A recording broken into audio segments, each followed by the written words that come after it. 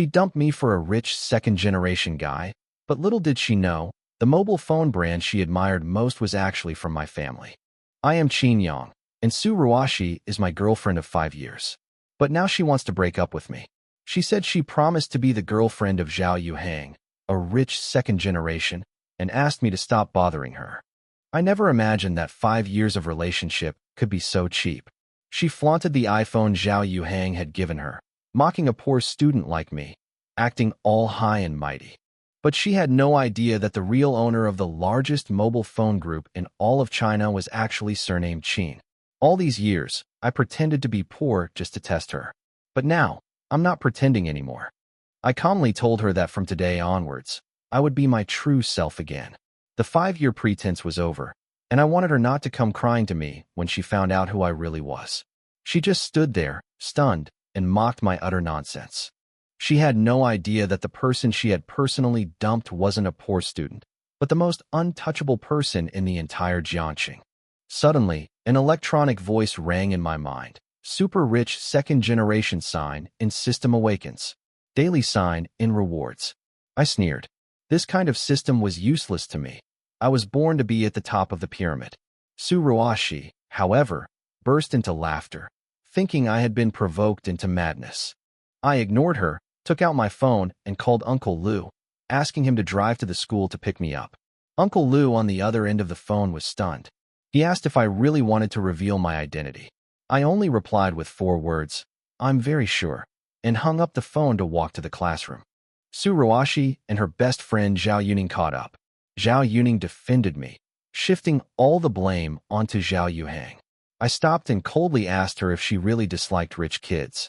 She nodded, stunned. I smiled and said, "Don't say things like that in front of me again. No one in China has a stronger background than me." At the school gate, Zhao Yuhang's family's Mercedes Maybach was parked there, attracting a frenzy of discussion among the surrounding students. I dismissed it dismissively and told him, "A car worth less than 10 million would make me look bad." A hush fell over the room. He was completely speechless. Su Ruashi sneered, mocking me for being destined to only ever take the bus. I scoffed. She was determined to put me down. So, I decided to take back everything I'd given her over the past 5 years, including her prized guaranteed admission to university. She simply didn't believe me. My words sounded as absurd as a TV drama. Upon receiving the call, Uncle Lu immediately made arrangements to cancel all assistance resources for Su Ruashi starting today. The surrounding students began to sarcastically remark, saying that it wasn't enough for me to pretend to be poor. Now I'm pretending to be a top-tier rich kid.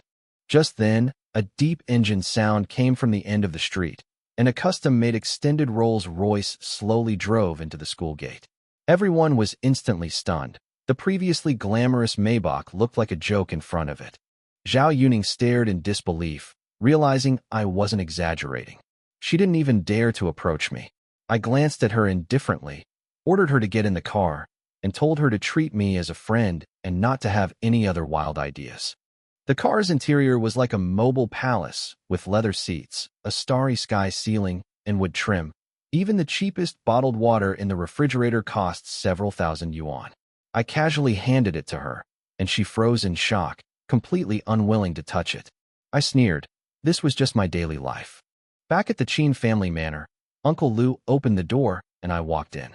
Grandpa teased me, saying I was finally done playing along with my girlfriend, and laughed at how I seemed like a different person after the breakup. I just smiled. No one could understand the years of forbearance I'd endured. Zhang Biao came to drag me to practice martial arts, and I volunteered to spar. Despite his status as a martial arts master, a once-in-a-century talent, he was suppressed by my maxed-out fighting skills. I precisely neutralized every punch and kick. Even he began to doubt himself. In the end, I executed an over-the-shoulder throw, sending Zhang Biao crashing to the ground. The entire arena fell silent, and Grandpa burst into laughter, slapping the table in astonishment. Even Zhang Biao admitted defeat. He couldn't comprehend how an ordinary student like me could have concealed such skill. During dinner, Grandpa mentioned that there was a girl named Xia Yuhan from the Xia family who would be transferring to our school the next day. I had just started recalling Xia Yuhan from my childhood, and an image of a chubby little girl with a runny nose immediately popped into my mind. She even confessed her feelings to me seriously back then, but at the time I was obsessed with Sue Ruashi and rejected her outright. Looking back now, I realize I was a bit harsh. But I never imagined that the chubby girl who used to follow me around would one day completely transform herself to the point where I almost didn't recognize her. The next morning, I returned to school in a Rolls Royce. As soon as the car stopped, the school gate erupted in excitement. All eyes were on me, especially the girls, who stared at me with exaggerated expressions, as if I were a celebrity. Some people screamed on the spot, saying I was more handsome than male celebrities in the entertainment industry. Some girls blushed and shouted that they wanted to have my baby. Some even claimed that they would dig up all my information within 3 minutes. It wasn't until this moment that I truly realized just how outrageous the maxed-out appearance reward from the system was. Now, wherever I go, it's like I'm under a spotlight, and even the air seems to distort. Just as I was about to return to the classroom, a particularly sweet-looking junior high school girl suddenly blocked my way. She had her head down, her face as red as a ripe apple, and her voice was trembling with nervousness. She whispered that she didn't have a girlfriend, and upon learning I was single, she confessed her feelings to me on the spot, saying it would absolutely not affect my college entrance exam and that she only hoped to try getting to know me. A crowd instantly gathered around, because the girl was none other than Chinsini, the newly crowned school beauty in the first year of high school. But to everyone's surprise, I rejected her without hesitation. The girl persisted, mustering her courage to ask for my contact information. I still shook my head and refused, because I don't like to string people along, and I certainly don't want to leave hope for someone who is impossible to me. This scene completely blew the guard up the boys around me. The school beauty they couldn't win over was now offering herself up to me, and I wouldn't even give her my contact information. Everyone was wondering if I'd gone crazy. Just as everyone was talking about it, at the back of the crowd, an incredibly beautiful girl was staring intently at my back, her eyes so complicated they looked like they were about to burst into flames. She clenched her small fists tightly, her teeth turning white, because she had finally found me. The person who had rejected her confession and disliked her for being fat back then was now standing right in front of her. And she was Xia Yuhan. Over the years, she's desperately tried to lose weight, learn etiquette, practice dance, and take care of her skin.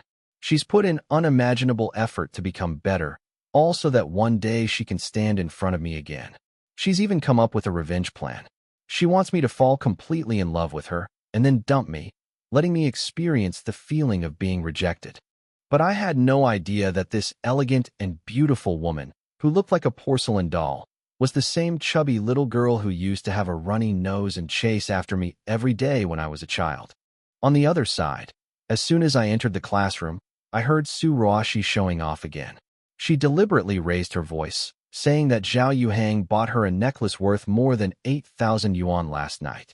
The girls around her were all envious, saying that Zhao Yuhang was the real rich second generation, having spent over 20,000 yuan on her in just a few days of dating. This kind of boyfriend was like something out of an idol drama.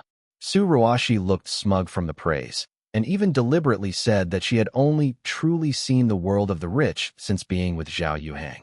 But just then, the entire classroom suddenly fell silent. All eyes were suddenly fixed on me. My maxed-out good looks, a reward from the system yesterday, were now completely dominating the class. The girls in the class practically had hearts in their eyes when they saw me. Some were even staring at me in a daze. Girls whispered that I was as handsome as a manga protagonist, and some even confessed their crushes on the spot. Even the guys started to suspect I'd secretly gotten plastic surgery. Sue Ruashi's expression visibly changed after seeing this. She realized that I was actually so handsome today that she couldn't help but steal glances at me. But she remained stubborn, saying that being handsome was useless. Money was the only real thing, and a handsome man without money was just a pretty face. I found it laughable, because the things she was so desperately showing off weren't even worth my allowance. Not long after, the homeroom teacher suddenly called Sue Ruashi to the office. I knew immediately that what happened yesterday was already taking effect. Sure enough, the homeroom teacher informed her directly that, starting today, her scholarship was canceled, and even her guaranteed admission to Tsinghua or Peking University was officially revoked by the school. because the school committee unanimously agreed that it would be more reasonable to give the spot to me, whose grades were better. Hearing this, Tsuruoshi was completely stunned. She immediately remembered what I had said yesterday. I had told her that everything she had now was given to her by me, and I could take it all back with my own hands. But she still refused to believe it. In her eyes, I had always been just a poor student, and she simply couldn't accept that I had the power to influence the school's decisions. When she returned to the classroom, dejected, Zhao Yuhang immediately began to comfort her, pretending to say that it was just a scholarship and a guaranteed admission, and he didn't care at all. Then Zhao Yuning suddenly added coldly, "There are always people who throw away the watermelon for the sake of a sesame seed." These words pierced Tsuruoshi's heart like a knife.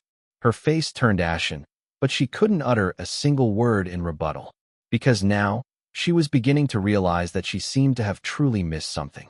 Just as the atmosphere in the classroom became tense, my silly deskmate, Sun Junyong, suddenly clutched his homework book and started wailing, begging me to let him copy the answers. As he copied, he kept rambling incoherently, even describing doing homework as if he were flirting with his girlfriend, which made me completely numb. I immediately decided that I would never borrow this guy's homework again. Every time he said something suggestive, I felt like I'd been forcibly cuckolded.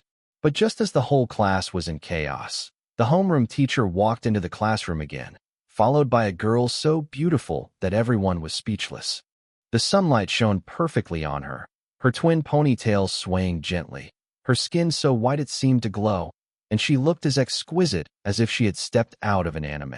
All the boys in the class stared in disbelief, and even the girls couldn't help but gasp in amazement, because she was unbelievably beautiful.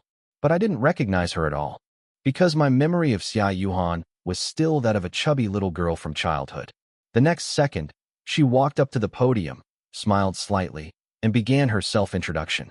She said she transferred from Tsinghua Peking University High School, and that she transferred here only for one person. This one sentence completely caused an uproar in the entire class. All the boys went crazy speculating about who had received such incredible treatment, that a goddess of this caliber would transfer schools specifically to pursue her. Then, the next second, she suddenly turned and looked at me. I spat out the water in my mouth, because I finally recognized her. The little girl in front of me, so pretty she looked like a porcelain doll, was actually Xia Yuhan, the girl who used to have a runny nose and chase after me every day when I was little. She didn't go to the empty seats in the back row at all, but went straight to my deskmate, Sun Junyong, blinked her eyes pitifully, and said that she had poor eyesight and couldn't see the blackboard. Sun Junyong, that simp, was instantly smitten. Without uttering a single word, he grabbed his bag and scurried to the back row, as if afraid of causing his goddess the slightest discomfort. Just like that, Xia Yuhan sat down next to me. The entire class of boys instantly lost their composure, their eyes practically spitting fire as they looked at me, because they all dreamed of being deskmates with a goddess of this caliber, and in the end it was me again. Even the girls started to get jealous of Xia Yuhan. Some even suspected that the person Xia Yuhan mentioned who transferred here specifically to find her might be me, and the class was instantly filled with gossip. I noticed Xia Yuhan was secretly staring at me, so I turned to her and asked if something was wrong. Her face immediately turned red. After hesitating for a while, she finally couldn't help but ask if I had forgotten about her. But I just said one thing that made her break down on the spot. I said, "How could I forget? She used to have a snotty nose all the time and always tried to rub it on my clothes. I'll remember that childhood trauma for the rest of my life." That almost made Xia Yuhan furious. Her face flushed. She desperately insisted that those were just embarrassing memories, and that she was a completely different person now. I looked her over carefully, then nodded in agreement, saying that she was indeed different from before, just not as cute as she used to be. This completely enraged Xia Yuhan, because after all these years of trying to lose weight, I had actually told her she wasn't as cute as before. The surrounding classmates finally understood that Xia Yuhan and I were actually old acquaintances, and our relationship was clearly unusual. The class immediately became even more excited. Tsuruoshi sat not far away, her face growing increasingly grim. She used to be the envy of the whole class, but now it was Xia Yuhan who had taken her place. She kept trying to comfort herself, saying that she was just a poor student and Zhao Yuhang was the one she should truly choose. But her eyes kept sneaking glances in my direction. Even more outrageous, Xia Yuhan started taking things out of her school bag: bracelets, pocket watches, trinkets, all of which I had casually given her when we were little. She kept asking me if I remembered them, like she was showing off a treasure, but I had no recollection of most of them. Yet she had carefully kept them all this time. Hearing her say that she cherished every single item because they were gifts from me, I suddenly felt a complex mix of emotions. It was the first time I realized that someone would treasure something I gave away so casually, as if it were a precious gem for so many years. But Xia Yuhan was secretly pleased with herself, because she felt that her plan had succeeded and she was slowly drawing me into her trap. She had even imagined that after I fell completely in love with her, she would cruelly reject me to avenge the time I rejected her. Just then, a snapping sound came from not far away. Su Ruashi had actually broken the pencil in her hand. She suddenly realized that during their 5-year relationship, all she had given Xia Yuhan were ordinary stationery, while she had given Xia Yuhan so many small gifts. That bittersweet feeling made her increasingly uncomfortable. She even began to doubt whether she had ever truly loved Xia Yuhan. After morning reading, all the boys in the class swarmed around her like crazy, asking for her contact information, but Xia Yuhan ignored them all, only mentioning my name. Someone offered to help her with her troubles, but she simply said Qin Yang was enough. Others tried to strike up a conversation under the guise of studying, but she rejected them all. This scene completely devastated the boys, because they finally realized that Xia Yuhan was aloof to everyone, but only to them. The 4th period of PE class had just begun when a system notification suddenly popped into my head, saying that I could check in at the gym. Without thinking, I immediately chose to check in. The next second, the system rewarded me with maxed-out basketball skills. Countless basketball techniques flooded into my mind instantly, and even my dribbling rhythm changed. Just then, the PE teacher pushed a basketball in and announced that the boys would play basketball and the girls would play volleyball. The whole class instantly became excited.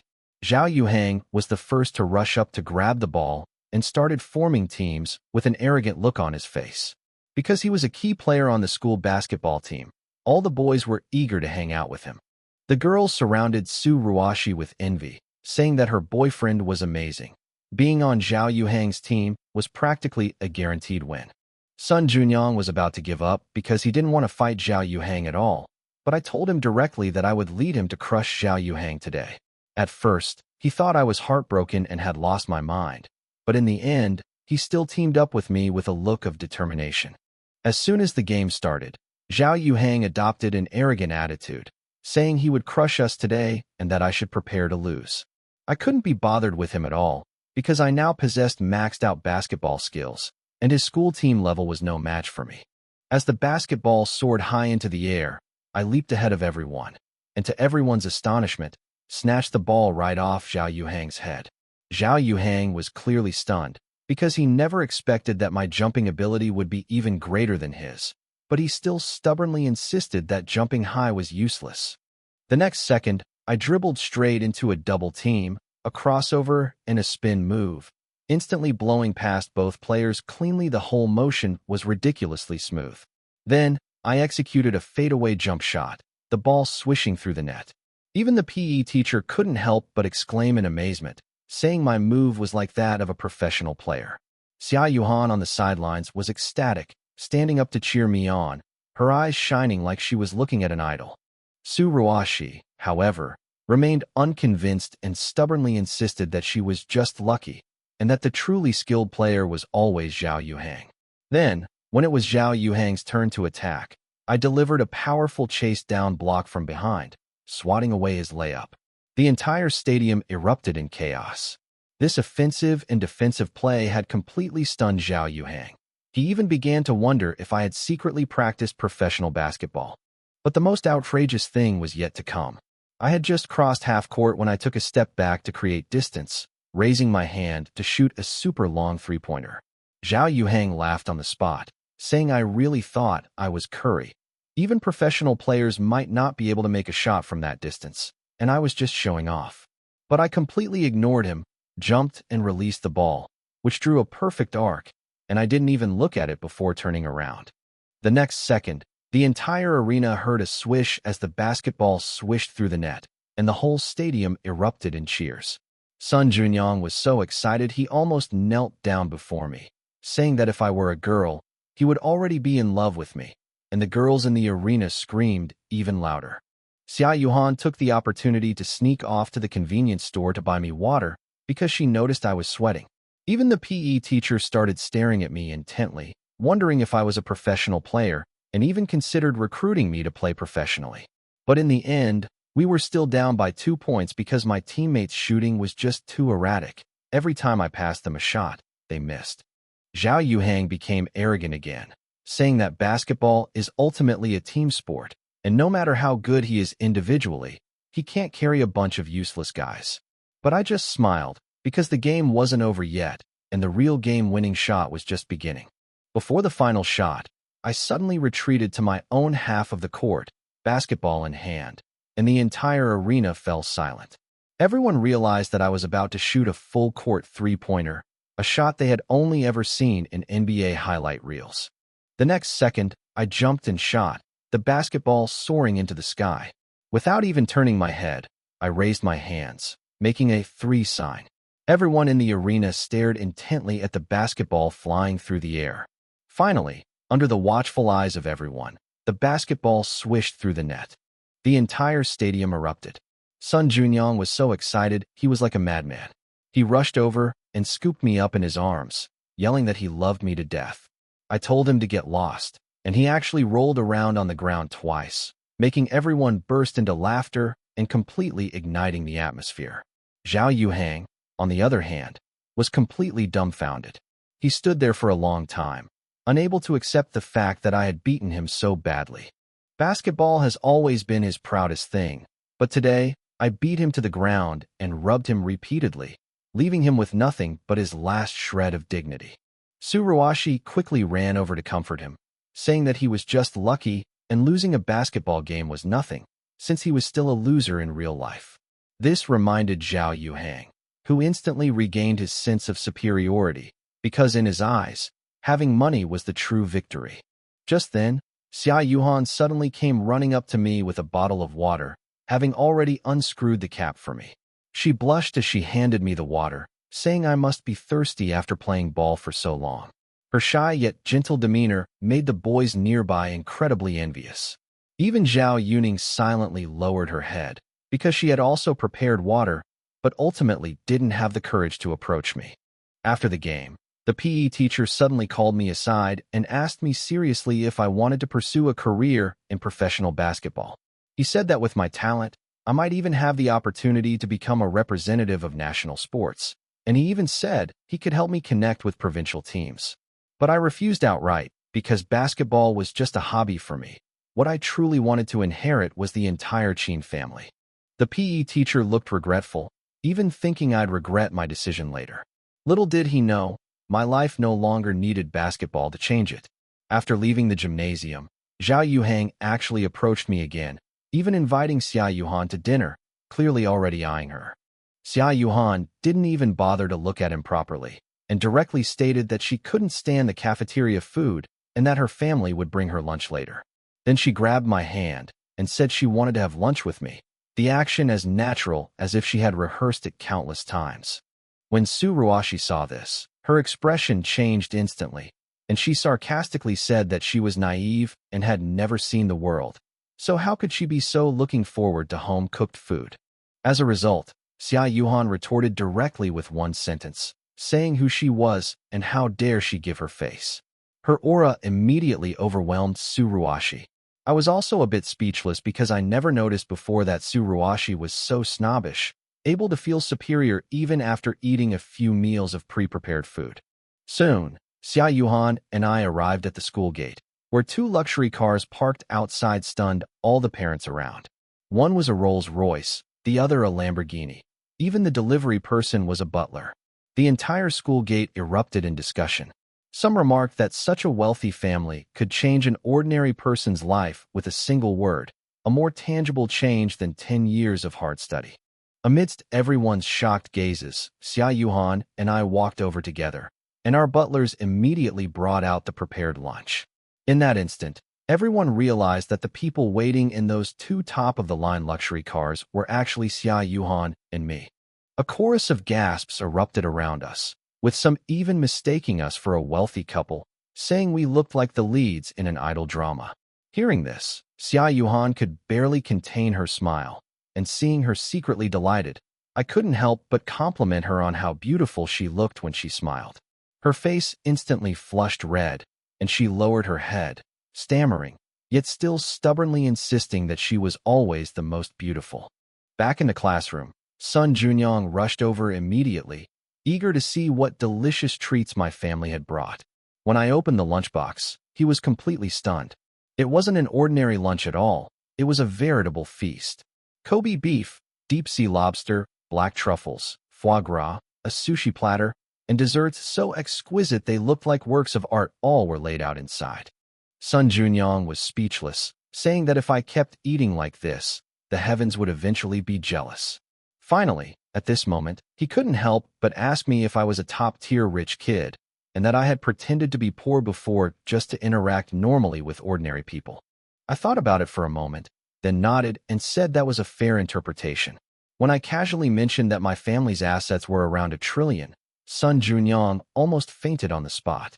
He even seriously asked me if I could come to my house to clean toilets, as long as I paid 10,000 yuan a month for room and board. I patted him on the shoulder and told him seriously that cleaning toilets was a waste of his talents. Because of his idiot brain, I'd be of much use to him in the future. Halfway through the meal, Xia Yuhan suddenly picked up a slice of Wagyu beef and held it to my lips, blushing as she made me open my mouth. The atmosphere suddenly became awkward. I froze on the spot because the action was so ambiguous, but she pretended to be perfectly justified and even asked me if I was disgusted by her. In the end, I forced myself to eat it, but the next second, that bastard Sun Junyong suddenly popped up from behind and shouted, "Indirect kiss." This shout completely ruined the atmosphere. Xia Yuhan and I didn't dare to look at each other for a moment, and could only bury our heads and frantically eat. Just then, Zhao Yuhang and Su Ruashi returned, deliberately raising their voices to say that they had salmon sashimi for lunch. Su Ruashi looked smug, as if eating sashimi had made her a member of high society, and even made plans to eat more upscale tuna on the weekend. Sun Junyong rolled his eyes and immediately started making sarcastic remarks, saying it was just frozen salmon, and acting like he'd eaten a Manchu Han imperial feast. Su Ruashi immediately retorted, saying that a poor bastard like Sun Junyong probably had never even seen real salmon. Sun Junyong panicked and blurted out the whole story of my lavish lunch. Kobe beef, foie gras, lobster. He practically rattled off the dishes. He even declared in public that I was the real top-tier rich kid, far wealthier than Zhao Yuhang's family. Unfortunately, Su Ruashi didn't believe him at all, thinking Sun Junyong was just bragging, and that his claims were getting increasingly outrageous. Just then, Zhao Yuhang suddenly walked up to the podium and said that he had just received news that Zhang Kursen, the nation's goddess, would be coming to the school for an event the next day. The whole class instantly erupted in excitement, because Zhang Kursen was currently the hottest top female celebrity, and countless people dreamed of meeting her. Even more outrageous, Zhao Yuhang started acting arrogantly, saying that while other people see celebrities as high and mighty, he sees them as nothing more than ordinary working people.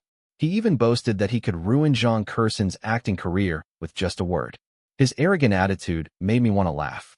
While others might not know, Xia Yuhan and I knew all too well that Zhang Kursen was no ordinary celebrity, but the second young lady of the Zhang family. The Zhang family, along with the Qin and Xia families, were known as the three great families of China. Zhao Yuhang's background was nothing compared to the Zhang family. He wasn't even worthy of carrying their shoes. Just then, my phone vibrated, and the message was from Zhang Kursen herself. She asked me to guess where she was, and I instantly had a bad feeling. But when I asked, I found out that she was actually coming to our school tomorrow. Even more outrageous, when she learned that the information had been leaked from Tianyu Media, she immediately decided to cancel all cooperation with that company. Tianyu Media happens to be Zhao Yuhang's father's company. He had no idea that his boastful words had directly ruined his family's cooperation. On the other side, Xia Yuhan also started chatting secretly with Zhang Kursin, but after only a few words, Zhang Kursin directly saw through her little scheme. Zhang Kursin immediately saw through her act. Although she said she wanted revenge, she was already slowly falling for her. Xia Yuhan was so angry that she slammed her hand on the table and swore she wouldn't speak to Zhang Kursin for a day, but the whole class looked at her like she was crazy. Because in other people's eyes, it was utterly outrageous that she dared to say she wouldn't talk to the nation's goddess. But the next second, Zhang Kursin suddenly posted a status update, specifically tagging her best friend and asking fans not to bully her. When Sun Junyang saw it, he jumped up from his chair because he finally realized that Xia Yuhan was telling the truth. He began to have serious doubts about life, because if Xia Yuhan really was Zhang Kursin's best friend, then his previous statement that his family's assets were worth trillions might not have been a lie. In the afternoon, the homeroom teacher rearranged the seats, and Sun Junyang was once again placed behind me, looking as excited as if it were New Year's Day. But not long after, he fell asleep in class and was even called on by the homeroom teacher to answer a question. But he wasn't even thinking straight and asked me for the answer. I casually lied and said the answer was C, and he confidently shouted it out loud. The funniest thing was that the question wasn't a multiple-choice question at all, but a fill-in-the-blank question, and the whole class burst into laughter. Sun Junyang didn't realize he'd been tricked until he was scolded by the homeroom teacher and made to stand at the back as punishment. The resentful look in his eyes before he left almost made me laugh to death. Just before school ended, Uncle Lu suddenly sent me a message saying that he wouldn't be picking me up today, and someone else would be coming to pick me up from school. Just as I was wondering who it was, Zhao Yuhang moved closer to Xia Yuhan and started showing off, saying that he had a driver picking him up in a Maybach S480 every day. Xia Yuhan burst out laughing after hearing this, and even deliberately asked me if my driver never drives this kind of car. I seized the opportunity to add insult to injury, saying that poor people only have so much happiness, so let's not expose them. This sentence almost made Zhao Yuhang explode with anger, because what he was most proud of was actually a joke in the eyes of me and Xia Yuhan. As soon as the school bell rang, Xia Yuhan and I walked out of the school gate, and we immediately saw a limited edition luxury car parked there. The surrounding students were all in an uproar because the person leaning against the car was none other than the famous actress Zhang Kursin. Everyone was guessing who she was coming to the school to see, but the next second, she waved and called my name. My scalp tingled on the spot, and my right eye twitched all day. Sure enough, nothing good happened. This she-devil actually came in person. Xia Yuhan was overjoyed and immediately jumped into Zhang Kursin's arms. The two started teasing each other as soon as they met, especially Zhang Kursin's comment that Xia Yuhan forgot her best friend when she had a boyfriend, which instantly made Xia Yuhan blush. Then she turned to me and asked with a smile if I had missed her since we hadn't seen each other for so long. I almost rolled my eyes because I still have a psychological trauma from her embarrassing childhood memories. I had just teased her about being a tomboyish, devilish woman when Xia Yuhan immediately pressed me for details. We both instantly gave the same answer, vehemently denying it. Our flustered reactions only made Xia Yuhan more suspicious. The students around us were incredibly envious. No one expected that Xia Yuhan and I would know a big star like Zhang Kursin. Even Su Ruashi's gaze towards me started to change, as if she were seeing me for the first time. At this moment, Sun Junyang, with his conspicuous bag, suddenly rushed out and tried to ask Zhang Kursin for an autograph. However, Zhang Kursin instantly switched to a cool and aloof mode and refused, because there were simply too many people watching. But when Xia Yuhan said he was their friend, Zhang Kursin's attitude immediately changed. She readily agreed to sign his autograph, and even casually acknowledged Sun Junyang as her friend, making the boy so excited he almost flew to heaven.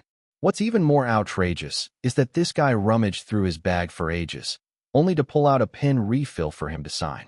I felt embarrassed just standing there, but Zhang Kursin still signed his name on his clothes. Sun Junyang was so excited holding the t-shirt that he looked like he had won the lottery. All the classmates around him were envious. Then a group of them immediately ran to find Zhao Yuhang, because he had boasted that his family's company had a collaboration with Zhang Kursin. Zhao Yuhang, flattered by everyone, became arrogant and immediately went over to assert his status. However, the moment he mentioned Tianyu Media, Zhang Kerson's face turned cold, and she told him to get lost. Zhao Yuhang was completely stunned, but still wouldn't give up and continued to emphasize who his father was. Zhang Kerson didn't even bother to look at him, turned around and left with me and Xia Yuhan, leaving him standing there humiliated. Later I found out that Zhang Kerson had already canceled the cooperation with their family. When Zhao Yuhang got home, his father gave him a severe beating. This attempt to show off completely backfired. Afterwards, Zhang Kerson drove us to the mall in her red Ferrari, attracting a lot of attention along the way. But as soon as we entered the claw machine arcade, a system notification suddenly popped into my head, saying that we could actually check in here. I was actually quite looking forward to it, but the system reward was some kind of max-level claw machine skill. I was speechless. I thought this ability was completely useless. But the next second, Xia Yuhan had already spent 1,000 yuan on game coins. She tried her best to play the claw machine for a long time, but she couldn't win a single prize. She was about to explode with anger. I couldn't stand it anymore, so I took the joystick and prepared to try my luck. Zhang Kerson was still making sarcastic remarks from the side, saying that if I couldn't catch it, I could ask her to give me 2 dolls. I was too lazy to pay attention to her, so I just inserted a coin and operated the machine. The mechanical claw then steadily grabbed the doll and sent it to the entrance and exit. Xia Yuhan was thrilled on the spot, and Zhang Kerson was also stunned for a moment, but she still insisted that it was just good luck. However, she could feel that this max-level claw machine skill seemed to be really something. After trying to grab a few plush toys in a row, I quickly figured out how the machines worked. Then I asked Xia Yuhan which one she liked, and she pointed to the pink pig inside with a hopeful look on her face.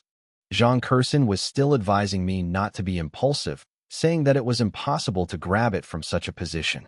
Before she could finish speaking, I had already steadily pulled the little pig out, and the scene instantly fell silent. Xia Yuhan's eyes lit up with excitement. She hugged the little pig and kept praising me for being amazing. I said it was just so-so, but I was already starting to have doubts. This maxed-out claw machine skill seemed a bit too much. What followed was even more exaggerated. No matter which plush toy Xia Yuhan wanted, I basically succeeded on the first try. The mechanical claw was like a lock in my hand. There was no such thing as a mistake. Seeing my perfect accuracy, Xia Yuhan was incredibly impressed, while Zhang Kerson next to her began to question her own existence. She even wondered if there was something wrong with the machine, so she took it out and tested it herself. Just as she picked up the plush toy, the mechanical claw gave a slight twitch, and the toy fell back to its original position. I almost burst out laughing, and then casually picked it up for her. Zhang Kerson finally lost her temper, glaring at me and asking why she couldn't pick it up while I could easily do it. I simply replied, talent and effort, which made her so angry she almost wanted to hit me. Before long, I had grabbed more than 20 plush toys. Xia Yuhan was practically buried in the pile of toys.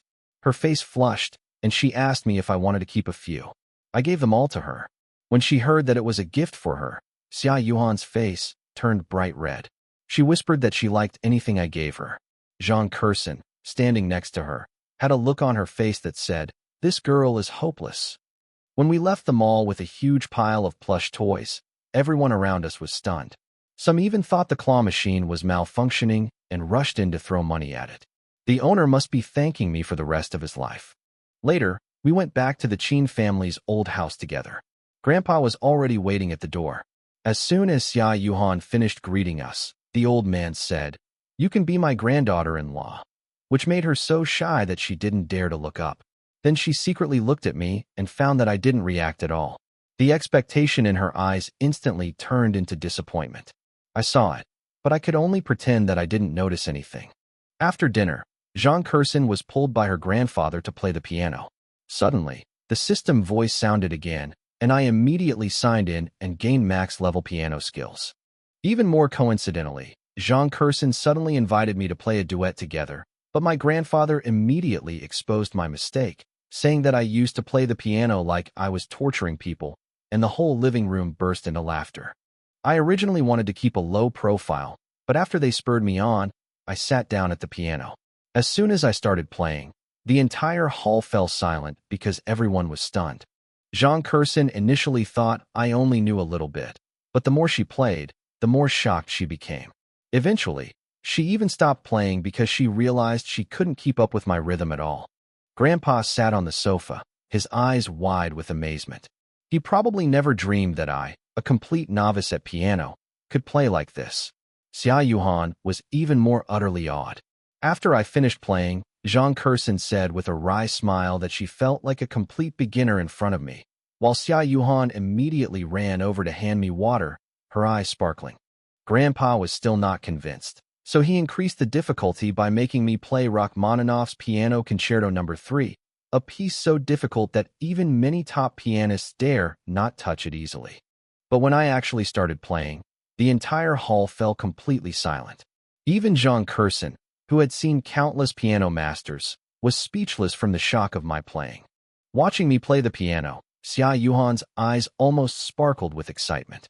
Grandpa finally admitted that he had really been fooled by me before, and even said that I finally had the demeanor of a Qin family heir. We chatted for a short while, and it was getting late. Zhang Kursen prepared to take Xia Yuhan home. Just before getting into the car, Xia Yuhan stood on tiptoe and waved to me, her smile so sweet it was impossible to hide. Seeing Xia Yuhan's infatuated expression, Zhang Kursen immediately started teasing her. However, Xia Yuhan then revealed that Xia Yuhan had been staring at Zhang Kursen while she played the piano, which made Zhang Kursen blush with anger. The two girls were making a ruckus by the car. I stood at the door watching and couldn't help but laugh. But then Xia Yuhan looked down at herself and then secretly glanced at Zhang Kursen. Her expression instantly became complicated.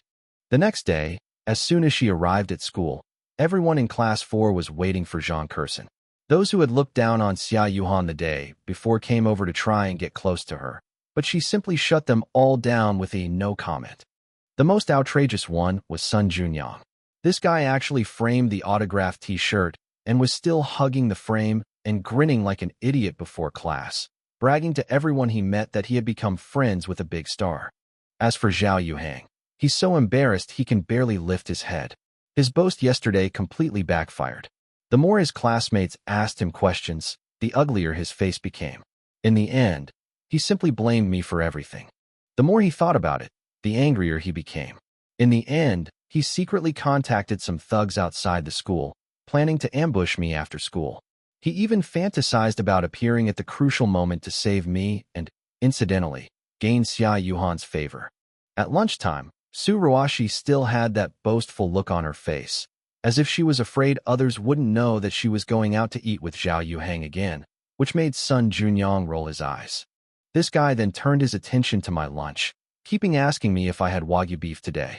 I didn't want to talk to him, but in the end I still put 2 slices on his plate. He was so excited that he almost called me his dad.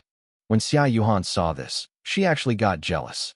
She immediately picked up a piece of fried egg she had made and put it in my bowl, looking at me expectantly and asking me to try it. I didn't think much of it at first, but after taking one bite, I almost died from the saltiness.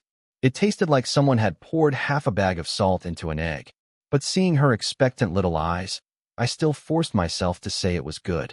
When she heard that I liked it, she was overjoyed and said she would make it for me every day from now on. I was stunned and could only quickly refuse, otherwise I would probably end up in the hospital if I ate it a few more times. During afternoon classes, I always felt like someone was watching me. It wasn't until near the end of the school day, when Zhao Yuhang secretly sent my photo to some thugs outside the school, that I was truly being watched. After school, Xia Yuhan and I had just stepped out of the teaching building when a group of thugs suddenly surrounded us. All the students around us were scared away, but Sun Junyang bravely rushed to my side. Although his legs were shaking, he still stood in front of me. I was really touched at that moment. At least this brother didn't run away when it mattered. The blonde guy leading the group was provoking me while staring at Xia Yuhan. I was immediately annoyed, so I pulled Xia Yuhan behind me and asked him who sent him. The guy didn't waste any words and immediately ordered his men to attack. Xia Yuhan was so frightened that her face turned pale, but she still stood in front of me and told me to run. At that moment, I was truly moved. But I had no intention of running, because in my eyes these people were no different from punching bags. I rushed forward and smashed into the crowd with my fists and legs like a storm. In less than a minute, More than a dozen thugs were lying on the ground screaming in agony. The surrounding students were all dumbfounded, and even Sun Junyong stood there with his mouth agape, looking like he had seen a ghost. In the end, only Ying Hao was still standing. I walked towards him step by step. He was so scared that his legs went weak, but he was still stubborn and refused to say who was behind it. I was too lazy to waste any more words with him, so I threw him to the ground with an over-the-shoulder throw, then slammed my fist down. I stared into his eyes and said coldly, "Will you talk or not?" No one told me to come. I came of my own accord. He still wouldn't talk, so I tightened my grip. This guy was more stubborn than I expected. Even when I was almost knocked unconscious, he still wouldn't give in. I casually tossed him aside like trash and said coldly, "I can find out." I turned to Xia Yuhan and asked her if she was scared. She quickly shook her head and praised me for being so cool, saying that she felt especially safe with me around. I wasn't really upset, but hearing her say that made me feel inexplicably comfortable, and my mood relaxed slightly. Sun Junyong, standing nearby, said sourly that we were so focused on interacting that we completely ignored him. I patted him on the shoulder and said thank you sincerely. As I walked out of the school gate, all the students around me were talking about what had just happened, and all eyes were on me, shocked and incredulous. We were suddenly surrounded at the school gate when Zhang Kursen appeared and came to pick us up in person. Everyone around us was incredibly envious, saying that this treatment was outrageous.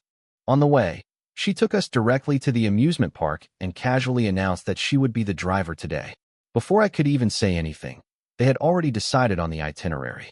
As soon as I entered the amusement park, a system notification popped up in my mind that I had successfully checked in and was immediately rewarded with maxed-out shooting skills. I instantly realized this was getting interesting.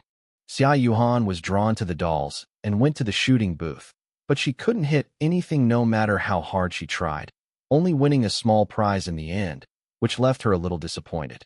She wanted the big teddy bear, and after glancing at the booth, I paid for it for her and prepared to give it a try, even though everyone around us was saying it was impossible. My first shot missed, but I immediately figured out that the gun's parameters had been modified. In the second round, I adjusted my rhythm and hit several shots in a row, making everyone around me change their expressions. The last shot hit, and everyone thought it was over, but the boss suddenly cheated, saying I only hit 27 and trying to renege on the prize. People around me spoke up for me, but the boss immediately turned hostile and called security. The scene instantly became tense, and the atmosphere was so oppressive that it was hard to breathe. I immediately made a phone call, ordering someone to bring the person in charge over within 5 minutes. If they didn't come, the amusement park had no reason to continue operating. As soon as I hung up, Wang Hai was still sneering, saying I was just a high school student pretending to be some big shot. I stared at him, my voice turning cold. Wishful thinking. Get them out of here. The moment the security guards reached out to push Xia Yuhan, I completely lost my temper. I grabbed one of them by the arm, twisted it, and threw him to the ground with clean, swift movements. The group opposite me was still yelling. Then they all swarmed me, swinging their batons wildly in the air, whistling as they came down at me. I shifted my stance, pulling away, and the batons all missed their mark. The next second, I was already in the crowd. I punched one of them in the wrist, knocking the baton out of his hand, and then kicked him, sending him flying. Without stopping, I turned and delivered a side kick, sending the second person crashing to the ground before he could even react. In a matter of seconds, the group of security guards who had been so arrogant moments before were all lying on the ground. I stood in the middle, not even breaking a sweat. Everyone around was stunned. Some people exclaimed in surprise, saying that I had single-handedly taken down so many security guards wielding batons. Wang Hai lay on the ground, glaring at me through gritted teeth, saying this wasn't over and I should wait to be dealt with. I didn't even glance at him. I'd heard this kind of threat far too many times. A security guard at an amusement park was nothing to me. Just then, a man rushed in. It was Su Tao. The person in charge's face changed immediately upon seeing the scene. Wang Hai rushed over like he was seeing a lifeline, calling for his cousin to stand up for him. People around were gossiping, saying that Su Tao used to be a ruthless figure in the underworld, and that Wang Hai was definitely in trouble this time. But the next second, Su Tao slapped Wang Hai across the face, and the whole place fell silent instantly. He pointed at Wang Hai and yelled, "Do you know who you've messed with? Kneel down and apologize right now." Wang Hai was stunned and hadn't even reacted when he was kicked to his knees. Su Tao himself knelt down and kowtowed several times to me, saying he would handle the matter. Wang Hai was forced to apologize, his face extremely ugly, but he had no choice but to comply.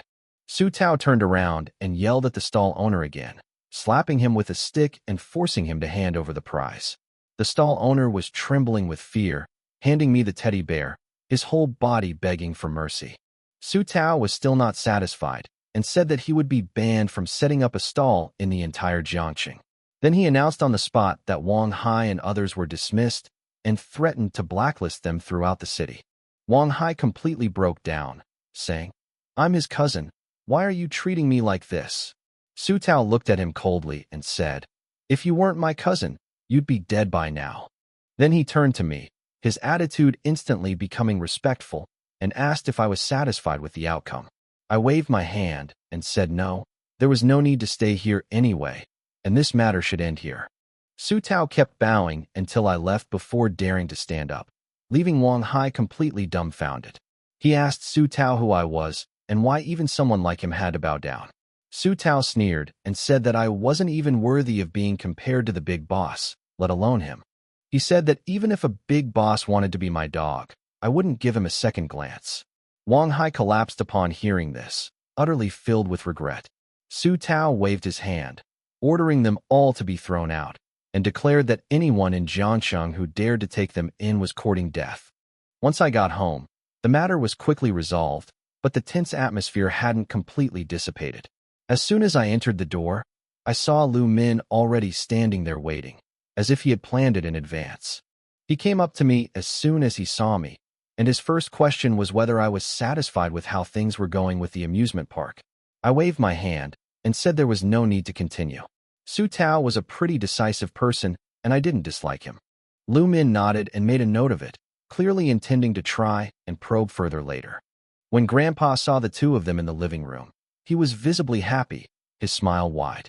Xia Yuhan even joked that she was worried they might get tired of coming over for meals every day. Grandpa burst out laughing, saying he wished people would come every day, his tone full of doting affection. Aunt Wang had prepared a feast at the table, and the others praised the dishes as they ate. I didn't say much, just ate quietly, but I could feel Xia Yuhan secretly watching me, as if waiting for my reaction. After they finished eating, they prepared to go back. Grandpa wanted them to stay overnight, but in the end, he didn't insist. Before they left, Grandpa gave me a glare and told me to see them off. I had no choice but to get up and follow him out. On the way, Grandpa suddenly asked me which of the two girls I liked, and urged me to decide quickly. I was stunned and said I was still a high school student, and it was too early to ask such a question. Grandpa was even more direct, saying that he had already gotten married back then, and told me not to make excuses. I felt a bit helpless. All I could say was that times have changed, and you can't apply the past to the present. Grandpa brought up Su Ruashi again, asking if I still couldn't let go of her. I immediately denied it, saying I wasn't that pathetic and wouldn't hold a grudge against someone who hurt me. Grandpa nodded and said that made sense. With my circumstances, I had no shortage of choices, and he told me to decide for myself. After he finished speaking, he went back to his room, leaving me standing alone in the living room, feeling a little speechless and helpless. Back in my room, just as I was about to go to sleep, my phone lit up. It was a message from Xia Yuhan. She said she was home and asked what I was doing. I told her to stop playing on her phone and get some rest. She immediately replied with an emoji, saying I was becoming more and more like her mother, and then complained that I was playing on my phone too. I told her I'd finished my homework, and she immediately sent me a bunch of shocked emojis, saying I was being ridiculous. Then she mentioned we should go pick out a birthday present for Grandpa this weekend, and specifically said not to tell anyone. I glanced at it, initially wanting to refuse, but agreed anyway.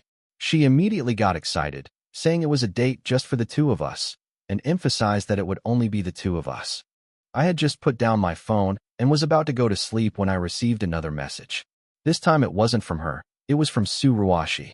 She asked if we could talk, and my face immediately turned cold the moment I saw her name. I replied that we had nothing to talk about. She kept explaining that it was just a misunderstanding, but I just scoffed. I'd had enough of that. I didn't reply, just deleted her as a friend and blocked her all in one fell swoop. She quickly sent another message, but it was now marked with a red exclamation mark. It couldn't be sent anymore. She froze, as if she couldn't believe I would do such a thing. The next second, she started frantically adding me as a friend, but the system notified her that I had already blocked her. She finally snapped, saying how could I dare to treat her like this. Everything seemed to speak of her gentleness. Her light makeup was just right, and the blush added a touch of shy blush to her cheeks, while her bright eyes seemed to hold the stars and the sea. She also specially selected a pair of exquisite earrings that sparkled mesmerizingly in the sunlight. Looking at herself in the mirror, Xia Yuhan smiled contentedly, her heart filled with anticipation for her upcoming date. After getting dressed, Xia Yuhan went to the mall where she had arranged to meet Qin Yang early and waited for his arrival.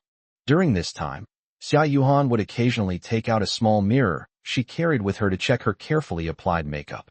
Xia Yuhan stood quietly at the entrance of the mall, like a beautiful flower blooming amidst the hustle and bustle. Her long hair was as smooth as silk, swaying gently in the breeze, as if dancing an elegant melody. Her eyes were bright and deep, like dazzling stars, attracting the attention of everyone who passed by. Her delicate face, fair skin, and slightly upturned lips exuded confidence and charm. People around her cast admiring glances, as if bewitched by her beauty, and involuntarily stopped in their tracks just to catch another look at her. What a beautiful girl! If I could have her as my girlfriend, I would gladly give up 10 years of my life. Stop dreaming. Even if you shortened your lifespan by 20 years, you still wouldn't get a chance with a girl as beautiful as her. Xia Yuhan stood at the mall entrance the whole time, and many people came up to her and struck up a conversation. Miss, I've noticed you've been standing at the mall entrance. Is there a problem? Can I help you? Xia Yuhan just stared at her phone, not even turning her head, and said in an icy tone, I'm fine, thank you. I'm waiting for someone here. When Xia Yuhan said she was waiting for someone, the hearts of all the boys who were captivated by her stunning beauty were broken. Who is it? I finally fell in love. Why did they have to make me lose so completely? Hey beautiful, let's exchange contact information. A self-important guy held up his phone and handed Xia Yuhan the QR code of his chat app, gesturing for her to scan the code and add him. Xia Yuhan rolled her eyes at the boy, somewhat speechless, and said in an annoyed tone, Could you please leave? You're so annoying. As they were talking, Xia Yuhan caught a glimpse of a familiar figure slowly walking towards her from not far away. Upon recognizing the person who had approached, Xia Yuhan's face broke into a smile. Qin Yang, I'm here. The moment Qin Yang saw Xia Yuhan from afar, he felt his heart skip 2 beats. Xia Yuhan stood there gracefully, like a fairy who had stepped out of a painting. Her meticulous attire made her shine in the crowd. The beautiful dress seemed tailor-made for her, showcasing her beauty and elegance to the fullest. Qin Yang's gaze was fixed on her, and for a moment he couldn't take his eyes off her. He could clearly hear his own heartbeat, and the intense throbbing made him feel as if he were in a dream. Sorry to keep you waiting. You look beautiful today. Hee hee. When am I not beautiful? You don't need to apologize. Actually, I didn't wait long. Xia Yuhan felt a sweet warmth in her heart as her carefully made-up appearance received Qin Yang's approval. She immediately took Qin Yang's hand, and the two walked into the mall side by side. I don't think I'm that jealous anymore. That guy was so handsome, the kind that would make even a guy like me swoon. Wow, buddy, you've been hiding something. You're doing this kind of thing. The men around him quickly distanced themselves from the person speaking. Qin Yang. As soon as the two entered the mall, a puzzled voice came from not far away. Looking over, they saw Zhao Yuhang and Su Ruashi walking towards them hand in hand. Qin Yang, you still come here?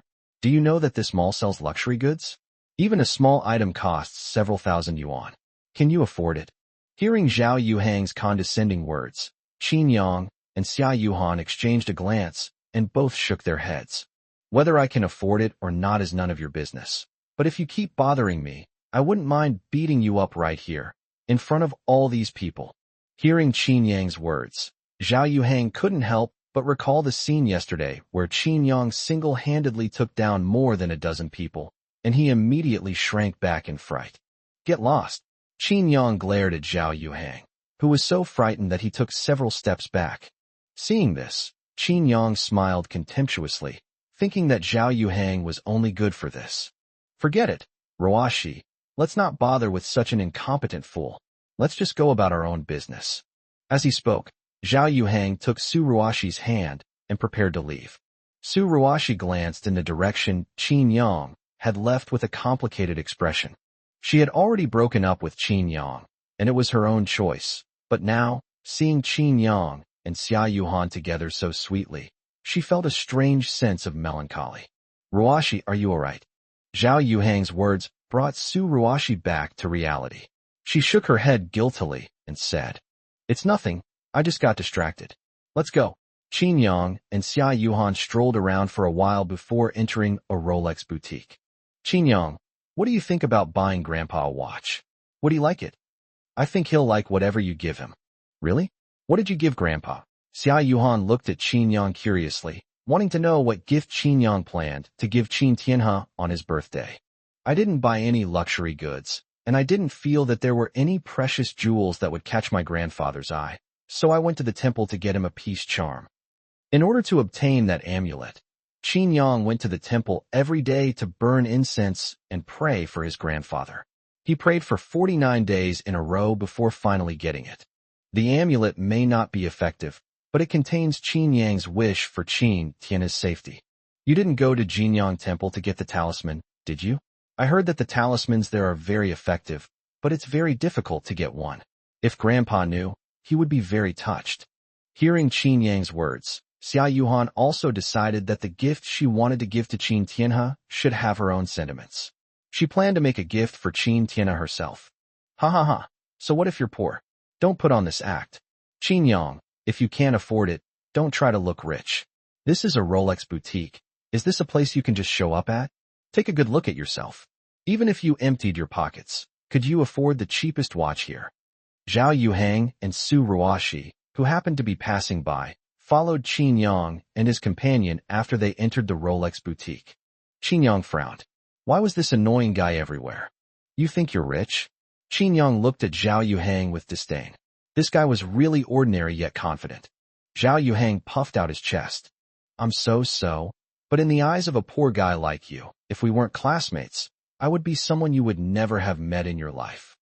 I really can't get in touch with you. I wouldn't even bother with someone as insignificant as you. Snap. With that, Qin Yang took out a membership card and handed it to the sales assistant. I should still have 2 million in this membership card. Pick out a pair of the latest couple watches for me and pack them up. Ha ha ha. Qin Yang, are you stupid? How can you say such things? 2 million? Can you even come up with 200 yuan? Zhao Yuhang looked at Qin Yang with a mocking expression, then urged the sales assistant to quickly take Qin Yang's membership card and check it. He wanted to see what Qin Yang would do when his lies were exposed. The sales assistant also took the membership card from Qin Yang with a suspicious look, and after glancing at it, she confirmed that it was indeed a membership card from their specialty store. This kid is probably still in high school. How could he possibly come up with 2 million? The sales assistant shook her head, somewhat unwilling to believe it, but when she swiped her card and saw the balance in the member's account, her eyes widened involuntarily. Individual, matter, 100, 1,000, 10,000, 100,000, million. My God, 2,760,000. Who is this kid? How could he have such a huge sum of money? Is chapter 25 really for me? Upon seeing the balance in Qin Yang's membership card, the sales assistant immediately called over the store manager and informed him of Qin Yang's desire to buy the latest couple's watch. Sir, are you sure you want to buy it? We have just received a limited edition couple's watch, priced at 2.3 million for a pair. Upon hearing this, Zhao Yuhang, who was standing to the side, smiled disdainfully.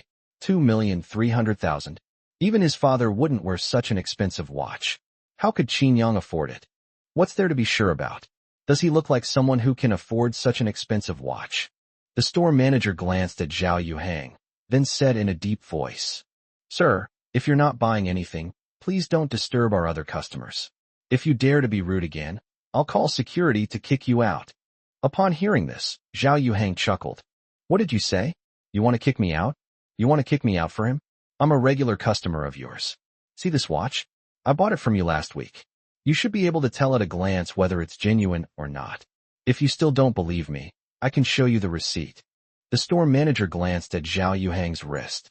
The watch he was wearing was indeed their Rolex brand, and it was genuine. However, this model wasn't even considered an entry-level one, and it was only priced at 10,000 yuan. Compared to the watch Qin Yang wanted to buy, the watch in Zhao Yuhang's hand was like a free gift. Security, throw this troublemaker out. Zhao Yuhang thought that the store manager would treat him with courtesy after seeing his watch, but he never expected that the manager would actually have him kicked out. How dare you treat me like this? Do you know who my father is? Believe me or not, I'll get my father to use his connections to fire you. Zhao Yuhang was very unwilling to be kicked out. He shouted and threatened the store manager, but the store manager was unmoved and had already signaled the security guards to kick the two of them out. After kicking Zhao Yuhang and Su Ruashi out, the store manager bowed to Qin Yang. I'm sorry, sir, your shopping experience was unpleasant. I need to confirm again. Are you really sure you want to buy our latest couple's watch? Of course, 2,300,000 isn't expensive. Qin Yang's extravagant and wealthy appearance startled the store manager, whose pupils contracted. It wasn't that the store manager had never seen a rich person before. On the contrary, he had seen quite a few. The key point is that Qin Yang is very young. He looks like a high school student. How rich must his family be to spend 2 million without even blinking? It seems this is a top-tier rich young master. Offending that little customer for someone like him seems like a worthwhile deal. Soon, the store manager had someone pack up a pair of newly arrived couple watches and deliver them to Qin Yang. No need for packaging. Just cut the watch strap to fit our wrists, and we can wear it directly. Hearing this, Xia Yuhan belatedly realized what was happening and looked at Qin Yang with some delight. Qin Yang, are you giving this watch to me?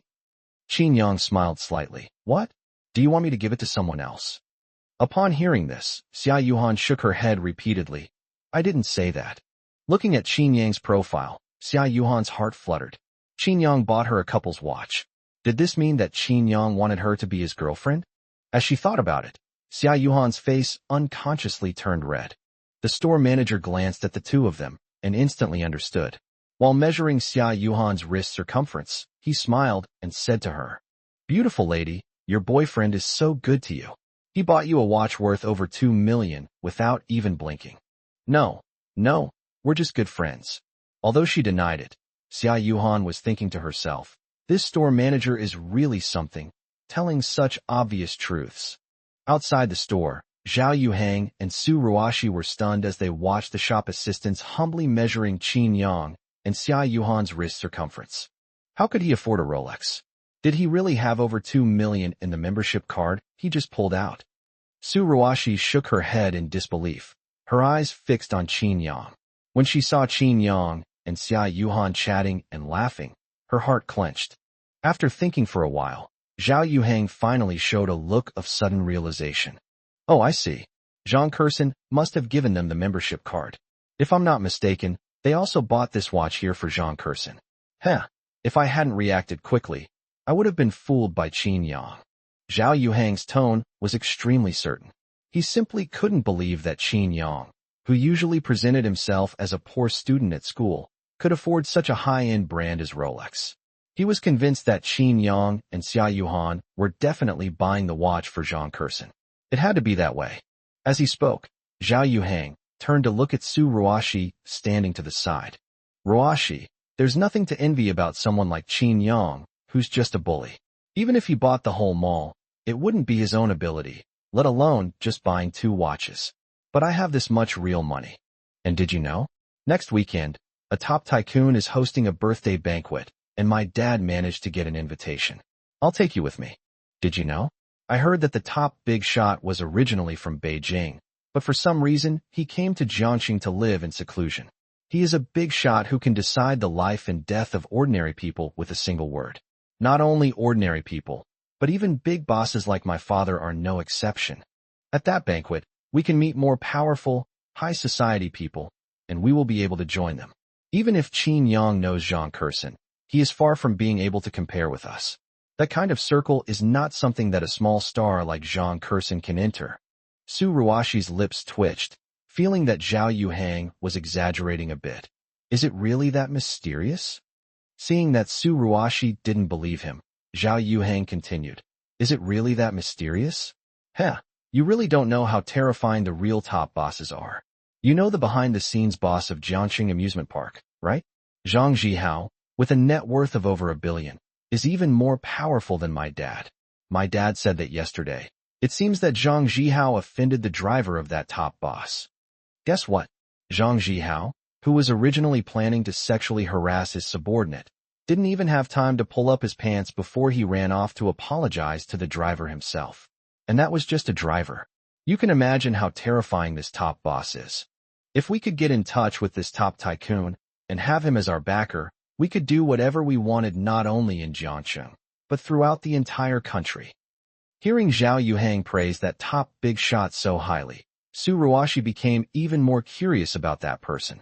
By the time Qin Yang and Zhao Yuhang finished putting on their watches and came out of the Rolex store, Su Ruashi and Zhao Yuhang had already disappeared. Let's go. Since you've decided to make a birthday present for Grandpa yourself, there's no need to wander around here anymore. Let's go somewhere else to have some fun. This shopping mall is full of luxury goods. For others, coming here might be a feast for the eyes, but for Qin Yang and Xia Yuhan, they are just ordinary things. Instead of wandering around here, they might as well go somewhere else. No problem. Xia Yuhan's eyes kept sneaking glances at the watch on Qin Yang's wrist, and then she looked at her own watch. The thought of her wearing matching watches with Qin Yang made Xia Yuhan's lips curl into a smile. Huh? Why is she here too? As soon as he stepped out of the mall, Qin Yang saw Zhang Kurson, who was fully armed, and his body trembled involuntarily. Seeing the two of them walk out of the mall, Zhang Kurson gently lowered her sunglasses, revealing a playful look in her eyes. I knew it. Yuhan was all dressed up so nicely before going out. She really did come to see you, Qin Yang. Someone lied to me and said she was just out for a casual stroll. Xia Yuhan blushed deeply after being exposed, and was too embarrassed to look at Zhang Kurson. What are you doing here? Upon seeing Zhang Kurson, childhood memories began to assault Qin Yang, causing him to feel a dull ache between his legs. Of course I came to visit you guys. I'm so bored by myself. Get in the car. I'll take you to a great place. Chapter 26. Azu, stop now. It's all Jackie Chan outside. Zhang Kurson drove the two of them to a coffee shop. As the three entered the coffee shop, Zhang Kurson smiled at Xia Yuhan and said, Yuhan, I have two more friends here too. You'd better keep a close eye on your Qin Yang and make sure he doesn't get kidnapped by my friends. Zhang Kurson's words made Xia Yuhan a little embarrassed. Sister Kurson, why do you always say such things? Oh, so you don't like Qin Yang. It seems I misunderstood you. I'm sorry, I'll be more careful next time. Upon hearing this, Xia Yuhan was speechless for a moment. She wanted to explain, but was too embarrassed to say it because Qin Yang was standing beside her. Qin Yang stepped in to smooth things over. All right, Sister Kurson, stop teasing us. Let's go inside, or your friend will get impatient. Sunlight streamed through the cafe's glass windows, illuminating a quiet corner where two beautiful women sat elegantly. It was like two exquisite paintings. Two steaming cups of coffee sat on the table, emitting a rich aroma. They gently picked up the cups with elegant movements. Their little fingers slightly raised, took a small sip, and then put the cups down. Kurson went to pick up her friend almost an hour ago. Why isn't she here yet? It's so boring without her. Yes, Kurson described it quite mysteriously. I wonder what kind of people her friends are. In other words, the two are in a secluded spot, so they are unlikely to be noticed. If other customers see their faces, they will definitely be excited and ask for their autographs. Both of them are among the 4 most famous actresses in China, alongside Zhang Kurson, Bai Shuihui, and Li Xiaoyan. Did you say anything bad about me while I was away? Zhang Kurson led Qin Yang and Xia Yuhan to their table and asked with a smile. Bai Shuihui curled her lip.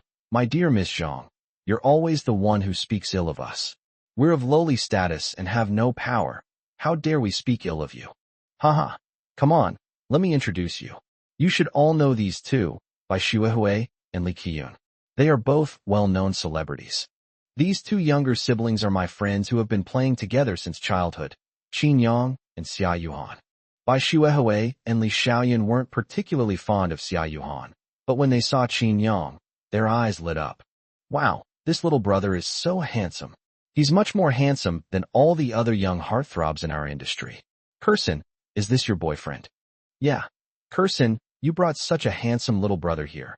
Are you showing him off to us? The two men grabbed Zhang Kursin from both sides and questioned her. Zhang Kursin shook her head helplessly, glanced at the sulking Xia Yuhan, and laughed. You guys, stop joking. This little brother is already taken. It's not my turn. Oh. The two looked at Xia Yuhan and Qin Yang with amusement, then teased. Judging from your appearance, you should still be high school students. Early dating is not good, or I might call your teacher to complain. We're not dating yet. Xia Yuhan pouted and whispered back, glancing at Qin Yang's reaction as she spoke. But Qin Yang was looking down at his phone and seemed not to hear their banter. Hey Yang, it's the weekend, wanna hang out? I'm at the amusement park, wanna come find me? You can bring your desk mate too. Sun Junyang sent Qin Yang a message with a cheeky emoji at the end. The entertainment center is quite close to the coffee shop where I am now. I'm at the Jinky Cafe, unable to leave, and being harassed by a few older women. Holy crap, what did I just hear? Yang Ji, boys need to take care of themselves when they're out and about. Sun Junyang sent a shocked emoji. Before Qin Yang could reply, Sun Junyang sent another message. Take a picture and show it to your bro. Actually, sometimes we shouldn't be so picky. Who says the old A8 isn't an A8? Looking at the message from Sun Junyang, Qin Yang chuckled and shook his head, then replied, I think you're really hungry, but you should know all of these old women. I know her. Who is she? It can't be one of our school's female teachers, can it? I told you before, those female teachers at our school are such contrasting personalities. Qin Yang felt that he couldn't continue talking to Sun Junyang. The topic was getting further and further off track. He then took a picture and sent it to Sun Junyang, before putting his phone in his pocket and ignoring him. Sun Junyang, who was working a temporary job at the entertainment center, saw the photos sent by Qin Yang. He clicked on them casually and was stunned when he saw the people in the photos. Zhang Kursin, Bai Xuehui, Li Xiaoyan. Oh my god, aren't they all my goddesses? Damn Qin Yang, you really deserve to die. This is the old woman you were talking about? If you can't bear the humiliation, I'm willing to take it for you. Say something. Say something. Why aren't you messaging me? What are you doing? Please, don't ruin my goddess's life. Stop it. Azu, everyone outside is like Jackie Chan. After Qin Yang took his seat, Bai Xuehui and Li Xiaoyan's eyes never left him. Xia Yuhan, on the other hand, looked at the two of them warily. Little brother, I'm having a party tonight. Do you want to come with me? There are lots of beautiful women there, Bai Xuehui asked, resting her chin on her hand and staring intently at Qin Yang. Qin Yang shrugged. Not interested. Really? Come with me. I can show you a lot of things you've never seen before. Bai Xuehui, unwilling to give up, invited her again. Before Qin Yang could speak, Zhang Kursin interrupted Bai Xuehui. Xuehui, you should keep your little schemes to yourself. If you lead this guy astray, not only you, but even I won't have a place to stay in China. Zhang Kursin's words startled Bai Xuehui. She knew that although they were both among the four little flowers, Zhang Kursin's background was far superior to hers and Li Xiaoyan's. As the eldest daughter of the Zhang family, one of the three great families in China, who in the entire country could make Zhang Kursin have nowhere to stay. Kursin, are you trying to steal this from us? Such a handsome guy should be shared with us. You can't keep him all to yourself. Zhang Kursin rolled her eyes at Bai Xuehui and shrugged, saying, whatever. If the Qin family finds out that someone has led their young master astray, I can't even imagine what kind of methods they will use to deal with you. Zhang Kursin's words startled Bai Xuehui and Li Xiaoyan, and even the way they looked at Qin Yang changed. Having been involved in Beijing's elite circles, they had naturally heard of the Qin family's reputation. Was this incredibly handsome young man the young master of the Qin family? The Qin family you're talking about. Is it the Qin family that is the head of the three great families, controls more than 40% of China's economic lifeline, and also has considerable influence overseas? Of course, apart from that Qin family, would I care about the other Qin families? Also, don't mess with that little girl. If the Xia family head finds out that his precious daughter, whom he cherishes so much, has been bullied, I won't be able to save you. Bai Xuehui and Li Xiaoyan felt as if a thunderbolt had exploded in their heads. Before Zhang Curson arrived, the two of them were chatting about what kind of people Zhang Curson's friends were. But they never expected that the two of them would turn out to be the young master of the Qin family and the daughter of the Xia family, respectively. Upon learning this news, the two became somewhat reserved in front of Qin Yang and Xia Yuhan. Although they were popular and high-profile celebrities in the eyes of ordinary people, in front of the young master of the Qin family and the young lady of the Xia family, they were no different from ants that could be crushed at will. With just a single sentence, the other party could make everything they owned vanish into thin air. Thinking of this, Bai Xuehui and Li Xiaoyan laughed awkwardly. Haha, we were very offensive just now, sorry. Qin Yang waved his hand. Don't listen to Sister Curson's scare tactics. Since you are her friends, you are my friends too. I won't do anything to you. Qin Yang's words instantly eased the tense atmosphere. Bai Xuehui and Li Xiaoyan exchanged a glance and then laughed. Haha. I really didn't expect that we would have the chance to become friends with the young master of the Qin family. It was really the right decision to come to Jiangcheng with Curson this time. Yeah, I'm going to brag about it when I get back. Those people in Beijing's elite circles will be so envious when they find out. Unbeknownst to them, their laughter and conversation were being secretly filmed by someone using a mobile phone. Chapter 27. Let's play a game. Ding. Check-in location detected. Check-in now. Qin Yang, who was chatting with a few people, suddenly heard an electronic voice in his mind. This surprised him slightly. What kind of things could he possibly get from signing in at a coffee shop? Check-in now. Ding. Congratulations, host, for signing in and gaining max-level magic skills. Just as Qin Yang had acquired the highest level of magic skills, a man dressed in a suit and wearing a magician's hat walked up to the table. Handsome guys and beautiful girls, are you interested in playing a game? What game is it? The man smiled mysteriously. It's a very simple little game. I have a deck of cards. We each draw a card, and if your card is higher than mine, you can get the reward from me. Of course, you have to pay $10 first, $10 per round. How about it? After the man finished explaining the rules, Zhang Curson waved her hand and said, I'm not interested. We're bound to lose. Everyone knows that cards can be manipulated. You can get whatever card you want. Take away the highest card. No matter what we draw, it can't be higher than yours. The man seemed to have anticipated this, so he placed the cards on the table and smiled. You probably think I'm a magician and that's why I can make cards. That's fine. I'll give you the cards. You can randomly choose my cards and yours. That way, it'll all be based on luck. That's interesting. I'll play a round. Since both the opponent's cards and her own cards are chosen by her side, Zhang Curson immediately became interested. She didn't believe that the opponent could control the cards she randomly selected, since she wasn't a shill. Seeing that Zhang Curson agreed, the man took out a QR code, indicating that Zhang Curson should pay. After receiving the payment, the man gestured for Zhang Curson to shuffle the cards. Zhang Curson picked up the cards and kept cutting them until she thought it was okay, then blindly selected 2 cards from them. Throughout this process, the men did not touch the cards. All the operations were performed by Zhang Curson alone. The man moved the cards Zhang Curson had chosen for him to his front, then smiled and looked at Zhang Curson, saying, Beautiful lady, please tell me, you shuffled the cards, and you also chose our cards, so it's not unreasonable for you to reveal them first, is it? No problem. Zhang Curson readily agreed and immediately flipped over the cards, revealing that she had drawn the Queen of Hearts. Wow, Curson, your luck is amazing. Unless the opponent has a king and an ace, you're guaranteed to win. After seeing Zhang Curson's hand, Xia Yuhan felt that Zhang Curson had already secured the victory. Qin Yang kept his eyes on the man. Since the other party wanted to make money from this, things were definitely not that simple. The other party seemed to have no contact with the cards, but there must be some hidden methods.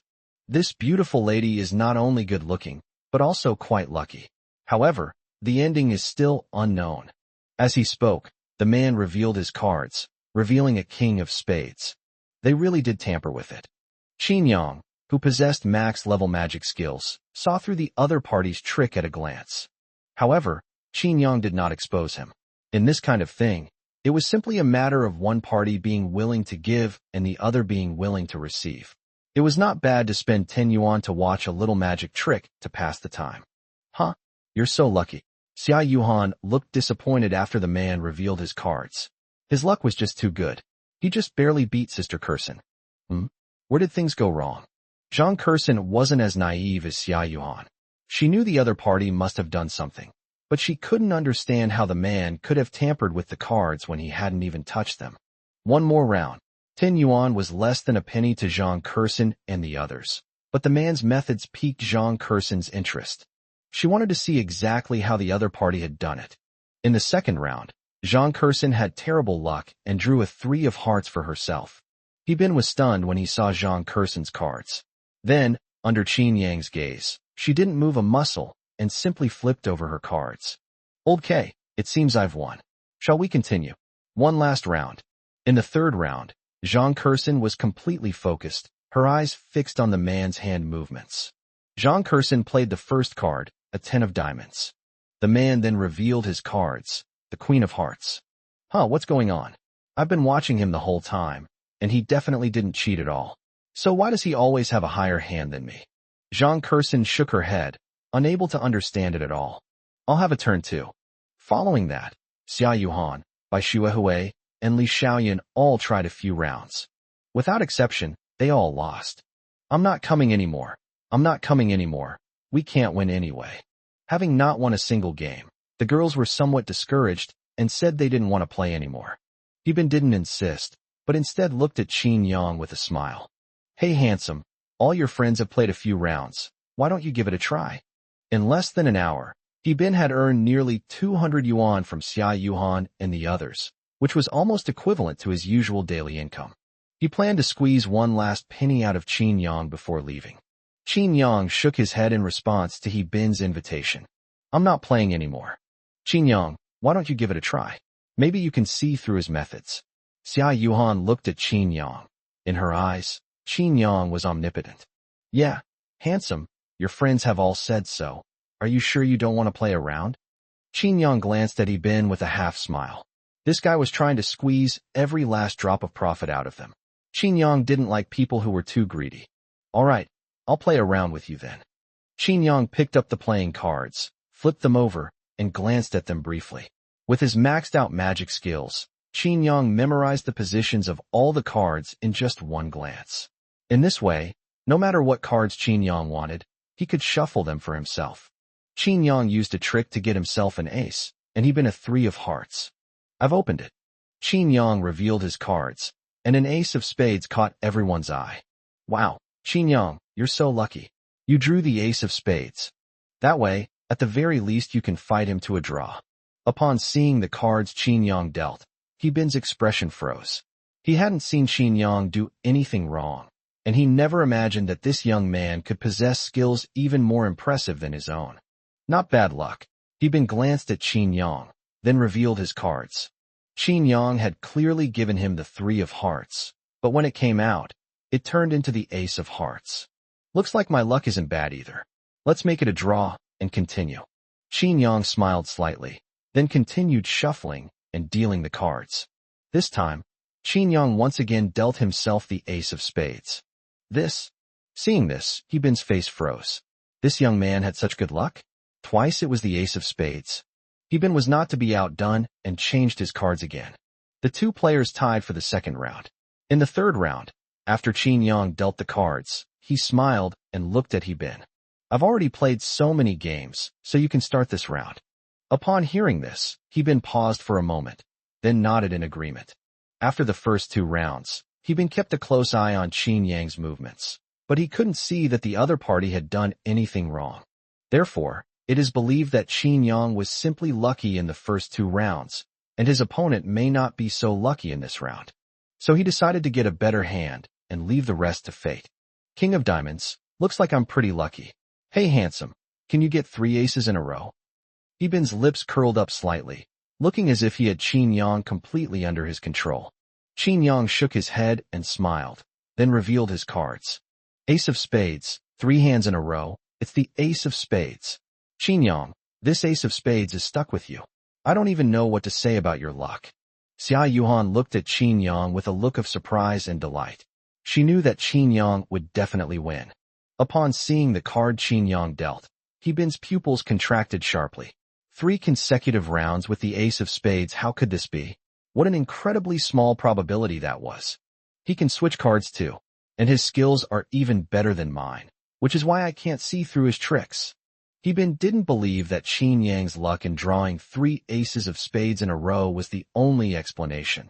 The only explanation was that the young man in front of him was a magician even more skilled than himself.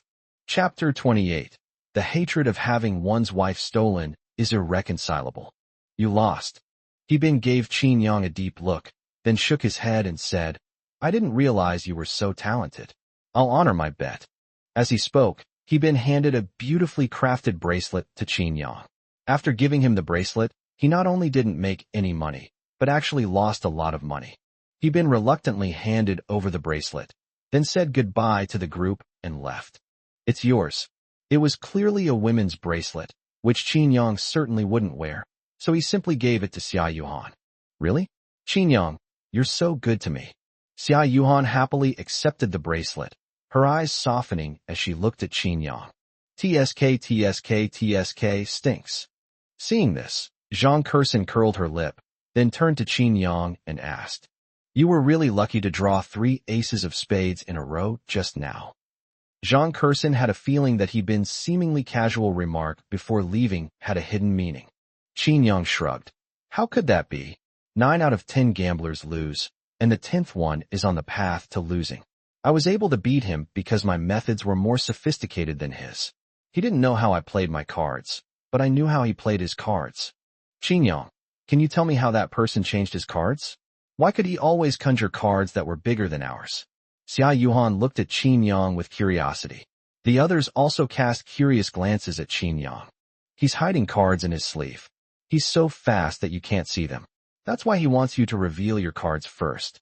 Once he knows your cards, he'll switch to a higher card. That's the safest way. So how did you change? I've been observing you, and it seemed like you were just shuffling and drawing cards normally.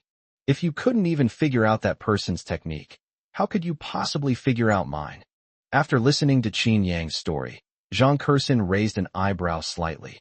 So, you're a magician too? That's one way to understand it. I don't believe it. I'd rather believe you were just lucky. As far as I know, magicians' techniques require a long time to practice. How could you possibly have the time to develop a technique that even other magicians can't see through? Qin Yang certainly didn't have time to practice, but he had a system. Skills that others needed to spend years to master. He could acquire simply by signing in. Seeing that Zhang Kursin and the others were suspicious of him, Qin Yang turned to look at Xia Yuhan. Yuhan, I'll show you a little magic trick, just play along. Really? You can really do magic tricks? Xia Yuhan looked at Qin Yang with delight. Of course, when have I ever lied to you? Put the bracelet on. Xia Yuhan put on the bracelet as Qin Yang instructed. Put your hands behind your back. Xia Yuhan obediently did as she was told. Little did she know that just moments before, Qin Yang had casually removed the bracelet from her wrist. Because she was still wearing a watch, Xia Yuhan didn't notice the bracelet disappearing. Do you believe that I can blow on your wrist, and the bracelet will disappear? Xia Yuhan shook her head repeatedly. I don't believe it. You didn't even touch me. How could the bracelet disappear from my hand? Xia Yuhan's reaction made Qin Yang chuckle. Silly girl. She thought he hadn't touched her even though he had already taken the bracelet. Qin Yang pretended to blow a breath, then asked Xia Yuhan to extend her hands from behind her back. Wow, it really disappeared. Qin Yang, you're amazing. You can even do magic tricks. Qin Yang smiled and reached out to return the bracelet to Xia Yuhan. It's just a little trick. Zhang Kursin, standing to the side, looked at Qin Yang in disbelief. She thought Qin Yang was just talking, but she didn't expect him to actually be able to do magic tricks. Looking at Qin Yang's handsome face, Zhang Kursin was momentarily captivated. Sister Kursin, why are you staring at me like that? It wasn't until Qin Yang spoke that Zhang Kursin snapped out of her daze. Realizing her lapse in composure, a blush crept onto her face. She waved her hand, pretending to be nonchalant. No, nothing. I'm just curious. Is there anything in this world that you can't do? Kursin, judging from what you're saying, little brother Qin Yang seems to know a lot of things. What are they all about? Tell us about them. Bai Xuehui and Li Xiaoyan asked Zhang Kursin with great curiosity. Glancing at Qin Yang and seeing that he didn't seem to intend to hide anything, Zhang Kursin then said, "He's got so many skills. He's a good student, always in the top 10 of his grade. He's also very good at martial arts. I heard that even his own grandfather's martial arts master bodyguards are no match for him. And yesterday when we were at the amusement park, he single-handedly took down more than a dozen security guards wielding batons. What I admire most is that he plays the piano very well. As a college student majoring in piano, I feel like a beginner in front of him." Is he that amazing? Bai Xuehui and Li Xiaoyan looked at Qin Yang with some surprise. Others may not know, but as Zhang Kursin's friends, they are very clear that Zhang Kursin is very satisfied with her piano talent. Even many pianists in the industry have commented that with a little more experience, Zhang Kursin has a great chance to become a master pianist. How could someone like this say that his piano skills were like those of a beginner compared to Qin Yang? How good is Qin Yang's piano playing then? Xia Yuhan chimed in. That's right. Qin Yang is the best. He can do everything, and he's good at everything. Seeing Zhang Kursin and Xia Yuhan praising Qin Yang so highly, Bai Xuehui and Li Xiaoyan exchanged a glance and couldn't help but sigh in their hearts. Being the young master of a wealthy family is really not an easy job. The glory in public is often accompanied by hardship in private. One can only imagine how much effort Qin Yang put in to achieve such results. Suddenly, the phone rang. It was Qin Yang's cell phone. Qin Yang picked up the phone and saw that it was Sun Junyang calling him. As soon as Qin Yang pressed the answer button, he heard Sun Junyang's urgent voice. "Yang, look at our class group chat. Someone took a picture of you without my permission. I don't know who it was, but they used the anonymous function." When Qin Yang opened the class group chat, he saw that someone had secretly taken photos of him, Zhang Kursin, and others at the coffee shop. The classmates obviously recognized Bai Xuehui and Li Xiaoyan, the two big stars, and the entire class group chat exploded. Is that Qin Yang? Who are the people opposite him? I'm not seeing things, am I? Zhang Kursin, Bai Xuehui, and Li Xiaoyan, these are all top-tier celebrities. How come Qin Yang is with them? Is there any need to say more? Isn't Xia Yuhan right next to Qin Yang? Aren't Xia Yuhan and Zhang Kursin best friends? He must have met her through Zhang Kursin. I'm so envious. I also want to have coffee with a big star. Qin Yang glanced at it briefly and found that the class group chat was full of envious comments, and there was nothing inappropriate said. Is it really necessary for you to call me over such a small matter? Hee, isn't it because you don't know my information? This makes me so uneasy. What exactly are you doing with my goddesses? Qin Yang rolled his eyes. What was Sun Junyang thinking about all day long? What else can I do? Of course, I'm doing what you want to do. With that, Qin Yang hung up the phone. On the other end of the phone, Sun Junyang roared to the sky. Qin Yang, you scoundrel. The hatred for stealing my wife is irreconcilable. What are you yelling about? Has the toilet on the west side been cleaned? Sorry, manager, I'll go right away. Sun Junyang shrank back and then scurried off to clean the toilets.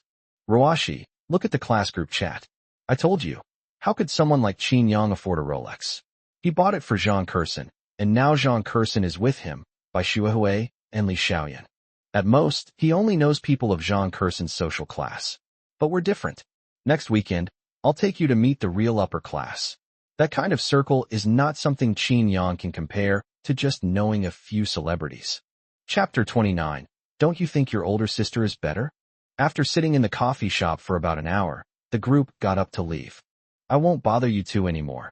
You two go and enjoy your time together.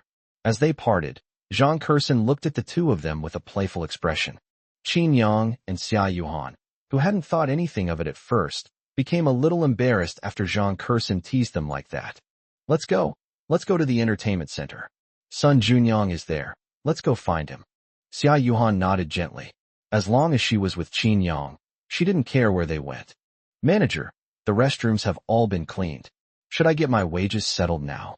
Sun Junyang looked at the entertainment center manager with a humble expression.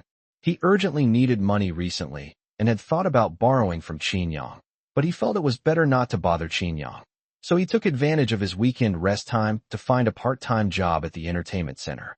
Wang Ping glanced at Sun Junyang disdainfully. Is it all clean? Sun Junyang nodded repeatedly, patting his chest to assure everyone. You can rest assured about what I do. Your opinion doesn't count. I'll go and check it myself. As he spoke, Wang Ping led Sun Junyang toward the restroom. Is this what you call clean? There are shoe prints on the floor. How am I supposed to pay you for this kind of work? Looking at the tiles on the ground, which were clearly dirted by someone stepping on them just now, Sun Junyang looked helpless. Manager, we need to be reasonable. These shoe prints were clearly left by someone else after I finished cleaning. There's nothing I can do about it. Wang Ping snorted coldly. No way? Then I'm sorry, I can't pay you your salary either. Get lost. You've gone too far. Sun Junyang was so angry with Wang Ping that he trembled all over.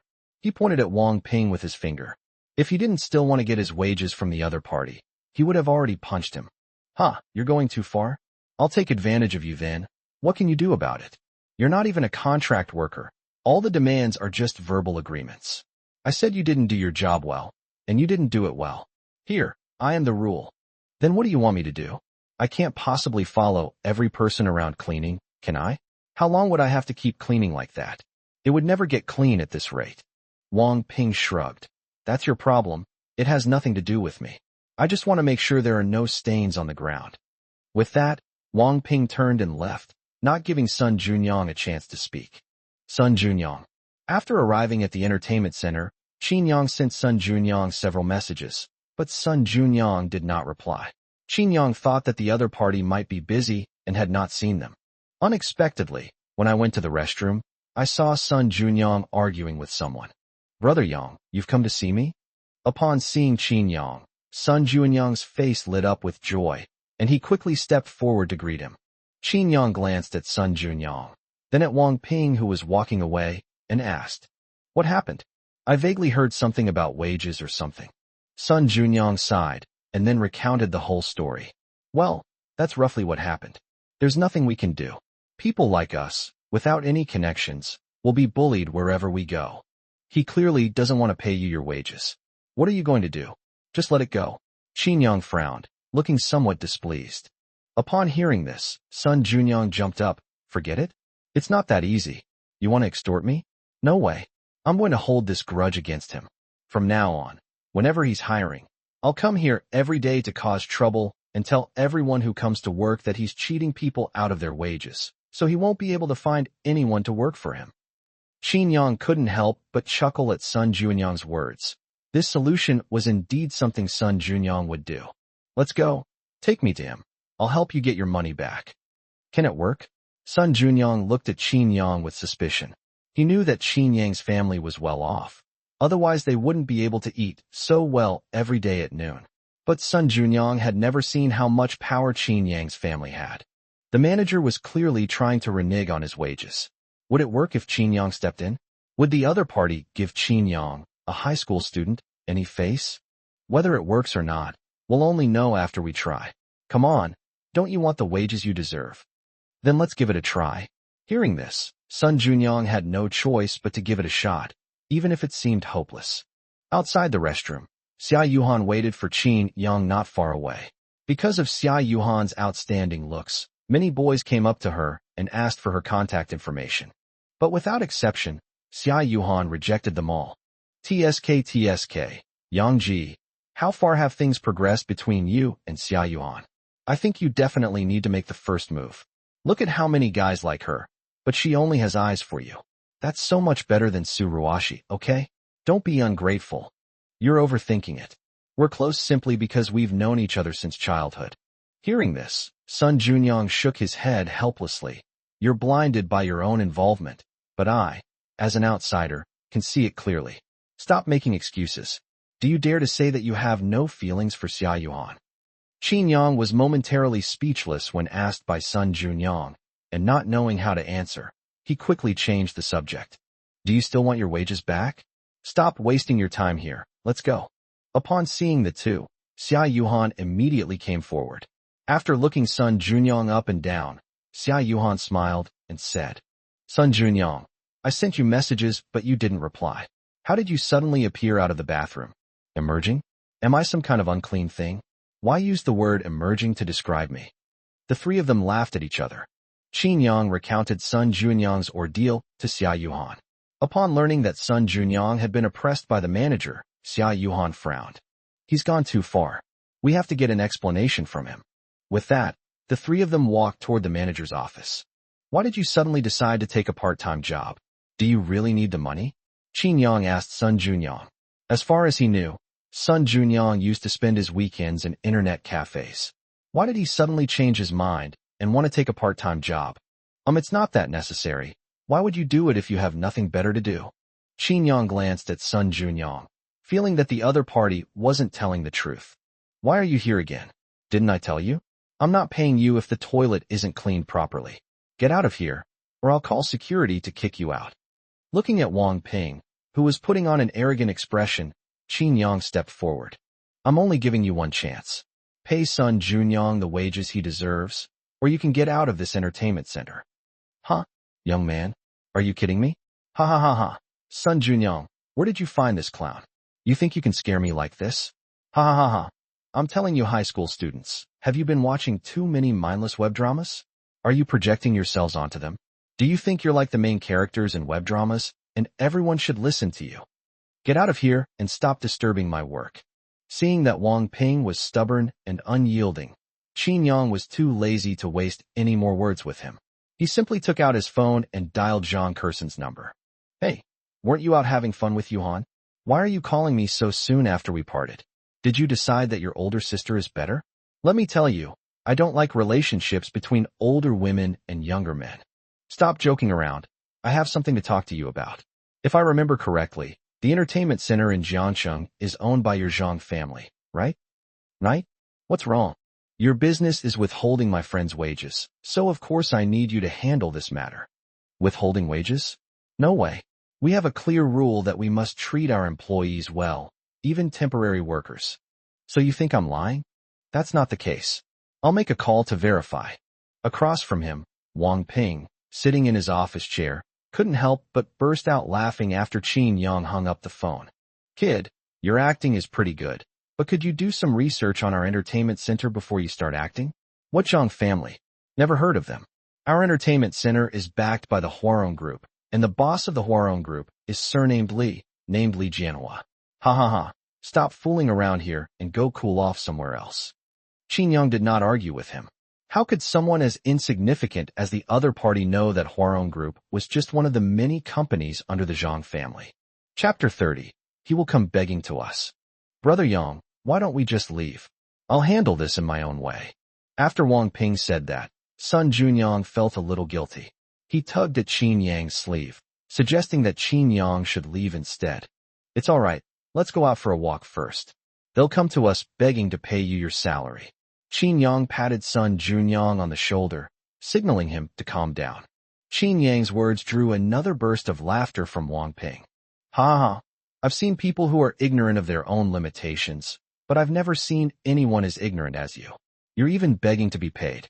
Ha ha ha, you're dreaming. Well, you can just wait and see. Qin Yang ignored Wang Ping. Such a nobody didn't even deserve his attention. Sai, let's go then.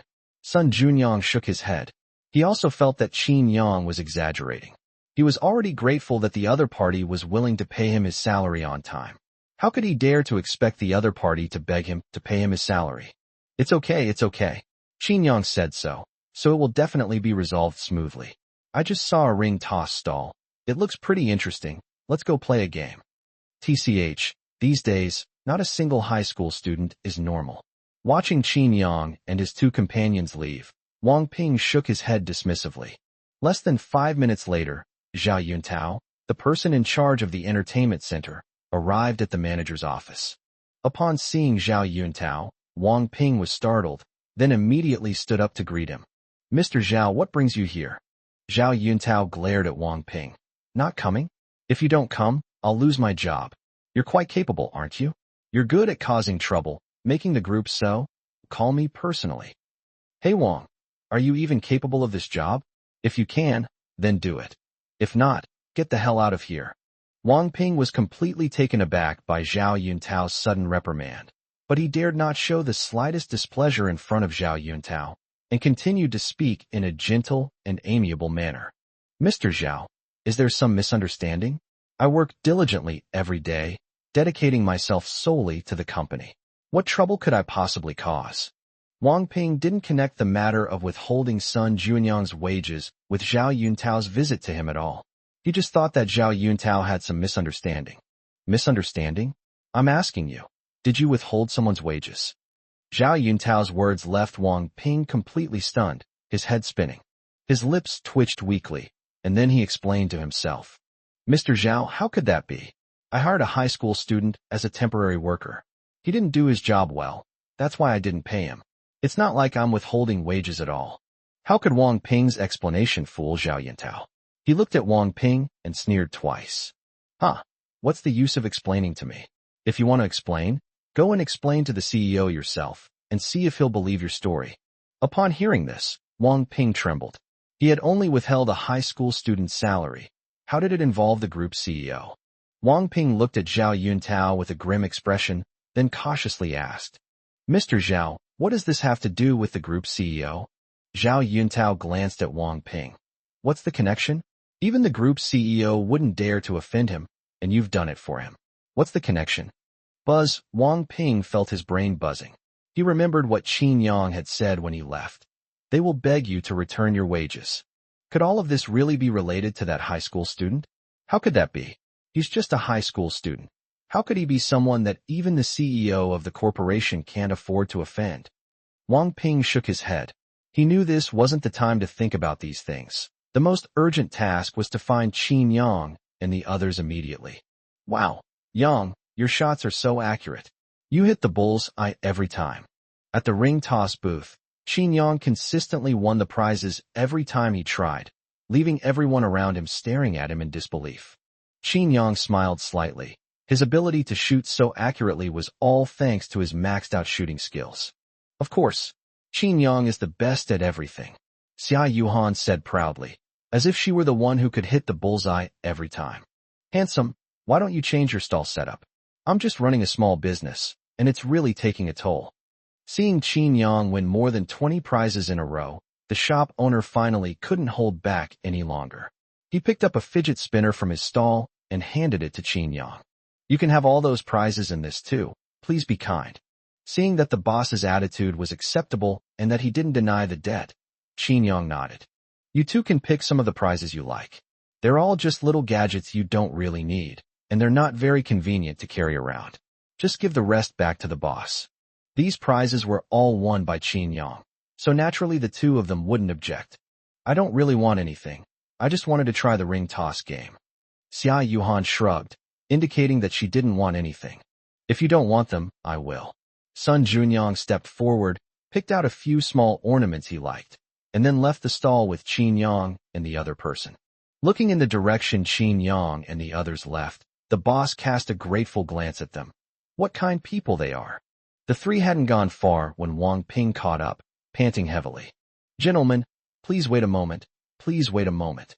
Upon seeing Wang Ping, Qin Yang knew that Zhang Kersen must have contacted the company's higher-ups and put pressure on him. What? Your salary's here. Wang Ping nodded repeatedly. That's right. I was wrong just now. I apologize to you. I will transfer the salary to you right now. Please forgive me and don't hold a grudge. Sun Junyang, who was standing next to Qin Yang, was stunned by what he saw. What happened? Wang Ping, who was just acting like he was the best in the world and was so arrogant, is now begging for his salary, just like Qin Yang said. Brother Yang, what exactly did you do? You've been by my side the whole time. All I did was make a phone call. Qin Yang smiled slightly, then looked at Wang Ping. You think you can just deduct or pay wages as you please? There's no such thing as an easy job in the world. We're not taking this wage. Go back to where you came from. With that, Qin Yang led Xia Yuhan and the other person away. At this moment, Zhao Yuntao also arrived at the scene. Just now, he received a call from the group's boss, who told him to spare no effort to handle the matter in a way that would satisfy Qin Yang. Young Master Qin, wait a minute, let me say something. I am the person in charge of this entertainment center. I bear an unshirkable responsibility for what happened under my jurisdiction. I will voluntarily apply to the group for a demotion. At the same time, I will also dismiss Wang Ping. And your friend, I promise you that he can come for part-time work anytime he wants, and his salary will be the same as that of a full-time employee. I wonder if this solution satisfies you, young Master Qin. President Zhao. Wang Ping's eyes widened. He was going to be fired? What would he do if he was fired? Zhao Yuntao waited anxiously for Qin Yang's reply. Qin Yang glanced at Wang Ping, then at Zhao Yuntao. I'm not satisfied. I think we shouldn't fire him. Upon hearing Qin Yang's words, Wang Ping immediately cast a grateful glance at him. This young man is a good person. Isn't he a perfectionist when it comes to cleanliness? Fine, let him clean the toilets. Judge his work by his standards of not allowing any stains. If he's negligent, don't pay him. Upon hearing this, Zhao Yuntao was slightly taken aback. He had thought that Qin Yang was going to let Wang Ping off the hook, but he hadn't expected that Qin Yang was planning something big. Zhao Yuntao nodded solemnly. Understood, I will arrange for him to clean the toilets. Why should I listen to you? I'll just quit. Sweep the toilets, you sweep them. Upon hearing this, Wang Ping was furious. He was a human resources manager, and you wanted him to sweep toilets? He'd rather quit. Zhao Yuntao glanced at Wang Ping and smiled. Of course you can resign. If you can afford to compensate our group for the losses, it won't be much, just 10 million. Zhao Yuntao? You're trying to extort me? How could I have caused such a huge loss to the company?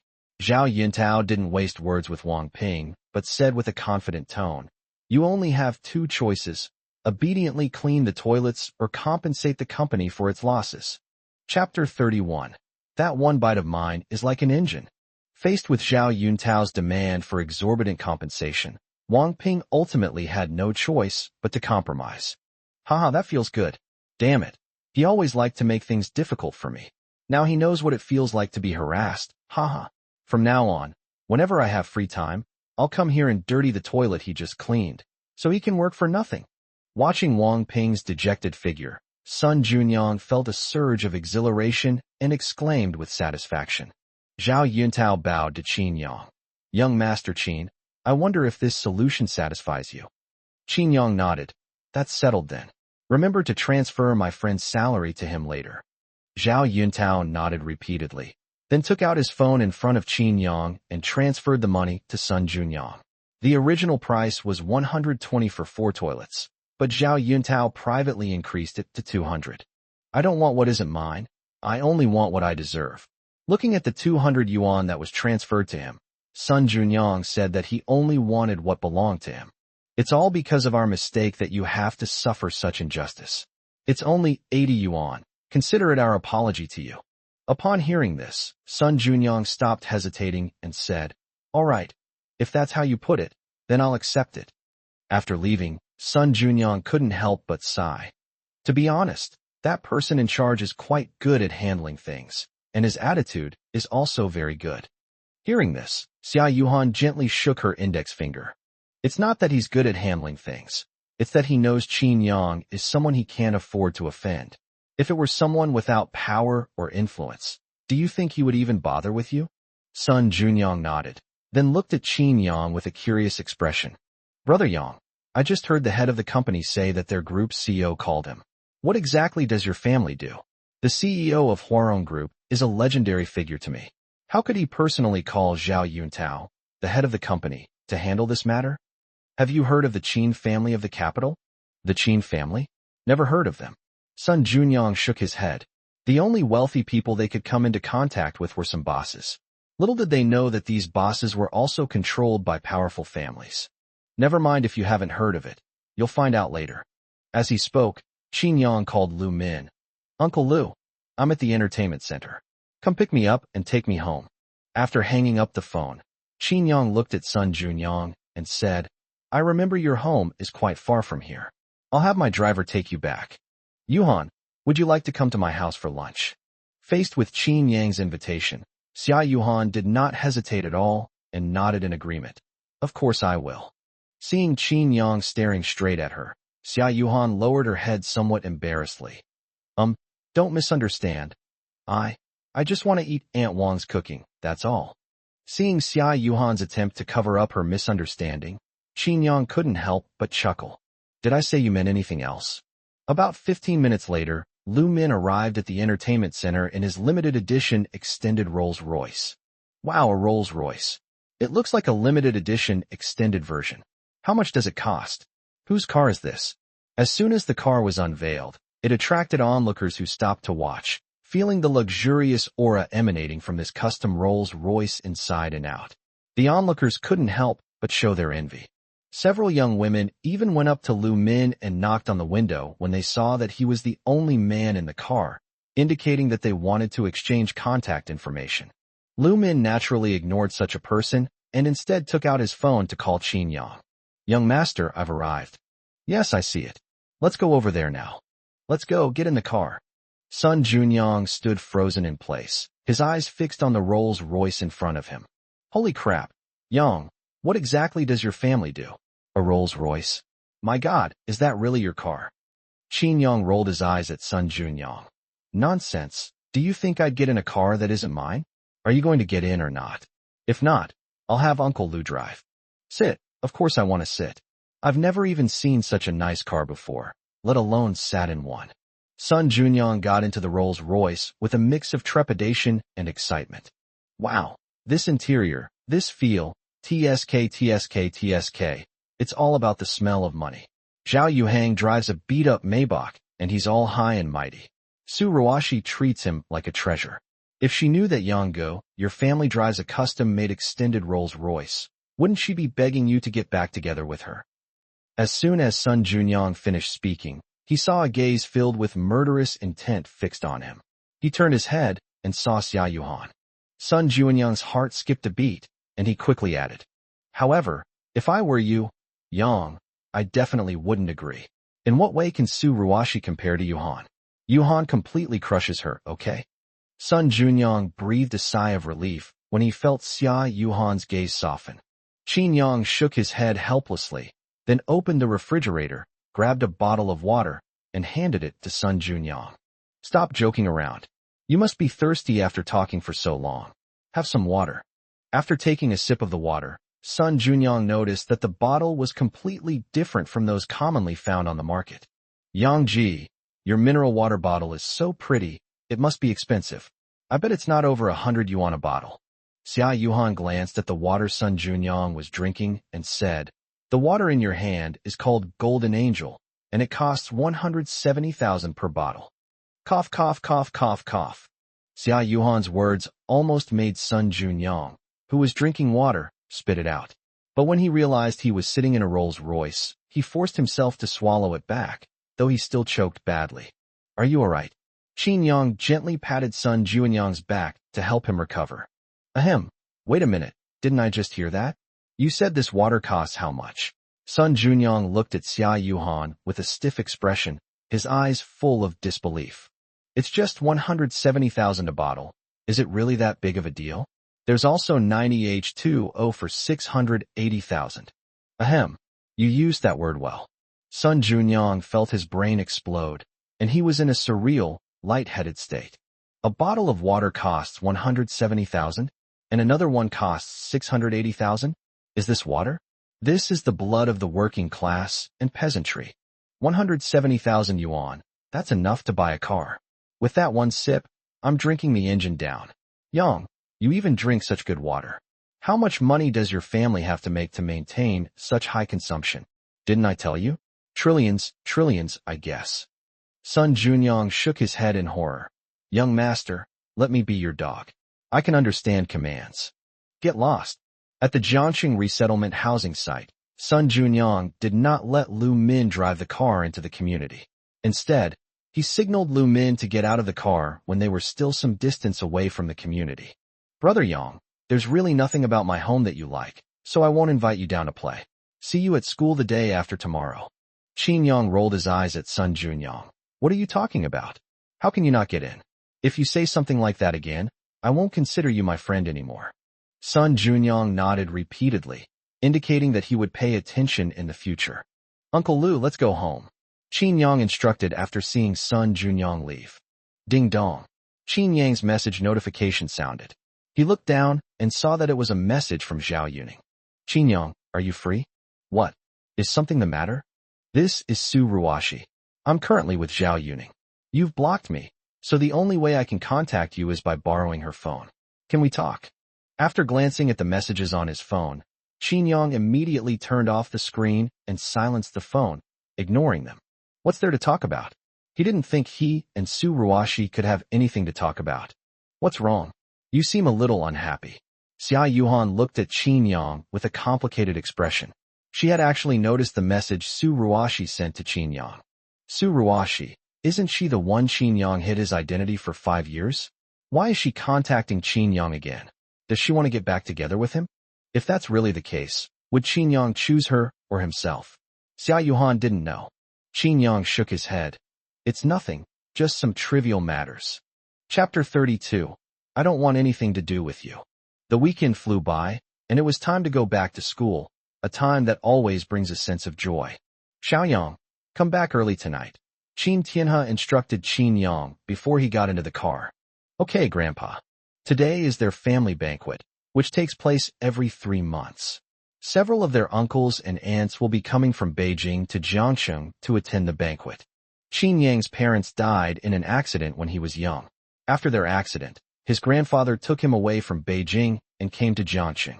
The year they died unexpectedly happened to be the same year that his grandfather was preparing to pass the position of family head to his father.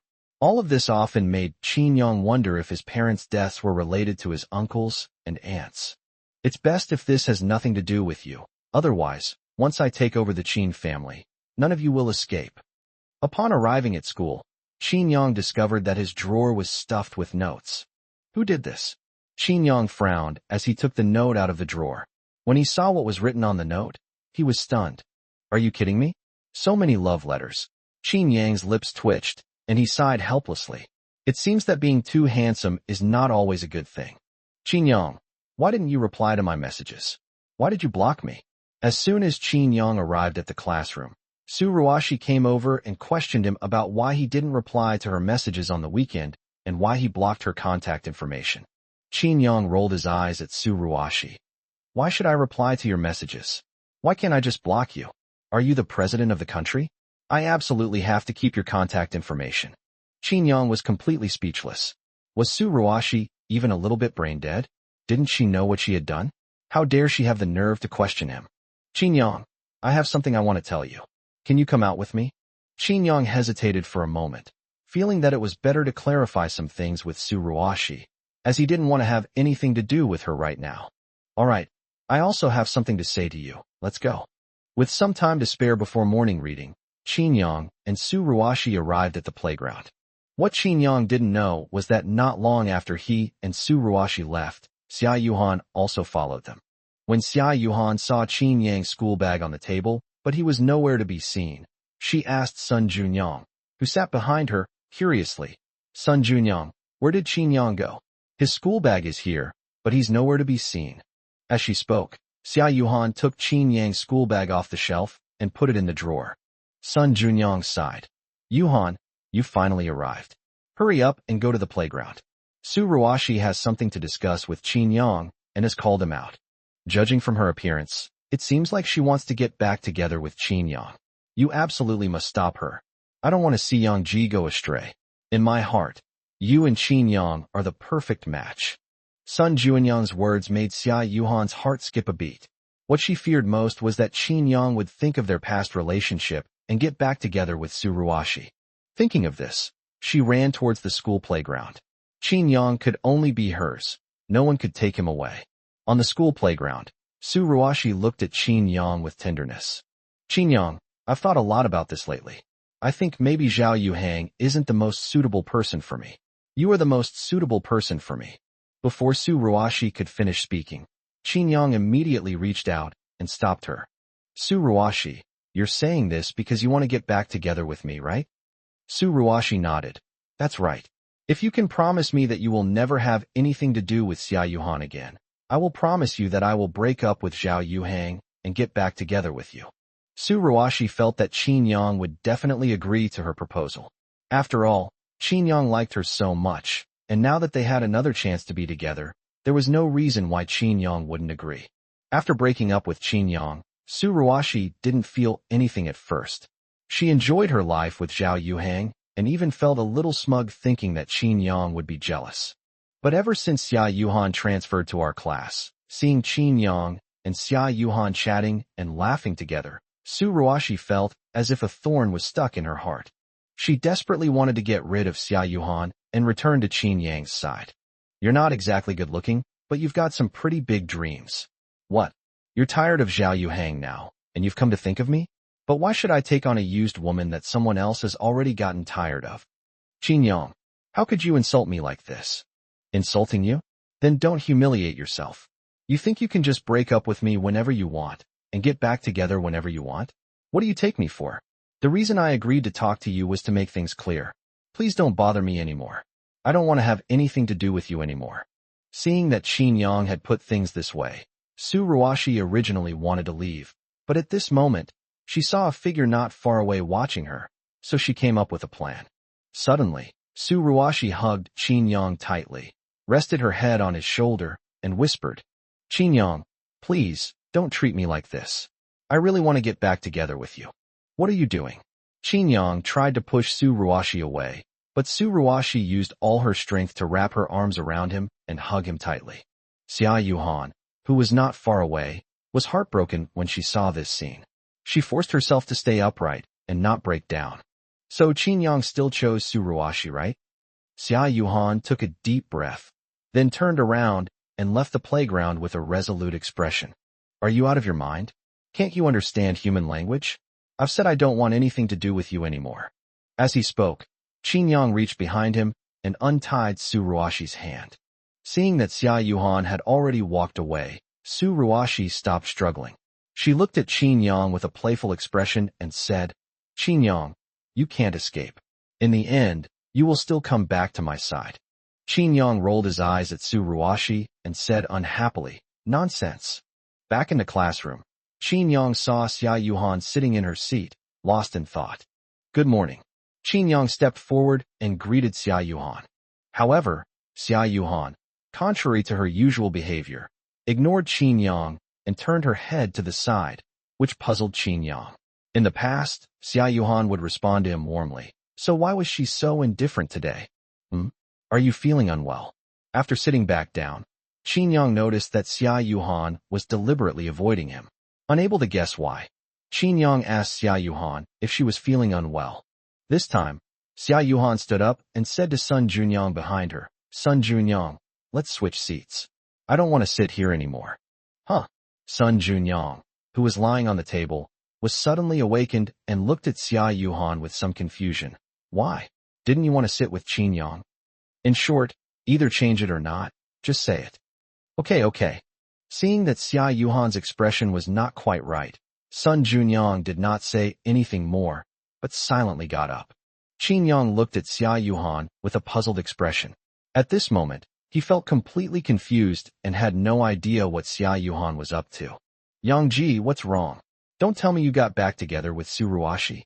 Sun Junyang, who was sitting next to Qin Yang again, looked at Qin Yang with curiosity. Xia Yuhan went to the playground and came back like this. Did she see something? Huh? What did you say? Am I the kind of person who goes back to an ex? Besides, what does this have to do with Xia Yuhan becoming like this? How could you not? Not long after you and Su Ruashi left, Xia Yuhan came. She asked me where you went, and I said on the playground. Then, when you came back, you were like this.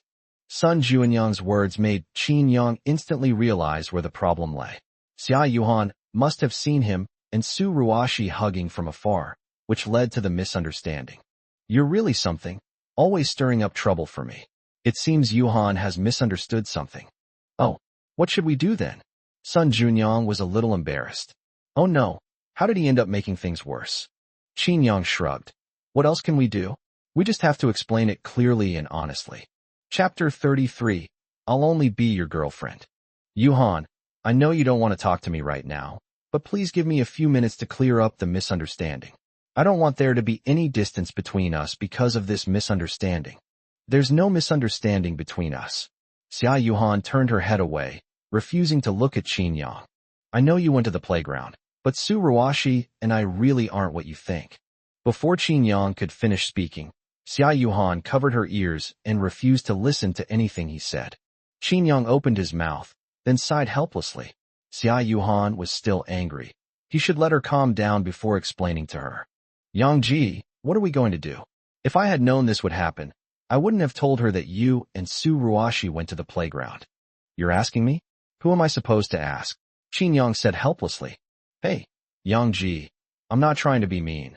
But who was it that said he and Xia Yuhan were just like brother and sister? Now look what's happened. She's ignoring you. Aren't you getting anxious?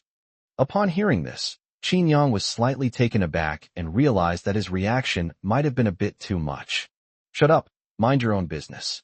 Su Ruashi, sitting in her seat, couldn't help but smile when she saw that Xia Yuhan had not only switched seats with Sun Junyang, but also started ignoring Qin Yang. That's how it is. If I can't have it, no one else can either. Qin Yang tried to strike up a conversation with Xia Yuhan all morning, but she seemed determined to ignore him completely, remaining unmoved no matter what he did. At lunchtime, Qin Yang suggested to Xia Yuhan that he would get her food, since Xia Yuhan's housekeeper knew him anyway. No need.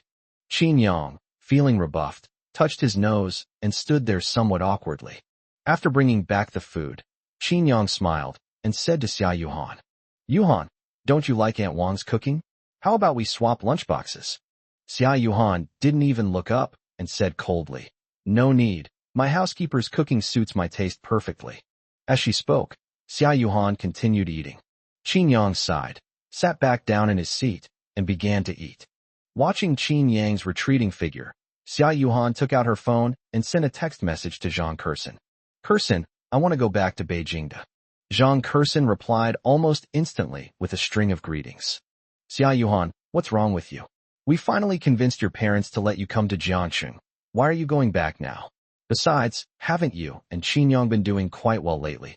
Xia Yuhan pursed her lips, feeling that the message Zhang Kursin sent was so jarring. What's so great about it? It's all just wishful thinking on my part. Qin Yang can't forget the one who made him hide his identity for 5 years. In his heart, I don't have even the slightest place. Huh? No way. How could Qin Yang be such a simp? Think about it yourself. If you really decide to go back to Beijing, just tell your aunt and uncle. Ahada. Qin Yang, who was eating, suddenly received a notification on his phone. He picked it up and saw that it was a message from Zhang Kursin. Qin Yang, what are you doing? You can't be this pathetic. Zhang Kursin's sudden accusation left Qin Yang completely bewildered. No, sis, when did I offend you again? You're scolding me for no reason. You re-asking me? Don't you know the truth? What's going on between you and that girl named Su Ruashi? She dumped you, and you still have the nerve to go back to her, huh? Yuhan has decided to return to the capital. You can just stay and live with Su Ruashi. Seeing this, Qin Yang understood. Xia Yuhan and Zhang Kursin must have said something to each other. Sister, can you at least find out what really happened before you come here to interrogate me? Then Qin Yang recounted the whole story to Zhang Kursin. Well, here's the gist of the matter. Yuhan has definitely misunderstood me. I want to explain to her, but she's ignoring me no matter what I do. I'm really at a loss. Oh, I see. I understand. I'll put in a good word for you. Remember, don't skimp on the kickback. In the presidential suite of Jiangxing's only 5-star hotel, Zhang Kursin looked at the message on her phone and shook her head helplessly. Neither of them is an easy person to deal with. I'll have to handle things between them. Zhang Kursin dialed Xia Yuhan's number, and Xia Yuhan went outside the classroom to answer it. Hey, Kursin, what's wrong? Silly girl. I've already asked Qin Yang about the matter between him and Su Ruashi, and the conclusion is that you've misunderstood him. Upon hearing this, Xia Yuhan froze on the spot.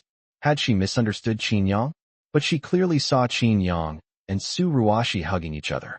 But I saw Su Ruashi and Qin Yang hugging with my own eyes. How could that be fake? Fool, Su Ruashi wanted to get back together with Qin Yang, but Qin Yang didn't agree at all. I bet Su Ruashi saw you, so she deliberately hugged Qin Yang for you to see, and you just fell for her trick. Based on my understanding of Qin Yang, he is definitely not the kind of person who would forgive someone who has hurt him in the past. It's all a misunderstanding. You two should have a good talk about it. After hanging up the phone, Xia Yuhan stood there, feeling a mix of joy and embarrassment. She was overjoyed that it was all a misunderstanding and there was nothing between Qin Yang and Su Ruashi. What was embarrassing was that she had ignored Qin Yang over such a small matter and even said she was going back to Beijing. Would Qin Yang think she was a petty woman because of this? Oh dear, how embarrassing. I will never get angry again without understanding the whole story. Thinking this, Xia Yuhan walked back to the classroom with a conflicted expression. She avoided looking into Qin Yang's eyes. Well, Sun Junyang. Let's switch seats. I feel like I can't see the blackboard very well from the back desk. Xia Yuhan made up a lame excuse to ask to switch seats with Sun Junyang. Sun Junyang gave him a knowing look and readily switched back to his seat. Sitting down next to Qin Yang again, Xia Yuhan was a little reserved. She wanted to talk to him, but she was afraid that he would blame her for ignoring him earlier. Is everything all right? Qin Yang turned to look at Xia Yuhan. Since she had decided to switch back, it must have been with Zhang Kerson's help that she had successfully cleared up the misunderstanding about him. Xia Yuhan nodded and murmured softly. I'm sorry, Qin Yang. I shouldn't have misunderstood you. But when I saw you and Su Ruashi hugging, I felt like my world had turned dark. I didn't know how to face you in the future, so I ignored you. Please don't blame me. Xia Yuhan looked at Qin Yang with her big, pitiful eyes. Seeing Xia Yuhan like this, an indescribable emotion welled up in Qin Yang's heart. Fueled by this emotion, Qin Yang blurted out these words as if possessed. I like you, be my girlfriend. Qin Yang's words left Xia Yuhan completely stunned. A sudden surge of happiness enveloped her. What had she just heard? Qin Yang had confessed his feelings to her. This happiness had come too suddenly. Xia Yuhan was so overjoyed by Qin Yang's confession that she forgot to reply for a moment. Seeing Xia Yuhan standing there, frozen in place, not saying a word, Qin Yang felt a pang of disappointment. He waved his hand dismissively. It's nothing, I was just joking. Just as Qin Yang turned his head away, he felt a soft and warm touch coming from his palm. Looking down, he saw that Xia Yuhan's small hand had been taken by his. Xia Yuhan's hands were delicate and smooth, as if carrying a slight electric current, which made Qin Yang's heart skip a beat, and Qin Yang's palms unconsciously tightened slightly. Looking up, I met Xia Yuhan's determined expression. Whether you're joking or not, I'm taking it seriously. And I'm telling you, I want to be your girlfriend. Only your girlfriend. Xia Yuhan stared intently at Qin Yang and spoke each word carefully. Chapter 34, Damaging My Dignity, Trampling on My Personality. Congratulations on the completion. Just as the two were gazing deeply into each other's eyes, and the atmosphere was becoming increasingly ambiguous, an untimely voice broke the mood. The two of them turned around at the same time and glared at Sun Junyang, who was grinning mischievously. You too. I deserve a lot of credit for your getting together. How can you stare at me like that? Let me tell you, don't forget to give me a big red envelope on your wedding day. As he spoke, Sun Junyang looked at Qin Yang and Xia Yuhan, who were holding hands, with a curious expression. I don't understand what happened. They were all so desperate at first. How come they're officially a couple now? Wasn't I involved the whole time? What part did I miss? Sun Junyang was very curious about what these two people had gone through to make them so different. Mind your own business. Xia Yuhan glared at Sun Junyang with a warning look. Then, remembering something, she reached out and started slapping Qin Yang repeatedly, saying as she did so, slap away all the dirt, slap away all the dirt. Seeing Xia Yuhan's appearance, Qin Yang couldn't help but chuckle. It's not that exaggerated, is it? Yes, it is. TSK, the stench of love. Go to sleep. Sun Junyang looked at the two of them with disdain, then angrily lay down on the table to sleep, dreaming of all sorts of things. Ding. Check-in location detected. Check-in now. Check-in now. Ding. Congratulations, host, for signing in and achieving max-level English. Qin Yang raised an eyebrow. Max-level English? With this reward, he could easily take first place in the grade. Qin Yang's grades were among the top 10 at Jiangxing No. 1 High School, with his best ranking being third. Except for English, he scored nearly full marks in all other subjects, except for English, which he barely passed. This is mainly because Qin Yang has too many things to learn every day. He learns martial arts, finance, music, painting, etc. Qin Tianhe is cultivating Qin Yang in a well-rounded way, which means that Qin Yang doesn't have much time to memorize vocabulary.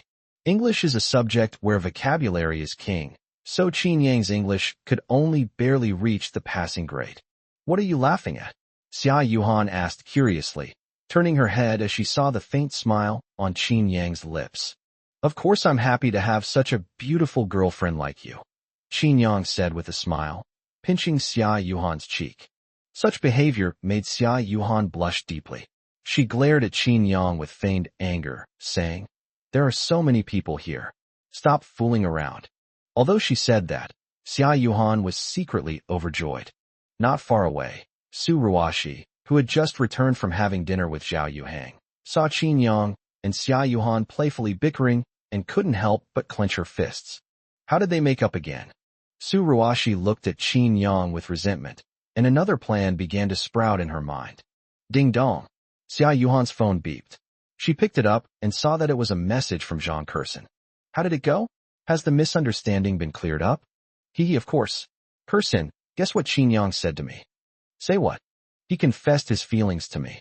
Zhang Curson was stunned for a moment, while Xia Yuhan's chat box kept showing that the other party was typing. You probably already agreed, no doubt about it. Pathetic. Okay, I'm going to chat with my boyfriend now. TSK. Look at you, so pathetic. Your revenge plan is just cancelled. What revenge plan? What are you talking about? I don't understand. 6. As expected. Class, there will be 2 English tests in today's class. You all need to take them seriously and not let anyone hand in a blank paper like last time. Upon hearing this, Qin Yang couldn't help but look at Sun Junyang, the guy the English teacher had mentioned who had handed in a blank paper.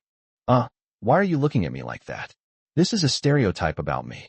Your behavior damages my dignity and tramples on my personality. I'm going to report this to my superiors. This is blatant discrimination. Qin Yang was still saying whatever came to mind when Sun Junyang launched into a tirade. Seeing that Qin Yang had turned his head away and ignored him, Sun Junyang smiled and said, Yang Ji, actually I've always been curious about something. You're so good at all your other subjects, so why can't you improve your English score? Don't rich kids like you learn English? Well, you rich people must have translators, right? You really have a vivid imagination. The idea that I'm bad at English is completely non-existent for me. Open your eyes and watch closely. Today's English test will completely change your preconceived notions about me. Sun Junyang pursed his lips and shook his head. I don't believe it. You got 89 points last time, which wasn't even passing.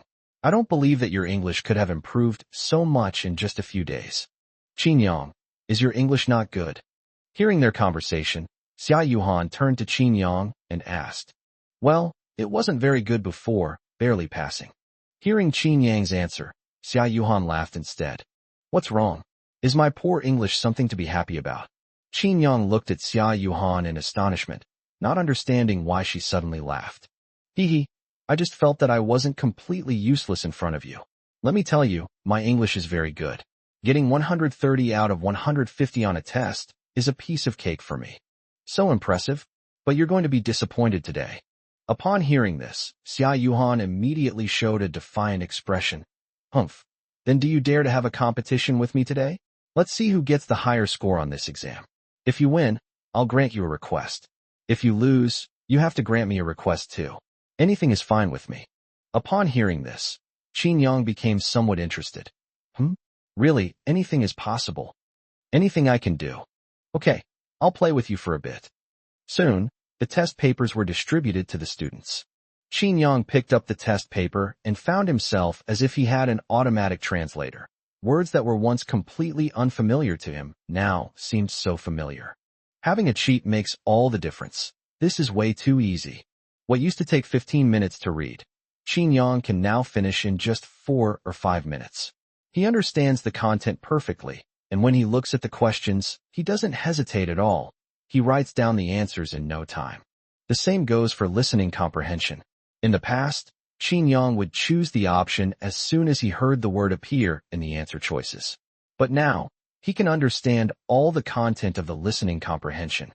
English is as simple to him as 1 + 1 = 2. In less than an hour, Qin Yang finished the entire test paper. He glanced at Xia Yuhan, who was still engrossed in her work, and a slight smile appeared on his lips. What should he ask Xia Yuhan to promise him? He needed to think about that carefully. The 2-hour exam was not over yet. Qin Yang, who had finished the exam paper, did not want to waste time, so he took out his physics exercises and started working on the problems. This scene caught the attention of the English teacher on the podium. The English teacher slowly walked up to Qin Yang and tapped on his desk. Qin Yang, I know that you excel in all other subjects, but your English is not ideal. However, that is precisely why you should spend more time on English so that you can make up for the gap with others. This is English class now. I'm giving you a test so you can identify your weaknesses and find out where you're lacking. Even if you don't want to take the test, you should still take a look. This is Qin Yang, a top student in the grade. If it were anyone else, and their English teacher saw them writing questions from other subjects during their class, they would definitely be scolded severely. Teacher, I finished the test, and I only did the physics test because I still had time. Qin Yang's words startled the teacher and also drew the attention of all the other students. You're really good at pretending. You've already finished? You're kidding me. Only an hour has passed. Even I still have a reading comprehension passage, a closed test, and an essay to finish. Zhao Yuhang pursed his lips. His English was considered good in the class, and even he couldn't finish writing it. How could Qin Yang, who usually barely passed, possibly finish it? Qin Yang, lying is not a good habit. The English teacher obviously didn't believe Qin Yang's words either. Given Qin Yang's usual performance, if he could finish writing in an hour, there was only one possibility. He had written it all randomly. Chapter 35. When did he become so outstanding? Why would I lie about something like this? Qin Yang said, handing his completed test paper to his English teacher. When the English teacher saw Qin Yang's paper filled with writing, she was stunned. Really? Qin Yang finished the whole paper in just 1 hour? Wow, Yang Ji, you really finished? Sun Junyang, who sat behind Qin Yang, exclaimed in surprise after seeing Qin Yang's test paper. At first, he thought Qin Yang was giving up, but he didn't expect that Qin Yang had actually finished the test paper. An hour, minus 20 minutes for listening. Only 40 minutes have passed. How could he possibly finish a test? He must have just written random answers. Zhao Yuhang looked incredulous. Even he, the English class representative, couldn't do it. How could Qin Yang possibly do it? The English teacher gave Qin Yang a deep look and also suspected that Qin Yang had written it randomly, but without substantial evidence, he couldn't make a fuss. Taking the test paper from Qin Yang's hand, the English teacher said in a deep voice, I'll grade your test paper now. If I find any issues with your attitude, I'll have your homeroom teacher contact your parents. After saying that, the English teacher took Qin Yang's test paper and walked to the podium. Qin Yang shrugged indifferently. Call the parents? Grandpa wouldn't come to school for such a trivial matter. Brother Yang, you're writing so fast. You're not really just writing randomly, are you? Sun Junyang patted Qin Yang's shoulder and asked in a low voice. How could that be? When have I ever been perfunctory? Sun Junyang pursed his lips and nodded. That's true. The English test paper, apart from the vocabulary selection, error correction, and composition sections, consists entirely of multiple-choice questions, making it quick for teachers to grade. After grading Qin Yang's listening comprehension, the English teacher glanced at Qin Yang in his seat with some surprise. This listening comprehension was not easy. There were several tricky questions, and Qin Yang actually got them all right. Perhaps it was just good luck. The English teacher shook her head and continued grading Qin Yang's test paper. Reading comprehension, all correct. Closed test, all correct. Word selection, all correct. Error correction, all correct. In particular, when the English teacher saw Qin Yang's essay, he was simply amazed. Qin Yang used a lot of advanced vocabulary that was not within the scope of high school learning, and he also used a lot of rare fixed collocations in his grammar. This made the English teacher almost unable to believe her eyes. This is Qin Yang's test paper? It's fake. It must be fake. Even I can't write an essay like this. How did he write it? If his English level is this high, would he have had trouble even passing a test before? Soon, a bold idea sprouted in the English teacher's mind. Qin Yang, could it be that he got the answer from somewhere? The English teacher's expression turned serious as he considered this possibility, and he quickly walked to Qin Yang's desk.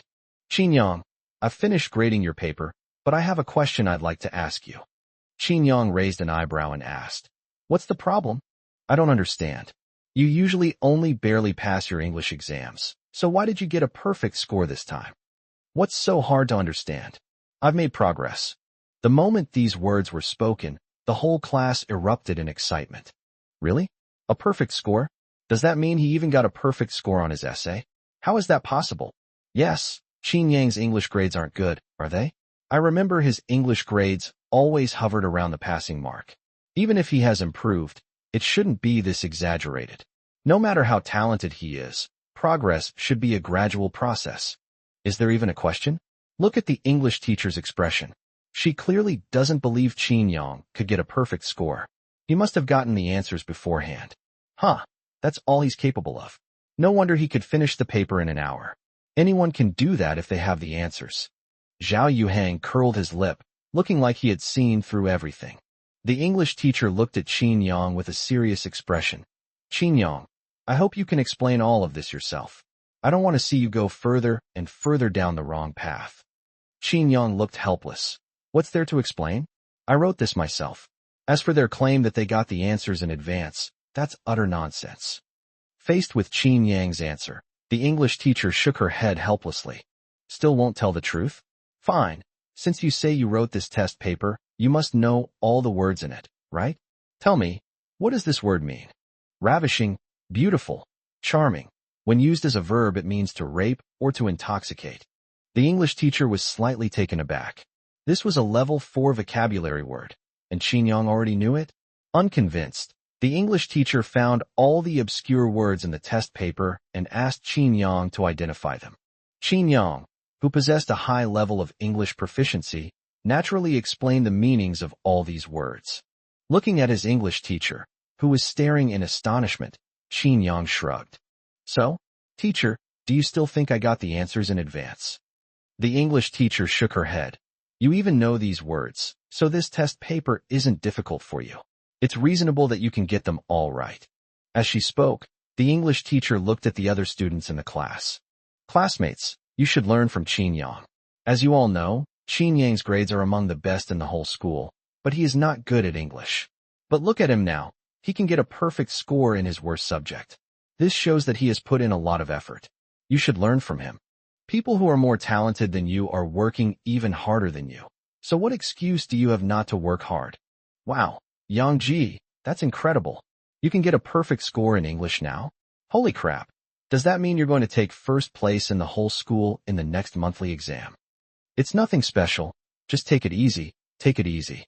Qin Yang turned his head and met Xia Yuhan's astonished expression. Seeing this, Qin Yang couldn't help but chuckle. "What? Are you ready to grant my request? What do you want me to do?"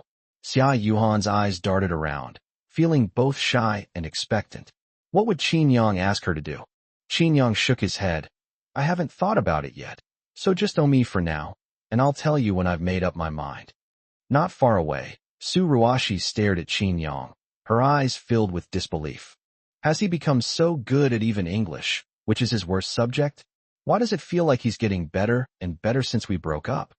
After breaking up with Qin Yang, Su Ruashi realized that Qin Yang, whom she had previously taken for granted, was actually so dazzling. He was good at studying, good at sports, and incredibly handsome. This gave Su Ruashi a strong sense of frustration. Was she the one who was hindering Qin Yang? So what if he got a perfect score? No matter how good you are at studying, you're still a poor student. That won't change the fact. But I'm about to take off. This weekend, at that Big Shot's birthday party, I'll meet some truly top-tier rich kids. The gap between you and me will only widen." Zhao Yuhang thought to himself, staring at Qin Yang with envy. Chapter 36, Slap Me in the Mouth. After the exam, many female classmates came to Qin Yang's seat to ask him questions.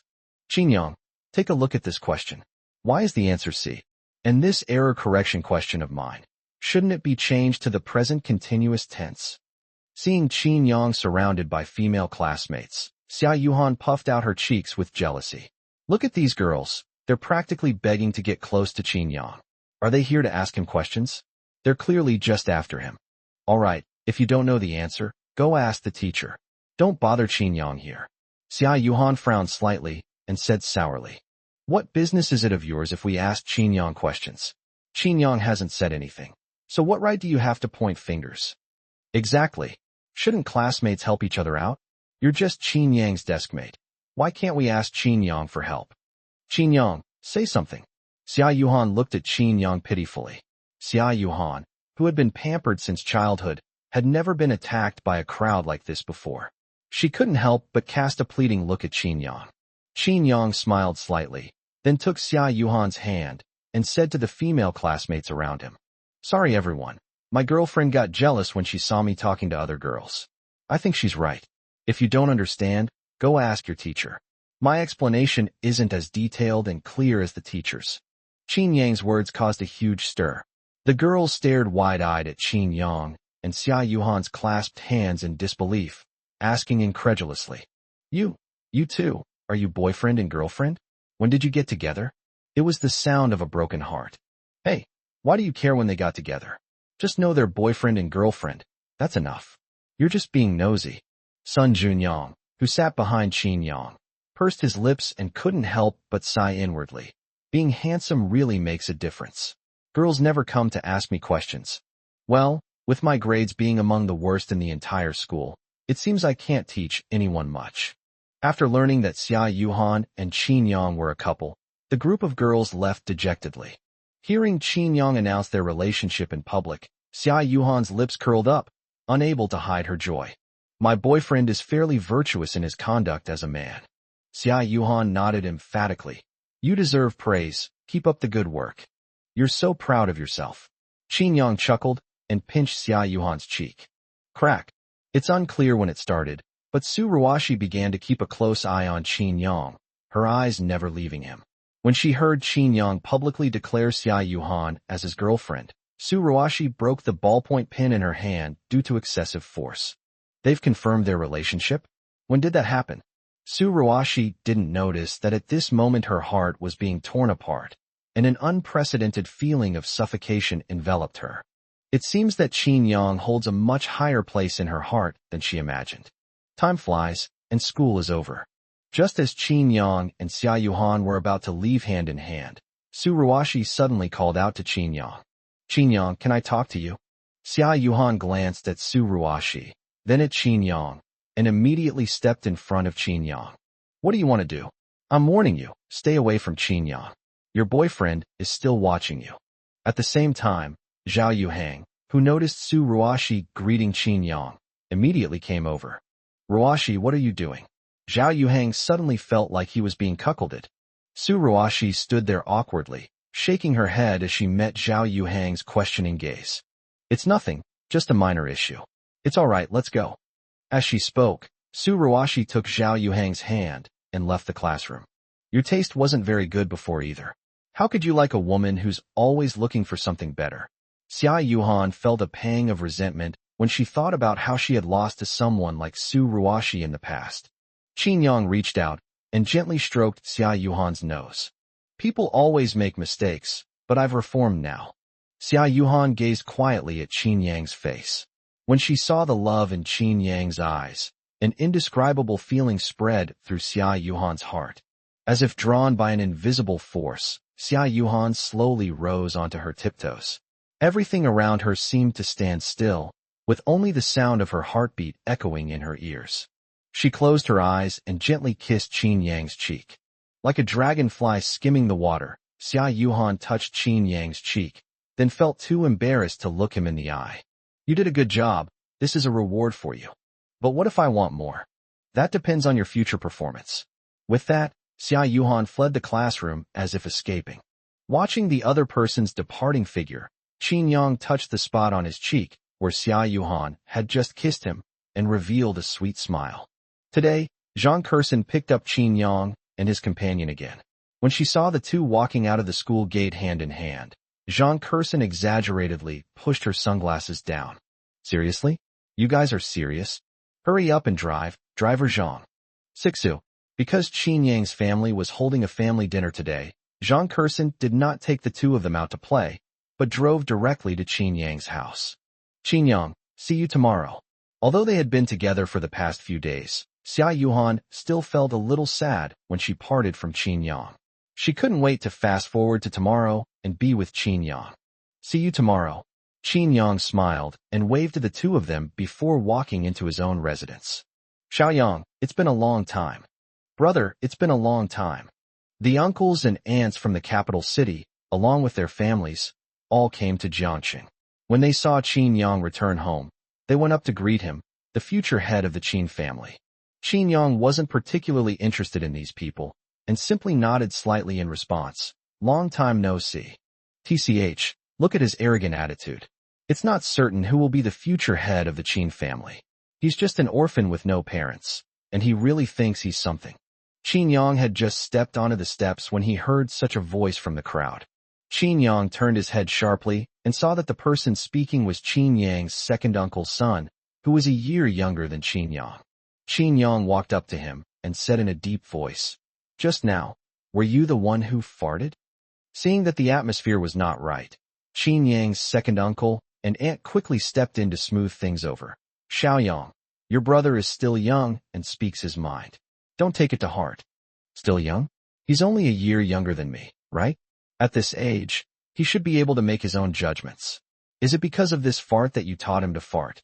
Upon hearing this, Qin Hiyu and Zhou Xiaoshua's expressions changed drastically. Everyone knew that the old man was most averse to mentioning Qin Yang's parents. If these words reached the old man's ears, who knew how he would punish them? "Xiaoyang, you can eat whatever you want, but you can't say whatever you want. How could we teach your brother to say such things?" So that's what he said himself? If you've done something wrong, you have to admit it. Slap me 100 times. Upon hearing Qin Yang's words, Zhang Biao, who was not far away, immediately walked over and slapped Qin Ling hard across the face. "Zhang Biao, what are you doing? Stop it. You're just a bodyguard. How dare you lay a hand on the young master of the Qin family?" Zhou Xiaoxue shouted angrily at Zhang Biao upon seeing this. Zhang Biao shrugged. "Sorry, I only obey the orders of the patriarch and the young patriarch. I cannot obey your orders." With that, Zhang Biao slapped Qin Ling again. "They've rebelled. They've completely rebelled. I'm going to complain to the old man. I refuse to believe that even he can't control you. Qin Yang, who has no respect for elders and doesn't unite his brothers. I think he shouldn't be the young master of the family." Chapter 37. Not even in the same league as Qin Yang. What's all the noise about? Hearing the commotion outside, Qin Tianhe slowly walked out of the house, glaring at the crowd outside with displeasure. When Zhou Xiaoxue saw Qin Tianhe come out, she rushed to him, as if he were her savior. "Dad, you need to control Qin Yang. My Xiaoling was just joking, and he wanted Zhang Biao to slap her. He wouldn't even listen to my and his second uncle's advice. Tell me, is his disrespectful behavior right?" Zhou Xiaoshua's words made Qin Tianhe frown slightly. He looked up at Qin Yang and asked, "Xiaoyang, is what your second aunt said true?" Qin Yang did not deny it. "I did have the teacher slap Qin Ling, but it was because he said I was an orphan first. If I hadn't thought hitting him would dirty my hands, I would have taught him a lesson myself." Qin Yang's words caused a fierce glint to flash in Qin Tianhe's eyes. Qin Tianhe narrowed his eyes and gave Qin Ling a deep look. "You're so old. Don't you know what you should and shouldn't say?" Qin Ling shrank back, not daring to meet Qin Tianhe's gaze. At this moment, Zhou Xiaoxue quickly stood up to defend her son. "Dad, Xiao Ling was just being blunt. He didn't mean to mock Qin Yang. Please don't take it to heart." Just blurting things out? So naive? Zhang Biao, do as Xiao Yang says. Slap him until he knows what he should and shouldn't say. Upon hearing this, Zhou Xiaoxue wanted to say something, but before she could speak, Qin Yang stepped forward and stood between Zhou Xiaoxue and Qin Tianhe. "Second aunt, if you keep nagging, it won't just be Qin Ling who gets beaten." Upon hearing this, Zhou Xiaoxue was instantly enraged. She glared fiercely at Qin Yang. "You brat! What do you mean? You want to hit me?" Qin Yang didn't speak, but simply shrugged, leaving the meaning ambiguous. "You? All right, Xiaoxue, let's just teach Xiaoling a lesson this time. Get out of here." Seeing Qin Tianhe's increasingly grim expression, Qin Yang's second uncle quickly stepped forward and pulled his wife back. "Grandpa, let's go inside." After glancing at his second uncle's family, Qin Yang turned around and walked into the house with Qin Tianhe. Qin Yang's parents died early, but he has a grandfather. Look at his smug look on his face. Zhou Xiaoxue said indignantly, watching Qin Yang's retreating figure. Huh. An orphan with no parents. He only relies on the old man's pampering for now. Without the old man, he's nothing. He thinks he can be the head of the Qin family? In his next life. Qin Hiyu said with a gloomy look in his eyes and a chilling tone. When we sat down to eat, Qin Ling walked in with a pig's head on his head. Young master, 100 strikes, powerful and heavy, not a single one missed. Zhang Biao came to Qin Yang's side and reported his battle record. Hearing this, Qin Yang smiled and nodded. Thank you for your hard work, teacher. You should go and have some food too. Of course, Zhang Biao and his employees would not eat at the same table as Qin Yang and others. In addition to the main hall, there were also several dining tables in the secondary hall, which were specifically for the servants of the household to eat. Remember this next time. I think you already have a deep understanding of what the saying "trouble comes from the mouth" means. Seeing Qin Yang's teasing expression, Qin Ling clenched his fists.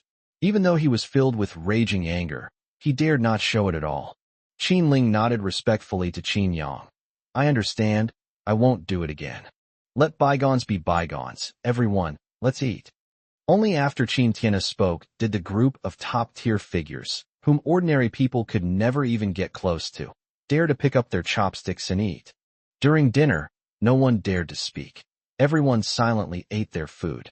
After finishing their meal, Zhou Xiaoxue pulled Qin Ling to Qin Tianhe's side. Dad, Xiaoling heard that you like classical music, so he specially went to learn piano. This time he prepared a piece especially for you. Would you like to listen to it? Zhou Xiaoxue had inquired beforehand and learned that Qin Tianhe liked classical music. Qin Yang was excellent in every way, but he had no musical talent. So she could start from this aspect, cater to his interests, and gradually bring her son into Qin Tianhe's sight. Oh, Xiaoling is learning piano? How's it going? Seeing that Qin Tianhe was interested, Zhou Xiaoxue quickly said, she's learning so well. Even Xiaoling's piano teacher said that if Xiaoling wants to pursue a career in piano, with her talent, she could definitely become a pianist. As she spoke, Zhou Xiaoxue glanced at Qin Yang triumphantly. She knew that Qin Tianhe had previously found a piano master to be Qin Yang's teacher, but what happened in the end? Because Qin Yang really had no musical talent, teaching Qin Yang to play the piano was torture for the teacher, so the teacher resigned. In comparison, the difference between his son and Qin Yang was immediately apparent. Oh, in that case, let him play a piece, and I'll give him my opinion. After receiving Qin Tianhe's approval, Zhou Xiaoxue was overjoyed. She repeatedly winked at Qin Ling, signaling him to play well and try to win the old man's favor. In this vast Qin family, whoever can win the old man's favor will undoubtedly become the future head of the Qin family. Qin Ling took a deep breath and slowly walked to the Steinway in the living room. Qin Yang also looked at Qin Ling with great interest, wanting to know just how beautiful the pieces this future pianist genius could play. The melodious sound of the piano drifted over, and Qin Yang shook his head, thinking to himself, he has a little talent, but not much. His fingering is clumsy, and he can't express the emotions. That teacher is really lying to his conscience. With this level, he'll have a hard time becoming a piano teacher, let alone a pianist. After the performance, Zhou Xiaoxue led the applause, and other relatives followed suit. Xiaoling is pretty good. My daughter also practices piano, but she can't compare to you at all. Hearing the praise from those around her, Zhou Xiaoxue's lips curled into a wide smile. She went to Qin Tianhe's side and asked, Dad, how was it? Xiaoling played the piano quite well, didn't he? He specially prepared this piece for you. Qin Tianhe pursed his lips. So. I still need to keep practicing. Compared to Qin Yang, I'm not even in the same league. Of course, not everyone can compare to Qin Yang. Upon hearing Qin Tianhe's words, Zhou Xiaoxue's face fell. What? Had she heard correctly? The old man said his son was inferior to Qin Yang? She had thought she would receive praise from the old man, but he didn't expect him to be completely unimpressed. Haha, what a joke. No matter how bad your own son is, he can't possibly be worse than a blockhead who can drive the teacher away. Dad, your favoritism is a bit too much. Let's not talk about anything else today, just the piano. How could Xiaoling possibly be inferior to Qin Yang? Qin Tianhe nodded. I was talking about the piano too. If it's not as good, it's not as good. I'm being fair. How can you call it favoritism? Zhou Xiaoxue was speechless. She glanced at Qin Yang and said quietly, Isn't this unfair?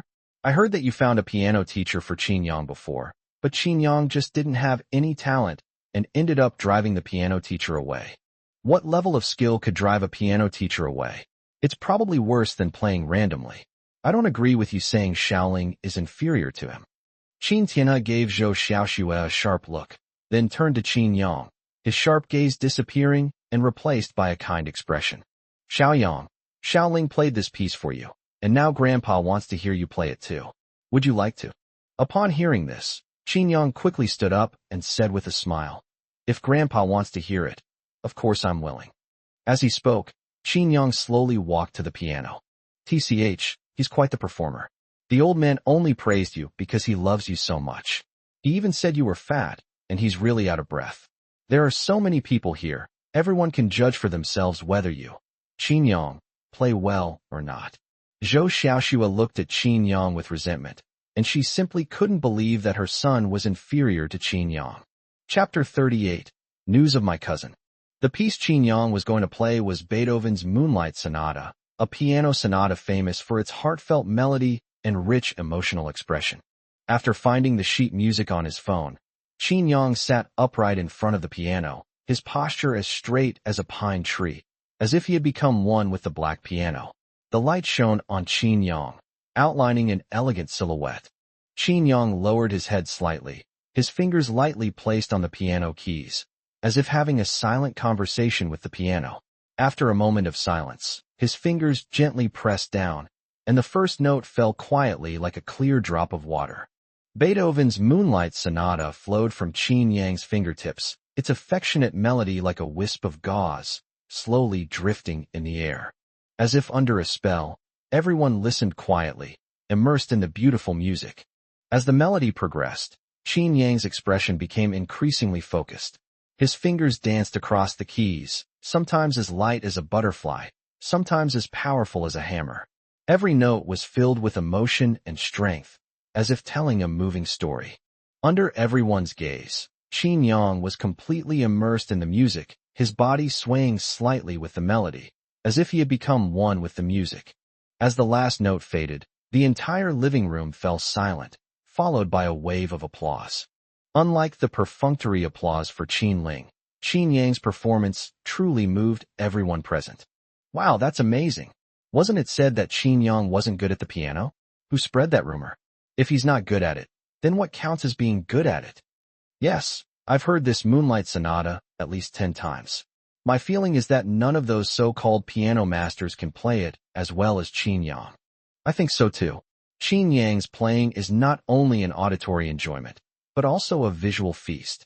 I was mesmerized just watching his fingers dance. Those present were all true members of high society, and they often appreciated classical music, but no one had ever captivated them like Qin Yang, to the point that they felt reluctant to leave after listening to the piece. This is him playing? It can't be real, right? Wasn't he said he wasn't good at the piano? How can he play the piano so well? Zhou Xiaoxue's mouth was slightly open, and her eyes were filled with disbelief as she looked at Qin Yang. Although she was very unwilling to admit it, it was an indisputable fact that Qin Yang's piano skills far surpassed those of her son. Seeing everyone's reaction, Qin Tianhe raised his head slightly with pride. This was the successor of the Qin family that he had personally groomed. The more surprised everyone was by Qin Yang's excellence, the more proud he felt. So, now you see the difference between your son and Xiaoyang, right? They're both my grandsons. How could I be biased? Huh. Zhou Xiaoxue's lips twitched, but she did not reply. After exchanging pleasantries at home for a while, the family members bid farewell to Qin Tianhe and returned to the capital. Qin Tianhe noticed that Qin Yang's eyes looked somewhat forlorn when he looked at these people. Come to think of it, this child's parents passed away early, and he has been living with this old man ever since. Although Qin Yang has never said it, he must be longing for his parents' love. Thinking of this, Qin Tianhe called Qin Yang to his side. Seeing that they all have parents, doesn't it make you feel sad? Qin Yang smiled bitterly. What's the use of being upset? No matter how upset I am, my parents won't come back to me. Upon hearing this, Qin Tianhe sighed deeply. Alas, as far as the Qin family is concerned, I am a qualified head of the family, but as far as you are concerned, I am not a qualified elder. Grandpa, please don't say that. In my opinion, you've already done very well. Qin Tianhe shook his head with a complicated expression, then looked at Qin Yang and made a decision in his heart. Xiaoyang, haven't you always wanted to know about your mother's relatives? I haven't told you before because I had my reasons, but now I think it's time to tell you. Your mother and father met in Jiangqing. Your mother was the daughter of an ordinary family in Jiangqing. At first, I was very opposed to it. I felt that as the heir of the Qin family, your father's partner must be of equal social standing. But your father is stubborn and only wants to marry your mother. I can't let the future head of the Qin family remain a bachelor. So I agreed to the marriage. After your mother passed away, I sent someone to contact her family. However, the information that came back was that your maternal grandparents were old and had passed away, and your uncle was working on a construction site. Due to inadequate safety measures, he fell and was not rescued in time, and he also passed away. Qin Yang's lips twitched uncontrollably at his grandfather's words. So all of his mother's family members had left? What was the point of his grandfather saying all this to him? However, your uncle has a daughter who lives with your aunt. I have been secretly helping them over the years. They are your mother's only relatives. If you want to see them, you can go to this place. As he spoke, Qin Tianhe wrote down an address and handed it to Qin Yang. Ding. Check-in location detected.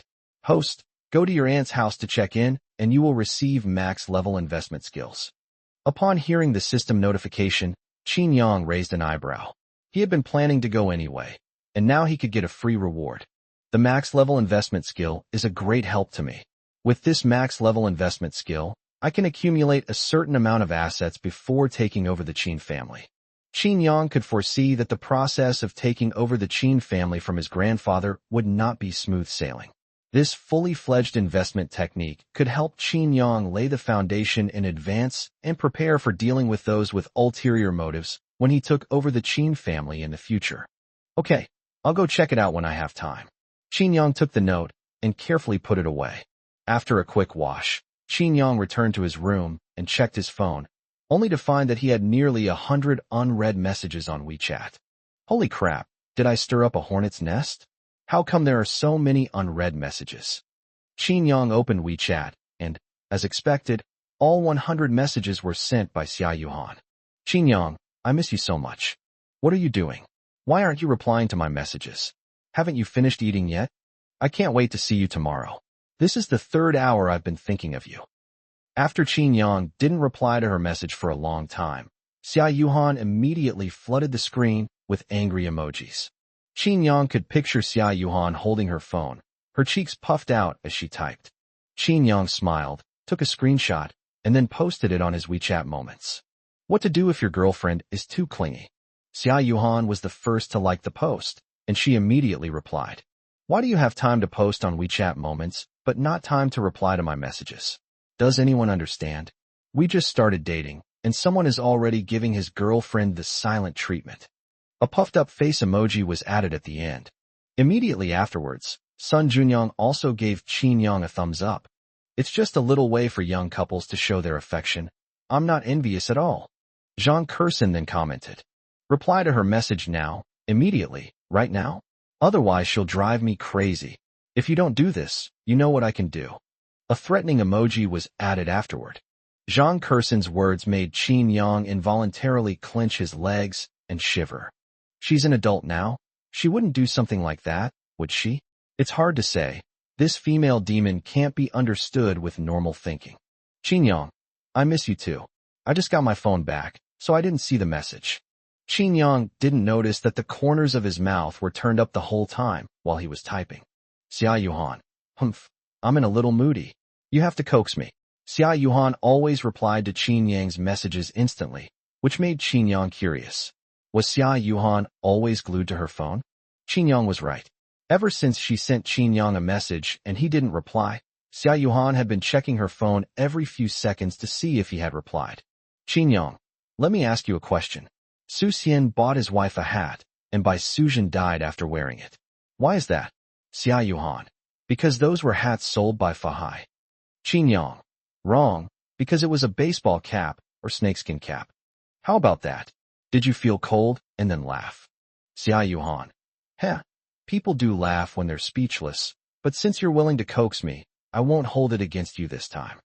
The two chatted for a while longer, and after saying goodnight, Qin Yang received a text message from an unknown number. I checked the text message and saw. Qin Yang, what I said this morning still stands. As long as you agree to break up with Xia Yuhan, I will break up with Zhao Yuhang, and we can get back together. Upon seeing the message from Su Ruashi, Qin Yang laughed in exasperation. No, was she crazy? This arrogant attitude made it seem like he was begging her to get back together. My suggestion is that you go to the hospital to get your brain checked. After replying to a text message, Qin Yang immediately blocked Su Ruashi. Chapter 39. If someone bullies others with their power, then they'll be bullied back. The next morning, as Qin Yang approached the school gate, a figure pounced on him. Qin Yang, I miss you so much. Xia Yuhan hugged Qin Yang tightly and buried her head in his chest. Qin Yang smiled and reached out to gently rub Xia Yuhan's nose. We've only been apart for less than 12 hours in total, and we chatted for so long last night. Is it really that exaggerated? Xia Yuhan nodded solemnly. Of course. If I could, I would want to be with you 24 hours a day. Xia Yuhan's words stirred something within Qin Yang. It was a feeling of being firmly chosen by someone. I don't want to be separated from you either. The two walked into the classroom hand in hand. Seeing the two chatting and laughing, Su Ruashi felt a sharp pain in her heart. Before Xia Yuhan appeared, the person standing next to Qin Yang was always her. I don't believe it. You can stop liking me so quickly. You must be deliberately hanging out with Xia Yuhan to spite me. That must be it. In Su Ruashi's memory, Qin Yang was an extremely sentimental person, so she didn't think Qin Yang could forget her in such a short time. However, she forgot one thing. How much her act of abandoning Qin Yang and being with Zhao Yuhang hurt Qin Yang. After all, no man can remain indifferent when his girlfriend cheats on him. Hey, where's Sun Junyang? Why hasn't he come to class yet? Almost everyone in the class had arrived, and morning reading was about to begin, but Sun Junyang was nowhere to be seen, which made Xia Yuhan a little puzzled. He used to arrive quite early. What? Are you still not used to him being gone? You know what? Without that goofball Sun Junyang around, it feels like something's missing, Xia Yuhan muttered, pouting. Maybe something's holding him up, but he should be here soon. Sun Junyang's seat remained empty until the end of the morning classes. This surprised Qin Yang somewhat. He took out his phone and called Sun Junyang, but no one answered. Huh? Why isn't he answering his phone? I hope something happened to him on his way to class, Qin Yang said with some concern. Among the boys in class 4, Sun Junyang was his closest friend, and Qin Yang didn't want anything to happen to him. Just as Qin Yang was wondering what was going on, the homeroom teacher came to the classroom and found him. Qin Yang, you and Sun Junyang are probably the only ones in the class who have a good relationship, right? Qin Yang nodded. Yes, Sun Junyang didn't come to class this morning. Did something happen? When Qin Yang saw that even the homeroom teacher had come to find him, he knew that something must have happened to Sun Junyang. The homeroom teacher nodded solemnly. Yes, he suddenly sent me a message saying that he wanted to drop out of school. I went to his house this morning to talk to him, but no matter how I tried to persuade him, he refused to come to school anymore. So, I want you classmates who are close to him to try to persuade him. You are his friends, so your persuasion should be more effective than mine. Upon hearing this, Qin Yang frowned slightly. Sun Junyang wanted to drop out of school? Why? Wasn't he fine yesterday? He even commented on his own WeChat Moments post last night. How could he be dropping out today? Qin Yang shook his head, unable to understand. He assured his homeroom teacher, Teacher, I'm going to his house now. Do you want to come with me? The homeroom teacher shook his head. My going might backfire. You can go alone. Okay. After saying goodbye to Xia Yuhan, Qin Yang called Sun Junyang, but unsurprisingly, Sun Junyang didn't answer. Qin Yang then called Lu Min again. Uncle Lu, you haven't gone far, have you? Lu Mingang just delivered food to Qin Yang and should still be near the school. Not yet, young master. Is there something you need? Then come back to school and pick me up. Take me to the resettlement house of my classmate from last time. I need to talk to him. Okay. I'll be right there.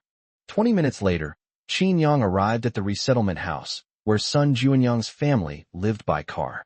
Qin Yang was initially worried about Sun Junyang not answering his phone, but suddenly, he saw a figure in the distance. Upon closer inspection, he realized it was Sun Junyang. When Qin Yang walked in, he discovered that Sun Junyang had somehow acquired a batch of trinkets and was energetically hawking them. You're not going to school, just to set up a street stall here? Qin Yang walked up to Sun Junyang's stall and looked at him with a complicated expression. Upon seeing Qin Yang arrive, Sun Junyang was taken aback. He then forced a smile, trying to appear indifferent. Haha, Yangji, what brings you here? Sai, what's the point of going to school? You know my grades. I'm at the bottom of the whole school. Instead of wasting time in school, I might as well start working sooner. Qin Yang frowned. Stop joking around. Is there some trouble at home? I felt something was off when you suddenly took a part-time job last weekend. Why didn't you tell me if you were having problems? Do you think I wouldn't help you? Qin Yang's words completely shattered Sun Junyang's mental defenses. He smiled bitterly and said, It's true that nothing can escape your eyes, Brother Yang. Sai, I was just afraid of troubling you. Stop talking nonsense. What happened? Tell me, and I'll help you sort it out. Then we can go to school together. Yuhan and I both missed you a lot this morning. Brother Yang, Sun Junyang's lips trembled, and tears welled up in his eyes. Stop it. Just tell me if you have any difficulties. Since Qin Yang had already put it this way, Sun Junyang decided not to be coy anymore. It turned out that Sun Junyang's father had been in an accident at the construction site. Due to inadequate safety measures, his father had suffered a work-related injury, a broken leg. The hospital said the surgery would cost 100,000 yuan. Someone like you who drinks hundreds of thousands of yuan worth of water probably wouldn't think 100,000 yuan is a lot. But for an ordinary family like ours, 100,000 yuan is a lot. My mom took the hospital report to the construction site to find the person in charge, but Yang, guess what? They said they were only willing to pay 3,000 yuan. Haha, 3,000 yuan. That's not even enough for my dad's medicine for one day. My mother argued with them, but they beat her up. My mother called the police, but the construction site boss was very powerful, and even the police listened to him. My mother wanted to petition to expose the inadequate safety measures at the construction site, so they sent people to my house every day to ask my mother to withdraw the lawsuit. People would even knock on the door at 3 in the morning. Sai, I can't stand this anymore. I want to ease the burden on my family. Qin Yang nodded. He could understand Sun Junyang's feelings. After experiencing such a thing, staying at school with nothing to do must have been a torment for Sun Junyang. Which company contracted the construction site where your father had the accident? If they like to use their power to bully others, then we'll bully them back. Sun Junyang frowned and thought for a moment, then shook his head. I really don't know. My dad didn't say anything. You'll have to ask him. Then let's go to your uncle's. Has your dad had his surgery? No. You know the environment at the construction site. It's too dirty. My dad's wound got infected, and he's currently undergoing anti-infection treatment. The doctor said that surgery can only be performed after the infection is under control. That's perfect. I'll have someone transfer your dad to the best hospital in Jiangcheng and arrange for the best doctor in the city to perform the surgery. Really? Brother Yang, I really don't know how to thank you. Sai, it's a pity I'm not a woman. If I were a woman, I would have offered myself to you. Stop joking. Even if a girl like you offered herself to me, I wouldn't want her. Get in the car. Let's go to the hospital to see your uncle. All right, young master, please go ahead. Sun Junyang, with an exaggerated bow, approached Qin Yang and gestured for him to enter. With your talent, it's a waste to set up a street stall. You're a rare talent with the body of a lackey.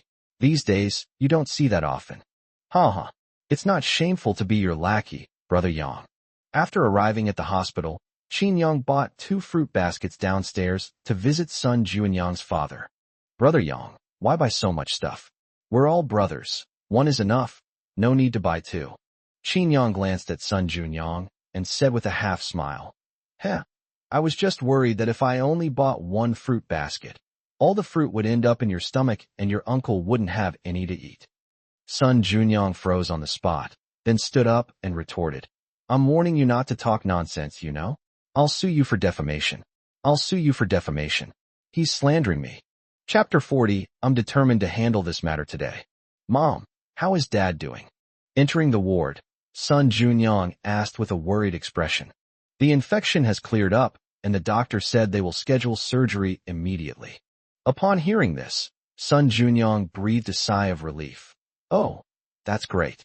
At this moment, Qin Yang slowly walked out from behind son Junyong and handed the 2 fruit platters in his hand to son Junyong's mother. Hello, Auntie. I'm son Junyong's friend. I heard his father was hospitalized, so I came to visit him. Upon hearing Qin Yang say that he was son Junyong's friend, son Junyong's mother immediately stood up and greeted him warmly.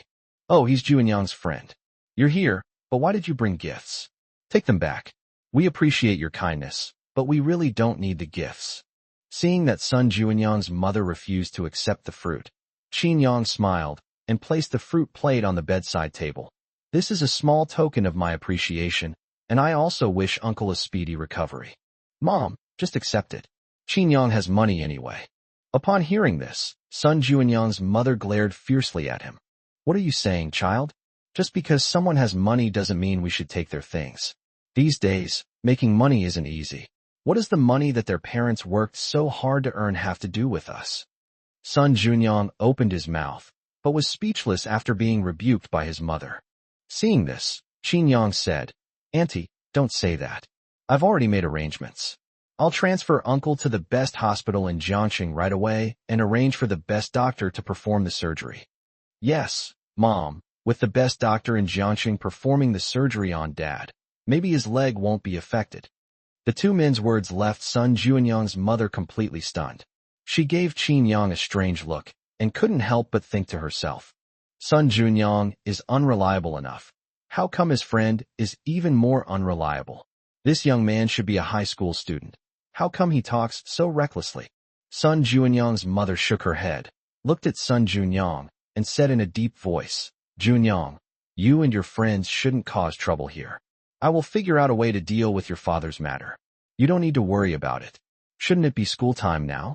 What are you 2 doing at the hospital instead of at school? Go back to class. You 2 don't need to worry about this.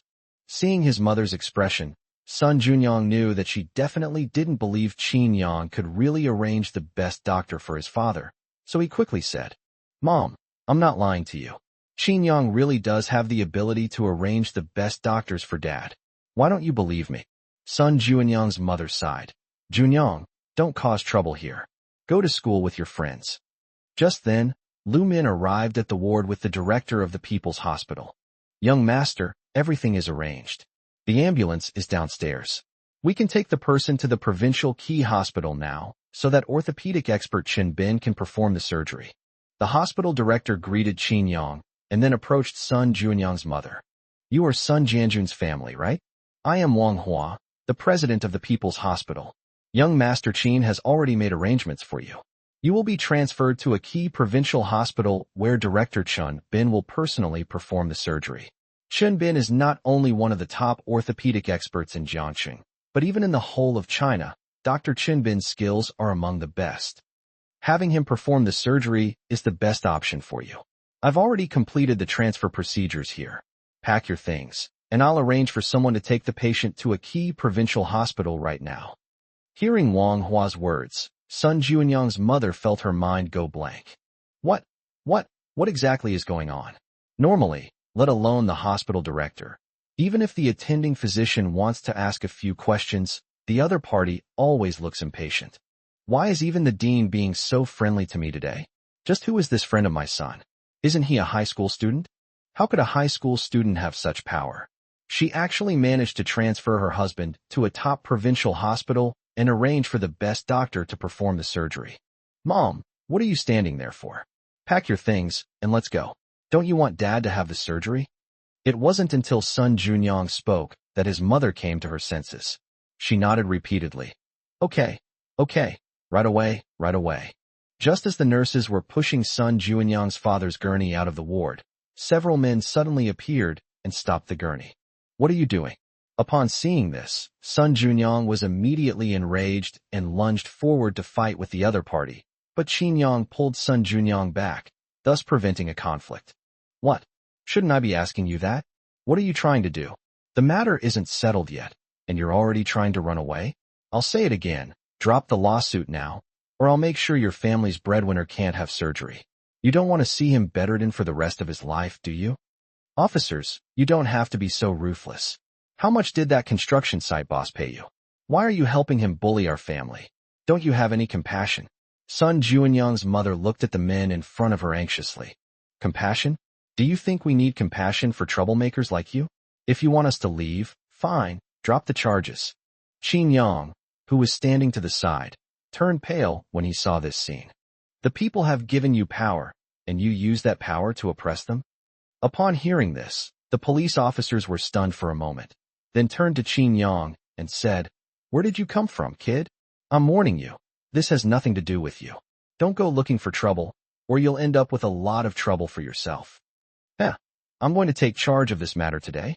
I know you're all acting under orders, so if you leave now, I can let you off the hook. But if you're stubborn, and don't blame me for settling all of you down with you. Several policemen looked Qin Yang up and down with smiles on their faces and laughed heartily. Haha. Kid, judging from your appearance, you're probably only a high school student. What's wrong? Have you been reading too many martial arts novels? Are you trying to be like those heroes who draw their swords to save the day? That's right, get out of here. Don't get in our way. As they spoke, one of them reached out and pushed Qin Yang. Qin Yang dodged to the side and then subdued him with a backhand. Assaulting a police officer. Assaulting a police officer. Contact the station immediately and send reinforcements. The police officer who had been captured by Qin Yang shouted exaggeratedly, and if you looked closely, you could see a faint smile in his eyes. Damn, how underhanded. Sun Junyang, who was standing to the side, was also shocked by the other party's shamelessness. He was the one who attacked first, and Qin Yang was just acting in self-defense, but he was accused of assaulting a police officer. Kid, you're in for a world of hurt now. You'll have a criminal record, which means you won't be able to take the civil service exam again. You'll regret it. Seeing the men surround Qin Yang and pull out stun guns, Lu Min quickly stepped in front of Qin Yang and said, "Who dares to mess around? Do you know who my young master is? If you dare to lay a finger on him today, you'll all be in Jiangxing prison tomorrow." As he spoke, Lu Min took out his phone and made a call. "Hello, is this Secretary Zhou? I think the public security system in Jiangxing needs to be investigated. If it's not investigated soon, even a junior police officer will be riding on your head. What happened? Some of your police officers attacked my young master. My young master acted in self-defense, but they claim it was an assault on a police officer. They're now using electric batons to beat my young master. Secretary Zhou, others may not know, but you should know what happens when you anger the Qin family. I'm at the People's Hospital now. Please handle this as soon as possible." With that, Lu Min hung up the phone. "Who did you call?" Several police officers stood there, looking at Lu Min with some confusion, a sense of unease enveloping them. Secretary Zhou, among the secretaries they know, the only one with the surname Zhou is the provincial party secretary Zhou Dawa. Could this person have made the call to the other party? You'll find out soon enough. The group exchanged glances, their fear barely concealed. Who was this person who could get directly to Secretary Zhou Dawa with a single phone call? And who was this young man whom he called young master? He's probably bluffing us. Calling Secretary Zhou? How could that be possible? Someone as busy as Secretary Zhou, would he have time to answer his calls? Just as the group was hesitating, the phone rang. They picked up their phones and saw that it was their director calling. Chapter 41. Qin Yang, you're the best. Hello. Chief, what's up with calling me? What's wrong? You're asking me what's wrong? Who did you guys offend at the hospital? The Public Security Bureau even called me saying they're going to fire me. I asked you to do some small things, and you keep making a mess of things. The director's words left the three of them stunned, their eyes filled with terror as they looked at Qin Yang and Lu Min. Could it be that he really called the provincial party secretary just now? Just who are these two people? Not only did he make a call to the provincial party secretary, but the other party also reacted so quickly, having the Public Security Bureau call the police station. Speak up. Are you mute? People from the department are coming soon. You lot, get back here and explain to the leaders in the department yourselves. After saying that, the director hung up the phone. Even after their phones went dark, the three police officers were still in shock. Their minds were blank, and they had only one thought in their minds. They were finished. They had messed with someone they couldn't afford to offend. Gentlemen, it was all a misunderstanding just now. Could you please go and explain this to our leader? The three looked at Qin Yang with pleading eyes. Everything had started because of Qin Yang, and they thought that if they could get his forgiveness, they would not be punished. Qin Yang glanced coldly at the three of them. Why should I explain for you? I have already warned you. It is your stubbornness and bullying that have caused this result. You can't blame anyone but yourselves. Get out of my way, or I'll do more than just make a phone call. As he spoke, Qin Yang pushed the three men aside, making way for Sun Junyang's father's hospital bed. Seeing this, Sun Junyang's mother was completely stunned. She carefully pulled Sun Junyang aside and asked, Junyang, just who is your friend? First, he got the hospital director to come and personally handle your dad's transfer procedures, and then he made a phone call to the police station directly from the Public Security Bureau. This background is beyond just somewhat powerful. I don't know exactly what Qin Yang's family does, but I do know they're very rich. Mom, guess how much a bottle of water Qin Yang drinks costs? How expensive can water be? 10 yuan. 10 yuan? If it were only 10 yuan, would I have made you guess? Qin Yang's bottle of water costs 680,000 yuan. That's enough to buy an apartment in a less desirable location. Sun Junyang's mother's eyes widened, her shock barely concealed. How much did you say? 680,000? How is that possible? Is that water? It's practically gold. No, more expensive than gold. So, with Qin Yang's help, all these problems in our family can be resolved. Sun Junyang's mother nodded solemnly, and then said to Sun Junyang earnestly, Junyang, no matter how powerful others are, they won't care about ordinary people like us. Your friend is willing to lend a helping hand, which means he thinks highly of you. You must treat him well and not let him down. Sun Junyang looked at his mother with a helpless expression. Mom, why are you saying such mushy things? Don't let him down. People who don't know better would think Qin Yang is a girl. After arranging everything, Qin Yang walked to Sun Junyang and his mother's side. I've arranged everything, Auntie. You can just take the ambulance to the Provincial Key Hospital. I've already paid for your ward and medical expenses, so don't worry about anything. As for Sun Junyang, he skipped half a day of class, so it's time for him to come back to class with me. Child, you've already helped my family a lot. How can I let you pay for the medical bills? How much did you pay? I'll transfer it to you now. Upon hearing that Qin Yang had paid for her family's medical bills, Sun Junyang's mother quickly said that she wanted to return the money to Qin Yang. Qin Yang waved his hand. It's okay. If you really feel bad, Auntie, it's simple. Let Sun Junyang pay it back slowly later. I'm not in a hurry. Sun Junyang's mother was slightly taken aback, then realized what she meant, and looked at Sun Junyang and said, You have a very good friend. Brother Yang, I'm so touched by how much you've done for me. Sun Junyang looked at Qin Yang with gratitude, and opened his arms as if to hug Qin Yang, but Qin Yang pushed him away. Come on, I don't like men. Haha. How do you know the guy isn't your type if you haven't even tried? Why don't we give it a shot? Stay away from me. I find your thinking a bit dangerous. When Qin Yang and his classmates returned to school, they were already in the second period, which happened to be their homeroom teacher's class. The homeroom teacher, who was giving a lecture, saw Qin Yang and Sun Junyang and nodded with a smile. Now that you're back, study hard, okay? Studying may not change your destiny, but your student life is a precious treasure for all of us. Cherish it. Understood, teacher. Sun Junyang nodded solemnly, and then sat back down in his seat. Qin Yang wasn't sure if it was just his imagination, but he felt that Sun Junyang seemed like a different person after this incident. He had actually started to concentrate on the teacher's lecture for the first time ever. Qin Yang had never seen anything like this before. The teacher on the podium also noticed Sun Junyang's change and nodded with satisfaction. By the way, students, there's something I need to tell you before get out of class ends. The school sports meet will be held on Wednesday, Thursday, and Friday. Originally, it was planned that our school would organize it on its own, but after careful consideration, the school leaders decided to co-organize it with Jiangxing No. 2 Middle School. We hope everyone will sign up enthusiastically, not only to bring honor to the school and class, but also to leave a wonderful memory of your student life. Here are the competition events. Take a look, everyone.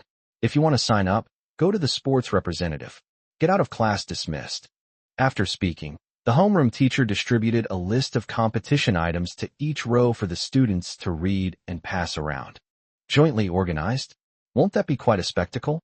Let me see what projects are involved. Yongji, let's sign up for the basketball tournament together. You're such a good basketball player. We're sure to win with you on the team.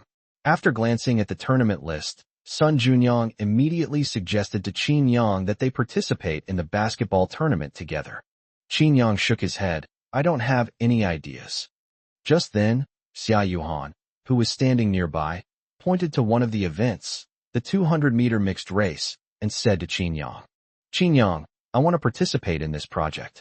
Let's do it together. Upon hearing this, Qin Yang hesitated, as running wasn't his forte. But seeing Xia Yuhan's expectant expression, Qin Yang finally agreed.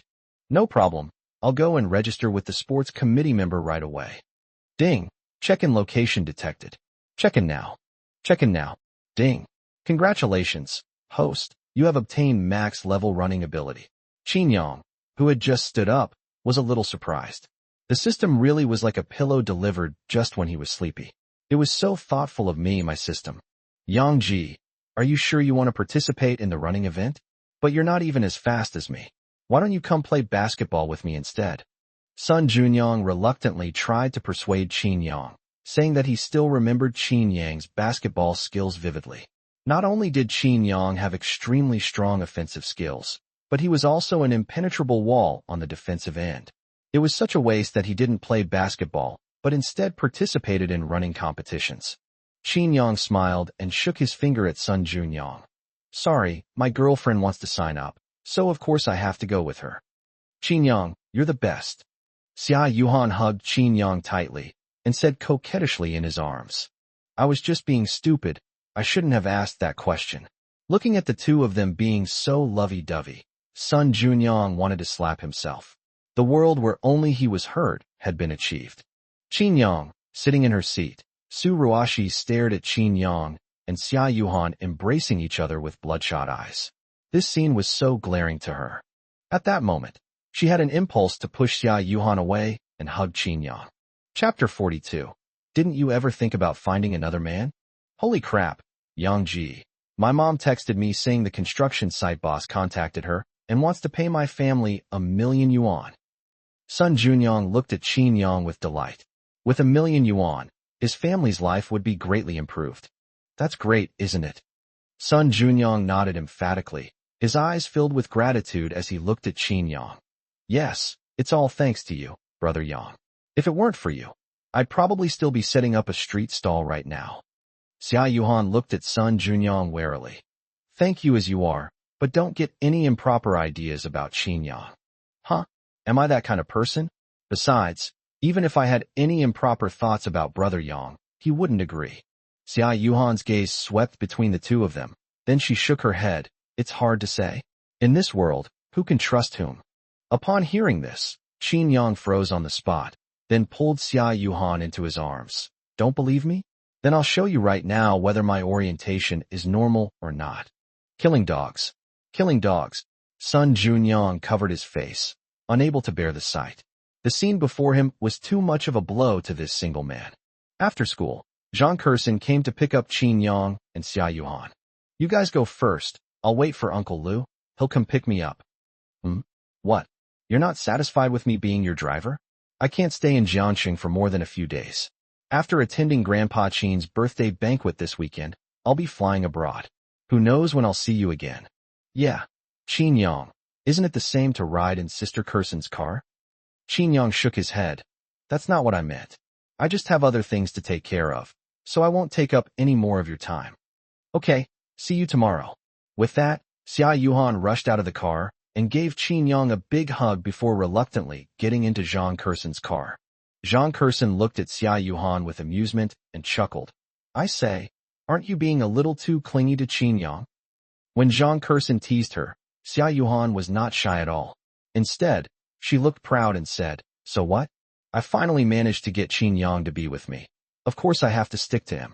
Zhang Kersen shook her head helplessly. This girl is hopeless. About 10 minutes after Zhang Kersen left, Lu Min drove up to pick up Qin Yang. Go to this place. After navigating to his aunt's address on his phone, Qin Yang handed the phone to Lu Min. Sitting in the car, Qin Yang felt a little expectant.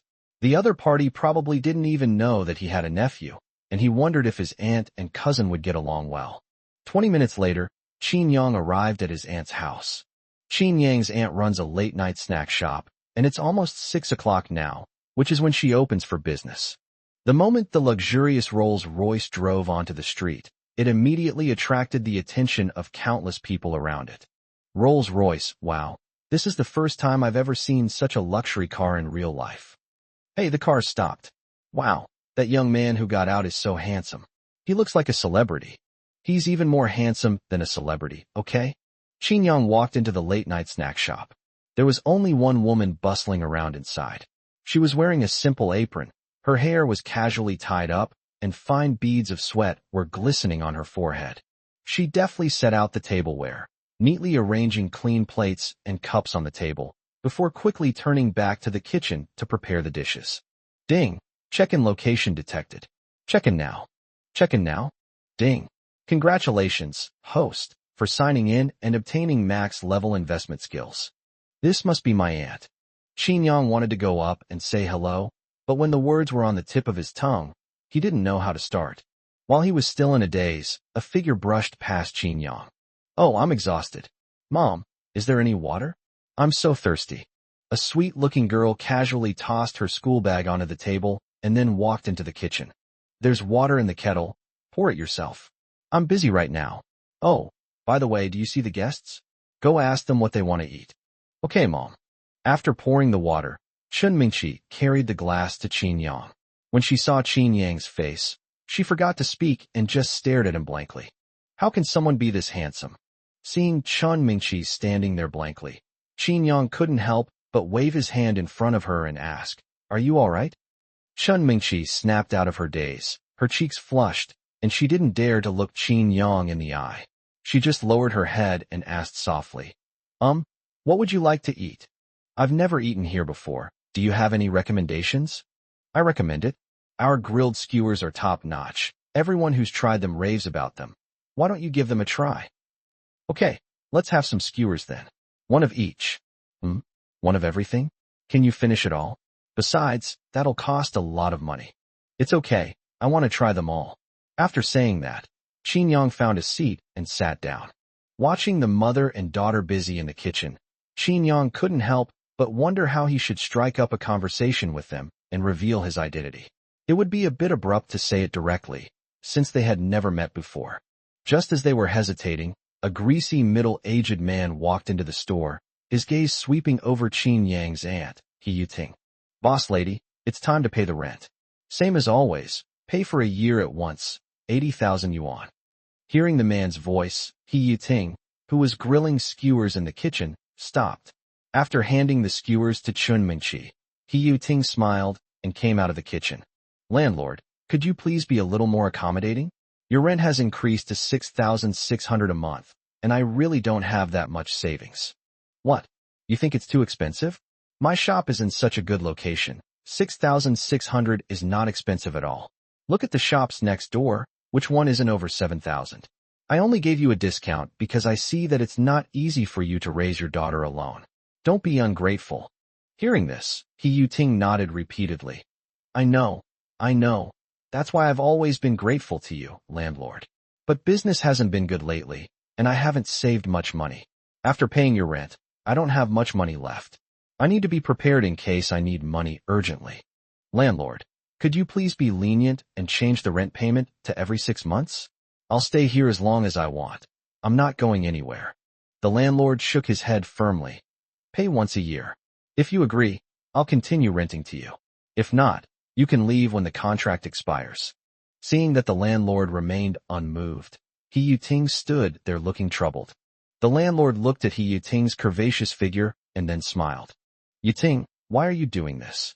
It's not easy for a woman to raise a child alone. Haven't you thought about finding another man?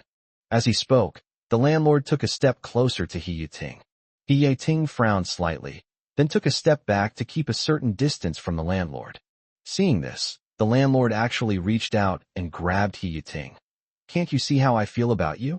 I don't care that you have a child. Do you still look down on me? He Yiting raised her hand to stop the landlord and said solemnly, Landlord, please have some self-respect. I will pay you the rent before the contract expires. If there's nothing else, you should leave. Huh? What are you pretending for? Your husband has been dead for so many years. You must be longing for a man, right? Can I satisfy you? If you stay with me, I'll give you half off the rent for this shop. How about it? Landlord, you have a family, so don't say things like that. He Yiting's face was full of disgust. If she didn't still need to rent the landlord's shop, she would have picked up a broom and kicked the landlord out. So what if you're married? If you agree to be with me, I'll divorce my wife. How about that? As he spoke, the landlord took another step closer, forcing He Yiting against the wall. She told you to leave. Are you deaf? Or are you such a stupid pig that you can't understand human language? Upon seeing his aunt being bullied, Qin Yang immediately came over and stood in front of He Yiting. Where did you come from, you bastard? You want to die, don't you? Just when he was about to win over He Yiting, Qin Yang interrupted him, which made the landlord angry. He immediately raised his hand and slapped Qin Yang across the face. You're the one who wants to die. Qin Yang grabbed the landlord's hand that was swinging, then slapped the landlord across the face with his other hand. Chapter 43 Sleep with me for one night, and we'll call it even. Qin Yang didn't hold back at all with this slap. The powerful blow knocked the landlord to the ground. The landlord covered his face, somewhat shocked. This child was incredibly strong. The slap felt like he had crashed his electric scooter into a wall. You dare hit me? Fine, just you wait. Based on the principle that a wise man doesn't fight a losing battle, the landlord left with a menacing threat and slunk away. Seeing the landlord leave, He Yiting looked worried. It's over. This landlord knows a lot of thugs. Young man, you'd better leave quickly. He must have gone to call for reinforcements. Once he brings his men back, you won't be able to escape.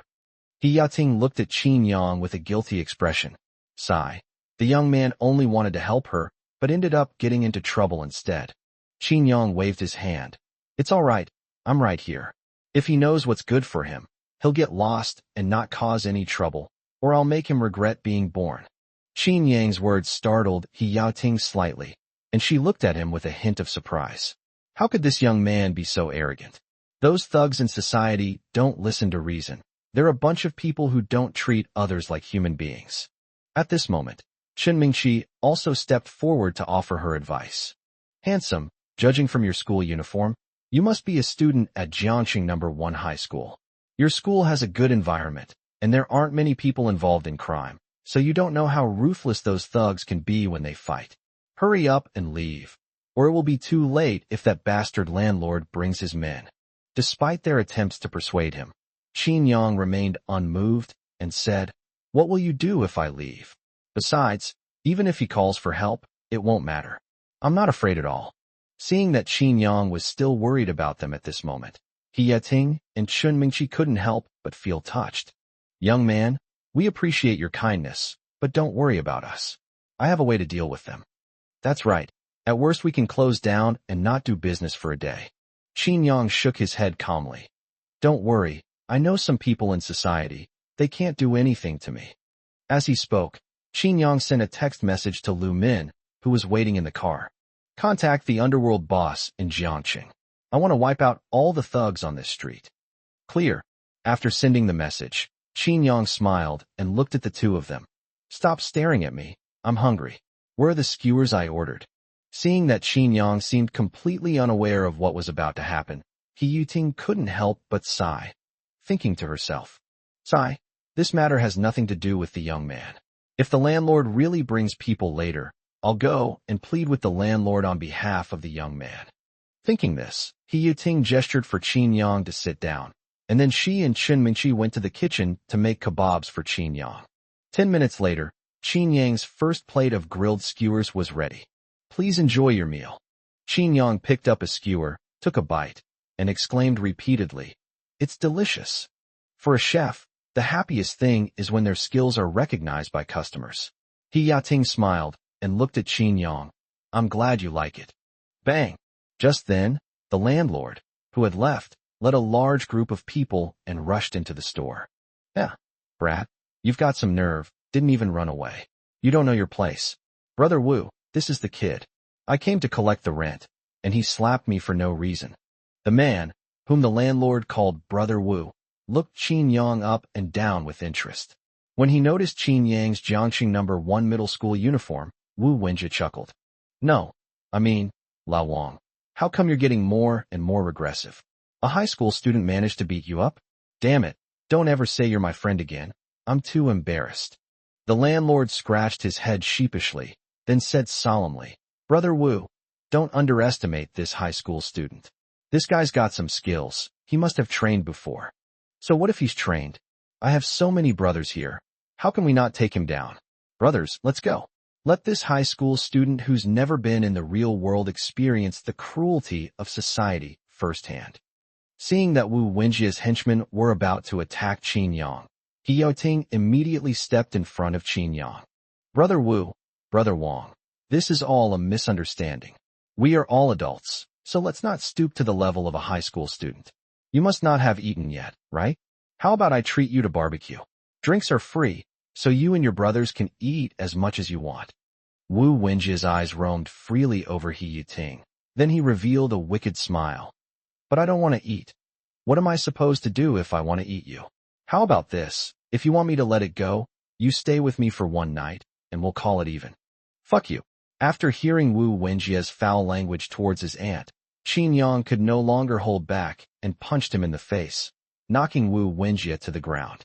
Still not satisfied, Qin Yang kicked out, striking Wu Wenjie squarely in the vital spot. Smack is the sound of an egg breaking. Ah, you bastard, I'll kill you. The excruciating pain almost made Wu Wenjie faint. He covered his groin with both hands and looked at Qin Yang with resentment, wishing he could devour Qin Yang alive. Beat them to death. At Wu Wenjie's command, his 20-odd henchmen swarmed forward instantly, each one wielding a club menacingly at Qin Yang, as if they wanted to tear him to pieces. The henchman at the front raised an iron rod and smashed it down on Qin Yang's head. Qin Yang dodged the blow easily and then threw a punch. The person who was hit groaned and flew backward, crashing heavily to the ground. This acted like a fuse, completely igniting the battle. More than 20 henchmen swarmed forward, their clubs raining down like raindrops. Faced with such a terrifying scene, Qin Yang remained calm and resolute, like a rock in a storm. He dodged left and right, skillfully avoiding most of the attacks. Occasionally, when he was hit, he would only slightly frown. Qin Yang seized the opportunity, kicked one of the men several meters away, and then dodged the stick in the man's hand, swinging it around like a tiger among sheep. Wherever the stick struck, the henchman fell to the ground. Qin Yang's figure was like an unstoppable lightning bolt. In no time, more than 20 people were lying on the ground, groaning in pain. Qin Yang stood in the middle, his breathing somewhat disordered, but his eyes remained sharp. Fake, right? He took down so many people all by himself. The landlord was so frightened that he collapsed to the ground. He had seen people who could fight, but he had never seen anyone as good as Qin Yang, who was just a high school student. Qin Yang slowly walked towards the landlord, not giving him a chance to beg for mercy, and smashed a stick hard into his vital spot. The excruciating pain caused the landlord to faint on the spot. You, don't come any closer, don't come any closer. Seeing Qin Yang slowly walking towards him, Wu Wenjie kept backing away, not daring to look Qin Yang in the eye. Wu Wenjie was filled with regret. If he could turn back time, he would never have gotten involved in this mess. Wang Hao hadn't just provoked a high school student. He was practically a god of war. You want to spend the night with me? I'll keep you company today. With his smack, Qin Yang struck Wu Wenjie in the chest with his stick, breaking several of his ribs instantly. No, I was wrong. Wu Wenjie, who had fallen to the ground, desperately tried to crawl outside. In his eyes, Qin Yang was a demon at this moment, and he just wanted to escape the clutches of this demon as soon as possible. Just then, a pair of gleaming leather shoes came into Wu Wenjie's view. He slowly looked up, and when he saw the person's face clearly, Wu Wenjie was overjoyed. Boss, you're here. That's great. This guy beat up our brothers. Quickly take some men and teach him a lesson to avenge our brothers. Upon hearing Wu Wenjie's title, He Yaoting and Chun Mingqi felt a chill in their hearts. Wu Wenjie's boss. Wasn't that Han Zijian, the person in charge of this street? I heard that this Han Zijian is no ordinary hoodlum. He's a legitimate gangster who drives a BMW, far beyond what ordinary hoodlums can compare to. Just when everyone thought that Qin Yang was doomed now that Han Zijian had arrived, Han Zijian's actions surprised everyone present. Chapter 44, Reunion. Under Wu Wenjie's expectant gaze, Han Zijian slowly raised his foot and then kicked Wu Wenjie hard in the head. Bang! Wu Wenjie's head slammed heavily to the ground, and he saw stars. Boss. Han Zijian's kick caught Wu Wenjie completely off guard. His boss was known for protecting his own, so why was he not only not helping him get revenge after being beaten up, but also attacking him instead? This is just a little lesson for you.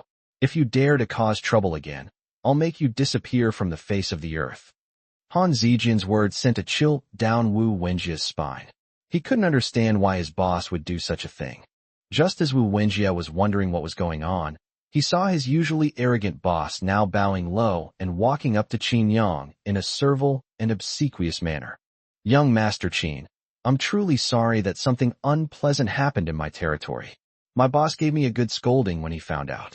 Don't worry, I assure you, this kind of thing will never happen again. Han Zijian's attitude sent shockwaves through Wu Wenjie's mind. What was going on with his boss? Why was he being so humble in front of a high school student? And the boss just mentioned his boss? Isn't the boss the underground emperor of Jiangxing, the head of the entire Jiangxing underworld? Who exactly is this high school student? How could he have alarmed such a big shot? I hope you keep your word, otherwise I wouldn't mind wiping out the entire Jiangxing underworld. This place is under my protection. Clear. Others might think Qin Yang was bragging, but Han Zijian knew that the other party truly had the ability. When the boss called him earlier, he emphasized that he must calm the other party's anger, otherwise not only himself, but the boss would also be doomed. All right, take your people and leave. Don't disturb my meal. Yes. Han Zijian bowed respectfully to Qin Yang, then turned to Wu Wenjie and the others. What are you all standing there for? Get out of here, don't get in Qin Shao's way. Even after Han Zijian and the others had gone far away, He Yating and her daughter were still in shock. They stared blankly at Qin Yang, their shock beyond words. Han Zijian is no good person. I've seen him bully people a lot. But today he's behaving himself in front of Qin Yang. What's the background of this high school student who came to eat at the restaurant? Please wait a moment. I'll make your skewers right away. Don't worry, I won't charge you. Regardless of who Qin Yang is, the fact that he could scare away a low-level gangster like Han Zijian with just a few words shows that he is someone she can't afford to mess with. Perhaps worried that she might do something wrong and offend Qin Yang, He Yating immediately suggested that Qin Yang not pay for the meal. Seeing the fear in their eyes, Qin Yang waved his hands repeatedly. You've misunderstood. I'm not some vicious person. Actually, if I had to say, I should call you Aunt. Mengqi is my cousin. Huh? What did you say? Qin Yang's words left He Yating and Chun Mingqi at a loss. They exchanged a glance, both looking incredulous. When did they have such a powerful relative? How come they had never heard of him before? My mother's name is Chun Wanting, and she is Mengqi's father's younger sister. Wanting, you are Wanting's son. He Yating had obviously heard of Qin Yang's mother, so she couldn't help but exclaim in surprise after Qin Yang introduced himself. Child, why are you alone? Where are your parents? Your uncle's only wish before he passed away was to see your mother one last time, but we have been unable to find her. Upon hearing this, Qin Yang smiled bitterly. My parents died in a car accident. I suppose they are reunited in heaven now. Upon hearing the news of Qin Yang's mother's death, He Yating stood frozen in place, her eyes filled with pity as she looked at Qin Yang. Alas, life is unpredictable. Child, you must have suffered a lot. No, I live with my grandfather, and he treats me very well. My name is Qin Yang, but you can call me Xiao Yang, Aunt. He Yating nodded. It's good that you're back. From now on, this is your home. Mengqi, come over and get to know your brother. Chun Mingqi looked at Qin Yang with curiosity, still reeling from the information she had just received. Are you really my brother? I have such a handsome cousin. Seeing that the two of them didn't reject him at all, Qin Yang couldn't help but smile with relief. You're very beautiful too. As he spoke, Qin Yang suddenly remembered something. So he quickly got up and walked out of the store. When they saw Qin Yang walk to the Rolls-Royce parked by the roadside, He Yating and Chun Mingqi couldn't help but widen their eyes. That's a Rolls-Royce, isn't it his car? It seems so, Mom. We have such a rich relative. Seeing Qin Yang approach, Lu Min, who was waiting in the car, quickly got out. Young master, is there anything I can help you with? What about the gift I bought for Mingqi? Give it to me. I'll give it to her. Soon, Lu Min took an exquisite gift box from the car and handed it to Qin Yang. Back in the store, Qin Yang handed the gift box to Chun Mingqi. Mingqi, nice to meet you. This is a gift I bought for you. I hope you like it. Chun Mingqi accepted the gift box from Qin Yang with a look of surprise and delight, then looked at Qin Yang expectantly. Cousin, can I open it now? Qin Yang nodded. Of course, it was originally bought as a gift for you. After receiving Qin Yang's permission, Chun Mingqi opened the package and found a Gucci bracelet inside. The bracelet was beautiful, and Chun Mingqi wanted to put it on right away, but when she saw the price, she was stunned. 200,000 yuan. This bracelet actually cost 200,000 yuan. Even my own mother couldn't save this much money after a year of hard work. Thinking of this, Chun Mingqi handed the gift box back to Qin Yang. Cousin, I can't accept this. Qin Yang's smile froze, and he looked at Chun Mingqi with a puzzled expression. Chun Mingqi was clearly delighted when she saw the bracelet. So why did she not want it anymore? Why? Don't you like it? Chun Mingqi shook her head. Cousin, this is too expensive. I can't accept it. Hearing Chun Mingqi say this, He Yating, who was standing next to her, also glanced at the bracelet's tag. When she saw the price, she quickly stuffed the gift box back into Qin Yang's hands. Xiaoyang, this is too expensive. Mingqi is still a student and can't accept such an expensive gift from you. You should take it back to the store and return it. Qin Yang suddenly realized that the bracelet was too expensive. Well, 200,000 yuan was nothing to him, but for an ordinary family, it was a year's income. Qin Yang smiled and handed the gift box to Chun Mingqi. I'll give it to you, so just take it. 200,000 is nothing to me. It's just a small token of my appreciation. Please accept it. Young master is right. Please accept this. Although you haven't officially taken over the Qin family yet, young master's assets are already worth no less than 10 billion. This amount of money is really nothing to young master. Hiss. Lu Min's words made He Yating and her daughter gasp. 10 billion? What does that mean? Can they even spend it all? They don't even dare to dream of 1 million. Xiaoyang, what exactly does your family do? How come you're so rich?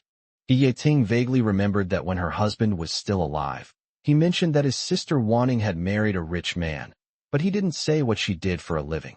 Chapter 45. Consider it protection money they gave me. Have you heard of the Qin family of the capital? He Yating and Chun Mingqi exchanged a glance, and then shook their heads. Well, I don't know what to say then. Just know that my family is very rich.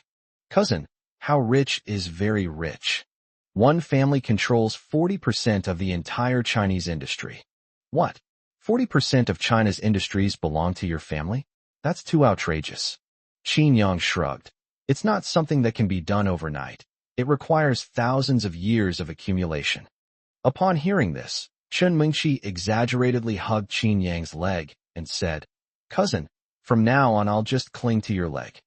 Haha, hug me all you want. Qin Yang was amused by Chun Mingqi's exaggerated manner. He Yating glared at Chun Mingqi.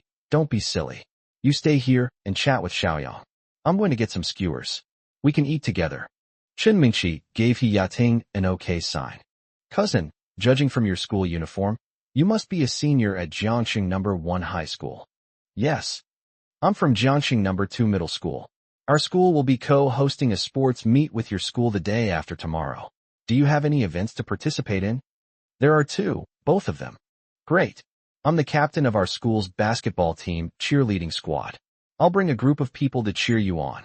Upon hearing this, Qin Yang looked at Chun Mingqi with a playful expression. As the captain of the No. 2 Middle School's cheerleading team, it's not very appropriate for you to cheer for someone from No. 1 Middle School. Chun Mingqi proudly raised her face. So what? I'm cheering for my brother. I'm happy to. Haha. Okay, then I'll be waiting for you to come and cheer me on. When you come to No. 1 High School, I'll introduce you to someone. Who is it? Chun Mingqi looked at Qin Yang with curiosity. He was introducing her to someone. Could it be that he wanted to set her up with a boyfriend? Thinking this, Chen Mingqi quickly said, "Bro, I don't even look at guys who aren't as handsome as you." Upon hearing this, Qin Yang was stunned for a moment, then looked at Chen Mingqi in surprise. What was this girl thinking? Besides, he was already at max level in terms of looks. Was there anyone more handsome than him? Qin Yang reached out and gently tapped Chen Mingqi on the head, then laughed and said, "What are you thinking about?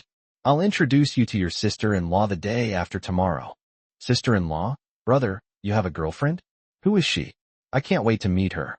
I'm starting to envy her for having such a handsome boyfriend like you. Chen Mingqi exclaimed in surprise, immediately attracting He Yaoting's attention in the kitchen. Upon hearing that Qin Yang had a girlfriend, He Yaoting quickly came out and solemnly said to Qin Yang, "Xiaoyang, I've been through your grade level too, and I know that this is the time when your heart starts to flutter with romance. But you must prioritize your studies. You're a student now, and the most important thing is to do well in your studies. Don't let love distract you, understand?"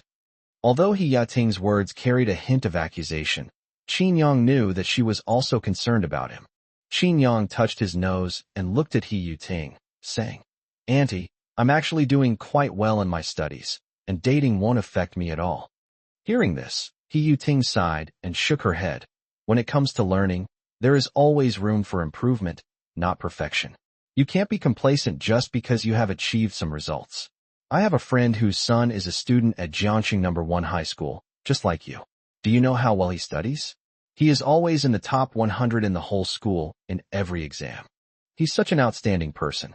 His mother said he studies until 1 or 2 in the morning every day. You should learn from him, you know. Qin Yang shook his head and chuckled. "Auntie, I know you care about me, but it really won't affect me. I was 3rd in the whole school in the last monthly exam, and I'm confident I can get 1st place next time." Previously, Qin Yang scored almost full marks in all subjects except English, only losing some points in Chinese. Now, after receiving system rewards, Qin Yang's English has also improved, and taking 1st place in the whole school is now a piece of cake for him.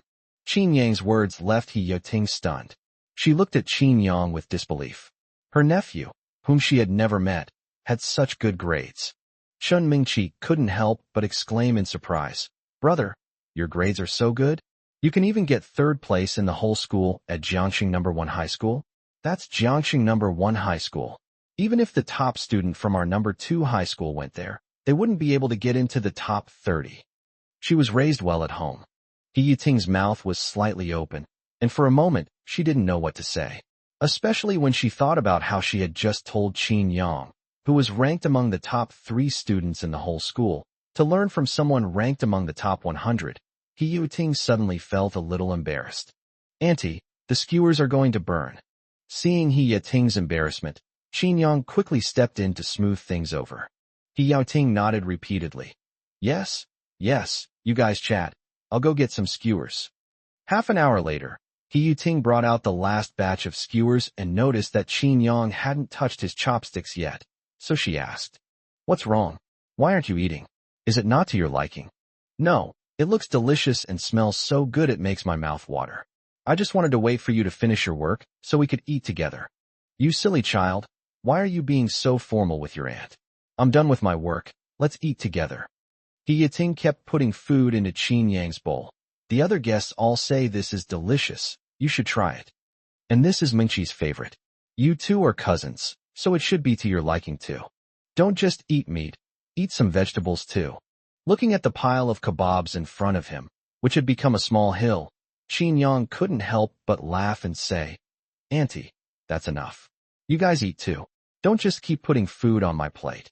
In the past, when Qin Yang ate with his grandfather would always lecture him on a lot of rules at the dinner table. Qin Yang had never experienced such a warm and cozy meal before. Just then, Han Zijian returned. "Young Master Qin, I have something to report to you. I have already reached an agreement with the landlord of this shop. From now on, the shop will be rent-free. I will also bring my men to patrol regularly, and there will definitely be no more incidents like today where someone comes to cause trouble." Seeing Han Zijian, who was usually so arrogant, now bowing and scraping before Qin Yang, He Yating and her daughter couldn't help but sigh inwardly. Indeed, Only those with power and influence have the right to stand in this world. If it weren't for Qin Yang, who knows what kind of bullying they would have suffered. Since you know it's a small matter, why are you bothering me? Qin Yang frowned slightly. He didn't like people who would come to claim credit for doing something small. Han Zijian's expression froze. Qin Yang's reaction was completely different from what he had imagined. He thought he could get close to Qin Yang this way, but now it seemed that he had touched a nerve. I'm sorry. I'll leave now so as not to disturb you any longer. Han Zijian bowed to Qin Yang and then prepared to leave. Wait a minute. He Yiting called out to Han Zijian. Go back and tell the landlord that the rent is what it should be, and I won't shortchange him. But also warn him that if he harasses me again, I won't be polite to him. He Yiting felt that rent should still be paid. She believed that all the money she earned was earned honestly, and she would not take a penny more than her due to something that did not belong to her. Aunt, it's all right. Let's just waive the rent. Consider it protection money they paid me. Xiaoyang, these are two different things. I'm happy to have them take care of my business, but the rent still needs to be paid. All right then. Qin Yang turned to Han Zijian and said, Did you hear that? I'm not going to hold it against you this time because of my aunt. But be more discerning in the future. Han Zijian nodded repeatedly. Of course, he knew what Qin Yang meant. When he got back, he gave his brothers a strict order. They had to eat at this restaurant at least 5 times a week, or they would be kicked out of the gang. Not only that, but he also needed his subordinates to help manage the shop, so that Qin Xiao's aunt wouldn't get tired from the increased number of customers. Seeing Qin Yang's commanding manner, He Yiting couldn't help but smile.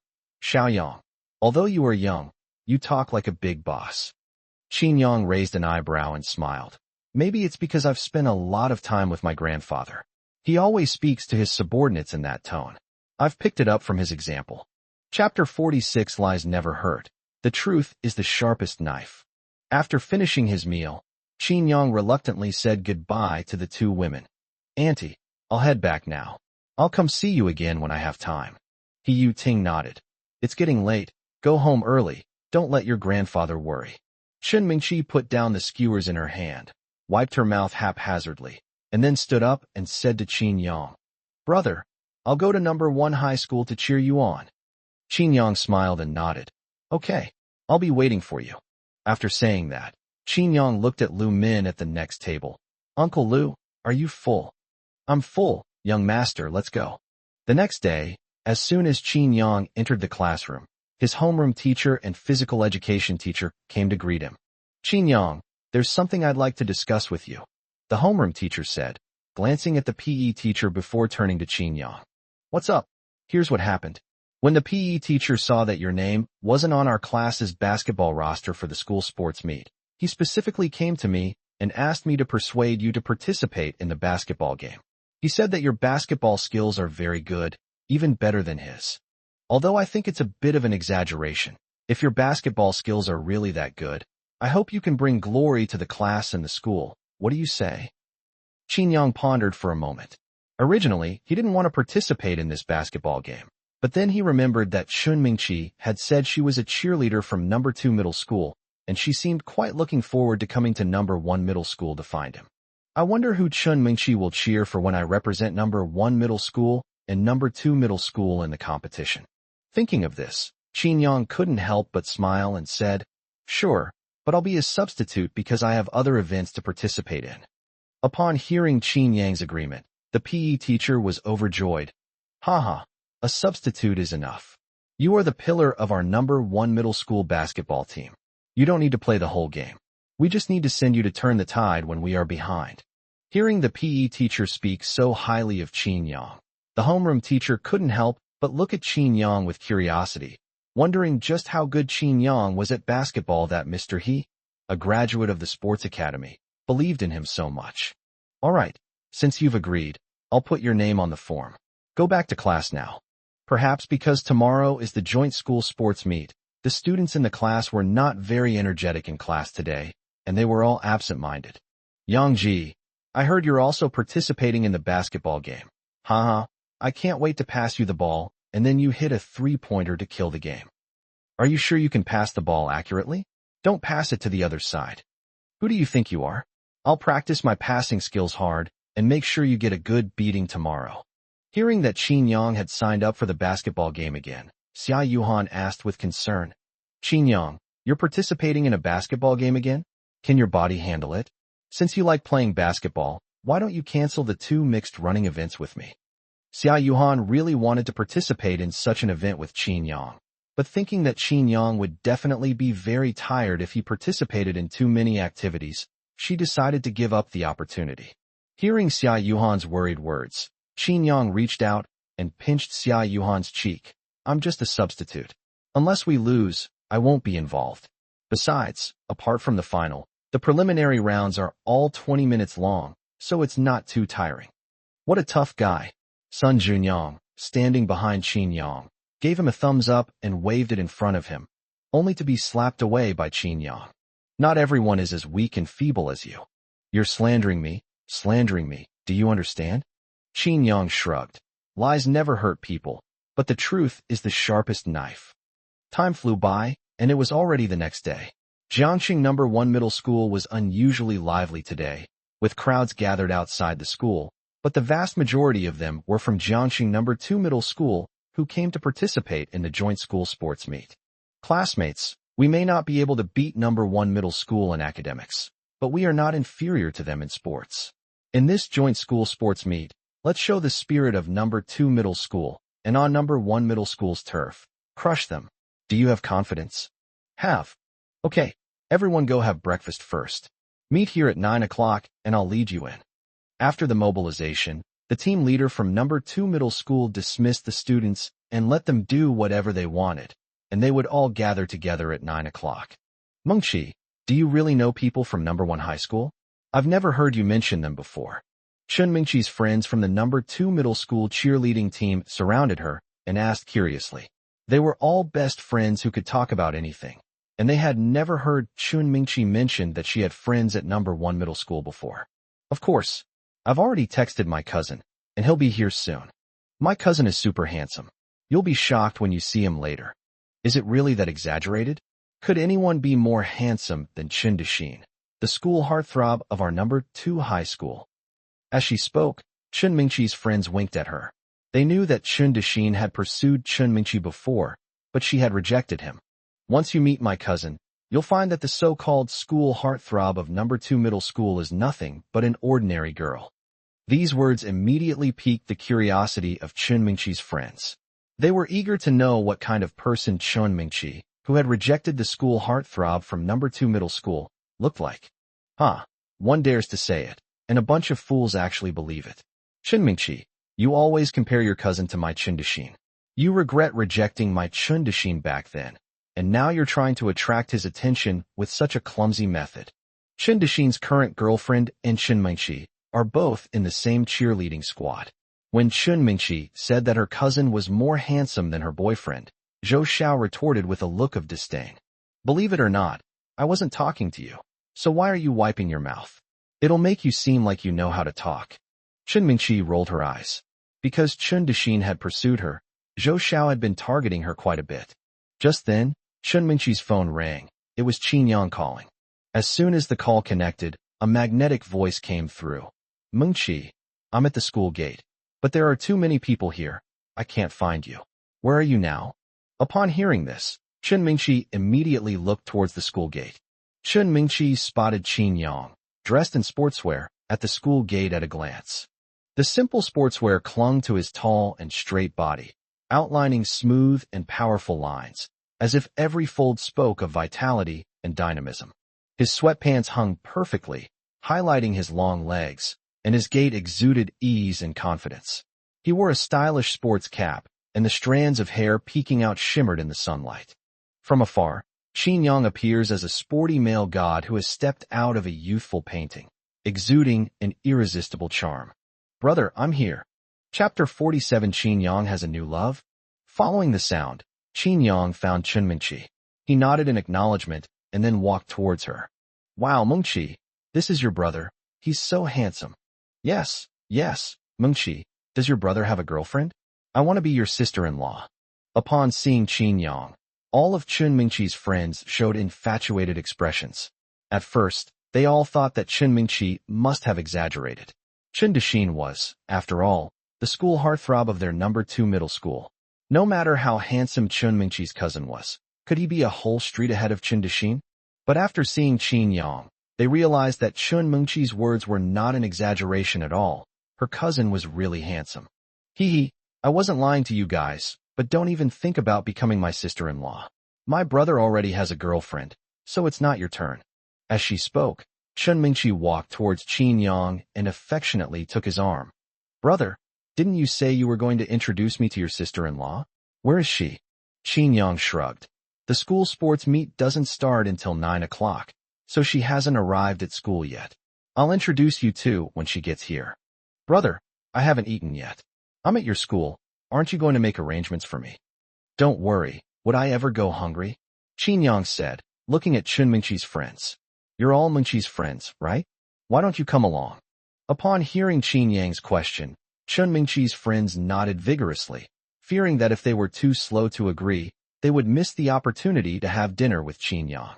Qin Yang? And who was that girl next to him?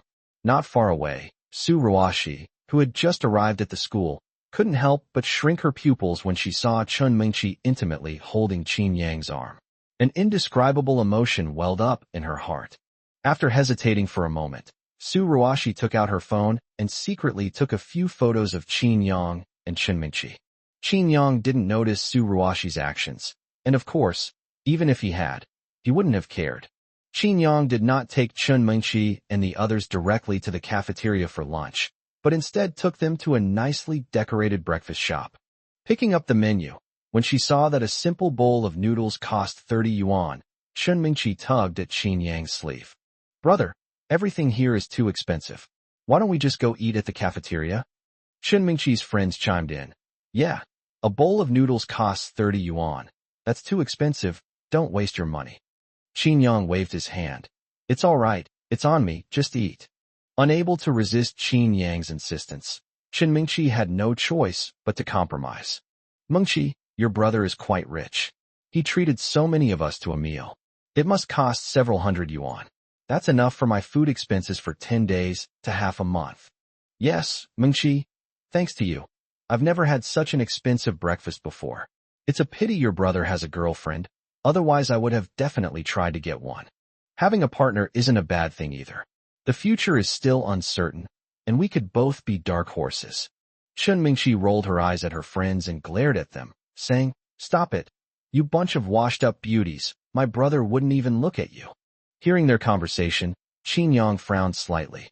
So, are all high school girls this open-minded these days? Am I the old-fashioned one? While Qin Yang and Chun Mingqi were having dinner at the restaurant, Xia Yuhan arrived at the school. Xia Yuhan, dressed in sportswear, is like a ray of bright sunshine in summer, instantly bringing back memories of a vibrant season.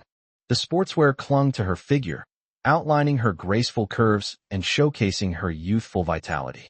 Her hair swayed gently in the breeze, complementing the clean lines of her sportswear, and her bright eyes sparkled with confidence, as if they could illuminate the whole world.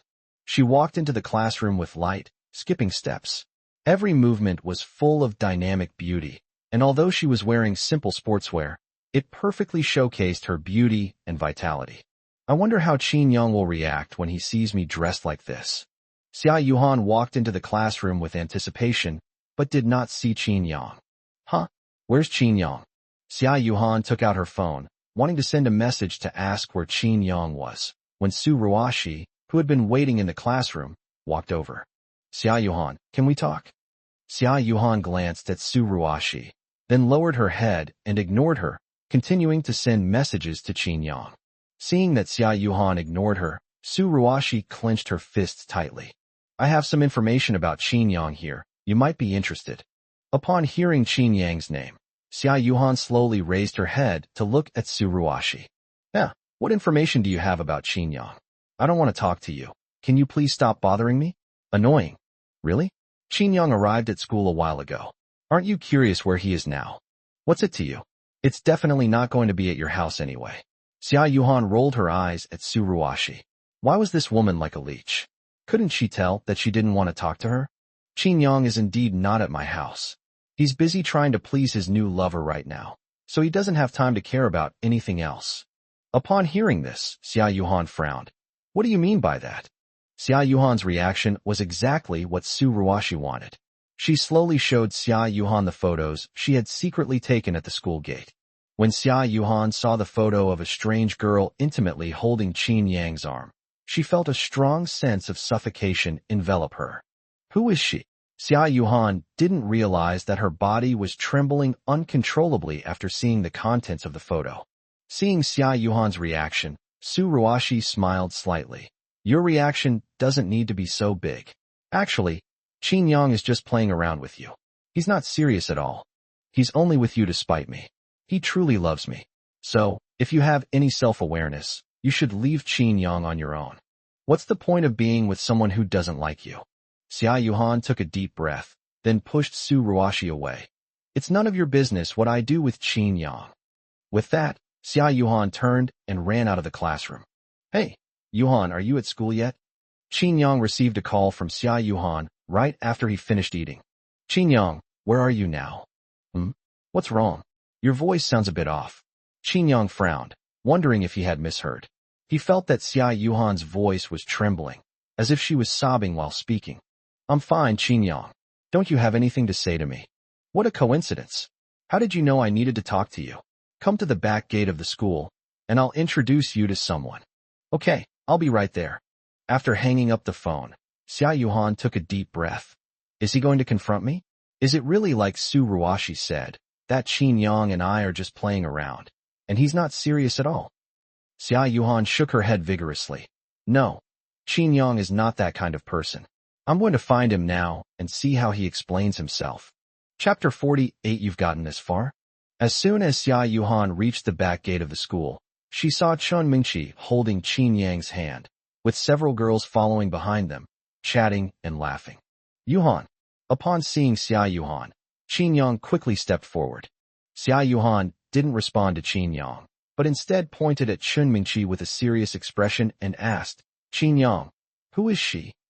Chun Mingqi, who was suddenly pointed at, was stunned for a moment, but quickly realized that her sister-in-law must have misunderstood her just now because she was holding her cousin's hand. Thinking of this, Chun Mingqi quickly said, Hello, sister-in-law, I am Qin Yang's cousin. You can just call me Mingqi. Chun Mingqi's words made Xia Yuhan pause. This is Qin Yang's cousin? Qin Yang has a cousin? How come I've never heard of her before? Yuhan, what are you doing? You don't think I'm seeing other girls behind your back, do you? Mingqi is my cousin, my biological cousin. She's a student at Jiangxing No. 2 Middle School, and she's here to participate in our school's joint sports meet. I was just about to introduce you to. Chun Mingqi nodded in agreement. Yes, sister-in-law, you are so beautiful. No wonder my brother likes you.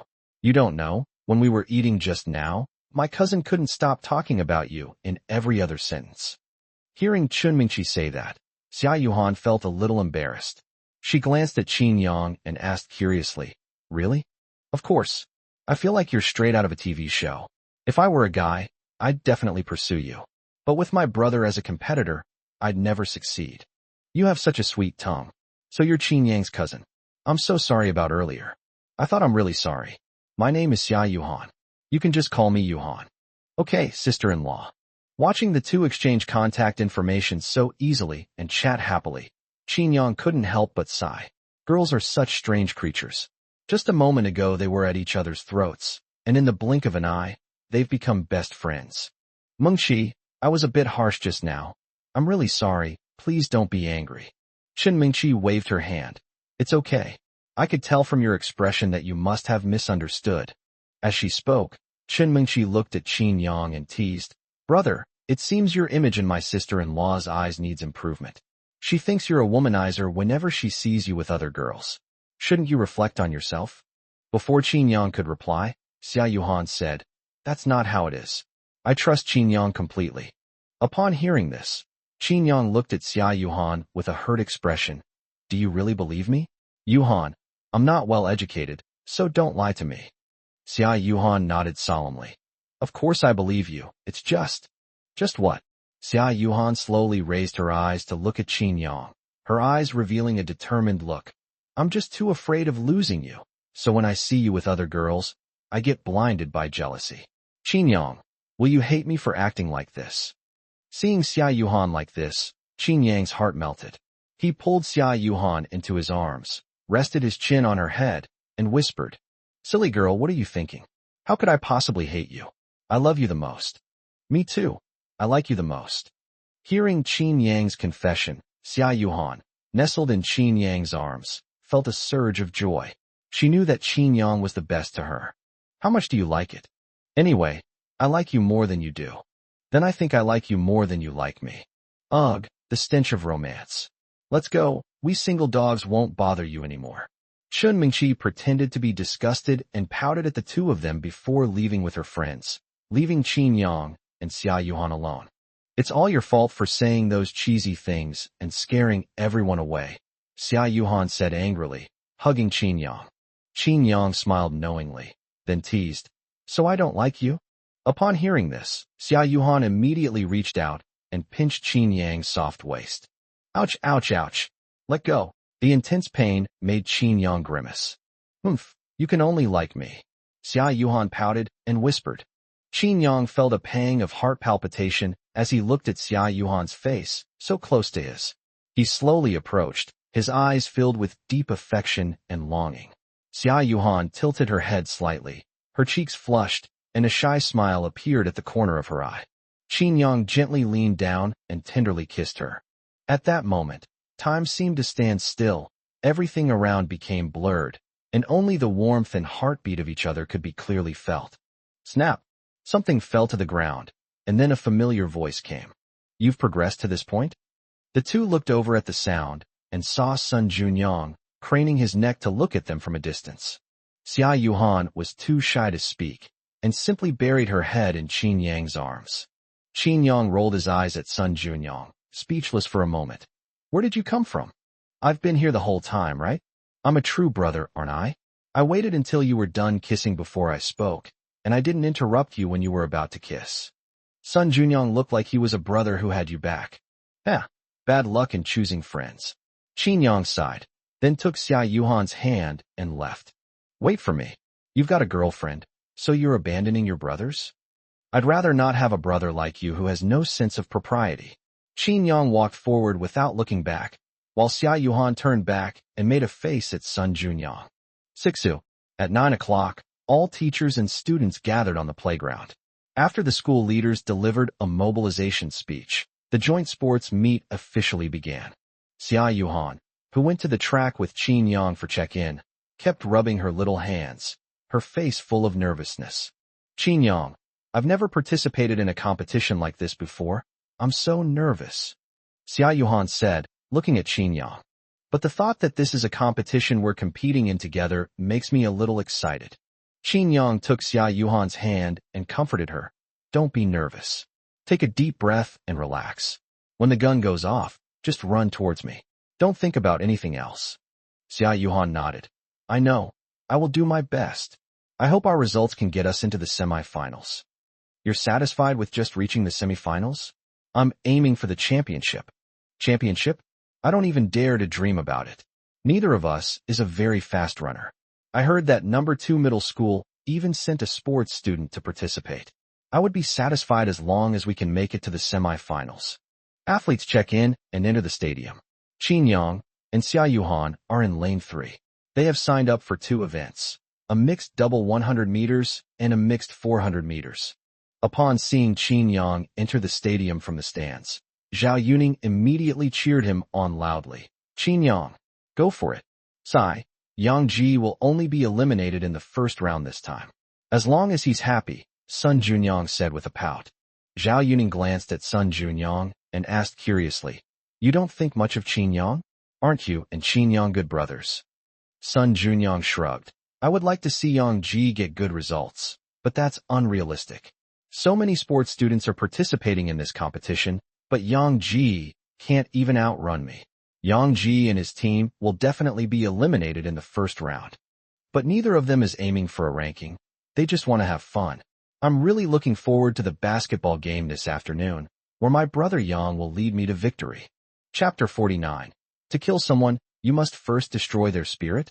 The mixed 100-meter race that Qin Yang and Xia Yuhan participated in was actually a relay race.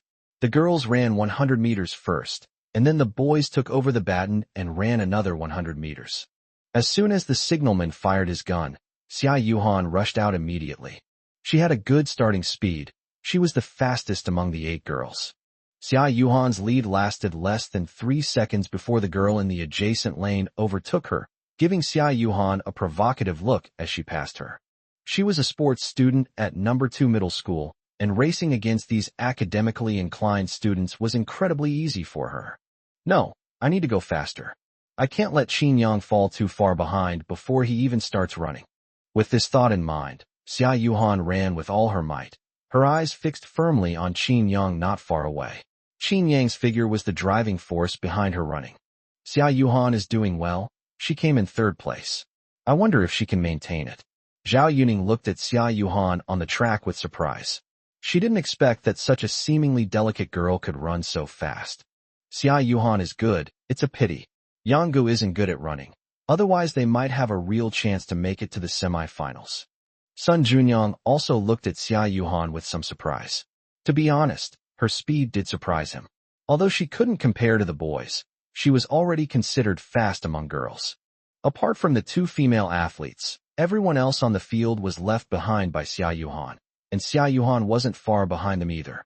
Just as the 2 were talking, Xia Yuhan had already run up behind Qin Yang. Qin Yang assumed his starting position, extending his arms backward to receive the baton from Xia Yuhan. Haha, my brother Yang is really putting on a show. But don't let all his impressive moves turn out to be nothing more than a poor ranking. Seeing Qin Yang's extremely standard starting posture on the track, Sun Junyang was surprised and couldn't help but joke. Qin Yang steadily received the baton from Xia Yuhan's hand. The moment he gripped the baton tightly, Qin Yang felt as if boundless power had been injected into his body. Qin Yang burst forth like a wild horse. He took long strides, his legs moving with incredible speed, a speed that was astonishing. His figure sped past on the track, quickly overtaking the opponent in front. Oh! In the stands, Sun Junyang stood there with his mouth agape, speechless for a long time. Wait, was this really the Qin Yang he knew? He had never seen Qin Yang run this fast during the physical fitness tests before.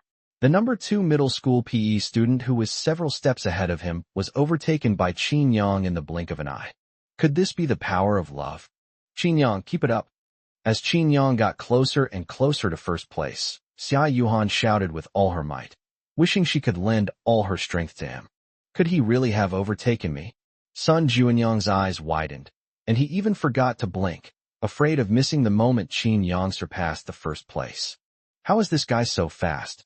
He was almost 10 body lengths behind me when we exchanged batons. How did he catch up with me now? I can run 100 meters in under 11 seconds. How could he run it in under 10 seconds? That's impossible. The sound of Qin Yang's breathing grew clearer and clearer in his ears. The 1st place runner panicked and could only swing his arms and legs with all his might to try to pull Qin Yang away. Qin Yang gripped the baton tightly, his eyes sharp and focused. With each quick step, he caught up with the 1st place runner. The sports student from number 2 middle school saw out of the corner of his eye that Qin Yang, after catching up with him, overtook him like a cannonball. He's still accelerating, are you kidding me? Isn't he a liberal arts student? In the instant his opponent was stunned, Qin Yang had already overtaken the 1st place and left everyone behind. The scene was like a ferocious beast devouring its prey without any mercy. Holy crap! My brother Yang really beat the sports students? That's incredible. He's like a legend. Sun Junyang exclaimed excitedly as he watched Qin Yang cross the finish line in 1st place, his eyes filled with disbelief. What does Boryang mean? Zhao Yuning looked at Sun Junyang with a puzzled expression, not understanding what special meaning this newly invented word had. My brother Yang is channeling Usain Bolt. Isn't that Bo Yang? Let's go pick up brother Yang. On the judge's stand, Qin Yang's physical education teacher was also speechless with shock. When he saw Qin Yang participating in the running competition, he was curious about what kind of results Qin Yang could achieve. Therefore, as soon as Qin Yang started running, he took out a stopwatch and started timing Qin Yang. Qin Yang's time from start to finish was 9.5 seconds. 9 seconds and 80 centimeters. How many people of Asian descent can run that time? And as far as he knew, Qin Yang hadn't even had any systematic training. He couldn't even imagine someone who had never trained running 100 meters in 9 seconds and 80 centimeters. He couldn't even imagine what kind of time Qin Yang could achieve with professional training. He's probably going to break a world record. He's good at basketball and fast at running. This kid is a true all-around athlete. It would be a waste for someone like him to study academics. He should be stuck in the sports world. No, I have to have a serious talk with him.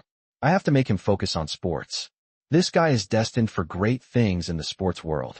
At the finish line, Xia Yuhan looked at Qin Yang with a surprised and delighted expression. Qin Yang, you're amazing.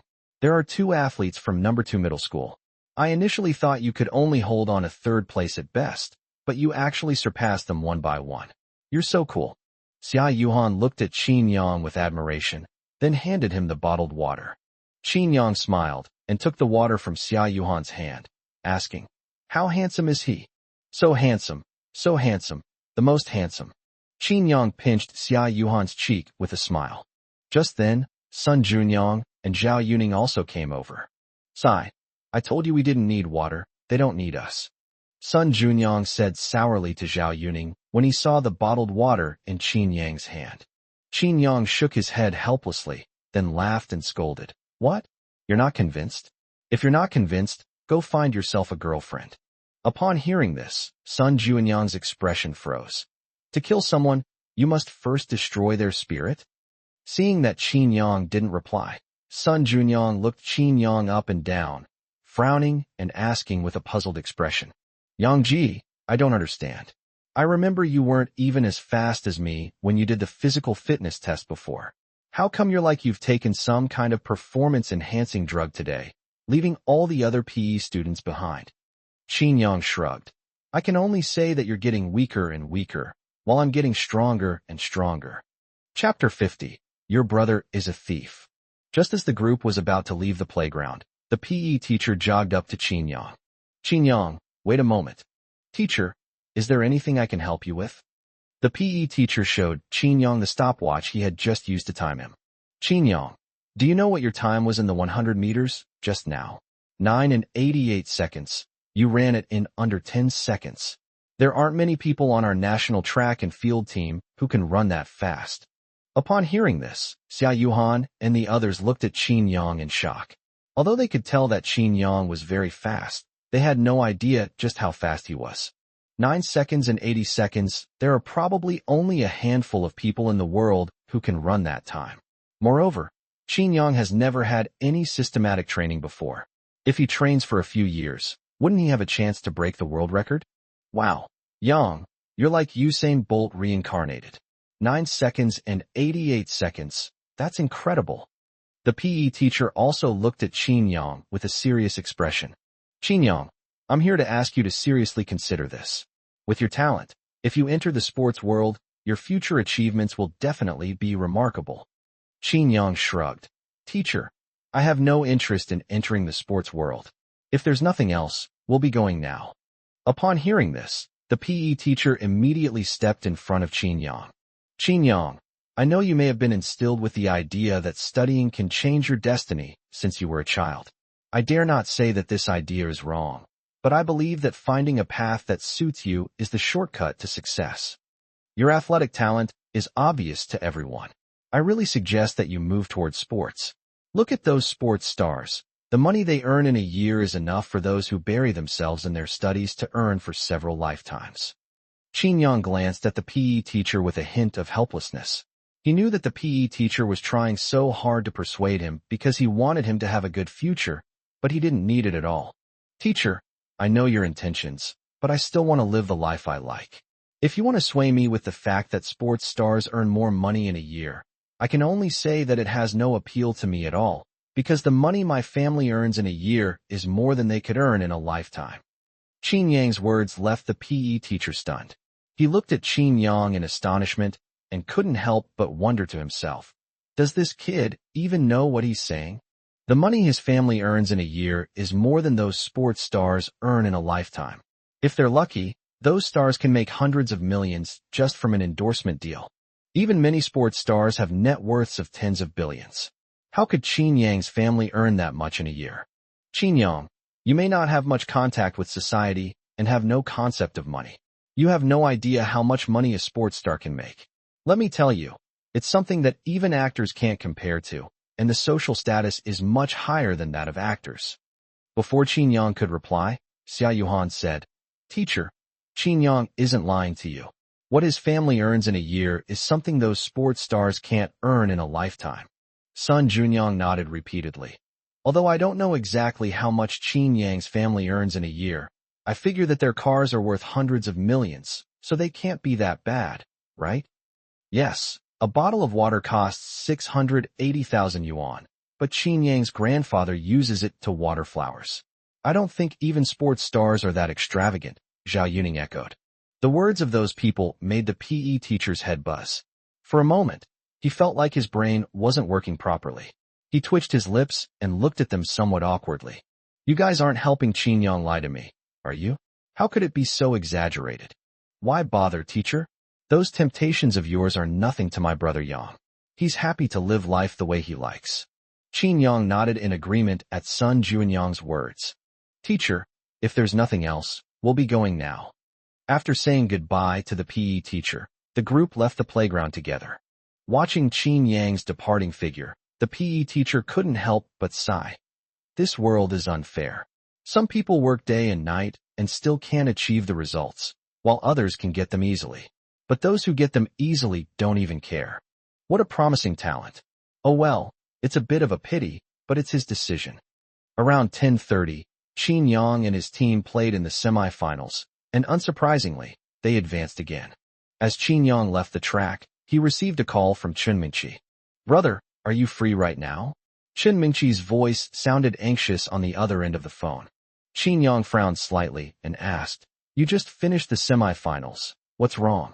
Is something the matter? Brother, didn't you give me a bracelet? Someone stole it and then accused me of stealing it. You can prove it to me. Such a thing is true? How can anyone be so shameless? Don't worry, I'll be right there. Hearing this, Xia Yuhan asked, What's wrong, Qin Yang? Where are you going? Qin Yang briefly explained the situation to Xia Yuhan. After understanding what had happened, Xia Yuhan was also indignant and said she wanted to go with Qin Yang. Su Xia, that bracelet was a gift from my brother. He's coming over soon. If you don't want things to get too ugly, give it back to me. Chen Mingqi glared angrily at Su Xia, who was her cheerleading teammate, and the school heartthrob Chen Dexin from No. 2 middle school, who was also her boyfriend. After she inadvertently revealed her bracelet, Su Xia suggested that she wanted to see it. Chen Mingqi didn't think much of it at first and handed the bracelet to Su Xia without any precautions. Unexpectedly, after Su Xia confirmed that it was a genuine Gucci limited edition bracelet, she insisted that the bracelet belonged to her and refused to return it to Chen Mingqi. It's yours? Huh. I've seen shameless people, but I've never seen anyone as shameless as you. Do you even know how much this bracelet costs? How dare you say it's yours? Of course I know, 230,000. It was a gift from my brother. Upon hearing this, Su Xia burst out laughing. 230,000? Since you know that, you still dare to say it's yours? Everyone here knows you, and everyone knows your family's background. Your family would have a hard time even coming up with 100,000 yuan. How could they possibly have more than 200,000 yuan to buy you a Gucci limited edition bracelet? I told you, this is a gift from my brother. Isn't your brother family? Your family is poor, but your brother is rich? Maybe your brother stole my bracelet and then gave it to you. Well, birds of a feather flock together. You're making baseless accusations. My brother would never do such a thing. Whether it's slander or not isn't up to you to decide. The facts speak for themselves. Qin Yang and Xia Yuhan had just arrived when they saw Chen Mingqi arguing with a girl. Hearing that the other party was not only distorting the truth, but also making false accusations, Qin Yang was immediately furious. Who do you think you are? Do you think I'd steal your junk? Chapter 51. Did Qin Yang bully you? I'll take you home now. Brother. Upon seeing Qin Yang arrive, Chen Mingqi hurriedly came forward, then pointed at Su Xia and said, It's her. She snatched my bracelet and accused me of stealing hers. Qin Yang looked at Su Xia with displeasure, then extended his hand. That bracelet was bought for my sister. If you return it now, I won't hold you responsible. Otherwise, you can't afford the consequences. You bought it? Haha, that's a huge joke. Do you know that this style is not for sale by Gucci? It's not as simple as just having money to get this bracelet. Qin Yang raised an eyebrow slightly, surprised that this girl actually knew her stuff and recognized that the bracelet was a Gucci non-sale item. This was indeed a non-sale item for others, but for Qin Yang, the young master of the Qin family, there was nothing he couldn't buy as long as the price was right. If I can't buy it, how can you? I don't want to argue with you about this. I'll say it one last time. Give the bracelet back to my sister. If you can't buy it, of course I can. Don't you even bother to find out what my family does? I bet someone as insignificant as you has never heard of the 3 great families of China. Let me tell you, the Xia family, one of the 3 great families of China, has their business in Jiangcheng handled by our Su Group. Do you know what the 3 great families mean? They control 80% of the economy in China. These are things that are not for sale to you, but I can buy them as long as I have the money. Heh. Qin Yang shook his head and chuckled. So she was an heiress from a conglomerate with some connection to the Xia family. Relying on her family's power, she wanted to possess everything she wanted, completely disregarding the feelings of others. Thinking of this, Qin Yang looked at Xia Yuhan beside him and said, "It's related to your Xia family, so I'll have to trouble you. If I ask the Qin family to take action against them, I'm afraid it will displease the higher-ups in your Xia family." Xia Yuhan nodded. "Oh, why are you being so polite with me? Haha, what are you pretending for? Acting like you're young masters and heiresses from noble families. Do you think young masters and heiresses from noble families would study in a run-down place like Jiangxing? They'd be in elite schools in Beijing or prestigious schools abroad. Ignorance is bliss." Seeing Xia Yuhan solemnly take out her phone to make a call, Su Xia smiled disdainfully. How could ordinary people easily come into contact with the young masters and ladies of wealthy families? Why would they possibly attend such an ordinary public school? Shut up. If your father could raise a daughter like you, he's no better than you. I'll have the family cancel the Su Group's agency in Jiangxing right now. With that, Xia Yuhan took out her phone and called her father. "Hello? Yuhan, why did you suddenly decide to call your dad? I thought you'd abandoned your dad after you went to Jiangxing and met Qin Yang." The voice on the other end of the phone was tinged with jealousy from Xia Yuhan's father. Clearly, Xia Yuling, as a father, was jealous of Qin Yang because his precious daughter had come to Jiangxing to find him. How could that be? "Dad, there's something I want to tell you." "What's wrong? Did that brat Qin Yang bully you? Are you going back to the capital now?" "I knew it. None of those Qins are good people. You wait. I'll arrange for someone to pick you up and take you back to the capital right now." Qin Yang, standing to the side, was completely stunned. He thought to himself, "Isn't Uncle Xia being a little too hostile towards me?" Before Xia Yuhan could even explain what had happened, the other party had already insisted that he had bullied Xia Yuhan and wanted to take her back to the capital.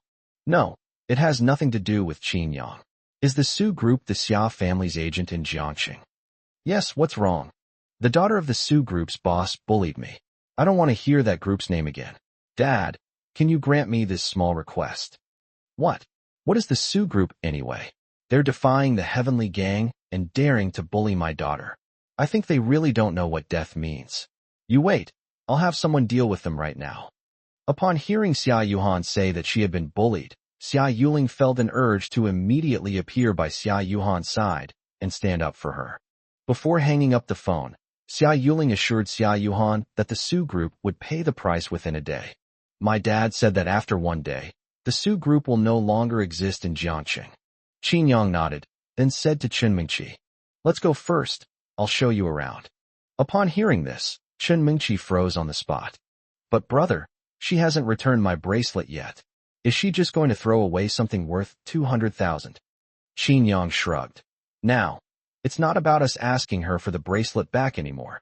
Soon it will be her crying and begging to return it to you in order to get your forgiveness. Let's go. There's no point in continuing to argue with her here." Chen Mingqi stared blankly at Qin Yang and could only leave with him with a mixture of belief and doubt. Watching Qin Yang and his group leave, Su Xia smiled contemptuously.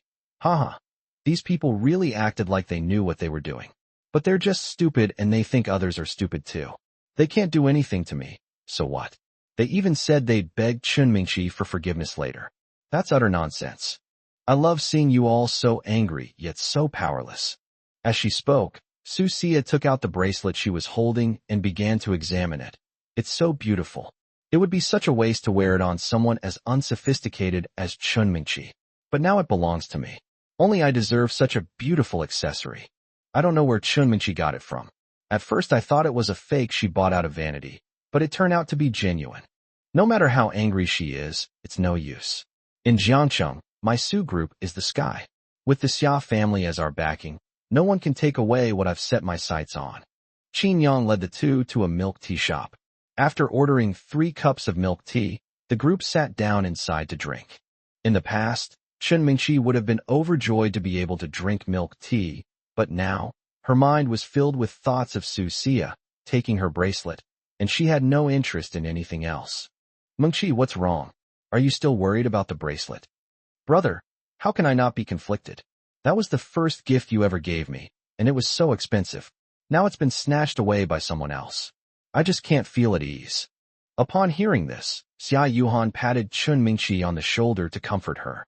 Mingqi, don't worry. If your classmate doesn't want to disappear without a trace, he'll obediently return the bracelet to you. I promise you. Really? Chun Mingqi sighed, still feeling somewhat uneasy. Chapter 52. Aren't you just one of my biological fathers? Brother, didn't you say you signed up for 2 running events? How were your results? I only competed in the mixed 200m and made it to the finals. The mixed 400m will be held tomorrow. Upon hearing that Qin Yang had made it to the finals, Chun Mingqi was also shocked. He made it to the finals? Really? Weren't there supposed to be a lot of sports students participating? You guys are so good at running. How could you make it to the finals against so many sports students? Upon hearing this, Xia Yuhan replied, it's mainly because Qin Yang is too amazing. I was just coasting to victory. Guess what Qin Yang's 100-meter time was? Chun Mingqi frowned and pondered for a moment, then tentatively asked, more than 10 seconds? The best athletes from number 2 middle school all had times around 11 seconds. Chun Mingqi thought that Qin Yang must be a little better than them, maybe a little over 10 seconds, to beat them. As for Qin Yang being able to run under 10 seconds, Chun Mingqi didn't even consider it. She had only seen times of over 9 seconds on TV, and those were the best of the professional track and field athletes. Of course, Chun Mingqi didn't think Qin Yang could reach that level. She thought it was already quite surprising that Qin Yang could run under 11 seconds. 10 seconds? You underestimate Qin Yang. He ran the 100 meters twice, once in 9.88 seconds and once in 9.85 seconds. Upon hearing this, Chun Mingqi covered her mouth, her face full of shock. My God, more than 9 seconds? That time would win a medal at the Olympics. Who says otherwise? You wouldn't believe it, but after seeing Qin Yang's results, our PE teacher kept pestering him to pursue a career in sports. But Qin Yang's heart wasn't in that field, which left the PE teacher feeling quite disappointed. Chun Mingqi nodded in deep agreement. If I were your PE teacher, I'd also feel sorry for him. My brother is only a high school student, and not even a sports student, yet he can achieve such good results. If he gets systematic training in the future, what will he be like? Just as the group was chatting, 2 figures walked into the milk tea shop. TSK, what bad luck to run into you thieves here. Dashin, let's go. I feel disgusted to be drinking milk tea with these morally questionable people. Upon seeing the group, Su Xia showed a look of disgust, and then pulled her boyfriend Chun Dashin to leave. Huh? What happened? Chun Dashin looked at Su Xia with a blank expression. He had a good impression of Chun Mingqi. Otherwise he would not have pursued her before. How come in Su Xia's words, she became a person of bad character? When Chun Dashin asked, Su Xia embellished the story and recounted what had happened. In her account, Chun Mingqi became a despicable thief, while she was an innocent victim. As for Qin Yang and Xia Yuhan, she portrayed them as vicious accomplices. Dashin, you used to pursue Chun Mingqi too. Don't you know what her family's financial situation is? She said this 230,000 yuan bracelet is hers. Do you believe her? Chun Dashin shook his head, then looked at Chun Mingqi in disbelief. Chun Mingqi, why would you do such a thing? Don't you understand the principle that poverty doesn't diminish one's spirit? It's a good thing I pursued you back then, and you rejected me. I never expected you to be this kind of person. Chun Dashin's words left Chun Mingqi speechless. She rolled her eyes and retorted angrily. Get lost. I don't want to talk to idiots. Upon hearing this, Susia pointed at Chun Mingqi's nose and started yelling. Chun Mingqi, what do you mean? You did something shameful, and then you criticize others? People like you are a waste of air to live in this world. What nonsense are you spouting? I don't hit women, but if you keep spouting nonsense here, I don't mind beating you up in front of all these people. Susia's insults were so offensive that Qin Yang immediately stood up and stood in front of Chun Mingqi. That's exactly what I'm talking about. People like you who dare to do something but not admit it. Chun Mingqi even said that you bought this bracelet for her, and she even called you here in a serious manner. I thought you could come up with some evidence to prove that you bought this bracelet. And what happened? He left behind a few bland words and slunk away, probably because he felt guilty. If it were really yours, would you have left? Who could be indifferent to a bracelet worth over 200,000? Susia looked at Qin Yang with an expression that said she had seen through everything. Feeling guilty? I just don't want to waste my time on someone as shady as you. Hearing Qin Yang insult his girlfriend, Chun Dixin, who was standing next to him, was also furious. He raised his fist and punched Qin Yang in the face, saying, Who the hell are you calling unclean? Qin Yang dodged Chun Dixin's punch by sidestepping, then kicked out with great force, sending Chun Dixin flying several meters. You're blind. You believe whatever others tell you. You dare hit me. This isn't over. Seeing Chun Dixin being beaten, Susia angrily pointed at Qin Yang's nose and threatened him. Ding ding ding. Just as the atmosphere at the scene was tense, a cell phone rang. Susia's phone rang. She glared at Qin Yang, then took her phone out of her pocket. It was a call from Susia's father. Hey Dad, is there something you need? Sia, where are you now? I'm coming to find you. Dad, why are you looking for me like this? When Susia didn't answer and instead asked why he was looking for her, the other end of the phone immediately erupted in chaos. Tell me, where are you now? Don't you know how much trouble you've caused? What else can I do for you besides helping you solve your problems? Do you think I have nothing better to do than abandon my work to come see you? Susia was completely bewildered by her father's scolding, utterly unaware of what she was about to face. Instead, she angrily retorted, Aren't you just one of my biological fathers? What right do you have to yell at me? Putting aside blood ties, what are you to me? Did I cause trouble? What trouble could I possibly cause? You bastard. You haven't caused any trouble yet? Do you know that just now, the head of the Xia family personally called me, saying that my daughter from the Su group bullied his daughter. Because of this, he wants to cancel all cooperation with our Su group. Not only that, he even threatened me that if his daughter doesn't calm down, the Su group will disappear. Tell me, what exactly did you do? How dare you bully the Xia family's daughter? From Su Xia's father's tone, it was clear that if Su Xia weren't his biological daughter, he would have killed her.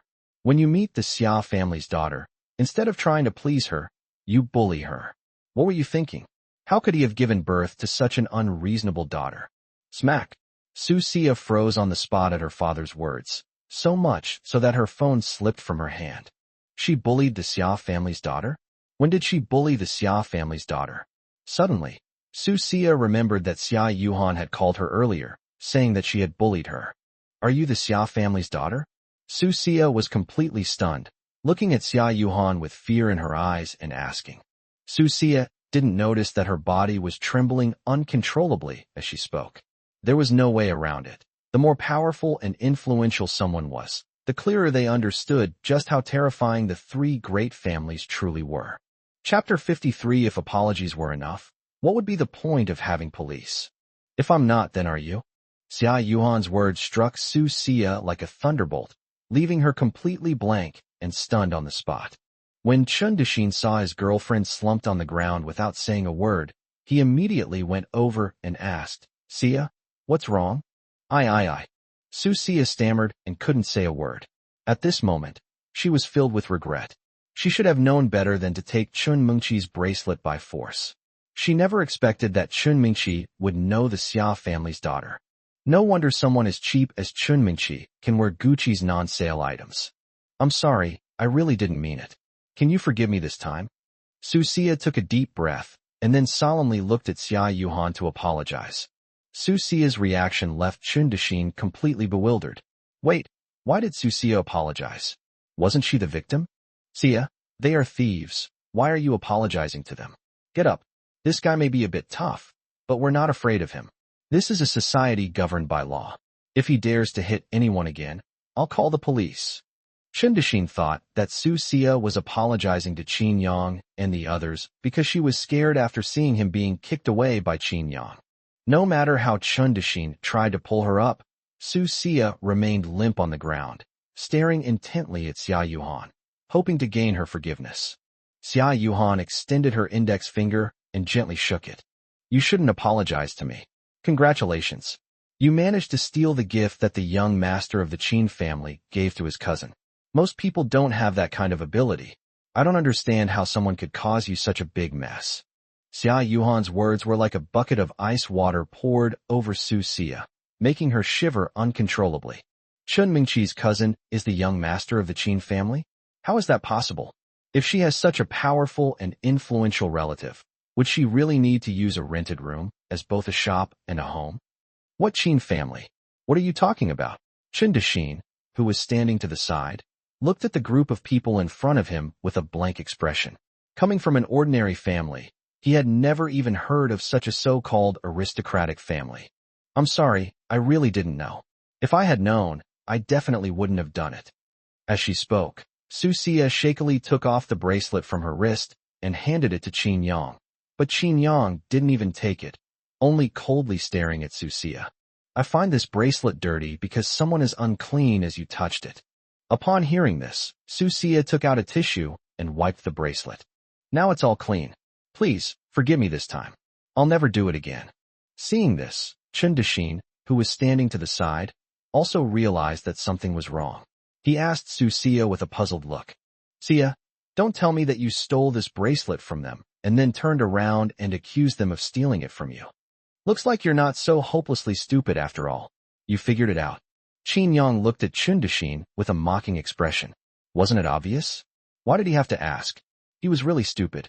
Luckily, Meng Qi didn't accept the advances of this kind of person. Having received Qin Yang's confirmation, Chen Dexin was filled with shame and indignation. He looked at Su Sia, who was slumped on the ground, with disappointment and shook his head, saying, I never expected you to be this kind of person. Why did you do this? Isn't your family quite wealthy? Let's break up. We're not on the same wavelength. After saying that, Chen Dexin left in anger. But Su Sia had no time to care about Chen Dexin. All she wanted now was Qin Yang and Xia Yuhan's forgiveness. If those two were to target her, she would truly die. Young Master Qin, what do I have to do for you to forgive me? Seeing that Qin Yang ignored her, Su Sia turned to look at Chen Mingqi beside her. Mingqi, we're classmates. Everyone makes mistakes sometimes. I admit I was greedy this time. I promise you, I will never do anything so stupid again. Please help me plead with your brother and ask him to forgive me this time, okay? Chen Mingqi did not soften her heart just because Su Sia was crying her eyes out. You forgive me? You're scared now that you know who my brother is? Why didn't you think of that before? When you slandered me and stole my things, did you ever consider how I felt? I was wrong. I really know I was wrong. Here's the bracelet back. Su Sia never expected that after finally obtaining the bracelet she had been longing for, she would soon be asking Chen Mingqi to take it back. You think you can just rob me and return it as you please? There's no such thing as a free lunch in this world. Chen Mingqi's words stunned Su Sia, who asked in a tearful voice. Then what do you want me to do? Mingqi, as long as you can forgive me, I will agree to do whatever you ask. Don't act like you're the victim. You're the one who did wrong, not me. Chen Mingqi felt annoyed seeing Su Sia putting on such a pitiful act. Su Sia nodded repeatedly. Yes, I know. Can you forgive me? Chen Mingqi took the bracelet back from Su Sia's hand. Just when Su Sia thought that Chen Mingqi was going to forgive her, Chen Mingqi's next words made her feel like she had fallen into an ice cave. If we forgive everyone for their mistakes, what's the point of having police? Your behavior is practically robbery. Tell me, how many years would you get for robbing over 200,000 yuan? Su Sia's face gradually stiffened, and she glared hysterically at Chen Mingqi, shouting, You can't do this, you can't, Mingqi. We're classmates, and we're even cheerleading teammates. How can you be so heartless? Besides, I've already given you back the bracelet. What more do you want? TCH, when they were slandering me, didn't they know we were classmates or teammates? Speechless. Su Xia wanted to say something more, but Chun Mingqi pushed her away. Brother, let's go somewhere else. This place is too unlucky. Qin Yang nodded in agreement, and then left the milk tea shop with the two of them. As for Su Xia, Qin Yang had already sent a message to Lu Min, asking him to deal with her for extortion. Meanwhile, due to Xia Yuhan's father's actions, all companies that had partnered with the Su Group immediately terminated their cooperation with the Su Group, and the Su Group declared bankruptcy due to the exorbitant breach of contract penalty. At 11:30, Qin Yang and Xia Yuhan finally faced their first final match. On the track, apart from Qin Yang and Xia Yuhan, all the other athletes were students from the sports teams of number 1 middle school and number 2 middle school. Hey, I heard about you. You're really fast. My friend was in the same group as you in the first round, and you actually eliminated him. The runners in the next lane greeted Qin Yang. Qin Yang smiled slightly. Isn't that how competitions are? What? You want to avenge your friend in the finals? The PE student from number 2 high school pursed his lips and said, I heard you ran under 10 seconds. I can't do that. But this mixed race is a team event, so your individual strength is useless. The girl on your team, although she runs faster than the average person, is still a bit slower than us PE students. You barely won in the semifinals, right? You almost didn't make it to the next round. So unless you can run under 10 seconds in the finals, but is that even possible? Running under 10 seconds puts a lot of strain on the body, especially in this kind of informal school sports meet where there's no time to rest. I don't believe you can run under 10 seconds 3 times in a row. Qin Yang shrugged. Then let's wait and see. Chen Jiachong frowned. He didn't understand where Qin Yang's confidence came from.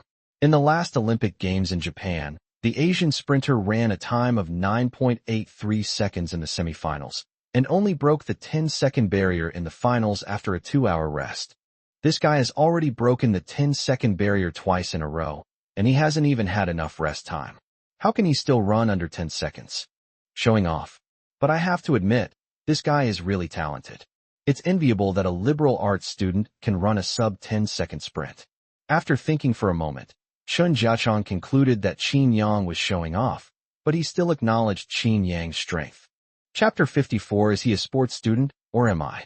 As soon as the signalman pulled the trigger, the female contestants rushed out. Apart from Qin Yang's group, all the other athletes who made it to the finals were sports students. As soon as they started running, Xia Yuhan fell behind. I have to go faster. I can't hold Qin Yang back. Xia Yuhan gritted her teeth and charged forward with all her might. Xia Yuhan used to be chubby, but she lost weight through exercise, and she still maintains the habit of exercising for half an hour every day.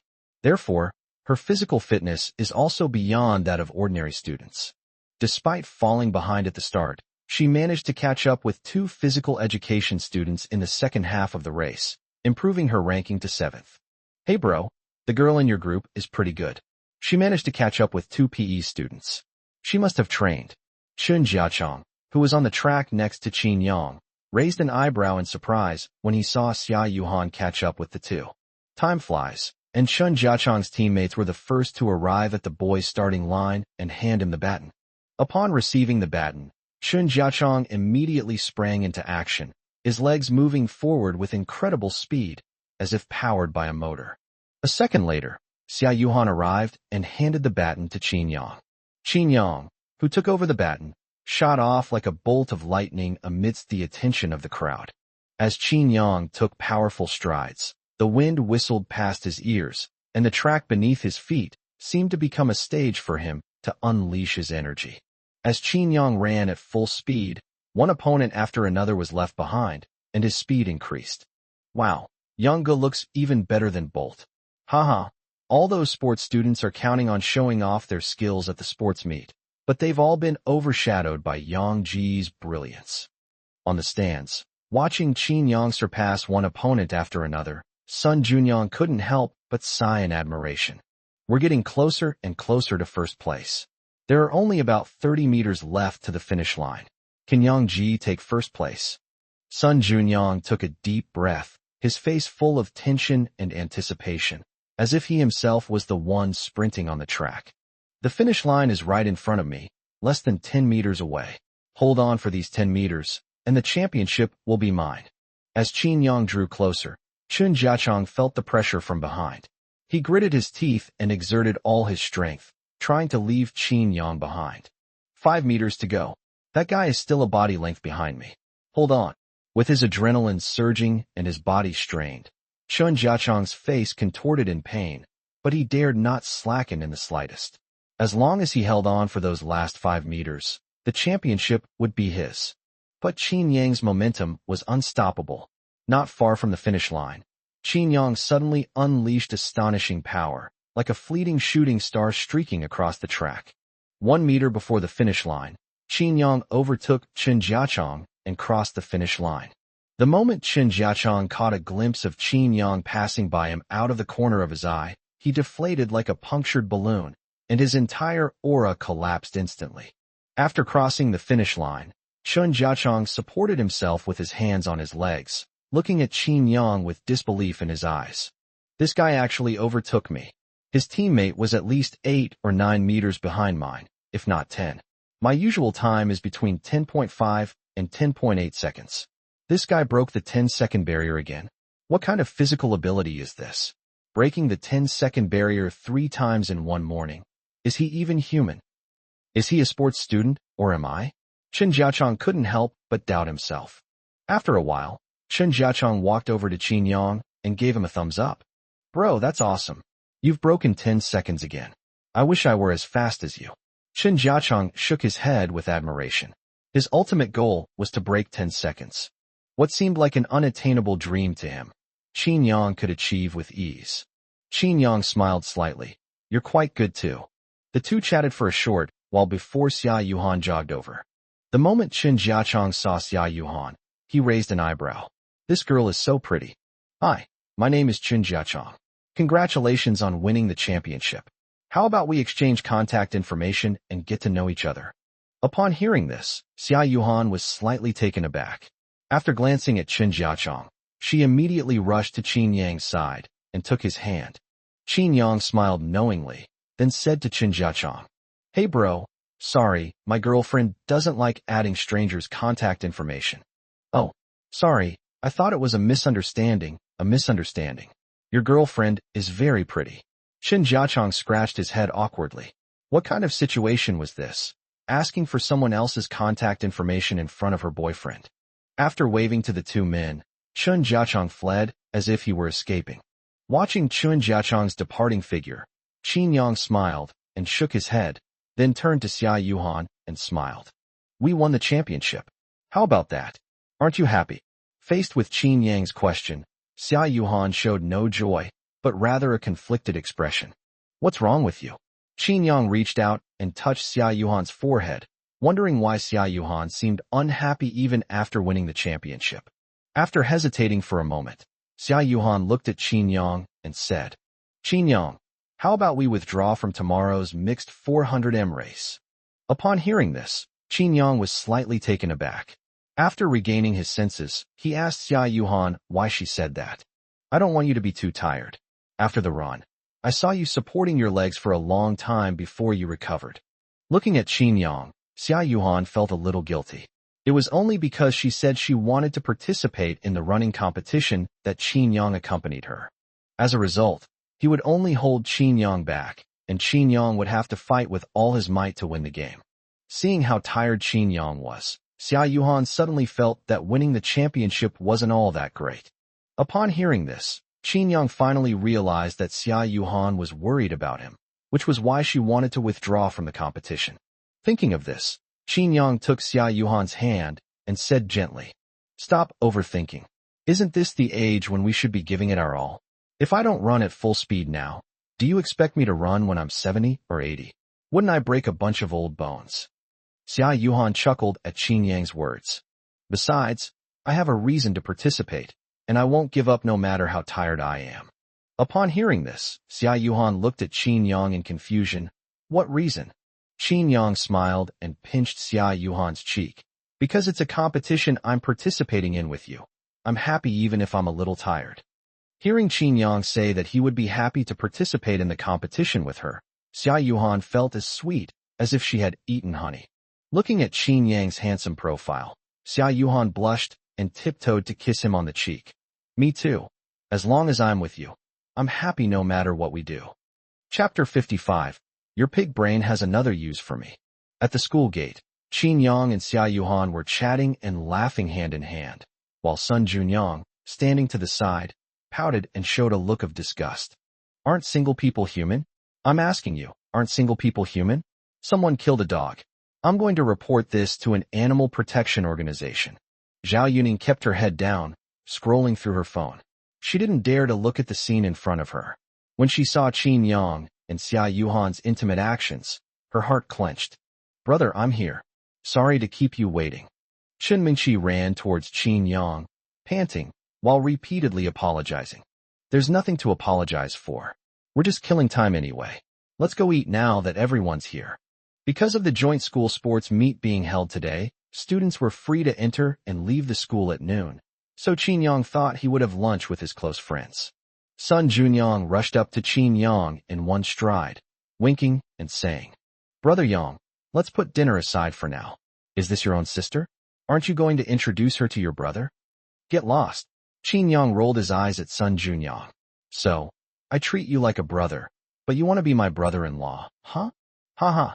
Hello, my name is Chen Mingqi. I'm Qin Yang's cousin. Chen Mingqi smiled at Sun Junyang and then extended her hand to shake hands with him. Seeing this, Sun Junyang quickly wiped his hands on his trouser leg, then took Chen Mingqi's hand. Hello, my name is Sun Junyang. I'm Qin Yang's best friend. Since you're Qin Yang's sister, you're my sister from now on. If anyone bullies you in the future, just come to me and I'll stand up for you. Okay, I'm serious. It's really true. Looking at Sun Junyang's silly grin, Qin Yang shook his head helplessly. This guy has really driven himself to his own demise. I called 2 taxis, they'll be here soon. Upon hearing this, Sun Junyang circled around Qin Yang in disbelief. No, Brother Yang, what's going on? A taxi? Is that a word coming from my mouth, young Master Qin? Where's your Rolls Royce? You could just drive it over and take us all away. Uncle Lu and Grandpa went to Beijing today. I don't trust the other drivers. Sun Junyang paused for a moment, then looked at Xia Yuhan. Yuhan, where is your driver? Xia Yuhan shrugged. Qin Yang said he was going out for lunch, so I told my driver not to come. Besides, my car has 4 seats and can't fit all of us. Qin Yang looked at Sun Junyang with a playful expression. Seriously, what's wrong with you? You don't like taxis anymore? Then don't take one. The rest of us will go together. No way. I can sit here. I can sit here. Sun Junyang shook his head repeatedly, pulling Qin Yang's hand in a fawning manner. Haha, that's settled then. Sister Kursin is still waiting for us at the restaurant. Who is Sister Kursin? Chen Mingqi asked Qin Yang with a puzzled look. Before Qin Yang could reply, Sun Junyang quickly jumped in to answer for Chen Mingqi. Of course it's my goddess, the big star Zhang Kursin. Zhang Kursin. She had lunch with us today? I'm a fan of hers. Upon hearing it was Zhang Kursin, Chen Mingqi was taken aback at first, then looked at Qin Yang expectantly. Brother, could you help me get some autographed photos of Zhang Kursin? Qin Yang smiled and glanced at Xia Yuhan, then said to Chen Mingqi, You'll have to ask Yuhan for help with this. She and Zhang Kursin are close. Upon hearing this, Chen Mingqi grabbed Xia Yuhan's hand. Sister-in-law, could you help me get a signed photo of Zhang Kursin? Chen Mingqi's address of sister-in-law touched Xia Yuhan's heart. She immediately patted her chest and assured her, Don't worry, I've got it covered. If she dares not to sign your autograph, I'll beat her up. As she spoke, Xia Yuhan waved her little fist. Qin Yang smiled sarcastically, thinking to himself, You're going to beat up that female demon? If we actually meet, who knows who'll beat whom? As the group chatted and laughed, 2 taxis arrived one after another at the school gate to pick up Qin Yang and the others. Get in the car, let's go. 20 minutes later, the 2 vehicles arrived at their destination. Longhua International Hotel is the only 5-star hotel in Jiangxing. Wow, Yangji, the Longhua International Hotel. I heard that any dish here costs over 1,000 yuan. I'm actually doing well now, and I have the chance to eat here. The grand hotel standing before me resembles a magnificent palace, its towering structure piercing the clouds. Under the sunlight, The glass curtain wall shimmers with dazzling light, as if countless diamonds were embedded within it. The grand portico is magnificent, with its thick pillars like the arms of giants, firmly supporting an atmosphere of solemnity and luxury. The luxurious hotel left Sun Junyang, Zhao Yuning, and Chun Mingqi stunned and somewhat at a loss, as they had never been to such a high-class hotel before. Qin, what are you doing here? Don't tell me you came here to eat. Just as the group was about to go inside, they heard a familiar voice. Looking over, they saw Zhao Yuhang leading Su Ruashi out of his S-480. Are you out of your mind? Did you come to the hotel to pick up trash instead of to eat?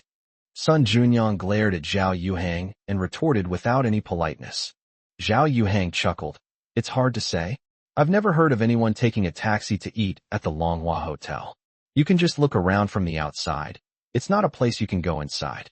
Qin Yang glanced at Zhao Yuhang, then looked away. Let's go. Don't waste time with this kind of person. Sun Junyang nodded repeatedly, and then followed Qin Yang into the hotel. You've finally arrived. I've already ordered the food, the top-tier private room. Please follow me. Upon seeing Qin Yang and the others arrive, Zhang Kurson, who had been sitting on the sofa scrolling through her phone, quickly stood up to greet them. Wait a minute. Just then, Qin Yang interrupted Zhang Kurson. What's wrong? Zhang Kurson looked at Qin Yang with a puzzled expression, wondering what Qin Yang was going to do next. I don't want cockroaches to get into my hotel. As he spoke, Qin Yang took out his membership card and walked to the front desk. Upon seeing Qin Yang's black card, the two receptionists instantly perked up. They had only seen this black card during training. It was something only hotel shareholders could possess. Are the shareholders so young? They look like high school students. See those two people outside? Don't let them eat here. They're not welcome here. Upon hearing this, the two waiters at the front desk nodded repeatedly. Yes, boss. After giving his instructions, Qin Yang turned to the others and gestured that they could go to the private room. What the heck, Yang Ji? This hotel is yours too. Seeing Sun Junyang's shocked expression, Xia Yuhan corrected him. To be precise, it belongs to Qin Yang. It was opened by Grandpa Qin using assets under Qin Yang's name, and Qin Yang holds 100% control. Huh? Brother Yang, I don't ask for much. If I can't make it in this industry, can you give me a job as a lobby manager? Qin Yang chuckled and shook his head, then patted Sun Junyang on the shoulder and said solemnly, I told you, I have other uses for your pig brain.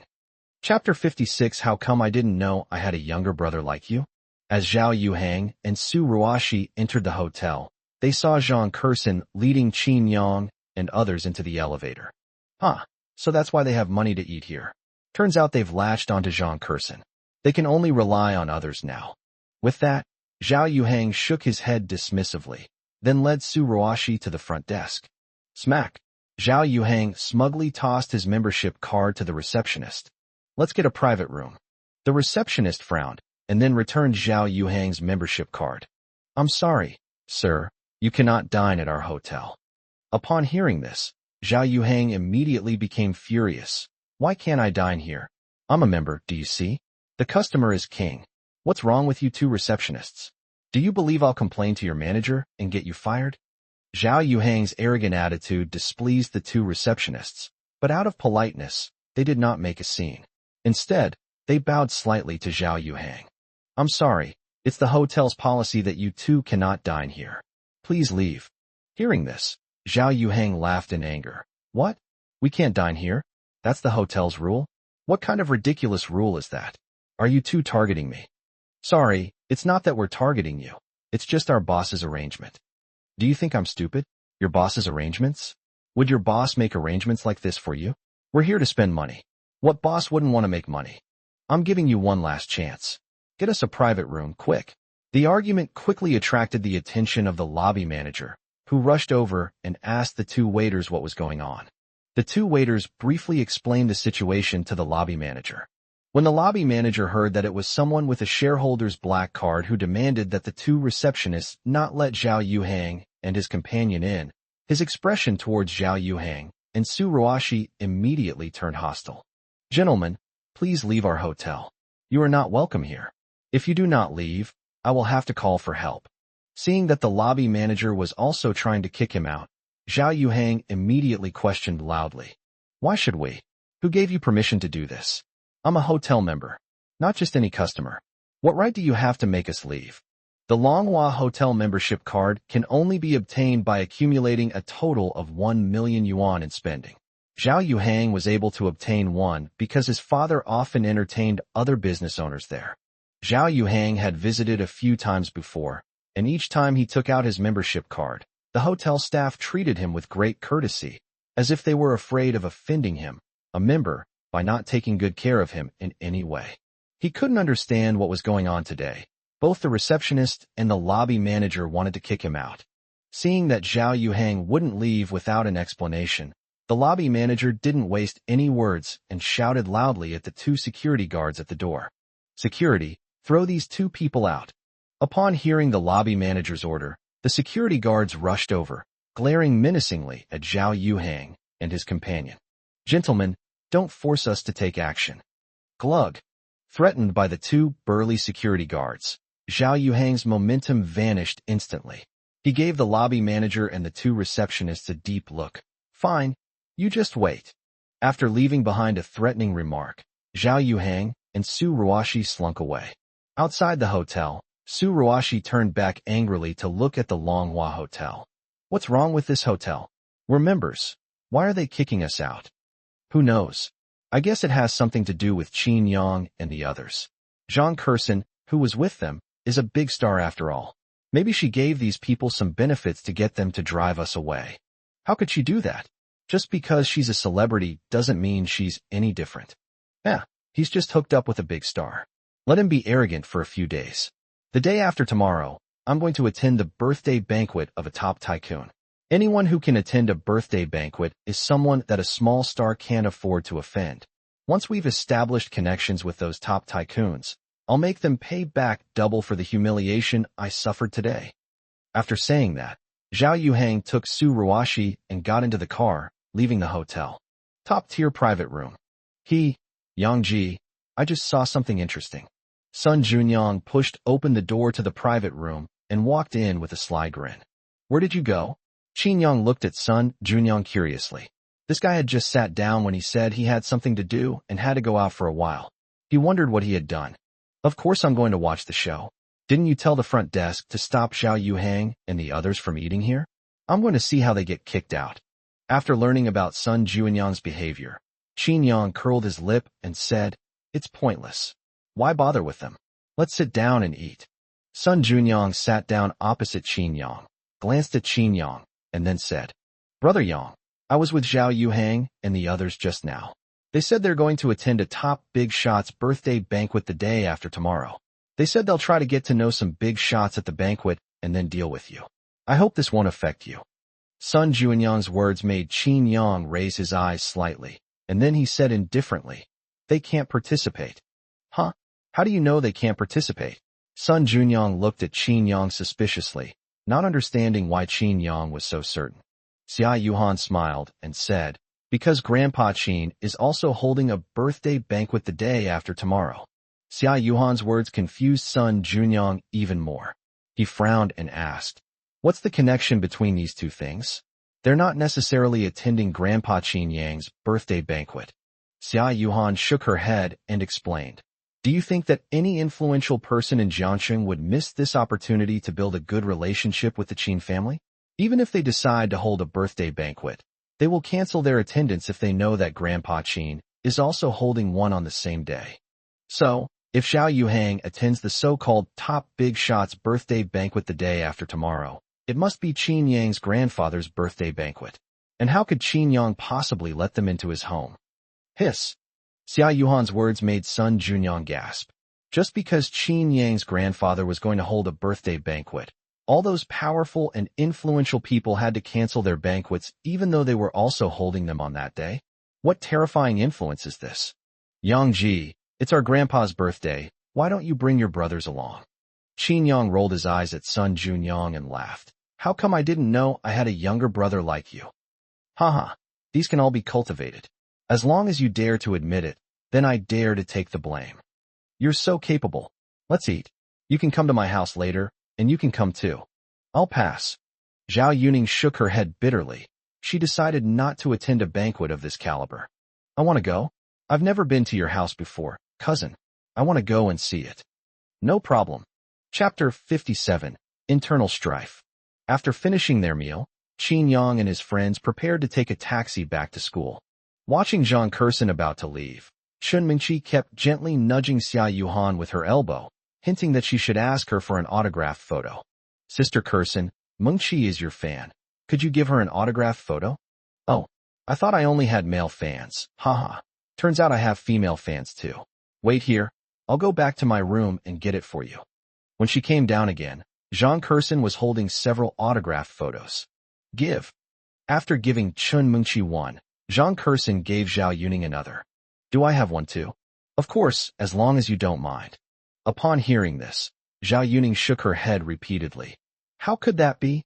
I cherish it too much.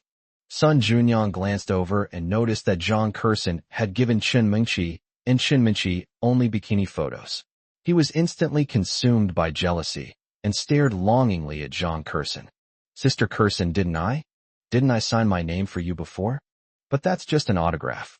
I want an autograph photo too. Zhang Kursin clicked her tongue and waved her index finger in front of Sun Junyang. No way, you're a dangerous fan. I can't give you my photos. Who knows what kind of dirty tricks you might do? Sun Junyang was completely stunned. This was a slander against him.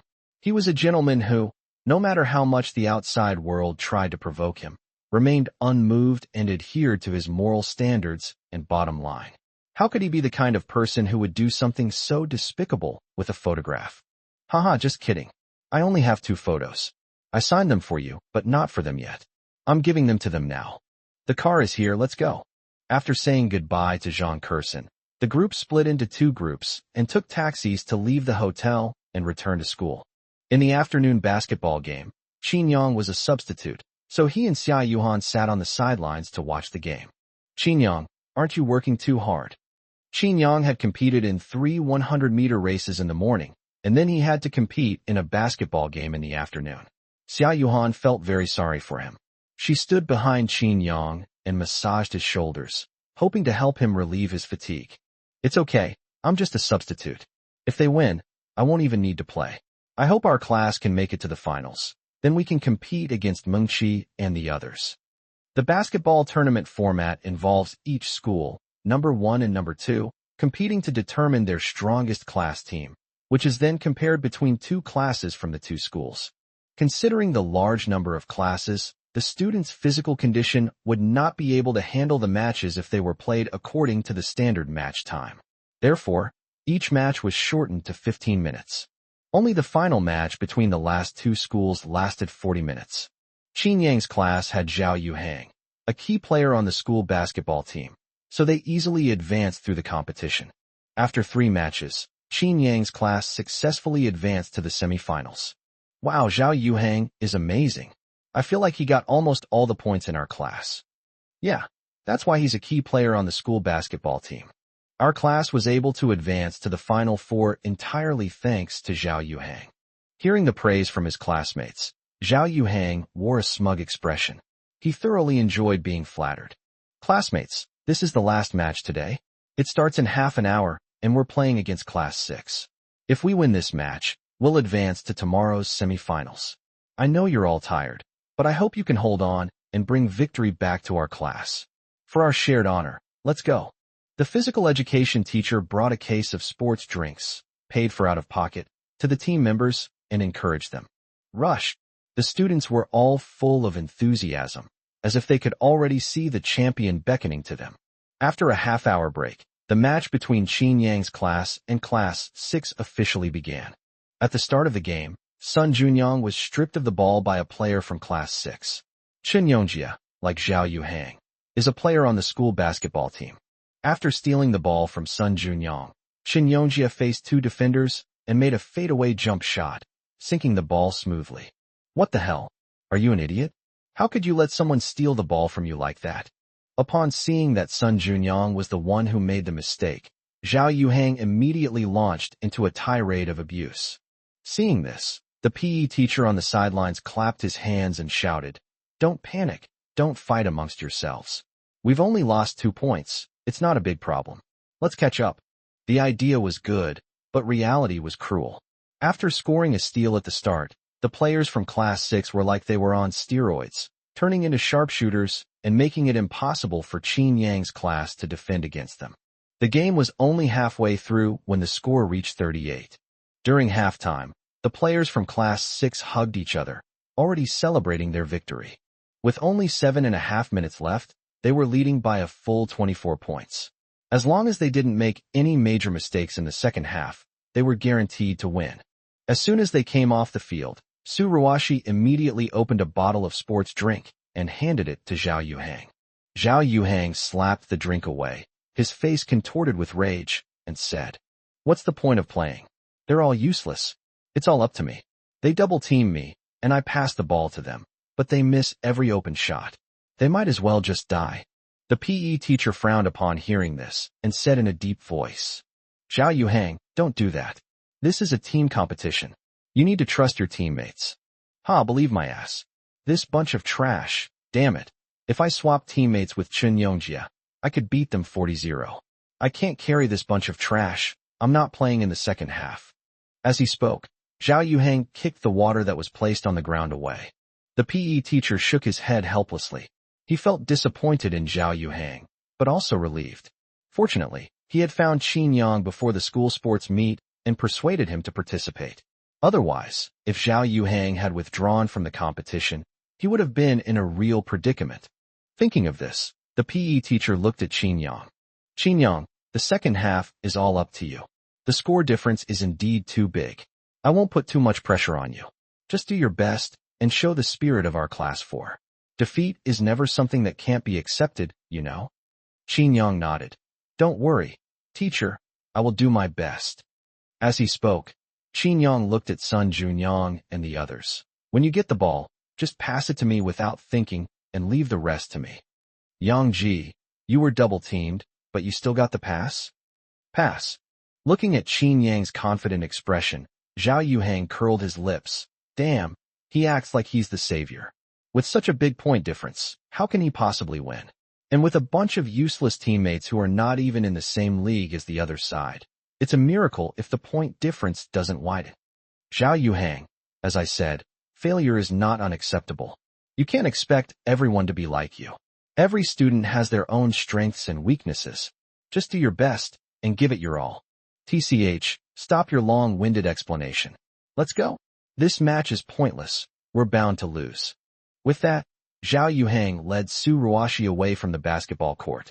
Chapter 58. Just keep Qin Yang in check. Ignore the others. The second half of the game has begun.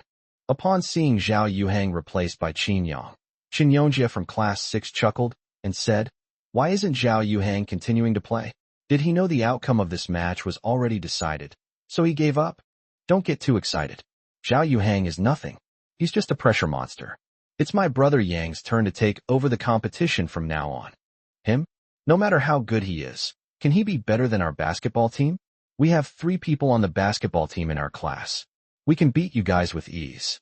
Qin Yang did not respond to Chun Yongjia's provocation, leaving the score to decide the outcome. As the whistle blew, Qin Yang's class served. The moment Sun Junyang got the ball, he immediately passed it to Qin Yang. "Double him up, put some pressure on him, let him know the gap between him and our basketball team." Chun Yongjia directed 2 other teammates to double-team Qin Yang, preventing him from scoring. 2 players from Class 6 quickly closed in on Qin Yang, as if to completely block his path of attack.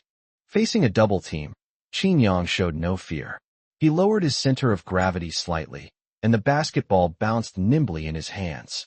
Looking at the 2 players double-teaming him, Qin Yang's brain raced, calculating the path and route for his breakthrough. Suddenly, Qin Yang moved like lightning. He feinted to the left, causing the 2 defenders to shift their center of gravity. Then, he broke through to the right with incredible speed. Qin Yang moved with the agility of a cheetah, weaving between 2 defenders. The opposing player tried to reach out and stop him, but could only grasp at thin air. Qin Yang moved with lightning speed, rushing to the basket in just a few steps. At this moment, he leaped high into the air, his entire body like a fully drawn bow, full of power and explosiveness. In Qin Yang's hands, the basketball seemed to come alive, flying steadily toward the hoop. The basketball hit the backboard, then bounced into the basket with a crisp sound. Nice shot. Qin Yang scored 2 points as soon as he entered the game, which drew loud cheers from the students of Class 4. In the first half, they were so badly defended that they didn't even have many chances to shoot. Qin Yang reversed the sluggish situation as soon as he entered the game, which gave them hope of turning the tide. This guy's got something, Chen Yongjia thought to himself, giving Qin Yang a deep look. Chen Yongjia dribbled the ball and organized the attack. He signaled to his teammates to help him guard other players, as he wanted to challenge Qin Yang one-on-one. Your ability to break through defenses is quite strong, but I wonder how good your defense is. As he spoke, Chen Yongjia quickly dribbled forward, attempting to break through Qin Yang's defense.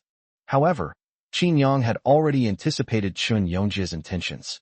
In the instant Chen Yongjia relaxed his guard, Qin Yang made a lightning-fast move and accurately stole the ball from Chen Yongjia's hands. For a moment, time seemed to stand still, and everyone's eyes were focused on Qin Yang. After Qin Yang successfully stole the ball, he didn't hesitate at all and immediately turned around and sprinted towards the opponent's basket. Seeing this, the players from Class 6 hurriedly returned to defend, but Qin Yang was too fast, and they had no time to stop him. As Sun Jian approached the free throw line, Qin Yang leaped into the air, his body brimming with power, like an eagle spreading its wings. What is he trying to do? Is he going to dunk from the free throw line? Are you kidding me? Does he even have that kind of jumping ability? When Qin Yang made his jumping motion at the free throw line, everyone was stunned, looking at him with disbelief. Did this guy think he was Michael Jordan? In an instant, the players from Class 6 stopped defending and all stared intently at Qin Yang. Qin Yang raised his arm high, gripping the basketball tightly in one hand. He drew a beautiful arc in the air and flew towards the basket. Bang! With a deafening bang, Qin Yang slammed the basketball into the hoop, the backboard trembling violently from the impact. Upon seeing this, the entire stadium erupted in cheers and applause, with the students of Class 4 erupting in thunderous applause. That was so cool. A dunk from the free throw line. I've only ever seen that on TV. Wow. I hope Qin Yang can really lead our class to a comeback victory. I'm so looking forward to it. That's for sure. Qin Yang is the best. Watching from the sidelines, Xia Yuhan's eyes were fixed on Qin Yang's figure, her gaze filled with admiration. Hearing the praise for Qin Yang from those around her, she felt a surge of pride, which made her happier than if she were being praised herself. No way, this can be deducted. Unlike the cheers and jubilation of the students in Class 4, the students in Class 6 stared at Qin Yang in disbelief. His dunk was like a pair of ruthless hands that crushed their confidence in victory. Don't panic, we're still leading by 18 points. Stay calm. Class 4's main strength is Qin Yang. Even if the others let him shoot, they won't be able to make a shot. If we limit his scoring, we can win. Seeing his teammates speechless with shock at Qin Yang's dunk, Chen Yongjia clapped his hands to cheer them on and immediately devised a strategy to counter Qin Yang. In the first half, Chen Yongjia and his team had witnessed the skills of Sun Junyang and others. Even if they were allowed to shoot, they would most likely miss. Therefore, Chen Yongjia decided to send 3 people to defend Qin Yang. Even if Qin Yang passes the ball to someone else, just ignore them and let them shoot. They won't make the shot anyway. Class 6 ball possession. Chen Yongjia dribbled past 2 defenders from Class 4 and prepared to make a layup. Just then, Qin Yang leaped high into the air and knocked the racket out of Chen Yongjia's hand with a single palm strike. Huh? This guy's defense is this strong too. Chen Yongjia looked at Qin Yang with some frustration. He had never encountered an opponent like Qin Yang before. After several rounds of fighting with Qin Yang, he felt that Qin Yang had no weaknesses, whether on offense or defense. While the players from Class 6 were still in a daze, Class 4 had already regained possession of the ball and were preparing to counterattack. Surround him, ignore the rest. Chen Yongjia shouted loudly, and then took the lead in blocking Qin Yang's path to defend him. His 2 other basketball teammates immediately stepped in front of Qin Yang to protect him. At the 3-point line, the 3 players kept waving their arms, trying to distract Qin Yang's vision and judgment. But Qin Yang remained unmoved. He quickly adjusted his breathing and felt the rhythm of his heartbeat.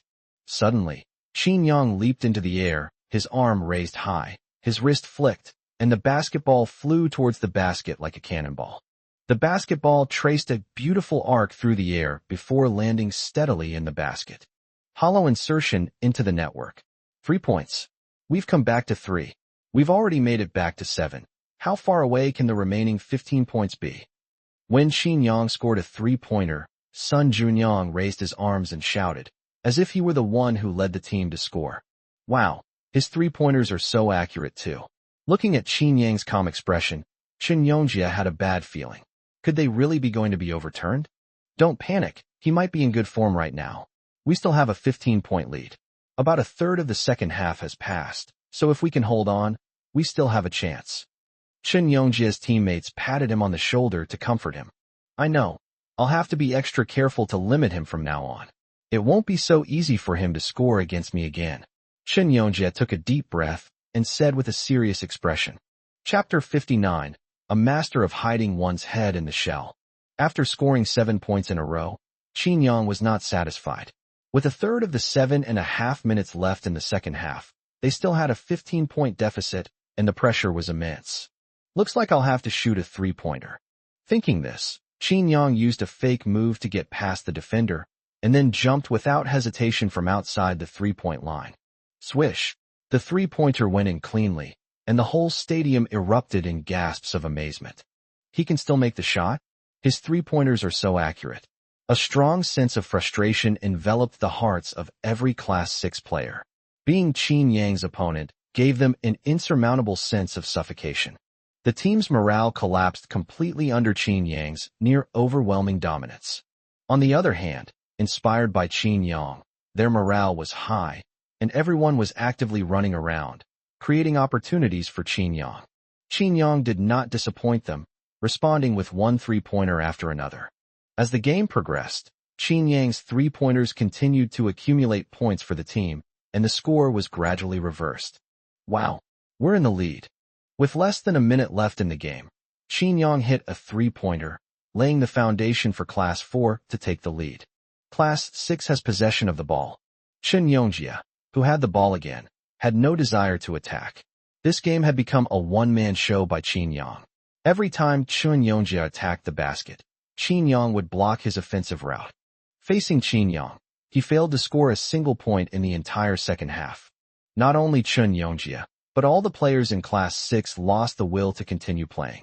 They were completely outmatched and just wanted to end this agonizing match as soon as possible. As the final whistle blew, the students of Class 6 breathed a sigh of relief. Chen Yongjia put down the basketball and slowly walked up to Qin Yang. Wow, I don't usually compliment people, but you've won me over completely. Let's play basketball together sometime. Qin Yang smiled and nodded in response. No problem, if you're not afraid of being tortured by me. Haha, do you think I'm so stupid that I'd be asking for trouble? I'll definitely be on your team then. Chen Yongjia patted Qin Yang on the shoulder and then left. Brother Yang, you're awesome. You beat the other side into submission. Before the fight, he was so arrogant, but after the fight, his fate is uncertain. Haha, Qin Yang, I really don't know what to say. You were 22 points behind with only 7 minutes left, and you actually caught up. If I hadn't seen it with my own eyes, I wouldn't have believed it even if someone told me. The PE teacher tossed Qin Yang a sports drink and looked at him, sighing inwardly. It's such a pity this kid isn't pursuing a career in sports. Thank you, teacher.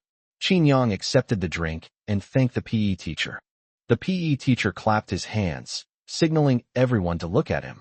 Classmates, today is a memorable day. Although it's not a big deal, it's because we all worked together that we were able to turn the score around. Of course, Qin Yang especially contributed the most. This weekend, I'll treat you all to dinner. How about it? For our shared victory. The PE teacher's words delighted the students. Really? Teacher, we haven't studied much, you're not lying to us. Haha, a gentleman's word is as good as his bond. No matter how the semi-finals and finals go tomorrow, just for today's comeback against all odds, I'm treating you to dinner. Teacher, I'm not free on Saturday. Qin Yang naturally couldn't leave for his grandfather's birthday banquet on Saturday. Qin Yang's words surprised the PE teacher.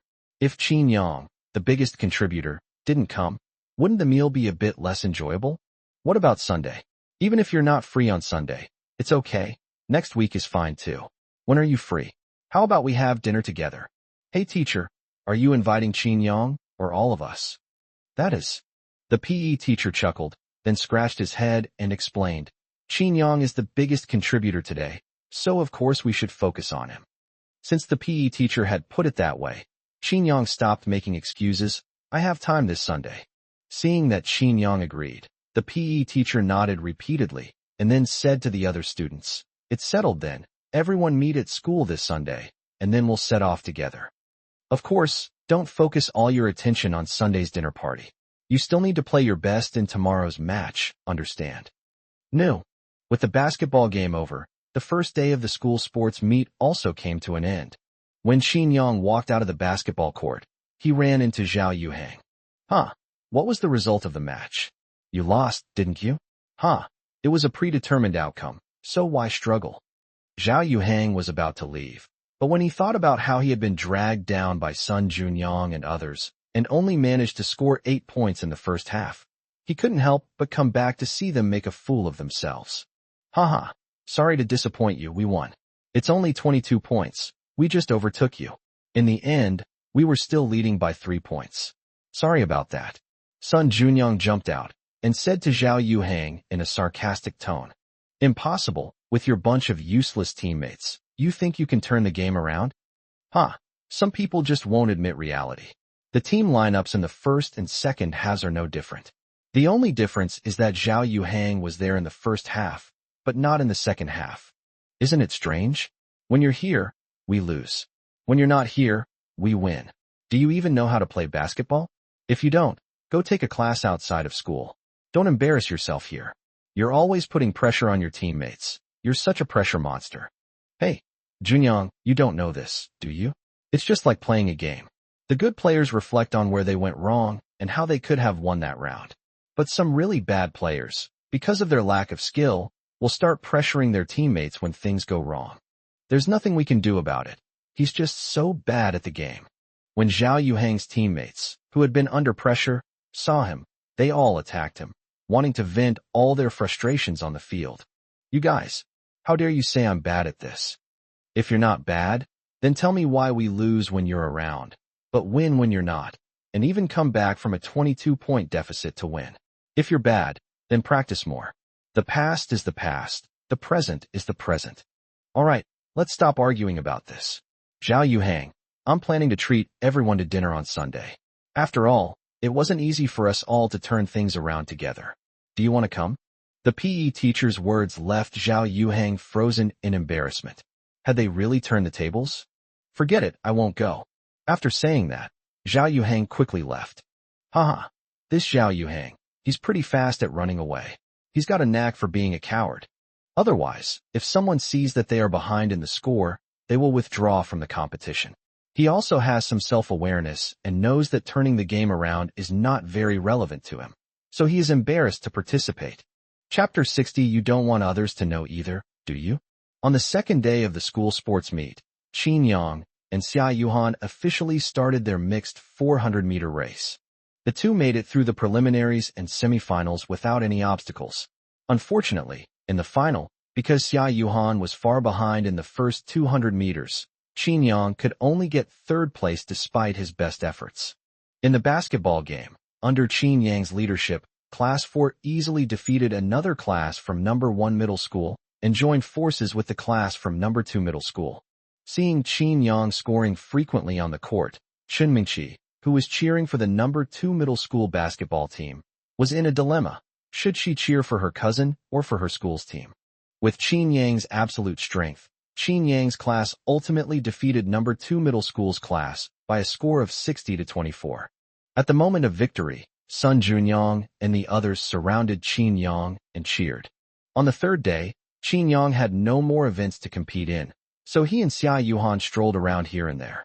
During this period, many sports students approached Xia Yuhan, wanting to get her contact information, but Xia Yuhan refused them all, including some who were persistent and clingy. Xia Yuhan had already said she didn't want to, but the other person kept pestering her to have it. Are you deaf?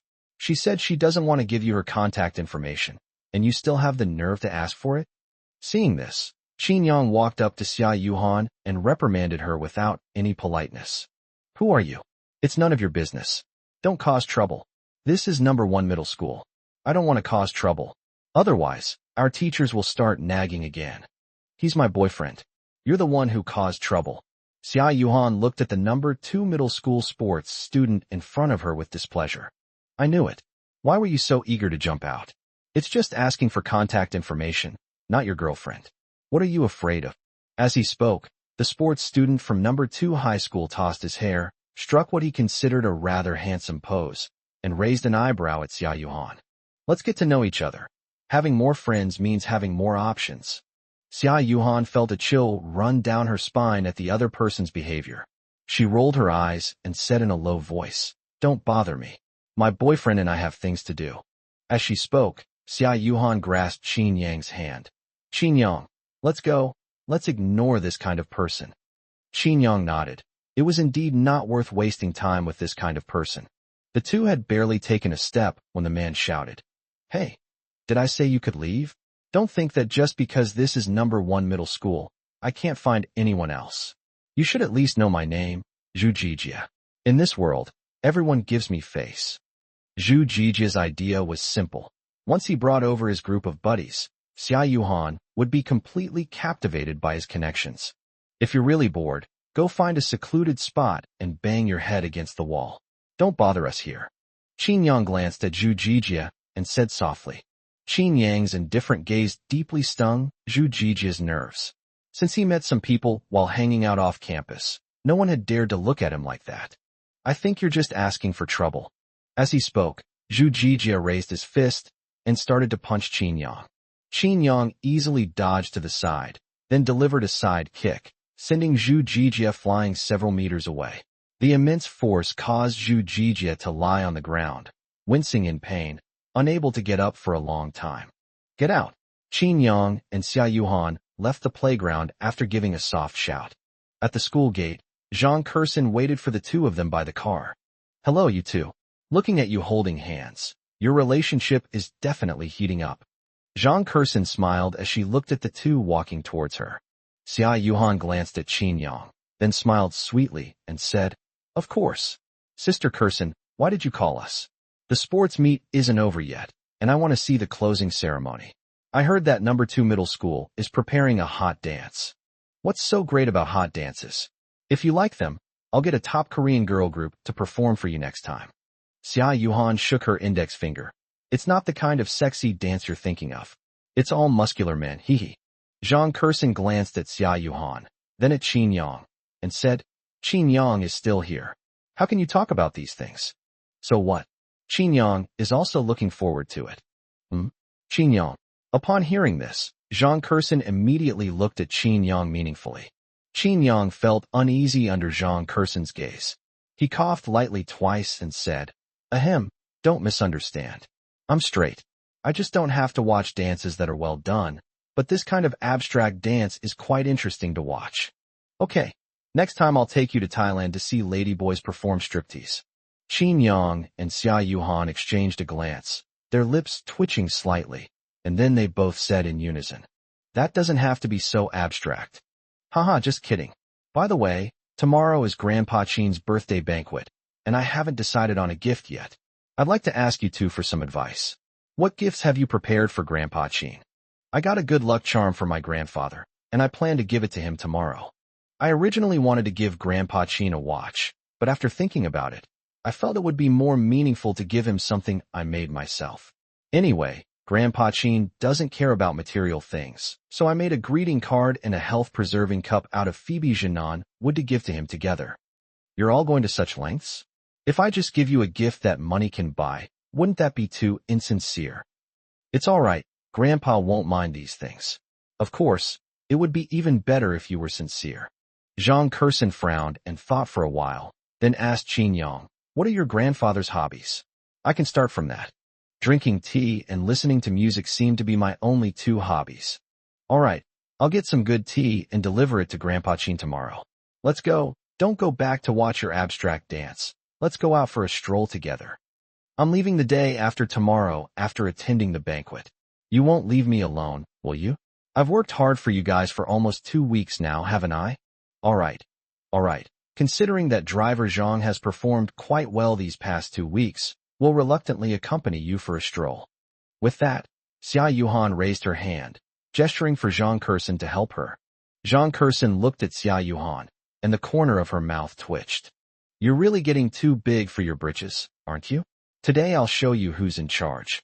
As she spoke, Zhang Kursin grabbed Xia Yuhan's soft waist and tickled her repeatedly. With her weakness exposed, Xia Yuhan couldn't stop laughing for a long time. Ha ha, Sister Kursin, I was wrong. Ha ha, I won't dare to do it again.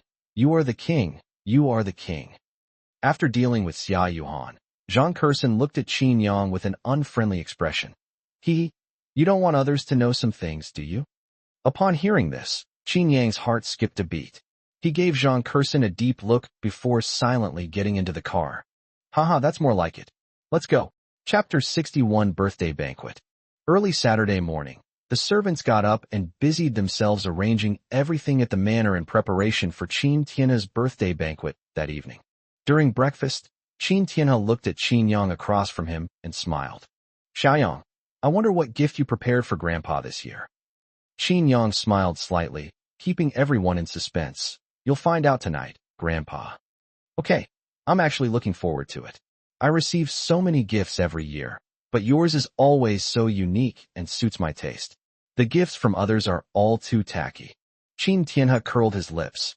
His sons and daughters thought that giving him expensive gifts would please him, but they forgot that their money all came from him. Looking at Qin Tianhe, Qin Yang seemed to remember something and then said, Grandpa, there's something I need to tell you.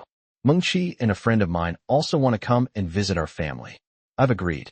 You don't have any objections, do you? Upon hearing this, Qin Tianhe waved his hand and said, I thought it was something important. The future of this huge Qin family is all yours. As the future head of the Qin family, you have the right to bring a few friends home. Besides, I also want to see what kind of people your friends at school are. Upon hearing this, Qin Yang was stunned for a moment. Recalling Sun Juanyang's unreliable appearance, he couldn't help but sigh. I'm afraid I'll have to disappoint you, Grandpa.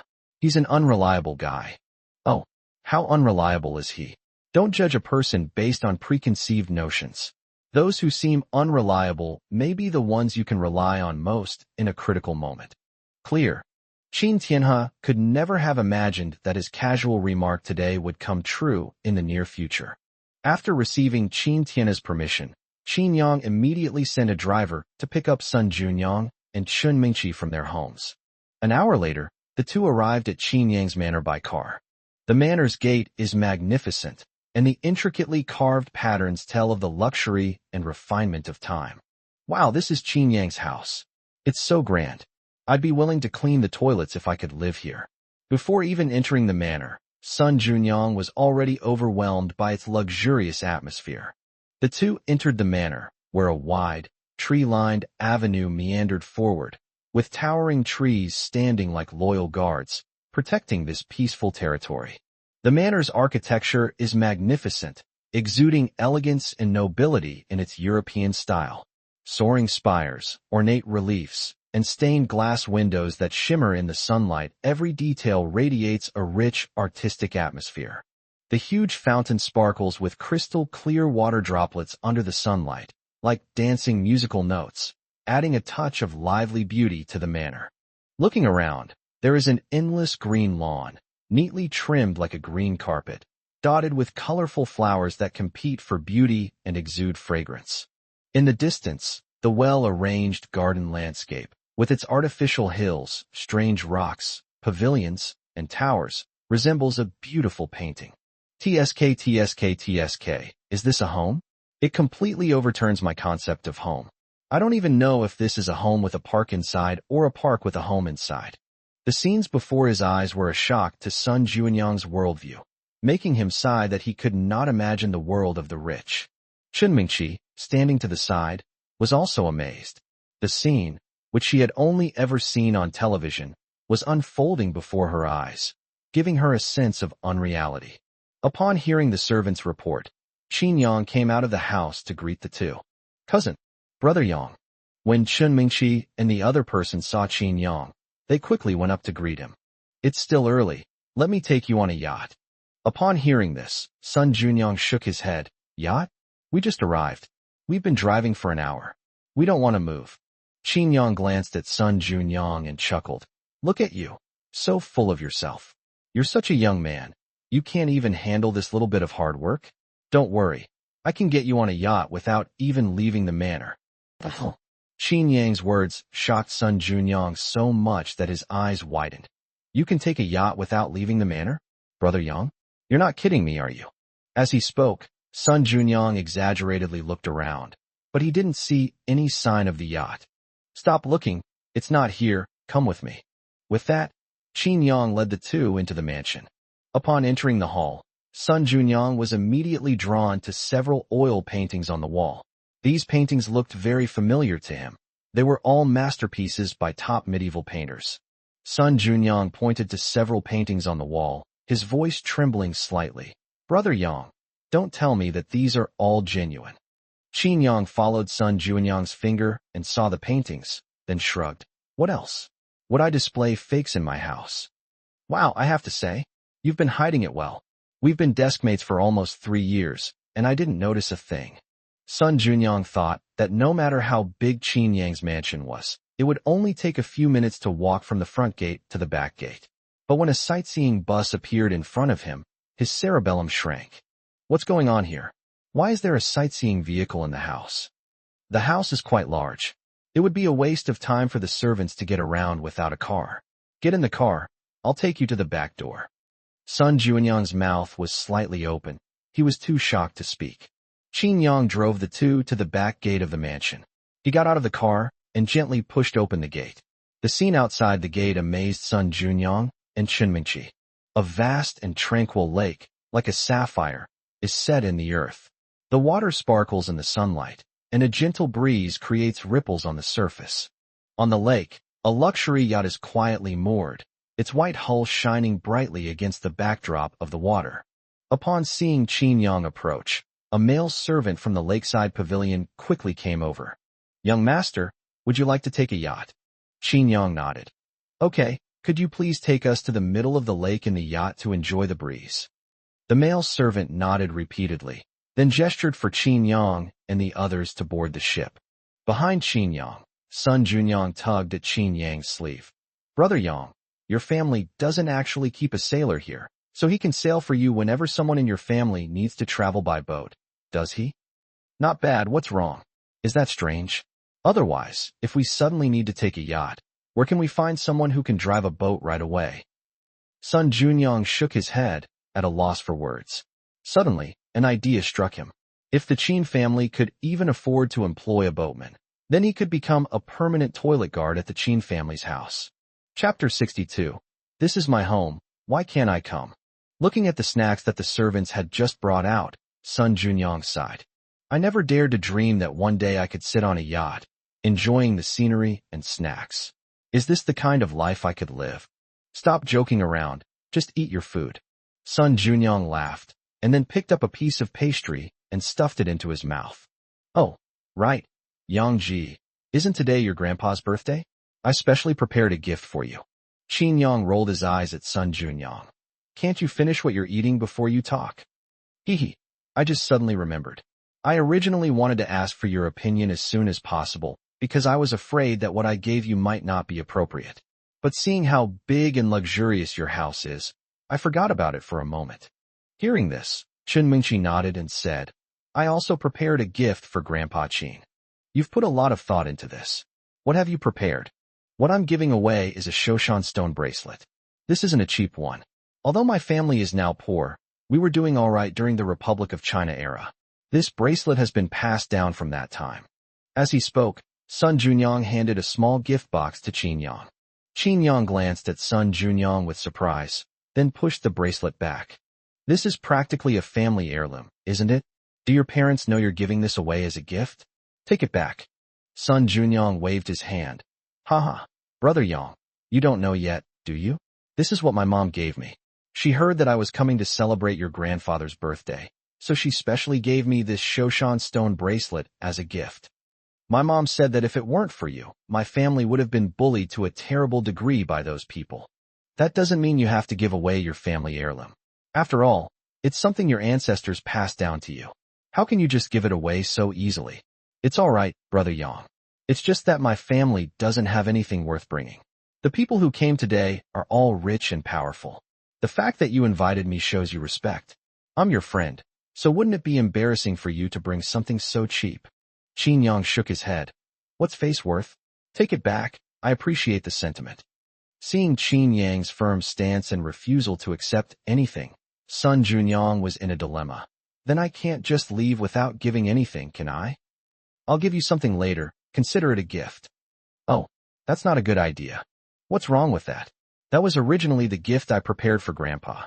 Later, I got other gifts, so I gave up on it. It's fine to let you give it to Grandpa. Fine, Sai. You really don't want this bracelet? Take it back. How can you give away family heirlooms so easily? Cousin, I didn't prepare anything particularly valuable.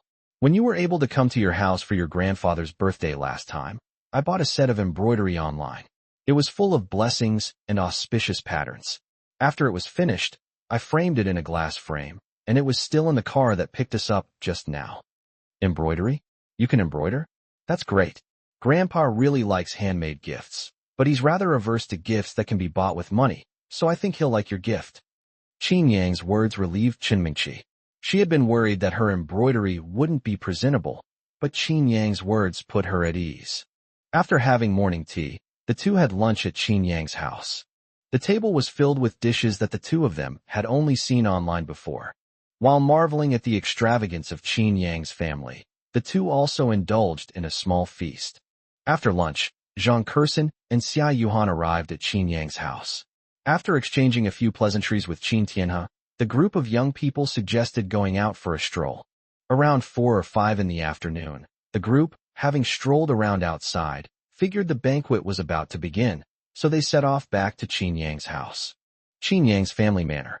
As dusk settles, rows of luxurious cars line up outside the manor, resembling steel dragons, waiting to drive into Qin Yang's underground garage. Elegant Bentleys, opulent Rolls-Royces, flamboyant Ferraris all intertwine to create a breathtaking panorama of wealth in the night.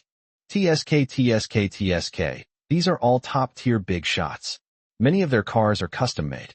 Each one must cost tens of millions. When Zhao Yuhang, who was attending the banquet with his father, saw this scene, he felt that his family background, which he was so proud of, was actually so ordinary. Ruashi, you've probably never even heard of a banquet of this caliber before. Not to mention you, it's only because my dad recently got in touch with the Longyu group that he has the opportunity to attend such a banquet. 90% of the people who can attend this banquet are people who can make Jiangxing tremble. Especially the protagonist of tonight's banquet, who is a person with great influence not only in Jiangxing, but also throughout the entire country. Zhao Yuhang's father glanced at the two people behind him and solemnly instructed them. You two must be careful. Once inside, talk less and observe more. Don't do anything that will displease these big shots. Just like Yuhang said, any one of them here could easily bring our company down. You could say that none of them are people we can afford to offend. Zhao Yuhang nodded emphatically. Don't worry, Dad. I know what I'm doing. Just then, Qin Yang and his group returned from outside, chatting and laughing. Who's that? Qin Yang. Zhao Yuhang was stunned for a moment when he saw Qin Yang, and then quickly called Su Ruashi next to him to look in Qin Yang's direction. It's Qin Yang, and Xia Yuhan and Sun Junyang are next to him. Hell, what's he doing here? Is this a place he should be? Zhao Yuhang said, gesturing to Su Ruashi to go find Qin Yang. Qin Yang, what are you doing here? Do you know where you are? This isn't a place for poor students like you. Looking at Qin Yang, Zhao Yuhang's face was full of contempt and disdain. He felt that ever since he got close to this luxurious manor, he had become a different person, and he was about to be in the same circle as those top big shots. I know where this is, of course I know. This is my home. Qin Yang's words stunned Zhao Yuhang for a moment. Then he burst into laughter. Ha ha. Qin Yang, I always thought you were a bit of a show-off, but I never imagined you were this good. Is this your house? Ha ha ha. You really don't hold back when you brag. If this is your house, then the White House in America is my house. Before Zhao Yuhang could finish speaking, Lu Min hurriedly came out of the manor. When he saw Qin Yang, Lu Min ran straight to Qin Yang's side. Young master, the head of the family is looking for you. Miss Xia, Miss Zhang, your father is also here and is catching up with the head of the family inside. Okay, I'll be right there. By the way, Uncle Lu, I have a little conflict with this guy, and I don't want him to affect my mood. Following the direction Qin Yang pointed, Lu Min saw Zhao Yuhang and Su Ruashi. He nodded and said, Don't worry, young master, I know what to do. Chapter 63. How could you have caused me such a huge mess? The scene before them stunned Zhao Yuhang and Su Ruashi. Had they heard correctly? The man in the suit and tie in front of them was called Young Master Qin Yang? What kind of young master was Qin Yang? Su Ruashi, in particular, looked at Qin Yang's back with disbelief. Qin Yang was a young master? How could that be? She had been dating Qin Yang for 5 years, and he was just an ordinary student who did well in his studies. After inviting Qin Yang and the others into the manor, Lu Min came to Zhao Yuhang. He glanced at them and saw that the two were about the same age as his young master, so they must have come with their families. Thinking of this, Lu Min asked, Where are your parents? Go back and tell them you can leave now. You're not welcome here. What right do you have to kick us out? We came here with the chairman of Longyu Group. Zhao Yuhang's words made Lu Min's expression turn cold. He glanced at Zhao Yuhang and chuckled. Longyu Group? What kind of small group is that? There are more turtles in the Yongding River than there are groups of this size. We have a lot of guests today, and I don't want to make too much of a fuss. If you're still stubborn, I'll have security kick you out. As he spoke, Lu Min took out his phone and made a call. The person on the other end of the phone was flattered to hear that it was Lu Min calling. Assistant Lu, what brings you here? I've arrived at the manor and am currently queuing to enter the parking lot. Zhou Longyu, now leave the manor with the people you brought with you. Lu Min's words caused a pause on the other end of the phone. After a moment, Zhou Longyu's uncertain voice came through. Assistant Lu, are you kidding me? Everything's fine. Why are you asking me to leave? I won't repeat myself. With that, Lu Min hung up the phone. When Zhao Yuhang heard the name Zhou Longyu, his pupils dilated and his body trembled involuntarily. Zhou Longyu. Isn't he the chairman of Longyu Group, the company his father recently befriended? He's someone even his father has to look up to. How come this man who calls Qin Yang, young master, is behaving like this to him? Before Zhao Yuhang could react, Zhou Longyu had already jogged up to Lu Min. Upon seeing Lu Min, Zhou Longyu repeatedly bowed and paid his respects. Assistant Lu, what exactly happened? I haven't done anything to upset you, have I? Zhou Longyu was puzzled by Lu Min's phone call. He had not offended Lu Min, so why was the other party suddenly calling to tell him not to attend the banquet? Lu Min pointed at Zhao Yuhang and Su Ruashi. You brought these two, didn't you? You really know how to bring people. There are so many people in Jiangcheng, and you had to bring 2 of them who have conflicts with my young master. I really don't know. Do you not want to live in China anymore? Lu Min's words nearly made Zhou Longyu collapse to the ground in shock. The young master Lu Min mentioned, wasn't that the young master of the Qin family? Good heavens, what a coincidence. Turning to look at Zhao Yuhang and the other person, Zhou Longyu felt like killing them. Zhou Longyu took a deep breath, then took out his phone to call Zhao Yuhang's father. Mr. Jie Chou, I'm right behind you. Is there something you need? When the call connected with Zhou Longyu, Zhao Yuhang's father's attitude was very humble, with a strong sense of ingratiation. You fucking get over here. You're really going to kill me. After angrily uttering a curse, Zhou Longyu quickly looked at Lu Min beside him and pleaded. Assistant Lu, I really didn't know they had a conflict with your young master. If I had known, I wouldn't have dared to bring them here, even if you gave me 1,000 lives. Lu Min stared coldly at Zhou Longyu, without saying a word. Half a minute later, Zhao Yuhang's parents ran up to Zhou Longyu. Mr. Zhou, what's going on all of a sudden? Zhou Longyu glanced at Zhao Yuhang's parents and sneered. What else? Ask your good son, who gave him the guts to mess with young Master Qin. He really doesn't know what death means. You surnamed Zhao. I have treated you well, yet you have framed me like this. From today onwards, I will sever all cooperative ties between Longyu Group and your company. And from now on, anyone who dares to cooperate with your company is going against me and Longyu Group. Zhou Longyu's words were like a muffled thunderclap in the minds of Zhao Yuhang's family. Zhou Longyu is trying to blacklist their company. Zhao Yuhang couldn't help but take a few steps back. He hadn't recovered from the shock in his heart. At this moment, there was only one question in his mind. Who exactly was Qin Yang? Why would Zhou Longyu blacklist his own family just because of one sentence he said? After severing ties with Zhao Yuhang's family, Zhou Longyu turned to Lu Min and said, "Assistant Lu, you know me. I'll do whatever you ask." This was really a misunderstanding. Ignorance is no excuse. I've already distanced myself from them. Please, have mercy and let me in. This is the last time. After saying that, Lu Min turned and walked into the manor. Hearing Lu Min relent, Zhou Longyu breathed a sigh of relief. Being kicked out was not just a matter of not being able to attend a banquet. Countless eyes are watching what's happening here. Seeing that Assistant Lu won't let him into the manor, he'll probably see the other dignitaries at the banquet start trying to suppress him in order to curry favor with the Qin family, even before the banquet ends.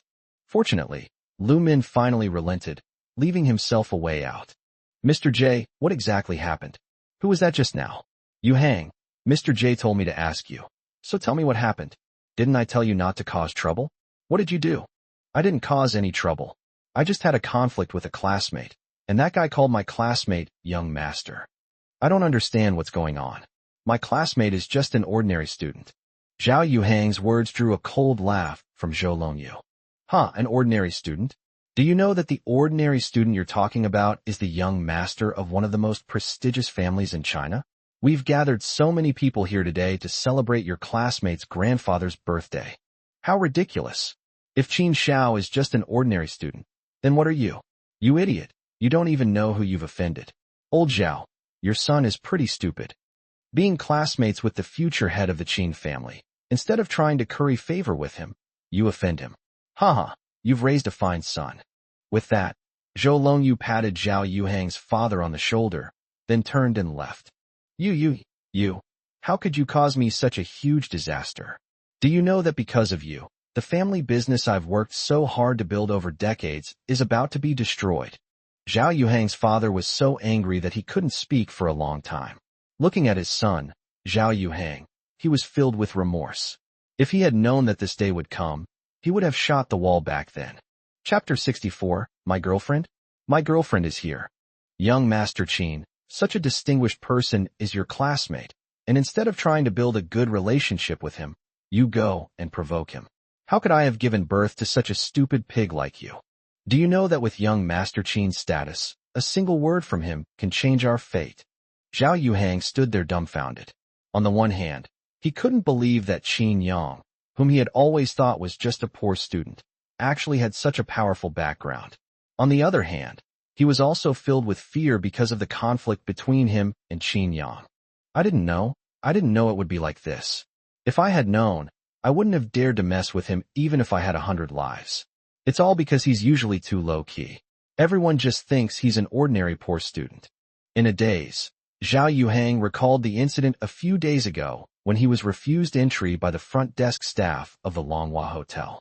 At the time, he thought that Zhang Kersen might have used her influence to persuade the two front desk staff. Now that I think about it, the boss they were talking about must have been Qin Yang. Thinking of this, Zhao Yuhang was filled with regret.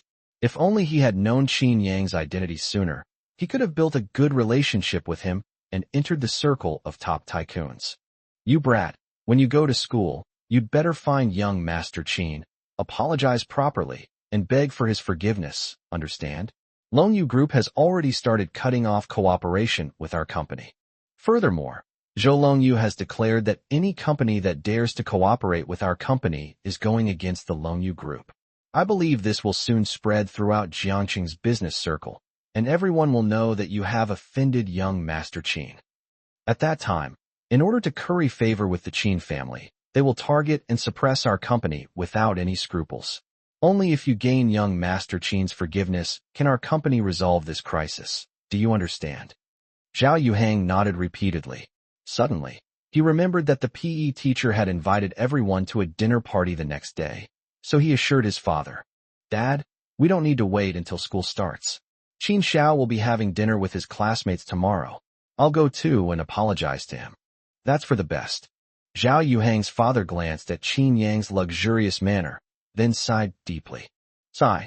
I was hoping to meet some important people at today's banquet, but I can't even get into the manor. Let's go.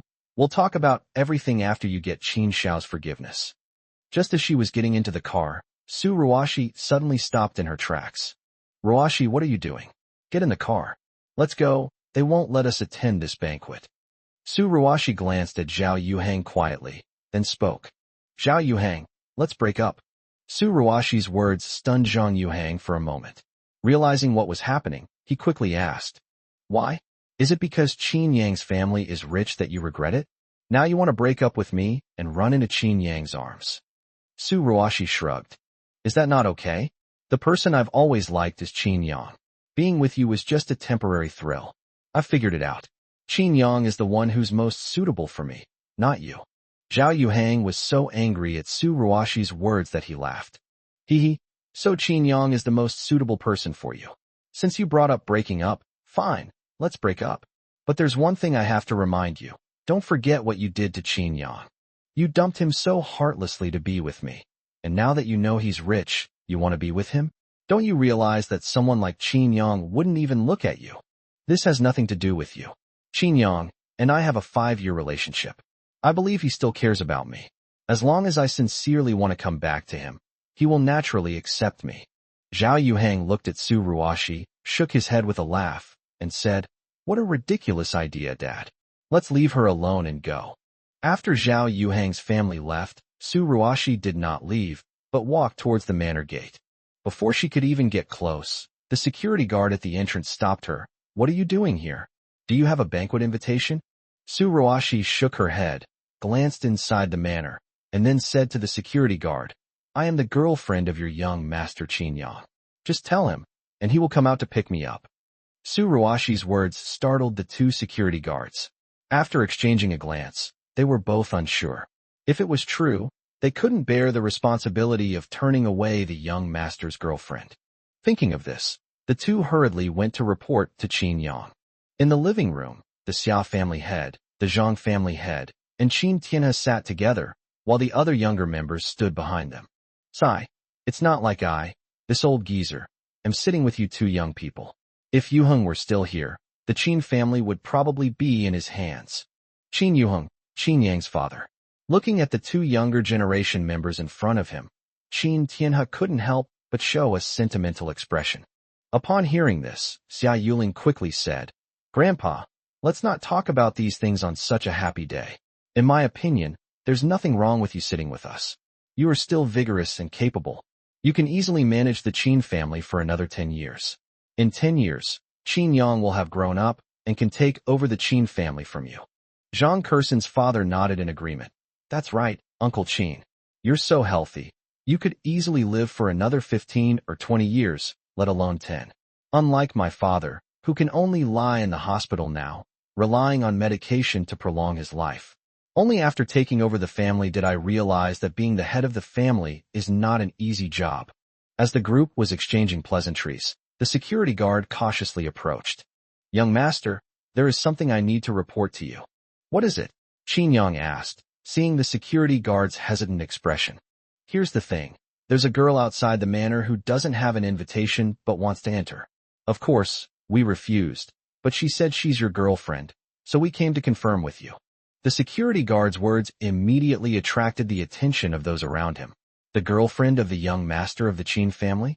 Just that title was enough to make them curious about what kind of person the girl was. Those who knew that Qin Yang's girlfriend was Xia Yuhan looked at Qin Yang in shock. Wow, Yang is playing the field so much. Another girlfriend showing up at his door. Zhang Kerson frowned and looked at Qin Yang with an ambiguous expression.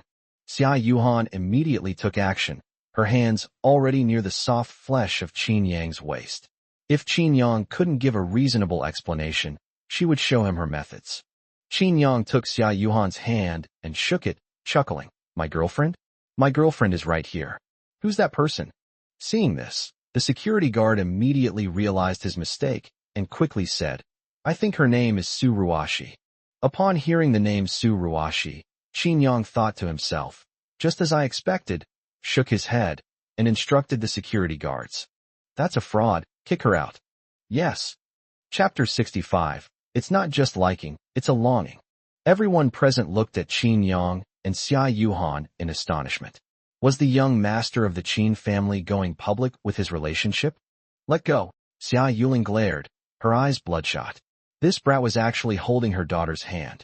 What's wrong with being a boyfriend? Being a boyfriend isn't allowed either. Seeing Xia Yuling's reaction, the Zhang family patriarch laughed and said, Haha. Yuling, I'm not trying to be mean, but your doting father personality hasn't changed at all. It's a good thing that Yuhan and Qinyang are together. I think they are a perfect match, a handsome man and a beautiful woman. And as far as I know, Qinyang is excellent in every way. You should be secretly happy. Humph. Xia Yuling snorted coldly, turning her head away and refusing to look at the two of them anymore. They were an eyesore. Not far away, Qin Ling, the son of Qin Yang's second uncle, clenched his fists when he saw Qin Yang and Xia Yuhan holding hands. How did they get together? Qin Ling looked at Qin Yang with jealousy in his eyes. He liked Xia Yuhan, unlike others. He had liked Xia Yuhan since she was a chubby little girl. He had also pursued Xia Yuhan, but she rejected him decisively. Seeing Xia Yuhan and Qin Yang together now, he felt a heavy weight pressing on his heart. Qin Tianhe looked at Xia Yuhan with great interest, then nodded in satisfaction. With Xia Yuhan by his side, Qin Yang would surely receive help from the Xia family in the future, making it easier for him to take over the Qin family from him. Of course, this is on the premise that Qin Yang has the ability to withstand the backlash from the Xia family. I hope that day will never come. All right, you young people don't need to stay here with us anymore.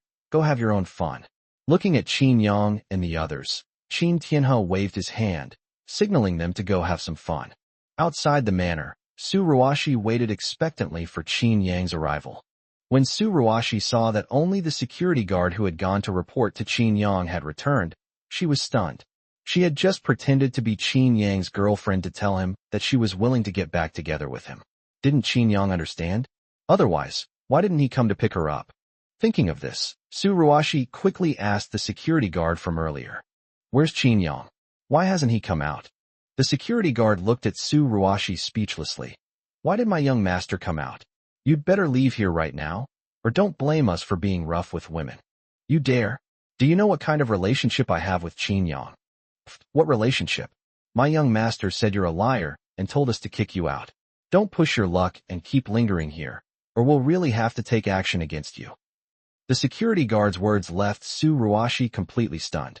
She couldn't believe Qin Yang would say she was a liar. How could that be?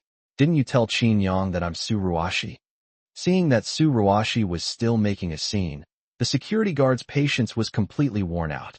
He gave a signal to another security guard, and the two of them went forward, grabbed Su Ruashi, and threw her out. If you dare come any closer, we will call the police and charge you with trespassing. Su Ruashi, who was still determined to go into the manor to see Qin Yang, froze on the spot after hearing this.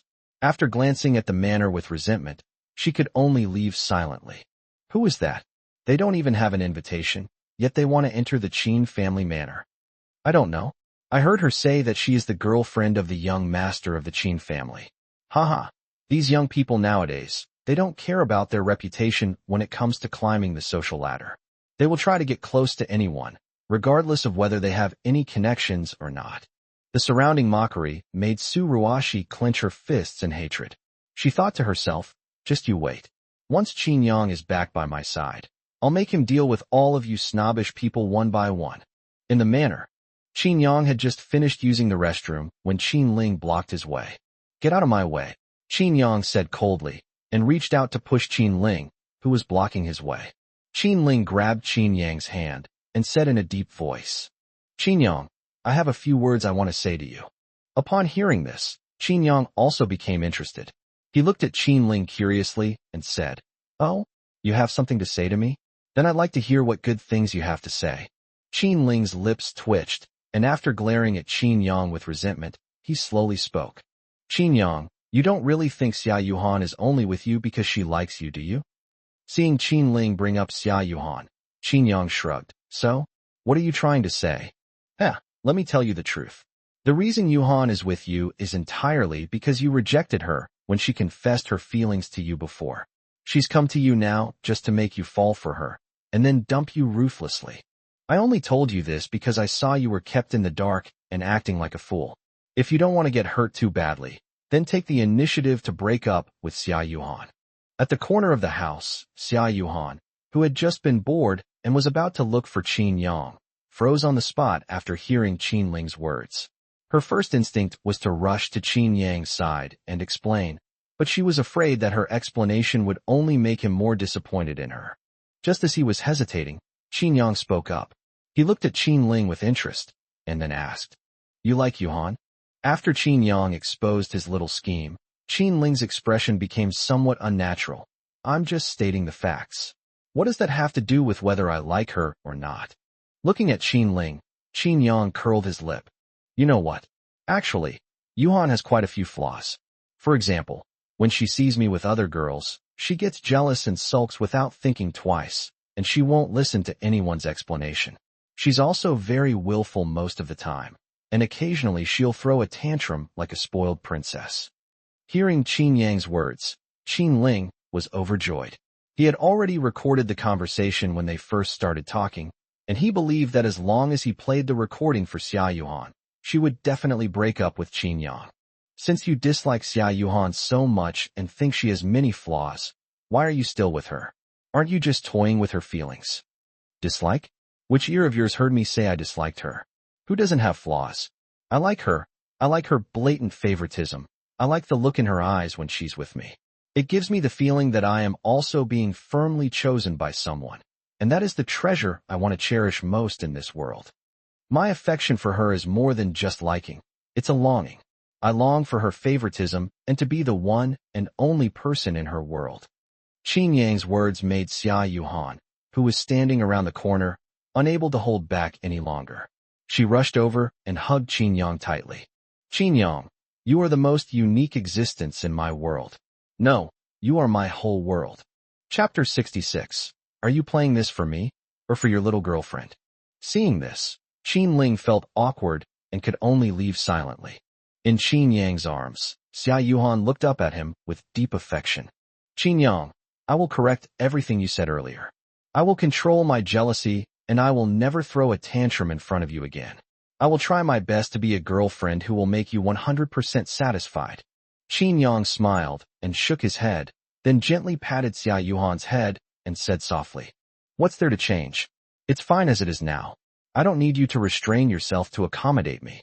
Just be yourself and be happy." Qin Yang's words made Xia Yuhan hug him even tighter. "Qin Yang, you're the best."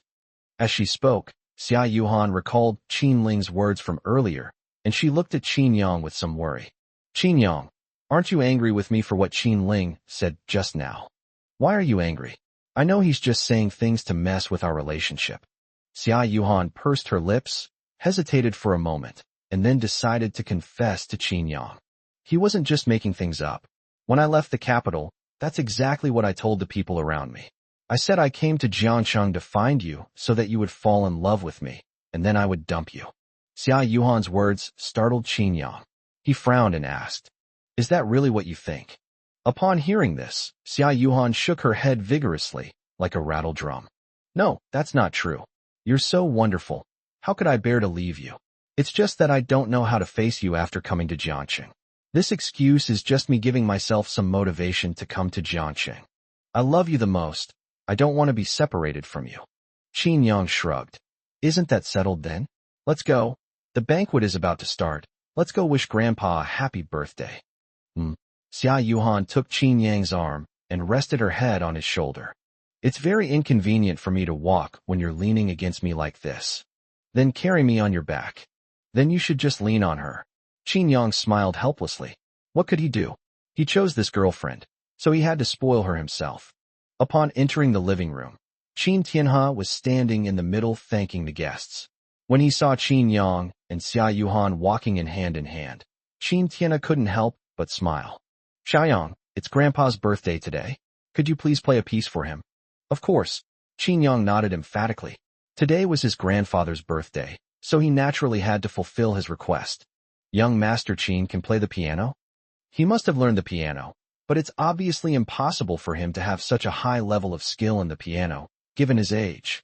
When the guests saw Qin Yang, the young patriarch of the Qin family, walk towards the piano, they couldn't help but whisper among themselves about his piano skills. Humph, Brat can play the piano too? Xia Yuling snorted coldly. He looked at Qin Yang as if he were an enemy. Although he knew that he shouldn't be angry with a junior, he couldn't suppress the anger in his heart. Of course, Dad, just listen. Qin Yang plays the piano better than any great musician you've ever heard, Xia Yuhan said with pride. Seeing the undisguised admiration in Xia Yuhan's eyes and words when she mentioned Qin Yang, Xia Yuling couldn't help but shake his head. You're just blind. To achieve something in a field, you need time to hone your skills. Qin Yang might have some talent, but to say he plays better than any musician I've ever heard is unrealistic. Given Xia Yuling's status, anyone who could play the piano for him would be a renowned musical master. Could Qin Yang, at such a young age, compare to them? Xia Yuling didn't believe it.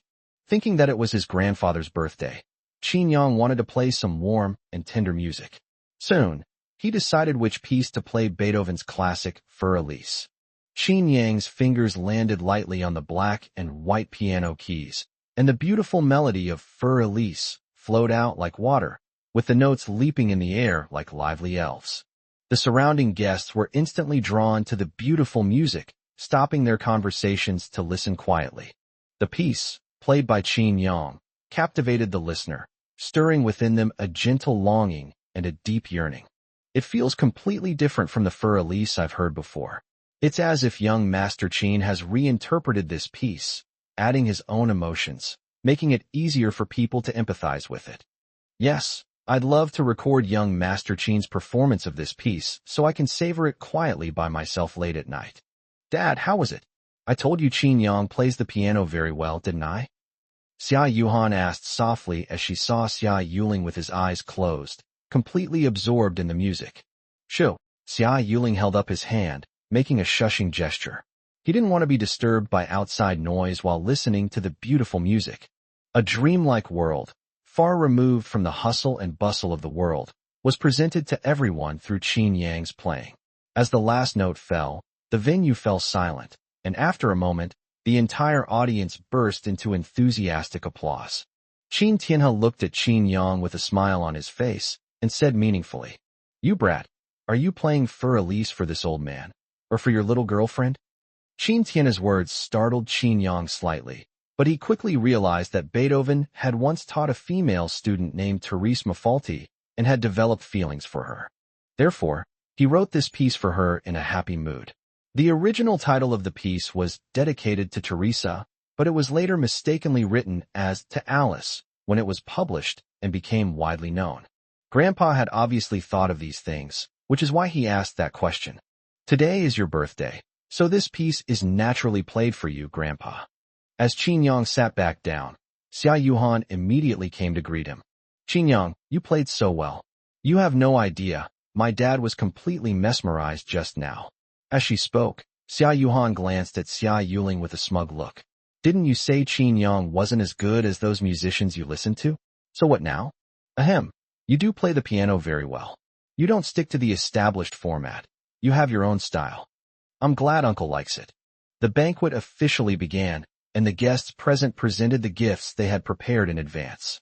Xia Yuling, the head of the Xia family, gifted Xiangtai Manor. The first gift shocked everyone present. Xiangtai Manor, a top-tier luxury residence in Beijing, costing 2 million per square meter. Many of those present couldn't afford this manor even with their entire fortune. No wonder he's the head of a powerful family. He's incredibly generous. Head of the Zhang family, Zhang Shiyu presents a pair of Chenghua Doucai chicken cups. Listening to the gifts these people gave to Qin Tianhe, son Junyang, who was standing next to Qin Yang, felt as if he had heard of every treasure he had ever heard of in his life. Is this just an ordinary birthday banquet in a wealthy family? I've learned something new? No, I've learned something new. Soon, it was Qin Yang's turn to present the gift. Qin Yang did not bring it with him, but had his servants prepare a gift box in advance, containing a peace charm that Qin Yang had obtained for Qin Tianhe at Jinyang Temple. Grandpa, this is a peace charm that I specially went to Jinyang Temple to get for you. Upon hearing this, Qin Tianhe nodded in satisfaction. That's thoughtful of you. It's very difficult to obtain a talisman, fortune, at Jinyang Temple. You were often coming home very late at night for a while, which must have been because you were going to ask for talismans. Qin Yang smiled and nodded. Qin Tianhe patted Qin Yang on the shoulder and prepared to open the small gift box to see the talisman Qin Yang had obtained for him. As soon as he opened it, Qin Tianhe's expression changed drastically. His breathing became rapid, and his chest heaved. Snap! Before anyone else could see what was inside the gift box, Qin Tianhe closed it. Chapter 67. His status as the young master of the family should be stripped. How could this happen? Who did this? Qin Yang, who was closest to Qin Tianhe, saw clearly what was inside the gift box. The amulet he had prepared for Qin Tianhe had long since disappeared, replaced by a broken pocket watch. Giving Grandpa a broken watch on his birthday, what are these people up to? Qin Yang's anger surged, and he wished he could drag that person out and beat him up right now. Qin Tianhe forced a smile, patted Qin Yang on the shoulder, and put the gift box away. He said softly, I really like the amulet that Xiao Yang gave me. It's good. Of all of you, only Xiao Yang's gift satisfies me. Qin Yang's heart trembled. Having spent every day with his grandfather, how could he not see that Qin Tianhe was just putting on a brave face? After leaving, Qin Yang found the servant who had been keeping the amulet for him. This person was named Zhu Jie, the deputy steward of the manor, Lu Min's successor, and Qin Yang's absolute confidant. I'm asking you, besides you, who else has touched the amulet I gave to Grandpa? Zhu Jie looked at Qin Yang with a bewildered expression, then said with certainty, Young master, I know this is a gift you gave to the head of the family, so of course I dare not neglect it. I am the only one who has touched this amulet from beginning to end. Really? Then why were the amulets switched? Qin Yang's words shocked Zhu Jie. He had been wondering why the patriarch's expression had seemed off earlier. The peace talisman had actually been switched. Young master, this has nothing to do with me. I did keep the amulet close to my body, but I really don't know how it was switched. Keep your voice down. Do you want everyone to know? Go and check the security footage right now. Watch all the videos related to you, and see who has secretly tampered with them. Clear. After receiving Qin Yang's order, Zhu Jie quickly went to check the surveillance footage. But he returned in less than 10 minutes. Young master, the surveillance cameras are broken. There was a gap of more than a minute in the footage before the banquet started. I think that person must have done something sneaky during that time. Qin Yang squinted and pondered for a moment. The fact that someone could switch their amulet after creating a gap of more than a minute in the entire manor's surveillance system suggests that there was more than one person involved. Moreover, it must be someone Zhu Jie knows very well. Only in this way can he switch the amulet without arousing any suspicion from Zhu Jie. Who could it be?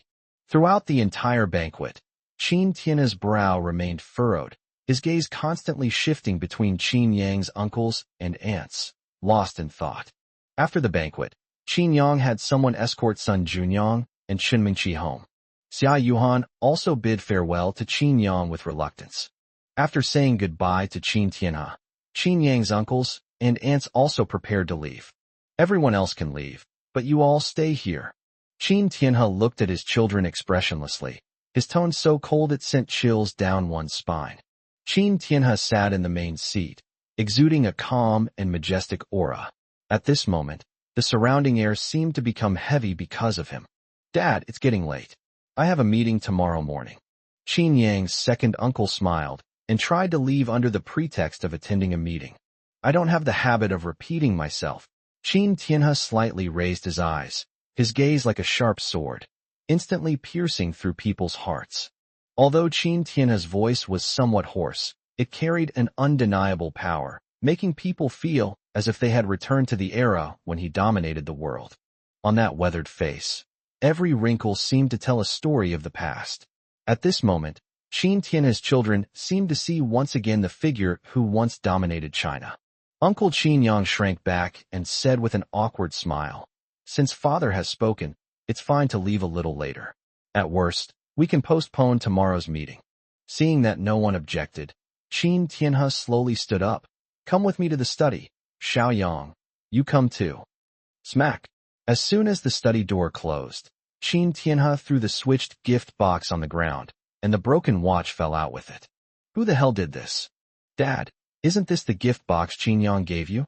I was wondering why you kept us here, and it turns out it's just because of this? If it's from Qin, go find Qin. Why are you looking for us? We have a meeting tomorrow. You're just wasting our time. When Qin second aunt, Zhou Xiaoxue, saw the gift box, she recognized it as a gift from Qin to Qin Tianhe. The thought that Qin Tianhe had kept all of them because of the gift Qin had given her made Zhou Xiaoxue feel unhappy. Qin Yang's second uncle, Qin Heyu, tugged at his wife's arm, signaling her not to say anything more. Qin Tianhe squinted and walked up to Zhou Xiaoxue. Will you give me a broken watch as a gift at my birthday party? Of course I wouldn't. I'm not a malicious person. Why would I do such a thing? You can't even do that? You mean my carefully groomed successor is even less capable than you? Capable of doing such a rebellious and foolish thing? Dad, Xiaoxue is in a hurry to go back because she has a meeting tomorrow. Please don't take it to heart. Qin Heyu pulled Zhou Xiaoxue behind him. Qin Tianhe took a deep breath, looked everyone present over, and then said in a deep voice, "Who did this? Step forward. I'll give you a chance. I can let it go this time, but if I find out who did it, being expelled from the Qin family will be a minor matter." Upon hearing this, Qin Yang's third uncle couldn't sit still any longer. He stood up and said, "Father, I know you're bound to be unhappy to receive such a gift on your birthday, but you trust Qin Yang too much. He gave you this gift box, you should hold him accountable. Why are you making things difficult for us? You've been through so much, don't you know the saying? You can know a person's face but not their heart. The person who harms you is often the one you trust the most."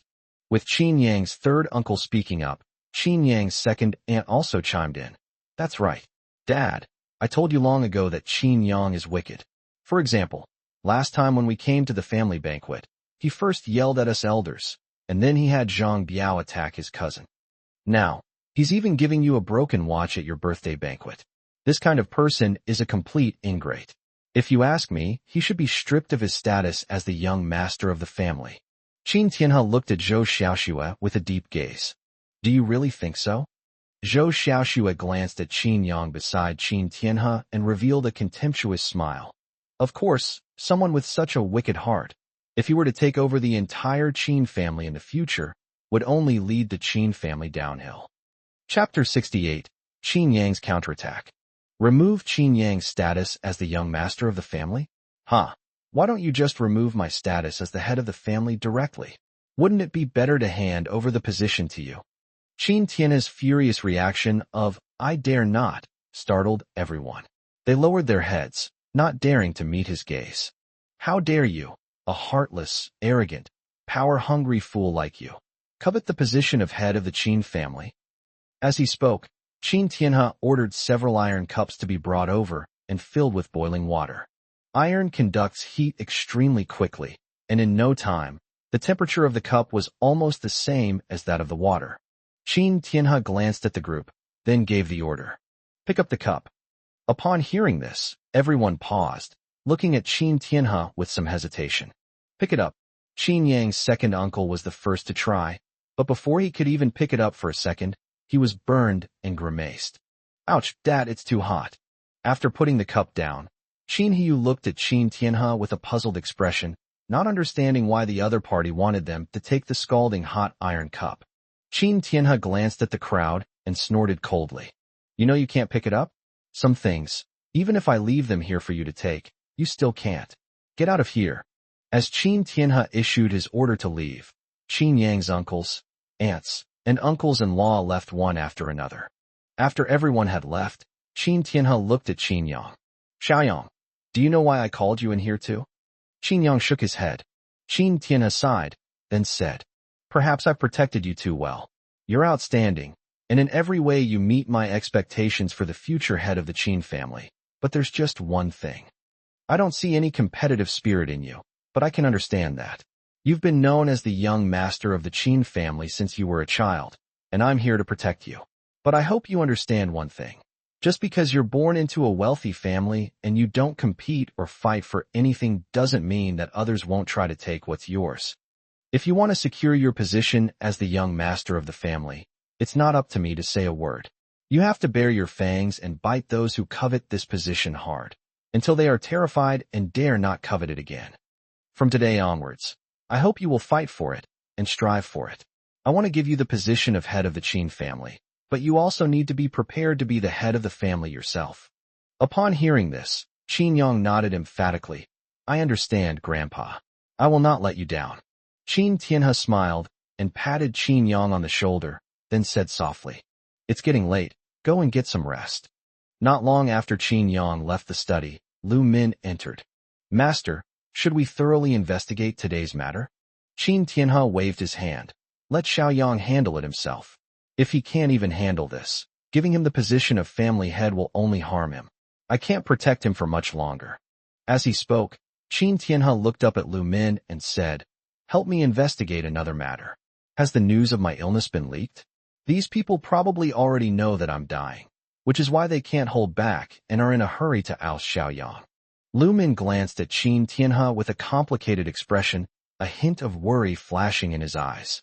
Master, are you really not even telling the young master about your illness? Hearing Lu Min's question, Qin Tianhe smiled nonchalantly. Why talk to him? What good will it do except make him worry about me? That's enough. You should get some rest too. Qin Yang had just finished washing up and returned to his room when someone knocked on his door. Come in. Zhu Jie slowly pushed open the door and entered Qin Yang's room. He glanced outside to make sure no one was around before carefully closing the door. Young master, I checked everyone I had contact with during the surveillance gap period based on my memory, and I actually found something. What discovery?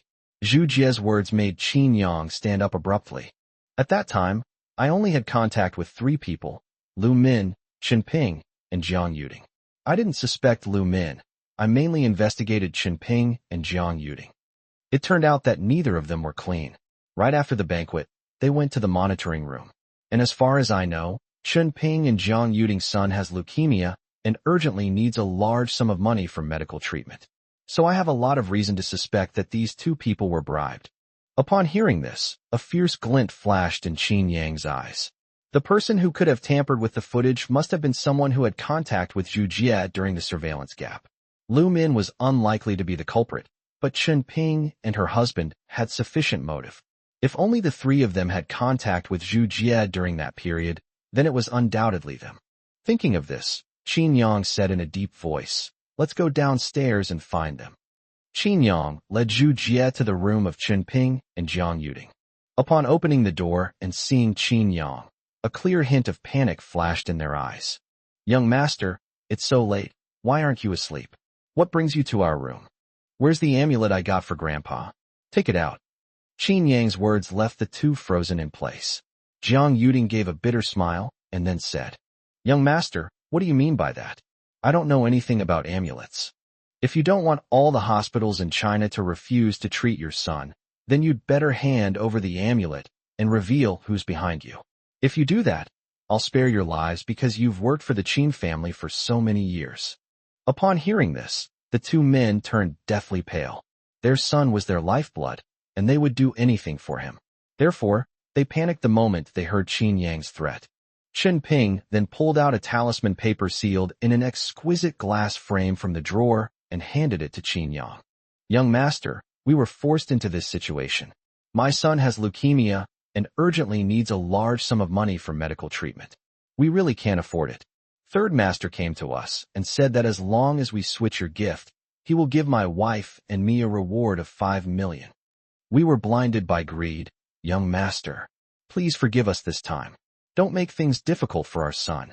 As expected, it was the 2 of you. You must have accomplices, right? Confess now.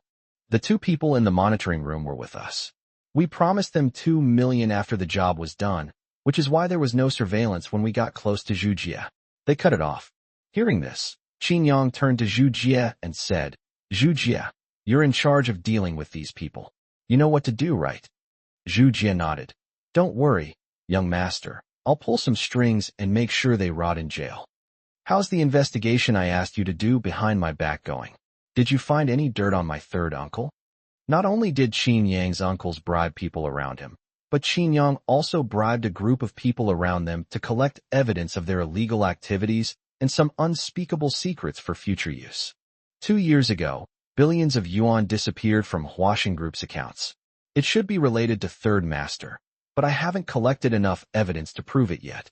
However, there is something we can make a fuss about. What's up?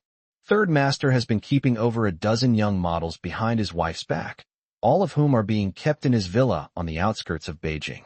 I have quite a few photos of Third Master throwing parties at the villa, and every single one of them is very explicit.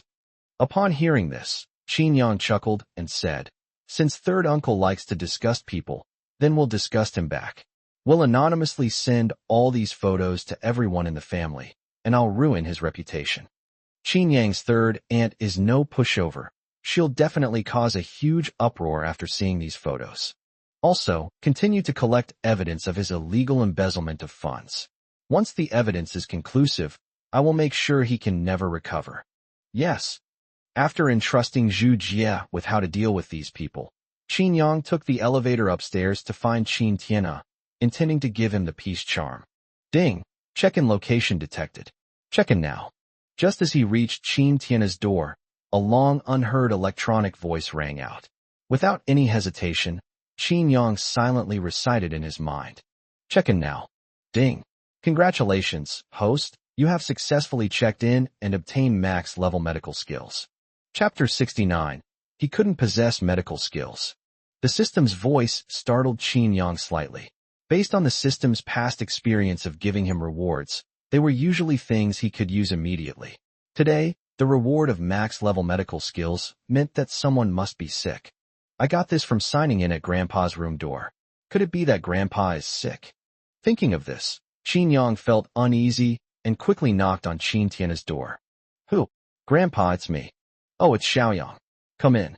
After receiving Qin Tianhe's permission, Qin Yang slowly pushed open the door. Qin Tianhe was still awake and was sitting on the bed reading a book. Qin Yang walked to the bedside and handed the amulet to Qin Tianhe.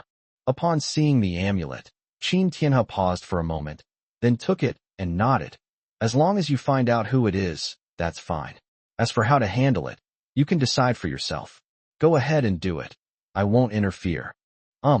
Upon entering the room, Qin Yang kept observing Qin Tianhe. With his maxed-out medical skills, Qin Yang noticed that Qin Tianhe's complexion was somewhat dull and lackluster. His eyelids were slightly swollen, and his voice was somewhat weak. Grandpa, are you sick? Have you been to the hospital for a checkup? Qin Tianhe stiffened at Qin Yang's words, and his gaze towards Qin Yang became unnatural. He couldn't help but mutter to himself, why would Xiaoyang suddenly ask me if I'm sick? Could it be that Lu Min said something to him? Thinking of this, Qin Tianhe laughed twice. Ha, sick? Look at me. I'm full of energy. Do I look sick at all? When Qin Tianhe laughed, Qin Yang glanced at Qin Tianhe's tongue. Qin Tianhe's tongue was pale and swollen with teeth marks, and the coating was white and greasy, which were signs of spleen and kidney deficiency. Grandpa, give me your hand. Let me take your pulse. Upon hearing this, Qin Tianhe looked at Qin Yang in surprise. You're going to take my pulse? What kind of diagnosis can you possibly make? Don't worry about it. I'm perfectly healthy. There's nothing wrong with me. You should get some rest. Didn't we have a class reunion tomorrow? Seeing Qin Tianhe stubbornly insisting on his position, Qin Yang shook his head, and then, without waiting for Qin Tianhe's consent, grabbed Qin Tianhe's hand and took his pulse. Qin Tianhe tried to pull his hand back, but Qin Yang's body had been modified by the system, and his strength was something Qin Tianhe could not break free from. After several attempts, Qin Tianhe had no choice but to give up. Anyway, he can't figure anything out, so let him take my pulse. Your pulse is weak and thready, indicating insufficient vital energy and blood deficiency. Grandpa, you have kidney deficiency. Is there something wrong with your kidneys? Moreover, your pulse is thready and weak, which is a sign of liver and kidney yin deficiency and liver yang hyperactivity. Could it be that your kidney failure has already progressed to uremia? Qin Tianhe was taken aback by Qin Yang's diagnosis. He hadn't expected that Qin Yang's diagnosis would be exactly the same as the hospital's. After a brief moment of surprise, Qin Tianhe concluded that Lu Min must have said something to Qin Yang. Otherwise, how could Qin Yang still be treating patients, especially since he hadn't studied traditional Chinese medicine? Qin Yang glanced at Qin Tianhe and said solemnly, Grandpa, tell me the truth. Has it already developed into uremia? What's your creatinine level now? Creatinine is a commonly used indicator to measure kidney filtration function. The higher the creatinine level, the worse the kidney function. Looking at Qin Yang, Qin Tianhe sighed. Since you already know, it's all right to tell you. It is indeed uremia, and his creatinine level is now over 300. The doctors have given me two options: organ transplant or dialysis. Dialysis is too painful. I'm over 70 years old, and I'm not even sure if I'll be able to walk off the operating table after an organ transplant. Seeing Qin Yang frowning and remaining silent, Qin Tianhe patted Qin Yang on the shoulder and said with feigned nonchalance, "There's nothing to worry about. I've experienced everything in my life, so I haven't lived in vain. It's good to leave like this. It's just a pity that I wanted to witness your wedding in person and hold my great-grandson. Now it's impossible for me to do so. But as a human being, there are many unsatisfactory things in life. So how can we expect perfection?" "Grandpa, it's too early to say that now. If your creatinine level were over 600, I really wouldn't be able to help you. Luckily, it's only over 300, so there's still hope." "Huh?" Qin Tianhe looked at Qin Yang, somewhat confused. The doctor had said that there was no possibility of recovery for his condition. For highly differentiated organs like this, once they failed, the damage was irreversible. The only options he faces are dialysis to keep him barely alive, or a kidney transplant. But Qin Yang said he had a way. What way could he possibly have? Qin Yang patted Qin Tianhe on the shoulder. "Grandpa, don't stay up late when you're sick. I'll write a prescription in a bit, and starting tomorrow, have the servants at home prepare the medicine. Your condition will definitely improve within 3 months. You can even write prescriptions? Haha, Xiaoyang, do you know what you look like now? You look exactly like those wandering fortune tellers of the past, haha." Since his grandfather didn't believe him, Qin Yang had no choice. After all, he couldn't explain things about the system himself. In any case, the max-level medical skills that the system had rewarded him with were enough to cure Qin Tianhe. "Grandpa, I'm not going to say anything more. You should get some rest. Anyway, I would never hurt you." With that, Qin Yang left Qin Tianhe's room and then wrote a prescription, handing it to Zhu Jie. "Get the medicine according to my prescription. Get it tonight, 10 doses only. I'll revise the prescription later. Remember, you have to find me the best herbs for every single one." Clear. Zhu Jie didn't ask Qin Yang why he was asked to get the medicine. He just did whatever Qin Yang ordered him to do. After Qin Yang left Qin Tianhe's room, Qin Tianhe immediately called Lu Min. "Lu Min, are you disobeying my orders now? Do you also think that I, this old man, won't be around for long? So you're starting to outwardly comply with my orders, but inwardly defy me?" Lu Min was completely bewildered by Qin Tianhe's sudden questioning. "Patriarch, you gave me my life. Even if you gave me 10,000 lives, I would never dare to disobey you. Really, if it wasn't you, then who told Xiaoyang that I was sick?" "Young master knows you're sick?" "I didn't tell him." "You didn't tell him? How did he know?" Qin Tianhe looked at Lu Min with suspicion. "I really didn't tell you that you were sick, Patriarch. What exactly happened? Why do you think I told you that you were sick?" Qin Tianhe briefly recounted what had just happened to Lu Min. Lu Min was somewhat surprised to hear that Qin Yang had diagnosed Qin Tianhe's illness after taking his pulse. "Master, is it possible that the young master really knows medicine?" Qin Tianhe shook his head. "Impossible. I raised this child myself. I wouldn't say I have 100% information about him, but I know about 90%. He has never studied medicine. How could he possibly treat patients? Sigh, it seems to be those same few good-for-nothings. It's only possible that they leaked the news of my illness to Xiaoyang." Chapter 70. This is a poison prescription. The next morning, since Qin Yang already knew about his illness, Qin Tianhe decided not to hide it anymore and had the family doctor come to see him. Qin Yang had the servants prepare the medicine and then served it to Qin Tianhe. The doctor in charge of treating Qin Tianhe saw Qin Yang preparing the medicine for Qin Tianhe and couldn't help but say, "Young master, I know you care about the head of the family and want him to recover, but traditional Chinese medicine is not very effective. The head of the family is already in the late stage of uremia. Apart from dialysis, the only option is a kidney transplant. Moreover, after a kidney transplant, one must take anti-rejection drugs for the rest of their life." Hearing the doctor say this, and smelling the stale and bitter aroma of Chinese medicine, Qin Tianhe couldn't help but say to Qin Yang, Xiaoyang, Grandpa knows your good intentions, but Dr. Chen also said that traditional Chinese medicine is not very effective, so let's just forget about it.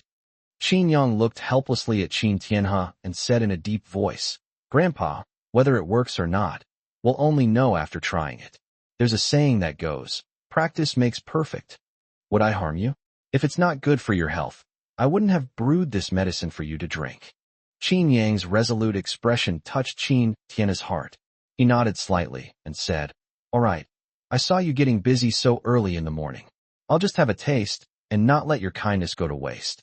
Just as Qin Tianhe was taking the medicine bowl from Qin Yang, Dr. Chen reached out and stopped him.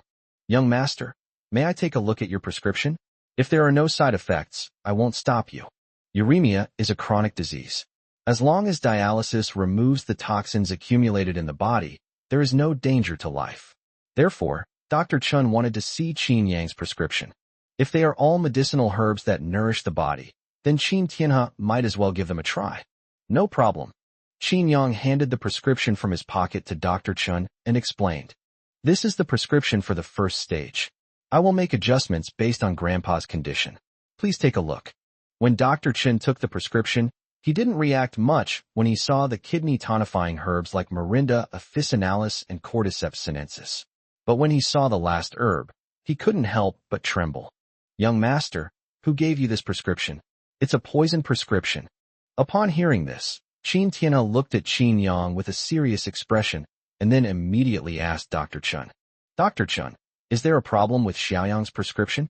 Master, there's nothing wrong with these medicines. They are all Chinese herbs that tonify kidney yang, and the proportions in the prescription can maximize the efficacy of each herb. But there's a big problem with this last ingredient, acupuncture.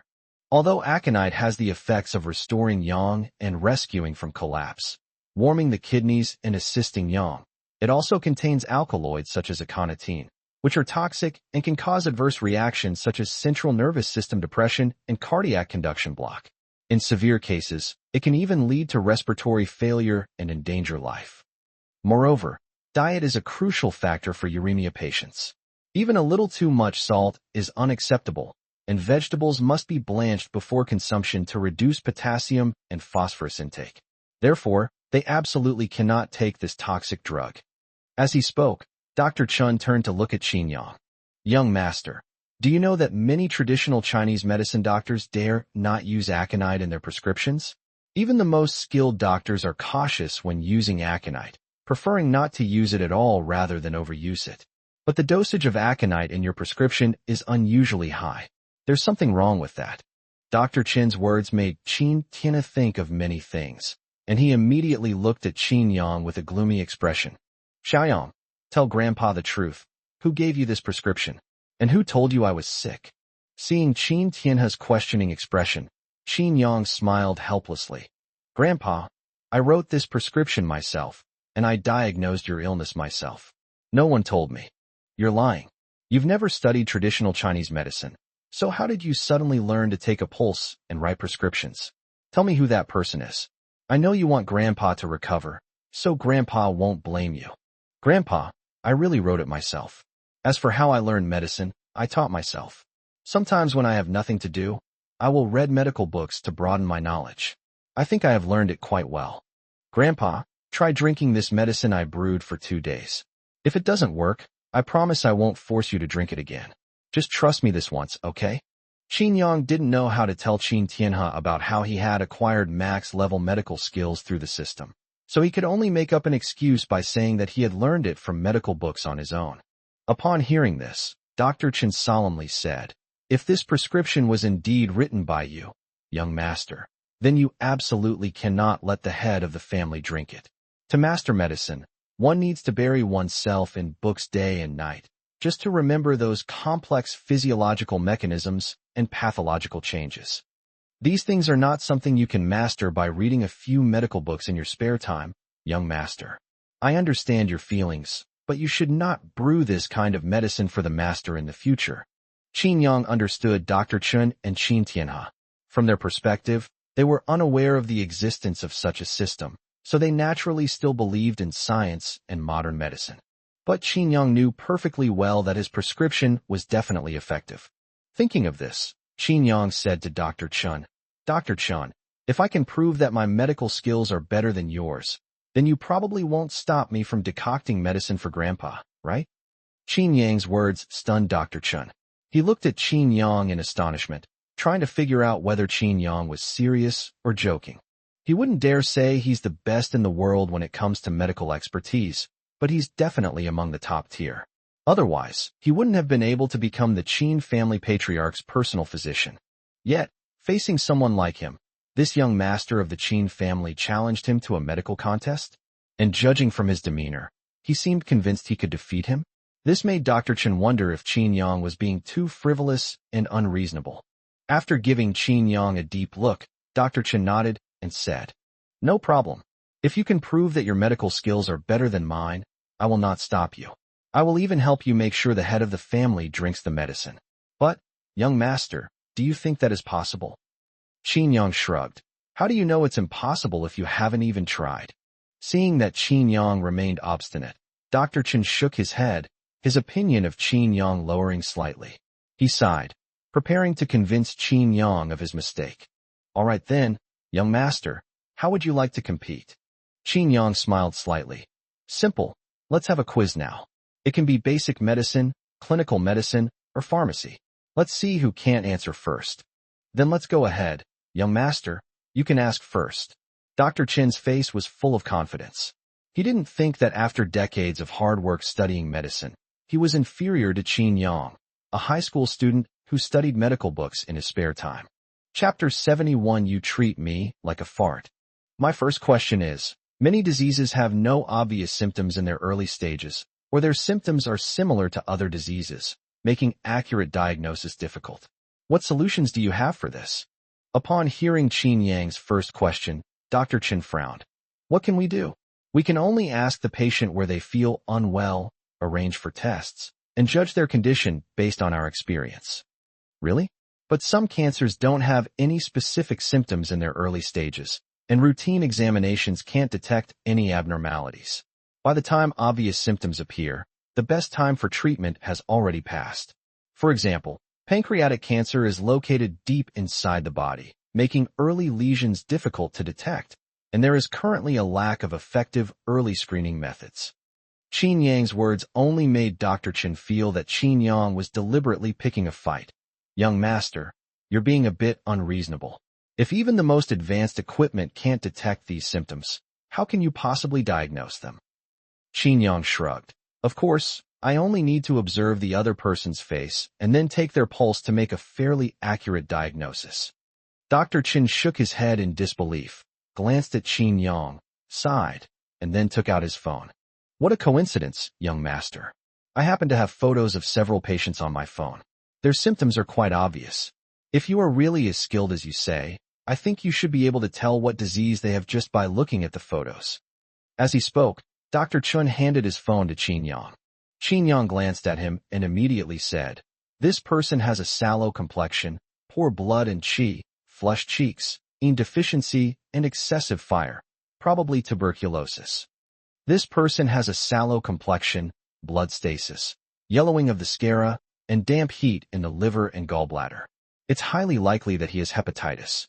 Qin Yang examined 5 or 6 photos in a row, while Dr. Chun, who was standing beside him, became more and more shocked as he listened. If Qin Tian's illness was something that Qin Yang was able to say so on his own because someone had told him, surely no one had told Qin Yang about the patients in these photos beforehand? Qin Yang was right about everything. He could tell what disease the other person had just by looking at the photo. She felt that his medical skills were good enough, but even he was far from being able to reach Qin Yang's level. Seeing She staring at him with her mouth agape in shock, Qin Yang smiled and said, "Dr. Chun, judging from your expression, I'm sure I'm right." She nodded. "Everything is correct. If I didn't think it was impossible, I would even suspect that you had inquired about what diseases these patients had beforehand." Looking at Qin Yang's handsome face, She was so surprised that he didn't know what to say. Could there really be such a genius in this world? Could he reach a level that others could not achieve even after a lifetime of hard work? simply by studying the contents of medical books on his own? After giving Qin Yang a long look, Chun Shi asked him several medical questions that had been troubling him. After a brief moment of thought, Qin Yang offered his own insights one by one. Upon hearing Qin Yang's answer, Chun Shi had a look of sudden realization. So that's how it is. I understand now. I understand everything. Seeing the two of them talking about things he couldn't understand at all, Qin Tianhe couldn't help but say, Dr. Chun, I feel like you can't answer Xiao Yang's questions, but he can answer yours with ease. Qin Tianhe's words startled Chun Shi. After giving Qin Yang a meaningful look, Chun Shi turned to Qin Tianhe and said, Patriarch, it's not just your feeling, it's the truth. If I hadn't seen it with my own eyes, I really wouldn't believe that the young master, who is just a high school student, has achieved medical skills that are no less than mine through self-study. If someone had said something like this to me before today, I would have thought that person was probably crazy. As he spoke, Chun Shi walked to the bowl of medicine that Qin Yang had placed on the table, picked it up, and handed it to Qin Tianhe. Qin Tianhe looked at Chun Shi suspiciously. Master, I think you can definitely try this medicine. I will conduct a physical examination on you every day. If your physical indicators are abnormal, then we will stop taking this Chinese medicine immediately. If your indicators are under control and developing in a positive direction, then I will no longer be needed. Your illness can be left entirely to the young master. Chun Shi's words made Qin Tianhe look at Qin Yang with surprise. This grandson of mine is amazing. He only asked each other a few questions, and he actually managed to make Chun Shi, such a proud and arrogant person, completely convinced of his abilities. Half an hour ago, Chun Shi refused to drink the medicine Qin Yang had prepared, but now she was actually taking the initiative to drink the medicine Qin Yang had prepared for her. Qin Tianhe smiled and shook his head. Looking at the two of you, there's a good chance my illness can be cured. All right, I'll cooperate with Xiaoyang's treatment for the time being.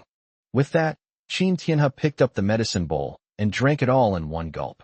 Ouch, it's so bitter. My tongue is a little numb too. Qin Tianhe's face contorted in pain. Haha, Grandpa, good medicine tastes bitter. In this first stage of the prescription, I used a relatively large dose of aconite, so it's normal to feel a little numb. Seeing that Qin Tianhe had finally drunk the medicine he had prepared, Qin Yang breathed a sigh of relief.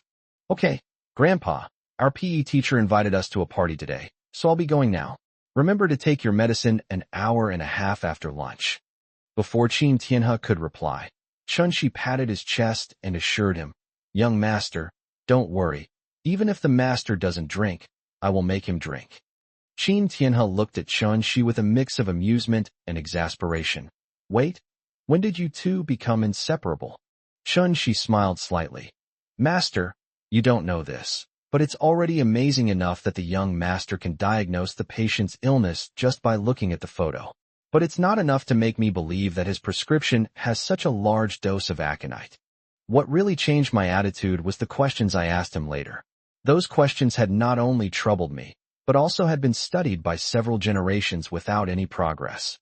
But today, when I received the young master's answer, I suddenly felt like the sun had finally broken through the dark clouds. So, I think that the young master's prescription might really have a miraculous effect. Therefore, I'm letting you try it. Of course, if you feel any discomfort, we still need to stop taking the medicine immediately. Qin Tianhe nodded and glanced in the direction Qin Yang had left. He was still somewhat incredulous. When did this child learn medicine on his own? And his skill level is so high. He has given me a huge surprise. Lu Min drove Qin Yang to Xia Yuhan's house first. At the villa entrance, Xia Yuhan was already waiting. Today, Xia Yuhan was wearing an elegant dress, and from afar, she looked like a flower quietly blooming in spring, fresh and charming. After getting into the car, Xia Yuhan looked at Qin Yang expectantly. How do I look today? It's beautiful, especially the color combination, which is perfect. It's both lively and elegant, and it really brings out your temperament. Qin Yang's praise made Xia Yuhan feel very happy. She took Qin Yang's hand and laughed. Hee hee, right? I think so too. Upon arriving at the school, Qin Yang and Xia Yuhan got off the bus hand in hand and met up with their classmates. As soon as I got out of the car, a figure rushed over. Zhao Yuhang looked at Qin Yang with a fawning expression. Young Master Qin, I have offended you a lot before. I hope you can be magnanimous and let me go. What do you think? Chapter 72, Zhao Yuhang's Overtures. Qin Yang glanced at Zhao Yuhang expressionlessly and said softly, "Haven't I always treated you like a fart? Get lost, don't block my way." With that, Qin Yang shoved Zhao Yuhang aside. Qin Yang's words made Zhao Yuhang's expression freeze, but he didn't dare to show any reaction. Last night, after Zhou Longyu made his statement, several companies terminated their cooperation with his family. It is believed that before long, the companies that are still cooperating with him will also terminate their cooperation with his family after they realize that they have offended the young master of the Qin family. Some companies, in an effort to curry favor with the Qin family, would even take advantage of their misfortune and suppress their own businesses. Thinking of this, Zhao Yuhang followed Qin Yang's steps again. "Young Master Qin, I know that in your eyes I'm nothing but a fart, an insignificant nobody. Could you please be lenient? I don't need you to do anything. You just need to say one thing and tell these companies in Jiangcheng to stop targeting my family." Upon hearing this, Qin Yang sneered. "Did I order them to target your family?" Zhao Yuhang shook his head. "Of course not. You don't have that much free time. What does that have to do with me? I'm warning you one last time. Don't bother me. I don't take you seriously, and you shouldn't take yourself too seriously either. If you annoy me, I won't wait for those companies in Jiangcheng to target your family. I'll make your company disappear from China." Qin Yang's words left Zhao Yuhang stunned. He wanted to chase after Qin Yang and continue to plead with him, but he was afraid that his actions would completely enrage Qin Yang and bring unnecessary trouble to his family. Watching Qin Yang's departing figure, Zhao Yuhang sighed deeply. Why did I have to provoke him? Who would have thought that the heir of the largest family in China would be right next to me? Seeing that Qin Yang completely ignored him, Zhao Yuhang could only follow Qin Yang from a distance, hoping to find an opportunity to improve his relationship with Qin Yang. The students not far away also noticed Qin Yang, and when they saw him get out of the Rolls-Royce, everyone couldn't help but exclaim, "Wow, a Rolls-Royce. I thought Zhao Yuhang's Maybach was the best car I could afford in real life, but it turns out Qin Yang is the real hidden boss. Yes, he drives a Rolls-Royce.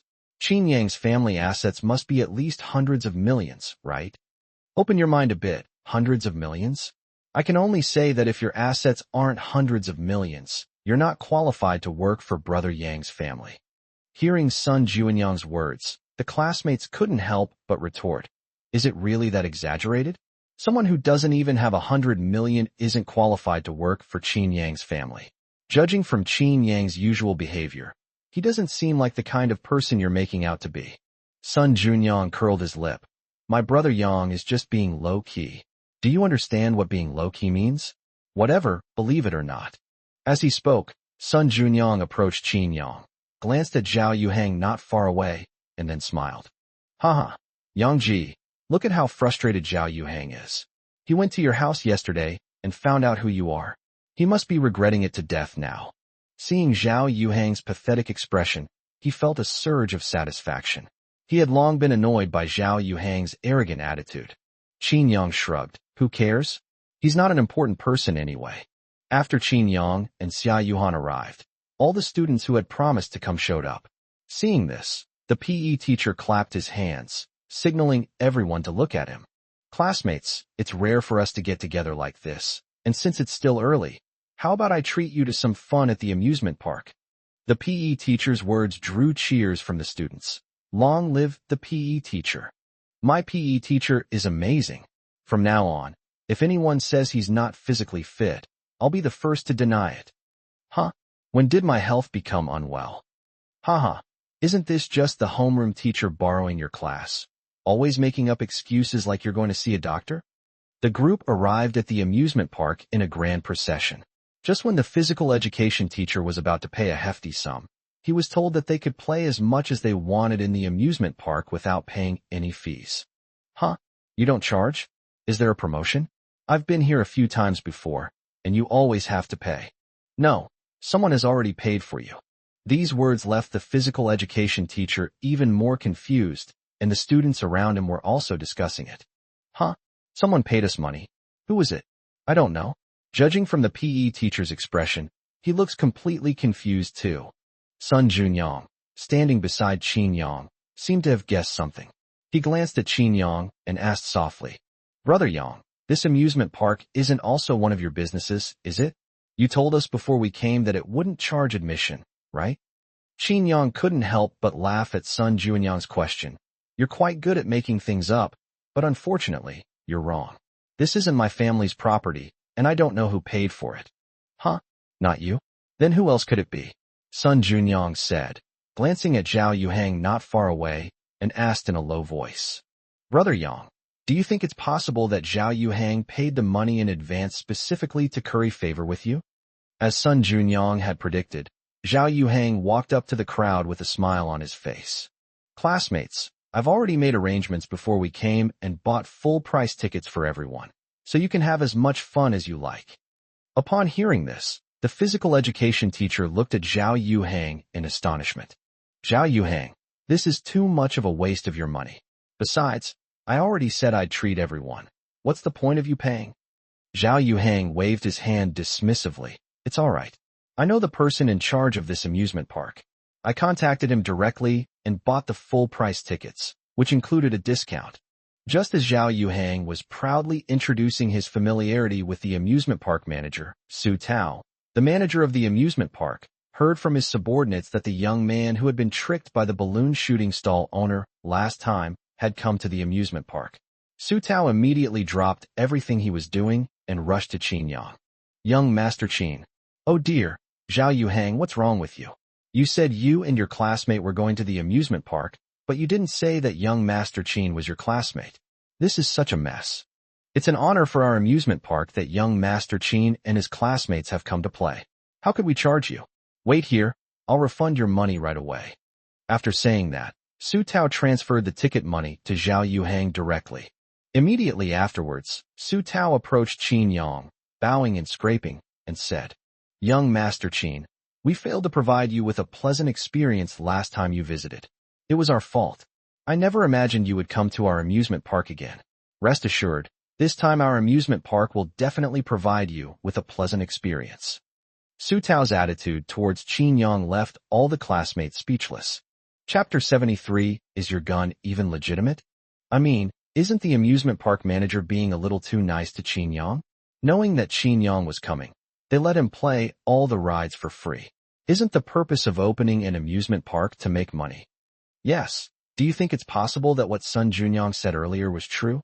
Qin Yang's family is that rich, with assets of over 100 million, and he's only qualified to work for them. Huh? A top-tier rich kid is actually next to me. Seeing that Qin Yang didn't say much, Su Tao bowed and whispered, Then, young Master Qin, you can play with your classmates. I won't disturb you. Just call me if you need anything. Qin Yang nodded.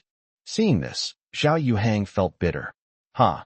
How ridiculous that he had thought he could get closer to Qin Yang by treating all his classmates to a fun-filled day. Little did he know that Qin Yang didn't need him to treat them at all. When the amusement park manager saw Qin Yang arrive, he immediately waived all their fees. What else can I do to get closer to him? Throwing money at him won't work at all. Zhao Yuhang was filled with regret.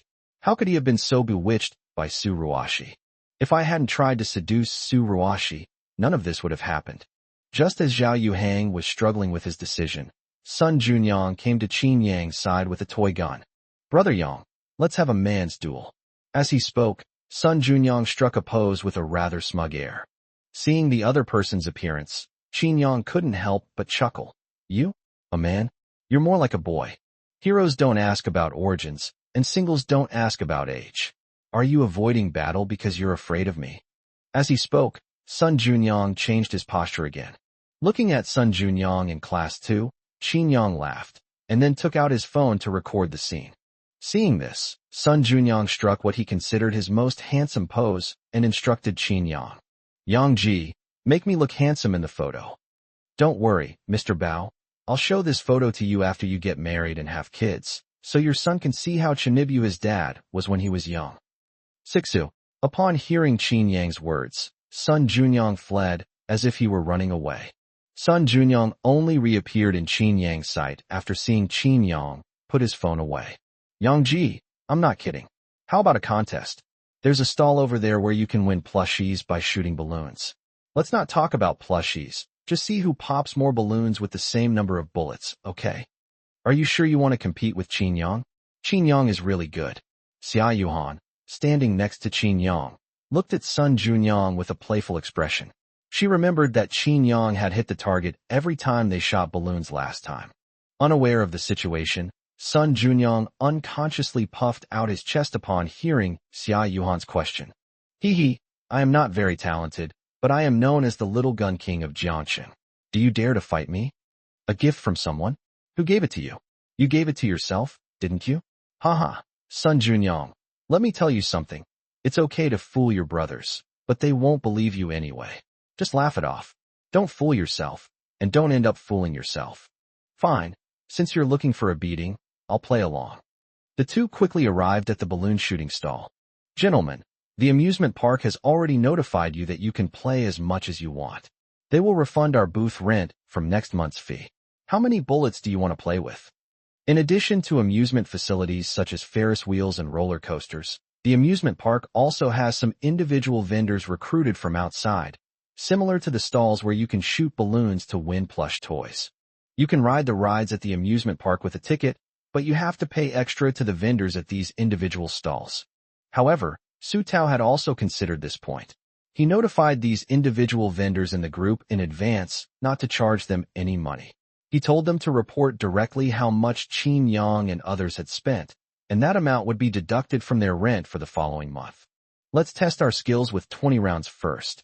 Sun Junyang waved his hand and asked for 20 bullets. The contest between the two attracted the attention of the students, who flocked to the booth to watch the competition. Who do you think will win? It must be Sun Junyang. He's not a good student, but he's a pro at playing these kinds of games. Qin Yang is such a good student. How could he have time to waste on such things? The bag belongs to Sun Junyang. I've played with him before. He can hit at least 6 out of 10 shots. I suspect he practiced secretly under the covers at night. What are you saying? What are you saying? Aren't you maliciously slandering an innocent young man? Do you know how much psychological damage your words have caused to an 18-year-old boy? Sun Junyang's reaction made the students burst into laughter. Sun Junyang snorted, turned his head, glanced at Qin Yang, and then smiled. Hee, Yang Ji, it seems like no one has high hopes for you. Well, what can we do? Your opponent is me, the Little Gun King of Jiangxing. It's only natural that no one has high hopes for you. Qin Yang glanced at Sun Junyang and said softly, Is your gun even legitimate? Degree. After arguing for a while, Sun Junyang picked up a toy gun and started shooting at the balloons. Bang, bang, bang, bang. Sun Junyang fired 5 shots in a row, hitting 4 of them. Such a high hit rate surprised even Qin Yang. Hee, not bad. I told you I'm the little gun god of Jiangxing. Wasn't he the king of guns just a moment ago?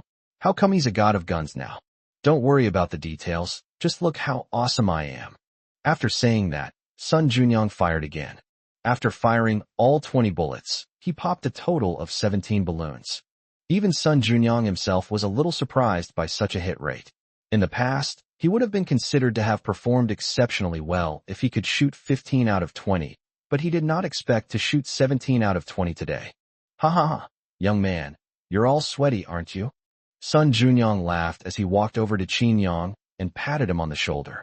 Wow, Sun Junyang has such incredible luck. What kind of luck is this? Luck is also part of ability, okay?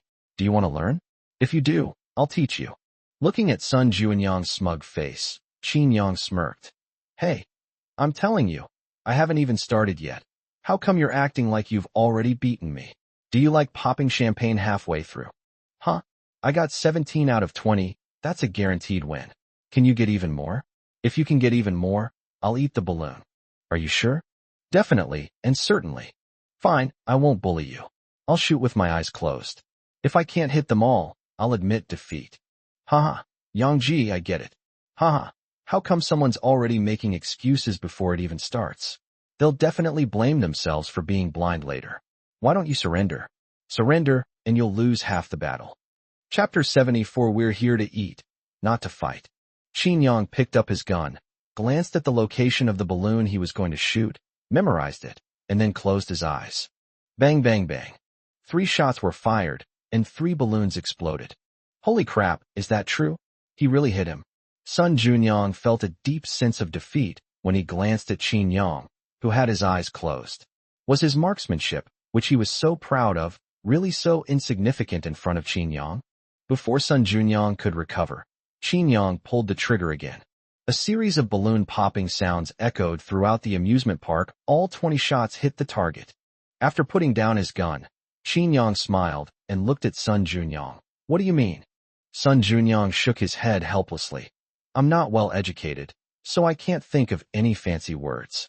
Only the word, awesome, can directly express what I'm thinking. No, Brother Yang, you're even this accurate at shooting? Is there anything you can't do? Sun Junyong was speechless. He was good at studying, good at basketball, fast at running, good at playing the piano, and fierce in a fight. His brother Yang was simply an all-rounder. Comparing yourself to others will only make you miserable. Thinking of this, Sun Junyong sighed. Well, it's come to this, so I have nothing more to say. I'll accept my loss and have to cede the title of Little Gun God of Jiangqing. Sun Junyong's expression of heartbroken loss made Qin Yang burst into laughter. Haha. You should keep this title for yourself. Only your temperament can bear such a Chinibu title. Just as the two were chatting and laughing, Zhao Yuhang came up to Qin Yang with several bottles of drinks. Young Master Qin, you're amazing. You can hit the bullseye every time with your eyes closed. I admire you. I just bought a few drinks. I'll have some after playing for a while. Qin Yang glanced at Zhao Yuhang and found the other man staring at him with a silly smile. Qin Yang felt a chill run down his spine. Get lost. Wait, you can leave, but leave your drinks. Sun Junyong, you. What? You're not convinced? Go ahead and hit me. You. Hit. Me. Sun Junyong stood next to Qin Yang, tilted his head back, and glared at Zhao Yuhang with his nostrils. Although Zhao Yuhang was furious, he dared not react and could only chuckle. We're all classmates. Why are you fighting? If you want a drink, I'll give it to you. As he spoke, Zhao Yuhang handed the 3 bottles of cola in his hand to Sun Junyong. Haha, that's awesome. Is this what they mean by bullying someone because of their master? Holy crap, I love seeing Zhao Yuhang want to mess with me, but not dare to. Sun Junyong's words made Qin Yang and Xia Yuhan look at him with complicated expressions. Sun Junyong felt uneasy under their gazes. He touched his face and then asked, What's wrong? Is there something dirty on my face? Why are you two staring at me like that? Qin Yang shook his head, then patted Sun Junyong on the shoulder. It's nothing. I just think you have a pretty unique understanding of yourself. That's right. Xia Yuhan nodded in agreement. My self-awareness is unique? What do you mean? Suddenly, Sun Junyong remembered that he had just said he was a dog relying on its master's power. Wasn't that an insult to himself, calling himself a dog? Thinking of this, Sun Junyong waved his hands repeatedly to explain. It was a slip of the tongue, a momentary slip of the tongue. I was just borrowing the tiger's power, huh? At lunchtime, at Qin Yang's suggestion, the group decided to go to Qin Yang's aunt's barbecue restaurant for lunch. I don't know if my aunt is open at this hour. They only do business at night. I'll call and ask. After making the call, Qin Yang learned that Chun Mingqi had attended a dinner party at his house the previous day, and since she had no help, she figured she couldn't manage alone, so she decided to take a day off. She was currently preparing ingredients and could cook if Qin Yang and his family wanted to come over for dinner. Qin Yang, I'm a little nervous. Before getting into the car, Xia Yuhan tugged at Qin Yang's sleeve. She felt a little nervous at the thought of meeting Qin Yang's aunt. Qin Yang glanced at Xia Yuhan with a cold expression and smiled. What's there to be nervous about? It's just meeting my aunt. You don't seem nervous in front of my grandfather. That's different. After all, I've known Grandpa Qin since I was a child. Qin Yang smiled and shook his head, then took Xia Yuhan's small hand and said, It's okay. My aunt is a very nice person. She definitely won't make things difficult for you. Lu Min also had things to take care of at this time, so Qin Yang and the other classmates took the bus together to his aunt's shop. Upon arriving at their destination, Sun Junyong looked at Qin Yang with some hesitation. Brother Yang, what's your aunt's shop doing here? This is Xuanda Street, which has a notorious reputation. Qin Yang glanced at Sun Junyong, who had an exaggerated expression on his face, and then asked, Notorious? How so? I've never heard of it. I had a friend from junior high school whose family lived here. He would tell me about the mess on Schwanda Street every day. According to him, gangsters were rampant here, and there were often gang robberies. I've heard about it too. There really is such a thing. Maybe we should just forget about it. It would be scary if we ran into gangsters. Several other students also said that they had heard the rumors about Schwanda Street. Just as the students were discussing the rumors on Schwanda Street, a few blonde-haired guys saw Qin Yang and his group and started pointing and whispering in their direction. I don't know what they said, but after a few words they rode away on their will-o'-the-wisps. They were referring to us, weren't they? Is there some rule that outsiders aren't allowed here? Do you think they left in their car to call for backup? The actions of the few blonde-haired men made Qin Yang's classmates hesitate and dare not step into the street. It's all right. I can handle any problems. Qin Yang couldn't help but reassure her when he saw that no one dared to take a step forward. However, at that moment, a group of people suddenly appeared across the street. Although the man in the lead was wearing a suit and tie, the horrifying scar on his face clearly indicated that he was not a kind person. Oh my God, they really want to call for help. Run, run, let's run. The sight of the other side made the students' legs go weak, and they suddenly weren't so hungry anymore. Seeing this, the PE teacher stood in front of all the students and said, "Students, don't be afraid. This is a society governed by law. You all have cell phones, right? Take out your phones and call the police if things get dangerous. They won't dare to do anything reckless." A group of gangsters walked up to Qin Yang and his group. Just as the PE teacher and the students were all bracing for the worst, the scarred man at the head of the group suddenly stepped forward and bowed deeply to Qin Yang. "Young Master Qin, welcome to Schwanda Street. Please feel free to give any instructions you may have." Qin Yang glanced at the man, frowned, and said softly, "Your name is Han something again? Thank you for remembering my surname, young Master Qin. My name is Han Zijian. You can just call me Xiao Han. As long as it's within my ability, please feel free to arrange it. It's nothing. Take your henchmen and leave. You scared my classmate. We came here to eat, not to fight." "Yes," Han Zijian responded with a shout, then turned to his group of underlings behind him. "Did you hear that? Everyone disperse. Don't disturb young Master Qin and his classmates." The scene before their eyes left the PE teacher and the other students speechless. It was one thing for the amusement park manager to be nice to Qin Yang, but why were even the gangsters treating him with such deference? What exactly does Qin Yang's family do? Chapter 75 Qin Tian's Proposal. Holy crap, Yang. I thought that with the circles your family has been in, there was no way you could have any dealings with these gangsters. Wow, I didn't expect even these gangsters would give you face. Qin Yang shrugged. I've been here before. I had a minor conflict with these gangsters. I made a phone call to the top underground boss in Jiangcheng, and they behaved themselves. I told you it's okay, let's go eat. Upon arriving at Qin Yang's aunt's barbecue restaurant, the students were once again shocked by what they saw. The group of gangsters who were usually feared were now working respectfully at the barbecue restaurant.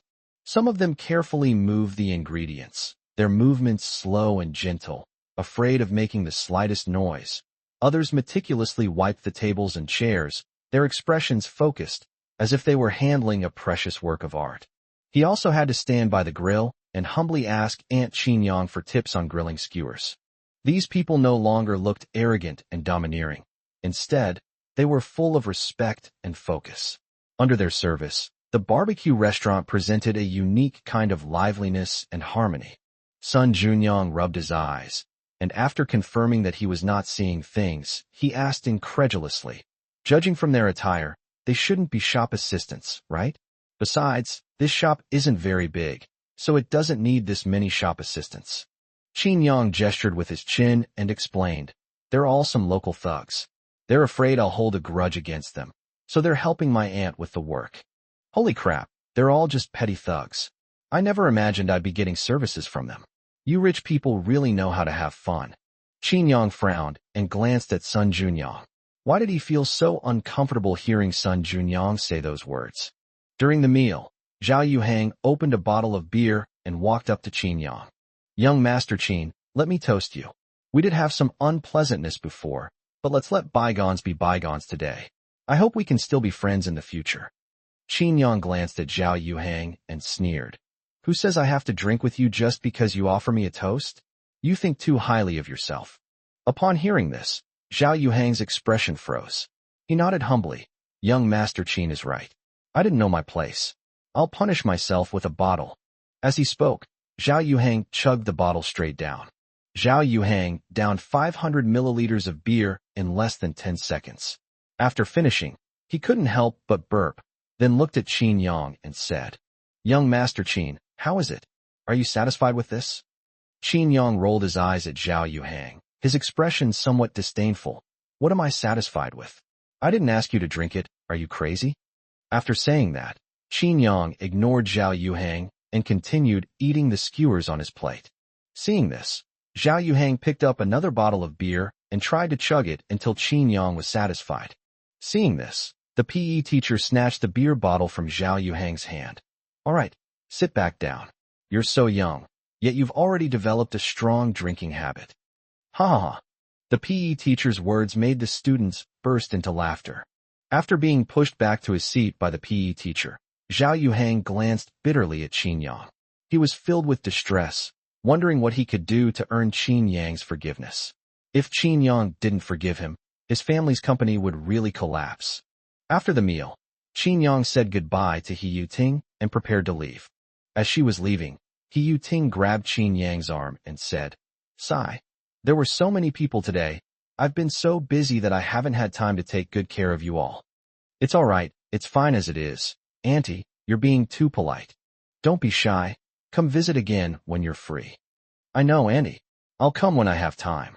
As soon as Qin Yang got home, he heard the maid say that Qin Tianhe and Dr. Chun were anxiously looking for him. The maid's words made Qin Yang's heart skip a beat. Why was she in such a hurry to find him? Could there be a problem with the prescription? Thinking of this, Qin Yang quickly had someone take him to Qin Tianhe. Hey, Xiaoyang, you're here. Qin Yang looked Qin Tianhe up and down and noticed that the other man's complexion was noticeably rosier than when Qin Yang left that morning, which made Qin Yang breathe a sigh of relief. Grandpa, I heard from the servants that you and Dr. Chun were looking for me. Is there something you need? Qin Tianhe excitedly grabbed Qin Yang's hand.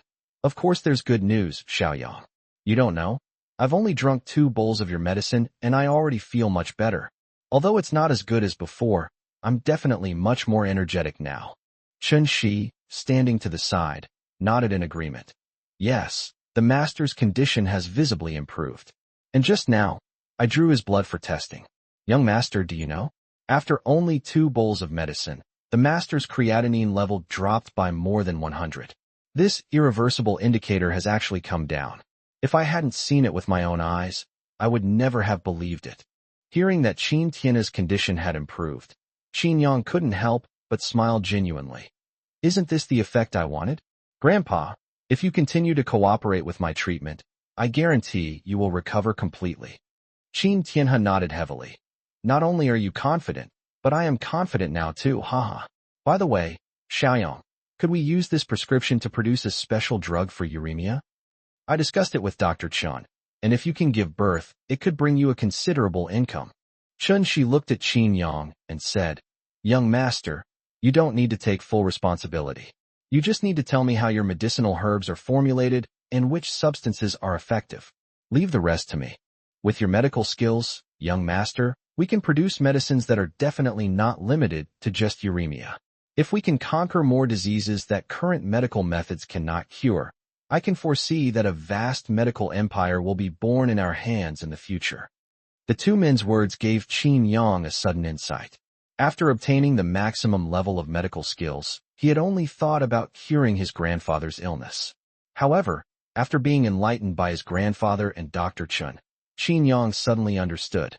With such excellent medical skills, he could definitely develop drugs. He has certain methods to cure diseases that current medicine cannot solve. With such effective drugs and the backing of the powerful Qin family, it's only a matter of time before he takes off. Xiaoyang, what do you think? Don't worry, our Qin family already has a drug research and development company, so it won't take up too much of your time. Moreover, the newly established company will be 100% owned by you. I will use all of the Qin family's resources in the pharmaceutical field to pave the way for you, to build a pharmaceutical empire that belongs to you. Chapter 76. To cry in a Mercedes, one misses out on laughing in a Rolls-Royce. I have no objection. Let's do it your way. Upon hearing this, Chunshi excitedly grasped Qin Yang's hand. That's wonderful, young master. Doing this will not only bring you huge profits, but also give hope to thousands of patients suffering from illness. I thank you on their behalf. Immediately afterwards, Qin Yang wrote down his current prescription ratios, subsequent adjustments, and the role of each ingredient, and handed it to Chunshi. If you encounter any difficulties during the drug development process, you can come to me. Chunshi carefully accepted the gift, then solemnly promised Qin Yang, young master, I will not let you down. Just wait for my good news. The next day, when Qin Yang got up early to go to school, he found that Qin Tianhe had gotten up early and was taking a walk in the manor. Seeing this, Qin Yang couldn't help but smile and say, Grandpa, even though you're feeling better, you still need to rest more so that the treatment can be most effective. Qin Tianhe smiled and nodded. Of course I know all that. It's just that my body feels so relaxed for the first time. Before, my head would always be buzzing and I couldn't sleep because there were too many toxins in my body that I couldn't get rid of. But I had a good night's sleep yesterday. Now I feel full of energy, so I thought I'd like to move around a bit.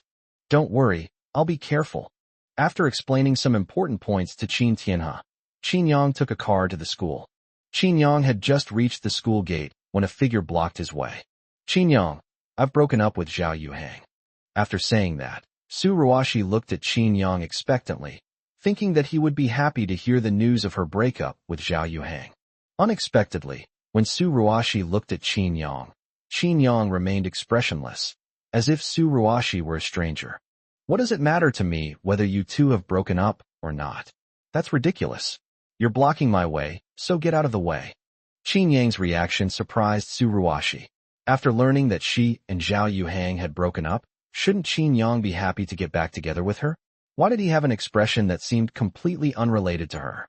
While Su Ruashi was still in a daze, Qin Yang had already walked past her and left. Upon arriving in the classroom, Qin Yang had just sat down when Su Ruashi approached again. She looked at Qin Yang and forced a smile. Qin Yang, have you had breakfast? I bought steamed buns and soy milk, and brought you a portion too. As she spoke, Su Ruashi placed the steamed buns she had bought on Qin Yang's table. Qin Yang frowned, then said, Take your buns away.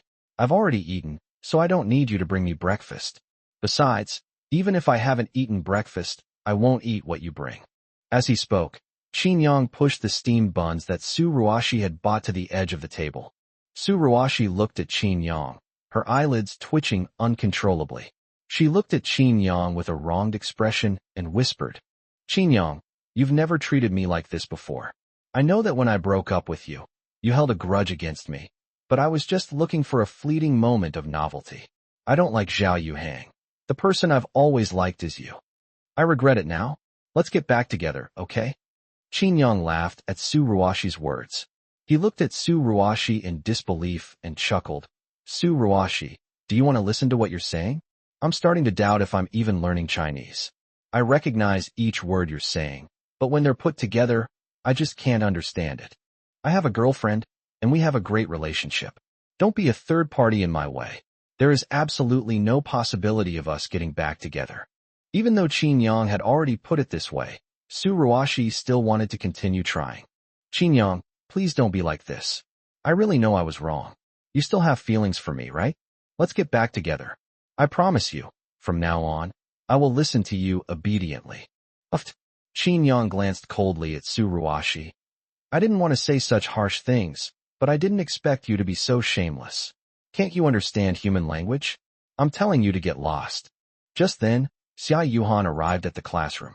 When she saw Su Ruashi clinging to Qin Yang, she immediately went to Qin Yang's side to assert her dominance.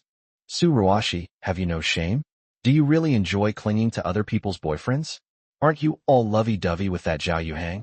Go be all lovey-dovey with him. Why are you clinging to my Qin Yang? The argument between the three quickly attracted the attention of other students, who, having guessed the cause and effect, pointed at Su Ruashi and whispered among themselves. She dumped Qin Yang without hesitation to be with Zhao Yuhang back then, and now she regrets it and wants to get back together with Qin Yang. Isn't that kind of person despicable? She doesn't actually regret being with Zhao Yuhang. She regrets not realizing that Qin Yang's family is richer than Zhao Yuhang's.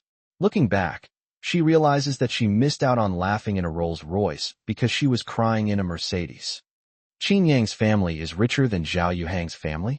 No way. Doesn't Zhao Yuhang's family own a pretty big media company? Huh. A small media company is nothing in front of Qin Yang's family. You didn't attend the party organized by the PE teacher with us yesterday, so you didn't understand. Zhao Yuhang was so humble and subservient to Qin Yang in order to get his forgiveness. Hearing the whispers around her, Su Ruashi couldn't stand it anymore. She pushed the steamed bun in front of Qin Yang and said, "Eat it while it's hot." After saying that, he ran back to his seat. Xia Yuhan glanced at the steamed buns on the table, then at Qin Yang, and asked, "Do you want some?" Qin Yang shrugged. If she won't take it back, then just throw it away. During morning reading, an unfamiliar female teacher walked into Qin Yang's classroom. The teacher tapped the lectern with a pointer to signal the students to be quiet. "Quiet down. Everyone listen to me. Your teacher, Ms. Wang, has taken a month's leave. I will be your class's acting homeroom teacher for this month. Let me introduce myself. My surname is Liu, and my name is Liu Shuyan. I have prepared a form for each of you. Please register so that I can get a preliminary understanding of each of you." After saying that, Liu Shuyan distributed the forms. At first, the students didn't think much of it. It was just a form. But when they saw what they were supposed to fill in, their expressions turned strange. "Teacher, are you investigating household registration, or what? Why do we need to fill in our parents' jobs and salaries?" "Yeah, this has nothing to do with our studies, so why do we have to fill this out?"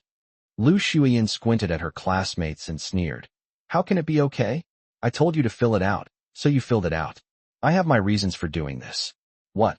You think I, as the acting homeroom teacher, can't control you? You have 5 minutes to fill out this form. Everyone needs to fill it out. After you're done, please hand it in together. I need to rearrange your positions based on this form." As soon as these words were spoken, the class immediately erupted in an uproar. "Why? Why are seats arranged based on parents' jobs and salaries? Teacher Wang has always arranged them according to our height. Why do you want to change it?" "Exactly. Teacher Wang treats everyone the same, whether they're good or bad at studying. Why should you get special treatment now that you're here? Damn it, I can accept being ranked based on grades, but what's the point of ranking them based on their parents' jobs?" The classmates' reaction made Liu Shuyan's face turn completely gloomy. "Who are you cursing? Is this how a student behaves? Is this how Teacher Wang teaches you? Get out and stand in the corner as punishment. My class does not allow someone as ill-mannered as you to appear. You are not worthy of attending my class." Chapter 77. Sending them a life sentence in jail. "Damn it, fine, I'm leaving. I don't care to listen to a lecture by a teacher like you." With that, Sun Junyang got up angrily and started to walk out of the classroom. When Sun Junyang walked up to Qin Yang grabbed him. "Why should we leave? If anyone should leave, it should be her. We haven't done anything wrong. Why should we leave?" Liu Shuyan squinted at Qin Yang and chuckled. "There are quite a few students in our class who like to stand up for others.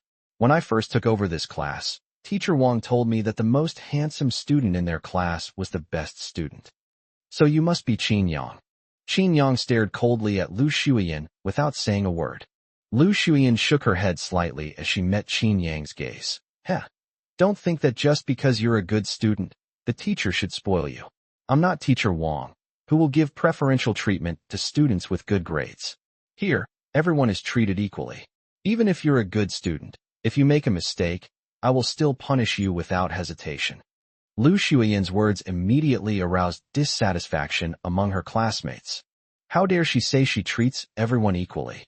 It's Teacher Wang who treats us all equally. Exactly. How can someone who, upon arriving at the classroom, immediately inquires about the students' parents' occupations have the audacity to say such things? Last year, my family wanted to change my seat. We went to Teacher Wang and offered him gifts, but he refused to accept them. He simply said that his seats are all assigned based on the student's height, and if they are tall and have good eyesight, they won't be moved easily. If it were her, I can't even imagine how she would seize such an opportunity to make exorbitant demands. Today I truly understand what it means to be shameless and invincible. This teacher is just too shameless. The student's whispers made Lu Shuiyan's face turn completely dark. She glared angrily at each student in the class and sneered. Huh? Do you think anyone wants to teach your class? Fine, you're all going against me. No one is cooperating with my requests, is that it? From now on, no teacher will teach you. You're all just left to fend for yourselves. With that, Lu Shuiyan stormed out of the classroom. Bang! Watching Lu Shuiyan's retreating figure, Sun Junyong slammed his fist on the desk in anger. What the hell is this? What kind of person did the school assign to be our substitute homeroom teacher? As he spoke, Sun Junyong looked at Qin Yang beside him and said softly, Brother Yang, hurry up and use your family's connections to get us a different teacher. I don't want to see this woman's ugly face for even a second longer. In response to Sun Junyang's suggestion, Qin Yang gently shook his finger. Seriously, Yang Ji? You can tolerate this? I really don't want to see her for even a second. I can't stand her behavior either, but if we transfer her to another class, wouldn't that be harming the students in other classes? Sun Junyong was slightly taken aback. That's true. Then say something and make her lose her job as a teacher. Qin Yang curled his lip. Isn't it too easy for her to just lose her teaching job? I don't think we are the first students she has harmed. Are we just going to let the students she harmed before just get away with it like this? Moreover, a substitute teacher who dares to act so recklessly, completely treating students as tools for making money, must have someone behind her. If we're going to get rid of her, we should get rid of all of them, and it would be best to give them a life sentence in jail. What do you mean? Qin Yang's words made Sun Junyang's eyes light up. His brother Yang was indeed very thoughtful. This group of bad apples should be uprooted. Otherwise, even if they don't harm the students, they will harm the other students. Qin Yang waved to Sun Junyang and then briefly explained his plan. It involved feigning submission. Given Lu Shuiyan's usual tactics, she would likely use the excuse of a student misbehaving at school to lure parents to the school and then subtly extract money from them.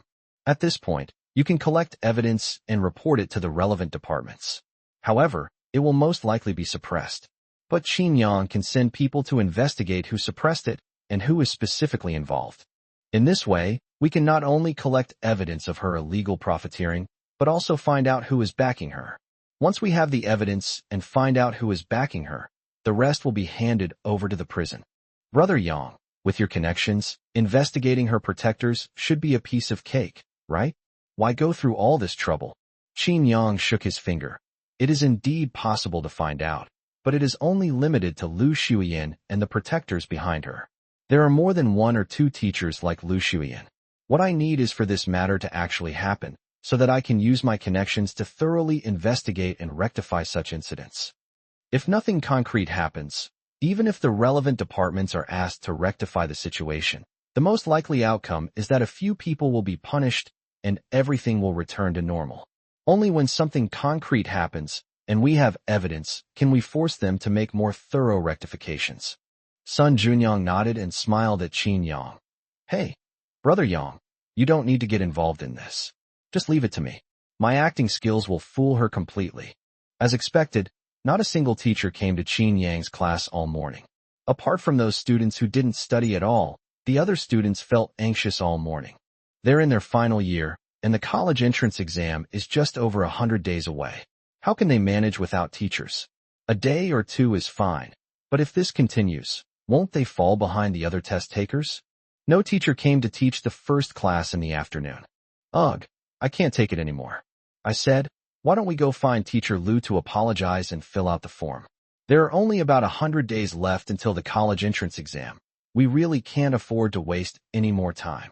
A student went up to the podium and suggested that since there had been no teachers teaching all day, the students' attitudes began to waver.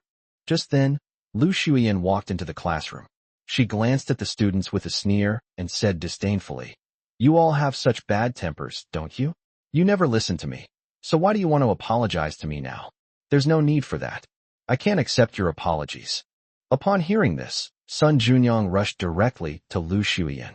Teacher Lu, I was wrong. After you left the classroom, I kept reflecting on my mistakes. I really shouldn't have talked back to you. I now deeply realize my mistakes and only ask that you give me a chance to apologize. Oh, you finally realized your mistake? Where were you before? You apologize, and I'm expected to accept it. After saying this, Lu Shuyan paused, then turned to Sun Junyang and said, "However, seeing your sincere attitude, I'll have your parents come to the school tomorrow morning. If you want students to do well in their studies, it's not just the teacher's responsibility. Parents also play an extremely important role. We need to work together from all sides to improve students' grades, understand?" After speaking, Lu Shuyan turned to look at the other classmates. "After all, I am a teacher. As a teacher, I will give you a little warning. I will not really stop you from studying.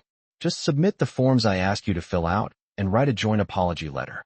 Then this matter will be over. I am magnanimous and will not hold it against you." After experiencing a morning without a teacher, the students dared not refuse Lu Shuyan's suggestion again and could only obediently fill out the forms and hand them in. After receiving the forms, Lu Shuyan sat down at the lectern and began to look through them. The first form she looked at was the one filled out by Qin Yang. Freelancing? More like being unemployed. What's the difference between having a job without a formal position and having no job at all? Chapter 78. You're the one who should get lost. Qin Yang merely glanced coldly at Lu Shuyan without offering any rebuttal. Seeing Qin Yang still looking at her with that unfriendly gaze, Lu Shuyan glared back. "What? Am I not telling the truth? Tomorrow, I'll have your parents come to the school too. A student like you with such poor character, no matter how good your grades are, will be useless when you enter society. I need to have a serious talk with your parents." Talk to my parents? I'm afraid if my parents really come, you won't be able to say a word. Upon hearing this, Lu Shuyan chuckled. Did you read too much and make your brain go stupid? I really want to see what kind of freelancer can make me not dare to utter a fart in front of him. I'll call your parents tomorrow. If they don't come, then you don't need to come to school tomorrow. After saying that, Lu Shuyan didn't give Qin Yang a chance to speak and got up and left the classroom. I'm speechless. How can there be such a teacher? Damn it. I can't wait to gather evidence of her illegal activities and send her to prison to work for the government. If she likes government jobs so much, then let her enjoy the life of a prison employee. Watching Lu Shuyan's departing figure, Sun Junyang gritted his teeth in hatred. Qin Yang smiled and patted Sun Junyang on the shoulder. It's not worth getting angry with this kind of person. Just do as I say. Let her be smug for the last 2 days. Consider it her last madness before her demise. The next day, Sun Junyang brought his mother to school early in the morning. In the homeroom teacher's office, Lu Shuyan frowned as soon as she saw Sun Junyang's mother. Your Sun Junyang's mother? How do you educate your child? Do you know how bad his grades are? Upon hearing this, Sun Junyang's mother quickly grabbed Lu Shuyan's hand. Teacher, my child has troubled you. He has never been interested in studying since he was little, and we can't persuade him. We can only hope that you can take care of him more often. Lu Shuyan chuckled. How can I take care of them all? There are so many students in the class, and each one needs my care. How can I possibly manage? The main reason your son's grades aren't improving is that he's been corrupted by his friends. He spends all his time with that guy named Qin Yang, and he's corrupting him too. Lu Shuyan's words surprised Sun Junyang's mother slightly. Qin Yang? But Qin Yang is a good student, isn't he? I heard he's among the top students in the whole school. How could my son be led astray by him? What's the use of being good at studying? If your character is bad, you're still bad. If your son wants to improve his grades in these last 100 days or so, he has to stay away from that Qin Yang. It would be best to change his seat. Is Qin Yang a bad person? Upon hearing this, Sun Junyang's mother frowned, and her gaze towards Lu Shuyan became more distrustful. Although she had only met Qin Yang once, she had a very good impression of him. Moreover, if it weren't for Qin Yang, her family would still be in a state of utter desperation, unable to get help from anyone. Even if everyone else could say bad things about Qin Yang, her family wouldn't be able to say anything. However, since Lu Shuyan is a teacher and her son still needs her help with his studies, Sun Junyang's mother could only say, Teacher, you can arrange it. If you need to change the seats, then change them. Having already made her point clear, Lu Shuyan couldn't help but roll her eyes. These seats aren't so easily changed. Every parent wants their child to have a better, more convenient place to study. No matter how capable I am, can I satisfy everyone's demands? Upon hearing this, Sun Junyang's mother realized that this was the reason the teacher had called her there. Teacher, how can you help my Junyang get a better seat? 8,000 yuan will do. 1,000 yuan? I happen to have 1,000 yuan left in my bag. Then I'd like to trouble you, teacher, to find Junyang a better seat. Upon hearing this, Lu Shuyan glanced at Sun Junyang's mother. Have you misunderstood something? What I mean is, the front row costs 1,000 yuan. Not that you can pick any seat you want for 1,000 yuan. Lu Shuyan's words made Sun Junyang's mother's face freeze. After hesitating for a moment, she still took out the money and handed it to Lu Shuyan.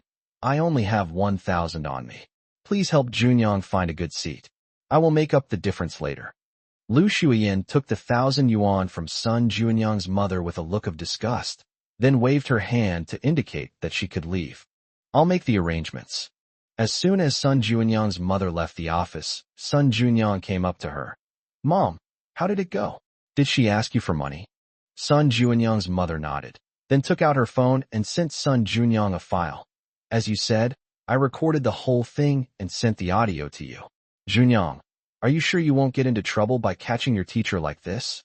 Sun Junyang waved his hand. It's okay. I've got your back. Don't worry. You go back first. I'm going to class now. You should listen carefully in class. Okay, Mom. Back in the classroom, Sun Junyang sent the audio recording to Qin Yang. Brother Yang, listen to this. Damn it. 1,000 yuan can only get you a seat in the front row. This bitch managed to turn it into a business. An ordinary worker might not even earn 1,000 yuan in 10 days of work, but she just talks the talk. Get her to jail right away. People like her are born to be in jail. After school, I'll take these materials to the Education Bureau to report it. If all goes well, it will definitely be suppressed. Then I can use this to put pressure on the relevant departments to make them thoroughly rectify the situation. Sun Junyang nodded. I can't wait any longer. Just seeing that guy surnamed Li makes me feel nauseous and want to vomit. Teacher Wang, please come back soon. He's the best. After school, Sun Junyang took the recording and the video he had taken in class of Lu Shuyan, saying those offensive things to the Education Bureau to report her. The response they received was that they would handle the matter seriously. The next morning, Lu Shuyan stormed into the classroom during reading time. Some of my classmates are really something. Actually going to the Education Bureau to report me. What did I do wrong that you want to report me? Do you even think you can report me? As Lu Shuyan spoke, she glanced at Sun Junyang and saw him casually scratching his ear. At that moment, Lu Shuyan could no longer suppress her anger. Some people, without being named, you wouldn't know we're talking about him, right?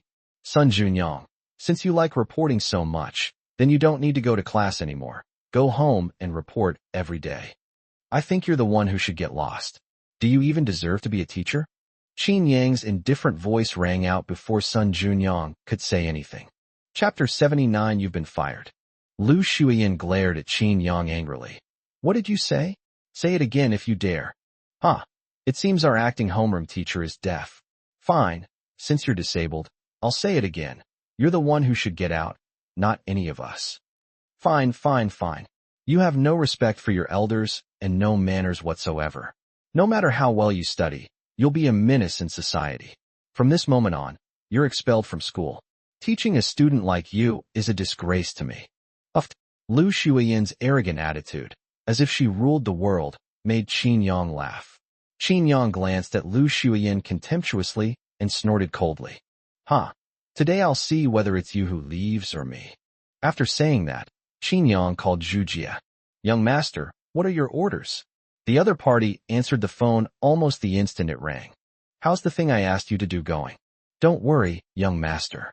Secretary Zhou Dahua of the Provincial Party Committee just came to our house. He was very angry after learning about this matter.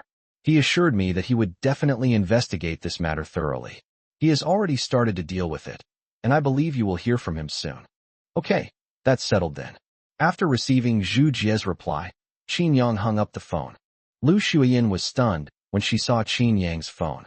If she wasn't mistaken, it was Huawong Mobile's latest four-fold phone, which had a market price of 30,000 yuan and was even harder to find. It's class time now. Who gave you permission to take out your phone during class? Hand over your phone. It's confiscated. Lu Shuyan's words made Qin Yang look at her with some disbelief. It seemed that he had underestimated the shamelessness of this good teacher. No problem. Here you go. But it won't be so easy for you to give it back to me later. With that, Qin Yang casually tossed the phone onto the table. Lu Shuyan walked up to Qin Yang's table, snatched the phone, and stuffed it into her pocket. After doing all that, Lu Shuyan glared fiercely at Qin Yang. Why are you still sitting in my class? You've already been expelled. Pack your things and get out of my class. Lu Shuyan, what are you doing? Just as Lu Shuyan looked up at Qin Yang, who was sitting in his seat, with the air of a victor, a roar suddenly came from the doorway. Everyone looked over at the sound and saw the principal standing at the classroom door, glaring angrily at Lu Shuyan. Principal, what brings you here? I didn't do anything. I was just disciplining the disobedient students. Educating students? What kind of educating students is this? Demanding money from parents for changing student seating arrangements without any scruples, is this your way of educating students? Do you think you can act with impunity just because your brother is the director of the Education Bureau? It's because of people like you that the reputation of us teachers is getting worse and worse. From this moment on, you are fired. I am ashamed to associate with someone like you. The principal's words made the students in the class cheer with joy.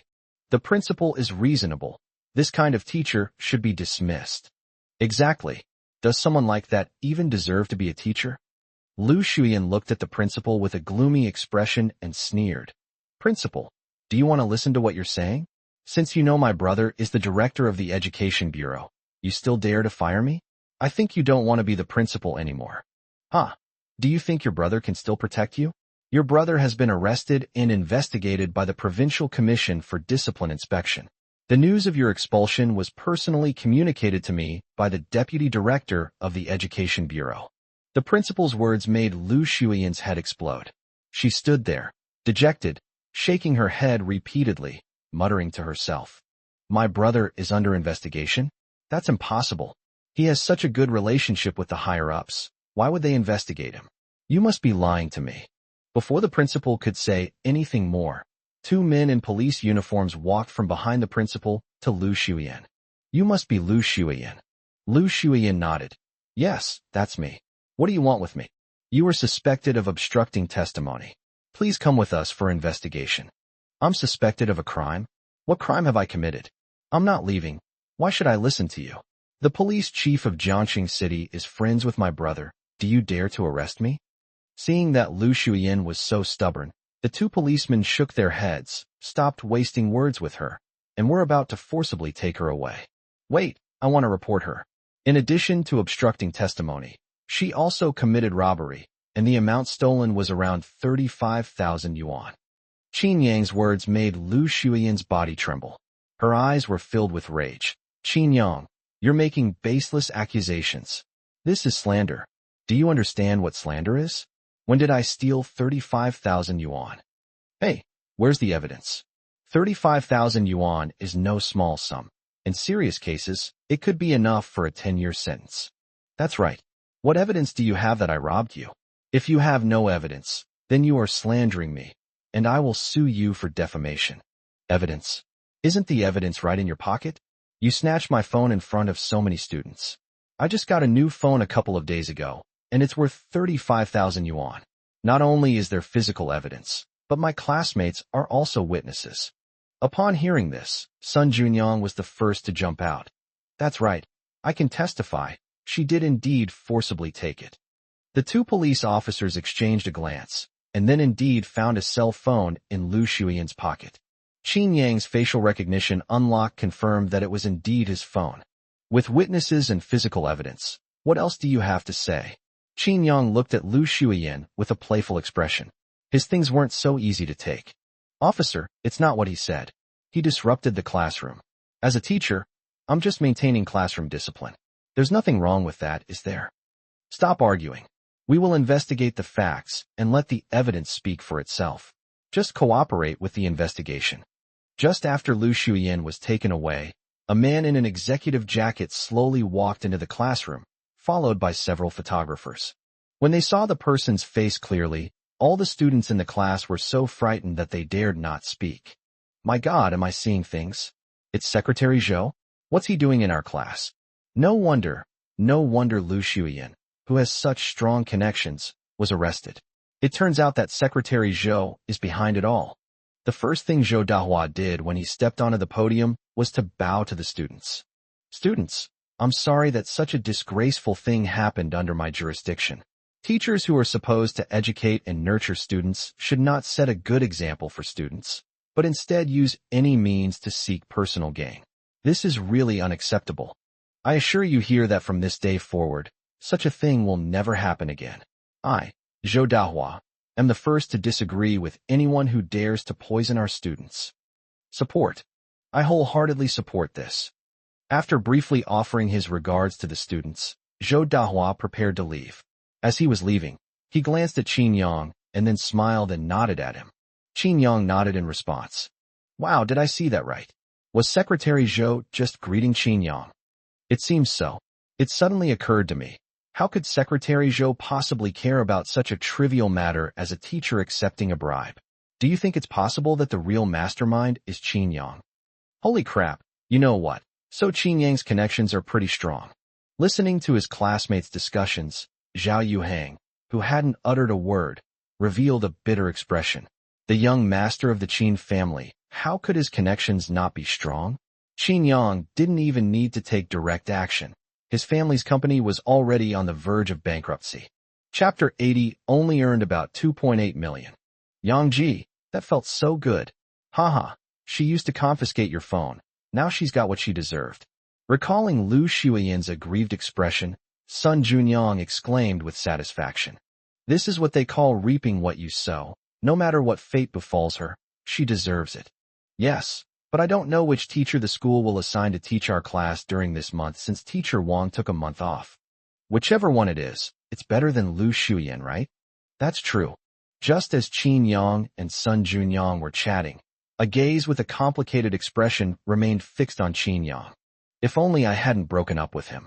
When she saw Zhou Dahua and Qin Yang nodding to each other, Su Ruashi had a direct understanding of Qin Yang's background. Given Qin Yang's family background, even the Jiangxing party secretary would treat him with respect. She should have enjoyed the same treatment as Qin Yang, but she personally turned it down. It's okay. I can make Qin Yang change his mind. Su Ruashi looked at Qin Yang deeply and comforted herself in her heart. After school, Qin Yang packed his things and stood by the table waiting for Xia Yuhan. Qin Yang, there's a food street that's opened up behind the school. How about we go check it out?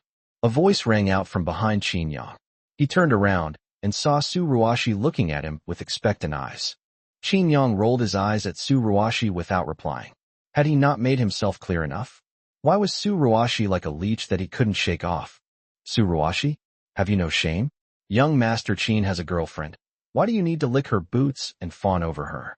Don't you even look at yourself? In what way do you compare to Miss Xia? Zhao Yuhang, are you sick? What did I do to offend you? Su Ruashi looked at Zhao Yuhang with displeasure. Zhao Yuhang shrugged. I just felt that your behavior was causing trouble for young Master Qin, so I spoke up for him. It's fine if you're shameless, but please don't cause trouble for young Master Qin. Qin Yang watched the two arguing in front of him with great interest. These two were all lovey-dovey just a while ago, but now they've become enemies. How interesting. Then, Zhao Yuhang looked at Qin Yang with a fawning expression. Young Master Qin, my father has booked a private room at the Manhwa International Hotel and would like to invite you to dinner as an apology. Young Master Qin, would you do me the honor? The entire Manhwa International Hotel is mine. I can eat in whichever private room I want. Do I need you to pay for it? You're right about one thing. Neither of you should ever appear in front of me again. I feel disgusted just looking at you two. Then, Qin Yang looked at Xia Yuhan and asked, Are you all packed? Xia Yuhan nodded gently, then took Qin Yang's hand and left together. Stop looking. There's no way young Master Qin would agree to get back together with you. Take a good look at yourself. You dare to dream of being young Master Qin's girlfriend? Zhao Yuhang glared at Su Ruashi with resentment. He hadn't forgotten how she had broken up with him without hesitation after learning Qin Yang's identity. Zhao Yuhang sometimes wonders if someone with an even stronger status than Qin Yang were to show interest in Su Ruashi, would she decisively abandon Qin Yang and be with that person instead? Zhao Yuhang thought this was very likely, but in China, it was impossible for anyone to have a stronger background than Qin Yang. Su Ruashi rolled her eyes at Zhao Yuhang. None of your business. Even if Qin Yang doesn't get back together with me, I won't get back together with you. TCH, you think I'd go back to you? I'd rather find any cleaning lady than look for you again. With that, Zhao Yuhang stormed off. Qin Yang, it's still early. How about we go check out the food street behind the school? Xia Yuhan suggested softly, glancing at Qin Yang. Xia Yuhan didn't feel hungry. She just wanted to find something to do so she could spend more time with Qin Yang. Qin Yang nodded. Sure, let's go. Before the two even reached the food street, they smelled a rich aroma. I want to eat this. This. And this too. Can you finish eating all this? Xia Yuhan quickly answered Qin Yang's question with her actions. It was impossible to finish all the food, but Qin Yang was there. So Xia Yuhan bought whatever she wanted to eat, took a couple of bites to taste it, and then gave the rest to Qin Yang. Looking at the snacks in his hand, Qin Yang shook his head helplessly. I can't go to the snack street with you next time. At this rate, I'll become a big fat man in less than a month. Isn't that a good thing? If you become ugly, not as many people will like you, and you'll only belong to me, Xia Yuhan said as she fed Qin Yang. Qin Yang. The two hadn't been strolling around for long when they bumped into Su Ruashi. Su Ruashi was delighted to see Qin Yang on the food street. Humph. He said he didn't want to come, but he still came as soon as I mentioned it. Just as I expected, Qin Yang still has feelings for me. Just as Su Ruashi was happily thinking about it, Qin Yang's cold voice came. Yuhan, I suddenly don't feel like eating anymore. Shall we go? Xia Yuhan nodded. Me too, let's go. Before Su Ruashi could even say a word, Qin Yang and Xia Yuhan had already left hand in hand. On the way home, Lu Min noticed in the rearview mirror that Qin Yang was staring at his phone screen the whole time, without saying a word. Curious, Lu Min glanced at Qin Yang's phone and realized the page Qin Yang was on looked familiar. Young master, you also trade stocks? Just trying something new, consider it a pastime. Qin Yang replied with a smile. Since acquiring the max-level investment technology, he only needs to glance at the stock chart to determine whether the stock will rise or fall the next day. Of course, even with his top-notch investment skills, Qin Yang couldn't make the right judgment every time, but his accuracy rate remained above 90%. I also invest in stocks. In the past 2 years, the economy has been sluggish, and the stock market has also been affected and has been depressed. Especially in the last 2 weeks, thousands of stocks have hit the daily limit down. In just the last 10 days, I have lost hundreds of thousands of yuan. If this is the case for veteran stock investors like us, it is even more difficult for a novice like you, young master, to make money. So, even if you have lost money, young master, don't be discouraged. Lu Min was worried that Qin Yang's confidence would be shaken by his recent failures, so he comforted Qin Yang by saying that he himself had lost hundreds of thousands of yuan. Well, actually I didn't lose money, I even made some. Huh, in this kind of environment, young master, you still made a profit? How much did you make? Not much. I only put 10 million into it, and so far I've only made about 2,800,000. Chapter 81 The $500 billion Bet. Over 2,800,000. Young master, how long have you been investing in stocks? About half a month. Qin Yang's words left Lu Min completely stunned. In just half a month, he had turned a principal of 10 million into a profit of more than 2,800,000, and this was even in the context of a sluggish stock market. Judging from Qin Yang's reaction, he seemed somewhat dissatisfied. Lu Min shook his head, only able to sigh inwardly that the Qin family members were all money-making machines. The master was like that, and so was the young master. After Qin Yang returned home, Qin Tianhe came to his room to find him shortly afterward. I heard from Lu Min that you're investing in stocks now. Hearing this, Qin Yang smiled helplessly. Grandpa, Uncle Lu is practically your eyes and ears. No matter what happens here, you know it immediately. I'm just curious. The stock market hasn't been doing so well lately. I'm quite surprised that you were able to make over 2 million from a 10 million investment in just half a month. Let me give you some advice on which stocks you bought. Qin Yang only bought 4 stocks, and each one rose, with the highest increase reaching 10%, hitting the daily limit up at the open. Your stock, Huayu Technology, has hit a new high, but the technical indicators haven't kept pace, showing a top divergence. The upward trend is likely to weaken, and it might reverse and fall soon. Sell it when the market opens tomorrow. Huayu Technology was the one of Qin Yang's 4 stocks that hit the daily limit. Qin Yang smiled and glanced at Qin Tianhe, saying, "But I think it can rise by about 20% more. I plan to sell it after it reaches my expected value." Upon hearing this, Qin Tianhe was slightly taken aback. This stock has already hit a new high. Even if other positive news comes out, the upward trend will weaken, and it is highly likely to reverse and fall. Even so, do you still think it can rise another 20%? What? Do you want to use the funds at your disposal to forcibly drive up the stock price and play along with those who are shorting the stock? Qin Tianhe glanced at Qin Yang and suddenly thought of a possibility. Qin Yang was going to use the Qin family's funds to forcefully drive up the stock price. In that case, let alone a 20% increase, even a 100% increase would be a very simple matter. Qin Yang shook his head. "I'm just playing around. It's not to the point of using my family's influence to forcefully drive up the stock price. It's just that I feel the trading volume and stock price are rising in tandem, and the upward trend is encouraging. This means that the current price has not yet met the expectations of the bulls, and we can wait and see." Qin Tianhe smiled slightly. "You really think so? Haha, these data can be put on a show for you. It's all about taking advantage of your psychology. Even though the expected results have been achieved, we pretend that the expected results haven't been achieved. When you take over, the short sellers will start dumping the shares." Qin Yang shrugged. "Of course, this is just my judgment, and it may not be correct. Only time will tell whether it is right or wrong." Qin Tianhe glanced at Qin Yang with interest and then said, "All right, in that case, how about we make a bet?" Qin Yang raised an eyebrow and asked with a smile, "What kind of bet?" "Let's bet on whether this stock will go up or down tomorrow. Since you're so bullish on it, you're definitely betting on it going up. So I'll bet on it going down. If I lose, I'll transfer one of my securities companies to you. If you lose, I'll find you a good teacher and have him teach you how to trade stocks properly." Qin Tianhe's bet made Qin Yang smile. "Grandpa, at first glance, it seems like I'll benefit regardless of winning or losing." Qin Tianhe was slightly taken aback upon hearing this. "That seems to be true. Then let's add another condition. If you lose, you not only have to learn how to trade stocks, but you also have to play a piano piece for me every day. That's not too much to ask, is it?" Qin Yang shrugged.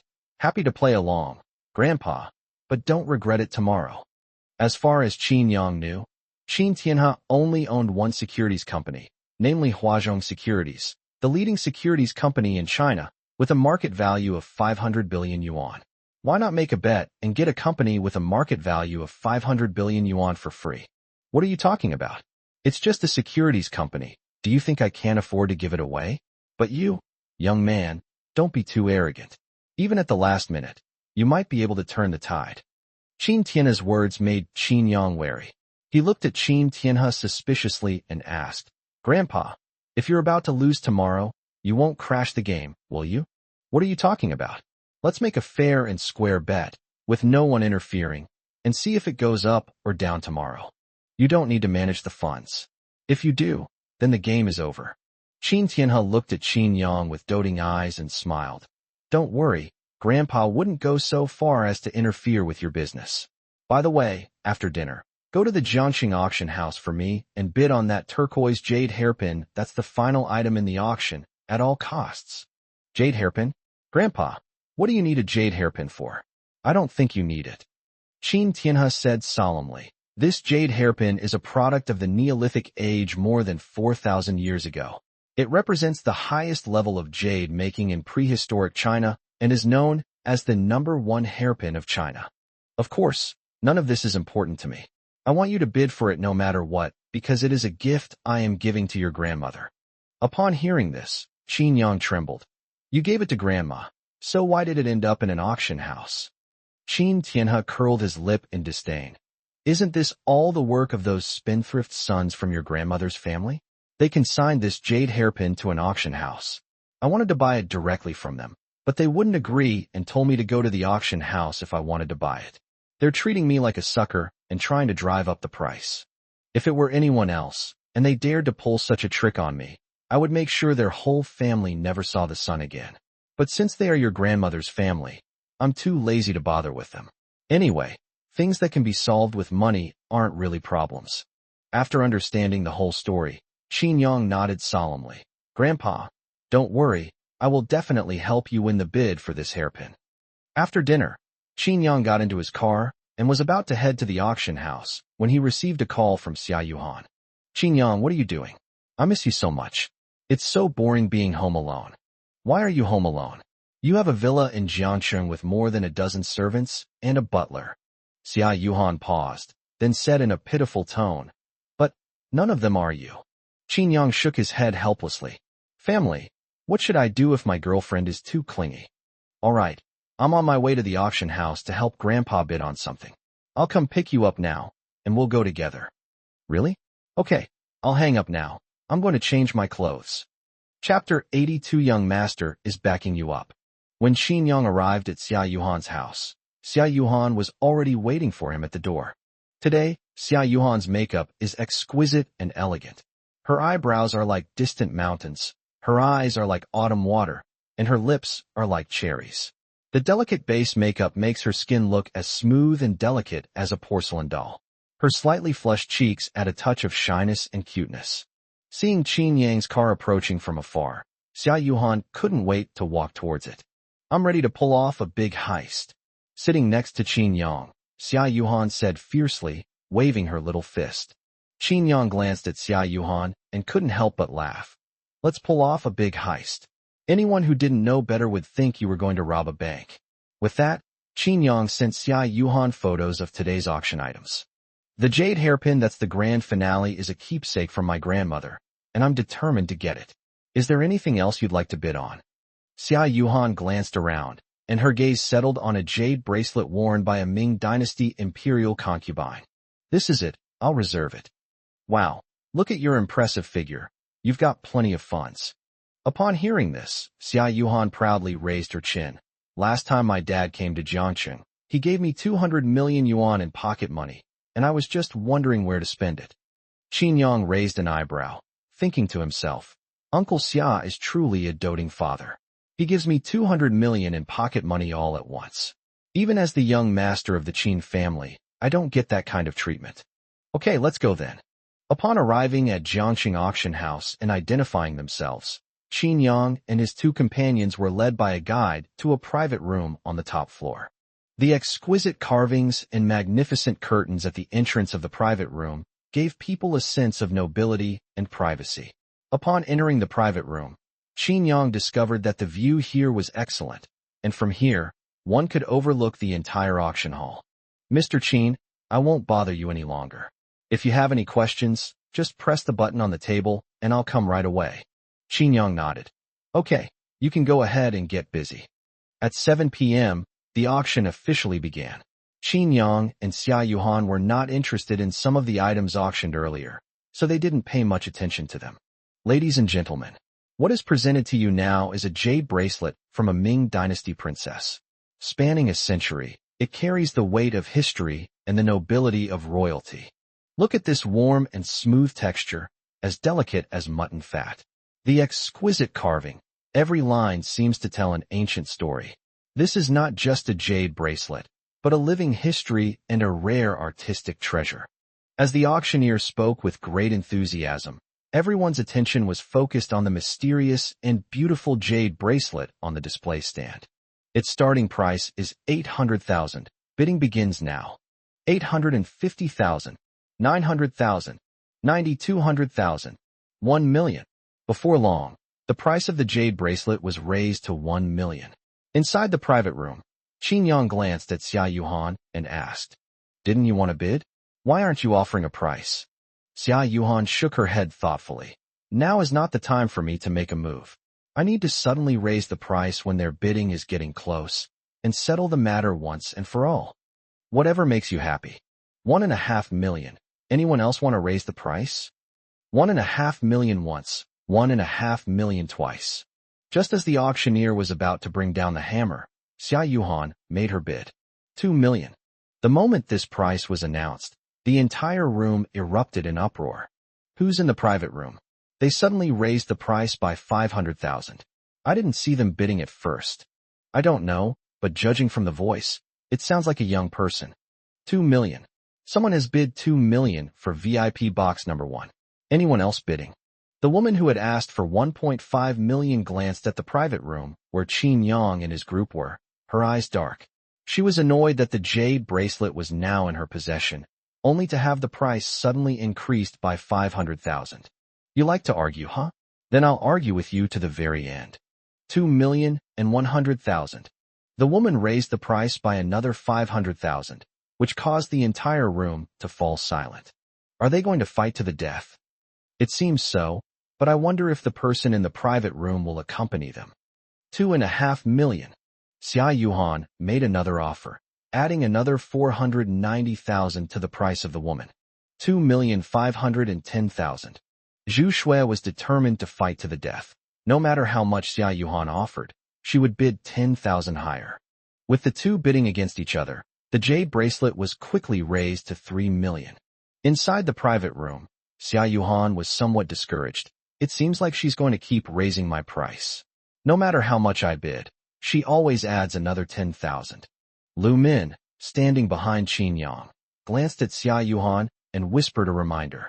Miss Xia, no matter how much you offer, she will always offer 10,000 more.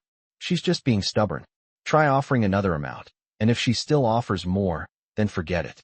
The current offer is already beyond the value of this jade bracelet. Xia Yuhan nodded. Okay, call it one last time. 3,200,000. Hearing Xia Yuhan's bid, Zhu Shui smiled contemptuously. Young man, so easy to manipulate. If you were to bid tens of thousands more, I might not necessarily raise the price. Buying a jade bracelet for more than 3 million is not a worthwhile deal at all. But you've been adding hundreds of thousands at a time. Clearly it's still not up to your expected value.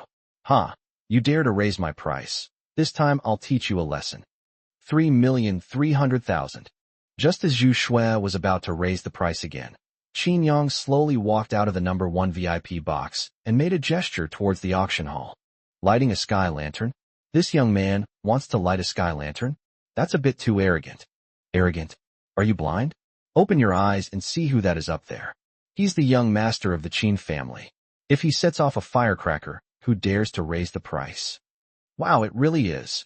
I attended the Qin family banquet last week and took a look from afar. This does indeed seem to be Qin Yang, the young master of the Qin family. Qin Yang, the young master of the Qin family? The moment Zhu Shui saw Qin Yang come out, her face turned ashen, as if she had swallowed fly excrement. She only wanted to retaliate against the person who had raised the price, which was why she had maliciously inflated the price. She never expected that the person was actually with the young master of the Qin family. This is it. Even if they don't make things difficult for me, these capitalists in Jiangsheng will target me in order to curry favor with the Qin family. This is the influence of the Qin family. If you offend the Qin family, even if the Qin family doesn't hold it against you, a large number of people will jump out and attack you. Sold for 3.3 million. With Qin Yang's appearance, the jade bracelet was finally sold for 3.3 million. Inside the private room, Xia Yuhan asked Lu Min with a puzzled look. Uncle Lu, why did no one dare to bid after Qin Yang made that gesture? And the auctioneer didn't even ask if anyone wanted to raise the price. He just sold it directly. Lu Min smiled slightly and replied, Miss Xia, the young master is backing you up. In the auction house, the young master's gesture means lighting a lantern, which means that no matter who it is or how much you bid, I will go all the way with you. Generally, if someone makes a gesture like lighting a sky lantern, no one will raise the price unless they want to offend you. Do you think anyone in China would want to offend the Qin family? Chapter 83 says I bought it. Oh, I see. Hee, Qin Yang is definitely the best to me. After realizing the meaning of Qin Yang's gesture, Xia Yuhan looked at Qin Yang's back with a happy expression. As Qin Yang walked back to his seat, Xia Yuhan rushed over. Qin Yang, I love you to death. Qin Yang smiled slightly. How much do you love him? What's the use of just shouting slogans? Show some real action. Qin Yang's words made Xia Yuhan blush. She glanced in Lu Min's direction and found that Lu Min was looking at the two of them with a teasing expression. Ugh, Uncle Lu is still here. Haha. Well, I'll go out first. You two can chat slowly, ha. With that, Lu Min walked out of the private room, leaving Qin Yang and the other person alone. Lu Min's gaze swept across the auction house lobby, and when he spotted someone, he quickly went to Qin Yang's side and whispered, "Young master, Fong Wenba is the fifth person from the left in the third row. He's the one who put the old lady's belongings up for auction." The Fong family is Qin Yang's grandmother's family. Although they can't compare to the Qin family, they are a top-tier wealthy family in Jiangxing. This Fong Wenba is the son of Qin Yang's grandmother's second brother. Qin Yang squinted at Fong Wenba. Are the Fong family members money-hungry? Do they need money? Why would they dig up my grandmother's belongings and auction them off? Lu Min shook his head. The Fong family is trying to put pressure on the master in this way. Since the old lady passed away, the master has transferred all his debts to the old lady onto the Fong family, giving them countless projects that others would kill for. But the Fong family not only showed no gratitude, but also felt that everything the master had done was only right. As a result, their appetite has grown bigger and bigger. The master has also realized that the Fong family is a bunch of ungrateful wretches, so he directly cut off all business cooperation between the Qin family and the Fong family. If it weren't for the fact that the Fong family is the old lady's maternal family, the Fong family would have ceased to exist in Jiangxing long ago. As he spoke, Lu Min gestured with his chin toward Fong Wenba's location. Look, without the support of our Qin family, the Fong family's profits have plummeted. Actually, at this time, if the Fong family were to soften their stance and sincerely admit their mistake to the master, I believe the master would not hold it against them for the sake of the old lady. But they are using such methods to force the master to give in and continue to support the Fong family. This behavior is simply ridiculous. The master was unwilling to deal with these matters before because of his poor health. He only wanted to use all his energy to consolidate your position in the Qin family, but that may not be the case now. Qin Yang nodded. He had witnessed his grandfather's affection for his grandmother firsthand. Sometimes, he would see his grandfather alone in the study at night, looking at a photo of him and his grandmother. The fact that the Fong family dared to make a fuss about grandma's belongings undoubtedly offended Grandpa. The Fong family owns a stake in this auction house. Fong Wenba came here personally just to drive up the price for me.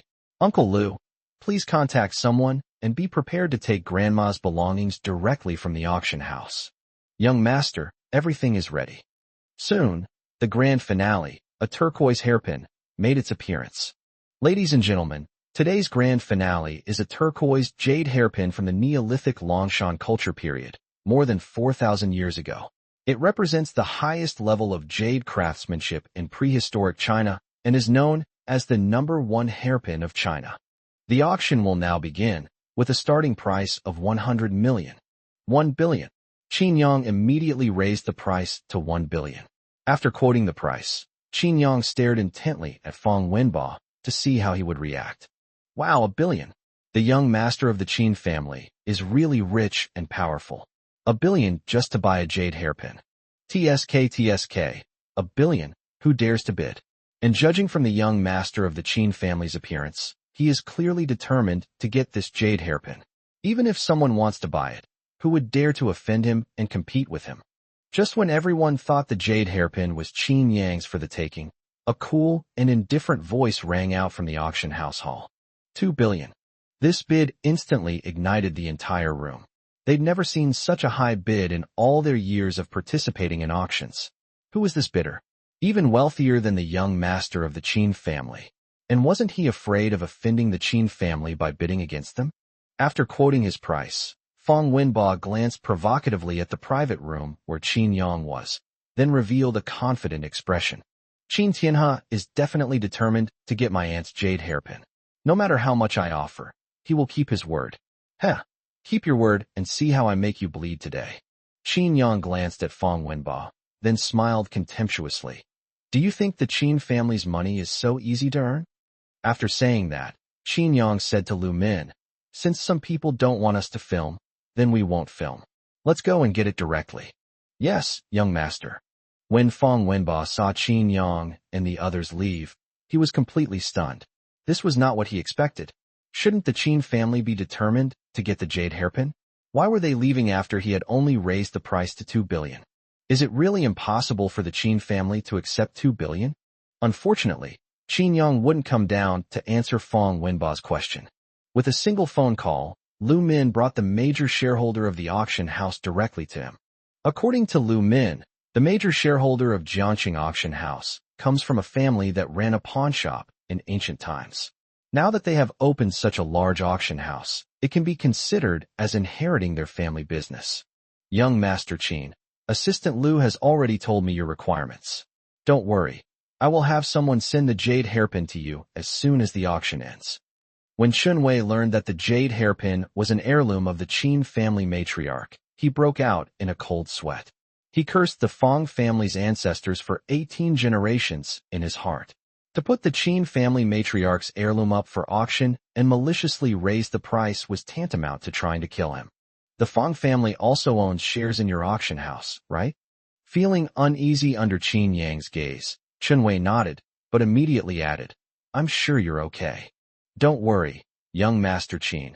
I'll initiate the process immediately to remove the Fong family's shares from my auction house. Chunwei's reaction made Qin Yang nod in satisfaction.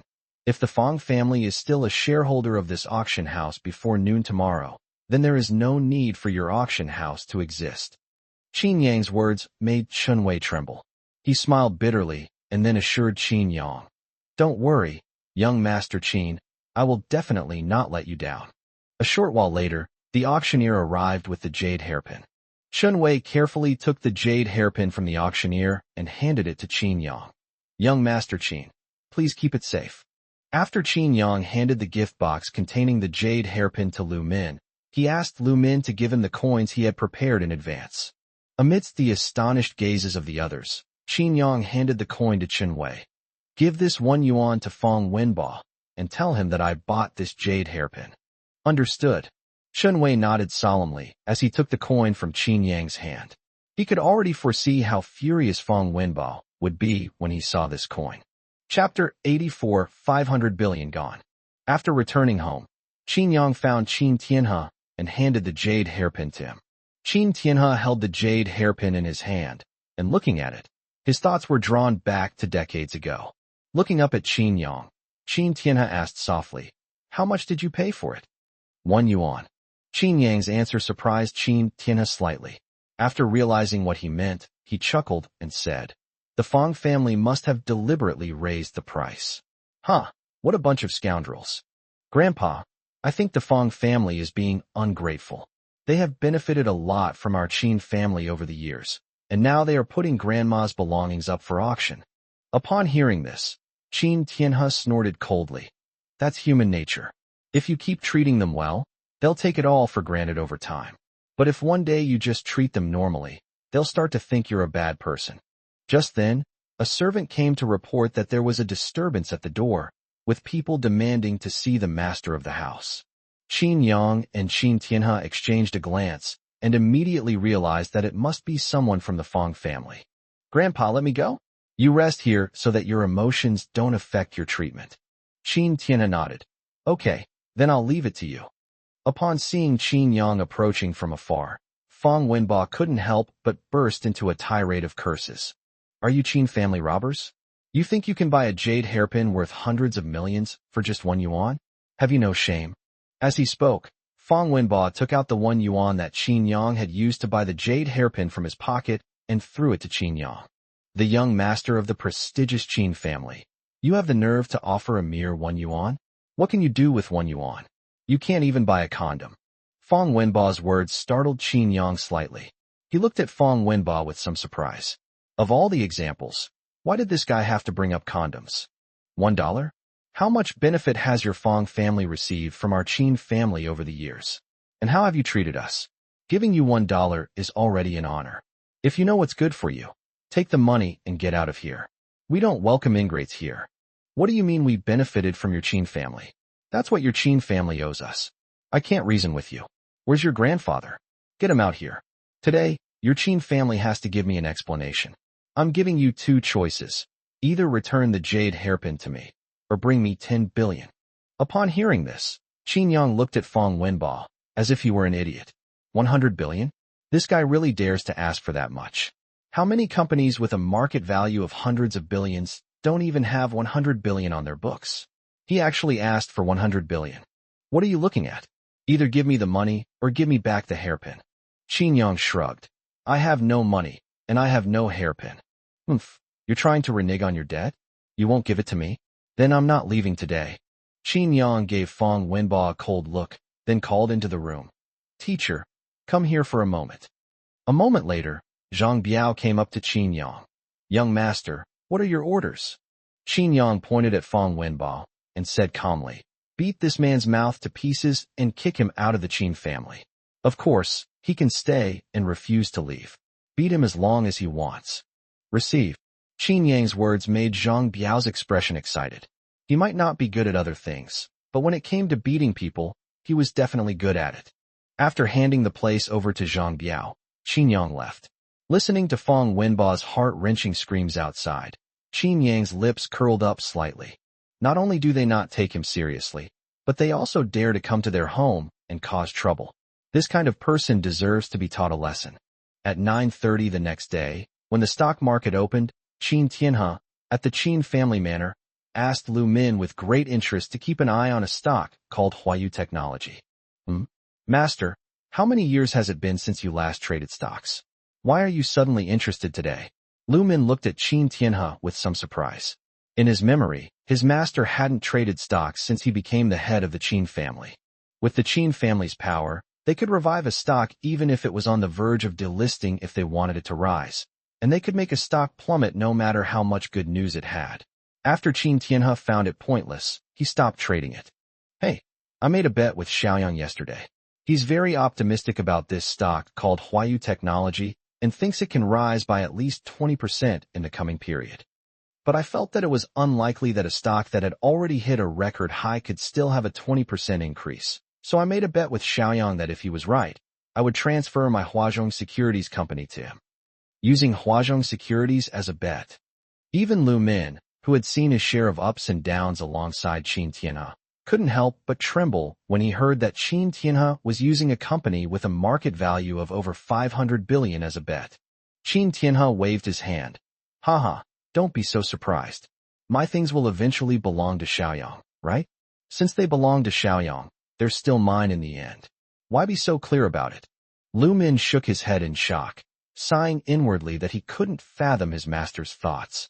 After receiving Qin Tianhe's order, Lu Min went to monitor the stock market. Half an hour later, Lu Min came to Qin Tianhe's side and reported, Master, it seems that it is not yet time for the young master to take over your company. Oh, how so? How much has it fallen? It's only been half an hour since the market opened, and the price has already dropped by 10%. The short sellers are dumping shares like crazy, which means the current price has already met their expectations. Lu Min's reply made Qin Tianhe laugh out loud. Haha, it seems I'm not outdated after all. I'll have a little tune to listen to every night from now on. As he spoke, Qin Tianhe strolled leisurely around the manor with his hands behind his back. Jiangxing No. 1 Middle School. As soon as get out of class ended, Qin Yang took out his phone to check today's stock market. He usually didn't care much about the stock market. Whether it went up or down, he didn't care. But now there was a 500 billion yuan bet on Qin Yang, and even he couldn't stay calm. Huh? It's dropped that much? All the major funds are fleeing today. Was my judgment wrong? After watching for a few more minutes, Huayu Technology Group's stock price dropped another 2%. Short sellers are so aggressive? Huh. Grandpa must be secretly laughing at home. Qin Yang curled his lips. Judging from yesterday's situation, Huayu Technology Group's current stock price is far from meeting the bull's expectations. Why did it suddenly start dumping shares today? Yang Ji? What's that? Sun Junyang, who sat behind Qin Yang, saw him take out his phone after class and couldn't help but take a look out of curiosity. However, he had never been involved in stocks before, so he didn't know what Qin Yang was looking at. It's nothing, just a small bet, and I'm probably going to lose. Seriously, Yang Ji? You just lost a small bet. Is it really necessary to be so dejected? With your status, do you really care about such a pittance? 500 billion gone. Chapter 85 Qin Tianhe smashes the stock market. Qin Yang's words startled Sun Junyang so much that he jumped up. Duo Xiao? You mean Duo Xiao? 500 billion. You call this a small bet? I wouldn't dare gamble that much even in my dreams. The shock he felt made Sun Junyang stammer. Brother Yang, even if you only give me a fraction of this 500 billion, I'll never have to worry about anything for the rest of my life. Didn't you say you had other uses for my pig brain? What exactly do you want to use my pig brain for? Why don't you stop waiting and take it now?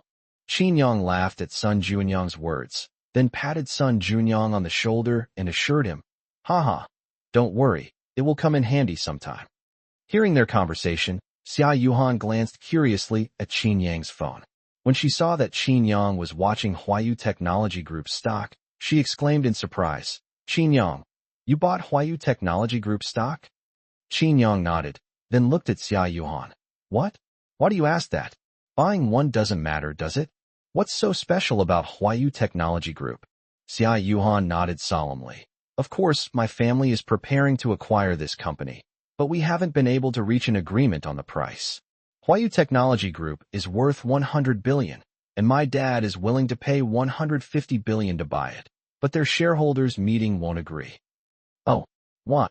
I heard that Huayu Technology Group has made significant progress in the aviation field, but the specifics of that progress haven't been made public yet. They're not very satisfied with the offer of 150 billion. Xia Yuhan's words made Qin Yang's eyes light up. This was good news. Whether it was being acquired by the Xia family or making progress in the aviation field, it was all very positive news. It's safe now. This stock will definitely rebound, at least 20%. During the midday break, Huayu Technology Group's stock price was still falling, with a drop of up to 10%.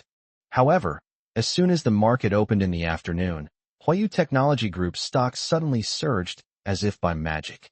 In less than 10 minutes, Huayu Technology Group's stock price returned to the level it was at the close of trading yesterday.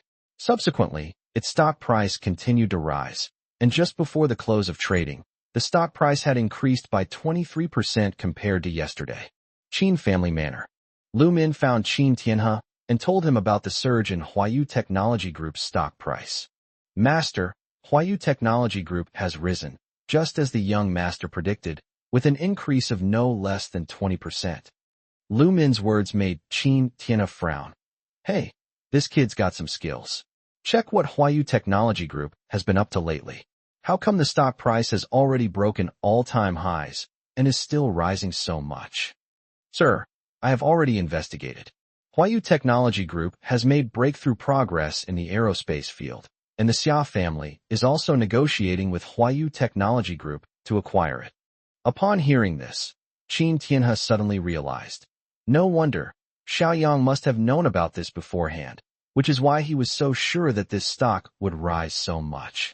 Lu Min shrugged, indicating that he didn't know. Qin Tianhe stroked his chin, then suddenly revealed a mysterious smile. Lu Min, what time is it now? It's 2:50, and there are only 10 minutes left before the market closes. Judging from the current trend, Huayu Technology Group is going to rise further. Upon hearing Lu Min's words, Qin Tianhe waved his hand and said, It's not going to rise anymore. Help me contact Huazhong Securities and have them dump the shares on me. Dump them without any limits. Huh. Lu Min glanced at Qin Tianhe with a complicated expression, then said, Sir, this isn't quite right. Qin Tianhe glanced at Lu Min and laughed. What's wrong? What's wrong with it? I'll give Xiaoyang what's due. I just wanted to scare him a little, huh? At school, when Qin Yang saw the stock price, which had been rising, suddenly plummet, he couldn't help but show a look of astonishment. Why is this happening? It shouldn't be like this. Suddenly, Qin Yang thought of something. Could it be that Grandpa is sabotaging the market? The more Qin Yang thought about it, the more likely it seemed. It was indeed something his grandfather would do. After school, Lu Min came to pick Qin Yang up to go home. As soon as Qin Yang got into the car, Lu Min asked, Young master, I heard you made a bet with the master. How did it go? Who won?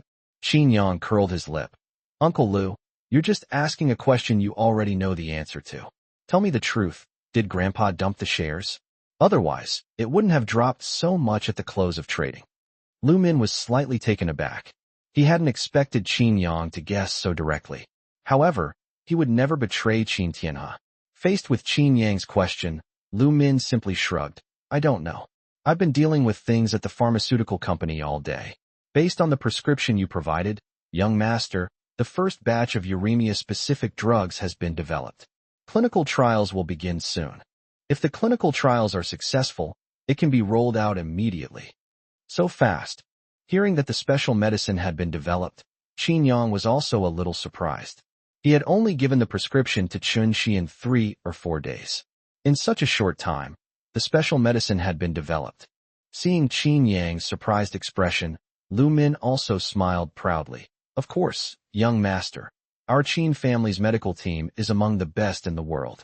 Moreover, with the prescription and detailed ingredients provided by you, it would be difficult not to develop it. Qin Yang nodded and smiled. That's great. I hope the clinical trials go smoothly, and that it will bring hope to countless patients and their families after it's widely adopted. After Qin Yang got home, he had just gotten out of the car when Qin Tianhe came up to him with his hands behind his back. Looking at Qin Yang, Qin Tianhe shook his head. TSK. It seems your judgment is still not as accurate as mine. Don't you know how to trade stocks? Do you want your grandpa to teach you? Qin Tianhe's childlike demeanor made Qin Yang chuckle. Grandpa, I really want to find a mirror now, so you can see your own face, haha. I can fool your grandson, but I won't believe him anyway. Don't try to fool yourself, and end up fooling yourself. I understand that you're getting old and care about your reputation, so go ahead and dump the shares if you want, whatever makes you happy. Qin Yang's words left Qin Tianhe completely stunned. Wait, how did Qin Yang know he had dumped the shares? Qin Tianhe cast a questioning look at Lu Min, wondering if Lu Min had betrayed him. Lu Min shrugged and spread his hands, indicating that this had nothing to do with him. It was all Qin Yang's guess. TCH, you guessed it. No fun. Tomorrow I'll have Lu Min handle the transfer procedures. You just need to sign the documents when they arrive. Grandpa won't lie to you about what he promised.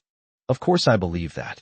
Just as the two were about to go back for dinner, a furious voice suddenly came from behind them. Qin Yang, you stop right there. Chapter 86. Can you play a little tune for Grandpa? Qin Yang and Qin Tianhe looked over at the sound and saw an old man leading several middle-aged men standing angrily at the entrance of the Qin family manor. Fang Wenba, who had been taught a lesson by Zhang Biao yesterday, was also among them. Looking at Fang Wenba's head, which was swollen like a pig's head, Qin Yang chuckled. What? You weren't satisfied with getting beaten up yesterday, so you brought your family along today? Upon hearing this, the old man at the head of the group was so angry that his beard stood on end. He glared at Qin Yang, then looked at Qin Tianhe and said, Qin Tianhe, is this the grandson you raised? So rude and ill-mannered? Doesn't he know any respect for his elders? Upon hearing someone speak ill of Qin Yang, Qin Tianhe's expression darkened. Fang Jiwen, it's none of your business how I teach my grandson. The old man in front of them was Fang Jiwen, the second brother of Qin Yang's grandmother and the head of the Fang family. Fang Jiwen snorted coldly. I am his great-uncle, after all. If you can't handle it, I will help you. Do you know what happened yesterday? This little brat, relying on the power of the Qin family, stole the jade hairpin left by Fang Yun for just 1 yuan. That's not all. He actually used his position as the young master of the Qin family to pressure the Jiangxing auction house, demanding that they release the shares of our Fang family. Do you know how much this has cost our Fang family?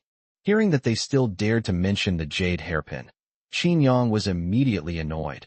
Since you know it's my grandmother's keepsake, why did you still auction it off? What are you up to? Who gives you the right to interrupt when your elders are speaking? Qin Tianhe, you tell me, how should this matter be settled? Qin Tianhe glanced at the Fang family members with a mocking expression, then asked, I wonder how you plan to settle this now. Upon hearing Qin Tianhe speak, Fang Jiwen slowly said, we can give you the jade hairpin if you want it, but you also have to give us some compensation. I heard that your Qin family has been invited by the government to set up an economic development zone in the Greater Bay Area. I'm not greedy, just find a few projects for my Fang family to do there. Also, you must make Qin Yang apologize to us for what he did yesterday. Otherwise I will not forgive you so easily. Qin Tianhe glanced coldly at the group, then said disdainfully, and then? Is that all? Qin Tianhe's reaction surprised the Fang family members. They exchanged glances, wondering to themselves if their demands were too conservative. Could they have actually made more requests? That's all for now.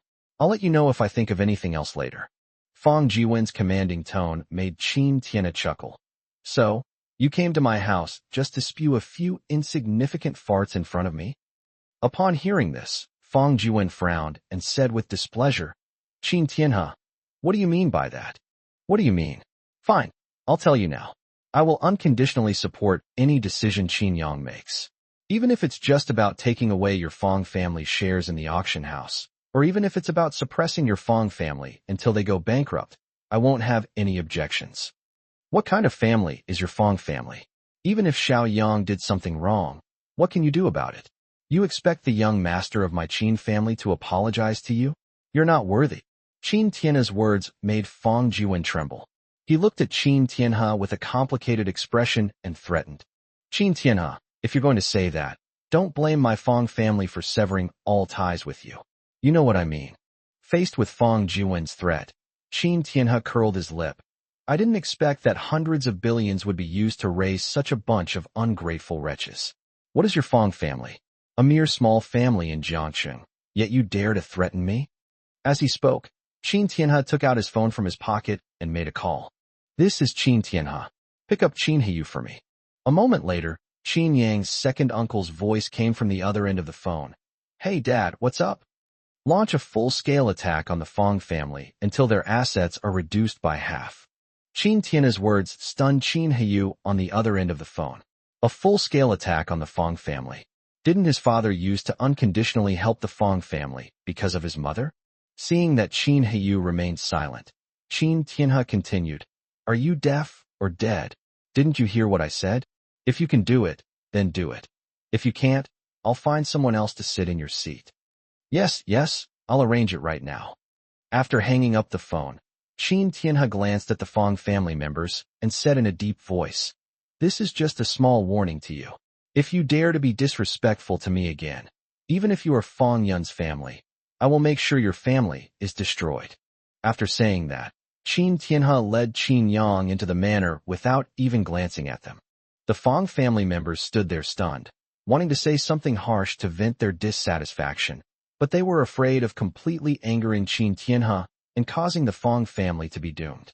Dad, how could Qin Tianhe do this? Not only will he not give us an explanation, but he's also allowing the Qin family to target our Fang family. Fang Jiwen's eyes remained fixed on Qin Tianhe for a long time before he slowly spoke. He was the one who went to such extremes first, so don't blame me. Let's go home. It won't be long before Qin Tianhe regrets it. Back in the living room, Qin Tianhe looked at Qin Yang and asked, Xiao Yang, do you think the Fang family will behave this time? Qin Yang shook his head. Of course not.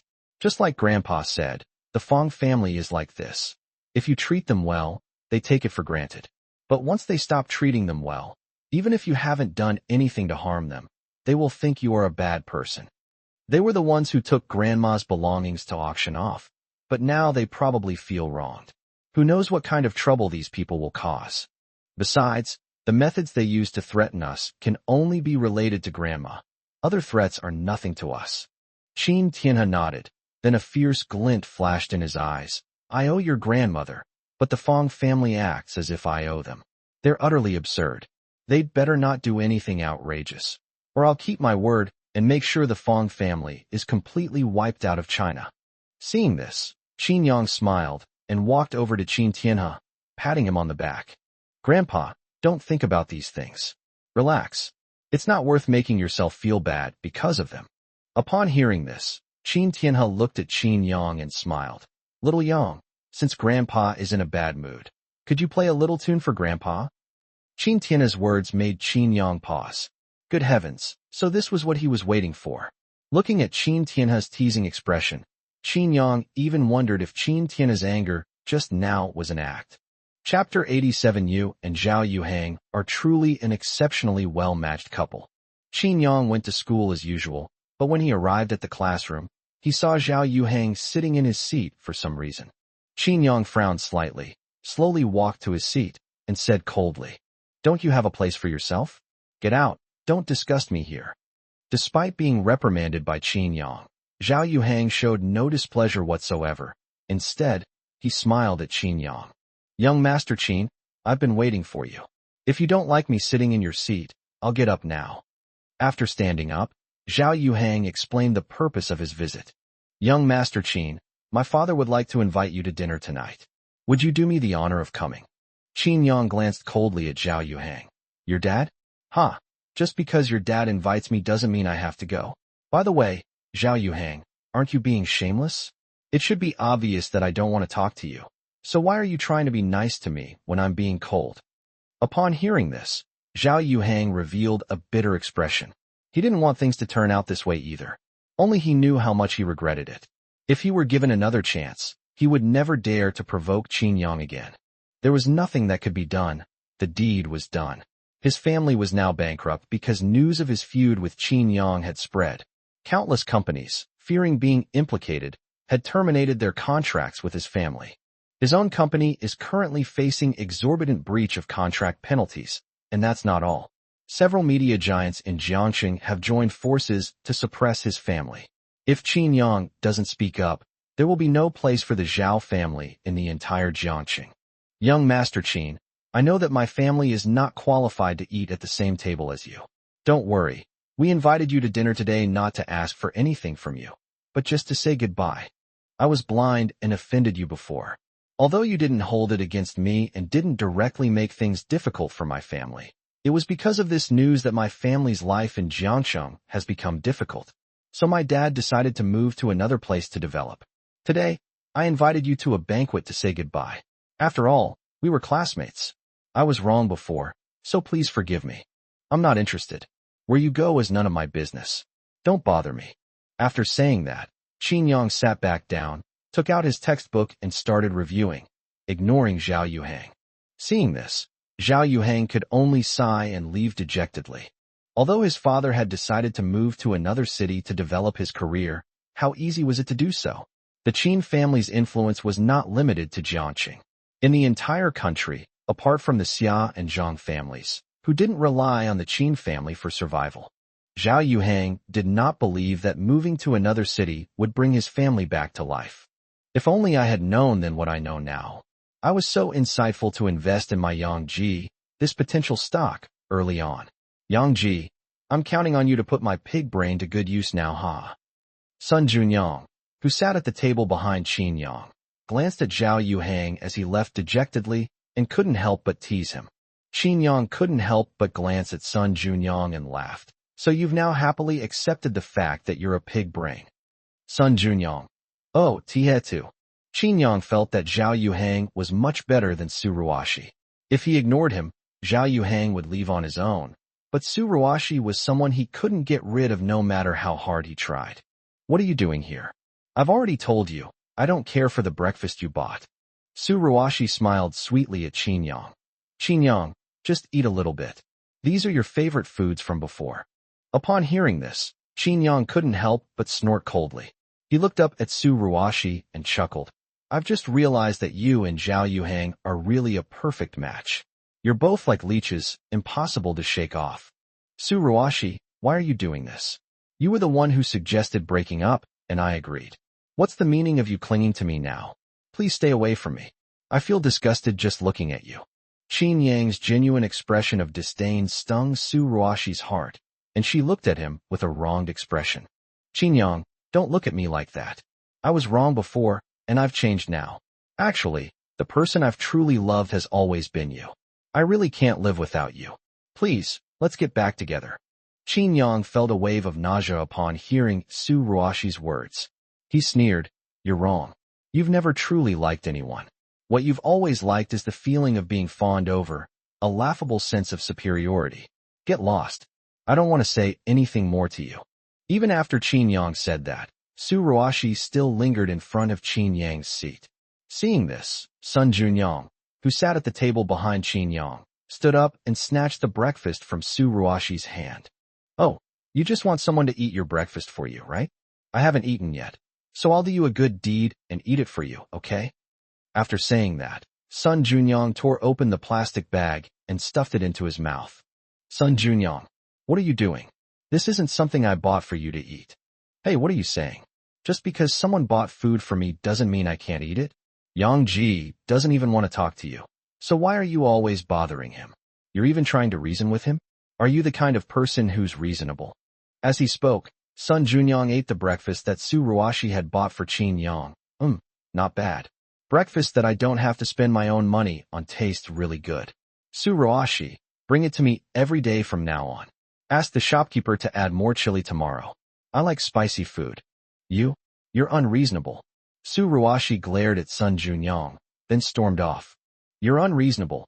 Who's unreasonable? Sun Junyong repeated Su Ruashi's words in a sarcastic tone. During morning reading, the acting homeroom teacher came to the classroom and asked Qin Yang to come to the office with him. After Qin Yang left the classroom with the acting homeroom teacher, the students immediately started talking about what the homeroom teacher wanted to talk to Qin Yang about. Class teacher's office. Qin Yang, I've looked at your scores in each subject during the monthly exams, and I've found that if you can improve your English, you could definitely get first place in the whole school. English is your weakness. If you don't improve it, you will be at a disadvantage when competing with other equally excellent people during the college entrance examination. Just as Qin Yang was about to say that his English had improved, the acting homeroom teacher continued. Well, there's a national-level math competition going on recently, and our school has a spot to participate. Originally, the school planned to send Li Cheng, who is first in the grade, to participate. But I think you are more suitable to participate. Your math is worse than his. You always fall behind him in the monthly exams because your English is dragging you down. So I appealed to the school, and finally you were chosen as the contestant. Don't underestimate this competition. The top 3 can be directly admitted to Tsinghua and Peking universities. I think this is a good opportunity for you. Otherwise, your English will really put you at a disadvantage in the college entrance examination and cause you to miss the opportunity to enter a top university. Of course, to get a guaranteed admission, you have to finish in the top 3 in this competition, which is not an easy task. Chapter 88 Online Public Opinion. Teacher, when is the competition? If there's a time conflict, I'd rather not participate. Upon hearing this, the acting homeroom teacher looked at Qin Yang with a puzzled expression. Not participating? What could be more important than getting into Tsinghua or Peking University? The competition is during the Qingming Festival. Do you even have time? Qin Yang knew he would definitely return to Beijing to pay respects to his ancestors during the Qingming Festival, and he would also accompany his grandfather to sweep his grandmother's grave. Thinking of this, Qin Yang shook his head. I'm sorry, teacher. I understand your good intentions, but I won't have time to participate in the competition during the Qingming Festival. So, please tell the school to give this spot to someone else. Huh? Qin Yang, do you know what being recommended for admission to Tsinghua or Peking University means? I know your grades are excellent, and if you can improve your English, Tsinghua or Peking University won't be difficult for you. But we also need to consider some objective factors. What if you underperform in the college entrance exam? These are all things you need to consider now, so I think this competition is quite important for you. You absolutely must participate. Looking at the teacher's anxious face, Qin Yang really wanted to say that, given his status, whether or not he could get into Tsinghua or Peking University was not an important matter. However, Qin Yang could also personally feel the other party's concern for the students. After thinking for a moment, Qin Yang said, I'm quite confident in my performance. How about this, teacher? I'll make a small bet with you. If I get first place in the whole school in this month's monthly exam and lead the second place by more than 20 points, I won't participate. If I can't do that, I'll participate, okay? The acting homeroom teacher frowned upon hearing this, wondering to herself if Qin Yang was being a bit too arrogant. She believed that Qin Yang could achieve first place as long as his English score improved, but his ambition to lead the second-place student by more than 20 points seemed a bit over the top. I've always been someone who respects students' decisions. Since you've said so, fine, let's do it your way. We'll see how it goes in the monthly exam this month. Although he said that, the acting homeroom teacher still didn't quite believe that Qin Yang could do it. After all, he had looked through Qin Yang's report card, and the best he had ever done in the past 3 years was to rank 3rd in the grade. He thought it was unlikely that Qin Yang would not only win first place, but also lead the second place by more than 20 points. So he believed that Qin Yang should still participate in the competition in the end. After saying goodbye to his teacher, Qin Yang returned to the classroom to continue his lessons. Back in her seat, Xia Yuhan looked at Qin Yang with a gossipy expression. Qin Yang, why did the teacher call you to the office? Qin Yang briefly explained the teacher's meaning to Xia Yuan. It would be fine for you to attend at any other time, but you will definitely have to go back to pay respects to your ancestors during the Qingming festival. Your Qin family has always attached great importance to this. Qin Yang nodded, but there was still one thing that made him reluctant to leave. Qin Tianhe was still not fully recovered from his illness, and he was worried that if something happened to Qin Tianhe while he was not by his side, he would not be able to take care of him in time. Holy crap, Yang Ji. It's a chance to be recommended to Tsinghua or Peking University, and you're not going to participate? I wish I could participate. I don't even know what it's like to be recommended to Tsinghua or Peking University. Upon hearing this, Qin Yang couldn't help but smile. He glanced at Sun Junyang with a teasing look and said, "Is it possible that even if you participate, you have to get a ranking to qualify for a guaranteed admission?" Let's forget about it then. We're not destined for that. Ha. After school that evening, Qin Yang returned home and found Chun Shi there as well. "Young master, you're finally back. I have some great news to tell you." Qin Yang felt a tickle in his philtrum after hearing Chun Shi's words. "What good news? Is it that our uremia-specific drug has achieved promising clinical trial results?" Chun Shi nodded heavily. "That's right, young master. In this preliminary experiment, we found 10 uremia patients to participate. Guess what? 9 out of the 10 had a significant decrease in creatinine levels the next day. Only that last one, his condition was so severe that even our special medicine had no effect on him. But to have achieved this much is already quite remarkable. It's no exaggeration to call it a medical miracle. All of this is thanks to you, young master." Qin Yang remained noncommittal, silently thinking to himself, "It's all thanks to the system. I'm just someone who picks up scraps from others. However, I also have some bad news to tell you, young master." Qin Yang raised an eyebrow and asked, "What is it?" "That's right. As soon as the test results came out, we immediately released them.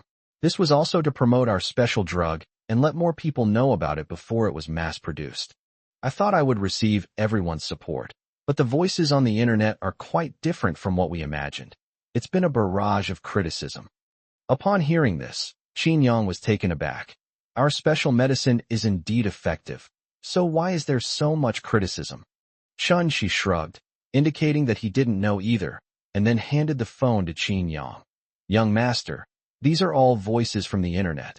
Take a look for yourself." Qin Yang glanced at it, and saw that most people on the internet were skeptical of the clinical trial data provided by his company, and many people were using detailed facts to prove that uremia was irreversible. Many people have bluntly stated that any drug that claims to be effective for uremia is exploiting patients' desperation to make money off their life-saving efforts. After glancing at it briefly and pondering for a moment, Qin Yang offered his opinion. "I think these are not the patient's true voices. There must be other pharmaceutical companies behind this. Our effective drug has dealt a huge blow to them. Once it is available, many pharmaceutical companies will have no room to survive. There must be their shadow behind this." "Then what do you want, young master? Do you want to use the Qin family's influence to shut these pharmaceutical companies up? As long as these pharmaceutical companies know that our company is backed by the Qin family, they won't dare to make a sound, no matter how dissatisfied they are." Upon hearing this, Qin Yang shook his head. "Let's wait a bit longer. This is my first company in the true sense. You could say that I am the core of the company. I also want to try and see how far I can take this company without the help of my family. Of course, if I am really not capable, it is perfectly acceptable to rely on the help of my family." Qin Tianhe, standing not far away, nodded approvingly upon hearing Qin Yang's words. "Truly worthy of being the young master of the Qin family whom I personally mentored. That's how it should be. No matter the outcome, go and try it yourself first. Even if you get hurt, you can always come back. Relying on the family for everything who wouldn't rely on them?" Qin Tianhe felt that it would be best to let Qin Yang encounter more difficulties this time, so that Qin Yang could accumulate some experience in dealing with emergencies and cultivate a good mindset when facing difficulties. "So, young master, what do you think? Ignore the voices online and continue with our steps. Conduct further clinical trials, and then release the data to the public. If the results of this trial are still very good, we can start mass production of the drug." Chapter 89. I Know Your Little Secret. "Understood, young master." Just wait for the good news. Based on the preliminary clinical trial results, I have great confidence in our effective drug. As he spoke, Chunxi's eyes revealed a deep sense of anticipation. He couldn't wait to see the day when this batch of special drugs would be produced. He could vaguely see that a medical revolution was quietly taking place, and the creator of all of this was the young man in front of him. Qin Yang smiled and nodded. He was equally confident. By the way, I have 2 more prescriptions here. Take them and study them to broaden our product range. As he spoke, Qin Yang sent the prescriptions saved on his phone to Chunxi. These 2 prescriptions are for hypertension and rheumatoid arthritis, respectively. You can take them and study them. Chunxi was stunned for a moment, then asked, "Young master, can your 2 prescriptions completely cure these 2 diseases, or can they only control the condition and prevent it from worsening?" Of course, it's about a complete cure. If it can't be completely cured, why would I ask you to do the research? Aren't there tons of drugs on the market that can control the 2 conditions and prevent them from worsening? Seeing Qin Yang casually mention that he could completely cure hypertension and rheumatoid arthritis, Chunxi was so surprised that he was speechless. "Young master, you also have expertise in hypertension and rheumatoid arthritis?" High blood pressure can be controlled with medication, but it is generally difficult to cure completely. Long-term medication and lifestyle adjustments are needed to manage the condition. Rheumatoid arthritis is a chronic autoimmune disease characterized by inflammation of the synovium, which can lead to joint pain and deformity. Currently, it can only be controlled and symptoms relieved with medication, and is difficult to cure. Some, I suppose. Chunxi shook his head, inwardly marveling at just how terrifying Qin Yang's medical talent was. The ailments that plagued countless medical giants seemed to be as easy as a minor cold to him, which he could cure with ease. After glancing at the prescription, Chunxi looked at Qin Yang solemnly. "Young master, rest assured, I will definitely give you a satisfactory answer." Qin Yang smiled and patted Chunxi on the shoulder. "I believe in you." Seeing Chunxi's utter devotion to Qin Yang, even the look of adoration in his eyes, Qin Tiana couldn't help but laugh. "Oh my, I've struck gold. From now on, if I get sick, I won't need to go to the hospital anymore. I can just have Xiaoyang take care of me. It's even more effective than going to the hospital." "Grandpa, you've never been to the hospital, have you? There's a medical team on the manor." "Haha, that's roughly what I meant." Over the next few days, Qin Yang instructed Chunxi to keep an eye on online public opinion and to inform him of any developments immediately. It happened to be Saturday, and Qin Yang was resting at home. In the afternoon, Chunxi reported to Qin Yang with the experimental data and the recent public opinion trends. It's unclear whether it was the pharmaceutical companies that wanted to suppress Qin Yang's company that were up to something, or whether the only person whose condition didn't improve in the initial clinical trial harbored resentment because everyone else in the trial who participated in the same trial had improved while he remained unchanged. He actually filed a public complaint online against Qin Yang's company, claiming that he had been tricked into participating in experiments, which worsened his condition, and demanding that Qin Yang's company take responsibility. He even threatened to sue and seek millions in compensation. Out of sympathy for the vulnerable, netizens who were unaware of the specific details of the incident also sided with the patient, launching a barrage of criticism against Qin Yang's company and threatening to boycott any of Qin Yang's drugs. This is outrageous. This kind of person is purely malicious. As a participant in the experiment, he should know clearly that our special medicine can effectively control the disease. Apart from him, the conditions of others have been controlled to a certain extent. It's just that his condition is too severe, and his kidneys are almost atrophied, so our special medicine has no effect at all. He, on the other hand, distorted the facts, saying that our experiment caused his condition to worsen so much. When reporting this matter to Qin Yang, Chunxi was completely unable to control his anger. Although he felt that it was wrong to say it this way, he still wanted to say that such a person deserved to be sick. He was distorting the facts and unable to distinguish right from wrong. Seeing Chunxi's anger, Qin Yang smiled slightly. A clear conscience fears no accusation. Besides, with such a huge online public opinion and widespread social attention, this might even be an opportunity to promote our company. How are the other test subjects from the same batch as him doing? They are recovering very well. One of the patients with acute kidney failure has now returned to normal in all indicators. The others have all seen their creatinine levels drop by about 100. They originally thought their lives would end like this, but now there is hope for improvement. These patients are extremely grateful to us. Not only them, but the vast majority of patients in the second batch of clinical trials have seen their conditions improve. Qin Yang nodded. Very good.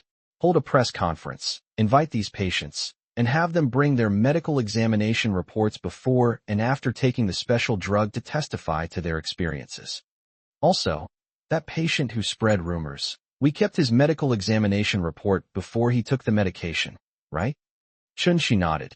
Yes, we have both. Fine, he still wants to appeal. Take this evidence and sue him for defamation and spreading rumors. At the same time, investigate whether any other pharmaceutical companies are behind this. Understood, I'll arrange it right away. Just as Qin Yang was about to go to the lakeside for some fresh air, he received a call from Xia Yuhan. Qin Yang, guess who I'm with right now? Qin Yang was stunned for a moment, then tentatively asked, who? It can't be that devil Zhang Kursin who's come to Jiangxing again, can it? Huh? You're saying Kursin is a devil? I'll tell her next time we meet. Qin Yang curled his lip. TCH, you think I'd be afraid you'd tell on me to her? Really? Kursin told me your little secret. Aren't you afraid she'll tell others? Hearing this, Qin Yang felt as if the sky had fallen. His lips twitched, and his voice became hoarse. No way. Are you trying to trick me? How could she tell you this? Am I the only one who's embarrassed? Isn't she embarrassed too? Hee, given Kursin's personality, do you think she would care? Qin Yang was speechless for a moment. Xia Yuhan's words made a lot of sense, and he couldn't refute them. Judging from what you're saying, Sister Kursin probably didn't come to Jiangxing. So who are you with now? There was a pause of a few seconds on the other end of the phone. Then Sun Juanyang's voice came through. It's your brother Yang. It's tough being a brother. I came out to do a part-time job, and your Xia Yuhan dragged me here to be a laborer. So you're saying you're losing out? I paid you 10,000 yuan a day. Can you even earn 10,000 yuan a day doing part-time work? How could I? I'd go through fire and water for you, Miss Xia. Chapter 90, You're not being modest at all. Qin Yang, do you want to come over and find us? Let's all go shopping together. Qin Yang figured he had nothing else to do anyway, so he might as well go find the two of them. 20 minutes later, Zhu Jie drove Qin Yang to the mall. Seeing the scene before him, Qin Yang couldn't help but chuckle. Sun Juanyang's arms were covered with shopping bags, and when he couldn't fit them all in his hands, Xia Yuhan simply hung them around his neck. Haha, your shelf is quite smart. It can even follow you around the store. Of course, it costs 10,000 yuan just to rent it for one day. Hearing the two teasing him, Sun Juanyang couldn't help but roll his eyes. My goodness, I'm terrified of being poor. Otherwise, who would do this job? Is it really that difficult? Then why don't you just not do it? Qin Yang suggested with a shrug. Unexpectedly, Sun Juanyang jumped up and refused. Do it. How can I not do it? Without you guys, where would I find such a lucrative job? 10,000 a day, that's 3 million a year for me, Sun Juanyang. A true elite of our time. Oh, so this is the elite of our time? Who was complaining on the phone just now? Qin Yang chuckled as he looked at Sun Juanyang. Sun Juanyang pursed his lips. I call this painful yet pleasurable. You guys understand? Fine. Then you can enjoy the pain and pleasure all you want. You were even thinking of having Zhu Jie help you get your things to the car, but since you're happy, then forget it. Upon hearing this, Sun Juanyang paused for a moment, then approached Qin Yang with a fawning expression. Brother Yang, you're the best. Please take care of your brother. Qin Yang glanced at Sun Juanyang with a look of disgust. Stay away from me. The way you are makes me feel a chill from the inside out. As he spoke, Qin Yang waved, and Zhu Jie immediately came to Qin Yang's side. Help him take his things to the car. Then you can go about your business. We can shop around on our own. I'll contact you when we get home. Zhu Jie nodded, then took the various shopping bags from Sun Juanyang's body. When handing the items to Zhu Jie, Sun Juanyang glanced at Xia Yuhan with some hesitation. Yuhan, this is Yang Ji helping me lighten my load. Not me slacking off, it's my pay. Xia Yuhan smiled and shook her head, then took out her phone and transferred 20,000 yuan to Sun Juanyang. Transferred. Huh, how come there's an extra 10,000? I might need you sometime. so I'll pay you 10,000 as a deposit. Upon hearing this, Sun Junyong looked at Xia Yuhan with an expression that said, am I the kind of man who would willingly become a shelf for money? Really? Then turn around. Hee hee, you have a good eye for people. That's exactly the kind of person I am. I don't have any other hobbies. I just like you disgusting capitalists to shower me with money. Call me anytime you need me, and I'll be there whenever you call. Qin Yang glanced at Sun Junyong curiously, then asked, why are you doing a part-time job again? Last time it was because your dad needed medical expenses, but now, your family shouldn't be short of money, right? I remember the construction site even gave us over $1 million in compensation. I don't lack anything, but lately I don't know why. I feel a bit lost about the future. Thinking about how bad my grades are, and that I won't even be able to go to university, I feel uneasy, so I thought I'd come out and do something. Hey, let's not talk about that anymore, Yang Ji. It's rare for the three of us to get together and have some fun. How about we go sing karaoke? Upon hearing Sun Junyang's suggestion, Qin Yang paused. Singing? He was utterly terrible at it. Music was practically a complete blind spot for him. Otherwise, he wouldn't have been able to drive away a piano teacher before. Although he gained max-level piano skills through the system, his singing was still the same old awful. It was awful to hear. Xia Yuhan's eyes lit up when she heard Sun Junyang's suggestion. I agree. As she spoke, Xia Yuhan looked at Qin Yang with anticipation and said, Qin Yang must sing very well. Qin Yang pursed his lips and shook his head. I'm sorry to disappoint you, but when I sing, my pitch is so bad it'll be like America. Sun Junyong patted Qin Yang on the shoulder. Brother Yang, why are you being so modest? I don't believe it. You play the piano so well. How bad can your singing be? You don't mean you don't want to sing for Yuhan, do you? Yuhan, I think it's very possible. Is that so, Qin Yang? Qin Yang took a deep breath and glanced at Sun Junyong, who was gloating after stirring up trouble. Fine, you've brought this on yourselves. What else can I say? Let's go. Half an hour later, the three arrived at the KTV. Seeing Qin Yang singing with abandon, Sun Junyong shouted, I can't take it anymore. With that, he fled the private room as if he were escaping. I'm going to the restroom too. Xia Yuhan looked at Qin Yang with disbelief, then left the private room. Looking at the empty private room, Qin Yang shrugged. Didn't you all want to hear me sing? Why did you all run away? Come back and listen. Ugh. Sun Junyong exaggeratedly made a retching gesture outside the private room. Is it really that exaggerated? I admit I was a little off-key, but it's not enough to make you want to vomit. Qin Yang, who came out of the private room, looked at Sun Junyong with a slight smile. Sun Junyong wasn't sure if it was just his imagination, but he actually saw a hint of pride on Qin Yang's face. That's really going too far, isn't it? Yang Ji, I originally thought you were just being modest, but I never expected that you're not modest at all. You're not just off-key in America, you've gone to Mars, okay? Listening to other people sing costs money, but listening to you sing costs my life. Xia Yuhan nodded in agreement. The two of them seemed rooted to the spot, unwilling to step into the private room, as if there were some man-eating demons inside. Then I won't sing, okay? You two sing, I'll just listen. Qin Yang thought that after this incident, Sun Junyong and Xia Yuhan would probably never come to karaoke with him again. For some reason, I felt a little regretful. You're a pretty little girl. Come sing with us, brothers, and we'll treat you to something delicious. Brother Wang, what's good to eat? Is it authentic? Ha ha. Just as Qin Yang and his two companions were about to return to their private room to sing a few more songs before heading back, the drunk men in the next room, who had just finished using the restroom, saw Xia Yuhan, and their eyes lit up. They staggered towards Xia Yuhan. The man called Brother Wang even reached out to grab Xia Yuhan. Roll. Hearing the group hurling insults at Xia Yuhan, Qin Yang frowned. He grabbed Wang Yuan's hand and twisted it forcefully. With a snap, Wang Yuan's arm was dislocated by Qin Yang.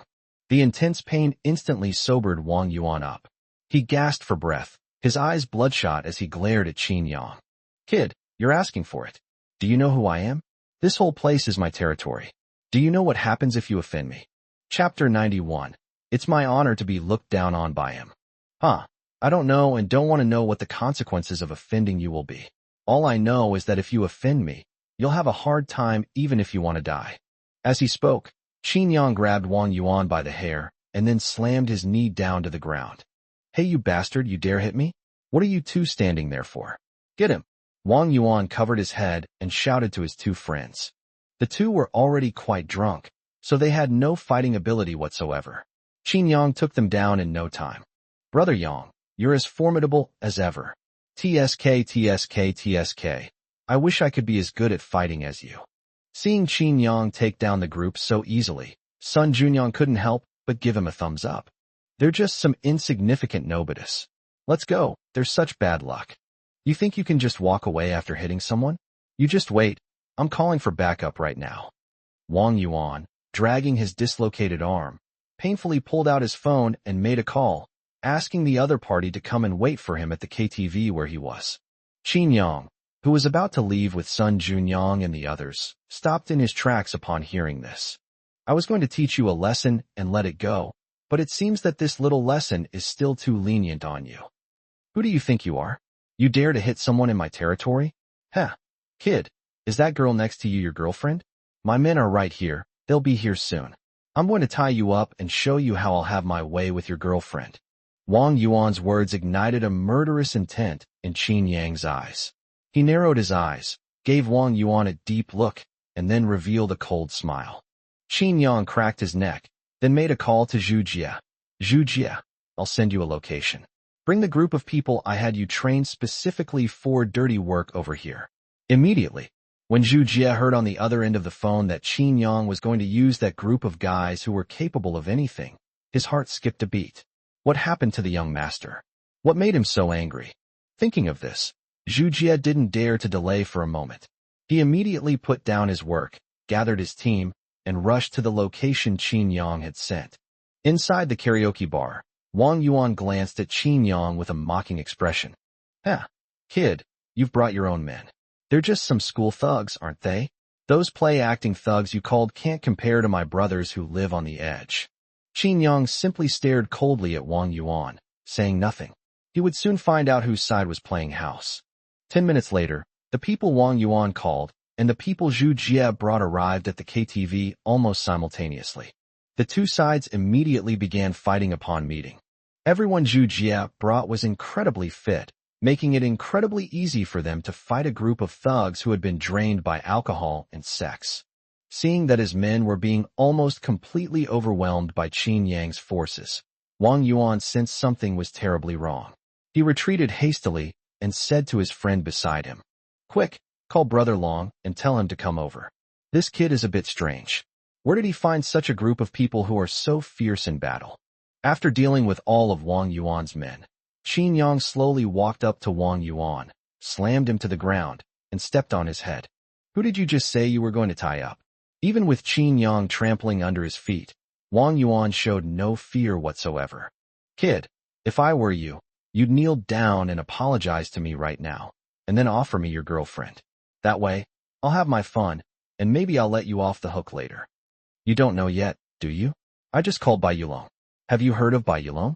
He's the right-hand man of the underworld emperor of Jiangqing. If I didn't have some connections, do you think I could own so many KTVs? Bai Yulong? Is this what you're relying on? I've never heard of him before. Upon hearing this, Wang Yuan smiled contemptuously. You've never even heard of Brother Long? Looks like you're nothing special. It doesn't matter if you haven't heard of him. You'll soon find out who Brother Long is. Qin Yang gave Wang Yuan a cold look, shook his head slightly, and then beckoned to Zhu Jie. Take him to the private room, and let me see the results of your usual training. Upon hearing this, Zhu Jie nodded meaningfully, and then tried to pull Wang Yuan into the private room. Just then, a deep voice suddenly came from the entrance of the KTV. Who has the audacity to cause trouble in a place protected by my Green Dragon Society? They don't know the meaning of death. Upon hearing this voice, Wang Yuan, who had been captured by Zhu Jie and the others, was overjoyed and shouted repeatedly, Brother Long, I'm here, come and save me. Upon hearing Wang Yuan's cries for help, Bai Yulong immediately brought over with his two henchmen. Wang Yuan has paid a lot of protection money every year. Today, Wang Yuan's place has been smashed. If I don't give him an explanation, who will pay me protection money in the future? Bai Yulong strode over angrily, carrying a baseball bat, but when he saw Qin Yang, He froze. Hmm? This young man seems to be the young master of the Qin family. Last week, Bai Yulong accompanied their Qinglong society leader to Qin Tianhe's birthday banquet, so he recognized Qin Yang's identity upon seeing him. Could it be that Wang Yuan has had a conflict with the young master of the Qin family? Bai Yulong swallowed hard, feeling a sudden dryness in his mouth. His lips twitched, and he said in a hoarse voice, "Wang Yuan, don't tell me you had a conflict with him." Wang Yuan, who was pressed against the wall by Bai Zhujie, obviously didn't notice the change in Bai Yulong's expression. Faced with Bai Yulong's question, Wang Yuan nodded repeatedly. "That's right, Brother Long. It's this arrogant brat who doesn't know his place. I've already brought you up, but he not only doesn't give you face, but he also spouts nonsense. You're nothing in front of him. Brother Long, this arrogant guy deserves a good beating." Wang Yuan embellished the story and recounted what had happened. Bai Yulong broke out in a cold sweat. He was nothing in front of the young master of the Qin family. Not to mention himself, even his boss, the president of the Azure Dragon Society, was nothing in front of Qin Yang. Bai Yulong took a deep breath, silently praying that it was not too late and that he still had a chance to make amends. Thinking of this, Bai Yulong picked up a baseball bat and walked towards Wang Yuan. To Wang Yuan's astonishment, Bai Yulong gave him a solid whack with the bat. "Brother Long, are you drunk? You've hit the wrong person. Hit him. He's the one who looks down on you." Wang Yuan was completely baffled by Bai Yulong's attack and looked at him with a wronged expression. He couldn't understand why Bai Yulong was hitting him for no reason. "You're the one who's drunk. I'm beating you up. Do you even know who he is? It's an honor for me to be looked down upon by him. It means that at least young Master Qin knows I exist. Who do you think you are, daring to mess with young Master Qin?" Chapter 92 Bad News. "Huh." Bai Yulong spat lightly on Wang Yuan's head, then shouted sternly, "Even my guild leader treats young Master Qin with utmost respect. Who do you think you are, daring to challenge such a powerful figure?" Bai Yulong's words left Wang Yuan completely dumbfounded. Fake. This must be fake. This young man is someone even the president of the Azure Dragon Society can't afford to offend? How is this possible? Bang! Bai Yulong smacked Wang Yuan on the mouth with a stick. "Shut your dog mouth. Do you think young Master Qin is an ordinary young man?" After giving Wang Yuan a severe beating, Bai Yulong approached Qin Yang with a fawning expression. "Young Master Qin, I've taught this blind fool a lesson for you. If you're still not satisfied, I'll beat him up again." Qin Yang glanced coldly at Bai Yulong and sneered. "Your Azure Dragon Society is very ostentatious. I've encountered 2 cases of bullying others, and both times it was your Azure Dragon Society backing them up." Upon hearing this, Bai Yulong's expression froze, and he shook his head repeatedly. "Young Master Qin, no matter how flamboyant we are, we wouldn't dare to flaunt our status in front of you. No matter how we are treated by others, in front of you, we are just obedient dogs. We will do whatever you tell us to do." Seeing Bai Yulong so humble in front of Qin Yang, even belittling himself to the level of a dog, Wang Yuan was deeply shocked. Who exactly is this guy called young Master Qin? Even the right-hand man of the Azure Dragon Society is so obsequious in front of him? Qin Yang placed his hand on Bai Yulong's shoulder expressionlessly. "You mean, if this person hadn't made things difficult for me today, your Azure Dragon Society would have backed him up? Is that right?" "We wouldn't dare. Even if it weren't for you, young Master Qin, we would definitely find out what happened before deciding what to do. Our Azure Dragon Society has rules and will not harm ordinary people." Qin Yang pursed his lips and sneered. "Huh? Do you even believe that yourself?" After shoving Bai Yulong aside, Qin Yang waved to Zhujie. "Young master, what are your orders? I'm giving you a week. After a week, I don't want to hear any more news about the underworld in Jiangxing. Since it's an illness, it needs treatment. Can you cure it?" Zhujie nodded solemnly. "Don't worry, young master, it won't take a week, 5 days, or at most 5 days, before Jiangxing will be free of gangsters." After receiving Zhujie's reply, Qin Yang nodded in satisfaction. "Leave these people to your men to handle. We've lost all our fun today. You drive us back." "Yes." Just as Qin Yang was about to leave, Bai Yulong knelt down and came to Qin Yang's side. "Young Master Qin, please have mercy. I'll die if you do this." Wang Yuan offended Qin Yang. leading Qin Yang to want to destroy the Azure Dragon Society. And the person who supported Wang Yuan was none other than himself. Bai Yulong didn't even dare to think about how the society leader would deal with him after finding out. He was probably in a situation where he couldn't live or die. Thinking of that tragic ending, Bai Yulong's body trembled uncontrollably, to the point that this grown man burst into tears on the spot. Qin Yang flung Bai Yulong's hand away and snorted coldly. When your own interests are at stake, do you feel afraid? When you allow your subordinates to bully others, have you ever thought about how those you oppress feel? Young Master Qin, please forgive me this time. I promise you, this kind of thing will never happen again, never. Please give me another chance. Qin Yang shook his head, stopped arguing with Bai Yulong, and left with Xia Yuan. Watching Qin Yang's departing figure, Bai Yulong was enveloped in fear. Suddenly, he whirled around and glared at Wang Yuan with a murderous look. It's all your fault. You're going to get me killed this time. You son of a bitch, you'd better die. As he spoke, Bai Yulong rushed forward and began fighting with Wang Yuan. On the way back, Sun Junyang, in the passenger seat, turned around and looked at Qin Yang. Brother Yang, there are more than just the Green Dragon Society in Jiangqing's underworld. The Green Dragon Society is just the most powerful one among them. By doing this, aren't you offending them all? As the saying goes, it's easier to avoid the king of hell than to deal with his underlings. If those gang members hold a grudge against you because your gang was disbanded and cause you trouble, that would be a real headache. Upon hearing this, Qin Yang smiled slightly. Don't worry, what you're worried about won't happen. We're not simply disbanding them. If we just disband their gangs, there will be more unemployed people from the underworld in society, which would only lead to more social chaos. Not just a simple disbandment. Then what are you going to do? Before Qin Yang could reply, Zhu Jie laughed and said, you can think of it as taking them under our wing. With the size of our Qin family, we can completely take over the entire Jiangxing underworld. Do you think any of our employees would be stupid enough to cause trouble for their boss? Well, you rich people really know how to play.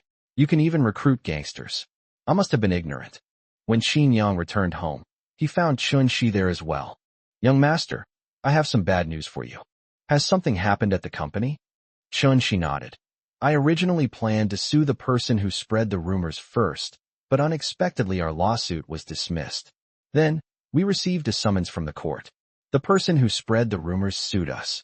Just as he said online, he claimed that his condition worsened because he took our medicine, and his demand is for $3 million in compensation, with our company covering the subsequent treatment costs. Upon hearing this, Qin Yang frowned. One thing is certain, this guy definitely has other companies behind him, and these companies must have already taken care of things in advance, which is why our lawsuit was dismissed. At this point, Qin Yang continued. Has the press conference been held? What's the reaction online? Chun Shi shook his head. It's not ideal. Even when patients whose conditions have been controlled share their experiences, netizens don't buy it. They firmly believe that these patients are all shills we hired. In addition, the guy who spread the rumors posted online that he had sued us, and now the internet is full of demands for compensation from us.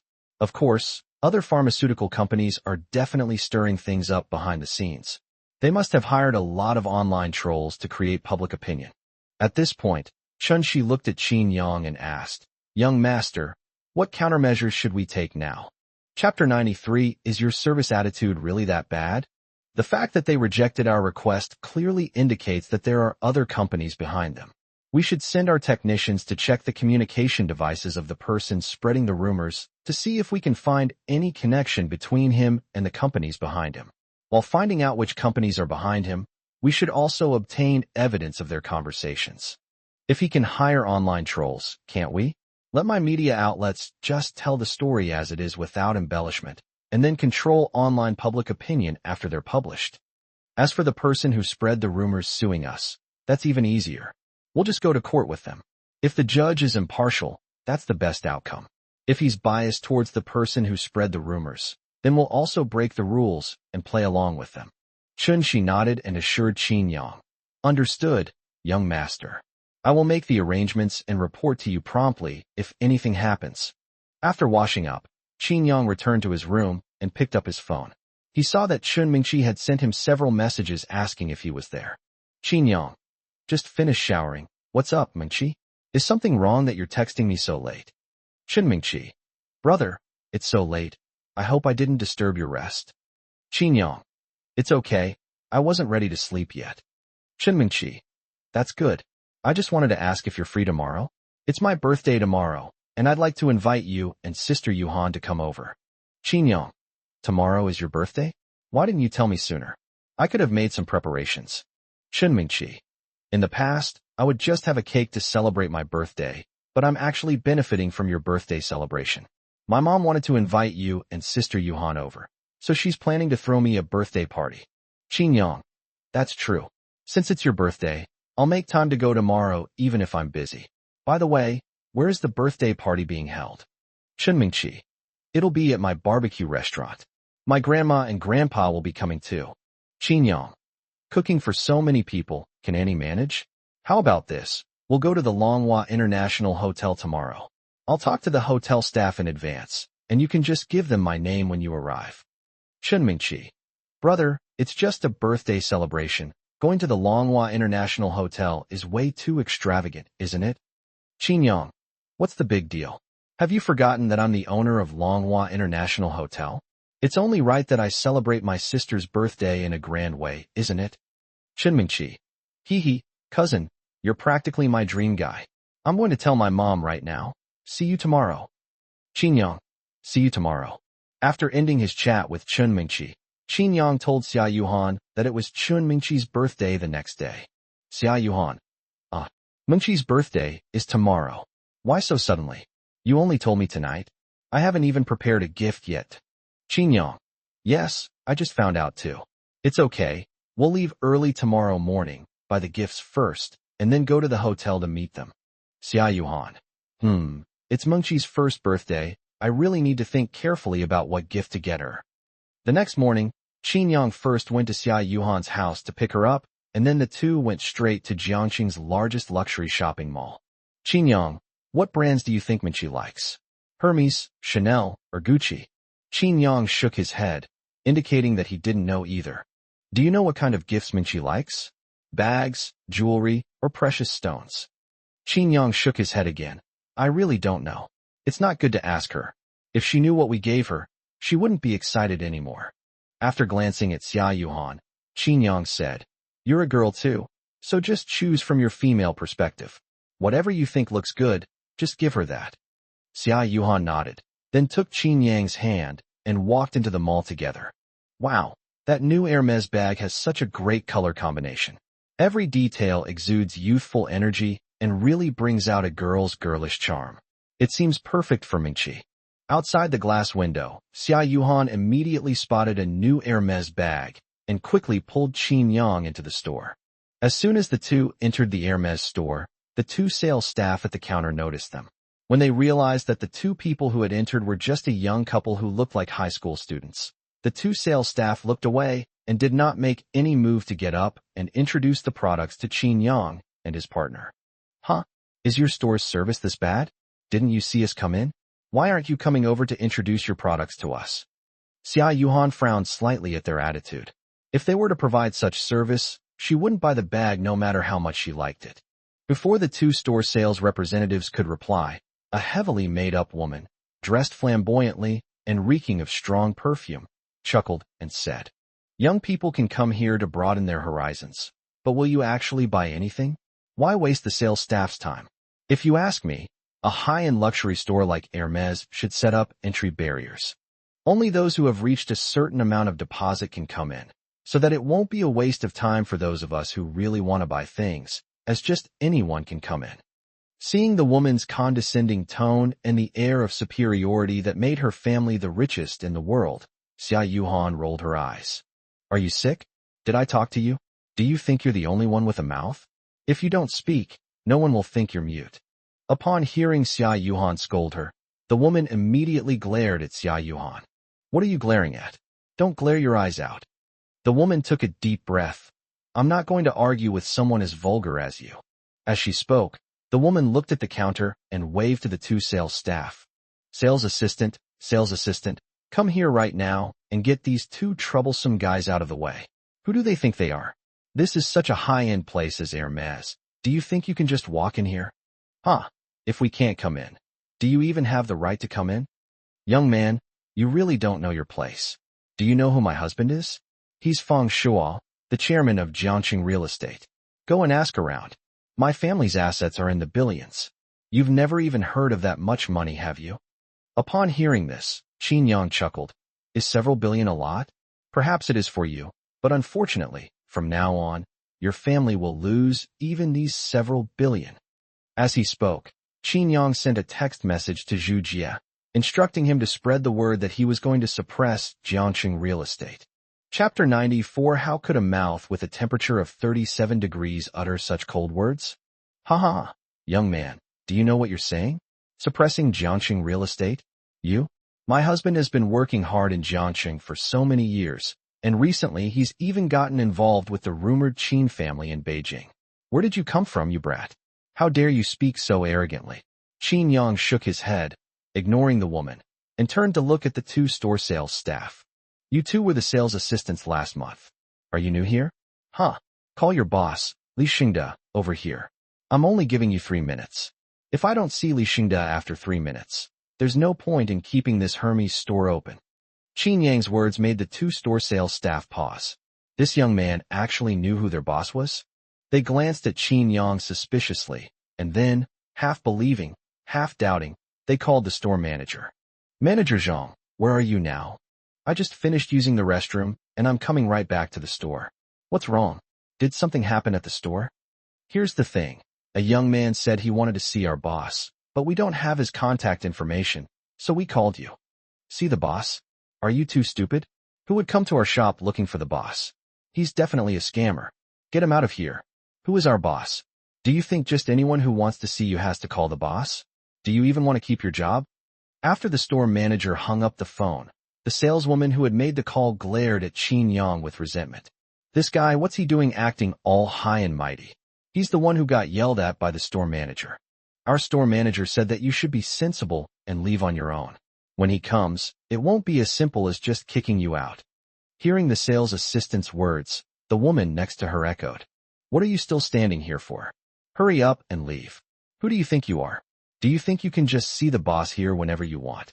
Just then, the store manager returned to the store after using the restroom.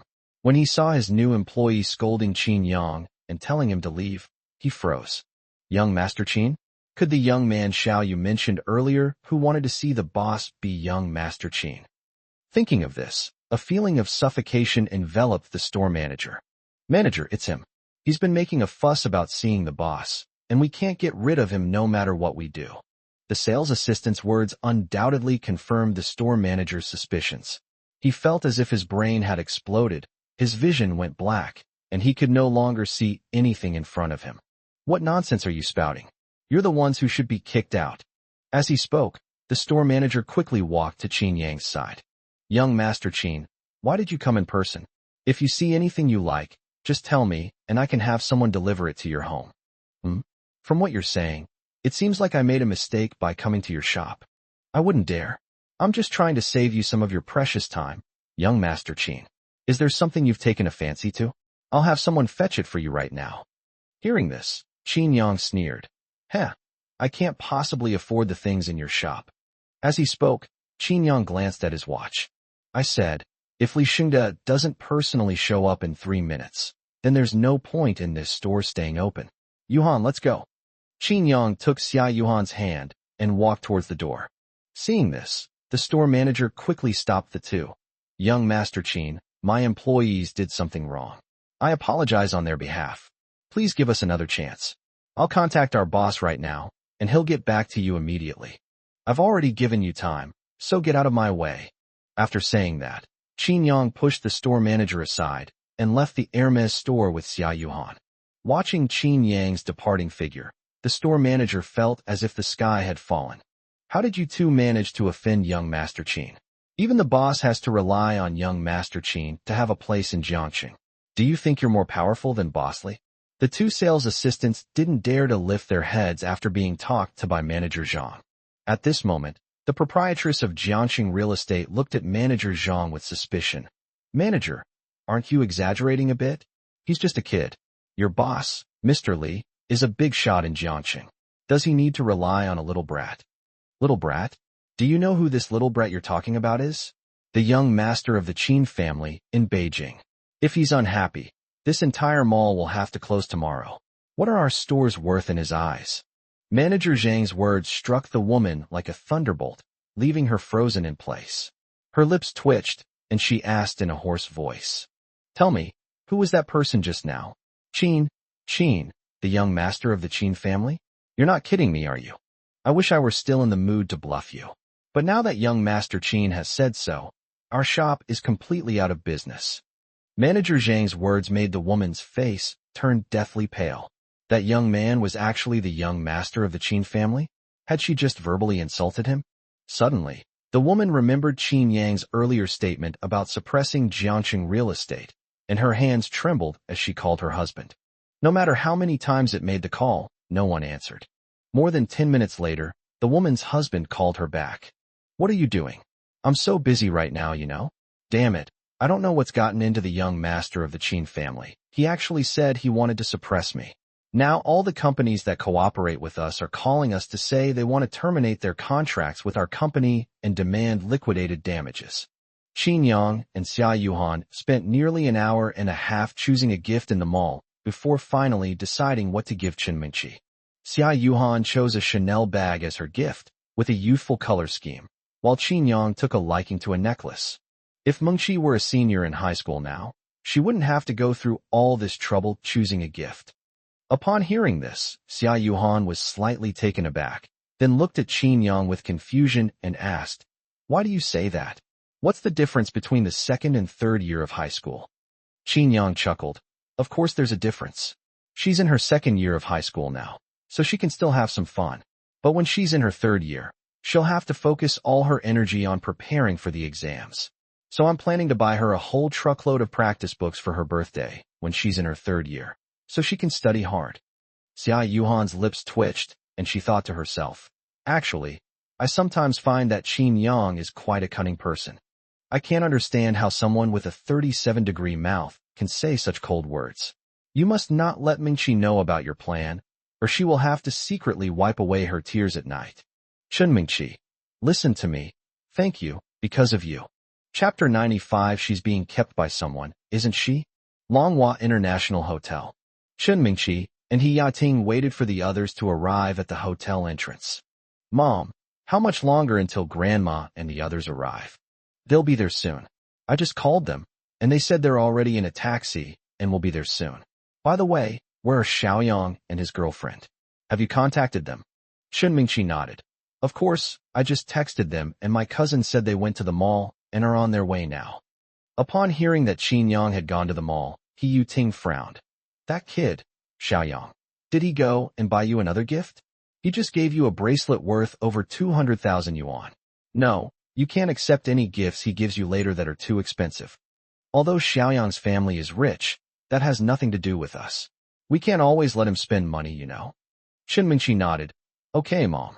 As the two were chatting, a taxi slowly pulled up in front of the hotel, and then an old man got out of the car with several young people. Mom.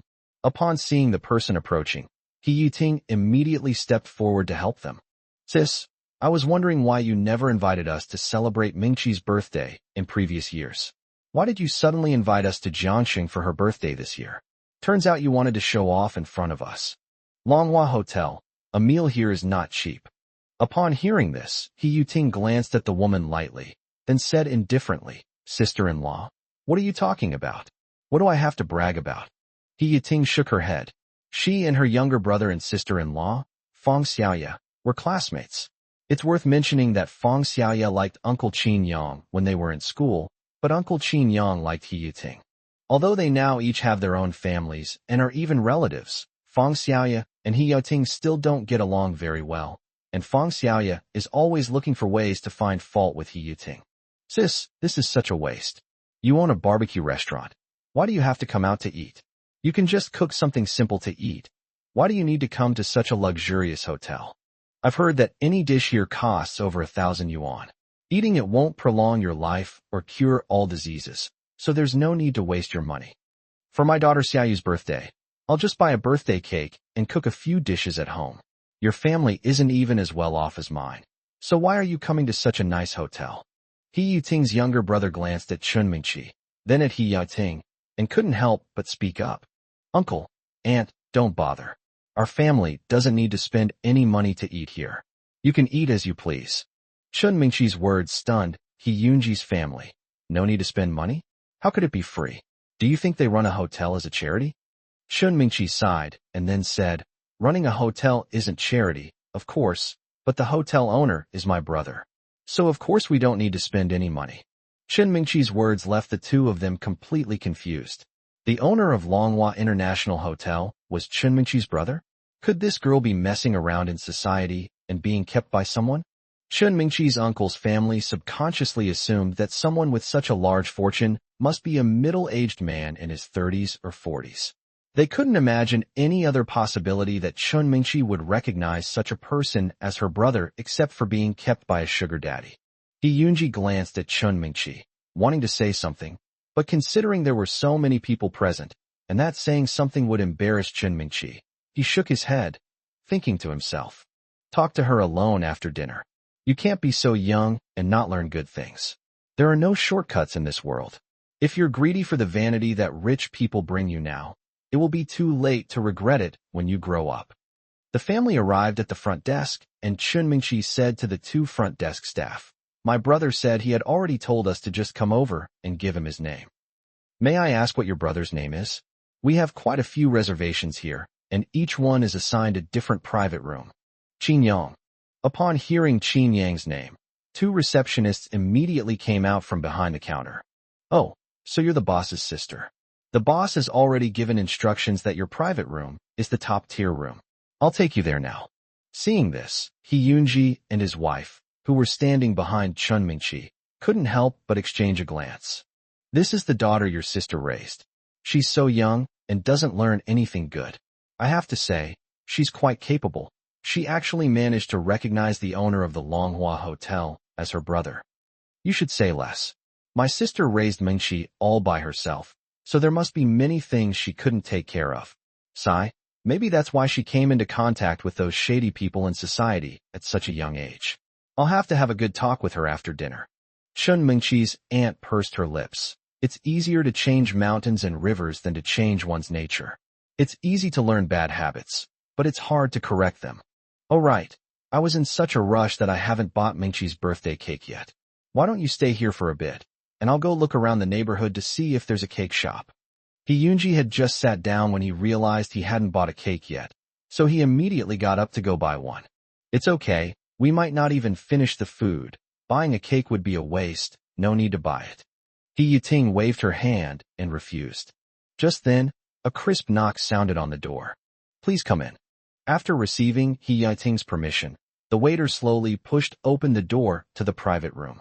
Several waiters walked in with smiles on their faces, and behind them was an enormous birthday cake that was simply astonishing. It took several people to push the cake on a small cart, and its height almost touched the ceiling of the private room. That is to say, the private rooms at Longhua International Hotel all have double doors. Otherwise, you wouldn't be able to get in. The cake itself looks like a giant sweet fortress. The pure white, delicate cream is like a layer of soft clouds covering the cake, and the edge of the cake is decorated with a ring of delicate pink rose petals, as if a beautiful wreath is wrapped around this fortress. The top of the cake is decorated with a colorful pattern made of fruit jam, resembling a dreamy fairy tale world. The cake body is covered with words of blessing for Chun Mingqi's birthday written in chocolate sauce. Who bought this cake? It's huge. How much did it cost? He Jian stared in disbelief at the cake, which was taller than an adult male, and was somewhat incoherent. After the cake was pushed in, the waiters bowed to Chun Mingqi. Happy birthday, Ms. Chun. This is a cake our boss ordered for you. Enjoy your meal. Chapter 96. Could this be a fake? To Chun Mingqi's delight, the waiter took out a birthday crown and put it on her head. Then the waiter clapped his hands, and a violinist in a suit walked in. He bowed to the crowd, and then played a happy birthday song on his violin. Chun Mingqi's aunt's lips twitched at the sight, and she muttered to her husband under her breath. TSK, the rich really do live a grand show. I wonder what the rich guy your niece is hooking up with looks like. Shoo, it's Mengqi's birthday, what are you doing? After the performance, the waiters and musicians left. Chun Mingqi glanced at the cake, which was almost touching the ceiling, and was both amused and exasperated. My cousin is going too far. I don't eat that many cakes in a whole year. He Yu-ting nodded. That's right. Even if you pack up the leftovers, you can't pack up much. Most of it will just go to waste. That kid Xiaoyang is really something. When he comes, we'll ask him if we can get a refund. Don't spend money that shouldn't be spent. The conversation between the two surprised He Yunji and the others. Cousin? What cousin? Wasn't this a gift from the owner of the Longhua Hotel to Mingqi? He Yunji looked at his sister in surprise. He initially thought that Chun Mingqi had hooked up with the wealthy owner of the Longhua Hotel, but judging from the tone of He Yiting's conversation with Chun Mingqi, it didn't seem to be the case. Oh, I haven't told you yet. Not long ago, Jijun's nephew came to us to reunite with him. This hotel is his property. Upon hearing this, He Yunji was stunned. Is it Chun Wanting's son? Where did Chun Wanting go when she disappeared without a trace? My brother-in-law wanted to see her before he died, but we searched everywhere and couldn't find her. Upon hearing this, He Yuting sighed. Don't mention it. Wanting and her husband died in an accident. When Xiaoyang comes later, please don't mention it, so as not to upset him. Hearing this, He Yunji frowned even more. That can't be right. Doesn't Chen Jijun only have one sister, Chen Wanting? How old could her son be? He's already the owner of the Longhua Hotel.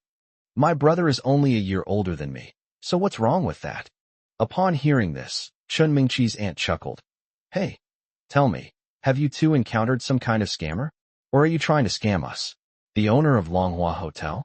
Your cousin? And he's only a year older than you. He's a year older than you, so he's just turned 18.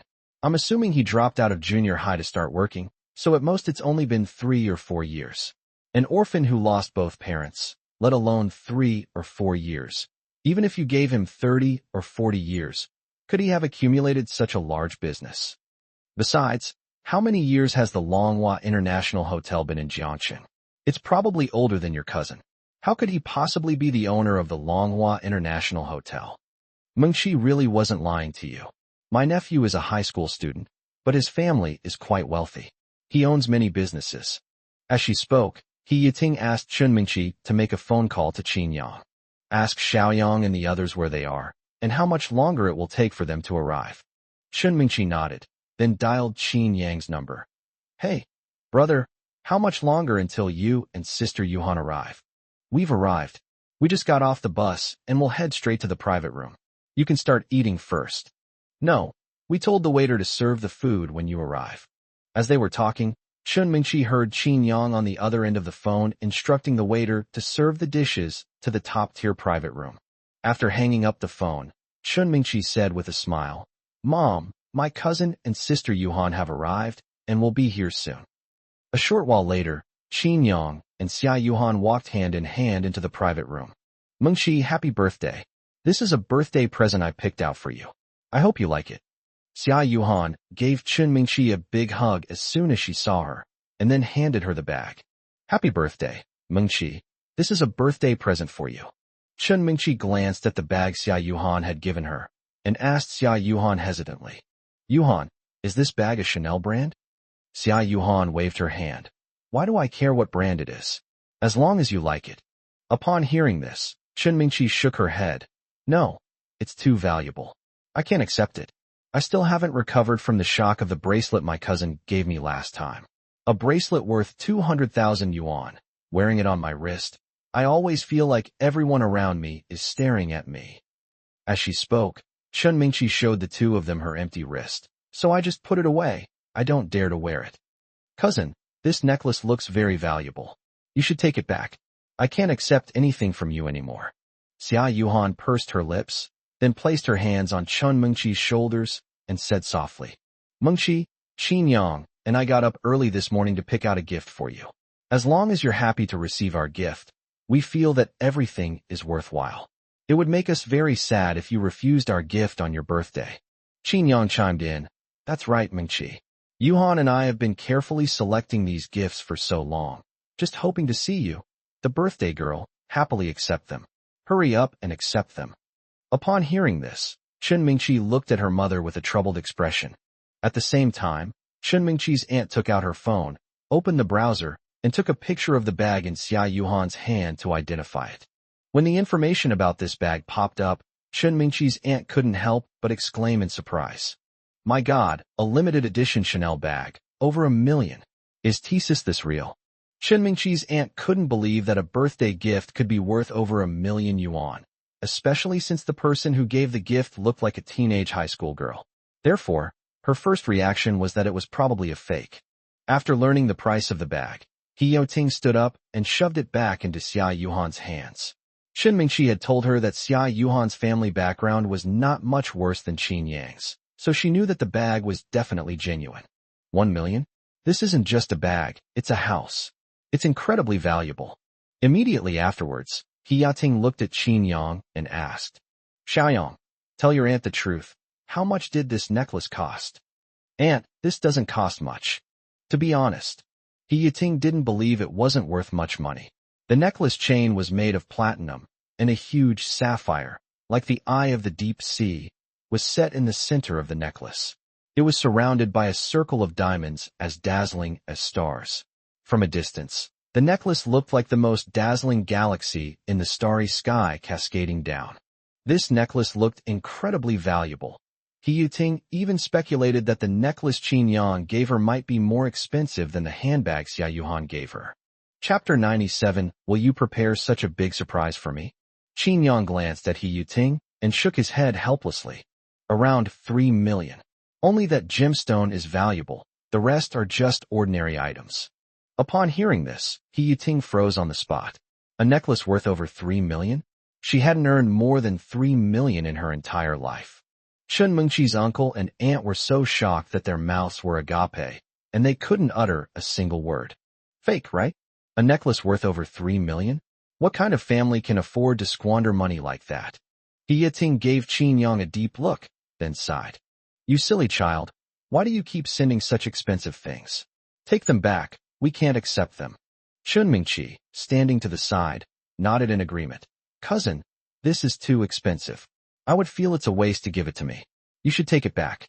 Seeing that the two were adamant, Qin Yang remained silent, and instead walked to the dining table and pressed the button. Shortly after, 2 waiters came in. Boss, is there anything I can do for you? Qin Yang handed the bag from Xia Yuhan and the necklace he had bought to the salesperson. The gift I bought is inappropriate. You can throw it away. Upon hearing this, He Yaoting immediately stepped in front of Qin Yang and snatched the bag and necklace. Xiaoyang, what are you doing? How can you just throw away something so valuable? We want you to return it so we don't waste your money. What are you doing? He Yaoting looked at Qin Yang with astonishment. These 2 gifts were worth over 4 million yuan. How could Qin Yang say he would throw them away? There's nothing I can do. If you don't like it, you'll just have to throw it away. Or would you like to keep it? Seeing He Yaoting hesitate, Xia Yuhan chimed in. Auntie, if you don't accept it, Qin Yang will really throw it away. Ugh, you too really. Fine, but I'm warning you, this is the last time. Don't waste your money again, or I won't care if you throw it away next time. After speaking, He Yaoting walked to Chen Mingqi's side and handed her the bag and necklace. Take it, and be sure to take good care of it. Don't let Xiaoyang and Yuhan's good intentions go to waste. Chen Mingqi's hands trembled as she accepted the gift. She was holding 4 million yuan. It felt so unreal. Brother, sister Yuhan, thank you. I really like your gifts, but please, don't spend money on me again. Qin Yang shrugged. Let's talk about the future later. Let's eat. After saying that, Qin Yang waved his hand at the 2 waiters. All right, you can leave now. Is he really the owner of the Longhua Hotel? After glancing at Qin Yang, Chen Mingqi's aunt nudged He Yunji with her elbow. He Yunji shook his head, signaling to his wife not to cause trouble. Seeing that He Yunji ignored her, Chen Mingqi's aunt smiled and said to Qin Yang, Xiaoyang, is it okay for me to call you that? I'm Mingqi's aunt. You can call me aunt if you don't mind. Qin Yang smiled and nodded in response. Hello, auntie. Just call me Xiaoyang. Xiaoyang, you really are a handsome young man. I just heard the waiter call you boss. I can't believe you've built such a large business at such a young age. You're truly a prodigy. These are all family businesses. I'm just a figurehead. Aunt, please just say what you want to say. Chen Mingqi's aunt glanced at He Yating, then at Qin Yang, and said, "Well, we're all family, so let's not talk like strangers. This is my son, Xiaoyu. He's in junior high in the county town now. As you know, the educational resources in the county can't compare to those in the city. You're so rich, you must have connections to get my Xiaoyu a place to study in Jiangxing City, right?" Qin Yang nodded. Perfect timing. I was planning to arrange for Mingqi to attend Jiangxing No. 1 High School when she enters her senior year of high school. Let's arrange for Xiaoyu's younger brother to attend as well. Overjoyed to receive Qin Yang's promise, Chen Mingqi's aunt thanked him repeatedly. Qin Yang waved his hand to indicate that it was nothing. "Well, Xiaoyang, it's like this. You see, we both work in the county town. If Xiaoyu comes to study in the city, it won't be easy for us to take care of him if we're still working in the county town. You're so rich, could you arrange a job for me and Xiaoyu's dad in the city? You don't need particularly good treatment. Look at you. You give gifts worth millions. Arranging a job with an annual salary of hundreds of thousands should be a piece of cake for you, right?" Upon hearing this, Qin Yang frowned slightly. It wasn't that he was stingy and didn't want to make arrangements for others, but even if you are Chen Mingqi's aunt, it's only the first time you've met me, right? Qin Yang felt uneasy that his new acquaintance was already asking him for help with this and that. He Yating glared at Chen Mingqi's aunt, then said to Qin Yang, "Xiaoyang, don't listen to her nonsense. Even if she finds a job with an annual salary of hundreds of thousands, she still has to be capable of doing it. Otherwise, she'll just be causing you trouble. The two of them earn about 14,000 yuan a month in the county. Just for your aunt's sake, arrange a job for them that's slightly better than what they could get in the county town." Qin Yang nodded. "I'll make arrangements for the summer vacation." Chen Mingqi's aunt wanted to say something more, but He Yunji pulled her back. "That's enough. Xiaoyang is my sister's nephew, not yours. Why bother him with everything? Don't you have a nephew too? Go ask your own nephew for help." You humph. After glaring at He Yunji, Chen Mingqi's aunt stopped talking. After finishing his meal, Qin Yang called over the lobby manager and asked him to bring the person over. "Who is it?" Chen Mingqi looked at Qin Yang with a puzzled expression. "Did her cousin invite other people as well? I'm playing the piano for you." Before dinner, a musician came over and played Happy Birthday for me. Qin Yang smiled and shook his finger. That musician was just someone I arranged to liven things up. The real main event is about to begin. Amidst the shocked gazes of the group, the popular Chinese band, Fantasy Storm, slowly entered the private room. "It's the Phantom Storm Band. Dude, you're so awesome. I love their songs the most." Upon recognizing who it was, Chen Mingqi was overjoyed and at a loss for words. She never expected that the Fantasy Storm Band would come to celebrate her birthday. They're all big stars. What exactly does Mingqi's cousin's family do? It's just a birthday party for Mingqi. Why did they invite celebrities? I don't know, but one thing is for sure. If it weren't for Mingqi, we would never have met someone like him in our lives, He Yunji said with a sigh, shaking his head. Seeing Chen Mingqi's happy expression, Xia Yuhan couldn't help but smile as well, and then she tugged at Qin Yang's sleeve. "What's wrong?" Qin Yang turned to look at Xia Yuhan and asked softly, "Would you prepare such a big surprise for me if it were my birthday?" Upon hearing this, Qin Yang reached out and put his arm around Xia Yuhan. "Of course not." "Huh?" Xia Yuhan looked at Qin Yang in astonishment, her eyes seeming to say, "I'll give you another chance to answer." Chapter 98. Brother Yang, think it over. Qin Yang smiled slightly, and then said, "When Mengqi texted me last night saying it was her birthday, I thought of you. I was wondering what kind of surprise I could prepare for your birthday. After thinking it over, I realized that these things that can be done with money aren't really exciting for you. So I'll just quietly stay by your side during your birthday time. Together, I'll see the sights you want to see, eat the food you crave, and listen to the stories you want to tell me." Hee hee, I knew Qin Yang. You definitely wouldn't let me down. However, I can only give you 98 points for your answer. Upon hearing this, Qin Yang was slightly taken aback, then asked, "Why only 98 points? Where are the other 2 points?" "I'm afraid you'll get too proud, so I won't give you 1 point. I'll give you the other point after you achieve your goal." Looking at Xia Yuhan's haughty expression, Qin Yang shook his head and smiled. Chen Mingqi's birthday party ended amidst everyone's laughter and joy. "Aunt, you don't need to take a taxi. I'll have someone drive you home." Mungchi can stay here. Yuhan and I will take her out to play for a while. Today is a once-a-year occasion, so let her indulge herself. Seeing He Yating take out her phone to hail a taxi, Qinyang quickly said something. All right, Mungchi, listen to Xiaoyang and don't cause him any trouble, okay? Don't worry, Mom. I'm not the kind of person who likes to cause trouble. Just before getting into the car, He Yating jogged over to Qinyang's side. What's wrong, Aunt? Is there anything else? It's nothing. I just wanted to say that you shouldn't send such expensive gifts next time. Otherwise I won't call you if anything happens in the future. As she spoke, He Yating glared at Qinyang, feigning anger. Qinyang smiled helplessly and nodded in agreement. Okay, Auntie. Send me a message when you get home to let me know you're safe. Okay, I'll be going now. You guys have fun. Night falls. Qinyang called a car to take Mingqi home. Brother, I don't know how to thank you enough. Today is the happiest day I've had in years. Thank you so much. You said it yourself. I'm your brother, so what's there to thank me for? This is just what I should do. After glancing at Qinyang, Mingqi exclaimed, I declare that you are the best brother in the world. Brother, I'll be going now. Come visit my house sometime and play with Sister Yuhan. Qinyang smiled and nodded. Yes, I won't stand on ceremony with you. Absolutely. Qinyang wasn't sure if it was just his imagination, but he always felt that time flowed differently on weekends than on weekdays. It felt like the 2 days of the weekend would pass in the blink of an eye, while the weekdays seemed to drag on. Upon hearing Qinyang's story, Sun Junyang, who was sitting behind Qinyang, suddenly stood up. Wow, Yang, great minds think alike. I thought only a bad student like me would feel this way. I didn't expect someone as good at studying as you to have the same feeling. Are you two free this weekend?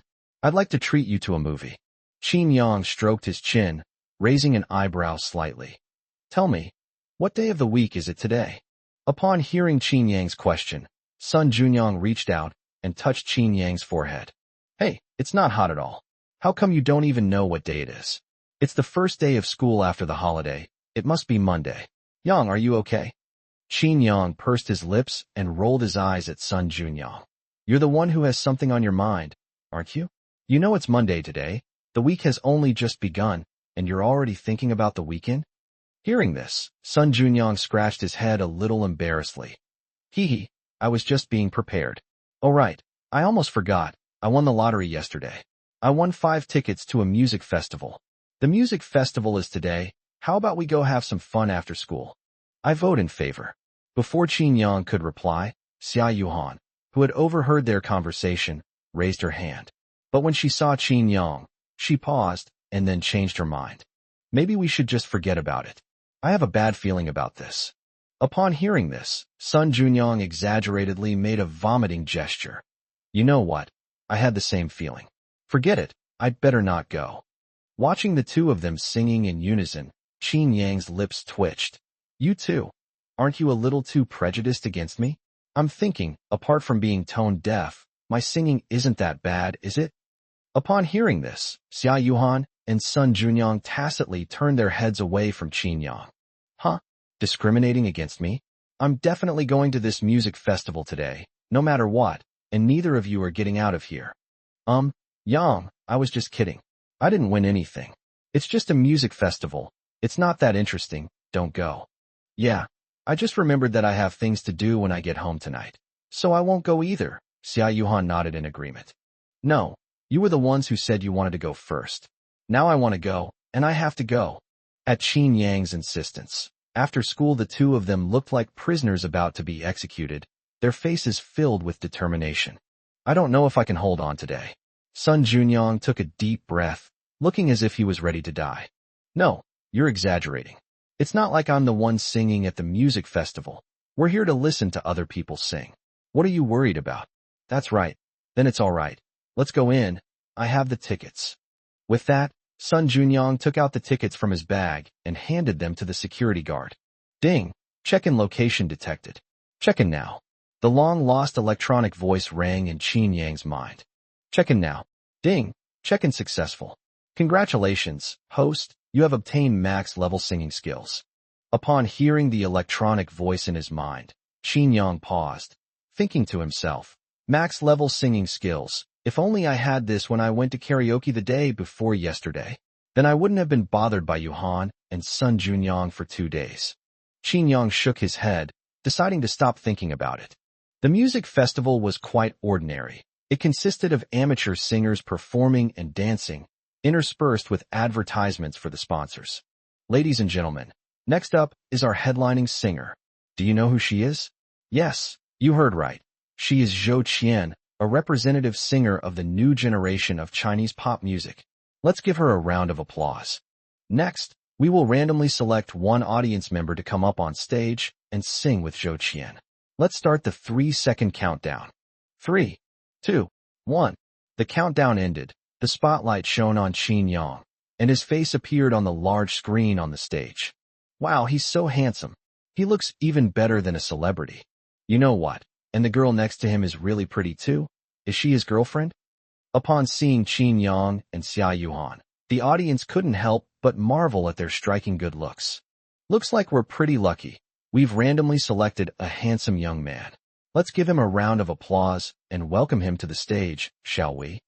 As soon as the host finished speaking, thunderous applause erupted from the audience. They actually chose me? Well, let's go up and have some fun then. Upon hearing this, Xia Yuhan and Sun Junyang both turned to look at Qin Yang, their eyes filled with resistance. Sun Junyang grabbed Qin Yang and pulled him back. Yang, think it over. Are you going to ruin this music festival? Chapter 99, was he lip-syncing? Brother Yang, listen to my advice. You don't need to be so stubborn. Everyone has their own areas of weakness. I understand that you're not a good singer, just like me. I'm not good at studying either. No one in this world is perfect. Don't try to be brave. If you go up there, you'll only lose face, but we'll lose our lives. Sun Junyang held Qin Yang's hand and earnestly advised him. Oh ho, the more you say that, the more I want to go up. There's a saying, a scholar should be looked at with new eyes after 3 days' absence. My singing skills have improved now. Seeing that Qin Yang still had no intention of giving up, Sun Junyang shook his head helplessly. Brother Yang, to be honest, it's better for me to go up than for you to go up. Don't go. Let me tell you, we are, after all, the young master of the Qin family. If you go up and sing, wouldn't that just tarnish your own reputation? You'd definitely leave behind a dark history. Xia Yuhan nodded in agreement. Sun Junyang's words make some sense. Qin Yang, you like to sing. We'll go to a karaoke bar with you next time. There's no need to sing here. Xia Yuhan is still reeling from Qin Yang's performance the day before yesterday. His voice, described as a ghostly wail, still seems to echo in her mind. She can't even imagine the chaos that would ensue if Qin Yang were to perform on stage again. Perhaps noticing that Qin Yang hadn't come up on stage for a long time, the host on stage asked, "Is there anything inconvenient for this audience member? If so, that's all right. We'll just draw another lucky audience member." Upon hearing this, Qin Yang waved his hands repeatedly. "There's nothing inconvenient about it. I'll do it now." As he spoke, Qin Yang slowly walked onto the stage amidst the despairing gazes of Sun Junyang and Xia Yuhan. "Brother Yang, give me some tonic." Xia Yuhan closed her eyes and prepared for the worst. It's okay. It's okay. A few minutes will pass quickly. Yuhan, I have some earplugs here. Do you want to use them? Sun Junyang rummaged through his school bag, then handed Xia Yuhan a pair of earplugs. Seeing Xia Yuhan looking at him with some confusion, Sun Junyang smiled and explained. Hee, I was sleeping a bit loudly in class, so I bought some earplugs to sleep soundly. Don't worry, the pair I gave you are new. I haven't used them. They're not dirty. Upon hearing this, Xia Yuhan was taken aback. The class was a bit noisy. Sun Junyang, didn't you always sleep during class and then be full of energy after class? So you thought the teacher's lecture was affecting your sleep. So you even bought earplugs to sleep. Forget it. I'll just have to bear with it. Xia Yuhan took a deep breath. As Qin Yang's girlfriend, how heartbroken would he be if even she didn't listen to his singing? She should just bear with it. She absolutely couldn't bring Qin Yang to a place like this again. It was too scary. Sun Junyang gave Xia Yuhan a thumbs up. A true warrior dares to face my brother Yang's chilling singing voice. Awesome. After saying that, Sun Junyang quickly put on his earplugs, afraid that if he put them on any later, Qin Yang would have already started singing. As Qin Yang stepped onto the stage, Zhou Qian was visibly stunned the moment she saw him. This guy was so handsome. Having been in the entertainment industry for so long, she felt she was used to seeing handsome men, so even if some decent-looking guys stood in front of her, she wouldn't feel anything. But the moment she saw Qin Yang, she felt an uncontrollable flutter in her heart, an urge to get closer to him and learn everything about him. Qin Yang smiled and nodded at Zhou Qian, then took the microphone from her hand. At this point, the host asked Qin Yang what songs he could sing. Qin Yang thought for a moment and said, "How about an old song? Like, I want to sing this song to you. I haven't listened to many new songs." After confirming that Zhou Qian had no objections, the host said with a smile, "Handsome guy, you have great taste. Good songs are like fine wine, they get better with age.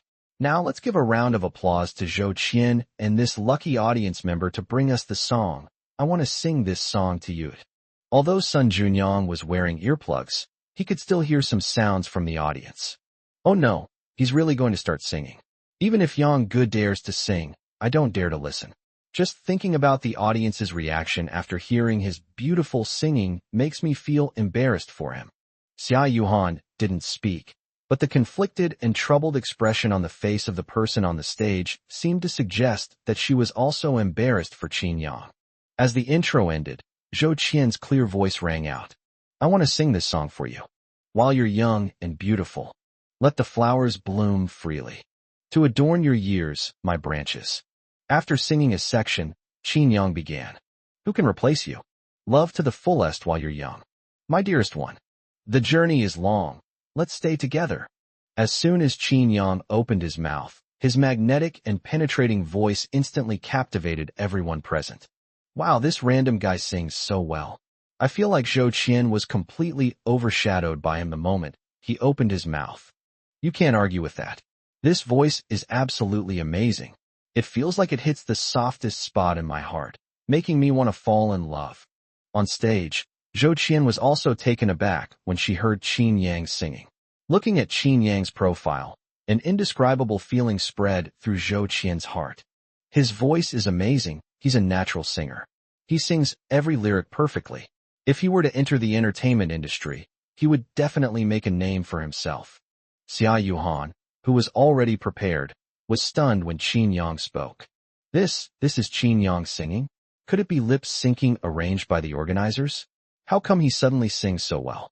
Or was he deliberately playing a trick on us at the karaoke bar the day before yesterday? Sun Junyang, who was standing nearby, felt something was wrong while wearing earplugs, and immediately took them off.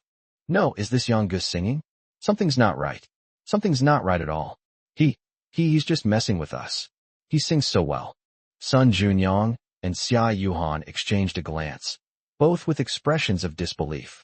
Qin Yang's performance was truly beyond their expectations, completely different from what they had imagined.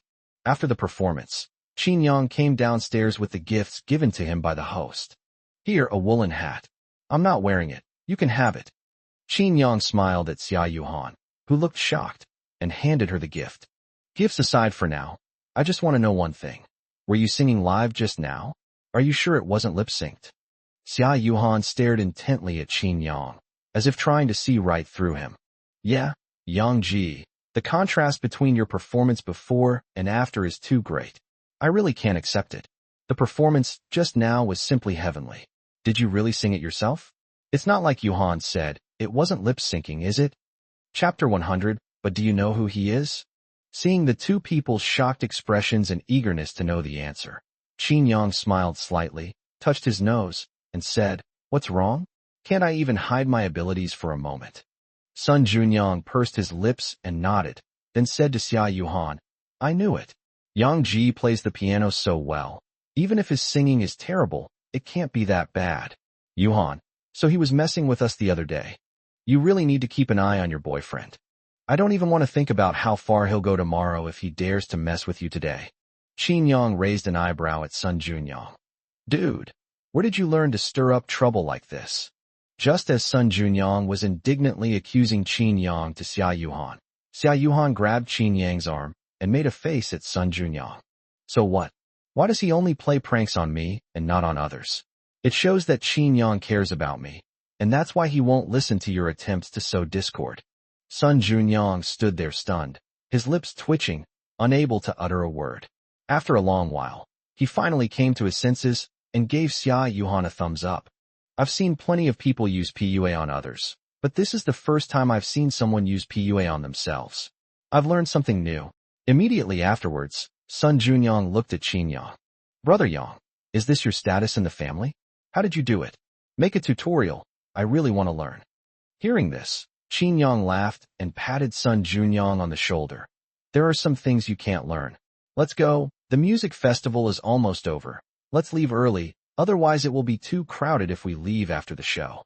As soon as Qin Yang and his two companions reached the door, they were blocked by several people. One of them was someone they recognized. It was Zhou Qian, who had sung with Qin Yang on stage earlier. Hello, handsome. I am Zhou Qian's agent, Li Hong. You can call me Sister Hong.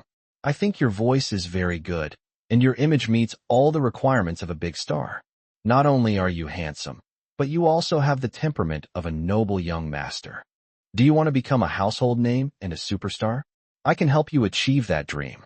Upon hearing this, Qin Yang suddenly realized why Qin Yang had blocked him out of the blue. It turned out that Qin Yang had taken a liking to Qin Yang's voice and appearance and wanted to promote him as a singer. Qin Yang shrugged. Sorry, I'm not interested. If there's nothing else, please make way. We're leaving. Upon hearing Qin Yang's refusal, Li Hong's face showed a look of resentment. She swore that she had managed so many artists, but none of them were like Qin Yang.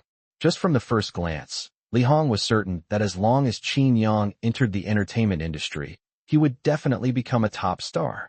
Handsome guy, you might think I'm exaggerating, but you should know that behind me is the largest record company in all of China's Starlight Music Entertainment. We possess the richest resources in all of China.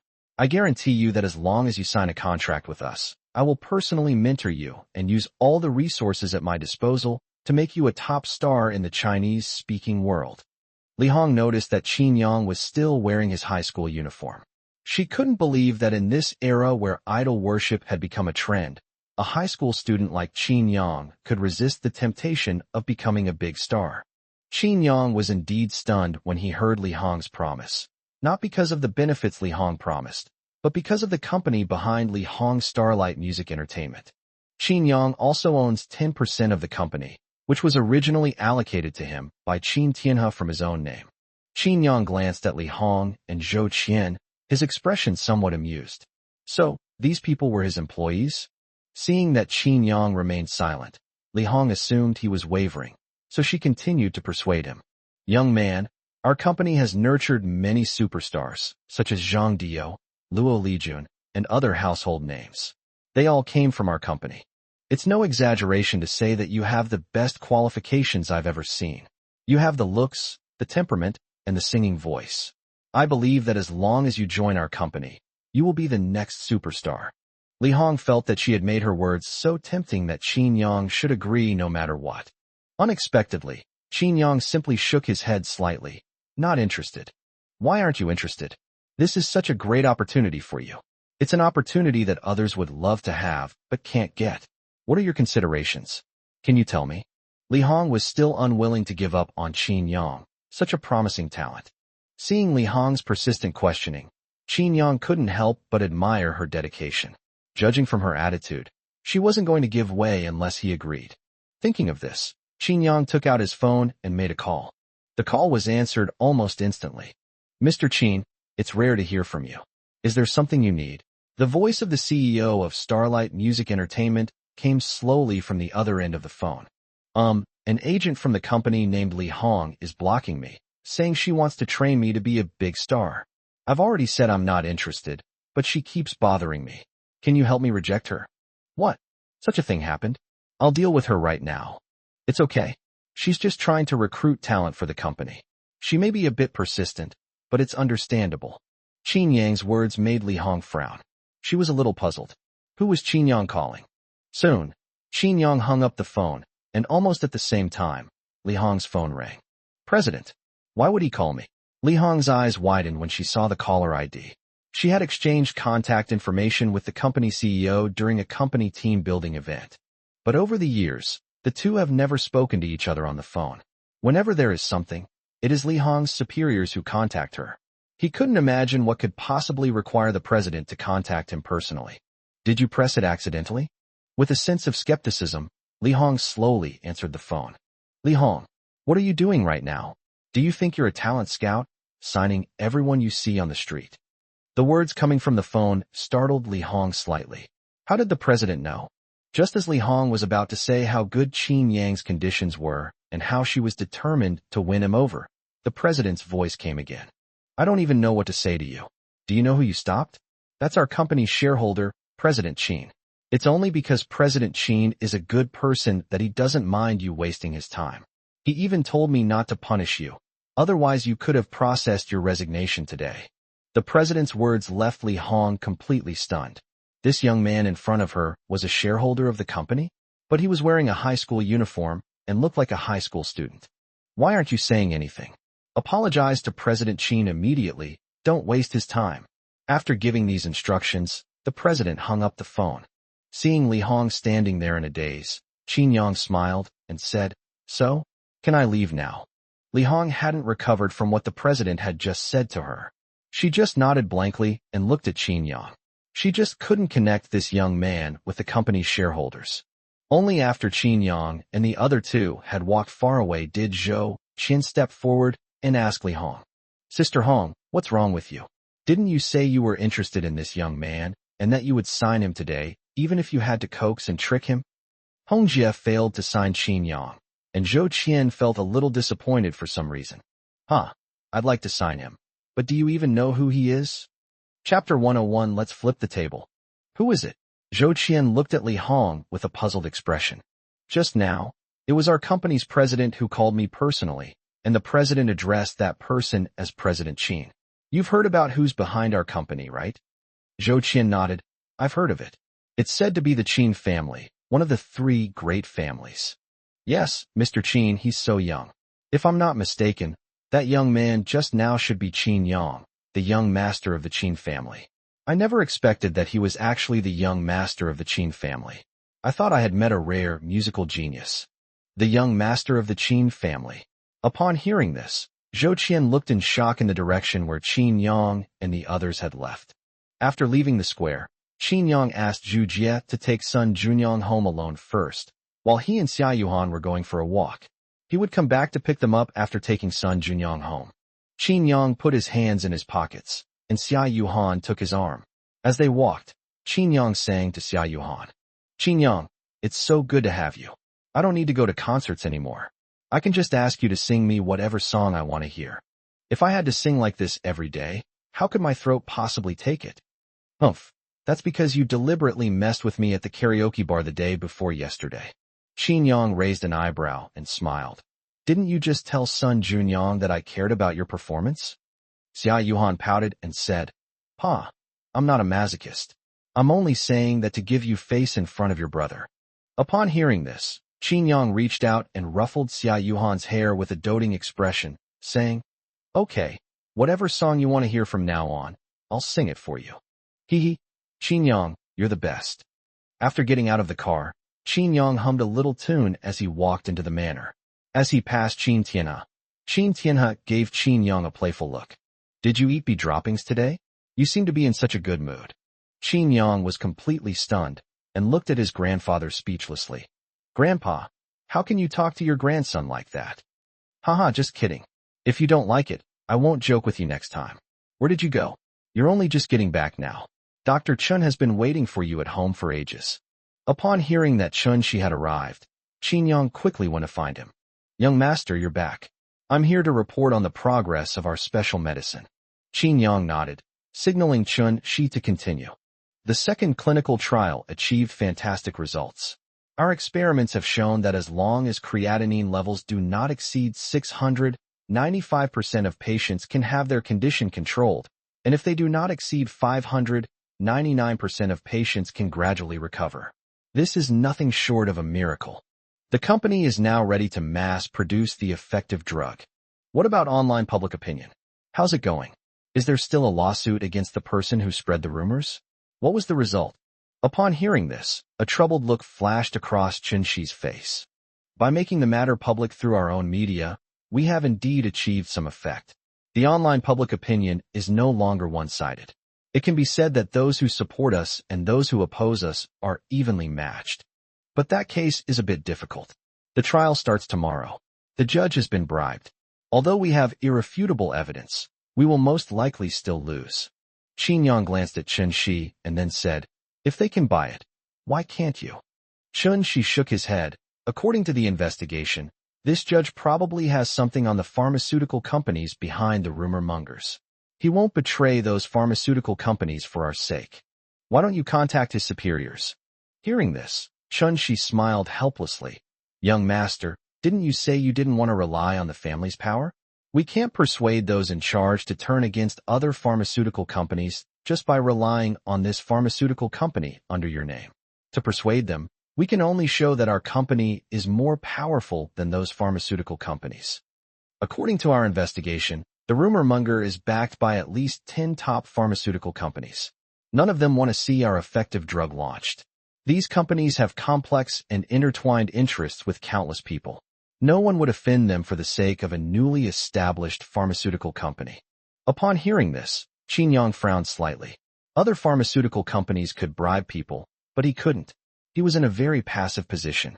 Even if we have such solid evidence that the patient is spreading rumors, we will still lose the case. Chen Shi nodded. That's how it seems at the moment. If we lose the case, public opinion will overwhelm us, and even if our special medicine is effective, it will eventually become ineffective. Qin Yang stroked his chin and pondered for a moment, then sighed. Let's overturn the table. If evidence doesn't work, then let's use power. With your words, young master, things will be much easier. I'll go and take care of it right away. After reporting some company matters to Qin Yang, Chen Shi left. After Chen Shi left, Qin Yang sat alone on the sofa, his brows furrowed, seemingly lost in thought. Seeing this, Qin Tianhe slowly walked over. What? Has this little setback made you so discouraged? Qin Yang shook his head. I used to think that as long as you are capable enough, you will eventually stand out from the crowd. But now it seems that I was wrong. Because many things cannot be solved by ability. There are many people who are more outstanding than me, but they are still struggling in the sea of people. Grandpa, if I weren't the young master of the Qin family, no matter how outstanding I am in every aspect, I would just be an ordinary person who is only slightly outstanding. Qin Tianhe pursed his lips. Who knows? But you're right about one thing. Many things are beyond our ability to solve, and if you had the ability, you'd be doomed. There's nothing you can do about this. They never intended to play by the rules with you. Those pharmaceutical companies were aiming to destroy you from the start. You can only fight back. Besides, being able to make good use of your connections and relationships is a skill in itself. If you have connections and influence but don't use them, who can you blame if you lose? Just don't rely on your family's power as your first reaction when something happens. As he spoke, Qin Tianhe patted Qin Yang on the shoulder. Stop thinking about all that. Look at this. Qin Tianhe handed his phone to Qin Yang. Upon seeing the message Lu Min had sent to Qin Tianhe, Qin Yang frowned deeply. Who gave the Fong family the audacity? Wasn't the lesson of losing half of their assets last time enough? They still dare to set their sights on Grandma's grave. Don't you know the importance of respecting the dead? They were also Grandma's family members. How could a human being do such a thing? Upon hearing this, Qin Tianhe snorted coldly. They know that I often visit your grandmother's grave, so they want to move your grandmother's grave to threaten me into continuing to support the Fong family. Sigh, I don't want to see those people from the Fong family even once more. Xiaoyang, I'll leave this matter to you. Qin Yang nodded heavily. Don't worry, Grandpa. I will definitely make the Fong family pay the price for their foolish behavior. Chapter 102. Did the Qin family leave us a way out? Qin Yang found Zhu Jie and asked him to launch a full-scale attack on the Fong family. I will ensure that the Fong family has nowhere to hide in the entire country of China, understand? Don't worry, young master, I'll handle it. The next day, Qin Yang didn't go to school, but took a leave of absence. He was going to the cemetery that day because, according to information Lu Min had gathered, the Fong family was going to Fashiyuan Cemetery to move Qin Yang's grandmother's grave. An hour later, Qin Yang arrived at Fashiyuan Cemetery with his men. As soon as they entered, Qin Yang saw Fong Wenbo directing the workers to dig a grave. Stop it, all of you. Seeing this, Qin Yang couldn't help but shout, and then immediately ordered Zhu Jie behind him. Go and find the owner of Fashiyuan Cemetery for me. Upon seeing Qin Yang, Fang Wenba couldn't help but sneer. Oh, isn't this our young Master Qin? What are you doing here? Qin Yang glanced coldly at Fang Wenba and sneered. Is this your home? You can come here, but I can't. I'm telling you right now, anyone who dares to disturb my grandmother's grave, I'll make sure they don't see the sun tomorrow. TCH, Qin Yang, your Qin family is overstepping its bounds. This is my aunt's grave. My Fang family wants to move it to a better location with better feng shui. What's it to you? Don't cause trouble. You and that old man Qin Tianhe seem to have forgotten that the reason Aunt wanted to be buried in Jiangcheng was because she didn't want to have anything to do with the Qin family anymore. But you shamelessly followed her to Jiangcheng. We were just following the old lady's last wishes to prevent the Qin family from disturbing her. You talk a good game, but are you trying not to bother me? I have nothing to say to you. Anyway, your Fang family will only be around for a few more days. Upon hearing this, Fang Wenba looked at Qin Yang with a livid face. What do you mean by that? Literally speaking, I really can't understand what kind of fools your Fang family are. Why do you insist on making an enemy of my Qin family? What gives you the right to act so arrogantly in front of my Qin family? As they were talking, the person in charge of the cemetery who had learned that the eldest son of the Qin family wanted to see his boss arrived at Qin Yang's side immediately. Young Master Qin, our boss is on his way. Please tell me what you need first, and I will pass it on to our boss. Qin Yang glanced at the person in charge and said calmly, I won't make things difficult for you. Let your boss name a price. I'll buy this cemetery. Well, let me ask my boss what he thinks. The person in charge made a phone call to his boss in front of Qin Yang and conveyed Qin Yang's desire to buy the cemetery. Buy our cemetery? Why would young Master Qin have such an idea? I don't know, but young Master Qin is right here beside me waiting for your reply. If he wants to buy, how can I refuse? 500 million. We invested nearly 300 million just to build it. The supporting facilities, landscape design, and site selection also cost a lot of money. A good location cemetery plot can sell for 2 or 3 million, which is more valuable than a house. 500 million, no less. If young Master Qin agrees, I will sell immediately. The person in charge told Qin Yang about his boss's quote. Qin Yang said without hesitation, 500 million it is. Let your boss handle the procedures. After speaking, Qin Yang looked at Fang Wenba again. Fang Wenba, take your men and get out of here. This cemetery will soon be mine. According to Chinese law, cemeteries have management responsibilities for the burial plots. Moving a grave without the cemetery's consent violates management regulations and will result in legal liability. If you don't want the Fang family to go bankrupt and end up in jail, get out of here now. Qin Yang, your Qin family just has a little money, so what? Our Fang family wants to move Aunt's grave. What's wrong with that? What right do you have to interfere? Does having money mean you can do whatever you want? Sorry, but money really can buy anything. After saying that, Qin Yang looked at the person in charge beside him and said, call security and kick them out. After driving Fang Wenba and his group away, Qin Yang took a few bouquets of chrysanthemums and went to his grandmother's grave. After being driven out of the cemetery, Fang Wenba immediately contacted his father and told him everything that had happened at the cemetery. The Qin family has gone too far. This is our family matter. What right do they have to interfere? What's worse, they've started a full-scale attack on the Fang family. Under their suppression, we'll be bankrupt in less than a week. Fang Jiwen's angry voice came from the other end of the phone. What? They're launching a full-scale attack on us. No wonder Qin Yang just told me that the Fang family won't be around for much longer. Dad, what should we do now? Sigh, I didn't expect Qin Tianhe to have changed so much. He doesn't care about any sentiment at all. His Qin family is so powerful. What's wrong with him helping us out?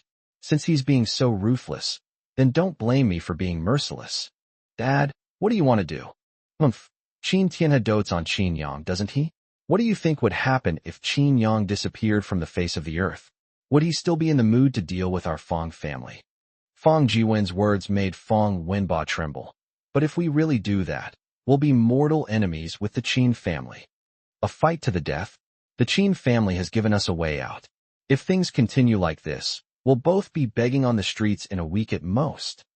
Instead of doing that, let's take a gamble. Don't worry, we're not fighting alone. I think some people will be very interested in my suggestion. Qin Yang, who had just signed the contract, was unaware that the Fong family was planning to target him.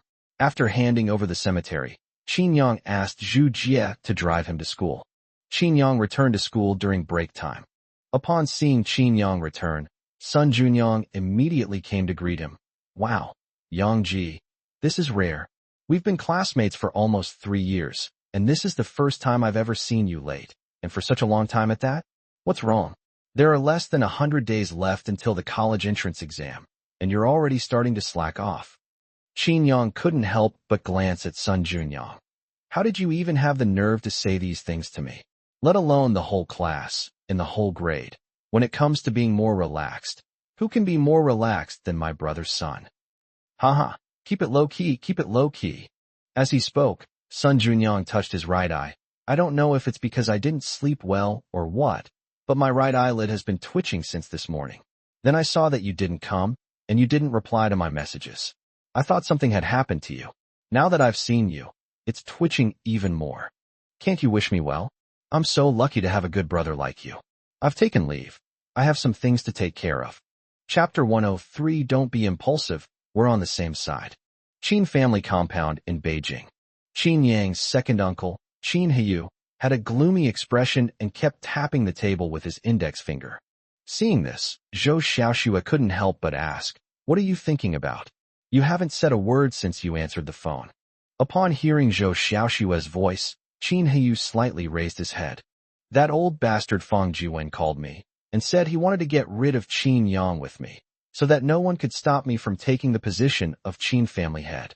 Upon hearing this, Zhou Xiaoxue's eyes lit up. Isn't that great? Did you agree?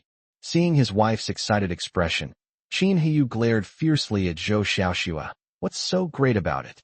Zhou Xiaoxue looked around to make sure no one was around, then leaned close to Qin Heyu's ear and whispered, of course, we should get rid of Qin Yang. Without him, the position of Qin family head can only be chosen from among you and the third and fourth brothers. But their abilities are no match for yours. For the sake of the family's future development, even if the old man is unwilling, he has to pass the position to you. Smack! Before Zhou Xiaoxue could finish speaking, Qin Heyu slapped her across the face. What do you take me for? Qin Yang is my older brother's son. If we weren't born into a wealthy family, my older brother and I would be such good brothers. How dare you incite me to team up with outsiders to kill my nephew? It's true that I want to sit in that position, but I have my own methods. I accept defeat, and I deserve to win. I disdain doing such dirty things. Zhou Xiaoxue covered her face and roared at Qin Heyu. If you don't want to do it, then don't do it. Why did you hit me? Don't you know why I hit you? There are some things I don't say. Do you think I don't know?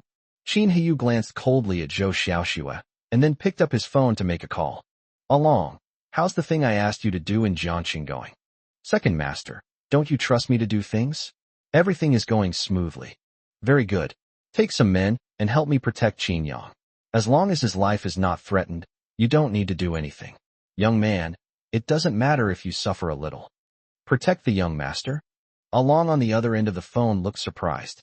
The relationship between the second master and the young master should be that of rivals. So what was this about protecting one's rival? Just do what I'm told to do. Don't ask so many questions. If you succeed in the mission, I'll give you a 10 million bonus. After saying that, Qin Heyu hung up the phone and dialed another number. Xiaowen, how's the third brother doing?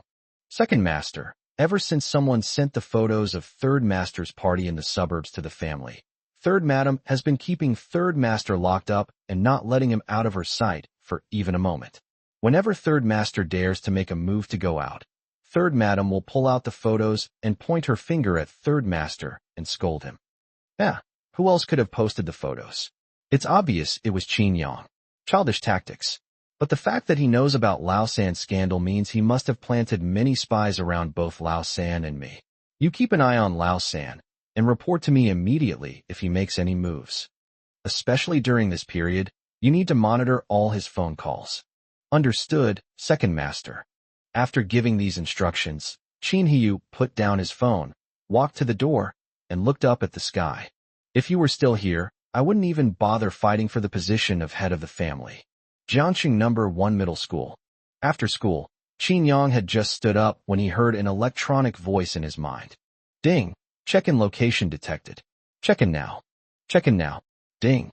Congratulations, host. You have successfully checked in and gained maxed out reaction speed, maxed out resilience, maxed out stamina, maxed out counter-surveillance ability, maxed out hearing. What? Qin Yang was stunned by the series of rewards announced by the system. Qin Yang, what's wrong? Xia Yuhan asked when she saw Qin Yang standing there in a daze. Qin Yang shook his head. It's nothing. I was just lost in thought. After speaking, Qin Yang frowned slightly. Based on his understanding of the system, it usually only gave him a reward after he was about to encounter something.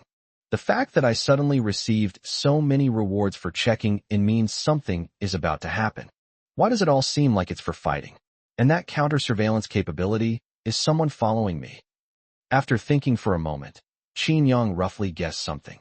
Could it be that the Fong family has been driven to desperation by my suppression and wants to fight me to the death, so they sent someone to assassinate me? Qin Yang thought about it more and more and felt that this was very likely, so he called Lu Min. Young master, my car is parked right at the school gate. You can see it as soon as you come out of the school. Uncle Lu, did you notice anything unusual at the school gate? Qin Yang's question startled Lu Min. After a moment, he looked around warily before replying. Nothing's wrong, young master. Did something happen? I'm not sure, it's just my guess. By the way, Uncle Lu, if I remember correctly, you carry a handgun with you at all times, right? Did you bring it today? I brought 2. And a bunch of fully loaded spare magazines. When you see me, as soon as I get close, just throw this to me and wrap it up to avoid causing any unnecessary disturbance. Yes, young master, I'll send people over right away. Please stay in the school for a little while until our people arrive. Although he didn't know what Qin Yang's guess was, Lu Min still didn't dare to be negligent in the slightest.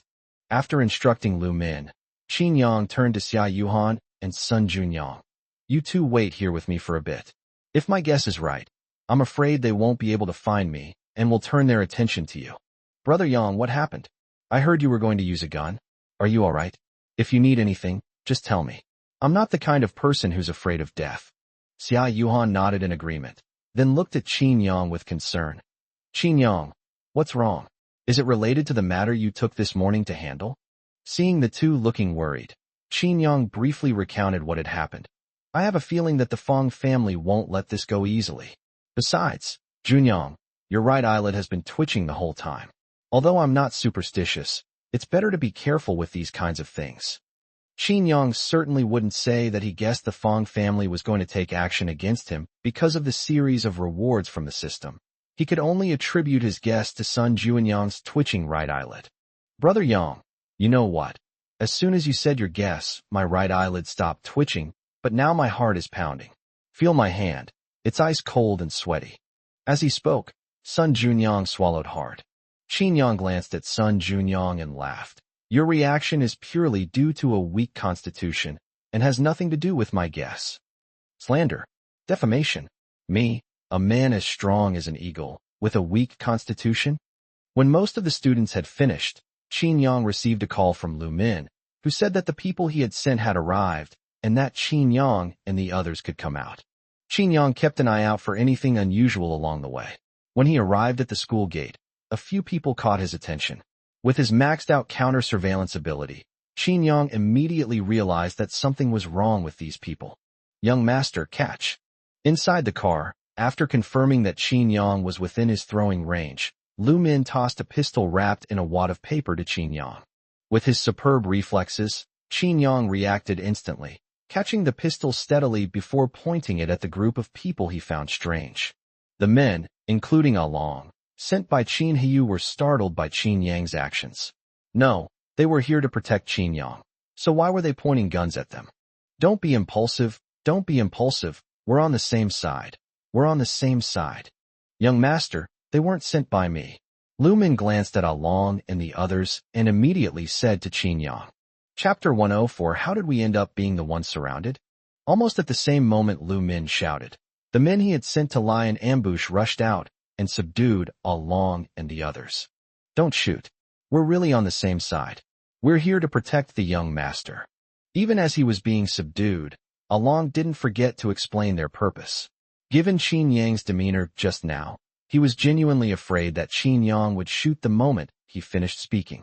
Seeing that the men were under control, Qin Yang put away his gun and slowly walked to Along and the others. Protect me? Then why doesn't Uncle Lu recognize you? You're from the Fong family, aren't you? Tell the truth, or you'll suffer. Upon hearing this, Along was slightly taken aback. Didn't second master say that the young master was unaware of the situation and that he and the others were needed to protect him? But judging from the young master's words, he clearly knew that the Fong family was going to take action against him.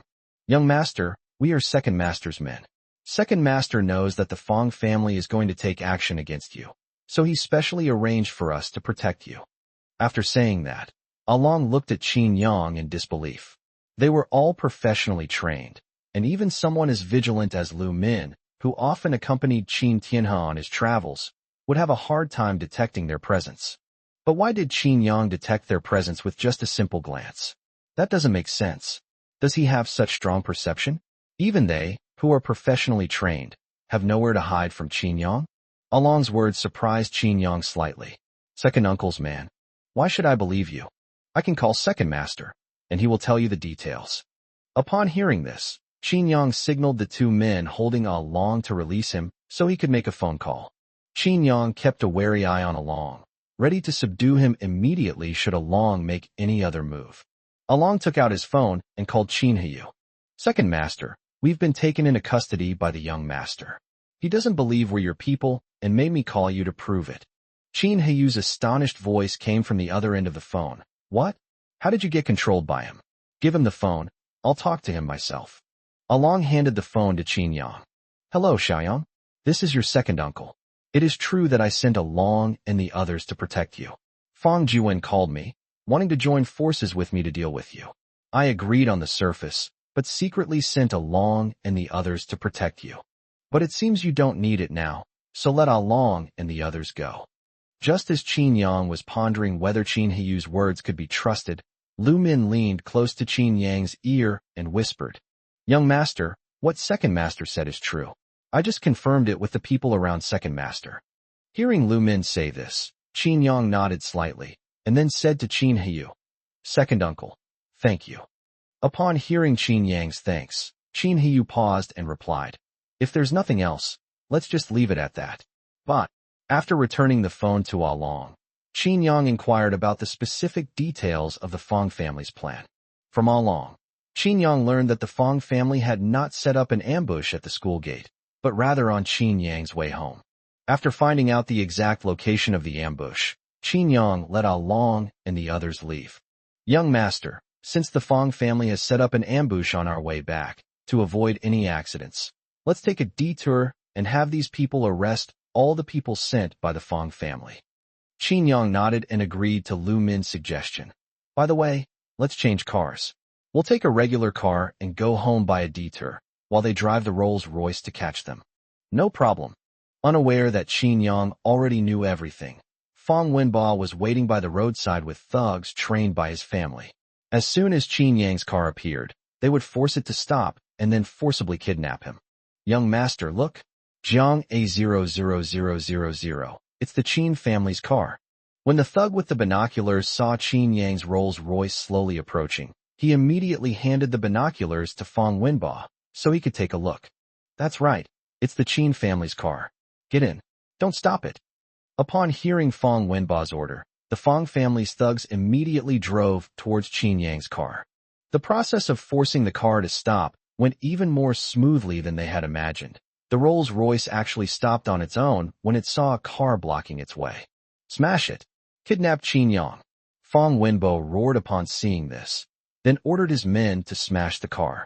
Before the Fong family's thugs could make a move, the Rolls-Royce's door opened by itself. A dozen menacing-looking burly men stepped out of the extended Rolls-Royce, a scene that stunned Fong Wenba's group. No way. Qin Yang needs so many bodyguards to go to and from school? Isn't that a bit exaggerated? Luckily, there aren't too many people on the other side. We have more than 20 people on our side, and each of them is armed. Even if Qin Yang has so many bodyguards, it won't help. Just as Fong Wenba was thinking this, suddenly more than a dozen vans surrounded them. Each van was almost full, and the Fong family, who had just had a numerical advantage, was instantly surrounded. What's going on? Weren't we supposed to ambush the young master of the Qin family? How come we're the ones being ambushed? The Fong family's thugs stood there dumbfounded, staring at the people who had surrounded them. Don't panic, we have guns. What are you afraid of? We'll just fight if necessary. A gun? You mean this? The Qin family's thugs drew their pistols from their waists, the black muzzles pointing directly at Fong Wenba and his group. Fong Wenba and the others noticed that the Qin family's thugs were not only armed, but each of them was also wearing a bulletproof vest. It was clear they had come prepared. I surrender, please don't shoot.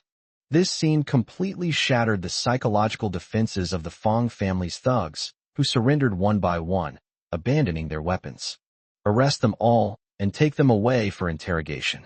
After taking a detour home, Lu Min immediately told Qin Tianhe about what had happened that day. When Qin Tianhe learned that the Fong family was planning to kidnap Qin Yang, he was furious. Fong Jiwen, I was thinking of just letting his family go bankrupt and that would be the end of it, but now it seems I was too lenient with them. Lu Min, go and make the arrangements for me. I don't want to wait any longer. Tonight, I'm going to bankrupt the Fong family. After the Fong family goes bankrupt, arrest everyone in the Fong family and send them to Africa to mine for 20 hours a day until they die. Yes, sir. I'll make the arrangements right away. After giving instructions to Lu Min, Qin Tianhe found Qin Yang and said, I've already asked Lu Min to arrange how to deal with the Fong family. There are still some of your grandmother's belongings at the Fong family's place. Go and get them back, and while you're at it, go and vent your anger. Chapter 105 All expenses will be paid by young master's son. Grandpa, what are your plans for dealing with the Fong family? Qin Tianhe snorted and said, they're doing this just to extract more benefits from our Qin family to maintain the Fong family's prosperity. Since that's the case, I'll make sure their lowest-ranking members suffer. I've already had Lu Min take care of it. The Fong family will go bankrupt tonight, and all of them will be packed up and sent to Africa to mine. They'll be made to work only 20 hours a day, regardless of age, until they die. Hearing Qin Tianhe's arrangement, Qin Yang raised an eyebrow. Since you've made all the arrangements, Grandpa, I'm too lazy to go. Anyway, they're all dying people, so it doesn't matter whether they breathe their last or not.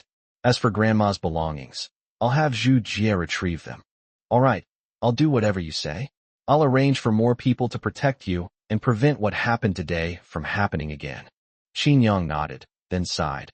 I thought that if someone wanted to harm me, I would be grateful that my second uncle and the others didn't kick me while I was down. I didn't expect that after my second uncle found out about this, he would actually send people to protect me. It was indeed a bit beyond my expectations, and it also showed me another side of my second uncle. The second son is not confused when it comes to important matters. After your father passed away, I also considered passing the leadership to him, but his personality is a bit too eager for quick success. Letting him be the head of the Qin family may not be a good choice. Times have changed, and the Qin family now does not need an aggressive head of the family. As he spoke, Qin Tianhe looked at Qin Yang and said, You don't know yet, do you? Your second uncle didn't just send people to protect you. He used all his connections to monitor your other uncles and aunts, just in case they were blinded by profit and tried to harm you. Really? Grandpa, I really didn't know if you hadn't told me.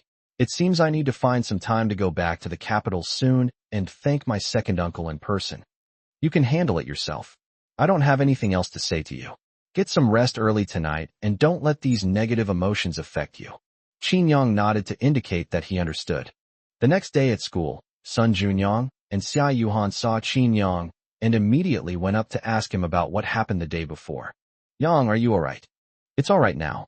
The Fong family no longer exists in Jiangxing. At this time, the Fong family members should have gone to Africa to prepare for mining. Hearing Qin Yang say that, Xia Yuhan and Sun Junyang both breathed a sigh of relief.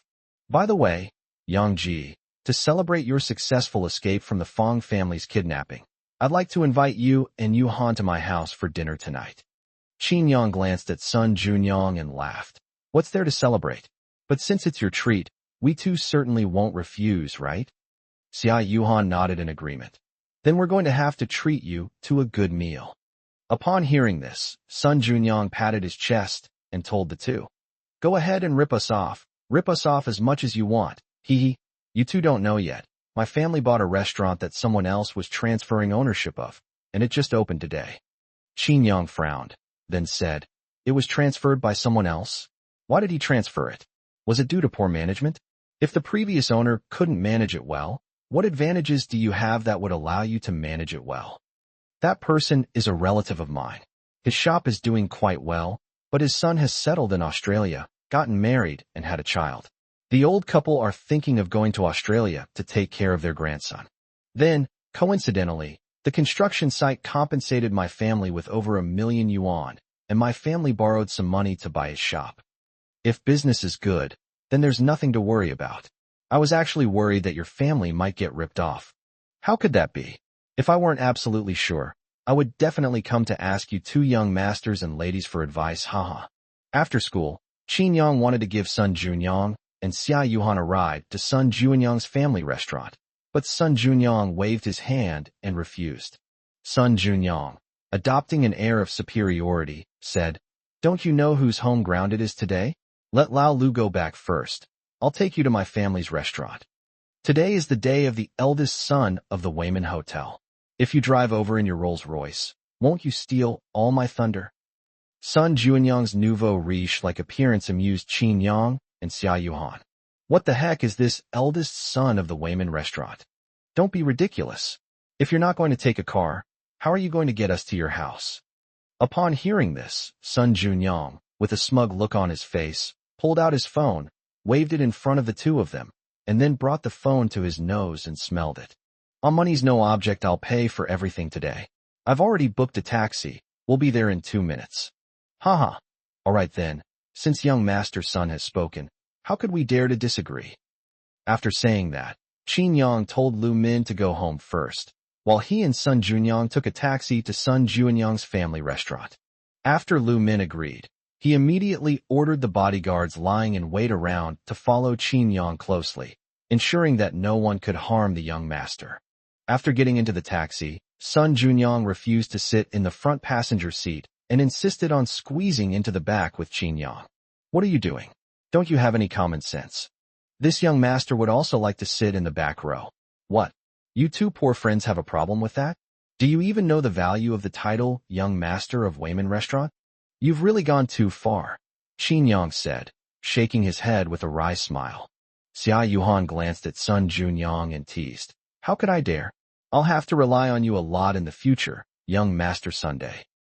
Not bad, Xiaoyang. Yuhan's attitude is something you should learn from. What's that called? A wise man submits to circumstances, you know? Qin Yang shook his head helplessly. "I must be sick. Instead of riding in a Rolls-Royce, I'm squeezing into a taxi with you here." The taxi driver, overhearing the three's conversation, burst into laughter. "Haha. I say, you students are really something else. Are you feeling too stressed out at school? Are you all going crazy? Why are you saying such nonsensical things? One calls himself a young master, and the other says he has a Rolls-Royce but doesn't sit here to take a taxi. Haha, since that's the case, I won't pretend anymore. Actually, I'm the CEO of DD Express. I'm here to drive for ride-hailing services to do some research and understand the needs of passengers and drivers. If you guys have any opinions about DD Express, just let me know. I'll go back and have the management make changes, haha."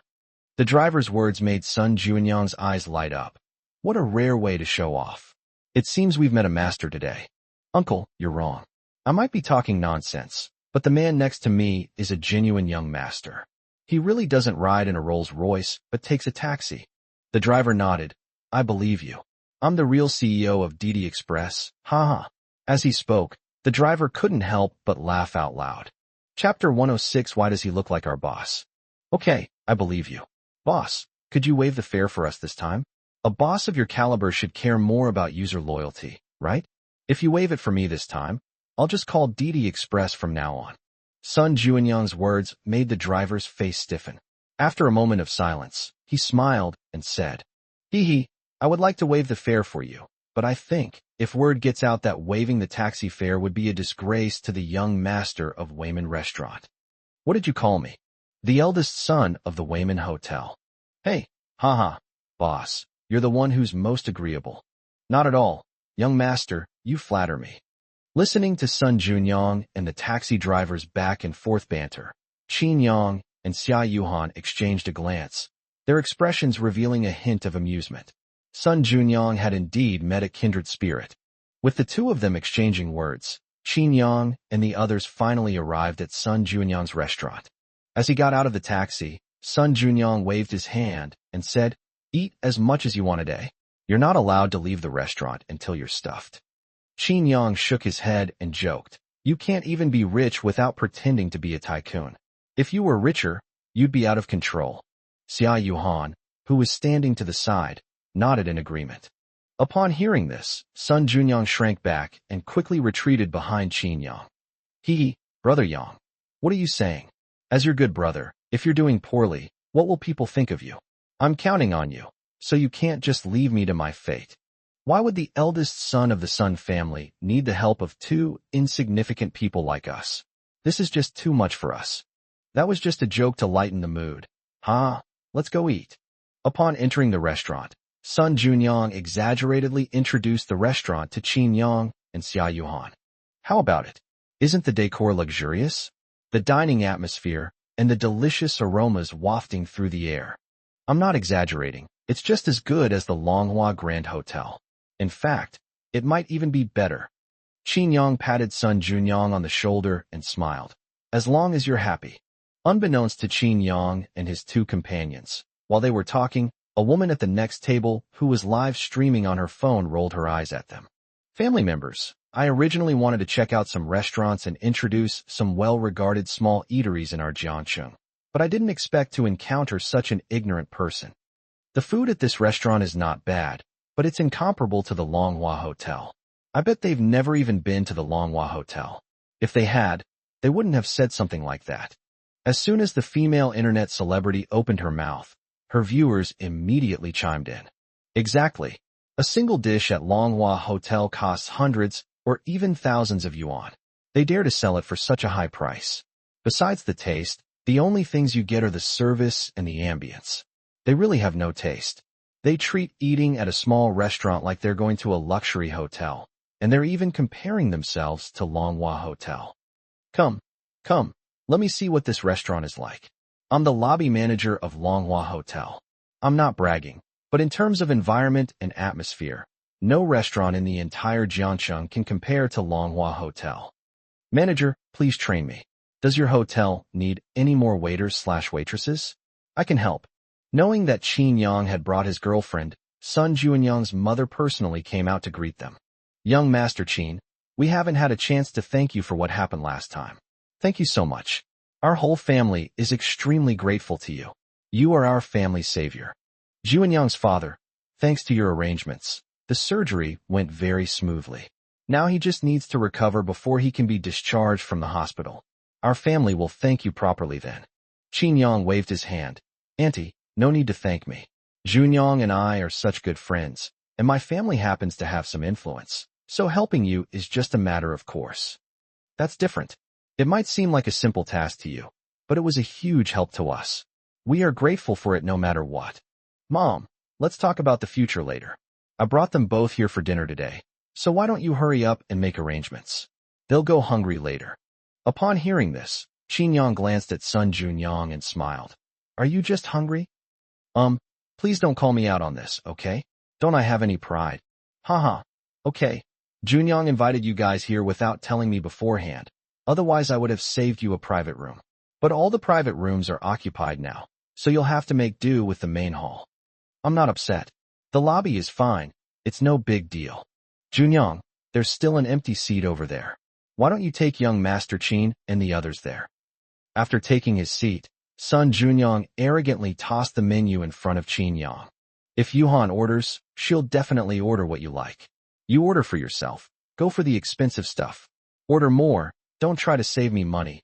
It's all just small change. Qin Yang raised an eyebrow, then moved the menu in front of Xia Yuhan. Yuhan, I remember you don't eat spicy food, right? Then let's order 2 milder dishes. You don't have to cater to my taste. I can eat a little spicy food, but I can't eat that much anyway. Don't you like spicy food? You can order the twice-cooked pork and the spicy pigeon. It's fine to order something light. I'd like to try something different. Watching the two people focused on the menu, deferring to each other and completely ignoring him, Sun Juanyang's lips twitched. He suddenly realized that inviting the two of them to dinner was a mistake. Do you know how much it hurts a single person to see a couple showing affection in front of them? Qin Yang and Xia Yuhan discussed and ordered 3 dishes before handing the menu to Sun Juanyang. Sun Juanyang glanced at the menu and, noticing that only 3 dishes had been ordered, couldn't help but ask, "Why did you only order so little? Order more." Qin Yang shook his head. 3 is enough. We can't finish any more than that. Can't finish? I can eat 3 dishes by myself. Order more. I'll pay for everything today. Order all these specialty dishes. Yang, once you try them, you'll find that the food at Manhwa Hotel is just plain and simple. Is it as exaggerated as you say? We think 3 is enough. If you think it's not enough, we can add 1 more. I'm telling you, will you die if you don't pretend? You keep mentioning the Manhwa Grand Hotel. Have you even been to the Manhwa Grand Hotel? We're just eating at a small restaurant. What are you pretending to be rich for? The female internet celebrity who had been reviewing the restaurant happened to be at the table next to Qin Yang and his group. When she heard Sun Juanyang mention Manhwa Hotel again, she couldn't help but make sarcastic remarks. No way, who are you? What did I do to offend you by talking to my friend? What business is it of yours whether I've been to the Manhwa Hotel or not? Do you think you're so great just because you have a mouth? Sun Juanyang was completely bewildered by what the other person was saying. Where did this troublemaker come from? Listening to Sun Juanyang's words, the female internet celebrity became even more certain of her guess that he had never been to the Manhwa Hotel. It's nothing. I just can't stand people who act arrogantly. The female internet celebrity then pointed her phone camera at Qin Yang and the other two, and said, "Family members, it's these few people who come to this small restaurant as if they're eating the most exquisite delicacies, and they keep saying that Manhwa Grand Hotel is not as good as this place. They are really ignorant and brainless. I see they're still wearing their school uniforms, so they must still be students. Sigh, students these days are getting worse with each generation. They don't study. They're just busy comparing themselves to others. Abwa, don't get angry with them. These kids haven't even entered society yet. They have no idea what it means to eat at the Manhwa Hotel. It's not just about having money. It's a symbol of status and wealth." Just as everyone in the live stream was echoing the female internet celebrity's scathing criticism of Qin Yang and his 2 companions, a discordant comment popped up. "Hey streamer, point the camera at that guy on the left. He's a bit blurry. I can't see him clearly, but damn, he looks just like our boss." Chapter 107. What can you do to me? Dude, are you kidding me? Didn't you just say you were the lobby manager of the Manhwa Hotel? Your boss? Isn't that the owner of the Manhwa Hotel? These are all high school students, still in their uniforms. How could that be? Seriously, don't scare the streamer. The female internet celebrity was initially taken aback when she saw the comments posted by the lobby manager, but she recovered after seeing the replies from other fans. Exactly. This person who claims to be the manager of Manhwa Hotel must be joking. These people in front of me are eating at a small restaurant as if they're eating the most exquisite delicacies. How could anyone be the owner of Manhwa Hotel? What are you doing, you liar? Our boss is a student. Oh my god, it really is our boss. I have to get out of here right now. Don't let the trouble you caused drag me into it. After seeing Qin Yang's face clearly, the lobby manager left the live stream immediately after leaving a comment. The third-ranked brother really left. Could the person he was talking about really be the owner of the Manhwa Hotel? How could that be? The third-ranked boss is probably just playing a prank. I bet he'll be back soon. Just then, Qin Yang got up, walked up to the female internet celebrity, and snatched her phone. Upon seeing this, the female internet celebrity immediately flew into a rage. "Why did you snatch my phone? Give it back to me right now, or I'll call the police. Who gave you permission to take my picture? Do you know you're violating my portrait rights? Why can't I take pictures? I can take pictures if I want to. I've taken pictures of so many people and they haven't had any objections. You're the only one making a fuss, trying to act like you know the law. You're talking about portrait rights. But I took the pictures, so what can you do about it? Seeing the other party's unreasonable and domineering attitude, Qin Yang frowned and snorted coldly. You'll soon find out what I can do. After saying that, Qin Yang helped the female internet celebrity turn off the live stream, and then called Lu Min. Young master, what's wrong?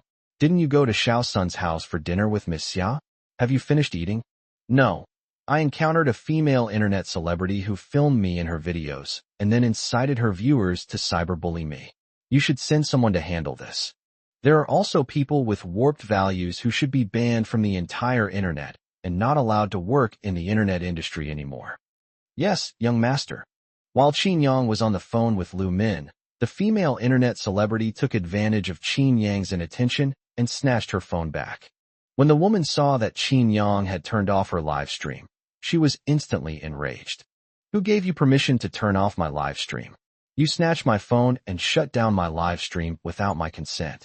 I'm calling the police and demanding compensation for my losses. As she spoke, the woman dialed the police number right in front of Qin Yang.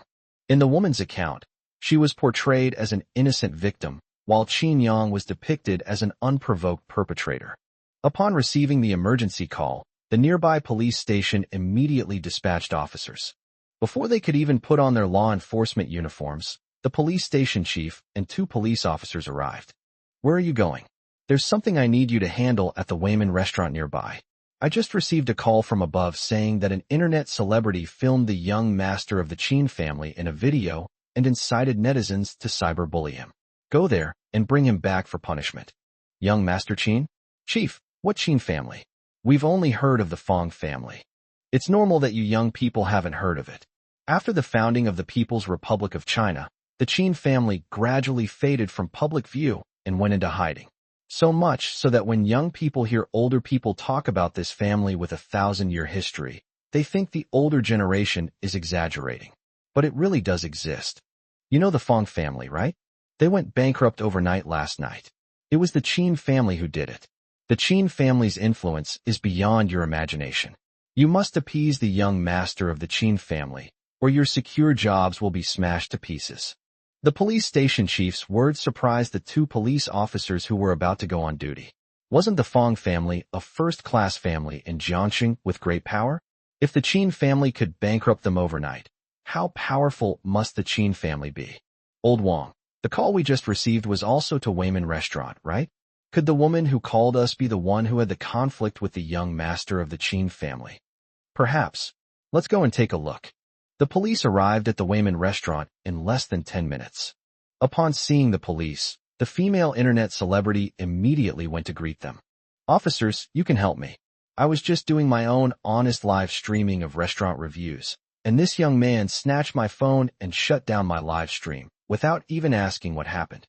What did I do wrong to deserve such an unreasonable person? You must deal with him according to the law. Letting this kind of person go unchecked is a serious threat to our social order. The 2 police officers reached out to the woman to signal her to be quiet, and then walked towards Qin Yang. The woman followed behind the 2 police officers with a smug look on her face. She was so talkative just now, even threatening to infringe on portrait rights. Why is she so silent now that the police are here? Fortunately, I was quick-witted and called the police first, which got the police on my side. Just as the female internet celebrity thought the 2 police officers were going to take Qin Yang away, the 2 officers approached Qin Yang cautiously and asked, "Is this young Master Qin?" Qin Yang nodded slightly. After receiving Qin Yang's confirmation, the 2 police officers understood the situation and said to Qin Yang, "Young Master Qin, we have a general understanding of what happened, and we will handle it according to the law." The female internet celebrity who witnessed this scene felt like the sky had fallen. Young master? What young master? Who is this high school student? Why are the police so polite to him? The female internet celebrity suddenly remembered the comments the lobby manager had posted, and her expression froze. Is he really the owner of the Manhwa Hotel? How could that be? Such a big boss eating at such a small restaurant, and with someone who's never seen the world. It's only because Sun Junyang didn't know what the female internet celebrity was thinking that he would have at least asked her, "Are you being polite?" The police officers approached the female internet celebrity and said, "Come with us." "Why should I go with you? I know now, You're colluding with officials and businessmen. You're helping him just because he's rich, aren't you? At this point, the woman suddenly burst into tears and complained to the diners around her that she, an ordinary citizen, was being targeted by the police and wealthy people. How could this be? Yes, all they can do is bully us, ordinary people. Immediately, the female internet celebrity's remarks sparked a flurry of discussion among the surrounding diners, who pointed at Qin Yang and the police and shook their heads repeatedly.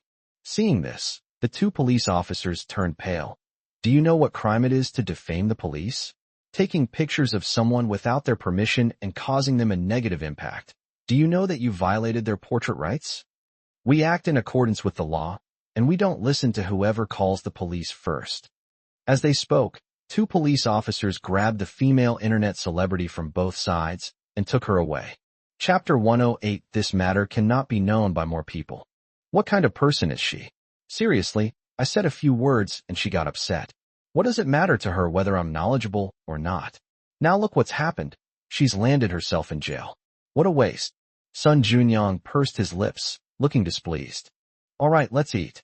After finishing his meal, Qin Yang sent a message to Zhu Jie asking him to come pick him up. Seeing that Qin Yang was about to leave, Sun Junyang's mother rushed over. Xiaoyang, how was it? Did you enjoy the food today? Qin Yang smiled and nodded. It's delicious. No wonder the business is so good. Upon receiving Qin Yang's approval, Sun Junyang's mother beamed with joy. Haha, I'm glad it suits your taste. I was worried you wouldn't be used to it. This is perfect. Please come often in the future. As she spoke, Sun Junyang's mother looked at Sun Junyang and said, Bring them over to play more often in the future, okay? Sun Junyang laughed and said, Mom, do you even need to tell me that? After Zhu Jie arrived, Qin Yang and his companion said goodbye to Sun Junyang and his mother before getting into their car and leaving. After dropping Xia Yuhan off at home, Zhu Jie took out his phone and handed it to Qin Yang. Young master, this is intelligence discovered by our people who were placed by Fourth Master's side. Take a look for yourself. Judging from Zhu Jie's tone, Qin Yang sensed something was off, and he suspiciously took the phone from Zhu Jie's hand. When he saw the intelligence sent back by his own people, his pupils contracted sharply and his whole body trembled. How could Fourth Uncle do such a thing? Does Second Uncle know about this? Zhu Jie shook his head. Second Master probably doesn't know. Otherwise, given his personality, Zhu Jie did not continue speaking. Qin Yang squinted at his phone, took a deep breath, and then looked at Zhu Jie. How many people know about this? Besides us and the parties involved, only the person who was placed next to Fourth Master knows the truth. Upon hearing this, Qin Yang nodded, then immediately ordered, No one else can know about this. Give that guy two options. Either send his whole family abroad to be under our supervision, or make him disappear forever. Arrange it as soon as possible. Zhu Jie nodded in agreement. Understood, young master. Qin Yang stroked his chin and pondered for a moment, then said, I'm going back to Beijing this weekend. Why don't you come with me? At the same time, at the Qin family manor in Jiangxing, Lu Min approached Qin Tian's study with a document in his hand. When he reached the door, Lu Min stopped and hesitated for a moment before turning around and leaving. Lu Min, Qin Tianhe asked tentatively from inside the study, having heard the commotion outside. Sir, it's me, Lu Min replied from the doorway. What's wrong? You came and then left. Is something the matter? Lu Min glanced at the documents in his hand, then shook his head. It's nothing, sir. I was just trying to remind you to get some rest. You can't be too busy with your health right now. But then I thought, it would be no use advising you anyway, so let the young master come and tell you to rest. Upon hearing this, Qin Tianhe laughed heartily. Huh. Thanks to Xiao Yang's care, my health is getting better and better. This morning, my family doctor checked me, and my creatinine level has dropped to over 200. It's only been a few days. You've recovered so much already. A full recovery is just around the corner. Don't worry about me. You go ahead and do your thing. I understand, sir, but you are still a patient. Even healthy people get sick from overworking, so you should take care of yourself. I'll take my leave now. Let's go, let's go. After leaving Qin Tian's study, Lu Min paced back and forth in the hall, looking restless. Just then, Qin Yang, who had just dropped Xia Yuhan off at home, returned. Upon seeing Qin Yang arrive, Lu Min immediately went to greet him. "Uncle Lu, what's wrong? Is something the matter?" Seeing Lu Min's anxious expression, Qin Yang couldn't help but ask. Lu Min opened his mouth, but didn't know how to speak. In the end, he handed the documents in his hand to Qin Yang.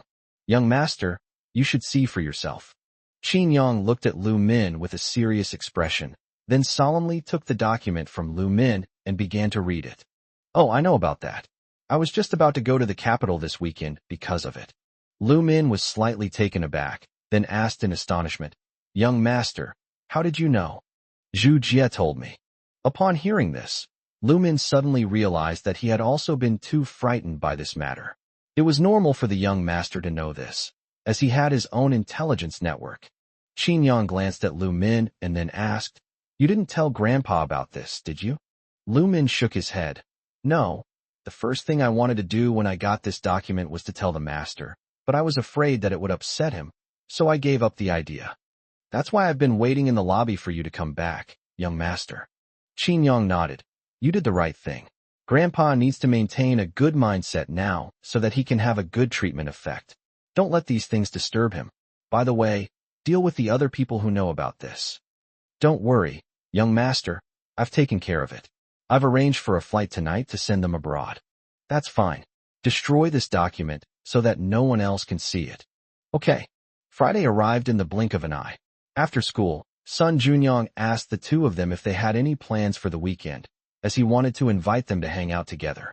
"Next week, I'm going to Beijing this week." Xia Yuhan, standing to the side, glanced at Qin Yang suspiciously. Is there something you need to do in the capital?"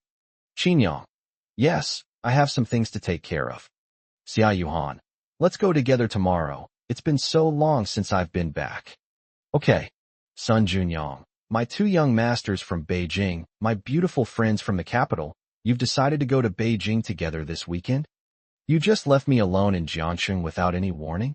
Have pity on the child. I was born under the red flag and grew up in the spring breeze. I've never been to the capital before. Please take me with you." Looking at Sun Junyang's aggrieved expression, Qin Yang couldn't help but smile. "All right. After we finish dealing with things, we'll have plenty of time, so I'll take you, the young master of Wayman Restaurant, to the capital for some fun." Upon hearing this, Sun Junyang shrank back. "Brother Yang, don't mention it.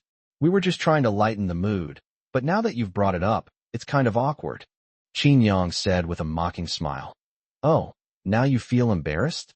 Who was it that was chatting so happily with the taxi driver, a young master and a CEO? Huh. Stop talking, or you'll dig a villa out of the child's feet." Sun Junyang shook his head repeatedly, wanting to end the topic as soon as possible. The next day, following Qin Yang's instructions, Sun Junyang took a taxi to Qin Yang's house. Upon entering the manor, Sun Junyang discovered that Xia Yuhan had arrived quite early. "I thought I was early enough, but I didn't expect you to be here even earlier than me." "Hee. Of course I have to come early, so I can spend more time with Qin Yang." Sun Junyang stood there, stunned. He was being stupid. Why did he have to ask that unnecessary question? Wasn't he just making himself miserable as a single guy? Looking around, Sun Junyang asked, "How are we going to get to the capital? Should we take Qin Yang's car? But that would take quite a long time. Didn't Qin Yang say he had some business to attend to in the capital?" "Who said by car?" "Of course, it's by plane." "Taking a plane? Why don't we just meet at the airport? And have you bought tickets?" "I haven't bought a plane ticket yet." Qin Yang scratched his forehead and said helplessly, "I'm thinking, you've known about my identity for quite some time now, haven't you? Isn't a private jet just a plane?" Chapter 109. I want to hear even a fart. Private jet? Looks like my vision is too narrow. I've never even been on a plane in my life. I never thought my first time would be on a private jet. As he spoke, Sun Junyang hugged Qin Yang tightly. "Brother Yang, besides you, who else would take me on a private jet? I really want to give myself to you." Upon hearing this, Xia Yuhan immediately looked at Sun Junyang with a wary expression, then quickly stepped forward and pulled Sun Junyang away from Qin Yang. "You should keep your distance from Qin Yang and not pass on your bad habits to him." Seeing this, Sun Junyang chuckled. "Yuhan, it's not that serious. I was just joking. Why are you so nervous?" Zhu Jie, who was standing next to them, couldn't help but chuckle. This friend of the young master was quite an interesting fellow. With him around, he certainly wouldn't be bored. After chatting for a while, the group arrived at the helipad. Upon seeing the plane in front of him, Sun Juanyang's eyes widened in surprise. Holy crap, a private jet? When will I ever have one? I'd be laughing in my sleep. Upon hearing this, Qin Yang smiled and patted Sun Juanyang on the shoulder. Don't worry, everything will be all right. Let's go. Let's board the plane. Sun Juanyang slowly stepped onto the private jet's gangway. The moment the cabin door opened, he was deeply shocked by the scene before him. The first thing that catches the eye is a set of incredibly luxurious genuine leather sofas. The supple leather exudes a rich luster, and the sofas boast an elegant and sophisticated design. Every line perfectly conforms to the curves of the human body, allowing one to experience ultimate comfort and relaxation the moment they sit down. Soft cushions are placed on the sofas, and exquisite embroidery showcases their exceptional quality. Shifting my gaze to the side, the open kitchen is stunning. The gleaming stainless steel cookware is neatly arranged, shimmering with a cool light under the illumination. The kitchen is fully equipped with professional-grade stoves and ovens, resembling a miniature version of a high-end restaurant kitchen. The cabinets are crafted from precious woods, their grain clearly visible and emitting a subtle natural aroma. The marble countertop is as smooth as a mirror, displaying exquisite tableware, each piece a work of art to behold. A dazzling crystal chandelier casts a soft glow, illuminating the exquisite carpet and creating a dreamlike atmosphere. The high-tech control panel shimmers with a mysterious blue light, showcasing the perfect fusion of modern technology and luxury. Upon entering and taking a look around, Sun Juanyang was surprised to find that there was even a bedroom and a bathroom inside. Sun Juanyang stood inside the cabin, his eyes filled with amazement. Seeing this, Sun Juanyang couldn't help but swallow hard. Is this an airplane or a hotel? I feel like I'm not on a plane, but on vacation at a hotel. You haven't seen the private jet that Yuhan's father gave her. It's a custom-made one, and the configuration inside is even more extravagant than mine. Upon hearing this, Sun Juanyang suddenly looked at Xia Yuhan and said, "Oh my gosh, young lady. Next time you have the chance, show me around. It's just so, nothing special. You're going to be Versailles all the time. I'm sticking with you two for life, so don't even think about getting rid of me. Tell me, if you two break up, who should I be awarded custody to?" Upon hearing this, Xia Yuhan grabbed Qin Yang's arm and stuck her tongue out at Sun Juanyang. Pa. Shut your jinxed mouth. I'm not breaking up with Qin Yang. Sorry, slip of the tongue. I hit my mouth. Sitting on the leather sofa, Sun Juanyang excitedly took a selfie and posted it on his WeChat Moments with the caption, "I've flown on a private jet before." To Sun Juanyang's surprise, the first person to give him a thumbs up was Zhao Yuhang. Sun Juanyang handed his phone to Qin Yang. "Brother Yang, look at Zhao Yuhang. He's got a lot of free time. I just posted this on my WeChat Moments a few minutes ago, and he already liked it. I wonder where he's run off to with his dad now. Who cares?" As we were chatting, several tall flight attendants came over with snacks. Sun Juanyang jumped up upon seeing this. "Brother Yang, isn't that a bit of an exaggeration? A private jet with flight attendants? And more than one. Is there a problem with this? It's a necessary service. TSK. Sun Juanyang shook his head repeatedly and finally could only sigh. "I don't understand the world of you rich people. Qin Yang, guess who's coming to pick you up at the airport?" Xia Yuhan looked at Qin Yang with a mysterious expression. Qin Yang pondered for a moment, then asked, "Your dad?" Xia Yuhan shook her index finger, letting Qin Yang continue guessing. Qin Yang guessed a few more people, but was wrong none of them. He couldn't help but ask, "Who is this, acting all mysterious?" Xia Yuhan chuckled.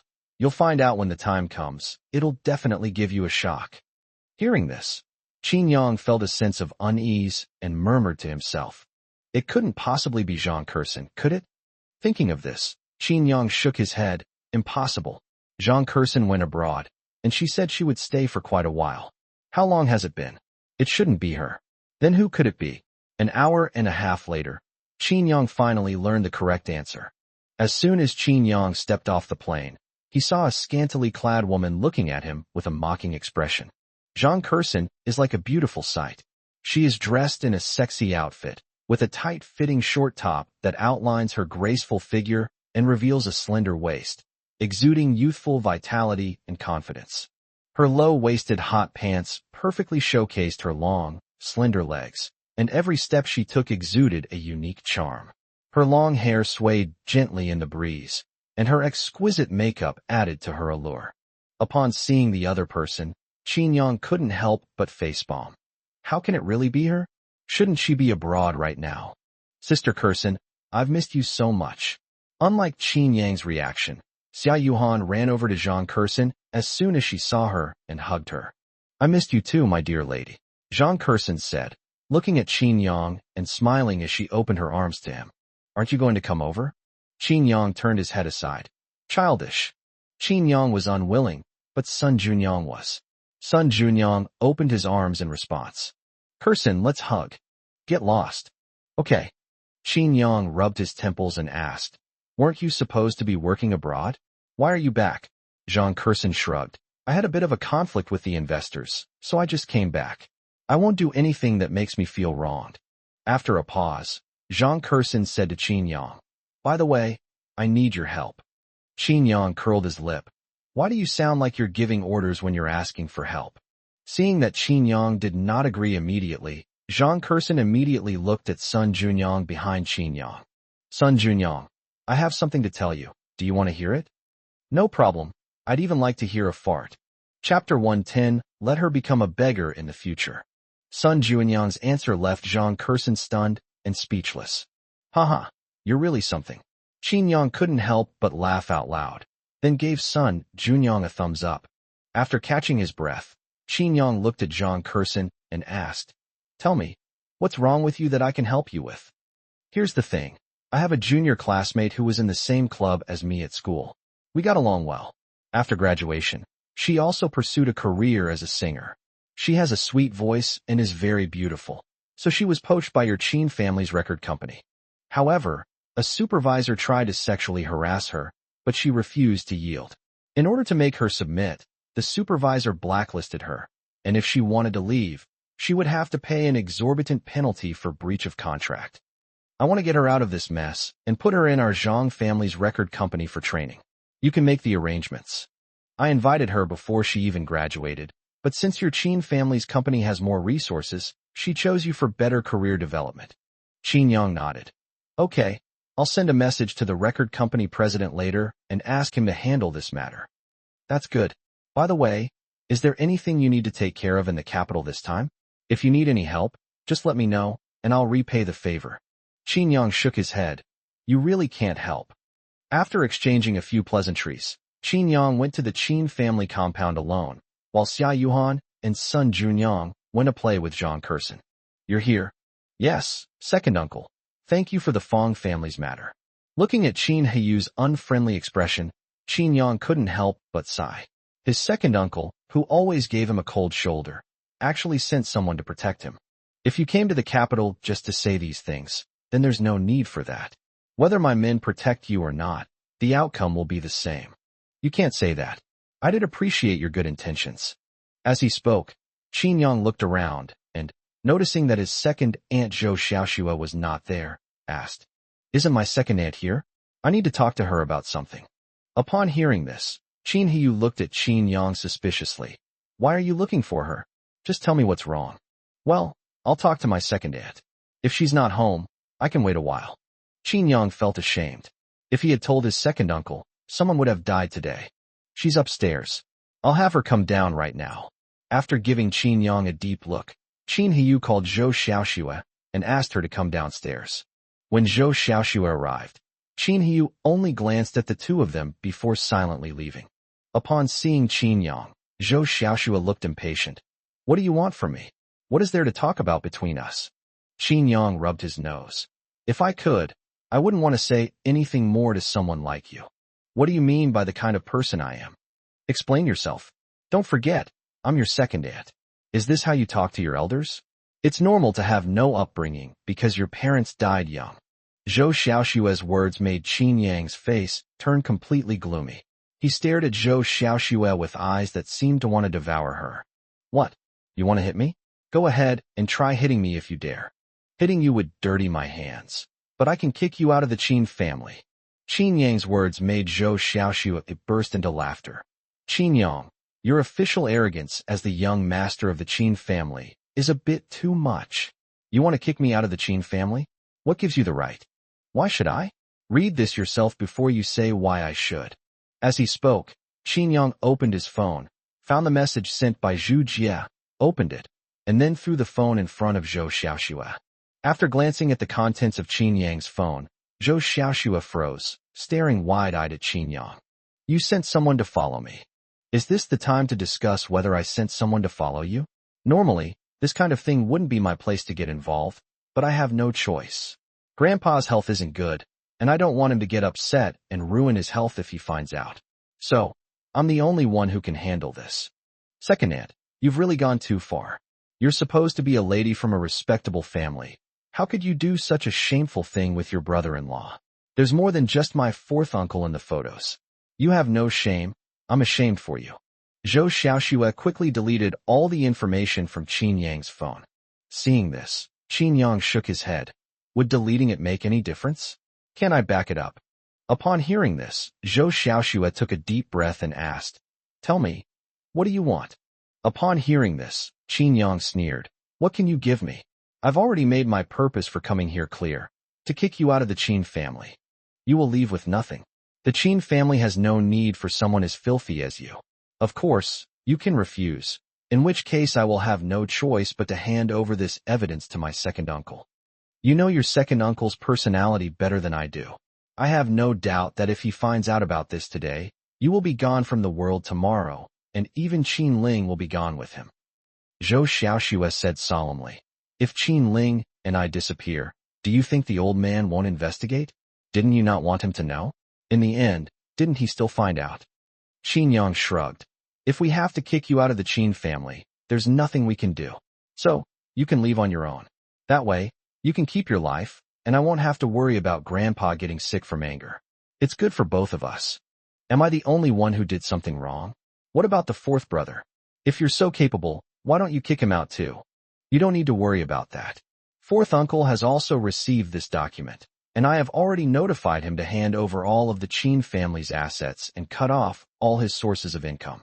Fourth uncle is well aware that he will not have a good ending if this matter is exposed. As long as I don't tell second uncle and grandpa, he is willing to do as I ask. Qin Yang's lips curled up slightly. He came to the capital in person for two reasons.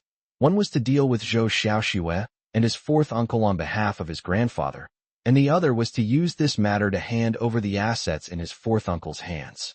Because he was afraid that Qin Yang would tell the old man everything, the fourth son, who knew the old man's personality well, also cooperated and agreed to Qin Yang's request. Second uncle, I'm sorry for keeping you in the dark. If I don't want to be eliminated, I have to consolidate my power. Even if I want you to know, I'll have to finish handing over the assets from fourth uncle first. After glancing at Zhou Xiaoshua, Qin Yang stood up abruptly. I'm not here to discuss anything with you.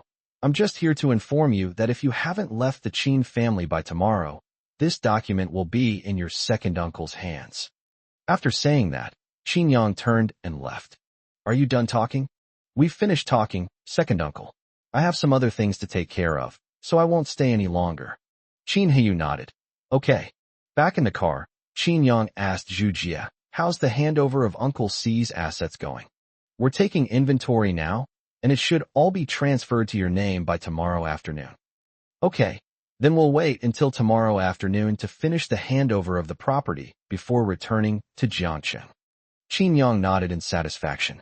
After taking over all the assets from his fourth uncle, his foundation in the Qin family was even more solid. After Zhou Xiaoshua left the Qin family, I will suppress the Zhou family in every way. Since she can't live the life of the Qin family's wife, then I will make her be a beggar for me in the future. Yes.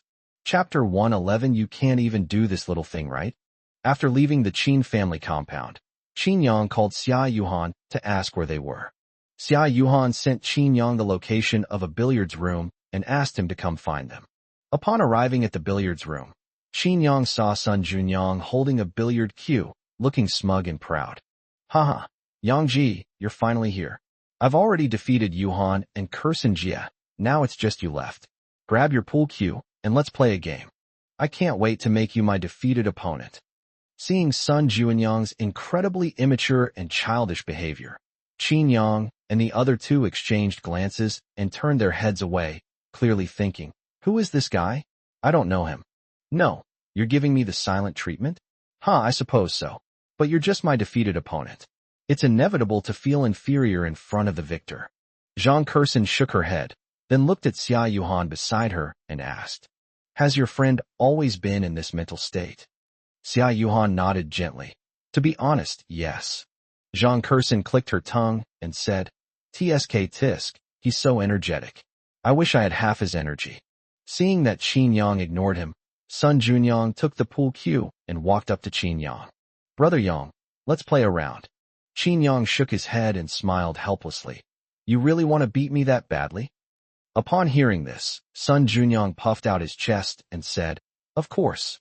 I can't possibly be inferior to you in every way. Qin Yang curled his lip. Then I advise you not to fight me. You can't possibly win. It'll only hurt your pride. Oh ho, you're so confident. Do you know that I just played a few rounds with Yuhan and the others, and the two of them combined didn't even hit 5 balls? That's absolute skill, understand. Qin Yang shook his head.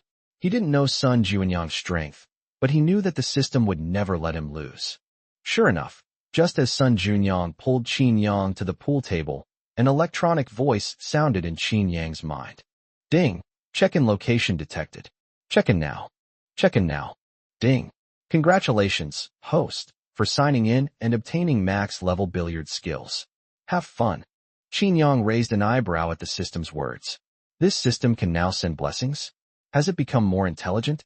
Yangji, I'll let you tee off, that way you won't miss a single shot, haha.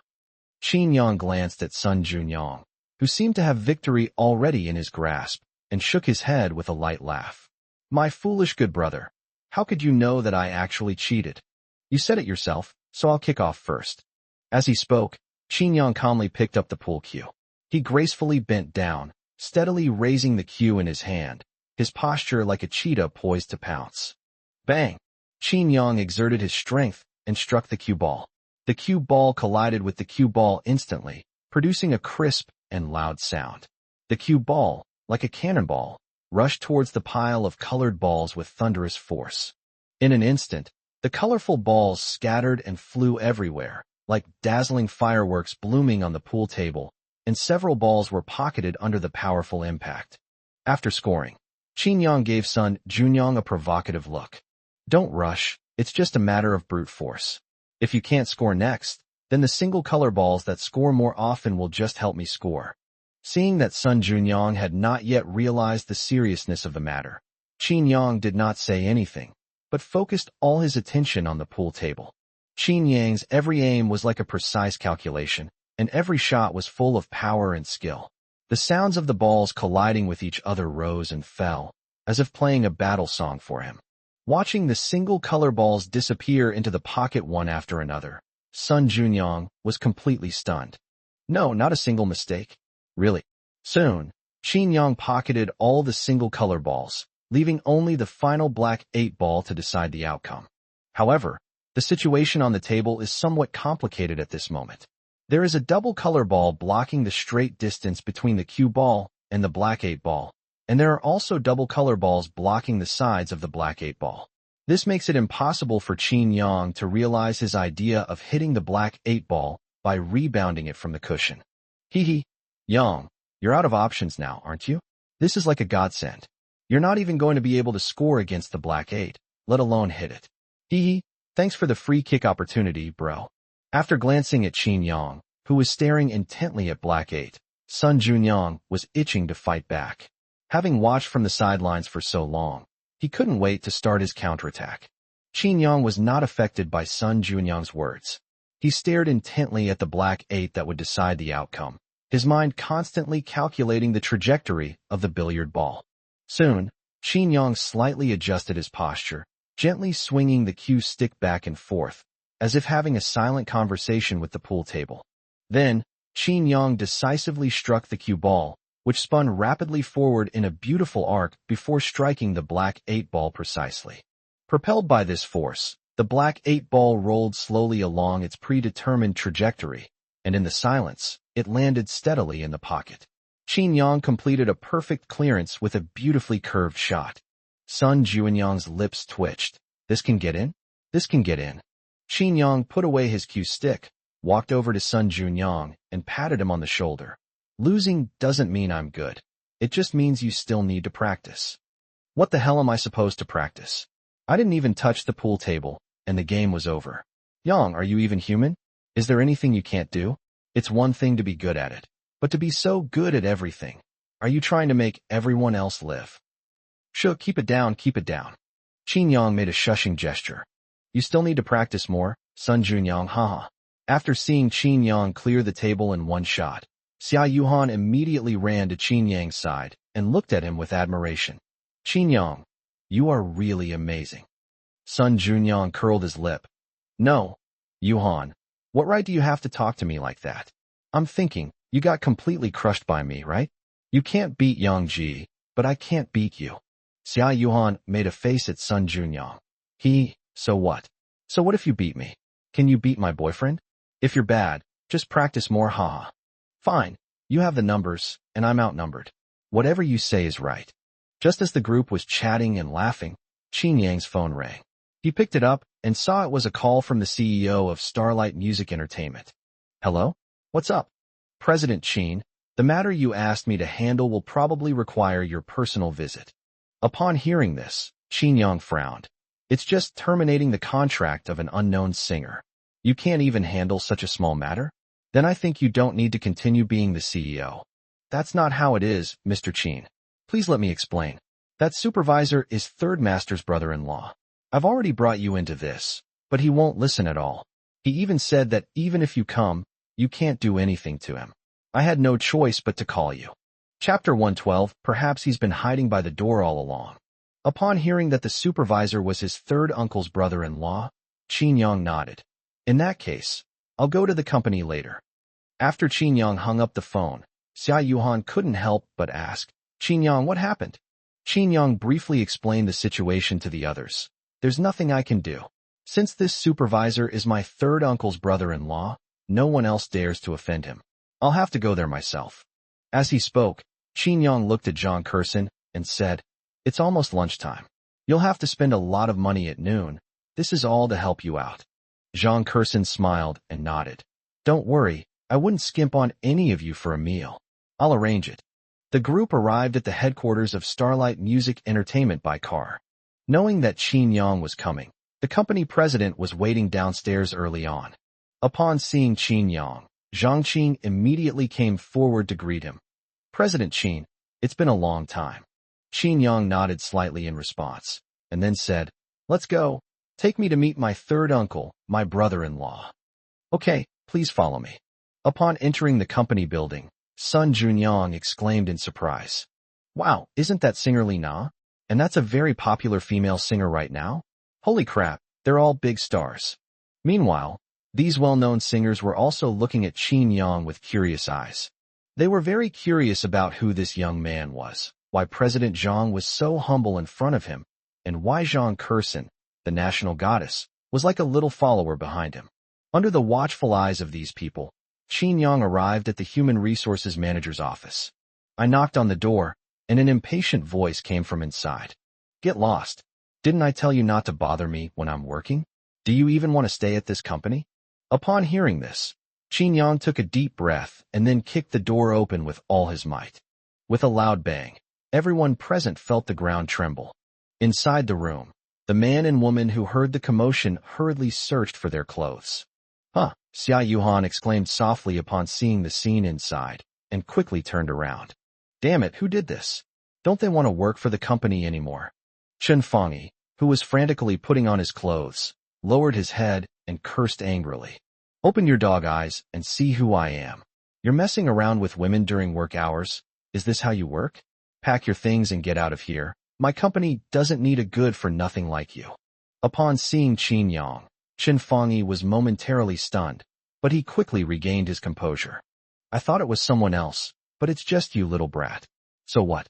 I've done it. What can you do to me? Don't think that just because you're the young master of the Qin family, everyone has to be afraid of you. I'm not a member of your Qin family. Besides, what right do you have to fire me? As far as I know, you only own 10% of the company, right? Humph, my brother-in-law owns 40% of the company. If he doesn't fire me, what right do you have? Heh, it's true that third uncle owns 40% of the shares, but don't forget, fourth uncle also owns 40% of the shares. Upon hearing this, Chen Fangyi, who had finished putting on his shirt, smiled disdainfully. Qin Yang, do you think I'm stupid? Do you think Lao Si will listen to you? You want to win Lao Si over to fire me? Don't let my brother-in-law and Lao Si take back the shares you hold. Go back to where you came from. This is none of your business. You seem to know a lot about the company's shareholding structure. It's a pity, though. My fourth uncle has already transferred 40% of the shares to me today. Combined with my original 10%, I now own 50% of the company, making me the largest shareholder.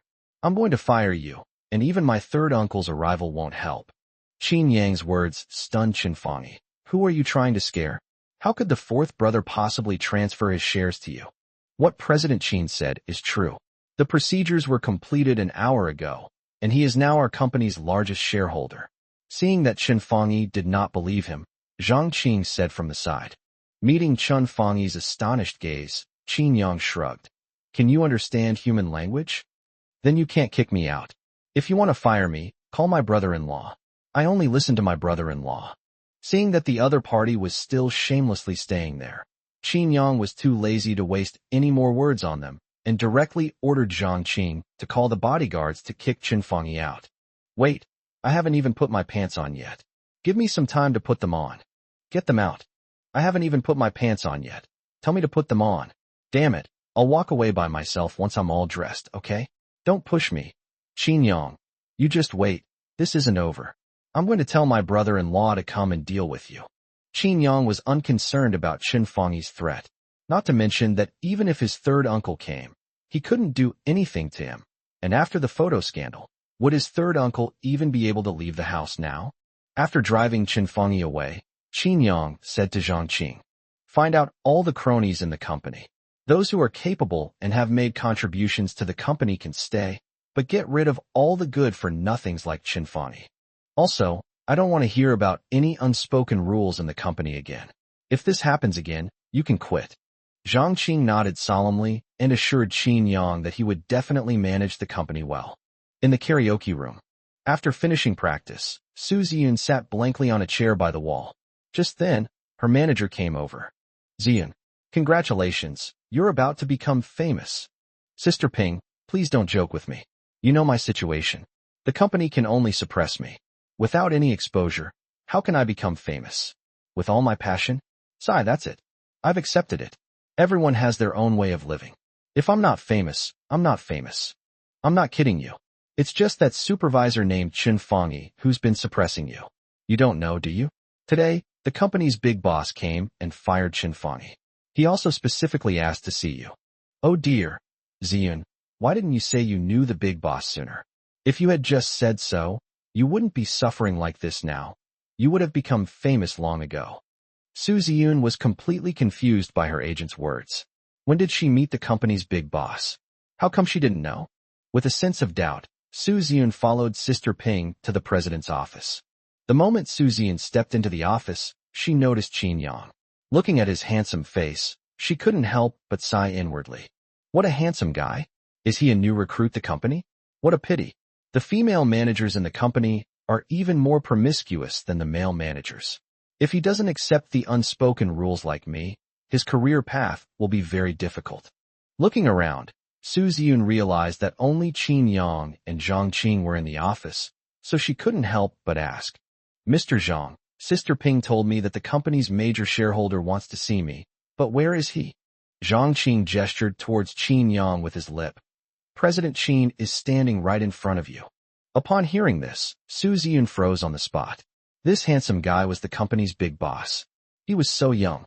He looked even younger than her younger brother, who was still a sophomore in college. Moreover, He's so handsome that she never even considered the possibility that Qin Yang was the big boss. She just thought he was a newcomer the company had discovered, never expecting that he was actually the company's big boss.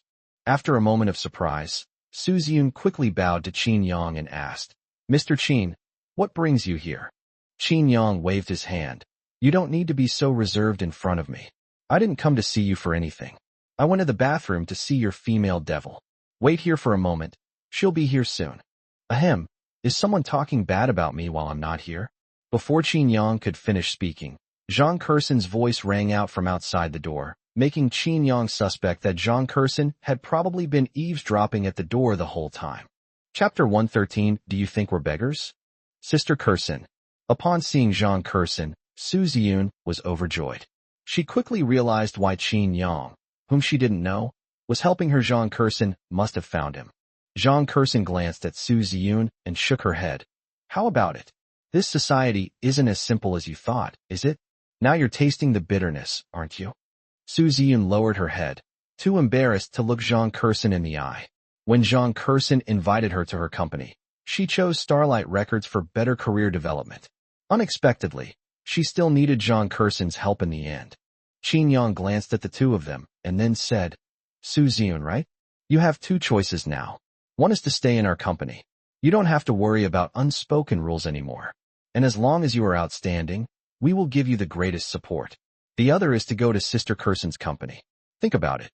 Without any hesitation, Su Ziyun replied, "President Qin, thank you for your kind offer, but I'd rather go to Sister Kerson's company." Upon hearing this, Zhang Kerson happily patted Su Ziyun on the shoulder. "Wouldn't it have been better if we had said this earlier? Okay, let's leave it at that. We've arrived at the restaurant. Let's go eat. It's on me today." After the group got into the extended Bentley parked downstairs at the company, Zhang Kerson introduced them to Su Ziyun. "This one, you just met him, is Qin Yang, the young master of the Qin family, and also a major shareholder of Starlight Records. This one is Xia Yuhan, my best friend, the eldest daughter of the Xia family. As for him, it's okay if you don't know him."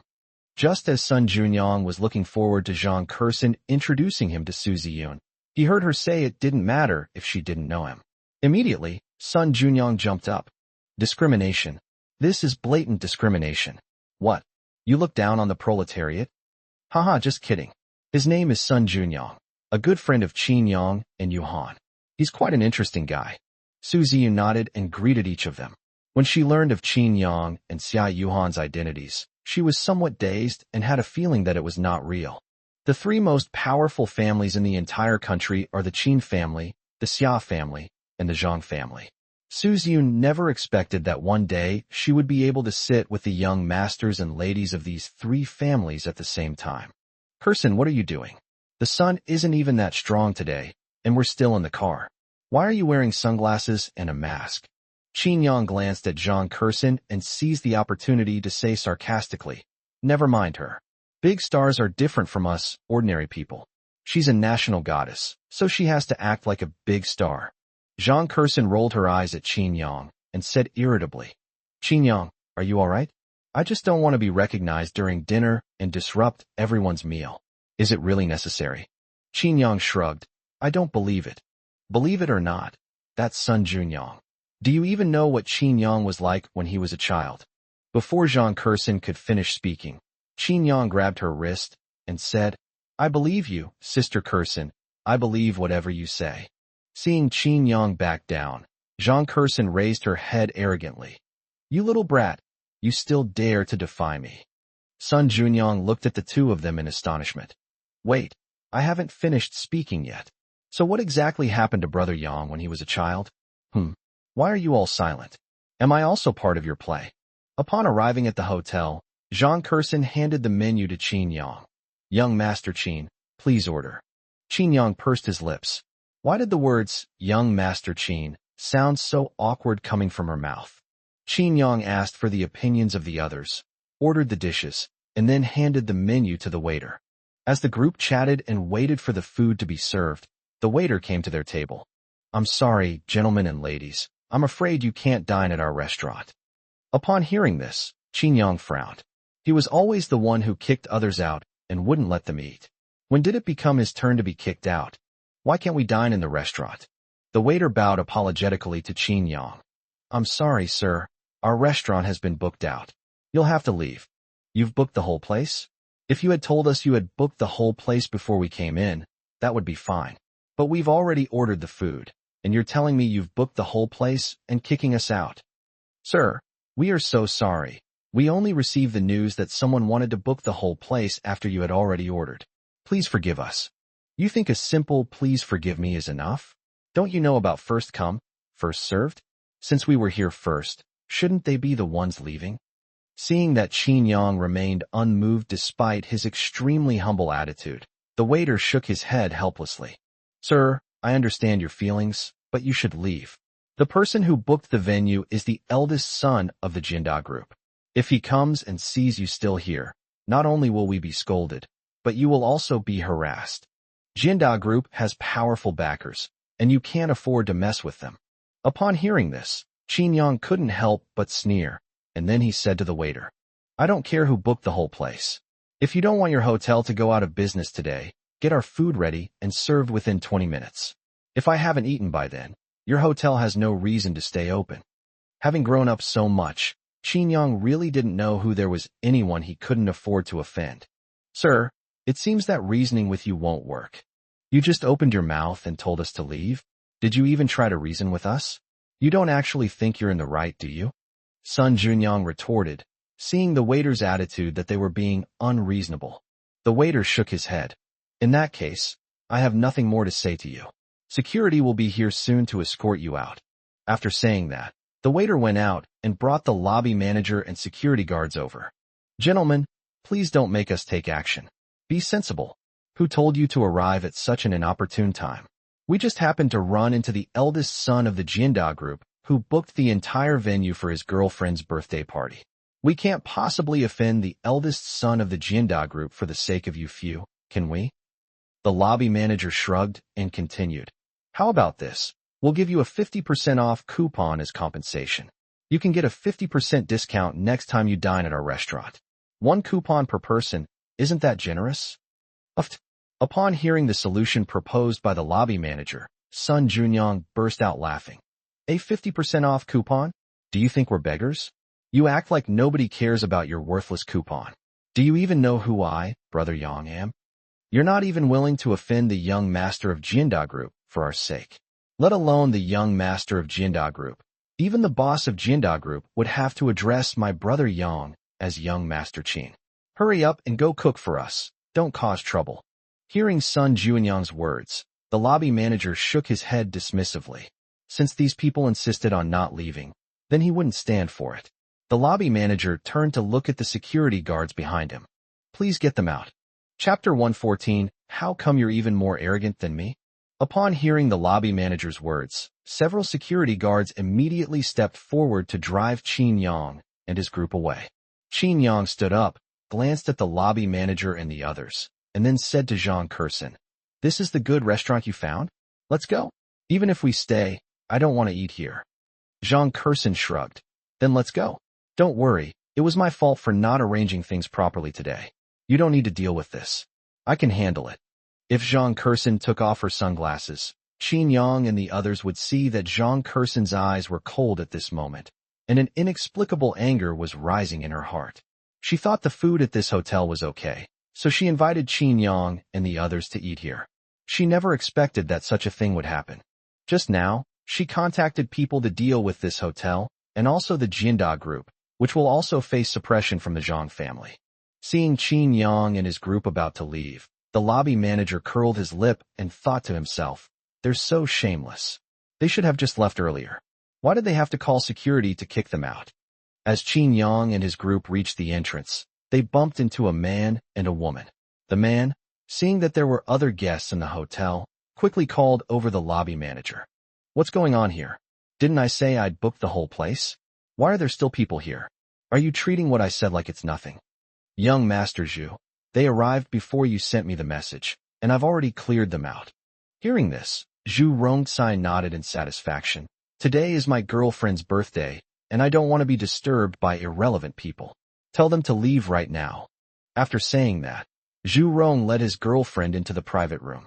The lobby manager nodded repeatedly at Zhu Rong's retreating figure, then shouted at Qin Yang and the others. Aren't you going to leave already? Do you really want me to call security and kick you out? Upon hearing this, Qin Yang stopped in his tracks. He glanced at Xia Yuhan and the others, then said, I'm starting to feel like punching someone. You guys don't mind, do you? Upon hearing this, Xia Yuhan and the others turned their heads away as if they hadn't heard anything.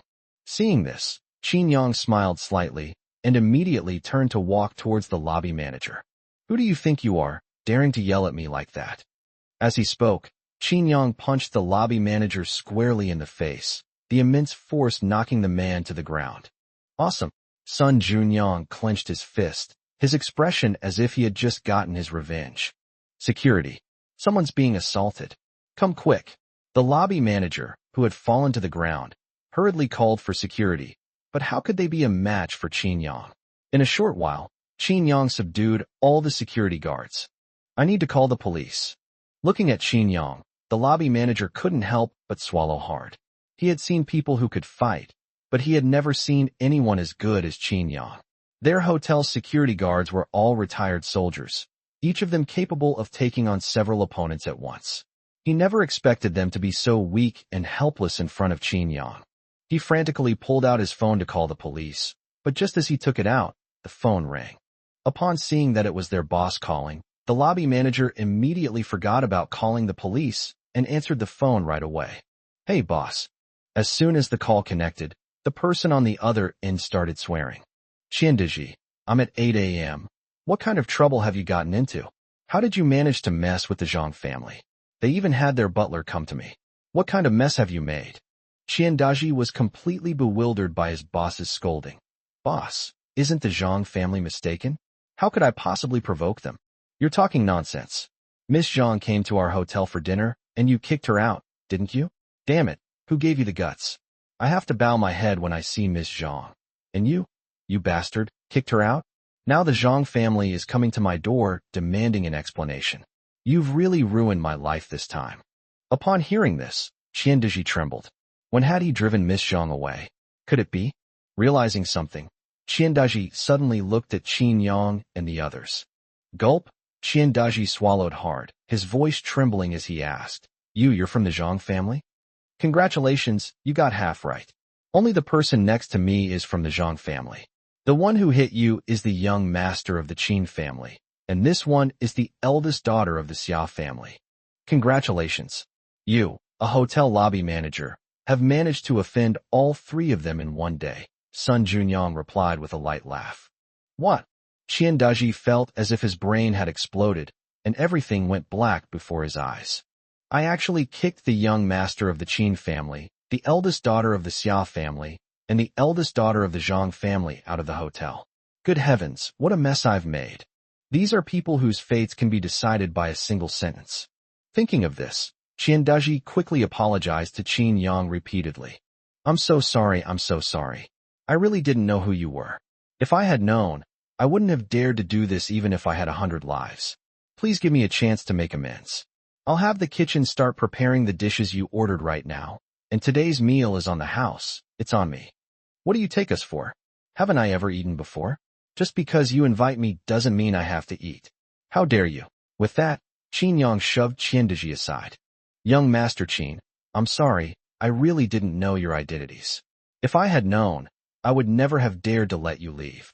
Qin Yang shrugged. So what? I don't think there's any point in keeping a restaurant like yours that caters to different customers indefinitely. After saying that, Qin Yang ignored Qiandaji and turned to leave. No, what's all that noise about outside? Why are they still here? Didn't I tell you to kick them out? I know, you're not happy about being kicked out, are you? You'd better keep it to yourself. What kind of class do you have, eating at the same restaurant as me? Inside the private room, Zhu Rong, who had heard the commotion outside, came out and immediately started cursing when he saw Qin Yang and the others still there. Zhang Curson glanced at the cursing Zhu Rong, then took off her sunglasses and mask. You don't know those two, but you should know me. Upon seeing Zhang Curson's face, Zhu Rong froze on the spot. Everyone in their circle knew that Zhang Curson was not just a popular singer. She was also the second daughter of the Zhang family patriarch. After a brief moment of surprise, Zhu Rong took a deep breath. So it's Miss Zhang. Your Zhang family is indeed very powerful, but our Jianda group is backed by the Qin family. What? You want to take revenge on me?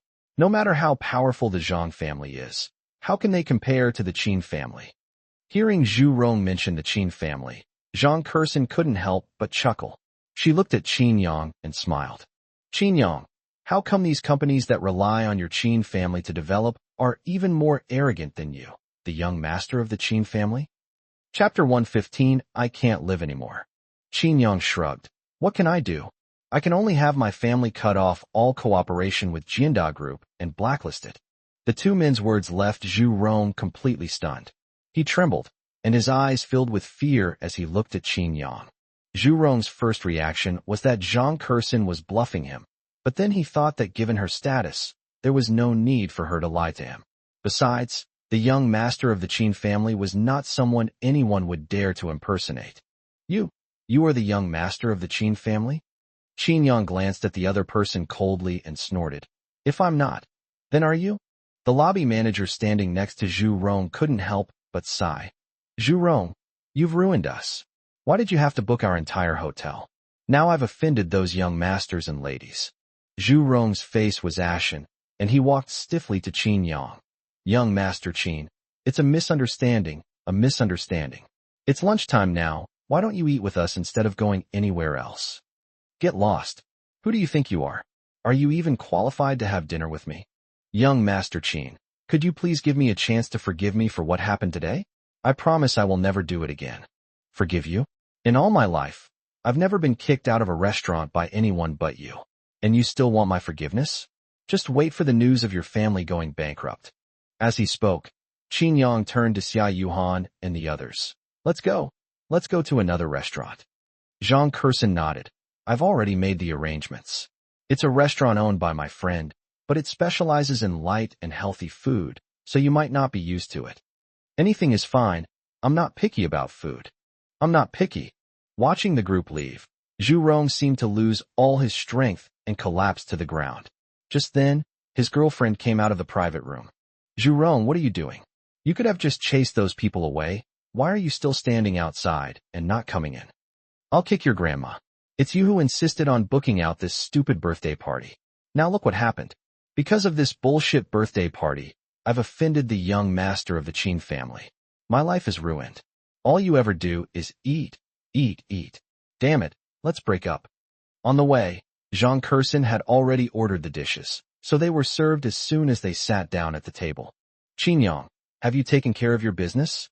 Zhang Kurson asked after glancing at Qin Yang. Qin Yang nodded. Everything's taken care of. How about it? Zhang Kurson shook her head. It's nothing, just asking. Now that it's all settled, how long are you going to stay in Beijing? You have school on Monday, right? Are you going back this afternoon or tomorrow? Qin Yang glanced at Xia Yuhan and Sun Junyang and replied, Tomorrow, I guess. It's been a long time since I've been back to Beijing. Let's wander around here. It won't be long before we go back anyway. Upon hearing Qin Yang say he would leave tomorrow, Zhang Kurson smiled and said, That's great. Do you have any plans for the next couple of days? Qin Yang shook his head. What kind of plan could there be? Just wander around and go wherever we feel like. Since you haven't made any plans, then come with me to a party tonight. A party? I don't want to go. If I go, everyone will swarm around me and say flattering things. I don't like that. Zhang Kurson waved her hand. It's not a social party. It's just people from the music industry. It's more like a party than a formal event. Nobody should know you. You don't need to worry about everyone crowding around to flatter you. Sun Junyang's eyes lit up after hearing Zhang Kurson's words. The music circle? Those who can squeeze into the same circle as you, Sister Kurson, must all be famous singers. Zhang Kurson nodded. Yes, most of you who attended the party tonight have probably seen me on TV. Upon hearing this, Sun Junyang suddenly looked at Qin Yang and said, Brother Yang, he's a celebrity. Why don't you go have some fun? Qin Yang glanced at Sun Junyang and said with a sneer, Look at you, so pathetic. Your brother is a major shareholder of the largest record company in China. Which star do you want to see? Can't I find them for you? As they were talking, Xia Yuhan, who was sitting next to Qin Yang, whispered, Qin Yang, Since we don't have any plans for tonight, let's go to the party with Sister Kursin. All right, let's go then. Ha ha ha. Hee hee. Sun Junyong and Zhang Kursin both chuckled and mocked Qin Yang without prior arrangement. Brothers, my foot. Where did your indignant accusation of me being spineless go? So you changed your mind the moment Yuhan opened her mouth, huh? Zhang Kursin patted Sun Junyang on the shoulder and said with a pout, sigh, there's nothing we can do about it. Some people are just like that. Once they have a woman, they don't know what friends are anymore. Obviously, your good brother Qin Yang is one of those people. Yes, I was wrong in the end. Yang, you're really something. You destroyed my brotherhood with just a few words. Listening to the two of them talking back and forth, Xia Yuhan grabbed Qin Yang's arm and pretended to be fierce, saying, So what? So what? Yeah, so what? Qin Yang nodded in agreement. And so, their evening's itinerary was arranged. In the afternoon, Qin Yang and his group went to see a movie. It's worth mentioning that the female lead in this movie was Zhang Kursin. After leaving the movie theater, Zhang Kursin looked at the group with anticipation. How about it? What do you mean, how was it? Are you asking about the movie or your acting? Qin Yang glanced at Zhang Kursin, silently preparing himself. Give feedback on both of them. The movie is just average, a typical suspense film, and because you're the female lead, it's really distracting. My opinion is, singers should just stick to singing and not get involved in movies. Yes, I agree. Kursin, being an actress isn't for you, Xia Yuhan chimed in. During the movie, every time Zhang Kursin appeared, all her attention was involuntarily drawn to her. It was so distracting and awkward to watch. Seeing Zhang Kursin's expression was off, Sun Junyang, fearing that Qin Yang and the other person's remarks would implicate him, immediately jumped in to distance himself from them. Sister Kursin, I think you acted very well. Those two just don't know how to appreciate it. I have high hopes for you. You'll be the next best actress. Shut up, you smooth talker, Ziyun. Tell me, how was my acting in this play? It's all right. Maybe it's because young Master Qin and Miss Xia are too familiar with you, so they might feel awkward, but I think it's fine. Sun Junyang stood there stunned. Seriously, officer? I'm the only one who really supports you. How can you yell at me like that? Why should I? So all these people saving me is just a punching bag. I'm done for. Chapter 116 Simps Deserve to Die. Led by Zhang Kursin, the group arrived at the large manor where the party was being held. Kursin, you're here. As soon as Zhang Kursin entered the room, a young man in a suit walked towards her. Zhang Kursin nodded slightly, and judging from her expression, she seemed unwilling to say much more to the man. Kursin, are these all your friends? Introduce them to me, please, Su Haifeng said with a smile. But Zhang Kursin didn't even glance at him, replying coldly, no need. After saying that, Zhang Kursin led Qin Yang and the others to an area where there were few people. Watching Zhang Kursin's departing figure, Su Haifeng's lips twitched. He wanted to chase after her, but was afraid of making a fool of himself, so he could only stand there dumbfounded. Kursin, this isn't like you. Do you have some kind of grudge against that guy? You seem to ignore him. Xia Yuhan asked Zhang Kursin with a gossipy look on her face. Zhang Kursin shrugged. There's nothing wrong with him. I just find him too annoying. He's my college classmate, and he's been pursuing me since college. I've rejected him at least 10 times, but he still keeps pestering me and has no sense of boundaries, so I'm getting more and more disgusted with him. Hey, someone's pursuing you? Aren't you secretly thrilled? Anyone who dares to pursue a female demon like you must be a warrior with unparalleled courage. Looks like I need to get to know him, Qin Yang joked. Upon hearing this, Zhang Kursin squinted at Qin Yang and said, I think you've had too much of a good life and are looking for trouble.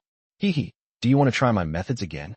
As she spoke, Zhang Kursin stretched out her hand and made a pinching motion. Qin Yang felt a chill run down his spine, shrank his neck, and chuckled awkwardly. Ha! Just kidding, just kidding. Our sister Kursin is stunningly beautiful, with suitors lining up from here to Paris. Why would she care about just one? Humph, at least they know what's good for them. Just as the group was chatting and laughing, a melodious piano tune began to play. The crowd looked in the direction of the sound and saw a handsome European man sitting at the piano, playing with great enthusiasm. Howard! Wow, he's even attending your party. Xia Yuhan exclaimed upon recognizing the man. Howard is a world-class piano master. Even her father always makes time to attend his concerts. I didn't expect him to participate either. Jean Curson was also a little surprised to see Howard. Curson, are you surprised? I specially invited teacher Hua Dehua because I know you love the piano, so I prepared this surprise for you. Do you like it? Su Haifeng walked over to Jean Curson with a smile, wanting to take credit. Jean Curson rolled her eyes at the other person and said softly, I might have been pleasantly surprised to see Howard before, but now, he just seems so. Upon hearing this, Su Haifeng's expression froze. Curson, it can't be that bad. Even if you have a problem with me, you can't bring up Professor Hua Dehua. He's a world-renowned piano master. Jean Curson pouted. What's wrong with being a piano master? Authority is meant to be broken. Not to mention others, my friend plays better than Howard. As she spoke, Jean Curson put her hand on Qin Yang's shoulder. Seeing this, Qin Yang silently took half a step back, shook his shoulder, and shook Jean Curson's hand off. It was rare to see someone trouble this big devil Jean Curson, and he was not going to be her shield. Don't drag me into your bragging. I have a clear understanding of myself. With my rudimentary skills, I dare not compare myself to a piano master like Howard. Hearing Qin Yang say this, Su Haifeng laughed and said, Curson, look, your friend has already said so don't be stubborn here. I spent a year abroad and got to know teacher Hua Dehua. You really like the piano, right? Since we have this opportunity today, I'll take you to ask teacher Hua Dehua for some advice. Qin Yang's reaction surprised Jean Curson slightly, but she quickly realized that Qin Yang just wanted to watch the show of her being pestered by Su Haifeng. Thinking of this, Jean Curson leaned close to Qin Yang's ear and whispered, help me get rid of this guy, and in exchange, I won't threaten you with the past anymore, okay? Jean Curson's suggestion made Qin Yang's eyes light up. He patted his chest and assured Jean Curson, you said it yourself, or you'll get cheated on by your partner. Jean Curson smiled and nodded. Okay, you'll get cheated on if you lie, all right? After receiving Jean Curson's assurance, Qin Yang looked at Su Haifeng, who was gazing expectantly at Jean Curson. Dude, go back to where you came from. I can teach Jean Curson to improve her piano skills. There's no need to go looking for that foreigner. Save your trouble. Su Haifeng looked at Qin Yang in astonishment. Then, regaining his composure, he smiled and said, young man, do you know what you're saying? You're going to teach Curson? Can you even play the piano? Even if you can, you're probably just a beginner. Curson won a national piano competition when she was in school. What makes you think you can teach her? You really dare to say that? Given Curson's skill level, only a piano master like teacher Hua Dehua could pinpoint her shortcomings. Don't make things worse. Qin Yang shook his head. This guy won't give up until he takes Jean Curson away, right? Qin Yang now understood why Jean Curson disliked Su Haifeng so much. Since things have come to this point, it's obvious I don't want to have anything to do with you, Su Haifeng. Why are you still shamelessly trying to get close to me? Simps deserve to die. After cursing inwardly, Qin Yang said to Su Haifeng, I can't teach her, let alone Sister Curson. I could teach even your proud foreign teacher more than enough. Also, Curson doesn't like you, so stop bothering her. She's not handsome, has no personal charm, and is a total simp. If I were Curson, I wouldn't accept your advances either. Don't waste your energy. She's not the only girl in the world. Go and pursue someone else. Qin Yang's words caused Su Haifeng's face to darken completely. He gritted his teeth and said, word by word, who I pursue is none of your business. If you don't like me, do you think you'd be interested in someone as boastful as you? As he spoke, Su Haifeng suddenly raised his voice and addressed the others present. Oh dear, there are all sorts of birds in a big forest. Some people were jealous of Mr. Hua Dehua's performance at my invitation to the party, and they shamelessly said that Mr. Hua Dehua is not as good as them. I really don't know how they could say such a thing. Su Haifeng's voice immediately attracted the attention of the other guests present. Those who were invited to attend tonight's party were all from the music circle, so they were all very clear about Hua Dehua's pivotal position in the piano world. Who is this kid? He's so arrogant and ignorant. How could he say that Howard is inferior to him? I don't know. It seems like Jean Curson brought her. I've never seen her before, so she's probably not from our circle. Hearing the chattering around him, Howard, who didn't understand Chinese, quickly asked the translator beside him what they were arguing about. When he heard someone say that he was inferior to him, the proud and arrogant Howard felt a surge of anger. He slowly walked towards Qin Yang and extended an invitation to him. Howard's translator said to Qin Yang, "Mr. Howard heard your remarks and wants to have a competition with you. You can choose a piano piece and you can play it together." Chapter 117, You're being way too lazy. Qin Yang waved his hand. Of course, the weaker player should choose the piece. Let him choose whichever piece he is best at, so he won't say I'm bullying him. The translator's lips twitched at Qin Yang's words. He looked at Qin Yang in disbelief, then shook his head. "Young man, you are too arrogant. If you really understand the piano, then you should also know Mr. Howard's status in the piano world." Qin Yang nodded. "Of course I know. And then what?" "Huh, so he's just an ignorant fellow." The translator sneered, then turned to Howard and advised him that Qin Yang was someone who knew nothing and that Howard shouldn't waste his time on Qin Yang. Howard assumed that Qin Yang was afraid to compete, so he demanded that if Qin Yang was afraid to compete with him, then he should apologize for what he had just said. Upon hearing this, just as the translator was about to relay Howard's words, Qin Yang said, "Don't translate. It's not like I can't understand English." After saying that, Qin Yang said to Howard in English, "It's not that I'm afraid of you or don't dare to compete with you. It's just that I think my skills are better than yours, so it's only right that someone like you with worse skills should choose the piece, so you won't say that I'm bullying you." Upon hearing this, the proud and arrogant Howard's chest heaved with anger. He stared intently at Qin Yang and said, word by word, "Let me choose. I'm afraid you'll have a hard time even playing the piece I pick normally.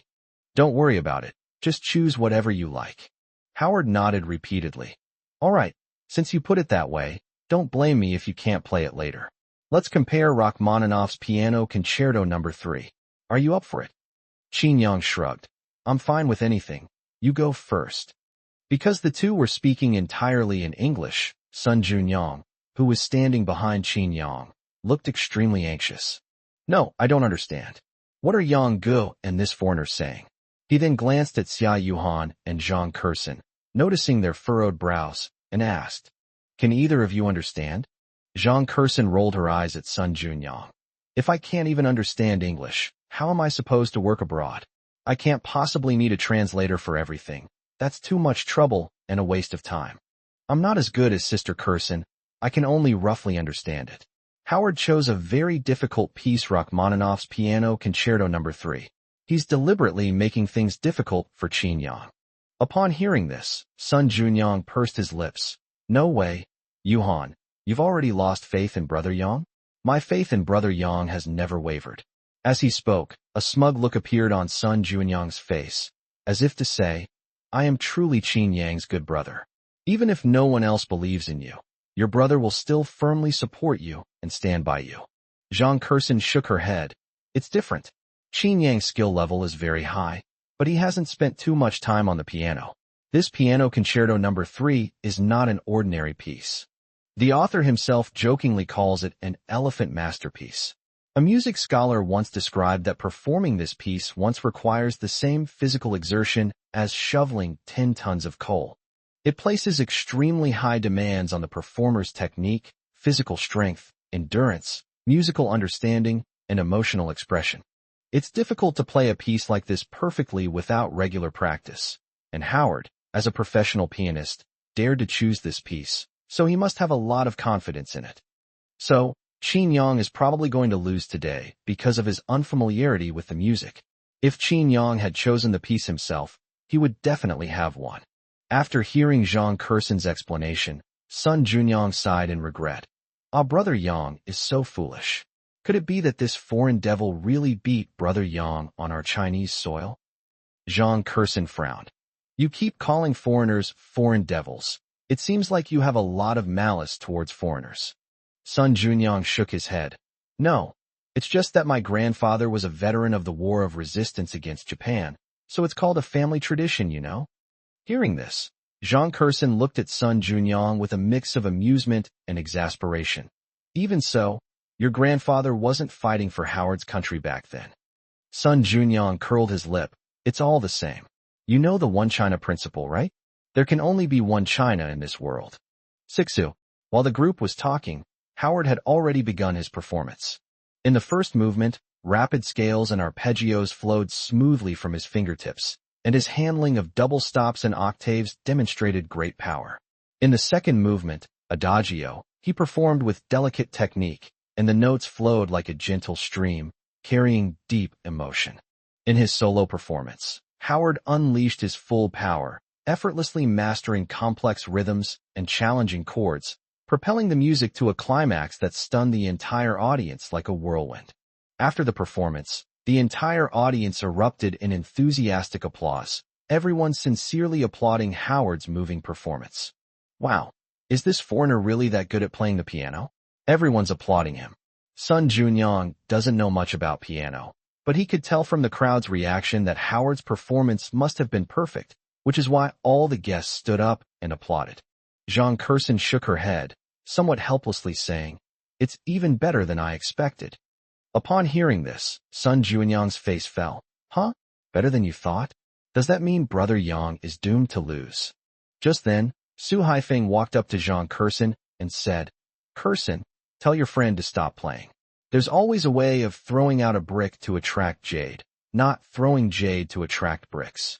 With a gem like Teacher Huadahua in front of him, how can he continue playing? Let him apologize to Professor Howard and admit his ignorance.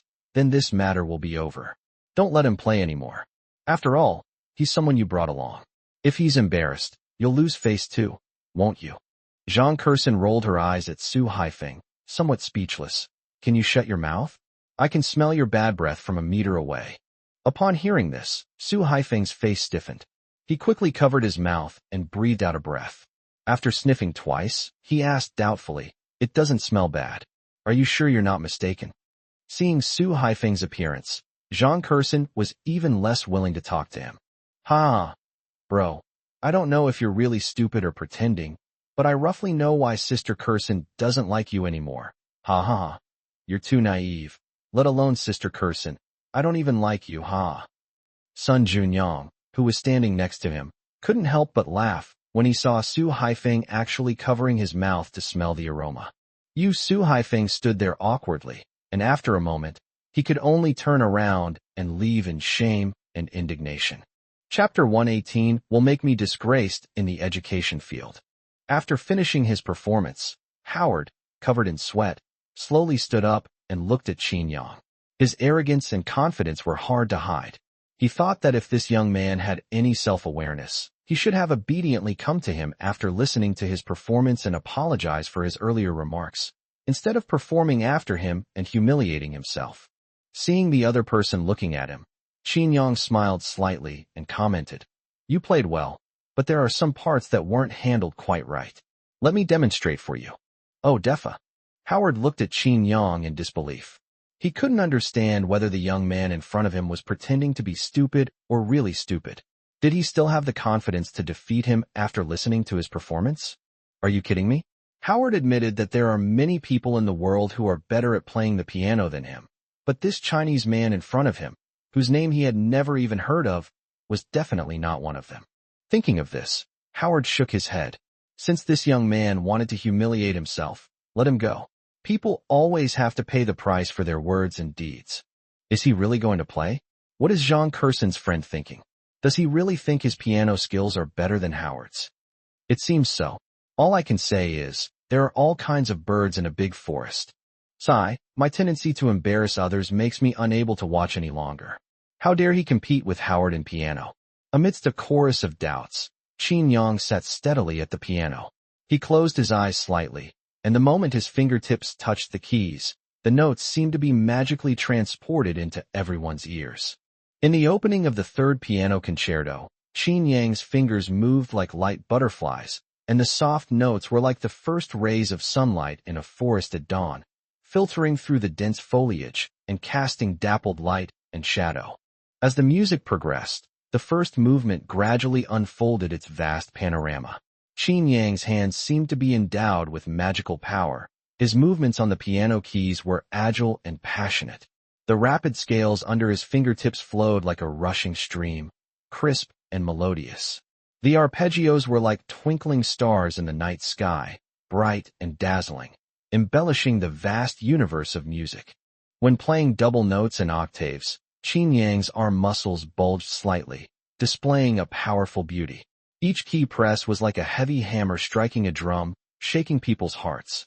The magnificent momentum was like a surging sea, with waves rolling and one wave rising after another. Yet, Qin Yang was able to firmly control the direction of the music amidst these turbulent waves. As he listened to Qin Yang's playing, Howard's expression changed from initial disdain to seriousness, and finally to shock. He stared at Qin Yang in disbelief, thinking to himself, This is played so well. Every note is like a lively sprite leaping and intertwining in the air. The melody is like a ray of light shining into the depths of one's soul. Skill and emotion are perfectly blended. This is played so much better than mine. No, not only is he better than me, I've never even heard such a soul-stirring performance before. Just who is this young man? With such amazing piano skills, why have I never heard of him before? With his abilities, he shouldn't be unknown.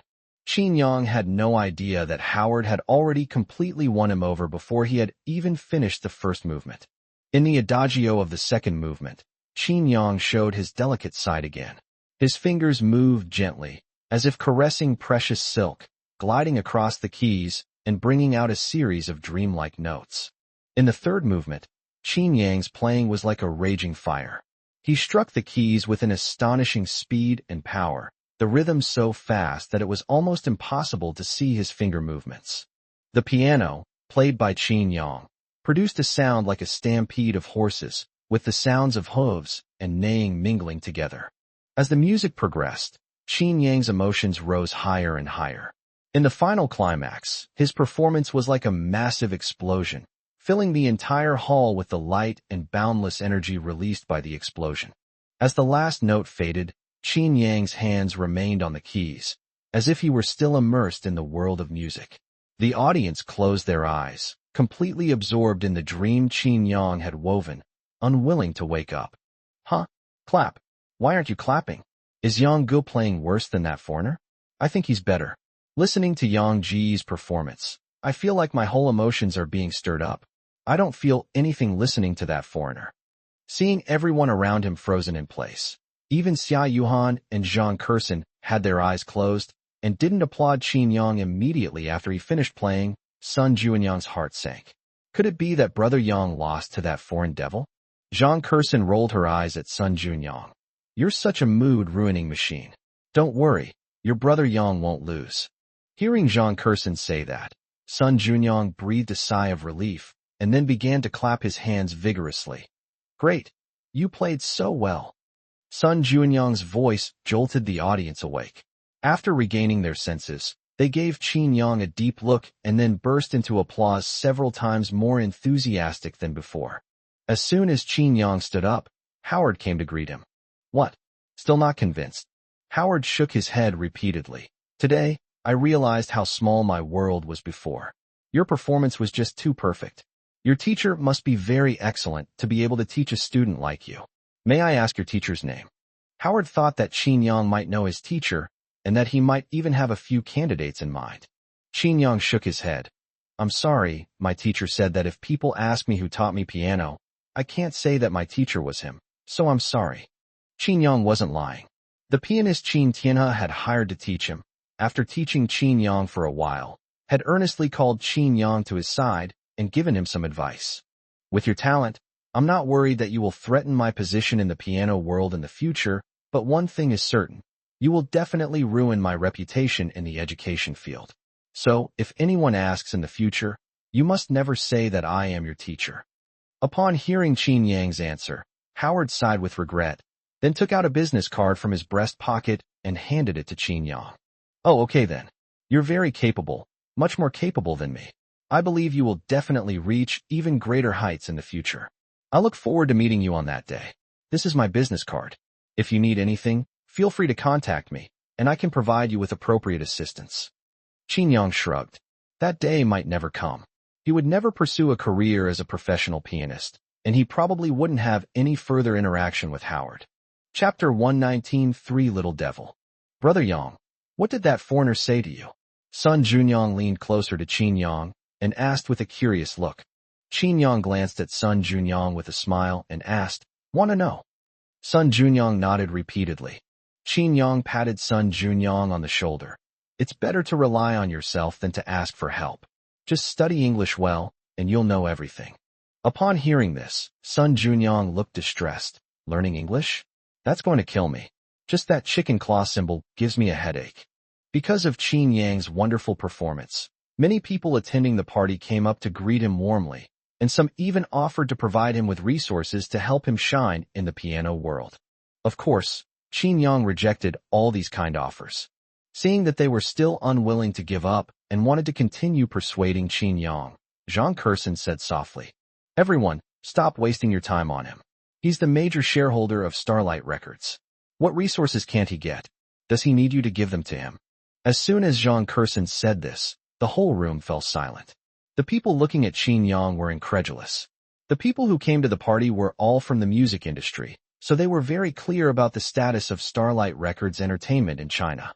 The young man in front of me is actually a major shareholder of Starlight Records? But I heard that Starlight Records is the company under the Qin family that's rumored to be involved.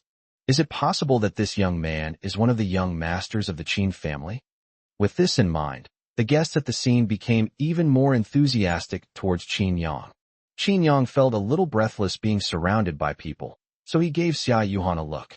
Xia Yuhan understood immediately and took Qin Yang's arm, saying to Zhang Kurson, "Sister Kurson, Qin Yang and I are going out for a stroll by ourselves. You guys continue having fun and call us when the party is over." Zhang Kurson glanced at Qin Yang, realizing he didn't like the atmosphere, and immediately nodded. "All right, the three of us single dogs will stay here and won't intrude on your romantic time." Qin Yang and Xia Yuhan strolled hand in hand outside the manor where the party was being held. As they walked, Qin Yang hummed a love song to Xia Yuhan. "My heart wants to sing a song for you. The lyrics are so sweet, but I'm shy and I don't have the courage." Hearing Qin Yang's magnetic voice, Xia Yuhan's lips curled up, and she gently leaned her head against Qin Yang's body, a sweet expression appearing on her face. Was it good? After finishing the song, Qin Yang looked at Xia Yuhan's profile with tenderness and asked. Xia Yuhan nodded emphatically. "The song you sang is the most beautiful song in the whole world." As she spoke, Xia Yuhan paused, then looked at Qin Yang with a wary expression. "When you were dating Su Ruashi, you didn't try to please her like this, did you?" Upon hearing this, Qin Yang was taken aback. Why did things suddenly turn to Su Ruashi? He smiled helplessly and gently tucked Xia Yuhan's wind-blown hair behind her ear. "I've only ever sung this song to you." Qin Yang's answer brought a bright smile to Xia Yuhan's face. "Hee. As expected, I am the most special one in your heart." Just as the atmosphere was becoming increasingly ambiguous, an untimely voice rang out. "Damn, you two have gone pretty far. I searched for ages before I finally found you." Qin Yang and Xia Yuhan turned around at the same time, looking at Sun Junyong with a scrutinizing gaze. "What's wrong? Why are you two looking at me like that?" Sun Junyong looked at the two of them with a puzzled expression. "Why didn't you have fun with Sister Kurson at the party? Why did you come looking for us?" "I didn't want to bother you, but I just couldn't stand it in there. Everyone there was a musician, and they were chatting while I just stood there like an idiot. It was so awkward. That's why I came to find you." Qin Yang and Xia Yuhan exchanged a glance and said in unison, "We need to find this guy a girlfriend." "No, what does this have to do with me not being able to find a girlfriend?" "Because that way, you won't keep bothering us." Xia Yuhan made a face at Sun Junyong. "I'm looking for my brother Yang, not you, okay?" Upon hearing this, Qin Yang coughed twice. "Ahem, what Yuhan means is basically what I mean. No, Yang, you can't choose a woman over your brothers. There's a saying, women are like clothes, brothers are like limbs. Are you going to cut off your limbs? Can you bear to do that?" Qin Yang glanced at Sun Junyong with disdain, then said indifferently, "Hands and feet? You're more like prostheses, and even those are misfits." Sixu. The next morning, Qin Yang and his two friends planned to go to the amusement park, but as soon as they set off, Qin Yang received a call from his cousin Chen Mingqi. On the other end of the phone, Chen Mingqi's voice was trembling with tears. "Cousin, could you come to the hospital?" Upon hearing this, Qin Yang's heart skipped a beat, and he quickly asked, "What happened? My mom suddenly fainted just now. I called an ambulance, and it's on its way to the hospital." "Suddenly fainted? How could this happen?" "Don't worry, I'm in Beijing right now. Don't worry, I'll go back now." I'll contact the hospital to arrange the best doctor for your aunt. Remember to let me know what the doctor's diagnosis is as soon as possible. Hearing that Qin Yang was in the capital, Chun Mingqi, worried that it might affect him, said, "Brother, if you have important things to deal with, you should take care of your business first." "I don't have anything important to do. I'm just having fun here. That's all I'll say. Nothing will happen." Seeing Qin Yang's anxious expression, Xia Yuhan and Sun Junyang quickly asked, "Qin Yang, what happened?" Qin Yang briefly recounted the events to the two of them. "I have to go back now. If you want to continue having fun in the capital, you can continue to enjoy yourselves here." Xia Yuhan shook her head. "I'll go see my aunt too. I'll go back too. After all, I'm Mengqi's friend. Even though I can't be of much help, it's at least my way of showing my appreciation," Sun Junyang said earnestly. Upon hearing this, Qin Yang nodded. "Okay, then I'll call Sister Kursin and tell her that the morning's plans are cancelled and we'll head back to Jiangqing first." Entertainment City. Zhang Kursin, who had meticulously planned a prank, couldn't help but smile at the thought of Qin Yang and the other two being tricked. "Sister Kursin, isn't this a bit inappropriate?" Su Ziyun asked with some concern. The thought of playing pranks on the young master of the Qin family and the eldest daughter of the Xia family made her feel uneasy. Zhang Kursin chuckled. "Hee, this is what they call striking first. The three little devils will obediently face the fear of being dominated by me. Ha." Just then, Zhang Kursin's phone rang. Chapter 120. Where did your medical ethics go? Okay, I got it. Send me a message when you arrive. After hanging up the phone, Zhang Kursin's face showed deep disappointment. She clicked her tongue. Those three brats must have gotten wind of something and run away beforehand. "Sister Kursin, what's wrong?" Su Ziyun asked curiously. Zhang Kursin shook her head. "It's nothing. The three kids went back to Jiangqing early. They were lucky this time. Since they're not coming, the two of us will just wander around by ourselves." Upon returning to Jiangqing, Qin Yang went straight to Jiangqing First People's Hospital. Upon seeing Chun Mingqi, Qin Yang immediately inquired about He Yiting's situation. "How is it? Has Auntie regained consciousness?" Chun Mingqi nodded. "She has regained consciousness after being rescued. The doctor said my mother had an endocrine emergency, something like adrenal crisis." Upon hearing this, Qin Yang nodded. With his maxed-out medical skills, he naturally knew what the disease was: adrenal crisis, mainly caused by insufficient or absent secretion of adrenal cortex hormones. It is commonly seen in patients with chronic adrenocortical insufficiency.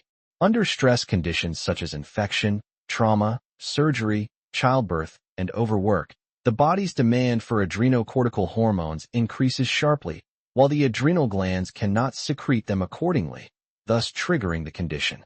Thinking of this, Qin Yang asked, "Did your aunt do a lot of heavy work this morning?" Chun Mingqi nodded. "Yes, a batch of goods that my family received arrived this morning. My mother and I went to move them together, and while we were moving them, she suddenly fainted. I called 120 immediately, and then I called you." Seeing Chun Mingqi's worried expression, Qin Yang patted her on the back and comforted her. "Don't worry, it's nothing serious." Although Qin Yang said it was nothing, Chun Mingqi's worry did not subside at all, because according to the doctor, it was a very serious medical condition. Led by Chun Mingqi, Qin Yang and the others arrived at He Yiting's ward. They wanted to go in, but were stopped at the door by the nurse. "Are you the patient's family members? The patient cannot be disturbed right now. Please wait outside. We will arrange for you to meet once the patient's condition has stabilized." "Miss Nurse, I understand what you're saying. I also have some medical skills, so I want to go and check on my aunt's condition myself." Qin Yang's words made the nurse roll her eyes. She looked Qin Yang up and down and said with a sneer, "If you want the patient to recover soon, can you please stop causing trouble? Did you even graduate from high school? You know some medical skills, maybe you've learned a little bit on your own? If you don't trust hospitals, why do you come to the hospital for treatment? You can just treat yourself at home." Qin Yang shook his head. He didn't blame the nurse, because he knew she was just following hospital rules and regulations. He Yiting's condition did indeed require avoiding disturbance.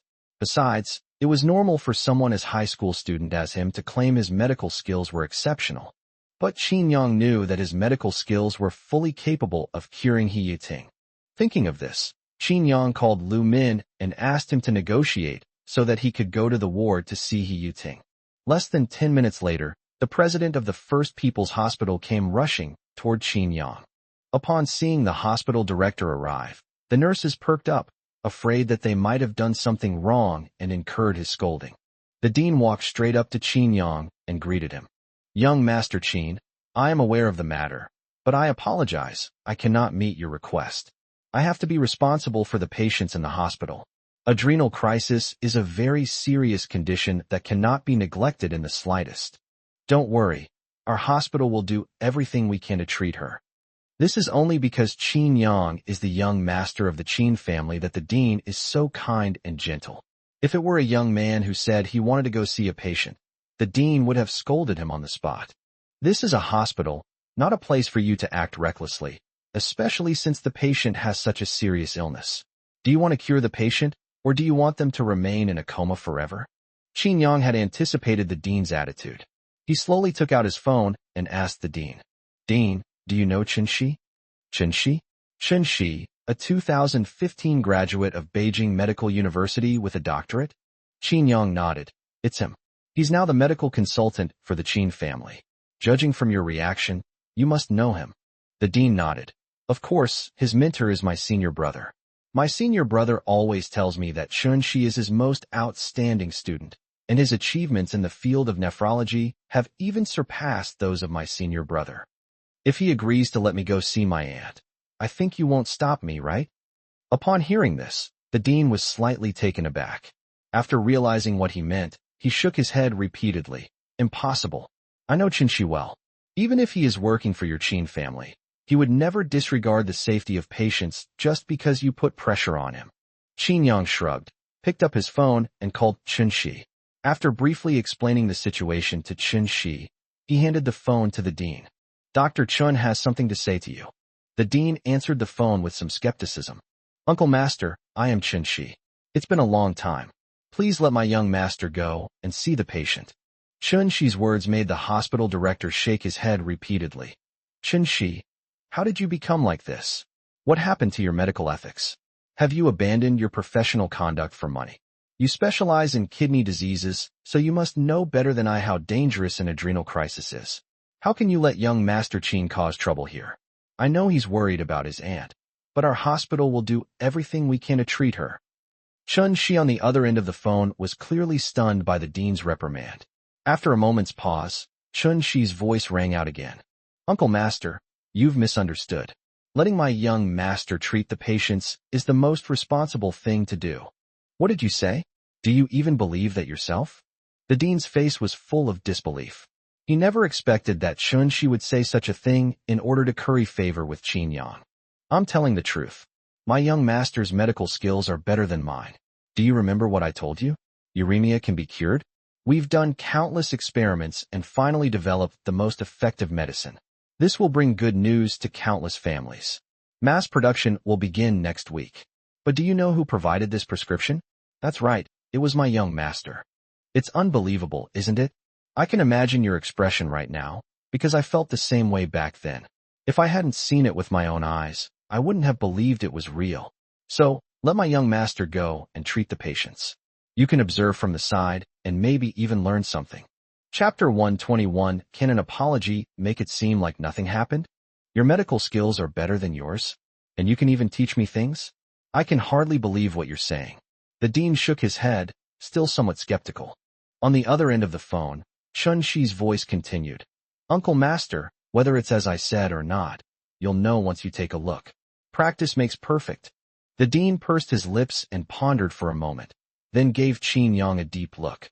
"Originally, even though you are the young master of the Qin family, I shouldn't have let you break the hospital's rules for the sake of the patient's treatment. But Chen Shi strongly suggested that you give it a try, so I will let you try." Qin Yang smiled and nodded. "Thank you for your trouble, Dean." Accompanied by the hospital director, Qin Yang entered He Yiting's ward. He Yiting was connected to multiple instruments for comprehensive monitoring of her vital signs. "Xiaoyang, what brings you here?" Seeing Qin Yang enter, He Yiting tried to sit up. Qin Yang quickly stepped forward and helped He Yiting lie down on the hospital bed. "Mengqi called me, so I rushed over." Hearing this, He Yiting sighed. "Sigh, Mengqi is really something. I'm fine. Why do I keep bothering you?" Qin Yang shook his head. Aunt, adrenal crisis, this is no small matter. But don't worry, you can just lie down and I'll take your pulse. Upon hearing this, He Yuting looked at Qin Yang in astonishment. You're going to take my pulse? You're not a doctor. Just because you're not a doctor doesn't mean you can't take a pulse. With that, Qin Yang placed his hand on He Yuting's wrist. He Yuting's pulse was weak and deep, indicating a deficiency of qi and blood and insufficient blood flow. Qin Yang shook his head, glanced at He Yuting, and said, Aunt, you used to feel nauseous, vomit, and listless all the time, and sometimes you would have inexplicable headaches, right? He Yuting nodded, glancing at Qin Yang with some surprise. She hadn't expected that Qin Yang would reveal her past situations simply by taking her pulse. Even the dean behind Qin Yang looked at him with surprise. It seems this young master of the Qin family really does know something. Hearing He Yuting's words, Qin Yang sighed. If you're not feeling well, you should come to the hospital for a checkup sooner. Why force yourself to endure it? Fortunately, the problem isn't too serious. I'll write you a prescription later. Take it for 3 days, and then I'll come back to check on you and adjust the prescription according to your condition. After saying that, Qin Yang turned to the dean and said, Dean, I'll give you the prescription later. You can arrange for a nurse to prepare the medicine for my aunt. By the way, after she takes my medicine, you can stop the other treatments. Upon hearing this, the dean waved his hands repeatedly. No. Timely supplementation of adrenocortical hormones is the key to treating adrenal crisis.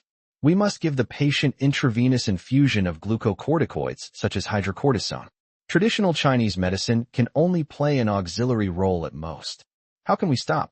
The dean's reaction was within Qin Yang's expectations. After all, when he prescribed medicine for Qin Tiana, he was strongly opposed by Qin Shi.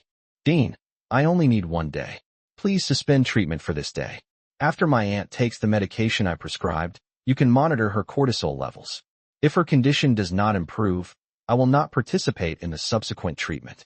On the other hand, if it works, then we'll do everything as I say, okay? The hospital director frowned and hesitated for a long time before saying, Even 1 day is dangerous. I must respect the patient's wishes. As he spoke, the dean looked at He Yuting and explained the drawbacks of the situation to her, then asked her if she was willing to accept Qin Yang's treatment. Aunt, believe me, I would never harm you. He Yuting nodded. Anyway, I've been in this condition for more than a day or two, so why not just listen to Xiaoyang? It's only for 1 day, and maybe Xiaoyang's prescription will be more effective. He Yuting knew that Qin Yang would never harm her, and given Qin Yang's status, he might actually be able to produce a prescription that ordinary people couldn't access. The hospital director glanced at the two of them, then sighed. Since the patient has made the decision, I have no objection.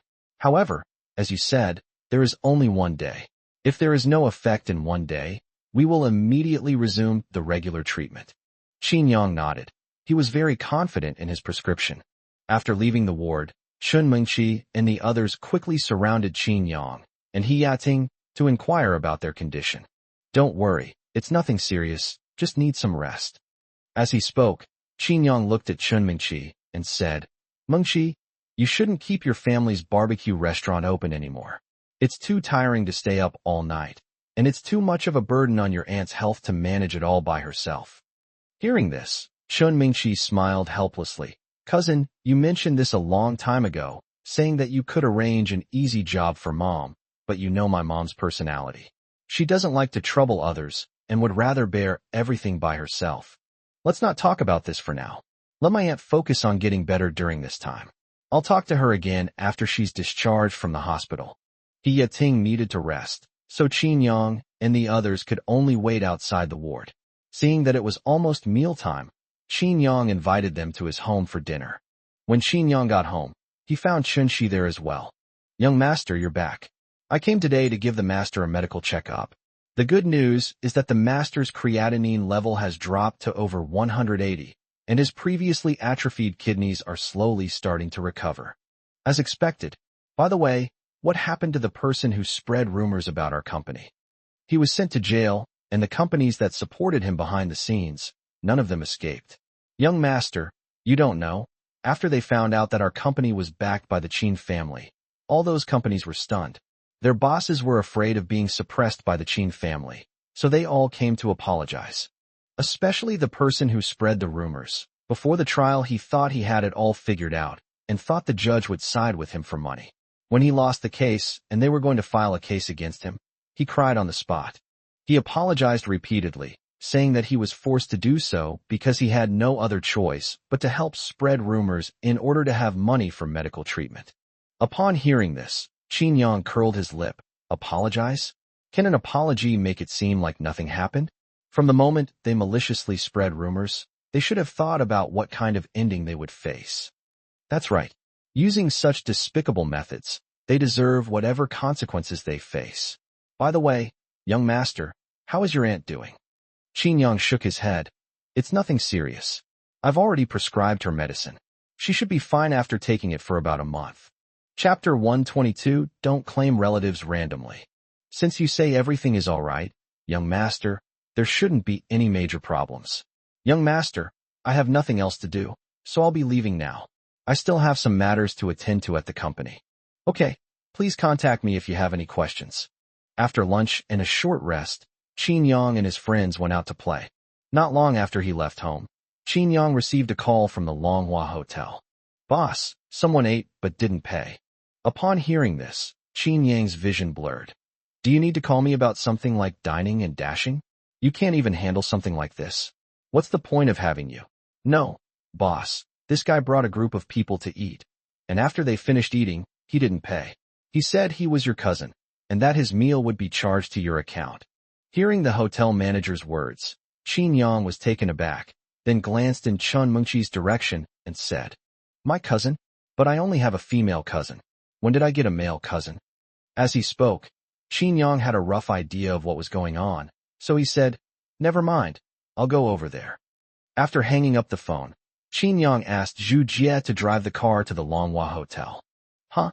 Yang Ji, why are we going to the Longhua Hotel? We just finished eating. Qin Yang briefly recounted the events. Cousin? You only have one cousin, Mengqi. When did you get a cousin? Qin Yang smiled and shook his head. You're asking me? I'd like to know too, but I do have an idea. As he spoke, Qin Yang glanced at Chun Mengqi and then voiced his guess. If I'm not mistaken, the person who claims to be my cousin should be Mengqi's cousin. Upon hearing this, Chun Mengqi looked incredulous. He you? No way. Although I feel that my aunt and he are quite fond of taking advantage of others, his family lives in the county town. Would he come all the way to the city just to eat and dash at the Longhua Hotel? That's too much to ask. Qin Yang shrugged. Who knows? We'll find out once we get to the hotel. Longhua Hotel. He looked at the hotel manager and his group of employees with an air of superiority. Why are you still stopping me? Didn't I tell you? I'm your boss's cousin? I even had dinner here not long ago, and your boss personally treated me. Have you forgotten? The hotel manager bowed slightly to Hiyu. I'm sorry, sir. You can't leave now. Our boss will be here soon. You'll need to wait for him. Upon hearing this, Hiyu's group of cronies immediately became restless and quickly pulled Hiyu aside to ask. No. Hiyu, are you really the cousin of the owner of this Longhua Hotel? You're not kidding us, are you? Let me tell you, we're not paying this money, and we can't afford it. That's right. You were the one who put on an act in front of us, saying that you only eat at Longhua Hotel in Jiangxing City, and that the owner here is your cousin, so you don't have to pay for your meals. That's why we ate a little more. It's tens of thousands of yuan.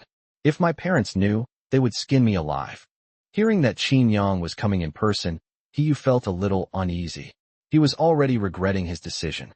Their school had organized an activity and came to Jiangxing City. When it was time for lunch, a few close classmates were discussing where to eat. To show off, he said that the owner of Longhua Hotel was his cousin.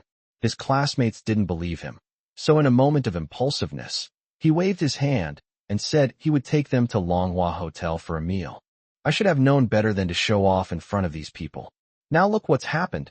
I'm in an awkward situation. He thought that since he had eaten here with Qin Yang once, the staff would remember him, and if he brought up his identity as Qin Yang's cousin, the hotel would erase the meal. He didn't expect the staff here to be so serious and refused to let him leave no matter what. Half an hour later, Qin Yang arrived at the Longhua Hotel. From afar, Chun Mengqi recognized Hiyu. It really is Hiyu. How could he do something so disgraceful? As she spoke, Chun Mingqi strode towards Hiyu, her voice low and menacing. Hiyu, what are you doing? Cousin. Upon seeing Chun Mingqi, Hiyu was initially surprised, but then felt relieved. Now that Chun Mingqi was here, everything would be much easier. After all, she was Qin Yang's real cousin, and with her there, the hotel would definitely not hold it against them. Cousin, I just had a meal with a friend and thought that since this is my cousin Qin Yang's hotel, I'd like to patronize his business. Serving business? Eating and dashing is considered serving business? That's really novel. This is the first time I've heard such a thing. Qin Yang, who had followed along, was speechless after hearing Hiyu's remarks. Qin, cousin Qin Yang, upon seeing Qin Yang, Hiyu guiltily hid behind Chun Mingqi. Qin Yang waved his hands repeatedly. Don't claim kinship with strangers. I'm not your cousin.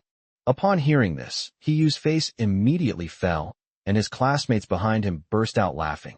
Haha, I knew it was impossible. Look at how smug he is. But it turns out he's not his cousin at all. You can still laugh? If he's not his cousin, then we'll have to pay tens of thousands of yuan. How are we supposed to come up with that?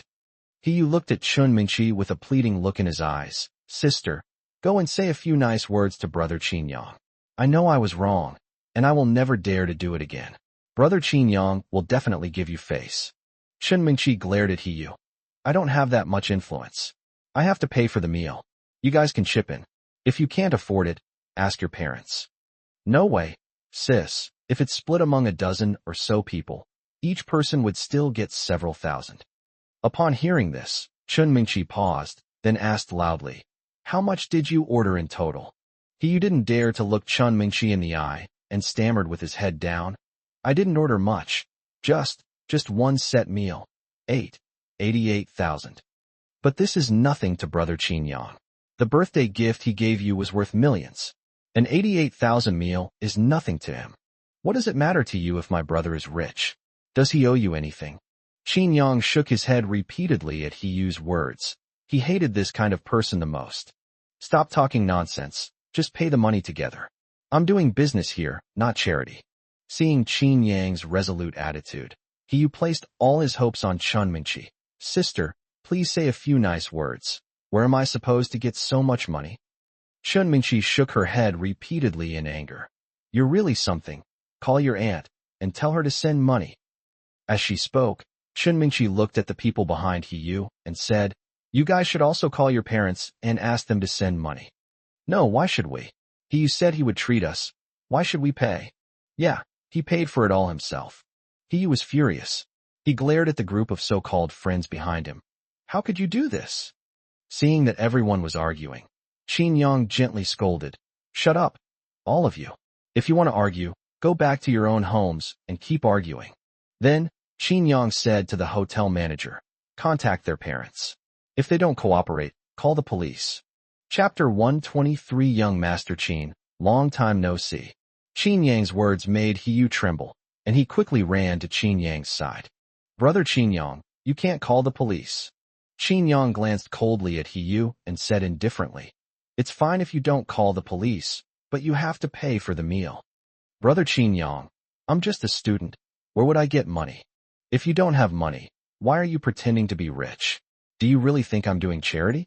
I'll call your family and make them pay up. After saying that, Qin Yang gave the hotel manager a look, signaling him to come and handle the matter. Qin Yang didn't want to waste any more words with Hiyu. Seeing this, the hotel manager quickly pulled Hiyu and his classmates aside to prevent them from bothering Qin Yang.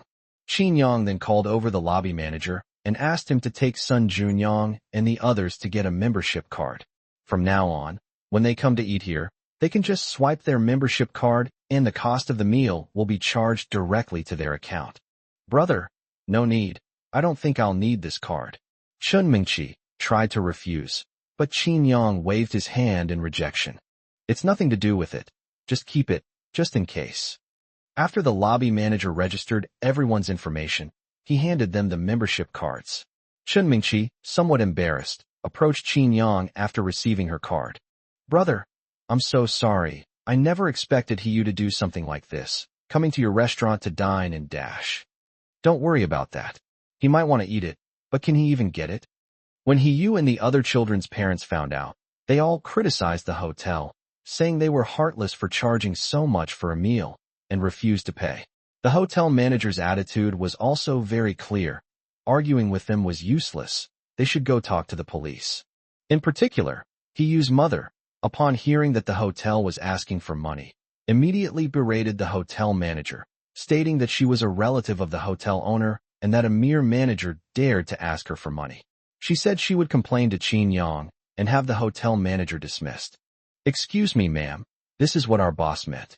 After learning that this was Qin Yang's idea, Hiyu's mother immediately called Chun Mingqi and accused Qin Yang of being stingy. She said that it was just a meal, and that a big boss like him could give a gift worth millions, so why couldn't he just skip a meal? "I don't care, Mingqi, go talk to your cousin about this. We're relatives, after all. How can he take our money? Auntie, you can eat anywhere without paying. Why should we waive the fee for you? Besides, with your attitude, who would waive the fee for you? If you don't want Hiyu's record to be tarnished, you'd better pay the money quickly." After saying that, Chun Mingqi hung up the phone. Immediately afterward, Chun Mingqi's uncle called. "Mingqi, I already know what happened. What Xiaoyu did was really outrageous. But you know our family situation. 8,000 yuan for a meal is indeed a lot for us. Could you ask your cousin to reduce the amount?" While Chun Mingqi's uncle was speaking on the phone, you could faintly hear her aunt cursing. Of course, she was cursing Chun Mingqi's uncle, saying that he couldn't be more assertive and why he should pay the money. "Shut up. Hiyu is spoiled rotten by you. He doesn't have the life of a young master, but he has the attitude of one. Who told him to act like a rich guy?" Faced with her uncle's request, Chun Mingqi couldn't refuse, so she could only plead with Qin Yang. "For your sake, let's not go for 8,000. Let's make it 5,000. Let's teach them a lesson. If they still don't agree, then we'll have to let the police talk to them." It wasn't that Qin Yang was unwilling to spend money on a meal, but rather that he was worried about Chun Mingqi's aunt's behavior. He feared that if she gave in this time, who knew what she might do next under his name. After Chun Mingqi conveyed Qin Yang's message, her uncle quickly transferred the money and asked Chun Mingqi to give Qin Yang his regards. "Your uncle is quite reasonable." Chun Mingqi nodded. "Uncle has always been a very good person. If it weren't for Hiyu and aunt's entitled attitude, I would have advised you, cousin, not to hold it against them for uncle's sake. I'm also afraid that if you waive their meal expenses this time, they might do something even worse next time." Upon hearing this, Qin Yang smiled slightly. "As expected of my cousin, we thought of the same thing. Let's go, forget about these things. It's rare for us all to get together. Let's have a good time this afternoon." When the group arrived at the entertainment center, Chun Mingqi saw the billiards room and suggested that they all go play billiards together. However, her suggestion was met with silence. So Chun Mingqi couldn't help but ask curiously, "Hey, why aren't you guys talking? Is it because you don't know how to play?" "It's okay. I've never played before either. Just give it a try. I've never played before." Sun Junyang pursed his lips and shook his head. "It's not that I don't know how to play. It's that I don't want to get humiliated. With your cousin around, we don't even have a chance to shoot." Seeing Sun Junyang's lifeless expression, Chun Mingqi couldn't help but laugh and said, "Judging from your appearance, you must have been abused by my brother before." Upon hearing this, Sun Junyang pretended to wipe away non-existent tears. "Don't mention it. It's all tears when I think about it. After playing billiards with Brother Yang, I even doubted for a moment that there was nothing in this world that he couldn't do. I know that there are bound to be differences between people, but I never imagined that the difference between me and Brother Yang would be so great." Just as the group was chatting, several people wearing work uniforms and name tags walked towards them. "You lot, stop causing trouble here. We're filming here. Hurry up, what are you standing there for?" As the group approached, Qin Yang and the others could see what was written on the signs on their chests. It turned out to be a production assistant from a film crew called Brilliant Love. "No, it's fine if you're filming and ask us to leave, but can't you speak like human beings? What did we do? Just say we're causing trouble here." Sun Junyang looked at the crew members with a disdainful expression. "This is a public area, not your home. Just because you're filming doesn't mean you can't speak properly when asked to leave. Hey kid, you're really asking for trouble, aren't you? Our time is very precious. Can you afford to compensate us for delaying our filming? What's it to me? This is a public place, and everyone has the right to use public resources equally. Why are you kicking me out? Hey, I'm not leaving today. Just as the two sides were at an impasse, the director and actors arrived. The female lead immediately came to greet Qin Yang upon seeing him. Young Master Qin, long time no see. I didn't expect to see you here, and Miss Xia too. Judging from your appearance, Person was right back then, you two definitely have something on your minds. Upon hearing the other person's address, Qin Yang was stunned for a moment before realizing that this person was Zhang Kerson's friend. The last time Zhang Kerson came to Jiangxing, she had taken him and Xia Yuhan to have coffee with this person. It was on that day that he obtained the maximum level of magic skills. Chapter 124 Representative of the Island Nation. Teacher Bai, do you know each other? Several stagehands who were chasing Qin Yang and the others asked Bai Shuehui with some surprise. Bai Shuehui glanced at the stagehands, then turned to Qin Yang. I think you guys had a bit of a conflict just now. Qin Yang shrugged. There's nothing we can do. We're not celebrities, just ordinary people. It's inevitable that we'll be bossed around. Bai Shuehui laughed at Qin Yang's teasing words. Young Master Qin, you're really joking. If even you are an ordinary person, then who in this world isn't? As she spoke, Bai Shuehui turned to the director behind her and said, Director Li, let's replace the crew. These people have no sense of propriety and might affect our filming. Upon hearing this, the director frowned. Shuehui, clearing the set is the job of the production assistant. Just because the person who was kicked out is your friend, you want me to replace the production assistant who is doing the job? That's not right. Bai Shuehui shrugged. Friends? I wouldn't dare call myself young Master Qin's friend. I have no access to young Master Qin's circle. Upon hearing this, the director's expression froze, and then he looked at Qin Yang with some astonishment. Just who was this person? How could he make Bai Shuehui, a top star in the entertainment industry, say such a thing? Wait, Bai Shuehui called him young Master Qin. His surname is Qin, could it be? The director, who had vaguely guessed Qin Yang's identity, stiffened, and then immediately reprimanded several production assistants. You guys, go to the finance department to collect your wages and leave. Director, the crew members were a little confused. Just a moment ago, the director was standing on their side. It hadn't even been a minute. How did he change his attitude? What guidance? If you don't go now, you won't even get paid. Upon hearing this, the stagehands could only leave dejectedly. Since you still have filming to do, we won't disturb you any longer and we'll be leaving now. Bai Shuehui nodded, then smiled and said, Let's have some tea together sometime. Of course, it would be great if you would grace us with your presence, young Master Qin. There will be opportunities. As he was leaving, Sun Junyang glanced at Bai Shuehui with some reluctance. Wow, Bai Shuehui, my goddess. Brother Yang, could you get me an autographed photo? Upon hearing this, Qin Yang, Xia Yuhan, and Shun Mingqi stared at Sun Junyang with disapproving looks. No, how come everyone is your goddess? Hearing Qin Yang's question, Sun Junyang retorted confidently. What? If I can't have it, I can't even think about it. Look at your pathetic self. After Qin Yang and the others left, the director cautiously asked Bai Shuehui. Shuehui, I just heard you call that young man young Master Qin. Could he be the young master of the Qin family in Beijing? Bai Shuehui nodded. Yes, to be more precise, he is the young master of the Qin family. Director Li, you should have heard of the Qin family in Beijing. If you dare to displease him, our drama will never be released, even if it is finished filming. Bai Shuehui's words sent a chill down the director's spine. At the same time, he was glad that he had reacted quickly and fired several stagehands.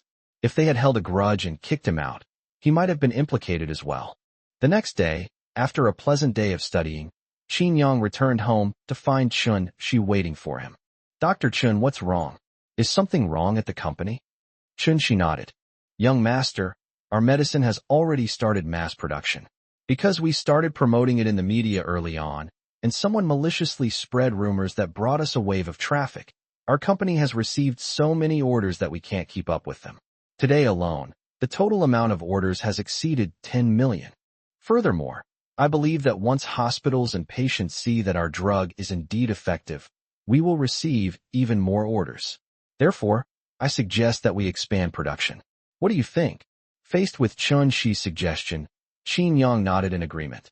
That's a good thing, of course you can. Don't you have confidence in the efficacy of our medicine? We also have our own media, and we can promote good treatment results to expand our influence. Seeing that Qin Yang agreed, Chun-Shi continued, Young master, a company in Japan has also heard about our medicine, and they want to acquire our distribution rights. An island nation? What conditions did they offer? Chun-Shi shrugged helplessly. The representative from the Japanese pharmaceutical company said he would only talk to you and couldn't tell me the details. Where is he? Why isn't he doing business? If you want to talk to me, then I'll talk to him. Upon hearing this, Chun-Shi immediately said that he would arrange for Qin Yang to meet with the other party right away. In a private room at the Manhwa Hotel, the representative of the Japanese pharmaceutical company bowed 90 degrees as soon as he saw Qin Yang. Mr. Qin, I'm so grateful to you. Qin Yang rubbed his temples, looked around, and realized that the Japanese representative didn't have a translator. So he asked, Chun-Shi, where's the translator? I don't speak any foreign languages. Didn't this Japanese person bring a translator? Young master, he can speak our Mandarin. Mr. Qin, hello. I am the General Manager of Imperial Biotechnology of the island nation. I am here today to discuss cooperation with your company. Upon hearing this, Qin Yang rolled his eyes. You can speak Mandarin, so what are you afraid of? Cooperation is fine, but let me see your sincerity. Mr. Qin, our company is willing to pay 100 yuan per box to buy your medicine. We will buy 10,000 boxes first. If it is effective, we will expand our cooperation. After listening to the island nation representative's words, Qin Yang suddenly turned to Chun-Shi and said, Chun-Shi, didn't you tell this jerk beforehand? We sell it for 350 yuan a box in our own country, and he wants to buy it for 100 yuan a box. Qin Yang's prescriptions contain rare and precious medicinal herbs, which are already expensive. In addition, there are production costs, labor costs, and transportation costs. 350 yuan a box is relatively cheap. Chun-Shi frowned as well. I told him, this Japanese guy must have been stunned by the earthquake. Our total cost is 260 or 70, and he wants to buy it for 100. In no way, Cohen, are you mistaken? I should have told you that the cost of our company's medicine is 300 per box. You want to buy it for 100 per box? That's unrealistic. If you're not sincere, then there's nothing more to discuss. In no way Yahara had anticipated Qin Yang and his companion's reaction. He was worried that Qin Yang and his companion would sell the goods to him for much more than they would in China, so he deliberately lowered the price so that when he asked for the same price as in China, the other party would not find it so difficult to accept. Moreover, the reason he only asked to talk to Qin Yang was because he had done his research beforehand. The company's boss was a young man, and compared to the experienced Chun-Shi, a young man was obviously easier to handle. I'm not wrong. If you want to open up the island nation's market, you have to pay a price. Besides, we're not sure if your medicine is effective. Let us try it first. Many manufacturers now provide the first batch of drugs for free. Only after achieving good results do they start negotiating the price of subsequent drugs. Our company is willing to pay 100 yuan per box for the first batch of drugs, which is already a great show of sincerity. Hearing this, Qin Yang laughed in anger. So, you bought our medicine for less than 50% of the cost price, and I should thank you. You damn Japanese devil. Thinking of this, Qin Yang slammed his hand on the table. My lowest price is 3,000 yuan per box. If it's lower than that, I'm sorry, I won't sell it. Chapter 125 You can refuse. Qin Yang's offer stunned in no way Yahara for a moment. After regaining his composure, he slowly asked, Mr. Qin, are you referring to 3,000 yen per box? If it's 3,000 yen, we can barely consider it. The exchange rate between Chinese yuan and Japanese yen is approximately 1 to 21. 3,000 Japanese yen is equivalent to more than 140 Chinese yuan per box. Qin Yang glanced at Chun-Shi and shook his head speechlessly. This Japanese idiot, he's not good looking, but he's got pretty big dreams.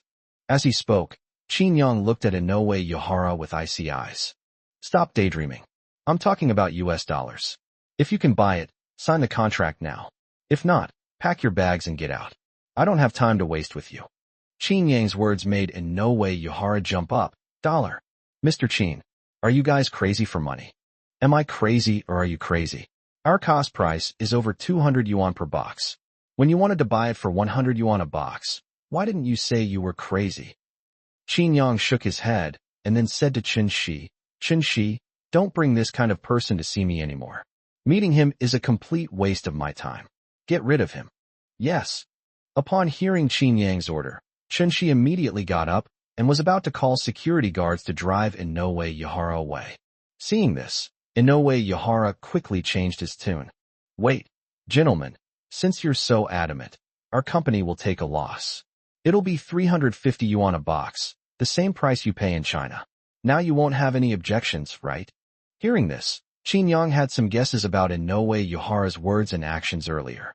This guy was probably afraid that the price he would get from selling to their company would be much higher than the price he would get in China. That's why he deliberately lowered the price, so that when he offered the same price as in China, his side could accept it. Thinking of this, Qin Yang smiled contemptuously. Sorry, my offer is 3,000 yuan. If you can accept it, we'll sign the contract. If you can't, then go back to where you came from. Qin Yang's words left Inoue Yahara completely taken aback. This was nothing like the scene he had imagined. After he had deliberately lowered the price, if he now quoted the same price as in China, the other party should have reluctantly agreed. Even if they were unwilling, they could only add a little to the original price. Why is President Qin still keeping the price at 3,000? President Qin, in your Chinese terms, aren't you being a bit too greedy? Your medicine sells for 350 in China, but you're offering it to us for 3,000? That's almost 9 times the price. Qin Yang shrugged. You don't have to accept it, then don't buy it. I didn't force you to buy it. President Qin, are you sure you want to do this? I know your company has strong backing, but if you want to expand into overseas markets, I think you'd better cooperate with our company. Otherwise, no matter how good your drugs are, you can only develop the Chinese market. Are you threatening me? Qin Yang sneered. Inoue Yahara shook her head. No, I'm just stating a fact. You've probably heard of the island nation's biotechnology. Our influence isn't limited to just the island nation. Do you think we would allow a product that could threaten our position to appear within our sphere of influence? Therefore, if you don't cooperate with our company, your drugs will not be able to step out of China. Ha ha ha. You think you can stay out of China? I'd like to see what tricks you have up your sleeve to keep us from leaving China. Get him out of here. Upon hearing this, Qin Shi called in the security guards who were already waiting outside and chased Inoue Yahara away. After driving Inoue Yahara away, Qin Shi's expression showed some worry. Young master, the biotechnology of the island nation has a very strong influence all over the world. As you know, our Qin family has been restricted from overseas development for various reasons. Now, it will probably be very difficult for our company to expand into overseas markets. Qin Yang said nonchalantly. Expanding into overseas markets is still a long way off. We can't even meet the demand in the domestic market. Besides, just because the Qin family doesn't have much influence overseas doesn't mean other families don't. In the early days after the founding of the People's Republic of China, the Zhang family wanted to expand their influence and took the initiative to attack the Qin family. After losing, they shifted all their focus overseas. After so many years of development, their influence overseas is no weaker than that in China. If you want to expand into overseas markets, just cooperate with the Zhang family. We will only provide the Zhang family with medicines. As for how to gain a foothold and how to compete with the biotechnology of the island empire, that is the Zhang family's business. Hearing Qin Yang's words, Qin Shi still looked worried. But what if the Zhang family is unwilling to cooperate with us? Or what if they see that we want to expand into overseas markets and drive down prices? With Zhang Curson around, there shouldn't be any major problems. Our drugs are not just about generating profits. They can also give them an unshakable position in the pharmaceutical field. Cooperating with the Zhang family will benefit the Zhang family more, and they wouldn't refuse if they weren't stupid. If it weren't for the immense obstacles our Qin family faces in developing its overseas influence, I wouldn't want to cooperate with others. With that, Qin Yang stood up from the sofa. Let's go. This Japanese devil has completely ruined my good mood. Upon hearing this, Qin Shi repeatedly apologized to Qin Yang, saying that it was his oversight this time and that he would never make the same mistake again. This time, it can't be entirely your fault. The biotechnology of the island nation is indeed worthy of our attention. It's just that I didn't expect their representative to be so stupid.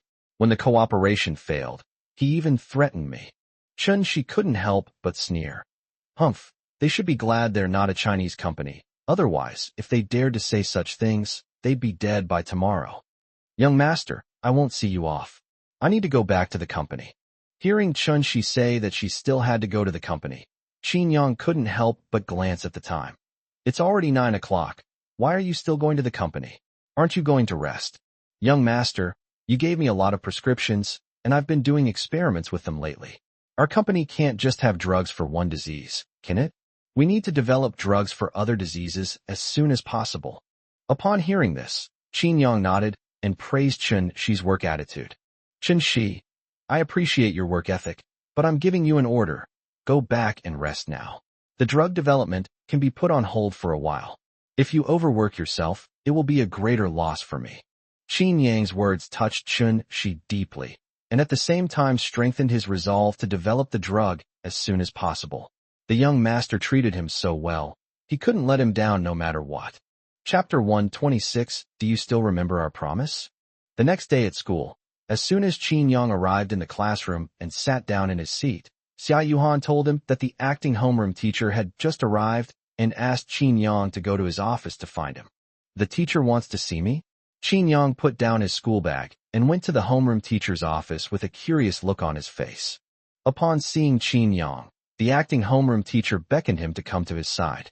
Haha, Qin, do you still remember our promise? Qin was slightly taken aback, then realized that it was about the agreement regarding the math competition. I remember, wasn't it said that as long as I got the highest score in the whole school, I wouldn't have to participate in this competition? The homeroom teacher nodded. Yes, the monthly exam is in the next 2 days, so I'll be giving you special attention. Upon hearing this, Qin asked with a puzzled look, Special management? Teacher, what kind of special management do you mean? Originally, the other students were randomly assigned to exam rooms and supervised by invigilators, but you won't be assigned. You don't need to go to the exam room. Come to my office later, and I'll supervise you during the exam. Huh? No way. Teacher, I'm not cheating. The homeroom teacher shook his head. I don't know why you are so resistant to participating in the competition, but your unusually confident expression that you can get first place in the whole school always makes me feel that something is wrong. After all, you have never gotten first place in the whole school before. It's not that I don't trust you, but I want to create a tense atmosphere for you. If you can get the top score in the whole school under my supervision, I believe you can also achieve good results in the college entrance examination environment. I won't mention the competition anymore. If you can't do that, then you'd better obediently go and participate in the competition. It's a chance to be admitted to Tsinghua or Peking University without taking the entrance exam. So many good students want to participate in this competition but don't even have the chance. I really don't understand what you students are thinking these days. Qin sighed. Whatever you say, teacher. If you want me to proctor the exam alone, then so be it. I have confidence in myself. After explaining things to Qin, the homeroom teacher had nothing more to say and simply told Qin to go back to the classroom for morning reading and come back to his classroom for the exam afterward. Back in the classroom, as soon as Qin sat down, Sun Junyang patted Qin on the shoulder. Qin turned his head and saw Sun Junyang making faces at him. What? Is your face twitching? Oh dear, why is my face twitching? I wanted to ask you which exam room you're in. If we could be in the same room, I'd be saved for this monthly exam. Qin waved his hand. Don't mention it. My exam room is in the homeroom teacher's office. Even if you were in the same exam room as me, it wouldn't matter. Upon hearing this, Sun Junyang clearly didn't believe Qin explanation. Brother Yang, are you kidding me? How could your exam room be in the homeroom teacher's office? Hearing this, Xia Yuhan looked at Qin curiously. She vaguely guessed that the homeroom teacher had come to see Qin earlier because of this matter. Qin briefly recounted the events to the two of them. So, do you still want to take the exam in the same room as me? Upon hearing this, Sun Junyang shook his head vigorously, like a rattle drum. I can't even imagine the scene of the homeroom teacher proctoring the exam alone. Xia Yuhan wasn't concerned about Qin being proctored alone by the homeroom teacher. Instead, she asked Qin with a curious expression. Qin, you're number 1 in the whole school. Are you confident? Why don't you not make this bet with the teacher? What if you don't get first place in the whole school? Are you really going to participate in that math competition during the Qingming festival? Qin Yang shook his finger and said with certainty, absolutely number one. Sun Junyang sighed. Sigh, I don't know if you can get first place, but this time, I'm definitely going to get first place. After he finished speaking, Sun Junyang saw Xia Yuhan's scrutinizing gaze, her expression full of disbelief. What are you looking at? If I can't get first place, can't I at least get last place? Haha, then I believe you still have that potential. After morning reading, all the students packed up and headed to their respective exam rooms, while Qin Yang went to the homeroom teacher's office alone with his exam supplies. You're here? Have a seat. Upon seeing Qin Yang arrive, the homeroom teacher stood up and gestured for Qin Yang to sit in his seat. After Qin Yang sat down, the homeroom teacher moved a stool and sat down next to Qin Yang's desk, then handed him the Chinese test paper that had been prepared in advance. Qin Yang glanced at his homeroom teacher, who was standing right next to him, and said with a helpless smile, Teacher, you're a bit too close. The homeroom teacher, however, thought it was perfectly reasonable. That's exactly what I wanted to do to make you uncomfortable, to make you take the exam in this kind of uncomfortable atmosphere. Qin Yang was speechless for a moment after hearing his homeroom teacher's words. He sighed, picked up the test paper, wrote his personal information on the answer sheet, and began to answer the questions. The first exam was Chinese. While reading the paper, Qin Yang found that his reading speed had increased significantly. He could finish reading an article in 2 or 3 minutes. Not only was it fast, but Qin Yang felt that he could even roughly memorize the article he had just read once. Qin Yang thought this must be related to the systematic improvement of his physical qualities in all aspects. Seeing that Qin Yang had only glanced at the questions a few times before finishing the multiple-choice reading comprehension questions, the homeroom teacher frowned, thinking to himself, is he too nervous? Did he even finish reading the questions in such a short time? The homeroom teacher didn't speak, but kept staring at Qin Yang. He taught math, and he didn't know whether Qin Yang's choice was right or wrong since he hadn't seen the answer. Soon, the homeroom teacher discovered that Qin Yang was not only fast at answering objective questions, but also at answering subjective questions. Don't we need to find the answers to these subjective questions in the article? Why did he just write them down? What's wrong with him? It's impossible that he memorized the whole article after only scanning it for 2 or 3 minutes. Or is he protesting against me in this way? Qin Yang finished the Chinese exam, which was supposed to last 2.5 hours, in just over an hour. After receiving Qin Yang's test paper, the homeroom teacher looked at Qin Yang with a somewhat complicated expression. Are you sure you want to hand in your paper like this? Qin Yang nodded. I've finished writing. But it's only been an hour. Why don't you take another look and see if you've made any mistakes? Qin Yang shook his head. No need. Seeing Qin Yang like this, the homeroom teacher sighed. It's hard for me to believe that you can get first place in the whole school. The other students are still taking their exams. Why don't you stay here for a while, look at your books and do some practice questions, and leave after the exams are over? After explaining things to Qin Yang, the homeroom teacher took Qin Yang's answer sheet to the Chinese language teacher of Qin Yang's class. Teacher Zhang, are you free now? Yes, I'm proctoring the exam this afternoon. I'm just sitting here daydreaming since I have nothing to do this morning. That's perfect. I found you something to do. This is Qin Yang's test paper from our class. Could you help me grade it? Upon hearing this, the Chinese teacher looked surprised. Huh? Is this the paper from the monthly exam? But the exam has only lasted for about an hour. What did he do that made you hand in the paper? He finished writing and handed in his paper early. You can revise it and see how many points he can get. He finished writing in just 1 hour? And he even wrote an essay? Did you let him take the exam early? No, the exam was finished in just 1 hour. I think the kid is sulking with me, since I made him take the exam alone in my office. You can change it, or if it's really not working, I'll have him take it again. Chapter 127. I hope you can still chat and laugh with me tomorrow. After receiving Qin Yang's test paper from the homeroom teacher, the Chinese teacher found the standard answers and began grading it. After grading the multiple-choice questions, the Chinese teacher glanced at the homeroom teacher with some suspicion, but she didn't say anything and continued grading the subjective questions. After grading the papers, The Chinese teacher picked up Qin Yang's paper and asked the homeroom teacher, "Teacher Zhou, are you sure Qin Yang really only spent an hour on this paper?" The acting homeroom teacher nodded confidently. "Of course, he wrote it right under my nose. So what?" The Chinese teacher shook his head, his disbelief barely concealed. He got all the objective questions right. He found every point on the subjective questions, and his essay was fluent and beautifully written. Even if I wanted to find fault with this answer sheet and deduct more points, I could only deduct 1 or 2 points at most. Upon hearing the Chinese teacher's words, the homeroom teacher took the answer sheet from the other student with a look of astonishment. "Really?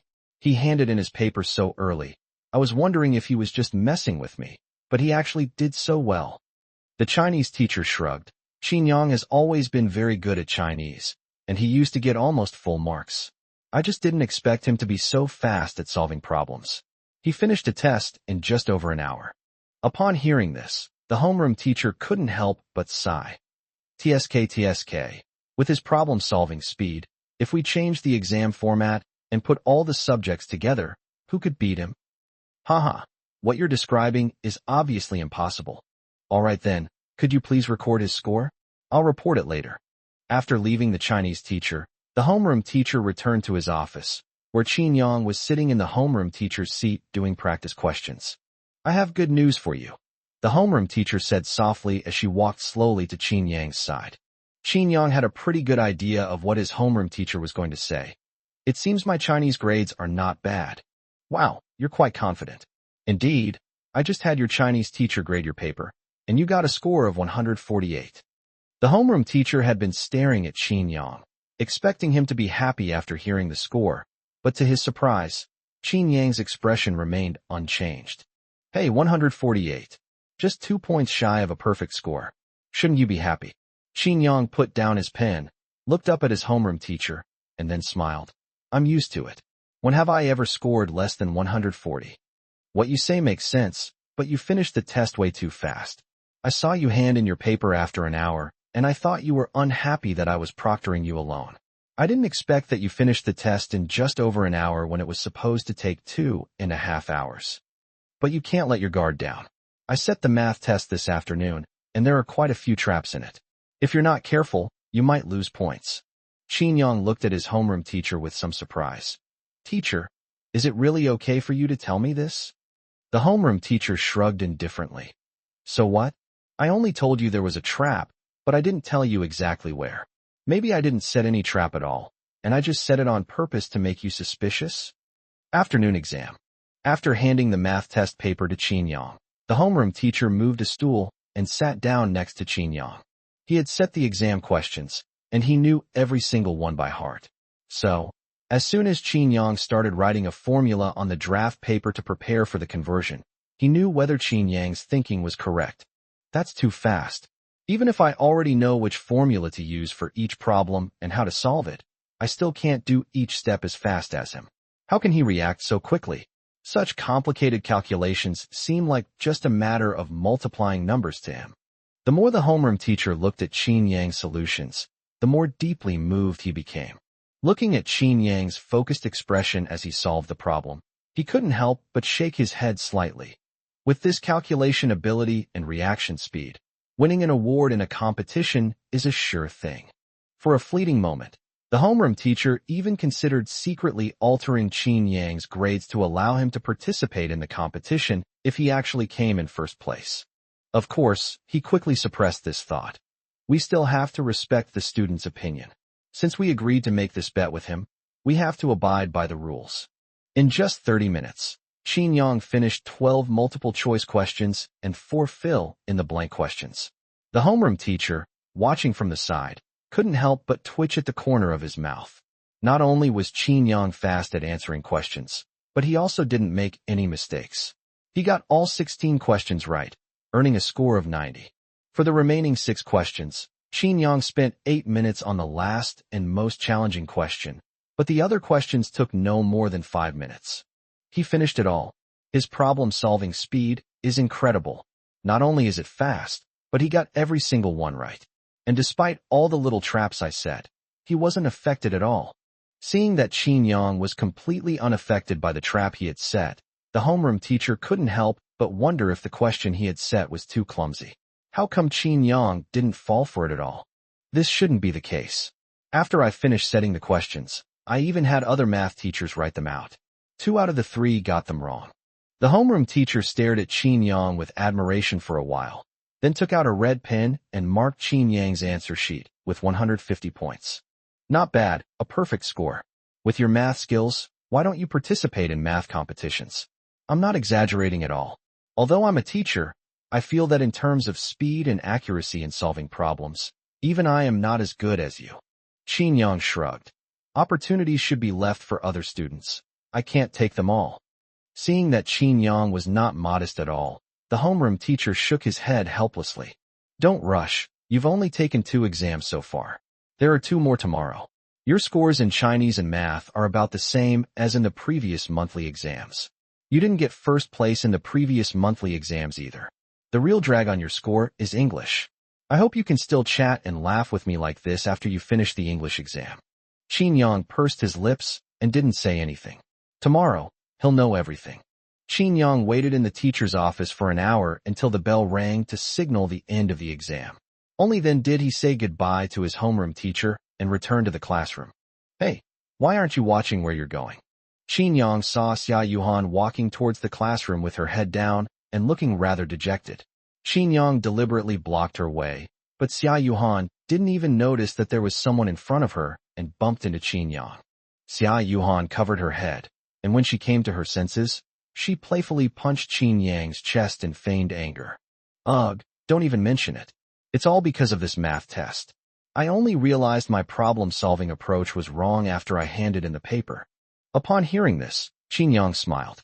It seemed that Xia Yuhan was indeed a little lamb who had fallen into the math teacher's trap. As she spoke, Xia Yuhan looked at Qin Yang with expectant eyes. Qin Yang, aren't you good at math? Why don't you tutor me in math from now on? Qin Yang nodded. Of course you can. Hey, I never knew you were so enthusiastic about learning. You only got 1 question wrong. You know you made a mistake, so just don't make the same mistake again. Why are you so upset? Xia Yuhan pouted. Having a top student like you by my side puts a lot of pressure on me, okay? I can't even catch up with you. But I have to try my best to shorten the gap between us, right? Otherwise, I feel like I'm not good enough for you. Qin Yang raised an eyebrow. So, in the end, the blame fell on him? Chapter 128 Sun Junyang as a teacher. Hey you two, why aren't you going back to the classroom to pack your things? What are you doing standing at the door?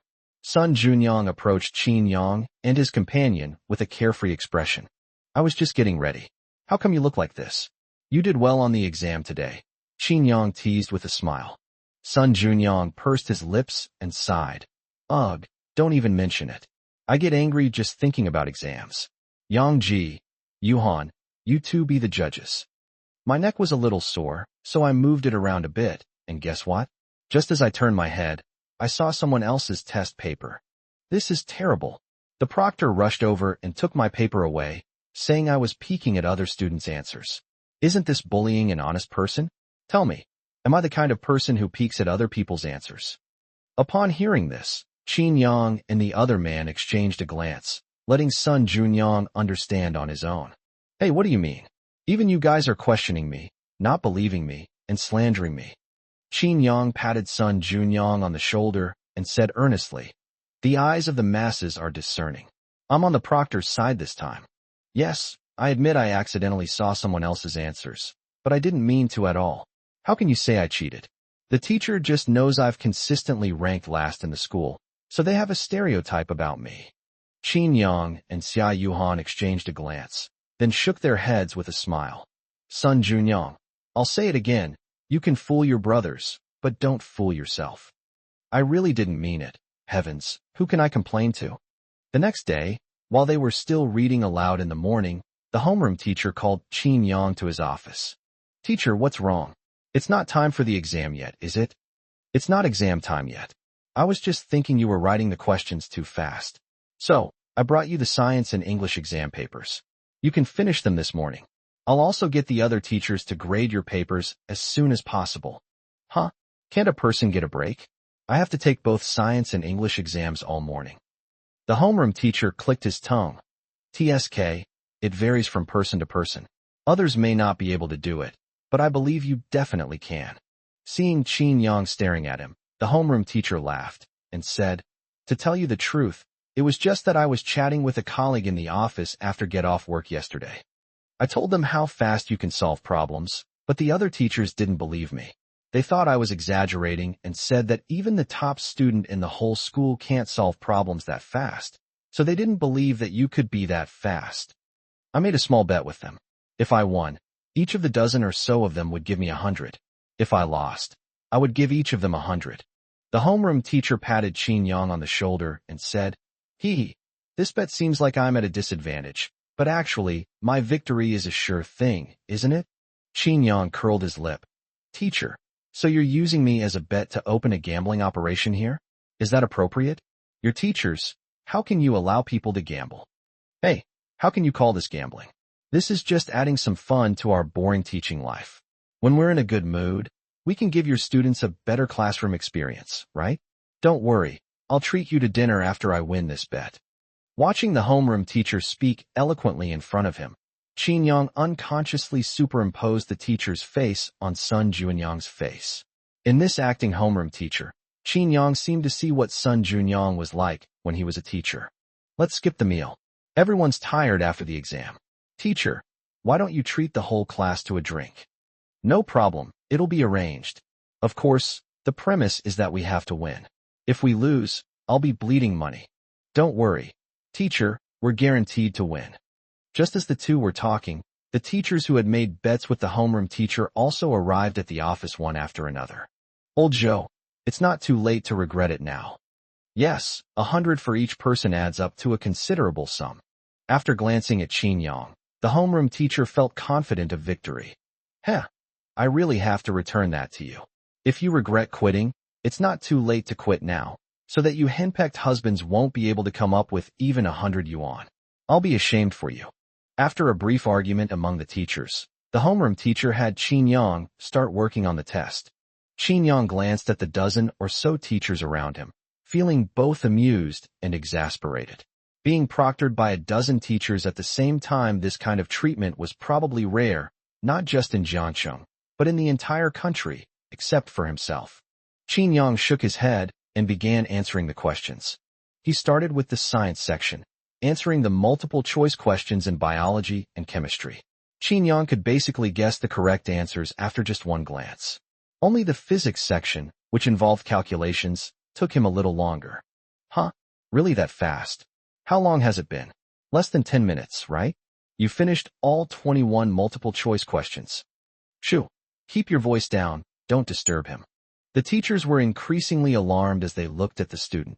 This was no student, but a test-taking machine. Can the accuracy be guaranteed if it's done so quickly? I don't know. We'll help him grade his papers when he takes the English exam. I feel like his accuracy might be affected. He only had a short time to read the questions, and I didn't even finish reading them. When Qin Yang's acting homeroom teacher heard everyone questioning Qin Yang's accuracy rate, he couldn't help but chuckle and say, "Huh, do you think your old eyes can compare to Qin Yang's? He was doing the same thing yesterday, and guess what? What's wrong? 148 in Chinese, full marks in math. A perfect score in math. He saw through all the traps you set." "Nonsense. How could he get a perfect score if he fell into my trap? Old Lou, do you feel like you're not qualified to be a math teacher? Haha, you've definitely fallen right into my trap." "Hey, it's not just me who didn't spell it right. Lao Han didn't spell it out either." An hour and 20 minutes later, Qin Yang finished writing and handed in his paper. The teachers practically fought over Qin Yang's answer sheet. They all wanted to see for themselves how many points Qin Yang would get on this test, which he had only spent an hour writing. Slow down, slow down. Can you afford to pay for the damage if you break it? Sigh. But I can understand. You guys don't have much savings, and you even lost 100 to me this time. Your little stash must be running out of money, huh? Don't be so smug. As far as I know, Qin Yang in your class has excellent grades in all other subjects, but his English grade is just barely passing. He still has an English test coming up, and I don't believe he can write English so fast. That's right, if you don't keep up the speed in the English test, you'll lose. Old Joe, you're the one who loses. We're only contributing 100, which is barely enough to cover our savings. But you're contributing 100 to each of us. Even if you emptied your savings, could you come up with that much money? Listening to the teacher's conversation, Qin Yang couldn't help but shake his head with a smile. These teachers were quite different in private than they were in class. Chapter 129. Instead of paying attention in class, you've come here to show off in front of me? While Qin Yang was writing his English test, a group of teachers gathered around to grade his science test. All the multiple-choice questions were correct, all the calculation questions were correct, and all the fill-in-the-blank questions were also correct. After spending 10 minutes grading Qin Yang's paper, the teachers stared at each other in astonishment, speechless. They weren't surprised that Qin Yang could answer all the questions correctly, since he had almost gotten full marks on every exam. What truly shocked them was that Qin Yang answered all the questions in such a short time, and all of them were correct. That's an exaggeration, too exaggerated. I thought that writing quickly would inevitably lead to mistakes, but it turned out to be all correct. Yes, I wouldn't have believed it if I hadn't seen it with my own eyes. It's normal not to believe it. I couldn't believe it yesterday either, haha. It's too late to say anything now. You guys should just get your money ready, haha. An hour later, apart from Qin Yang's acting homeroom teacher, all the other teachers left the office looking dejected. Haha. Remember to transfer the money to me. After joking with his colleague, the homeroom teacher turned to look at Qin Yang. TSK. I really didn't expect this. Isn't English your weakest subject? You actually got 149 points this time, only losing 1 point on the essay? You weren't controlling your scores before, were you? No, it's just that my English has improved recently. The homeroom teacher shook his head with a sigh. Currently, your scores across all subjects only add up to 3 points. You are the only one in the whole school who can be number one. Since that's the case, I won't mention the competition again. Just do what you think is best. Qin Yang smiled and nodded, then said, Teacher, don't forget our other promise. Oh, don't worry. All the drinks for the students will be provided tomorrow morning. By the way, there are exams this afternoon, and you've already finished yours, so if you want to go home this afternoon, you can go home early, and I'll give you a leave slip. Of course, if you want to stay at school, you can continue studying in my office. Then please give me a leave slip. It feels weird to study in your office. Qin Yang sent Lu Min a message telling him not to bring him lunch and to come pick him up and take him home. Upon returning home and seeing that Qin Yang had come home early, Qin Tianhe couldn't help but ask, Aren't you guys supposed to have an exam today? Why did you come back early? I've finished my exams, and there's nothing to do at school, so I just came back. The exams are over? Weren't there 2 exams today?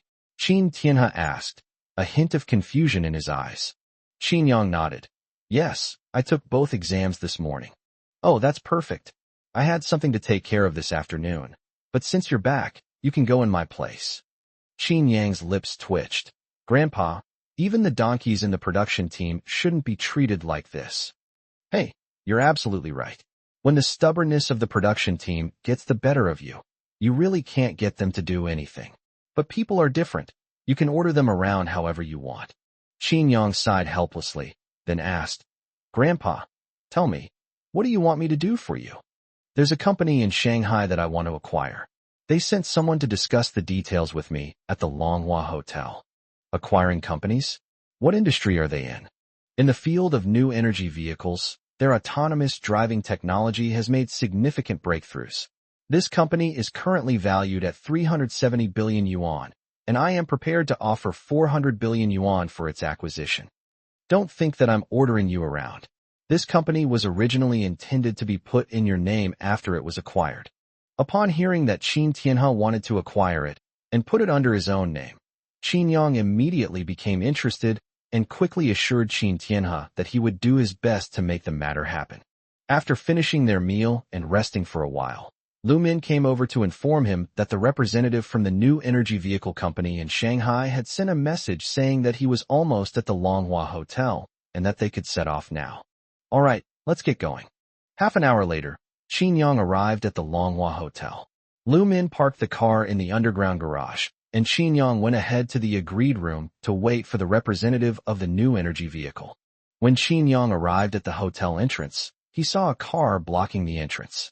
Next to the car, A man in a suit was making a phone call and repeatedly pressing the car's lock button, causing the car horn to honk incessantly. Seeing this, Qin Yang frowned. Wasn't this person's behavior affecting the other guests in their hotel? Thinking of this, Qin Yang quickly went to the man's side, reminded him of the location of the underground parking garage, and told him to park his car there. Perhaps feeling that Qin Yang had interrupted his phone call, the man apologized to the person on the other end of the line, then hung up and glared angrily at Qin Yang. "No, young man, who are you? I can park my car wherever I want. What's it to you? Don't cause trouble. If you delay my business, you couldn't afford to pay for it even if you sold yourself." Looking at the other party's arrogant, self-important attitude, Qin Yang couldn't help but sneer and shake his head. "Excuse me, but this really is my business. I'm the owner of this hotel, and your behavior is affecting our other guests. I'll give you two choices. Either park your car in the underground parking garage, or get in your car and get out of here." Upon hearing this, the man looked Qin Yang up and down. When he saw that Qin Yang was still wearing the Jiangxing No. 1 middle school uniform, he couldn't help but sneer. He thought to himself, where did this idiot high school student come from? The owner of this hotel? You? Haha, get out of here. I'm thinking, it's not even the weekend, and a student like you, instead of attending class, comes here to show off. Don't tell me you can't possibly be the owner of this hotel. Even if you were, it's none of your business what I want to do.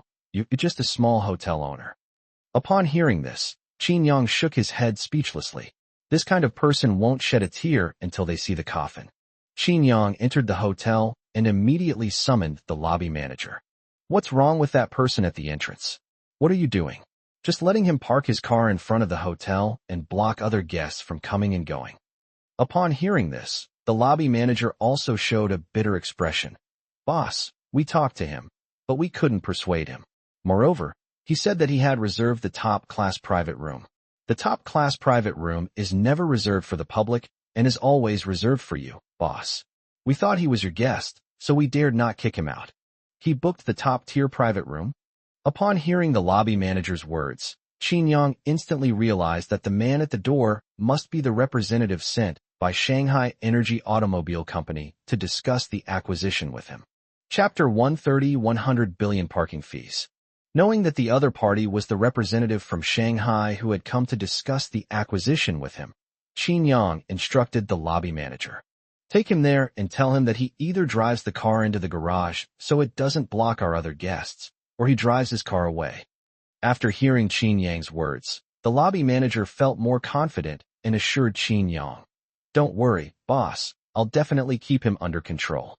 After saying that, the lobby manager immediately led several security guards toward the man standing at the door.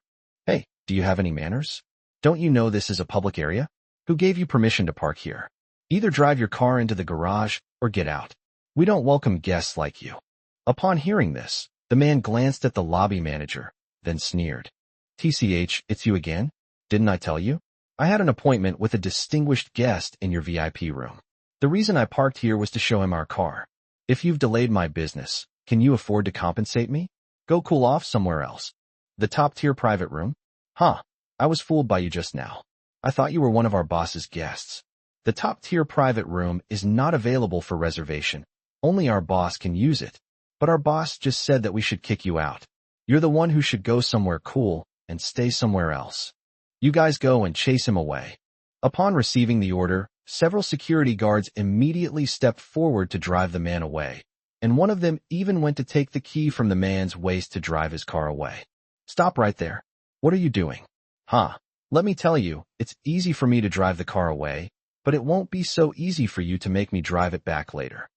It's good that you're not coming back. Don't disturb our guests here." "You said it yourself, huh? A mere lobby manager dares to look down on people like that? Do you know who I am? Do you know who I'm meeting with?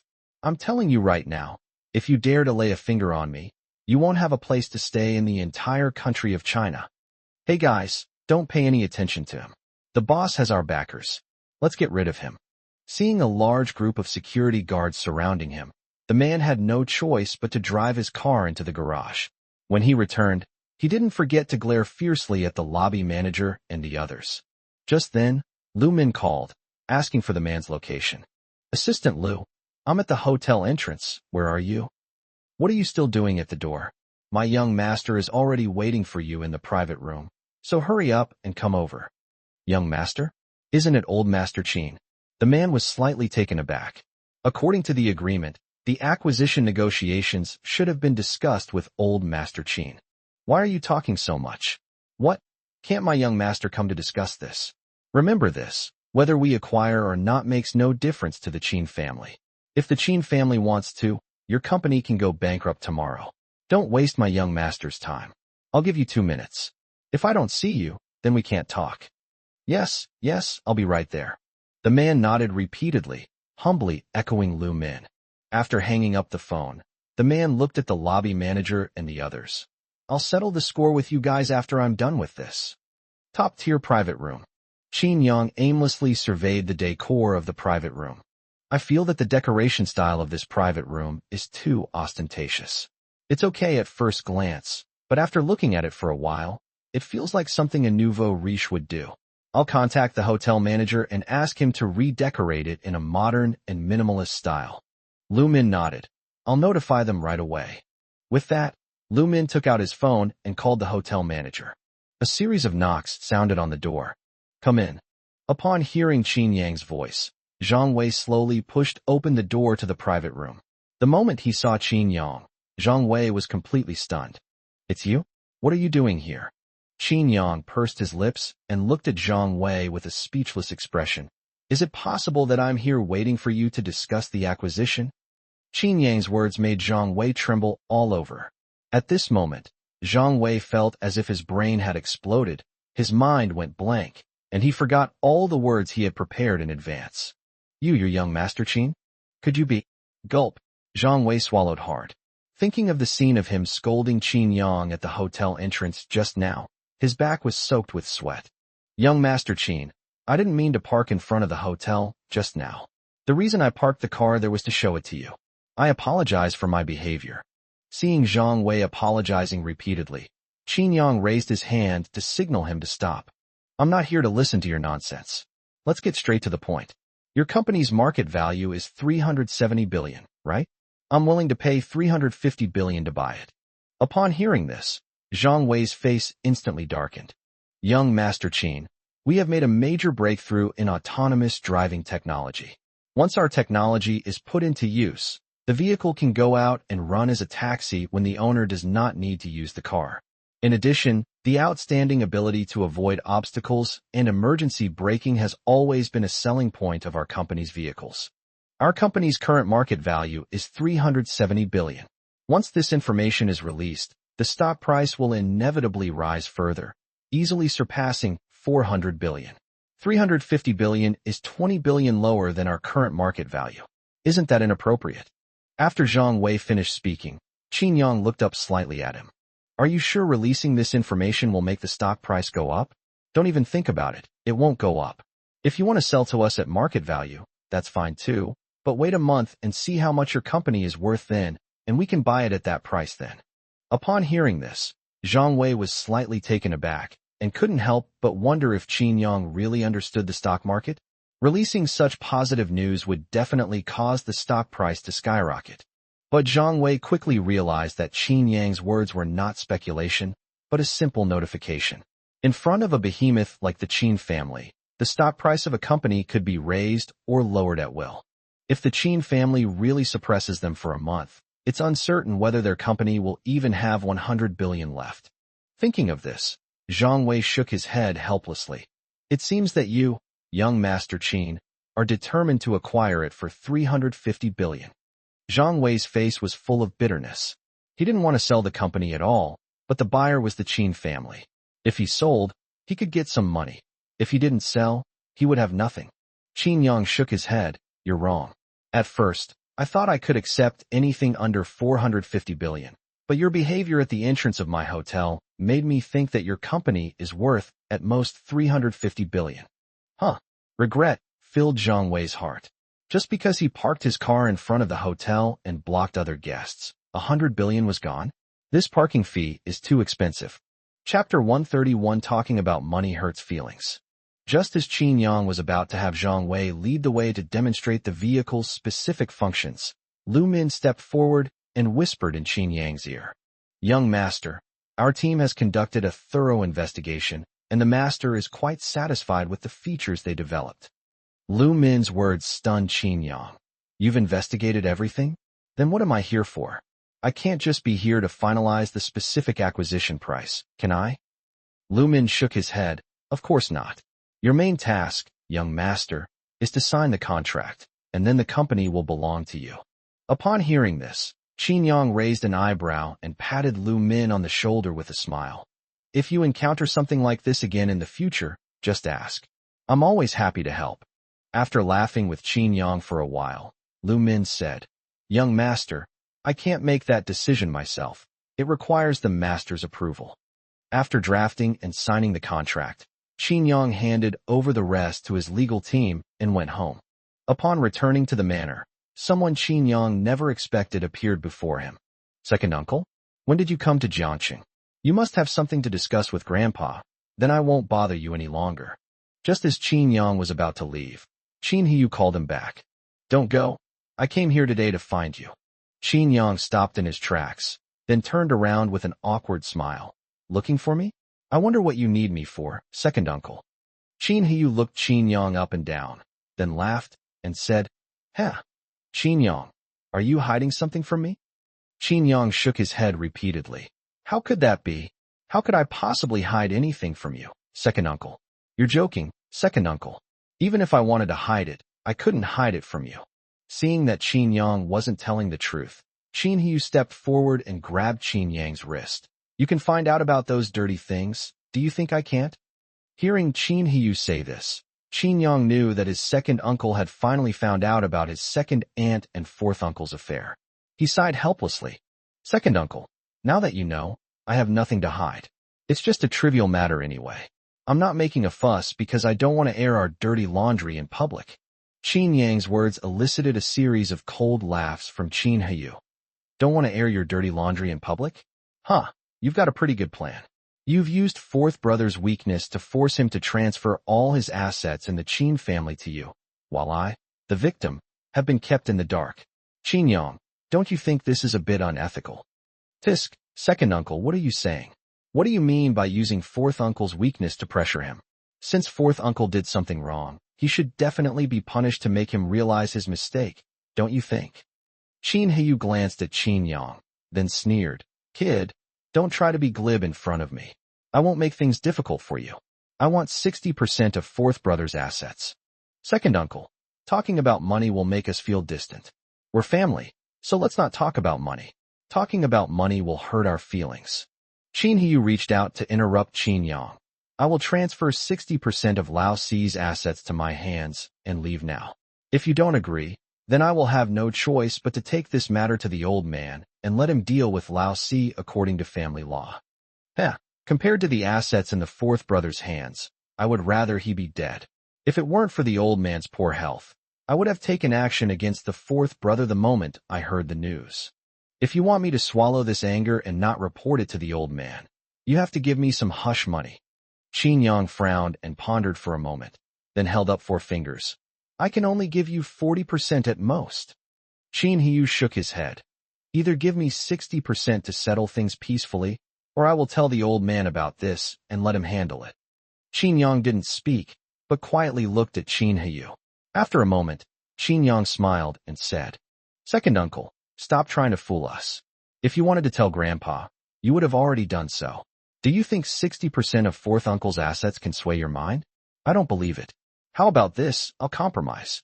We'll split fourth uncle's assets equally, and you can stop clamoring to go to Grandpa. How about that? Upon hearing this, Qin Hiyu frowned. He really had no intention of telling Qin Tianhe about this, but where did Qin Yang find out? This kid is a bit more troublesome than I expected. Qin Hiyu shook his head with a smile. All right, 50% it is. Anyway, I didn't expect to get any benefits from you in the first place, so this is a pleasant surprise. On the second floor, Qin Tianhe stared intently at Qin Yang and Qin Hiyu through the window of his study, his brows furrowed, seemingly deep in thought.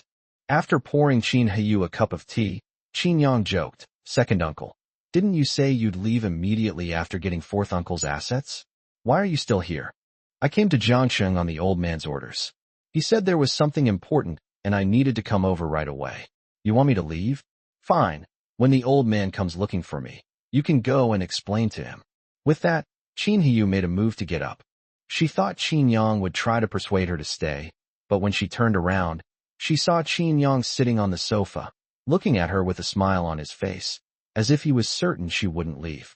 Ahem, I won't argue with you, lest I delay the old man's business. About 10 minutes later, Qin Tianhe came into the living room and sat between the two of them. Dad, what happened that made me drop everything and come to Jiangxing as quickly as possible? Upon hearing Qin Hiyu's words, Qin Yang also looked at Qin Tianhe with curiosity, wanting to know what had happened. Something has happened in Gaul. Their country has passed a law demanding that either our Qin family sell all of our assets in Gaul to their capitalists, or they completely ban our assets. Huh? Isn't this robbery? Our Qin family's focus in Europe is basically in Gaul. It's not as easy for us to develop overseas influence as it is for the Xia and Zhang families. There are too many restrictions. If this happens, our Qin family's influence overseas will be even smaller. Qin Tianhe sighed. That's why I asked you to come. In other countries, we might just be helpless in the face of such a thing, but that's Gaul. We've been developing there for nearly 100 years and have a pretty good foundation. There are 4 months left in the term of the current president of Gaul. I have already found a candidate and am preparing to support him to become the president of Gaul. Only in this way can we protect the interests of the Qin family in Gaul. I am entrusting this matter to you. Can you do it? Qin Hiyu nodded solemnly. Dad, I didn't waste my 6 years studying in Gaul. I know almost all the high-ranking people in their political and business circles. I'm not bragging, but in the entire Qin family, besides me, there is probably no one else who is suitable to do this. And to be honest, it's just about winning votes, and those foreigners' methods are far inferior to ours. Okay, then I'll leave it to you. Pack your things and go as soon as possible. Was chapter 132 good? After Qin Hiyu left, Qin Tianhe asked Qin Yang. Xiaoyang, what do you think about the situation in Gaul? Qin Yang pondered for a moment, then said, if I'm not mistaken, the ones who really want to deal with us aren't the high-ranking officials of Gaul, but the traitors who have emerged from the Qin family overseas. We're far from the emperor's reach, so we can't control them. Let's let their ambitions swell and make them want to break away from us. A large family like the Qin family would always have a backup plan for everything they do. Currently, the lineage that manages the Qin family's overseas influence is the one led by Qin Yang's second grandfather. The Qin family's development of overseas influence is not only to expand their power and make more money, but also so that if something unexpected happens to the Qin family in China, they can still have some power remaining overseas. The Qin family's main base overseas is in Gaul. After nearly a century of development, they have deep roots in Gaul. They have countless members of parliament who are supported by them. If they want to deal with the Qin family, these members of parliament will probably stand up and oppose them before the Qin family even makes a move. But now this has happened, and the only explanation is that the overseas Qin family wants to break free from the control of the Chinese Qin family. Listening to Qin Yang's analysis, Qin Tianhe nodded in satisfaction. Qin Yang's analysis was almost identical to his own thoughts. He also believed that it was his younger brother's lineage that was behind this. That's why I sent your second uncle. He's ruthless, and he studied in Gaul for 6 years, so he has a solid foundation there. He's the perfect person to deal with those traitors. He pursed his lips and asked with some concern. Grandpa, even our Qin family's desire to expand overseas faces suppression. You want to support a French president to take office? Won't the resistance be even greater? Do you think you can succeed? Qin Tianhe pursed his lips. It's not that difficult, but it's not easy either. The reason why the higher-ups don't want the Qin family to expand its influence overseas is because they're afraid we'll become too powerful and break free from their control. But at the same time, they need the Qin family to have some power overseas to help them. Supporting President Gaul this time was also a test for me to find out where their bottom line is for the Qin family. The fact that Gaul has introduced a law targeting the Qin family may be a rare opportunity for us. As he spoke, Qin Tianhe patted Qin Yang on the shoulder. This matter is very complicated. You don't need to get involved in it for now. Let your second uncle handle it. Qin Yang sat on an old-fashioned wooden chair in his study, soft sunlight streaming through the window onto the book A Brief History of Time, that he had opened. Just then, the wooden door to the study was gently pushed open. Qin Yang didn't even need to look up to know that the person who came in was his grandfather, Qin Tianhe. He was all too familiar with that unique, slightly slow footstep. "Grandpa, is there something you need from me?" After Qin Yang asked, he received no response. The study was silent, as if Qin Yang was the only one in the study. Qin Yang turned around abruptly and saw Qin Tianhe looking at him with a smile and a mysterious expression on his face. "No, Grandpa, what are you up to? What do you want to talk to me about? I clearly heard footsteps, but you didn't respond when I asked you. It gave me a fright." Qin Tianhe looked at Qin Yang's ears suspiciously. "Strange, do I walk very loudly? How come I can't hear myself? I've been very tiptoeing. How did you know it was me?" Shaking his head in confusion, Qin Tianhe continued, "If it wasn't me looking for you, guess who came?" Upon hearing this, Qin Yang looked puzzled and asked, "Who is it?" Before Qin Tianhe could speak, a figure jumped in from outside the door. "Tada, it's me, of course. Yuhan, what brings you here?" Qin Yang was a little surprised to see Xia Yuhan. He had only missed school for one afternoon, so why had she come all the way to his house? Xia Yuhan glanced at Qin Tianhe beside her somewhat shyly, then lowered her head and whispered, "No, didn't you say you were here to tutor me? That's why I came." Qin Tianhe gave the two of them a meaningful look, then smiled and said, "Oh dear, I'm getting old, and the young people look down on me. All right, I won't get in your way anymore. You two can chat for a while, and I'll have someone come and call you when it's time to eat." With that, Qin Tianhe left Qin Yang's study and quietly closed the door behind him. As soon as Qin Tianhe left, Xia Yuhan immediately threw herself into Qin Yang's arms, burying her head in his chest and inhaling his scent deeply. "Qin Yang, I miss you so much." Qin Yang affectionately patted Xia Yuhan's head. "We haven't seen each other for just one afternoon, but we're always together during class. These past 2 days, with the exams, we can only be together during morning reading. And you even left early," Xia Yuhan pouted, expressing her longing for Qin Yang. As they spoke, Xia Yuhan grabbed Qin Yang's large hand. "So I've decided that I'll come to your house every day after school so you can tutor me. That way I can spend more time with you." "Hee hee, how clever of me." Qin Yang reached out and gently rubbed Xia Yuhan's nose. Yes, you're the smartest. Tell me, which subject do you want me to tutor you in?" "Mathematics," Xia Yuhan said, taking yesterday's math test paper out of her school bag and handing it to Qin Yang. The evening sunlight streamed through the window, bathing the room in a soft golden hue. Qin Yang and Xia Yuhan sat side by side, with the test paper spread out between them. Qin Yang focused intently on explaining complex mathematical formulas to Xia Yuhan. His voice was clear and steady, as if it possessed a magical quality, bringing those dry numerical symbols to life. Xia Yuhan held a pen in her hand, seemingly listening attentively to Qin Yang's explanation, but her gaze kept drifting unintentionally to Qin Yang's face. Xia Yuhan's gaze slid from Qin Yang's thick eyebrows to his high nose bridge, and then to his slightly pursed lips that kept uttering words of knowledge. Xia Yuhan's cheeks flushed slightly, as if they had been secretly kissed by the sunlight. Her heart was pounding wildly, and the sound of her heartbeat could be clearly heard in the quiet room. Qin Yang, who was focused on explaining the problem, occasionally looked up from the test paper and caught Xia Yuhan's shy and bewildered gaze. "Is it pretty?" Completely absorbed in the subtle atmosphere of secretly observing Qin Yang, Xia Yuhan trembled like a startled rabbit upon hearing Qin Yang's voice. Their eyes met, and the air around them seemed to become scorching hot.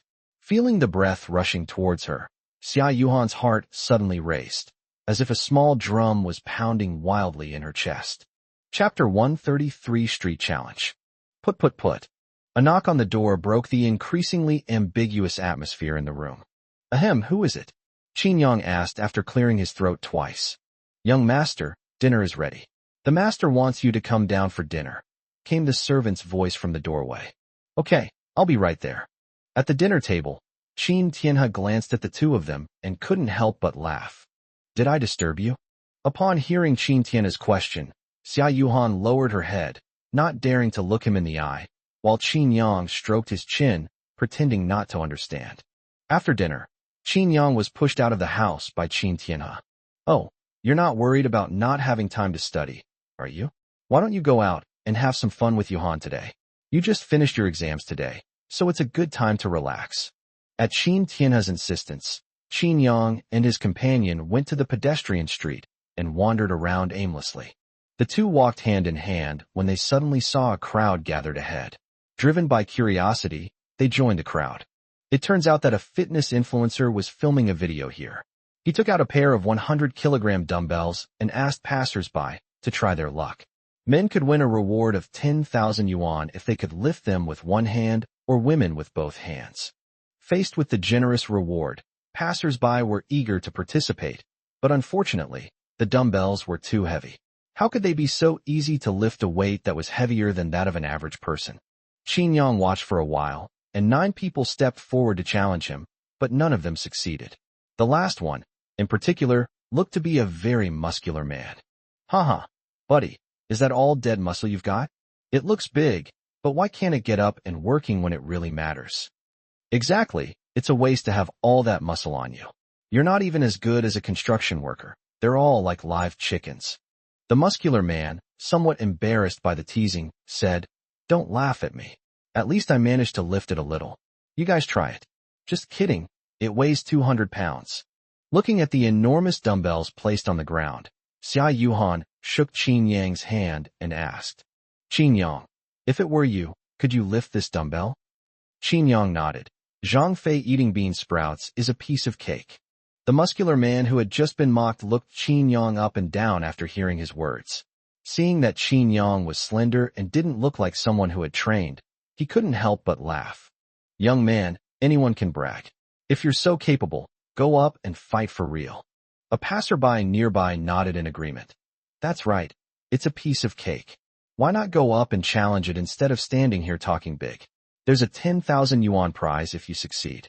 Don't tell me you don't care about 10,000 yuan, haha." Faced with the doubts of those around him, Qin Yang didn't think much of it. Whether he was capable or not wasn't up to them to decide. However, when Xia Yuhan heard someone questioning and mocking Qin Yang, she jumped out like a rabbit with its fur standing on end. "Who's bragging? You're the dead muscle. I think the only muscle on your body is your lips. Besides, is 10,000 yuan a lot? I wouldn't even bother picking it up if it fell on the ground." Upon hearing this, everyone around stared at each other in disbelief, then burst into laughter. "Oh my God, I can't take it anymore. I'm dying of laughter. These two kids are really good at bragging. They wouldn't even bother to pick up 10,000 yuan if it fell on the ground. Ha ha ha. Who do these two little brats think they are? I've never seen anything like this before. These two kids are quite good looking, like celebrities, but how come they talk so incoherently? Who's talking nonsense? I'm just telling the truth." Xia Yuhan glared angrily at the group of people who were questioning her. Seeing this, Qin Yang shook his head helplessly, then pulled Xia Yuhan behind him. "Yuhan, there's no need to get angry with them. If they don't believe us, they don't believe us. What can we do?" As he spoke, Qin Yang slowly approached the internet celebrity who was filming the video. "Anyone can take on this challenge, right? I'll give it a try." Upon hearing this, the fitness influencer nodded repeatedly. "Of course. We'll only complain about having too few people willing to take on this challenge, not too many." As he spoke, the fitness influencer quickly called his assistant to bring him a belt. He then handed the belt to Qin Yang. "This belt supports your lower back and reduces your risk of injury." Qin Yang waved his hand and declined the internet celebrity's offer. "Thank you, but it's only this much weight. I don't think it will cause me any harm, so let's skip the belt." As he spoke, Qin Yang stretched a bit to warm up. The internet celebrity was stunned when she saw this scene. She couldn't help but wonder if she should stop Qin Yang from participating in the challenge. What if he got injured and blamed her? But then I thought, with so many people watching, even if this young man wanted to extort me, with so many people testifying on my behalf, he wouldn't be able to. "Qin Yang, go for it." Xia Yuhan cheered loudly for Qin Yang as he warmed up, while also taking the opportunity to provoke the muscular man who had questioned Qin Yang earlier. "Dead muscle, just watch closely, being big is useless." The muscular man glanced at Qin Yang with disdain. "Being big is useless. What use is a skinny guy like him? Heh, he's not even wearing a belt. He might not be able to lift the dumbbells and end up injuring himself instead. Pa pa pa. You're the one who's injured, you jinx. Meanwhile, Qin Yang, having warmed up, stood in front of the dumbbells. He bent slightly, his eyes calm, and the 100-kilogram dumbbells seemed weightless to him. Qin Yang extended his right hand, his long and strong fingers firmly gripping the dumbbell handle. With a gentle lift, the dumbbell obediently left the ground. Throughout the entire process, Qin Yang showed no sign of strain or tension, as if he were simply picking up an ordinary object. Wow, he actually picked it up, and he looked so relaxed. He didn't seem to be struggling at all. You can't judge a book by its cover. This young man is a real tough guy. Yay, I knew Qin Yang could lift it. You muscle monster. You're not impressed. Xia Yuhan proudly showed off as Qin Yang successfully lifted the dumbbell. The most shocked person was undoubtedly the internet celebrity who organized the challenge. Being closest to Qin Yang, he observed the situation most clearly. Qin Yang's nonchalant demeanor made him wonder if there was something wrong with his dumbbells. With a sense of skepticism, after Qin Yang put the dumbbells down, he also tried it out. Hiss! The internet celebrity gasped, his face contorted with rage as he lifted the dumbbell. He didn't hold it for long before putting it down, then looked at Qin Yang with a shocked expression. Are we using the same pair of dumbbells? How come you look so relaxed? No wonder you don't need to wear a belt. With your strength, you could easily lift 150 kilograms. Qin Yang shrugged and didn't say anything. Let's give a round of applause to this handsome young man. He is the only person to have successfully completed the challenge since it started a month ago. Let's congratulate him. As she spoke, the internet celebrity handed Qin Yang a wad of RMB. No need. It's too inconvenient to carry, so let's skip it. Chapter 134: The Robber Who Stumbled into a Pack of Wolves. Huh? What did you say? The fitness influencer looked at Qin Yang in astonishment, then rubbed his ears, somewhat unable to believe what he had just heard Qin Yang say. He actually refused the 10,000 yuan reward because it was inconvenient to take it? The onlookers, upon hearing Qin Yang's words, couldn't help but sigh with regret. What? What did he say? He doesn't want the reward? Are you kidding me? You mean the infuriating wave. Those of us who can't succeed in the challenge don't get the reward, but he succeeded and doesn't want the reward. 10,000 yuan, just like that. Yeah, 10,000 yuan is a lot, a month's salary. He just gave it up like that? He's probably a shill hired by the boss. Hearing the comments from onlookers, the fitness influencer quickly stepped forward to clarify. I don't know this handsome guy. He's definitely not a shill I hired. As she spoke, the fitness influencer looked at Qin Yang and suggested, Handsome, how about this? I'll transfer the money to you. That way you won't have to worry about the hassle of carrying it, right? Qin Yang shrugged. No need. I'm too lazy to pick up my phone. As he spoke, Qin Yang gave Xia Yuhan a look, signaling her to leave with him. Upon seeing this, Xia Yuhan immediately stepped forward, took Qin Yang's arm, and left the place with him. Really? You really don't want it? It's 10,000 yuan, boss. If they don't want it, can you give it to me? What are you thinking? It's their business if they don't want it. If you want the prize money, then come and take on the challenge. Two pairs of eyes met in the crowd. Let's go, follow them. We can make a fortune today. Brother, what's the point of keeping up if they didn't get the bonus? Are you stupid? They don't even care about this 10,000 yuan bonus. Just think how rich they must be. Hurry up and follow them. Qin Yang and his companion were unaware that their refusal of the bonus had made them targets of malicious individuals. Of course, even if they knew, Qin Yang wouldn't care, as he now had an entire guard team protecting him 24/7. Qin Yang, you're incredibly strong. I saw that fitness influencer with all those muscles, and he struggled to lift it, but you lifted it as easily as if it were a small, ordinary thing.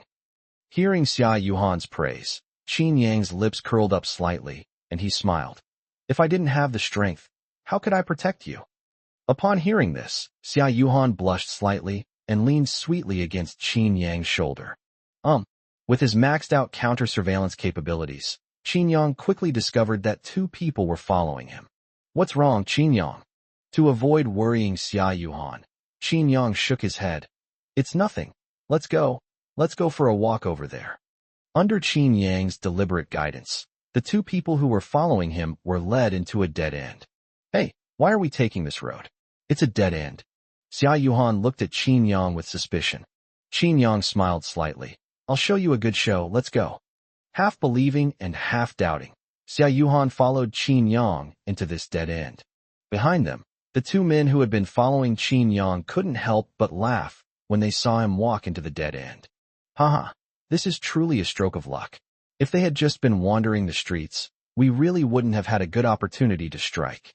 Haha, these two idiots actually came to such a secluded place on their own. It seems like today is my lucky day to strike it rich.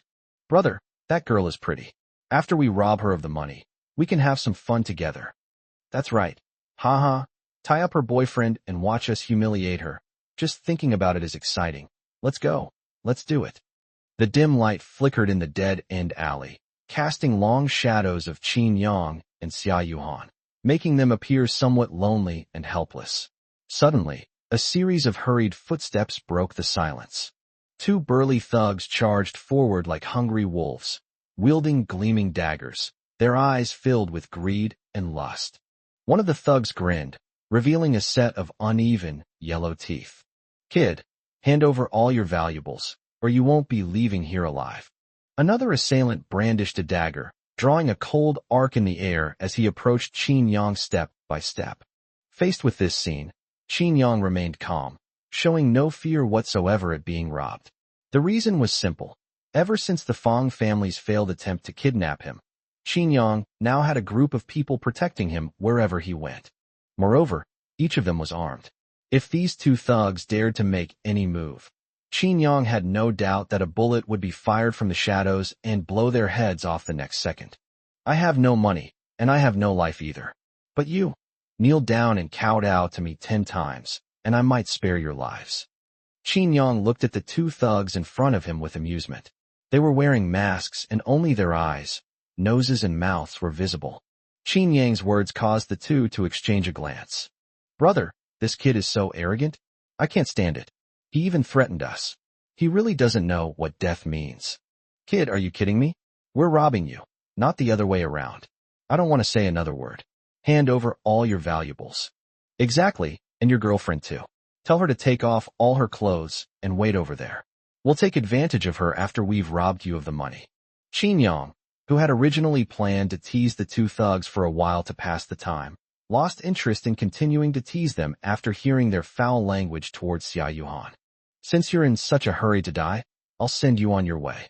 As he spoke, Qin Yang suddenly raised his voice. How long are you planning to keep watching?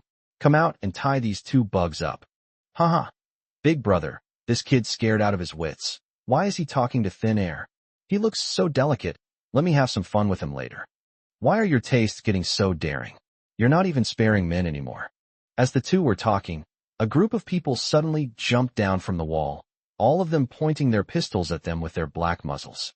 Thump! This scene startled the two robbers.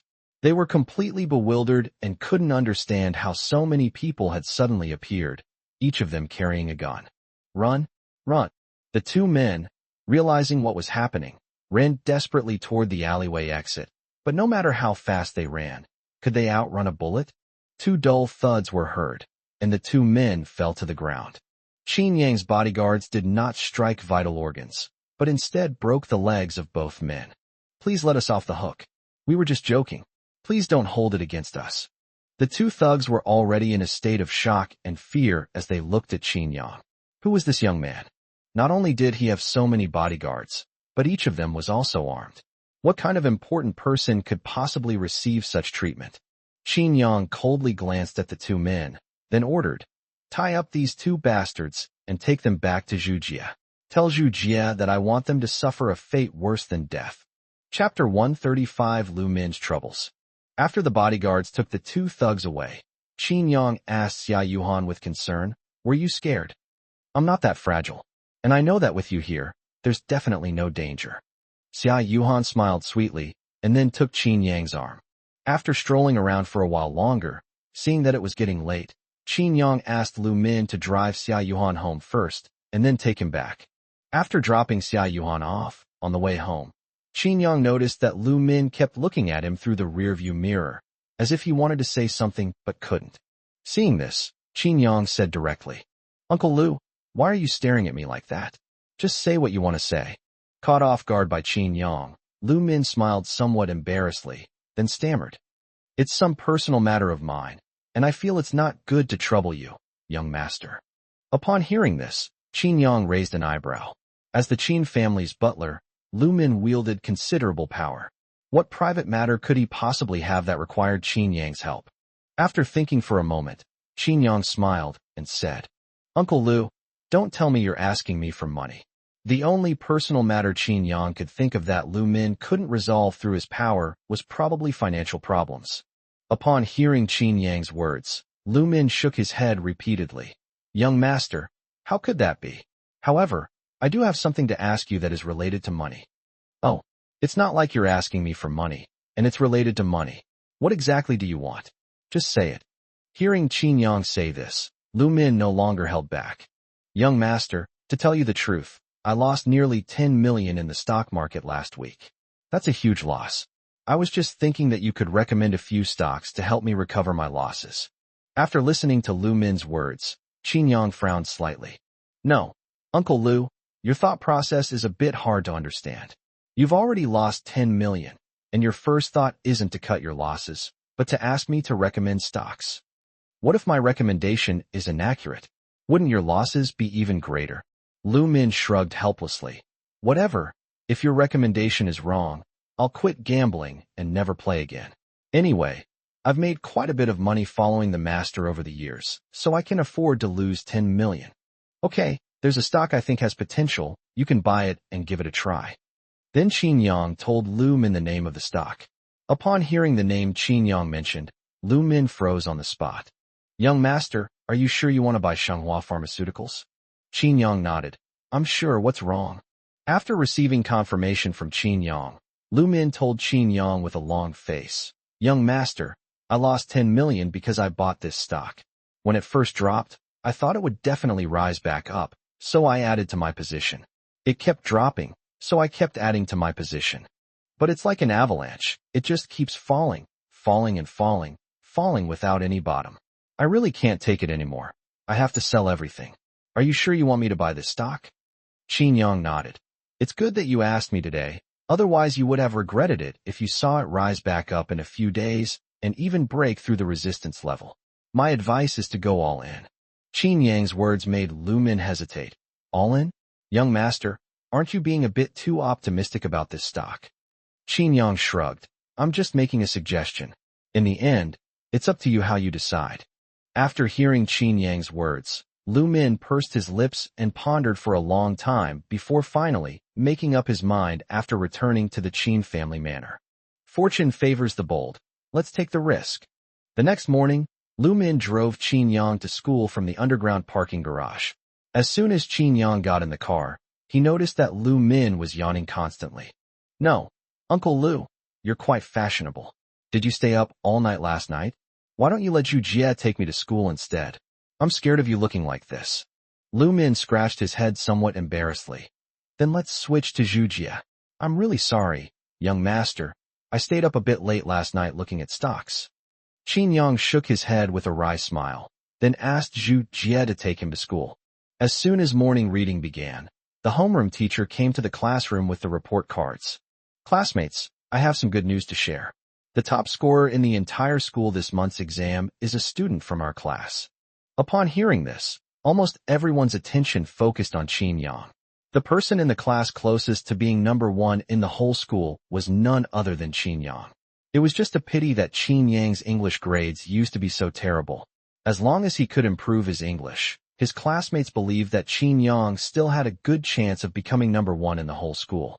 Seeing the students' reactions, the homeroom teacher laughed and said, Haha, it seems everyone has guessed who the student who got first place in the class is. That's right, it's Qin Yang. Let's give him a round of applause. As he spoke, the homeroom teacher called a dozen or so boys to his office to get drinks. Teacher, you're being unfair. Qin Yang got the highest score in the whole school, but you won't let him do the moving, and you make us do it instead, right? The homeroom teacher smiled helplessly. Hey, how can you say such things? You should know that Qin Yang won this drink for me in a bet. We said we'd treat Qin Yang to dinner, but he said he'd treat the classmates to drinks. After the homeroom teacher said that, No one had any objections anymore. Teacher, Qin Yang got the highest score in the whole school this time. What was his score? Someone asked curiously. The homeroom teacher glanced at the person who had asked the question, then said solemnly, "You've really hit the nail on the head. I'm afraid you won't believe me if I tell you.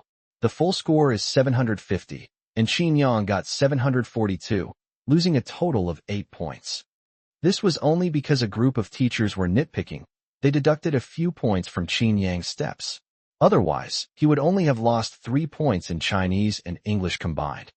Upon hearing this, the entire class was thrown into turmoil. My goodness, only 8 points were deducted?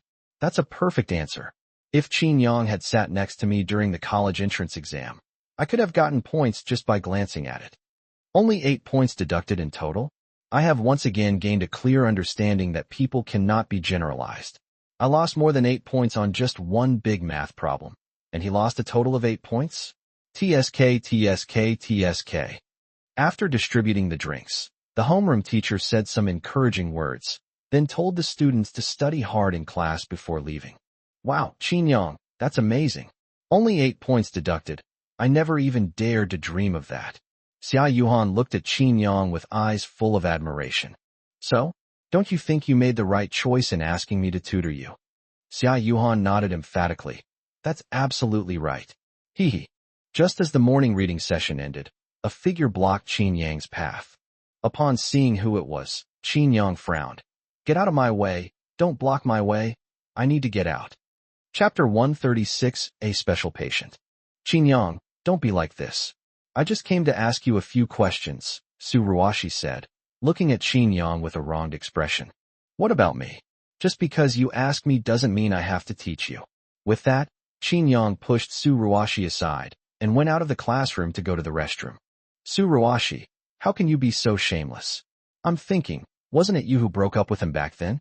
You broke up with him as you wished, so why are you still clinging to my brother Yang? Sun Junyang curled his lips and looked at Su Ruashi with disgust. What's it to you? Su Ruashi glared at Sun Junyang and scolded him. Look at you, acting like the whole world owes you something. If you ask me, Zhao Yuhang is much better than you in this respect. He knew that brother Yang disliked him, so he just disappeared. That's something you should learn from. Hurry up and disappear from brother Yang's sight. What's it to you? Whether I contacted Qin Yang or not, why are you always nagging here?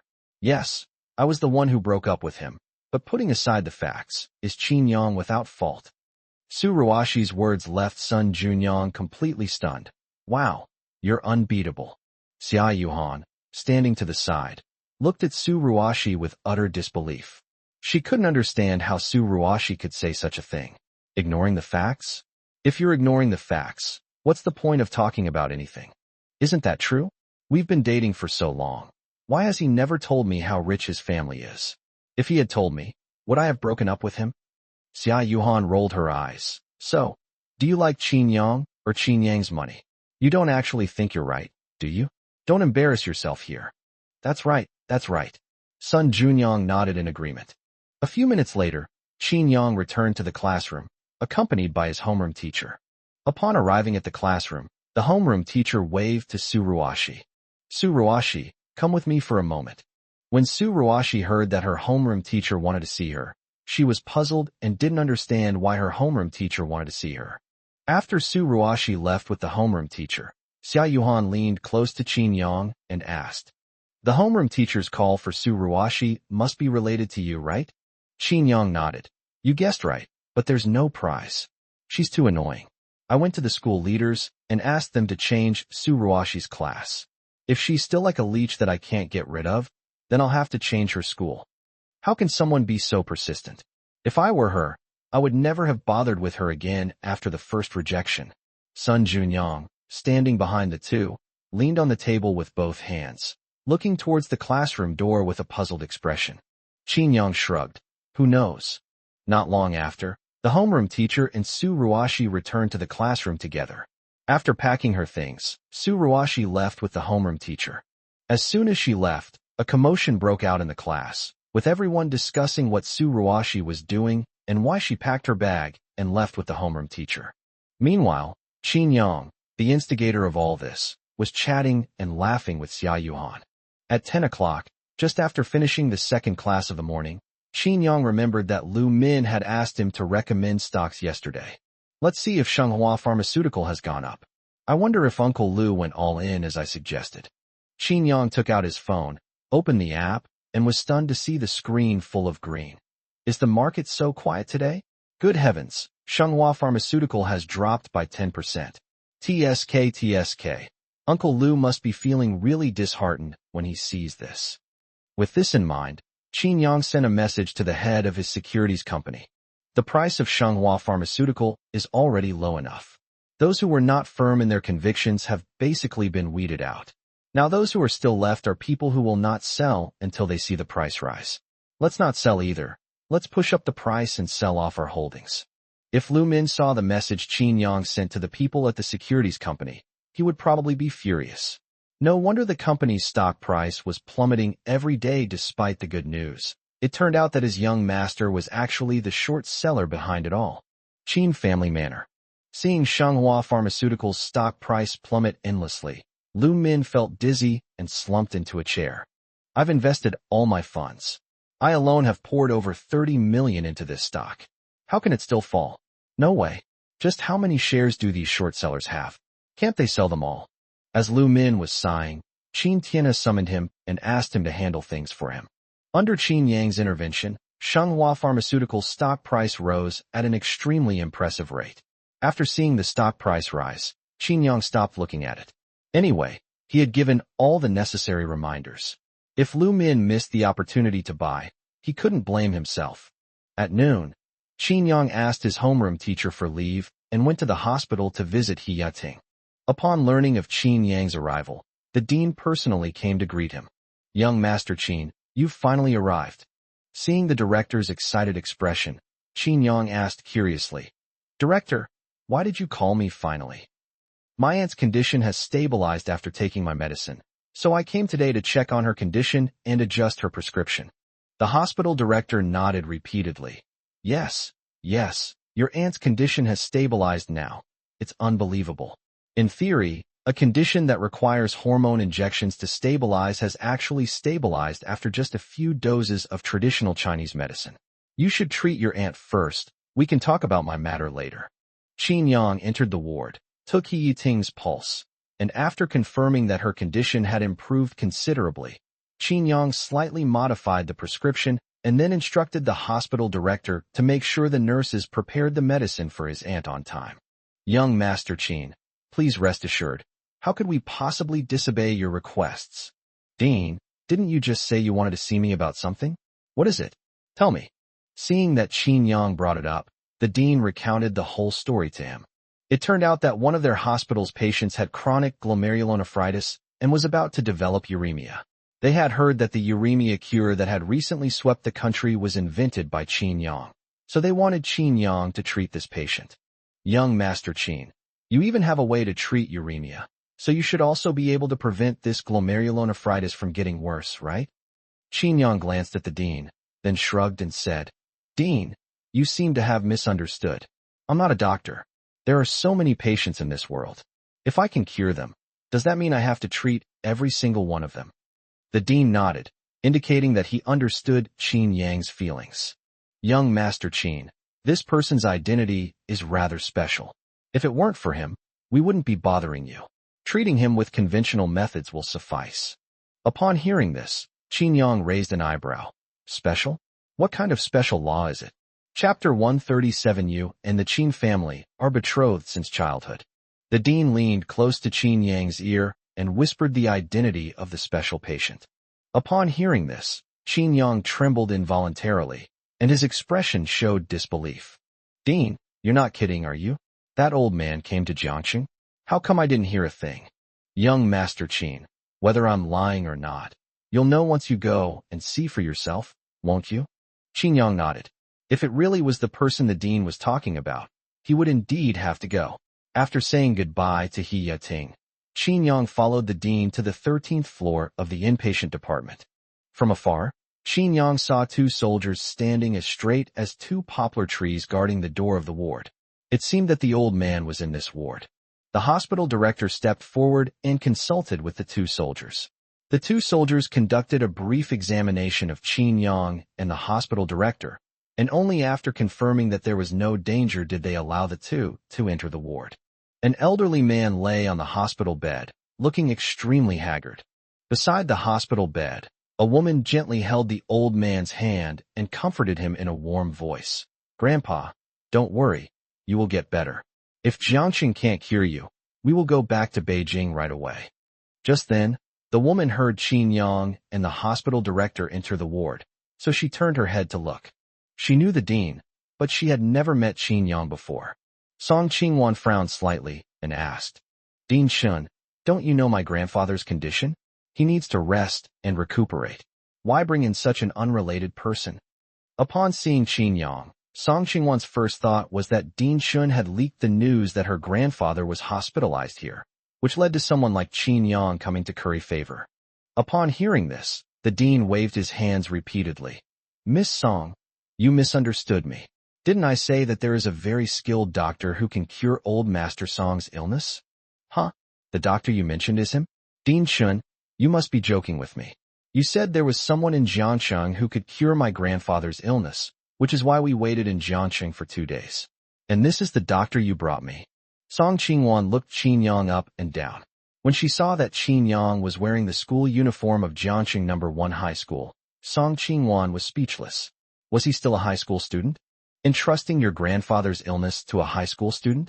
That's ridiculous. Just as Dean Shun was about to explain, the old man on the hospital bed spoke up. "Qingwan, when did you start judging people by their appearance?" Reprimanded by her grandfather, Song Qingwan lowered her head and said softly, "Grandpa, I'm not judging people by their appearance, but look at him. He's just a high school student. How could he possibly be a doctor who can cure diseases that current medical methods can't? The world is so big, there are bound to be some extraordinary people." With that, the old man beckoned to Qin Yang. "Young man, come here." When the old man called him, Qin Yang quickly stepped forward. Old Song nodded, smiled, and patted Qin Yang on the shoulder. "Don't be too reserved. Just treat me like an ordinary old man." Looking at the kind-faced old man, Qin Yang felt a surge of emotion. This was someone he usually only saw in history books, and now he was about to treat him.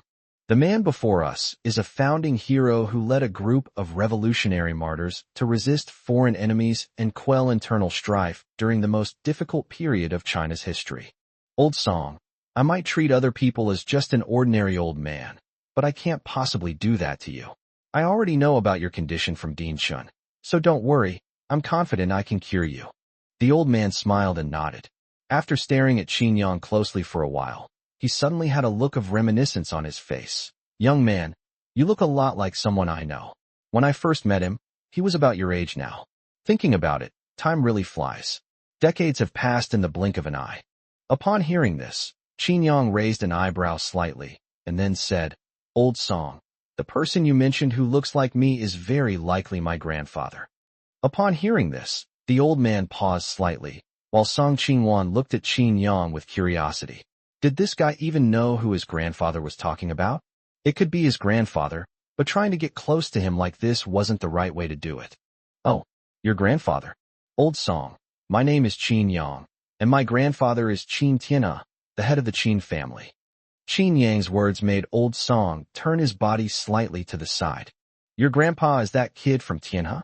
Ha ha, I knew it, you look alike. But you're more handsome. I heard your grandpa is in Jiangxing too, and I'm thinking of taking some time to visit him." "You're Qin Yang, the young master of the Qin family?" Song Qingwan was also surprised when Qin Yang introduced himself. "Qingwan, you initially thought he was just trying to build a connection, didn't you? You didn't expect that he's actually Tianhe's grandson. Haha, we almost became family." Upon hearing this, Song Qingwan blushed and glared at her grandfather, saying, "Grandpa, what nonsense are you talking about?" Old Song didn't think much of it, shrugged and said, "That's right. Didn't I mention it to you before? You and the Qin family are betrothed since childhood, huh?" Qin Yang was also surprised to hear the news. A childhood betrothal? How come he had never heard his grandfather mention it before? After glancing at Qin Yang, Song Qingwan tugged at his sleeve. "Don't mind my grandfather. He likes to joke around." Qin Yang smiled helplessly, then said to the old man, "Old Song, Let me take your pulse to understand your specific situation before I prescribe medicine for you. The old man was very cooperative. After Qin Yang took his pulse and asked about some specific details, he asked Dean Shin for paper and a pen. He then quickly wrote out a prescription. Dean Shun, I'm entrusting you with the task of decocting the medicine. For the first month, decoct 1 dose twice and drink it once in the morning and once in the evening. After that, drink it once a day until all your physical indicators return to normal. Seeing Qin Yang's nonchalant attitude, Song Qingwan was still somewhat skeptical. This was an illness that current medical methods couldn't cure, yet Qin Yang could solve it with just one prescription? Seeing that Song Qingwan was still somewhat hesitant, Dean Shin smiled and said, Miss Song, you shouldn't doubt young Master Qin. I have first-hand experience with his medical skills. I can say that if he says he's confident, he'll almost always cure the disease. You can rest assured. Hearing Dean Shin's assurance, Song Qingwan nodded. I hope so. As she spoke, Song Qingwan looked at Qin Yang and said, Qin Yang, if you really cure my grandfather this time, I will owe you a huge favor. In the future, if you need anything, as long as it's not illegal or against the law, I will do my best to help you. Chapter 138. The plane has disappeared. Qin Yang glanced at Song Qingwan and gently shook his head. Miss Song, I think you've misunderstood. I'm here to treat old Master Song, not for your favor. Qin Yang's words left Song Qingwan speechless for a moment, unsure of what to say. Seeing this, old Song laughed and said, Huh, you little rascal, your tone of voice is exactly the same as that of Tianhe when he was young. Go back and tell your grandfather that I will come to your house to catch up when I am discharged from the hospital. Hearing old Song repeatedly call Tianhe, that kid, Qin Yang felt a strange sensation in his heart. Let alone Qin Yang. All the younger generation of the Qin family probably felt the same way Qin Yang when they heard old Song address him, unable to connect the decisive and authoritative Qin Tianhe with that kid Tianhe. After giving some further instructions, Qin Yang stopped bothering old Song and prepared to leave after saying goodbye. I send you. Seeing that Qin Yang was about to leave, Song Qingwan quickly got up to see him off. Seeing this, old Song shook his head with a smile. TSK, do you think it was a mistake for me to cancel the arranged marriage back then? Upon hearing this, Song Qingwan glared at Song Chongqing. Grandpa, if you keep talking nonsense, I might leave you here alone and not care about you anymore. Old Song shrank his neck and chuckled awkwardly. Haha, just kidding, just kidding. Since he finished his exams yesterday, and today's classes were all about reviewing the exam papers, Qin Yang didn't return to school, but went straight home. When they came to pick him up, Lu Min couldn't hide the joy on his face. Haha, young master, Zhu Jie was originally supposed to pick you up, but I couldn't wait to see you, so I talked to him and asked him to let me pick you up instead. Uncle Lu seems to be in a good mood. It looks like the stocks I recommended to you have made you quite a bit of money. Lu Min nodded repeatedly. Haha, yes, it's good that I listened to you, young master, and went all in. Oh, young master, you don't know? I was really scared this morning. I thought I was going to lose everything. Fortunately, things took a turn for the better. There was still an hour before the market closed, and I recovered my 3 million. At this rate, we'll make at least 4 million today. At this point, Lu Min paused, then asked, Young master, when do you think it would be a good time for me to sell this stock? Sell it in a week. Lu Min raised an eyebrow at Qin Yang's words. He couldn't help but wonder why Qin Yang didn't judge how many points the stock could rise before selling, but instead confidently said to sell in a week. Lu Min's lips twitched as he seemed to realize something, and then he said, The short sellers who dumped the shares before, were you, young master? Qin Yang smiled and nodded. You got it right. So, I almost became the leek you were going to harvest, young master? Haha, it hasn't become one yet. After returning to the manor, Qin Yang asked the servant Qin Tianhe where he was. Upon learning that Qin Tianhe was in the study, Qin Yang went upstairs to find him. Come in. Seeing Qin Yang push the door open and enter, Qin Tianhe was somewhat surprised. School hasn't ended yet, has it? Why are you back? I missed you, Grandpa, so I came back to visit you early. Qin Tianhe pursed his lips, his face full of disbelief. Haha, Grandpa, guess who I met today? Qin Tianhe shook his head. I won't guess. If you want to tell me, Then tell me. If you don't want to tell me, then leave. Qin Tian's reaction left Qin Yang speechless for a moment. He sighed and then said, I went to the hospital to change my aunt's prescription, but I didn't expect to see Old Song there. Upon hearing the name, Old Song, Qin Tianhe paused for a moment, put down the book in his hand, and then looked at Qin Yang with a solemn expression. Song Changqing. Upon receiving Qin Yang's confirmation, Qin Tianhe slowly stood up, revealing a wistful expression. Brother Changqing, it's been almost 20 years since I last saw him. Is he sick? Aren't you a good doctor? Did you treat him? I checked. It's nothing serious. Just take the medicine for a while, and you'll be fine. By the way, Grandpa, there's something I want to ask you. What's up? Old Song said that our Qin family and his family have a betrothal between our children. What's going on? Brother Changqing told you that. Qin Yang nodded. Of course, otherwise how would I know? Qin Tianhe waved his hand. It's nothing, it doesn't count. That period was quite special, and many forces in China wanted to bring down our Qin family. Your Grandpa Song didn't want to break ties with the Qin family, so he proposed this childhood betrothal. But later, our Qin family withstood the pressure, and the betrothal was called off. Otherwise, if the Qin family had really fallen, you would have really become the Song family's adopted son-in-law. The betrothed child is your grandfather Song's granddaughter. Is her name Qingwan or Wanqing? She's 9 years older than you. When the betrothal was proposed, she was only 3 or 4 years old, before you even existed. At this point, Qin Tianhe paused, then continued. Why didn't you let me know so I could visit him in the hospital? Oh well, it's the same as going now. As he spoke, Qin Tianhe prepared to go to the hospital to visit Song Changqing. Grandpa, don't worry. Grandpa Song needs to rest now. Let's not disturb him if we can avoid it. If we have to go, we should wait until he has recovered a bit. Besides, Grandpa Song said that he wants to come to our house to catch up with you after he is discharged from the hospital. Hearing Qin Yang say this, Qin Tianhe gave up the idea of going to the hospital immediately, but he still planned to make a phone call to express his condolences. Ding ding ding. Before Qin Tianhe could even reach the landline, a rapid ringtone sounded. Hello. Qin Tianhe picked up the phone and answered it. Qin Yang noticed that Qin Tianhe's face turned deathly pale in an instant, though he didn't know what was being said on the other end. After a long while, Qin Tianhe finally hung up the phone, slumping into a chair as if all his strength had been drained. Seeing this, Qin Yang quickly stepped forward. Grandpa, what's wrong? Who called just now? What happened? Qin Tianhe grabbed Qin Yang's hand, and Qin Yang noticed that Qin Tianhe's hand was trembling uncontrollably. Grandpa, what happened? It's a call from Gaul. They said the plane your second uncle was on has gone missing. The plane is missing? How is that possible? Don't planes have communication and positioning equipment? How could it disappear? Qin Yang frowned. He didn't believe there could be such a coincidence. His second uncle's plane disappeared while he was in Gaul. There must be someone behind this.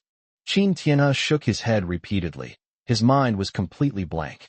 Grandpa, please don't get agitated. I'll have someone investigate right now. Chapter 139 Counterattack. Just as Qin Yang was about to go and fetch Lu Min, Zhu Jia arrived at Qin Tianhe's study first. Young master, I received an email from an unfamiliar account, but the sender claims to be second master. As he spoke, Zhu Jia handed the phone to Qin Yang. Upon hearing this, Qin Yang immediately picked up his phone to check. Tell the old man I'm all right. I changed to an earlier flight and have arrived safely in Gaul. But I can't reveal this yet, so don't tell anyone. Let the people behind me think I've already crashed. I'll contact you through this email address if anything happens. You need to fully cooperate with me. Upon seeing the email from Qin Heyu, Qin Yang breathed a sigh of relief, but he also gained a deeper understanding of the dangers of Qin Heyu's trip to France. If Qin Heyu hadn't changed flights at the last minute, the other person would probably be separated from him and his grandfather forever by now. Xiaoyang, what's going on? Is it an email from the second brother?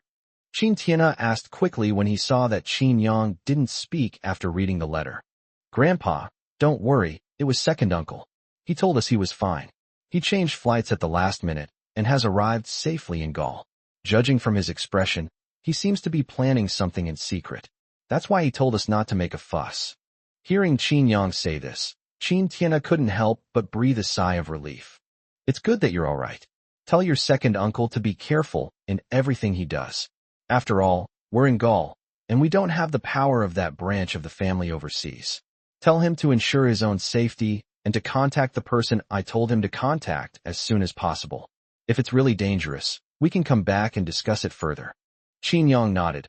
Understood, Grandpa. After Qin Yang left, Qin Tianhe looked at the sky and sighed.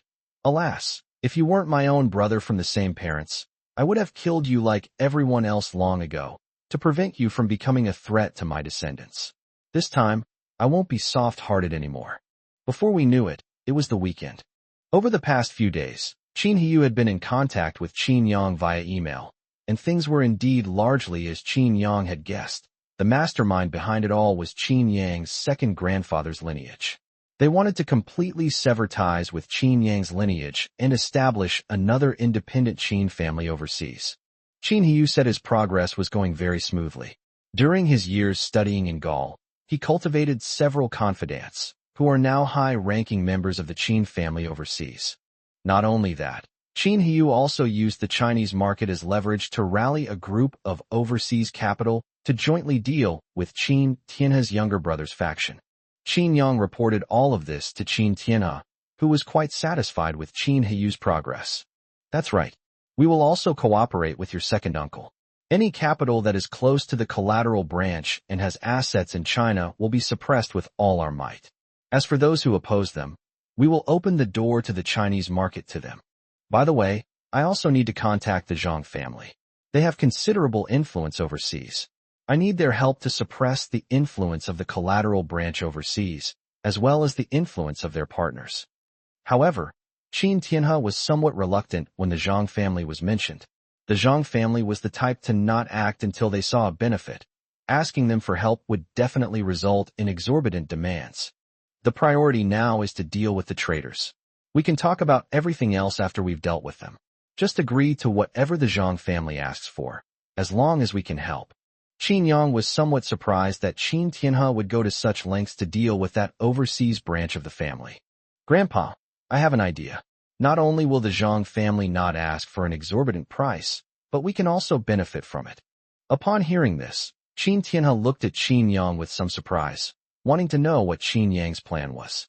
Hee, Grandpa, you seem to have forgotten that I still have the pharmaceutical company card on my side. The response of my company's medicine in the market these days is extraordinary. As a patient, you should know this all too well. It can be said that it has brought hope to many desperate families. Moreover, our company now produces more than just one type of medicine for uremia. There are more than a dozen, each of which can solve complex and difficult diseases that cannot be solved by existing medical methods. Thanks to our deliberate publicity, the news has already spread overseas, and countless companies are vying to cooperate with us. With the efficacy of our drugs, as long as we can obtain the agency rights for one of our drugs, we can occupy a dominant position in a disease field. The Zhang family proposed to cooperate with me, but I did not agree. Of course, it's not that I didn't want to cooperate with them. On the contrary, they were exactly the kind of partners I was considering. However, I wanted to give them a break and thus gain more benefits for myself. After all, they were the ones who asked me to cooperate. This time, it's a good opportunity to include suppressing that overseas branch in my demands. Qin Tianhe nodded in satisfaction. Good.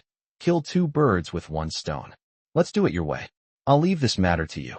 Qin Yang immediately sent a message to Zhang Kurson, saying that he was willing to consider cooperating with the Zhang family, and asked them to send someone to discuss the details with him. After entrusting the matters discussed with the Zhang family to Qin Yang, Qin Tianhe called Lu Min over and asked him to take him to the hospital. An hour later, Qin Tianhe returned from the hospital, and he brought Song Chongqing with him. Seeing this, Qin Yang quickly stepped forward to greet the two elderly people. Grandpa, why did you bring Grandpa Song here too? What? Is it not okay? Your Grandpa Song has been taking the medicine you prescribed for a few days, and he's feeling much better. Anyway, we have a medical team at home, so why not just bring him over? Besides, the doctors at the hospital aren't as skilled as you are. With you here, it will be more convenient for him to receive treatment. Song Chongqing glanced at Qin Yang, then at Qin Tianhe, and smiled. You're living a carefree life, aren't you? You have such a good grandson that you don't even have to go to the hospital when you're sick. I've been looking into it these past few days, and I was shocked to find out that the Kanyu biotechnology company that's been all the rage lately is actually owned by your grandson. This company is amazing. Their medicines can solve many difficult and complicated diseases. Now this company has become a wishing well. Many patients suffering from illnesses on the internet hope that Kanyu can develop drugs to treat their diseases. Upon hearing this, Qin Tianhe couldn't help but show a proud expression. Brother Changqing, you don't know yet, do you? This company is not only owned by my son Xiaoyang. The reason why those drugs were able to be developed is because he provided the prescriptions. Really? Song Changqing glanced at Qin Yang with some surprise, then laughed and said, That's great. In that case, I'm very relieved to leave my illness to your grandson. Huh. Chapter 140 Complete Defeat of the King of Soldiers. Qin Yang smiled and said, Grandpa Song, don't worry, your illness is nothing serious. Accompanied by others, Song Changqing took a walk in the manor. That's Zhang Biao, right? What do you think? Is the bodyguard I picked for you all right? Arriving at a pavilion, Song Changqing sat down to rest and saw Zhang Biao practicing boxing not far away. He immediately recognized him. Qin Tianhe nodded. How could I not be satisfied with the person you chose? Haha, Zhang Biao, come here. Song Changqing laughed twice, then beckoned to Zhang Biao to come over. Old commander, it's been a long time. Song Changqing patted Zhang Biao on the shoulder with satisfaction. Good. Keep up the good spirits. As he spoke, Song Changqing looked at Qin Tianhe and said, By the way, I remember Zhang Biao was your Qin Yang's martial arts teacher. How is Qin Yang learning? Has he learned even a little bit of Zhang Biao's skills? Upon hearing this, Qin Tianhe raised an eyebrow and glanced at Zhang Biao beside him, then smiled and said, You should ask Zhang Biao. He knows his students better than I do. Oh, are you still keeping me in suspense? Zhang Biao, why don't you tell me then? Upon hearing Song Changqing's question, Zhang Biao lowered his head somewhat embarrassed. Old chief, don't even mention it. With my current level, I can't teach the young master anything anymore. Upon hearing this, Song Changqing couldn't help but show a surprised expression. Hey kid, when did you become so modest? Excessive modesty is just hypocrisy. Zhang Biao used to be the commander of Song Changqing's guard regiment. Even the most ordinary member of his guard regiment was a top soldier who could kill 100 enemy soldiers in single combat on the battlefield. Zhang Biao was one of the best among them. Song Changqing did not believe that Qin Yang, a mere kid, could be Zhang Biao's opponent. Old commander, has your skill level dropped since you left the army? Song Changqing's bodyguard couldn't help but tease after hearing Zhang Biao's words. I might be able to be modest with you in other areas, but when it comes to martial arts and combat, I really have no room for modesty. I'm telling the truth, and I'm no match for you, young master. Zhang Biao's words piqued Song Changqing's interest. He glanced at Qin Yang, then turned to look at his bodyguard. Shaoli, why don't you go and spar with Xiaoyang? I want to see what level he's at that would make Zhang Biao, who was once so arrogant, completely submit. Xiaoyang, you don't have any objections, do you? Qin Yang chuckled and shook his head. I'm fine. Ever since my teacher stopped sparring with me, I haven't fought anyone for a while. All right, then you guys have a match. Qin Yang and Song Changqing's bodyguards arrived at the open space. Li Hing looked Qin Yang up and down and smiled. Young Master Qin, I won't go easy on you like Zhang Biao did. I'm going to use all my strength next, so you'd better be prepared. Clearly, Li Heng believed that Zhang Biao, after all, was working for the Qin family, so he would inevitably be hesitant when facing Qin Yang, but he was different. He could fight Qin Yang without restraint. Qin Yang shrugged. Don't worry, I'll hold back and not let you lose too badly. Qin Yang's words startled Li Heng slightly. He couldn't help but think to himself, this young master of the Qin family is not humble at all. He's holding back so he won't lose too badly. He's talking as if it's the truth. Sigh, Li Heng is going to suffer a great loss. Zhang Biao sighed softly after seeing Li Heng's expression of completely disregarding Qin Yang. Li Heng couldn't even beat him, so how could he possibly be a match for Qin Yang? After exchanging a bow, Qin Yang and Li Heng stood facing each other, observing each other's movements. Their eyes were piercing, as if sparks were colliding in the air. The battle erupted instantly. Li Heng took the initiative, pouncing on Qin Yang like a cheetah. His fist whistled as it aimed directly at Qin Yang's face. Qin Yang remained calm, easily dodging to the side. At the same time, he delivered a lightning-fast whip kick to Li Heng's waist. What a quick reaction! Seeing that Qin Yang not only easily dodged his attack, but was also able to counterattack immediately, Li Heng was shocked and his expression became serious. Li Heng was a veteran of countless battles and reacted extremely quickly. He blocked with his left arm and then punched Qin Yang in the chest with his right fist. Qin Yang lightly touched the ground with his feet and leaped back several feet, avoiding Li Heng's fierce attack. After several rounds, neither side had gained a clear advantage. Evenly matched, not bad. To be able to fight a king of soldiers like Li Heng to this extent, but with this level of skill, it's not enough to defeat you, Zhang Biao. Upon hearing this, Zhang Biao shook his head. Old chief, didn't you see? The current situation seems evenly matched, with the two fighting back and forth, but in reality, Li Heng is giving it his all, while Qin Yang isn't fighting seriously at all. Young master is probably still just playing around. When he gets tired of playing, that's when Li Heng will lose. Again, while the group was still discussing the situation on the field, Li Heng suddenly shouted and attacked Qin Yang again. This punch was powerful and fierce, with the force of breaking the wind.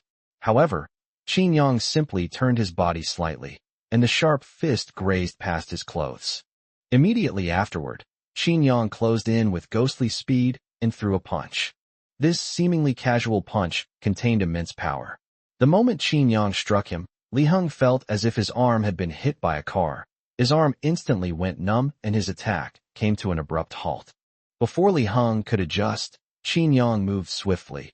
Each of his attacks seemingly effortless, whether punches or palms, landing in places Li Heng could hardly defend against.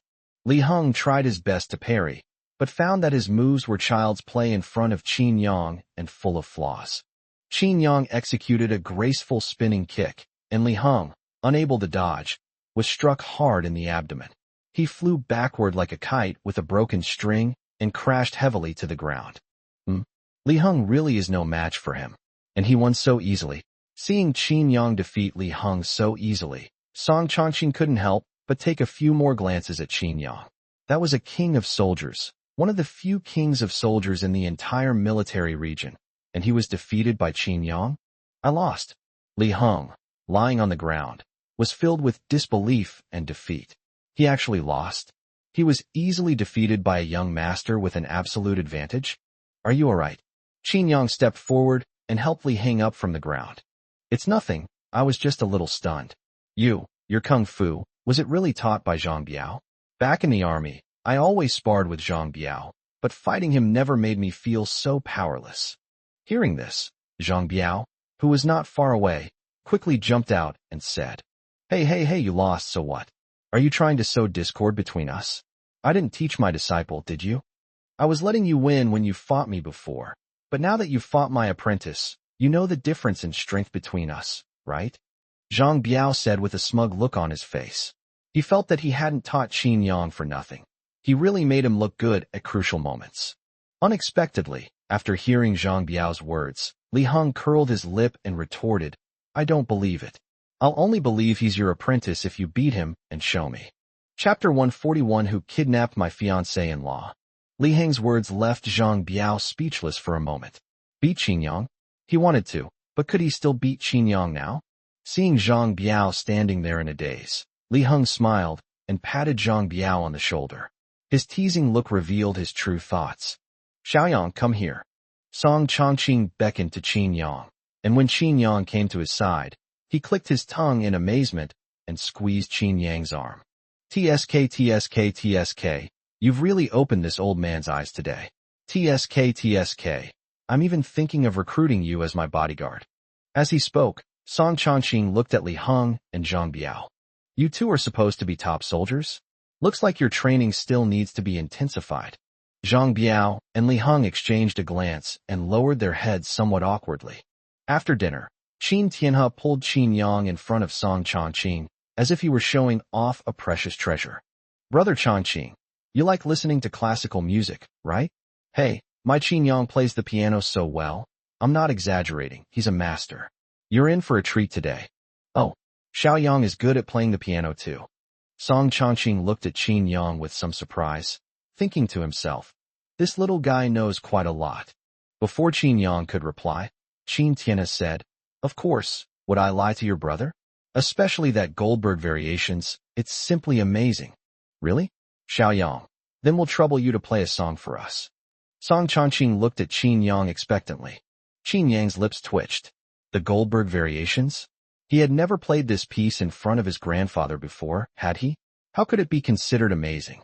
Qin Yang seriously suspected that Qin Tianhe simply wanted to hear him play this piece, which was why he praised him so much in front of Song Chongqing. What? Your grandpa's song rarely comes to our house as a guest, and you can't even fulfill this small request. Fine, not only are you setting a trap for yourself, but you're also morally blackmailing yourself. Qin Yang sighed and chuckled. How could that be? I'll play for you two right away. Under their watchful eyes, Qin Yang sat upright at the piano, the music he played flowing like a clear spring, tranquil and profound. As the variations progressed, his fingering became agile and varied, sometimes like a sudden downpour, sometimes like a gentle breeze, the soft melody conveying delicate emotions.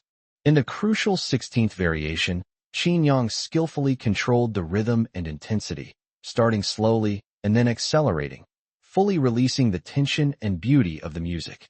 Towards the end, the theme reappeared, and Qin Yang concluded with a composed demeanor, leaving a lingering and captivating impression. Great, you played it well. Song Chongqing looked at Qin Yang with delight and smiled. You played this piece perfectly. Unlike the monotonous playing I've heard before, you added your own unique understanding to it, and you handled every note just right. After you adjusted the familiar melody, it not only didn't feel abrupt at all, but it was as if it had been given a new life, adding an unprecedented charm. It's really great. Song Chongqing nodded with a satisfied expression. Qin Yang smiled politely. I'm glad you like it, Grandpa Song. Oh dear, I'm starting to regret it. If I had known, I wouldn't have canceled the marriage between our two families. Where am I supposed to find such an excellent grandson-in-law? He comes from a good family, knows medicine, martial arts, and plays the piano so well. As he spoke, Song Chongqing looked at Qin Yang curiously. Xiaoyang, do you have a girlfriend? You've met my granddaughter, right? She is indeed a bit older than you, but older girls are more caring. Why don't you two get to know each other? Upon hearing this, Qin Yang smiled somewhat sheepishly. Grandpa Song, Sister Qingwan is so outstanding, she must have a boyfriend. I'd better not get involved. Humph, you little rascal, you make it sound so high and mighty, but I bet you already have a girlfriend. Song Chongqing looked Qin Yang up and down, and then laughed. Hey, you've got a good eye for people. Qin Yang chuckled awkwardly. Oh, is that true? Which girl stole my future grandson-in-law? Song Chongqing said, feigning anger. Xia Yuling's daughter. Seeing Qin Yang hesitate, Qin Tianhe spoke up. Upon hearing that Qin Yang's girlfriend was the daughter of the Xia family patriarch, Song Chongqing's expression changed drastically. He glanced at Qin Tianhe with a grave look. Xia Yuling's daughter? Qin Tianhe nodded. Yes, the young lady is a very nice person, and she cares about my Qin Yang. After all, these are two powerful families. If your two families want to unite, the obstacles will be enormous.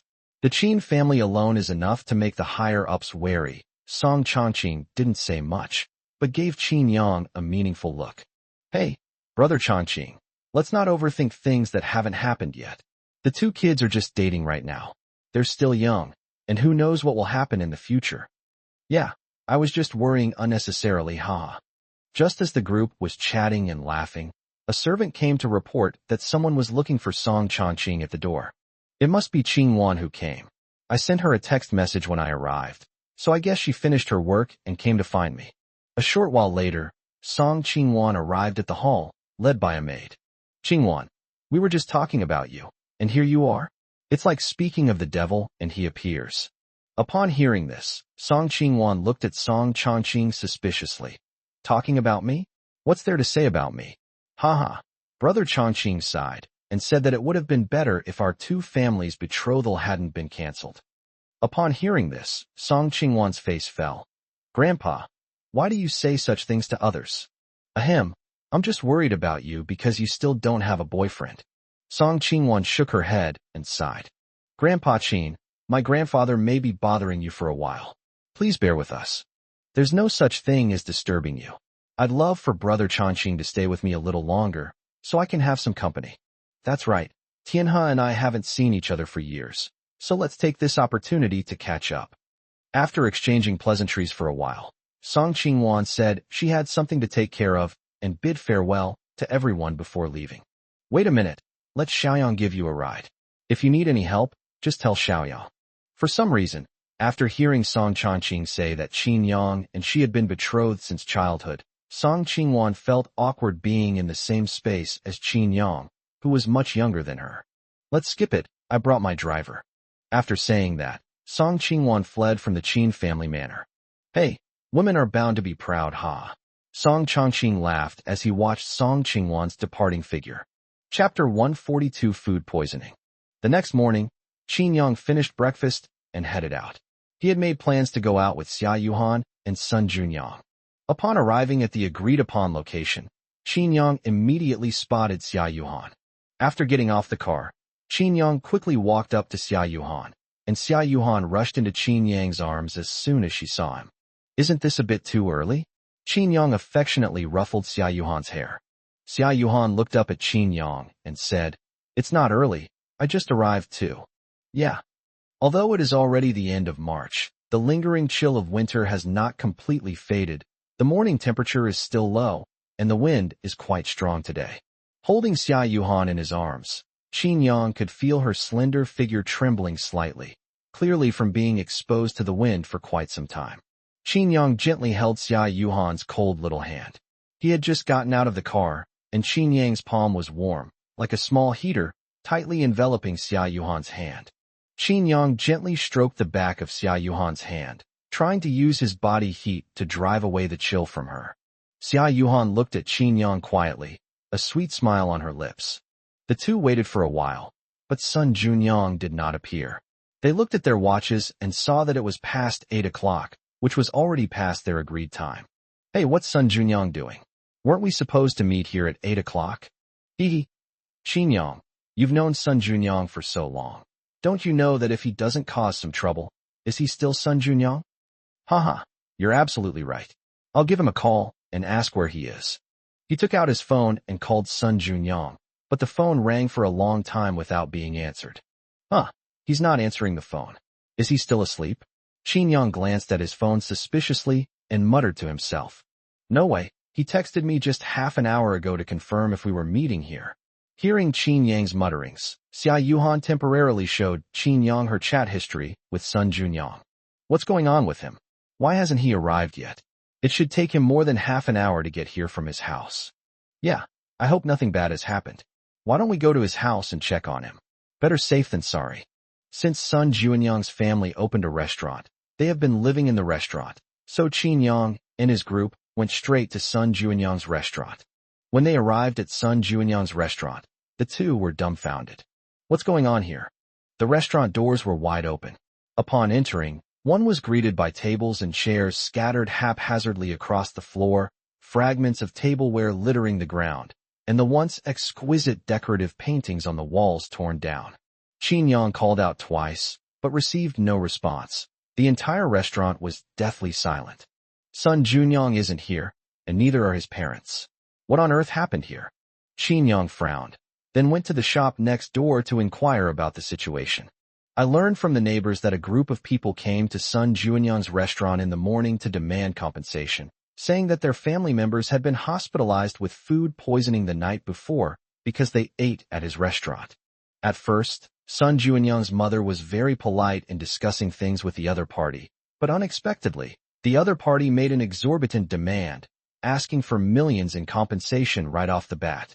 When negotiations failed, the group of people who came to demand compensation started vandalizing Sun Junyang's restaurant. Upon seeing this, Sun Junyang got into a fight with them, and then the police came and took them all away. After the neighbor finished telling Qin Yang what had happened, he looked around and, seeing that no one was around, whispered in Qin Yang's ear. They're at the police station right now. Sai, let me tell you, there's really no such thing as food poisoning. So many people come to their restaurant to eat. How come you're the only one who got poisoned? It's probably just some competitor next door who saw that their business was good and all the customers were coming here to eat. So they deliberately caused this. Of course, these are all just my guesses, so don't go telling anyone else. Qin Yang's gaze sharpened slightly. After thanking the neighbor, he and Xia Yuhan went to the nearby police station. Police station. Officer, tell me, my family member got food poisoning after eating at their restaurant. Isn't it only right that we ask for compensation? They even assaulted us. What do you think should be done with people like this? We assaulted you. You started by vandalizing our restaurant.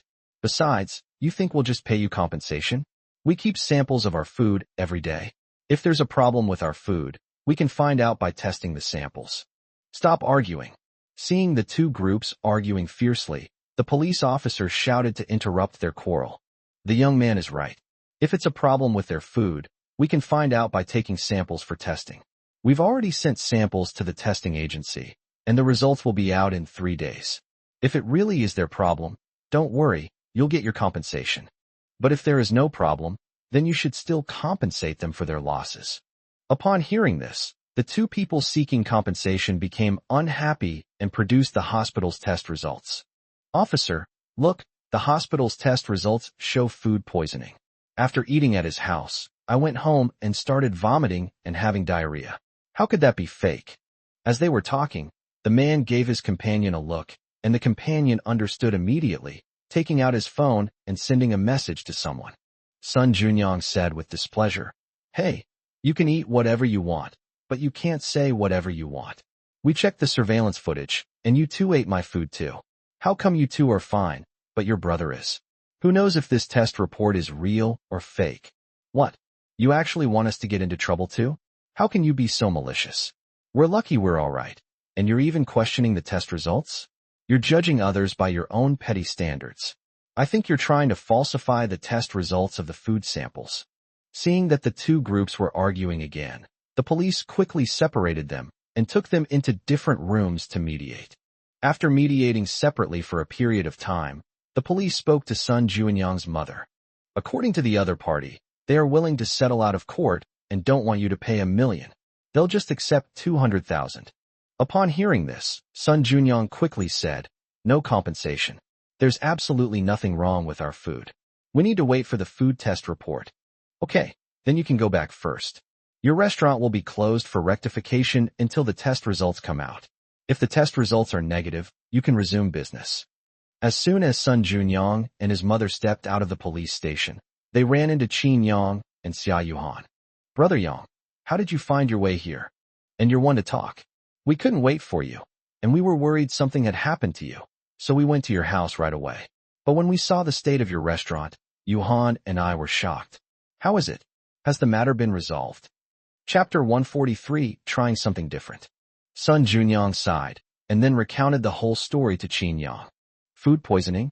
Where's the person who was poisoned?" Qin Yang asked, his brows furrowed. "I heard from them that they were admitted to the First People's Hospital." "The First People's Hospital? Let me ask him about the details."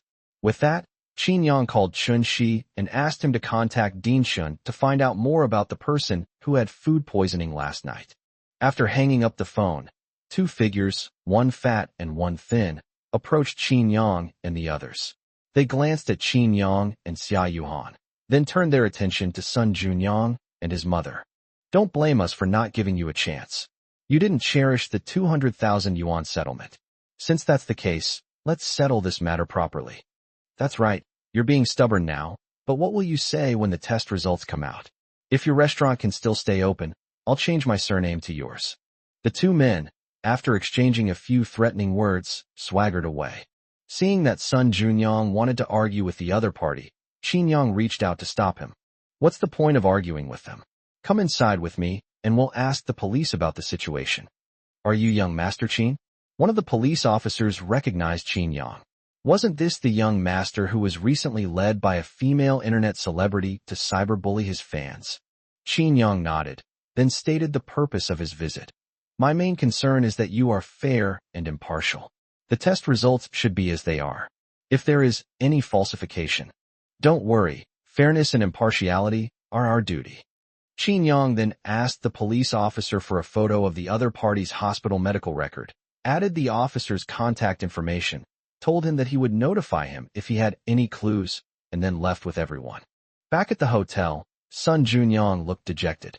Sigh, with the restaurant closed for 3 days, the news of food poisoning from our restaurant must have spread throughout the neighborhood. Even if we reopen, I feel like the number of people coming to our restaurant will be greatly reduced. Qin Yang patted Sun Junyang on the shoulder, reassuring him not to worry. Just then, Qin Yang's phone rang. He picked it up and saw that it was Chunshi calling. Young master, I asked Dean Shun, and after looking into it, he replied that no one in their hospital was hospitalized for food poisoning yesterday. Are you sure you're not mistaken? Wasn't that person treated at the First People's Hospital? Upon hearing this, Qin Yang's gaze sharpened slightly. I'll send you a photo, take a look. After saying that, Qin Yang sent Chunshi a photo of the medical record he had obtained from the police station. 10 minutes later, Chunshi called Qin Yang back. Young master, I sent the photo to Dean Shun. He found the doctor who wrote the prescription. The doctor said that his friend asked him to write the prescription and that there was no patient involved. Okay, thank you for your help. After hanging up the phone, Qin Yang called Sun Junyang and his mother over and told them what he knew. Sun Junyang said angrily, I knew it. How could 3 people eat at the same table? The other 2 are fine, but the one who was with them got food poisoning. Damn it. They really are here to extort money. How disgusting. How can there be such people? Qin Yang shrugged. Who knows? Maybe someone is jealous of your business and came up with this underhanded trick. Brother Yang, didn't you just ask that policeman for his contact information? Tell him these clues and tell the police to arrest those 2 people immediately. Judging from their fearless attitude, they probably have someone backing them up. Neither of them will get away. After handing over the clues to the police also asked Sun Junyang and his group to go to the police station to cooperate with the taking of statements. You 2 go ahead, we won't join in the fun. Just tell me if you encounter any problems. After giving their explanations, Qin Yang and Xia Yuhan went off to enjoy their own private time. Qin Yang originally wanted to go shopping, then watch a movie, and then have dinner, but Xia Yuhan strongly refused. Watching movies? That's so boring. You can watch movies anytime. Since we're out having fun, I want to do something different. So what do you want to play? Come with me. Xia Yuhan smiled mysteriously at Qin Yang, then gestured for him to follow her. Led by Xia Yuhan, Qin Yang arrived at an archery range. Archery? You can shoot arrows. Qin Yang looked at Xia Yuhan with some surprise. Upon hearing this, Xia Yuhan proudly raised her head. Of course. Hee, I not only know how, but I'm also very good at it. I'll show you today. As she spoke, Xia Yuhan waved her little fist at Qin Yang. The archery range experience costs 50 yuan per hour. After scanning the code, Xia Yuhan couldn't wait to drag Qin Yang to put on the protective gear. After putting on his protective gear, Qin Yang randomly picked up a bow from a neatly arranged row and started trying it out. Qin Yang originally thought that with his maxed-out shooting skills, even if his archery skills were mediocre, they should still be better than the average person's. Unexpectedly, the arrow struck the edge of the target perfectly. Qin Yang's lips twitched, and he fired another arrow, hitting the bullseye twice. Xia Yuhan watched from the side, a slight smile playing on her lips. She stood next to Qin Yang, picked up her bow, and gracefully settled into a pose, her gaze focused and resolute. Xia Yuhan's slender fingers gently gripped the bowstring, and with a slight exertion of her arm, the bowstring was drawn into an elegant arc. Then she released her fingers, and the arrow streaked through the air like a shooting star, hitting the bullseye directly. Wow, a 10-ring shot. That's amazing.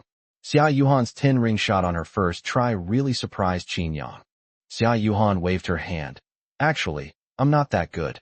It's just that the targets here are all quite close. I can't handle them if they're any farther away. Xia Yuhan, noticing that Qin Yang had never shot an arrow before, told him some things to be careful about and demonstrated it herself before letting him shoot again. Now that you know these key points, your shooting score will definitely be much better than before, but it's still a bit far from my bullseye. Looking at Xia Yuhan's proud and arrogant expression, Qin Yang couldn't help but chuckle and shake his head. Qin Yang stood still, silently reviewed the key points Xia Yuhan had just mentioned, then nocked an arrow, drew the bow, and released it in an instant. With a crisp twang of the string, the arrow shot out like a meteor. Smack! After tracing a straight and sharp trajectory through the air, the arrow, accompanied by a whistling sound, struck the bullseye with unstoppable force, hitting the bullseye precisely. Seeing this, Xia Yuhan's gaze shifted back and forth between Qin Yang and the target several times, somewhat incredulous. Just now, Qin Yang could only hit the edge, but after listening to some of the precautions I mentioned, he was able to hit the bullseye so quickly? What kind of terrifying talent is this? Luck, is it luck? Try again. Xia Yuhan felt a little frustrated, but she refused to believe in bad luck and asked Qin Yang to try one more time. Chapter 144. He's still a child. Seeing Xia Yuhan's surprised and frustrated expression, Qin Yang shook his head and smiled. It seemed that he had improved too quickly and completely shattered Xia Yuhan's little pride. Thinking of this, Qin Yang knocked an arrow and drew his bow again.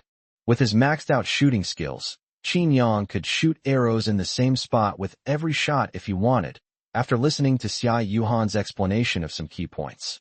This time, however, Qin Yang did not hit the bullseye. Instead, he deliberately held back and scored a 6-ring mark. Seeing that Qin Yang only scored 6 rings this time, Xia Yuhan breathed a sigh of relief. Hee, sure enough, it was just a coincidence. I thought it was your first time playing archery, and you had already surpassed me in skill after just a few tries. Qin Yang, it seems you still have to learn more from me. Qin Yang replied indulgently. Okay, teacher Xia. Upon hearing this, Xia Yuhan adopted a teacher's posture and nodded seriously. Yes, the master can only lead you to the door, but the cultivation depends on yourself. The most important thing is that you have to work hard yourself, understand? Qin Yang continued to pretend to be an archery novice, listening attentively to Xia Yuhan's instruction. Seeing the pride radiating from Xia Yuhan's face, Qin Yang couldn't help but smile knowingly. Nearby, by the archery rack, a boy of about 12 or 13 picked up a bow and began demonstrating it to the others. What was alarming was that he actually knocked an arrow. Seeing this out of the corner of his eye, Qin Yang immediately pulled Xia Yuhan aside to prevent the child from accidentally hurting them. Unexpectedly, their attempt to dodge only piqued the child's interest further. He, who hadn't initially aimed at Qin Yang and Xia Yuhan, now directly targeted them. He even looked like he was about to draw his bow. Seeing this, Qin Yang frowned. He glanced around, then grabbed the bottled water he had just taken a sip from and smashed it against the boy's wrist. Qin Yang wasn't sure what the boy would do next, so to be on the safe side, he decided to knock the bow and arrow out of the boy's hand. The boy whose wrist was hit by the water bottle felt as if all the strength had been instantly drained from his wrist, and his fingers, which had been tightly gripping the bow, involuntarily loosened. Wow! The boy, in pain, burst into tears. His mother, who rushed over upon hearing the commotion, immediately asked him what had happened. The boy pointed at Qin Yang and cried, "He hit me." Upon hearing this, the boy's mother rushed to Qin Yang. She reached out to grab Qin Yang's collar, but Qin Yang slapped her away. "How dare you hit my son? You little bastard, what are you? My son is far more precious than you. You can't even compare to a single hair on my son's head. How dare you hit my son?" Qin Yang rubbed his temples helplessly. "Have you figured out what happened? Your son was disregarding the safety of others, randomly pointing a bow at people. I was just afraid he would accidentally hurt us, so I used a water bottle to knock the bow out of his hand." The woman ignored Qin Yang's explanation, pulled out her phone, and started snapping photos of him while saying, "Netizens, look at this. I don't know who raised such an ill-mannered child. He's so old, yet he's still bullying a child." Then he turned the camera towards his son. "Look, this is my son. He's taller than my son, even when he's sitting down. How could someone do this to my son? This kind of person is simply a beast. I told you, it was your son who was waving arrows around randomly. We already moved away, but he still kept chasing us. So what? He's just a child. It's understandable that he's innocent and curious. Besides, did he hurt you? Huh, you seem fine. Why did you hit my son if you're all right?" The woman wouldn't let it go, practically shoving her phone into Qin Yang's face. Qin Yang slapped the woman's phone away. "Don't take my picture." Upon hearing this, the woman immediately became agitated. "Oh, so you dare to do it, but not admit it? Where's the energy you had when you hit my son? You're so shameless. You can even lay a hand on a child. How can you not let the whole nation see you? It was your child who first pointed an arrow at me. I can't expect to fight back only after he shoots the arrow at me. His behavior threatens my safety, and I have the right to take necessary measures. Bullshit. Even if I shot you, so what? You can't compare to my son. At worst, I'll just pay you some money. You dare lay a hand on my son? You're not leaving here. This isn't over. You son of a bitch, who are you cursing at? Xia Yuhan stood up to defend Qin Yang when she heard the woman spewing out one vile word after another at him. You son of a bitch are cursing you. Oh, so it was that son of a bitch who was cursing me. You're quite self-aware, aren't you? I'm just trying to talk your way out of this. Let's see if you can still be so glib later. As she spoke, the woman took out her phone and dialed 110.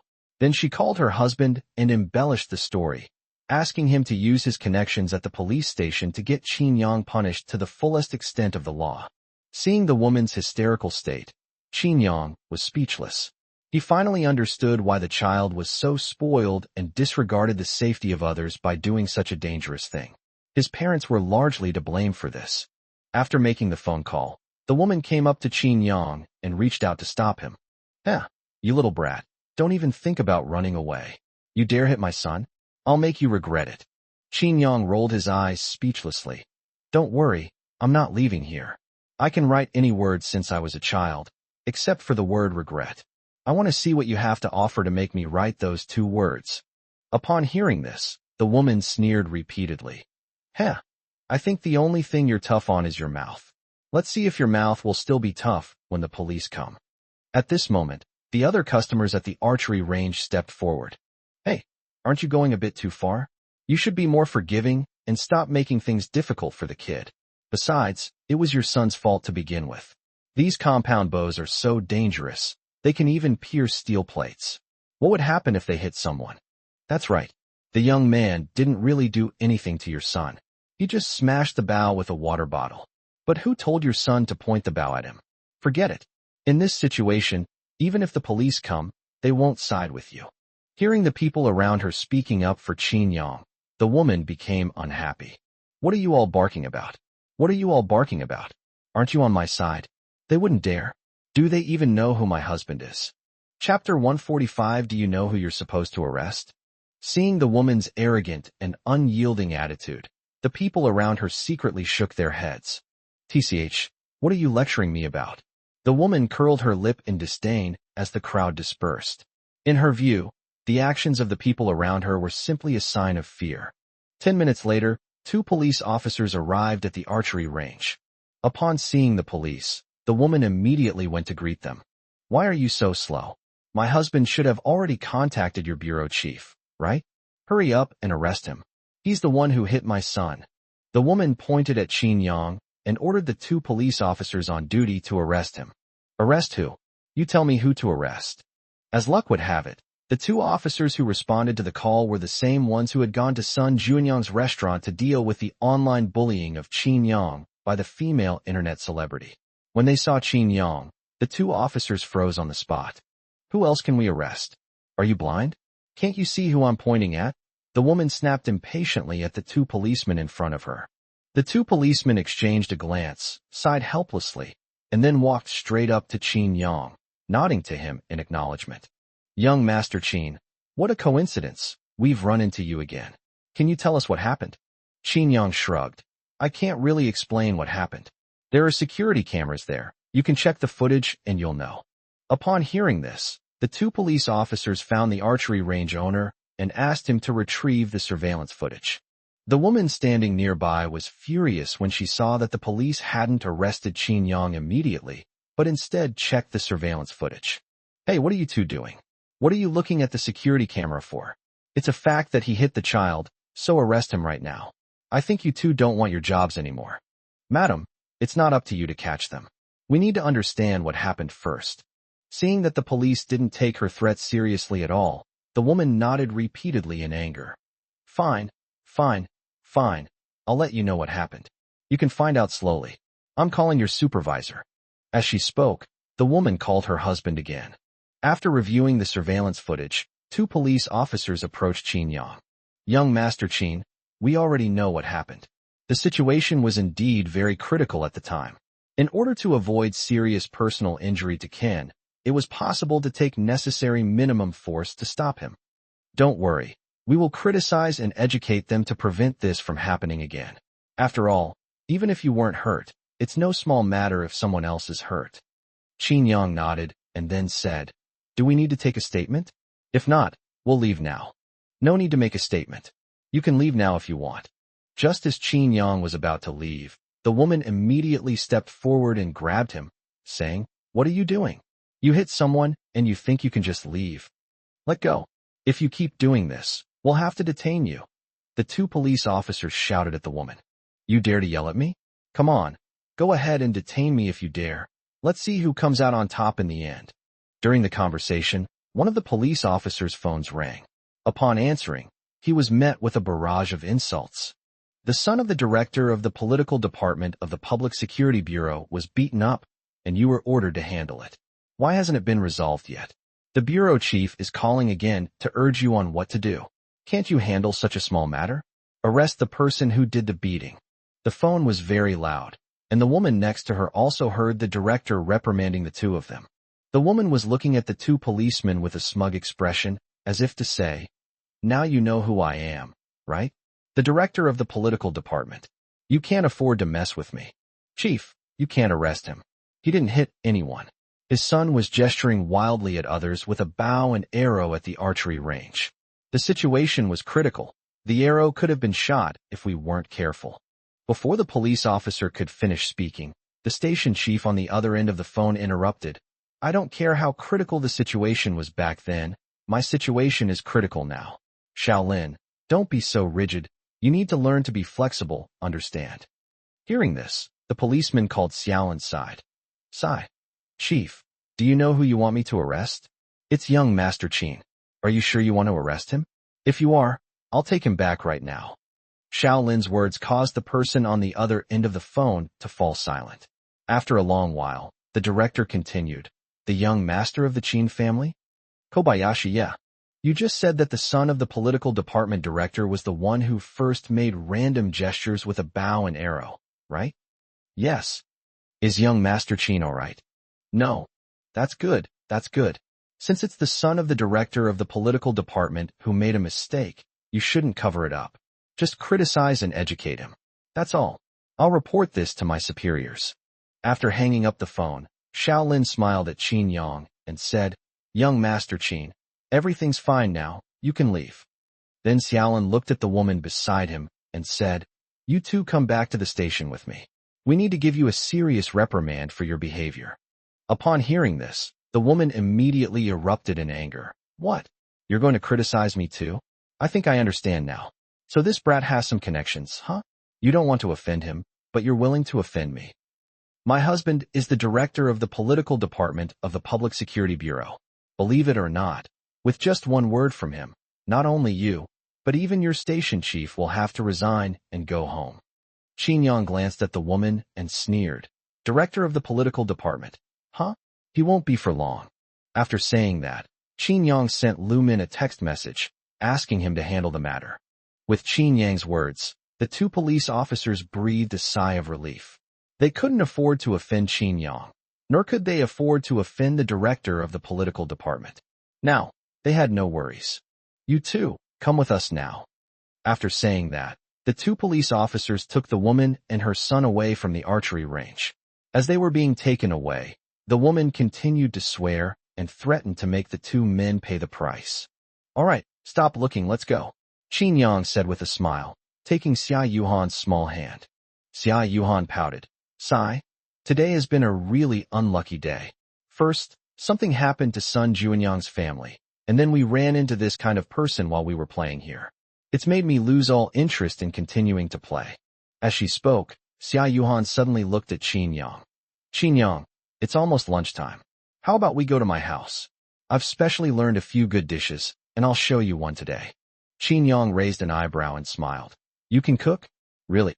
Hearing this, Xia Yuhan raised her head. "Humph, who do you think you are? I guarantee you'll want more after you eat it." Chapter 146, I Can't Live Without You Anymore. Ding, check-in location detected. Check in now. As soon as Qin Yang arrived at Xia Yuhan's doorstep, that long-lost electronic voice echoed in his mind, and an ominous premonition immediately arose in his heart. Check in now. Ding. Congratulations, host, you have achieved max-level cooking skills. Enjoy your meal.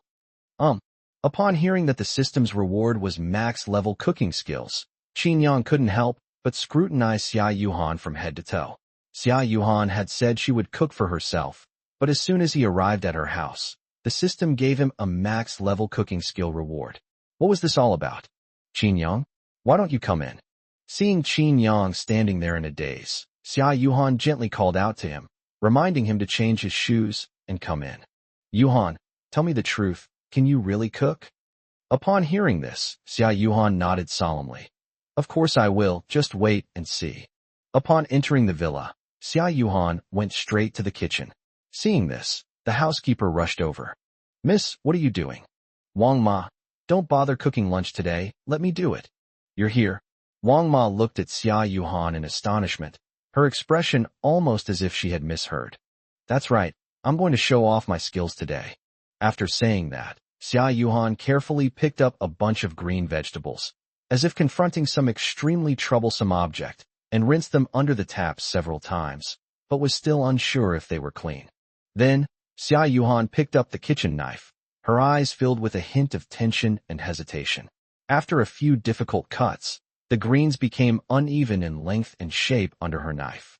Seeing this, Qin Yang couldn't help but shake his head helplessly. He had guessed that this would be the case. Otherwise, the system wouldn't have given him the sign in reward of max-level cooking skills. Yuhan, why don't we just forget about it? Seeing that Xia Yuhan was really reluctant, Qin Yang couldn't help but offer his advice.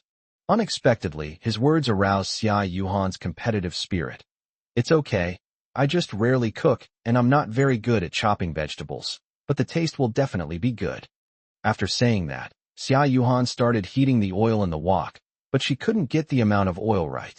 She poured in too much oil at once, and the splashing oil made her back away in fright. Immediately afterward, Xia Yuhan frantically threw the greens into the pot, which immediately started sizzling. From a distance, Xia Yuhan frantically grabbed a spatula and started stirring. 10 minutes later, a clump of dark, stir-fried greens was placed on the table. Looking at Xia Yuhan's masterpiece, Qin Yang couldn't help but laugh. Are you sure this is edible? What heinous crime have I committed that you're punishing me like this? Xia Yuhan looked at the dish she had cooked, her face full of embarrassment. How could this happen? I always thought it was pretty simple when I watched Wang Ma cook. Hearing this, Wang Ma, who was standing nearby, laughed and said, Miss, don't underestimate my job. Just because it looks simple doesn't mean it's simple to do. Xia Yuhan sighed, her face full of frustration. Sigh. It seems I still need to practice more. Aunt Wang, I'll have to trouble you with lunch. Just as Wang Ma was about to go to the kitchen to cook, Qin Yang stood up and said, Wang Ma, you rest over there. I'll cook a few dishes. Upon hearing this, Wang Ma looked at Qin Yang suspiciously, her tone full of doubt. Young Master Qin, you can cook?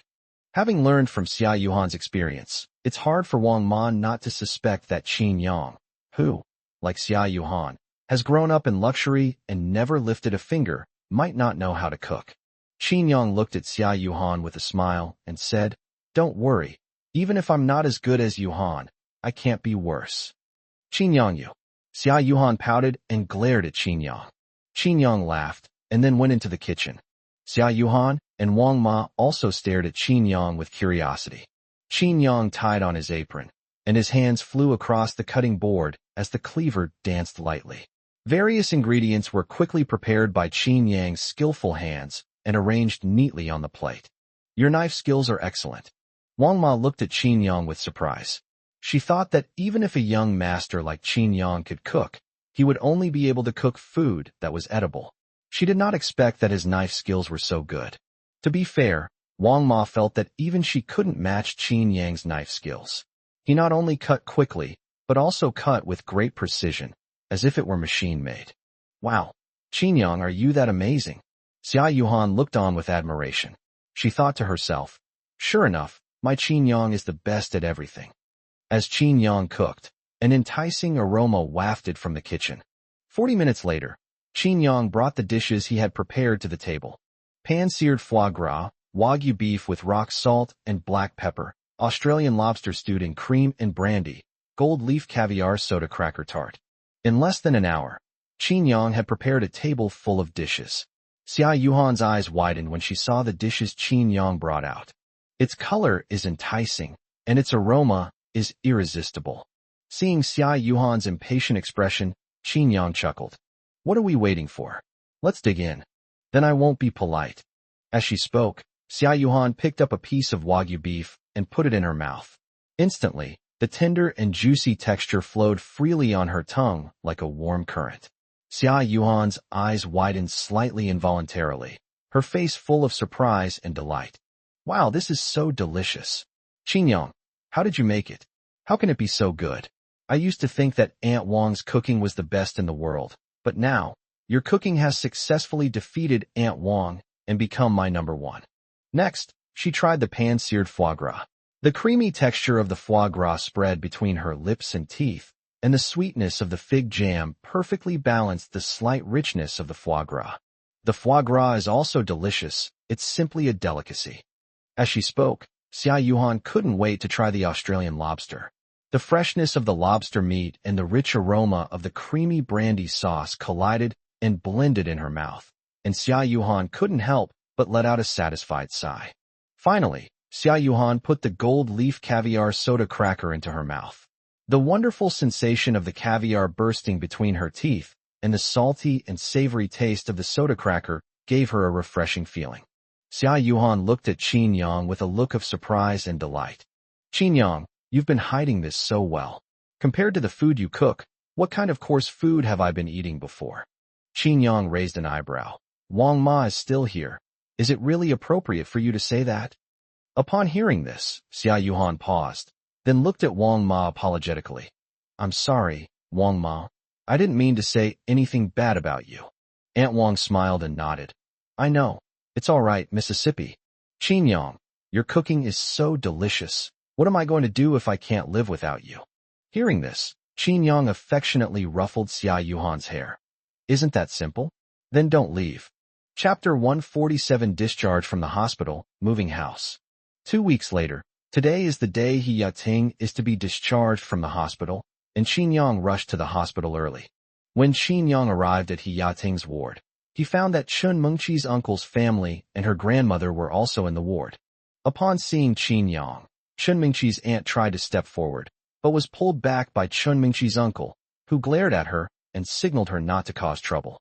Qin Yang noticed this scene, but didn't say anything.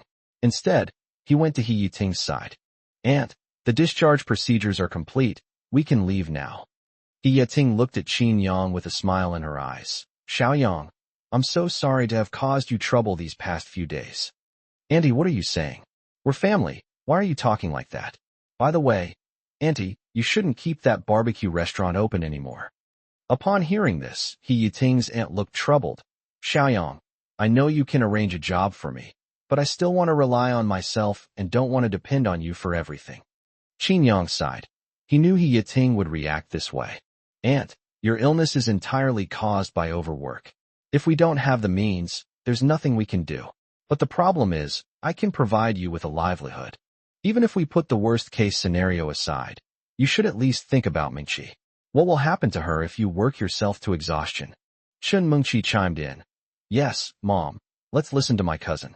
If we really think about it, we could never repay all the gifts he's given me in our lifetime. He Yating was speechless for a moment after what the two said. After a long while, she shook her head and said helplessly, All right, then I'll listen to Xiaoyang. At the hospital parking lot exit, Qin Yang called Zhu Jie and asked him to drive the car out. When the extended Rolls-Royce pulled up in front of Chun Mengqi's uncle's family, they stared in disbelief. A Rolls-Royce? I never thought I'd have the chance to ride in such a luxury car. Chun Mengqi's uncle exclaimed, shaking his head. We can only sit here for a while.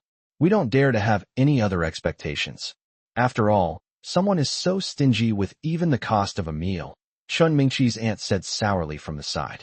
Upon hearing this, Chun Mengqi's uncle tugged hard at Chun Mengqi's aunt's hand, signaling her to stop talking. Qin Yang glanced at Chun Mengqi's aunt, then quickly looked away. Auntie, get in the car. After leaving the hospital, He Yating realized that the car was not heading in the direction of her home. Stop the car, stop the car. You're going the wrong way. My house is that way. Seeing He Yating's reaction, Qin Yang couldn't help but glance at Chen Mengqi, raising an eyebrow. Didn't Mengqi tell her aunt? Seeing Qin Yang looking at her, Chen Mengqi scratched her head a little embarrassedly. Cousin, I was afraid my mom wouldn't accept it, so I haven't told her yet.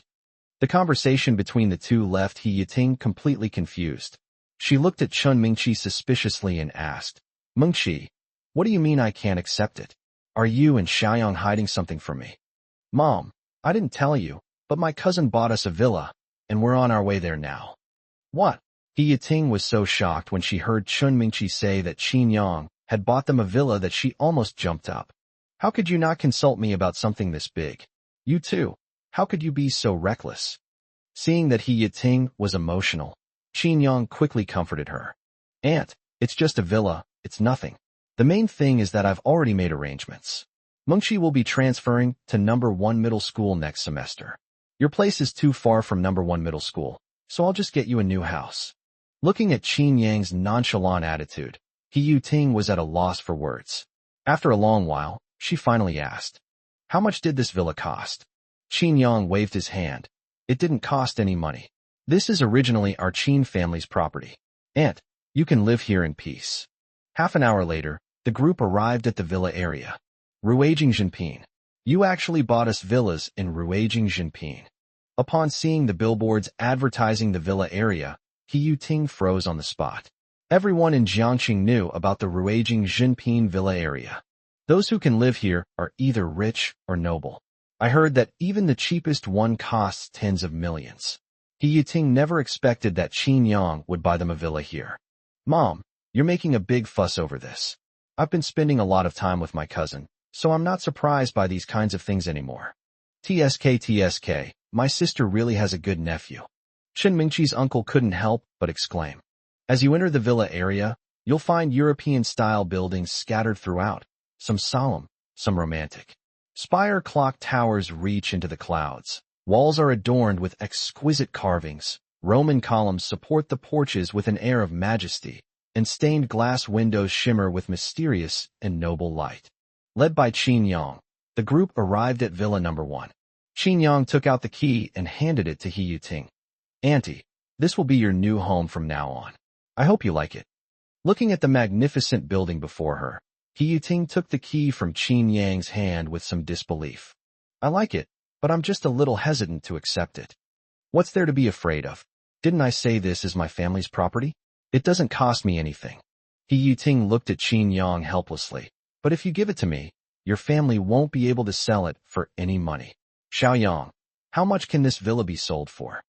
Qin Yang glanced at the villa in front of him and said, Villa Number 1 is the most luxurious here, but it's not for sale. However, Villa Number 2 sold for 200 million. Hiss. When the price of Villa Number 2 was announced, everyone present gasped. 200 million. How much money is that? Earning 10,000 a day would take over 50 years. Seeing everyone standing there in a daze, Qin Yang said, Don't stand outside. Auntie, let's open the door and come in for a bit. It wasn't until Qin Yang reminded her that He Yating came to her senses. She repeatedly agreed and immediately went to open the door. This door can be unlocked not only with a key, but also with facial recognition and fingerprint recognition. You can just go and register when the time comes. Upon entering the villa, the family members curiously examined the interior decorations, while Qin Yang sat on the sofa with a smile, watching this scene. Just then, Chen Mingqi's aunt walked towards Qin Yang with a smile on her face.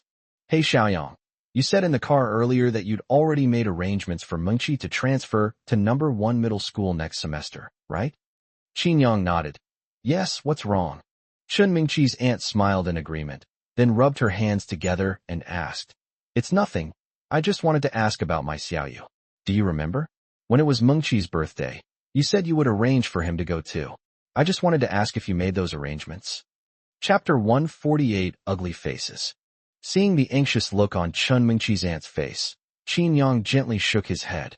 I'm sorry, but I'm the kind of person who's stingy even about the cost of a meal, So how could I possibly help you contact schools? Qin Yang's words made Chun Mengqi's aunt's face stiffen. How could you do this? We agreed on this beforehand. Why did you change your mind at the last minute? Chun Mengqi's aunt's voice was very loud, and soon, the others came running at the sound. Xiaoya, what are you doing? Why are you yelling at Xiaoyang? He Yating looked at Fong Xiaoya with a puzzled expression. What was her sister-in-law up to now? Xiaoya apologized to Xiaoyang. Why are you yelling at him when he's perfectly fine? Chun Mingqi's uncle, He Yunji, also reprimanded Fong Xiaoya. Fong Xiaoya snorted coldly. Apologize? Why should I? Do you all think that just because he's rich, everyone has to fawn over him? He clearly promised that when he arranged for Chun Mingqi to get into number 1 middle school, he would also arrange for Xiaoyu to get in. But now he's gone back on his word. Why can't I say a few words to him? And another thing, last time my Xiaoyu just took her classmates to eat at his restaurant, and he actually forced her and her classmates to pay for the meal. You're a big boss who can give away a house for hundreds of millions. Would you go broke if you didn't pay for a meal? After all, we're still relatives. How can he act like this? He Yunji shook his head repeatedly. Shut up. What nonsense are you talking about? It's a favor they did for us, and it's their right not to help us. They don't owe our family anything, so what obligation do they have to help us? Seeing that He Yunji wasn't on her side, Fong Xiaoya became even angrier. Whose husband are you anyway? Isn't Xiaoyu your son? Isn't my money your money too? Why are you siding with outsiders? Seeing Fong Xiaoya keep shouting, Chun Mingqi quickly said, Auntie, please say less. Upon hearing this, Fong Xiaoya glared at Chun Mingqi and said, What? You're going to tell me what to do now? Chun Mingqi sighed and continued. It's just about Xiaoyu going to number 1 middle school. Don't worry, my cousin isn't that petty. When he arranged for me to go to number 1 middle school, he also arranged for Xiaoyu to go. You can take Xiaoyu to register when the new semester starts next semester. Upon hearing Chun Mingqi's words, Fong Xiaoya froze on the spot. She opened her mouth, but no sound came out. After a long silence, she finally asked, Real? Chun Mingqi nodded. Of course it's true. She chuckled twice, then turned to look at Qin Yang. Haha, Xiaoyang, you really love to joke around. You scared me. Next time, you can just say you did it. Why did you have to cause this misunderstanding? Well, Xiaoyang, you see, Xiaoyu will be starting school at number 1 high school soon. We can squeeze in with Mingqi's family for housing, but well, what about my and Xiaoyu's dad's jobs? Upon hearing this, Qin Yang frowned slightly, gave Chun Mingqi's aunt a cold look, and then said, We'll see. Chun Mingqi's aunt wanted to continue trying, but He Yunji pulled her behind him. Enough. Aren't you ashamed? Do you know what you look like? Like a beggar. Do they owe you something, or owe you something? As he spoke, He Yunji looked at Qin Yang. Xiaoyang, I'm sorry, Aunt Mingqi hasn't read many books and hasn't seen much of the world. Although she likes to take advantage of small things, she's not a bad person. Don't take it to heart. Qin Yang waved his hand, indicating that he didn't care. At lunchtime, Qin Yang was planning to have lunch at the Longhua Hotel with his aunt's family, but he received a call from Sun Junyang. Sun Junyang. Hey, Yang Ji, is Mengqi's mother being discharged from the hospital today? Qin Yang. Yes, he's already been discharged from the hospital and is at his new home. How is it? Sun Junyang. Well, I was thinking that we should show our appreciation to my aunt since she's been discharged from the hospital. Have you eaten yet? If not, come to my house for a meal. Upon hearing this, Qin Yang's expression turned wary. When did she become your aunt? What are you up to, kid? Sun Junyang. It's pointless to talk to you. I'll talk to Mingqi instead. After saying that, Sun Junyang hung up the phone, and then Chun Mingqi's phone rang. Qin Yang glanced at the disconnected call screen, then looked at Chun Mingqi, who picked up her phone to answer the call, and frowned. I treat Sun Junyang like a brother. I hope he doesn't want to be my brother-in-law. After talking with Sun Junyang, Chun Mingqi came over to Qin Yang for his opinion. Brother, Sun Junyang said he wants to celebrate my mom's discharge from the hospital and is inviting us to dinner. Should we go? Qin Yang pursed his lips. Go ahead, it's a waste not to eat his food. Upon hearing this, Chun Mingqi nodded. Okay, I'll talk to him right away. Seeing the smile on Chun Mingqi's face, Qin Yang raised an eyebrow, then walked up to Chun Mingqi and whispered, You and Sun Junyang. Hearing Qin Yang's question, Chun Mingqi looked blank. What happened between him and me? A moment later, Chun Mingqi suddenly realized what Qin Yang meant.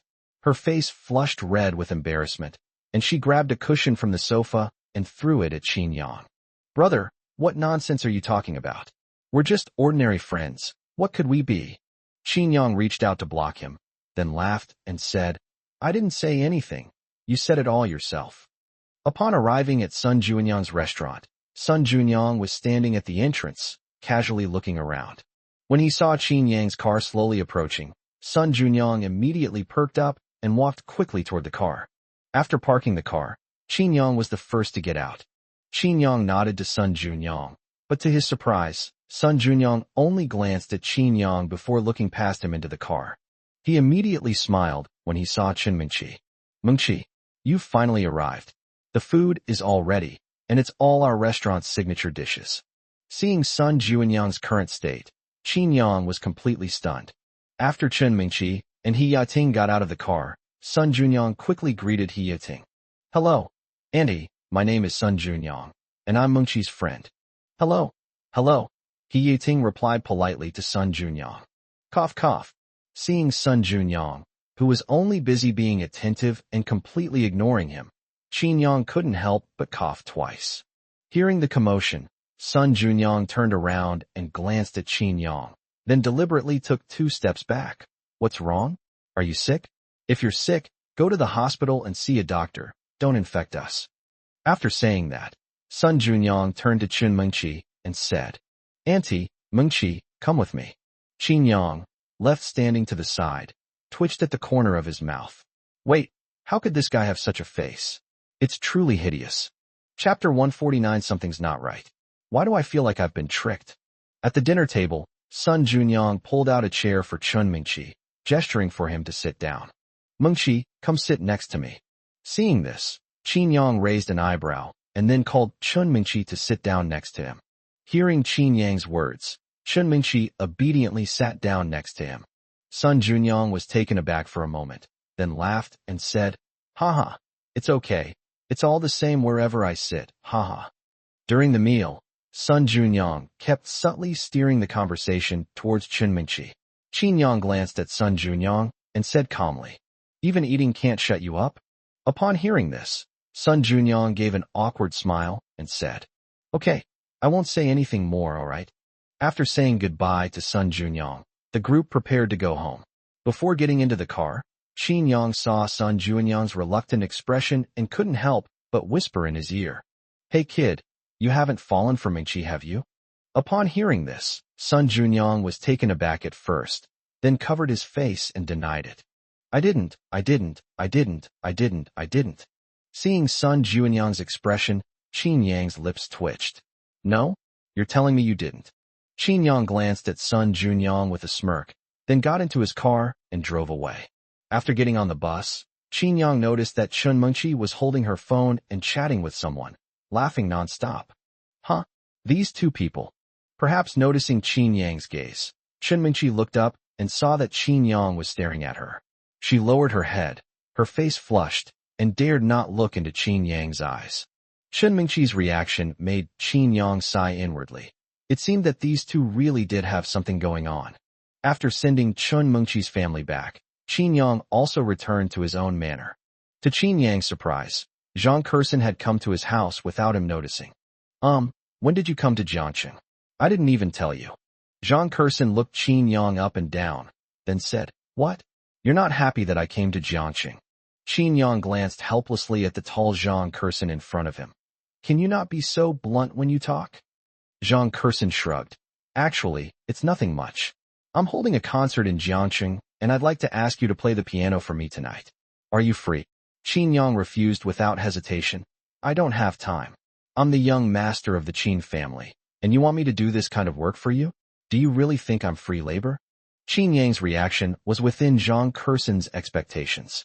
Seeing that Qin Yang refused, she didn't say anything more, but looked at Qin Yang with a smile. Qin Yang felt a chill run down his spine under Zhang Kurson's gaze. What are you doing? Trying to threaten me? Zhang Kurson shook her finger.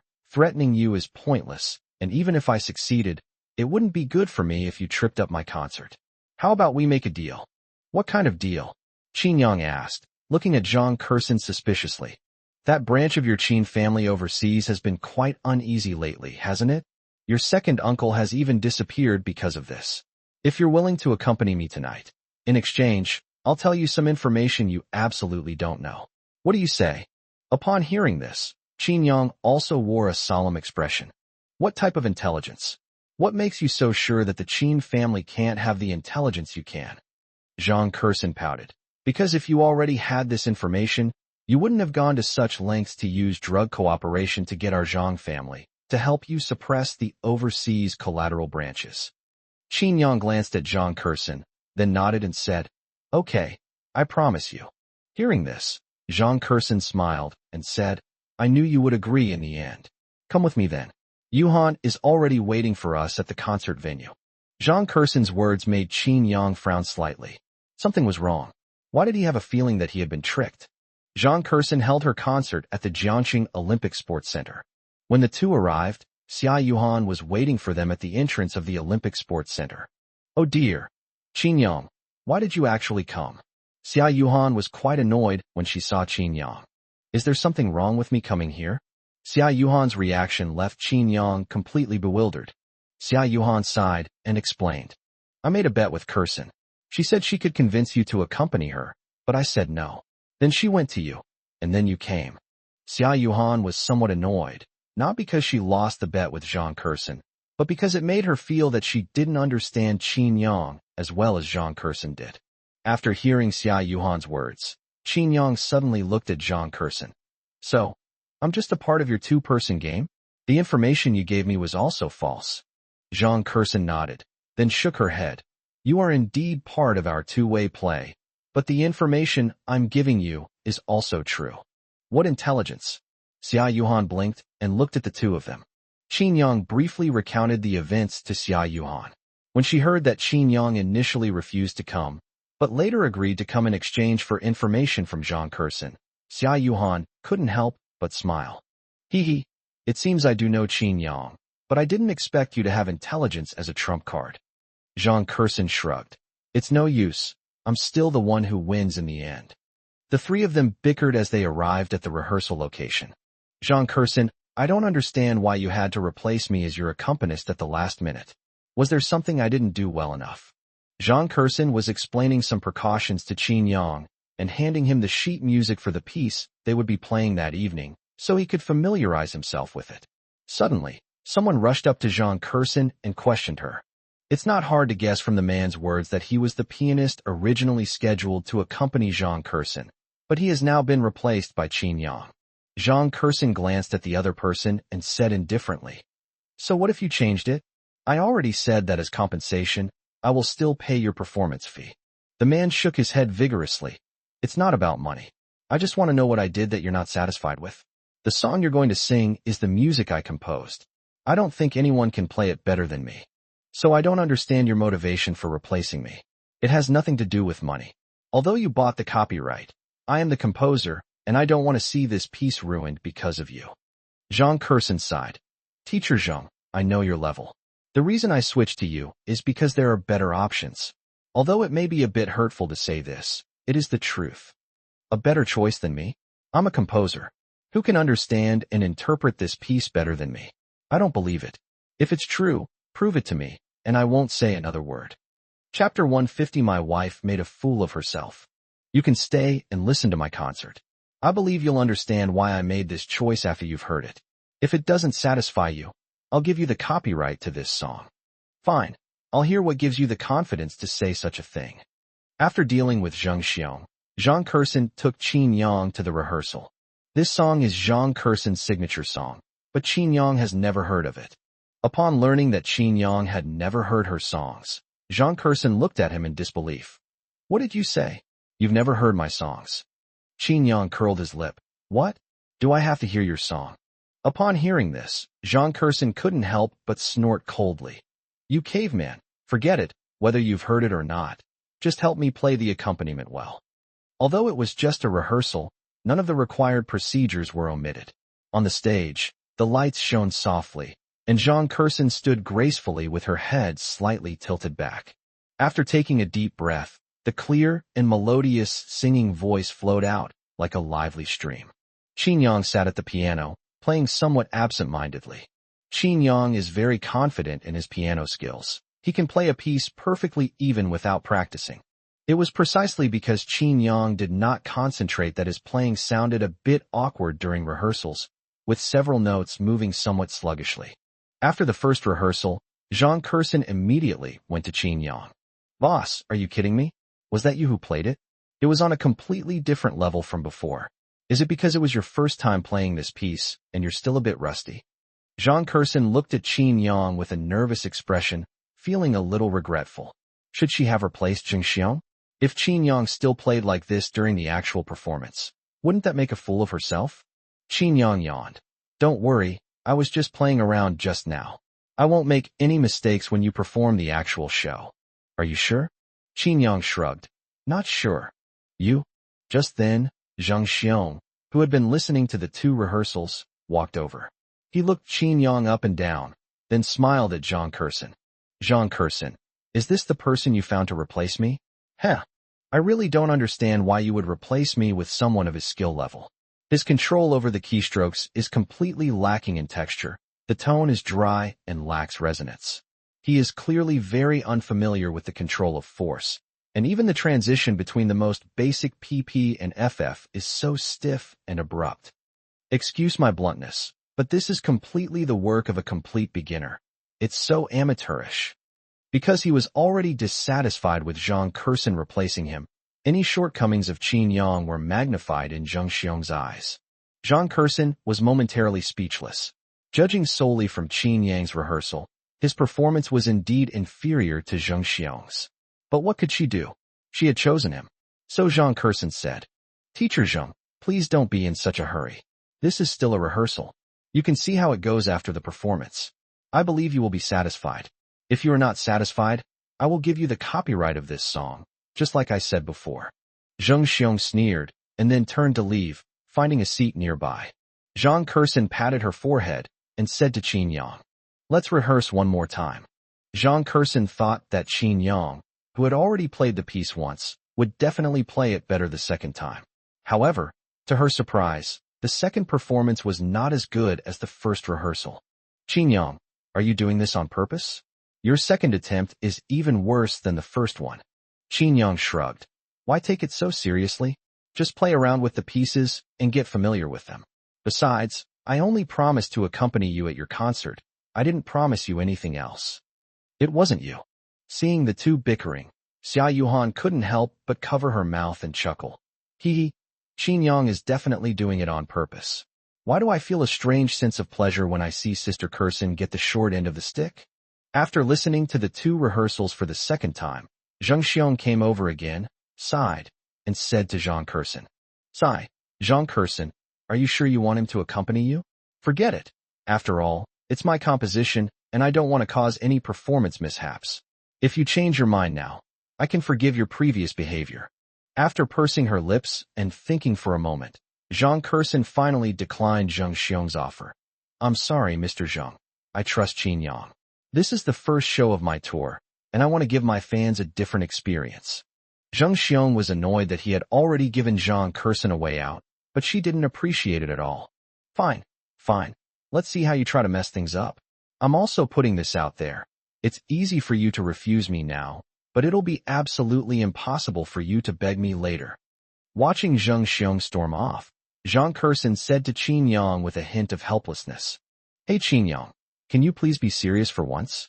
Rehearse properly and show others, otherwise people will think I hired an amateur." Qin Yang shrugged indifferently. "I'm only serious this once, okay? Are you sure you want to use this opportunity for rehearsal?" Zhang Kursin was speechless, and her gaze towards Qin Yang held a hint of helplessness.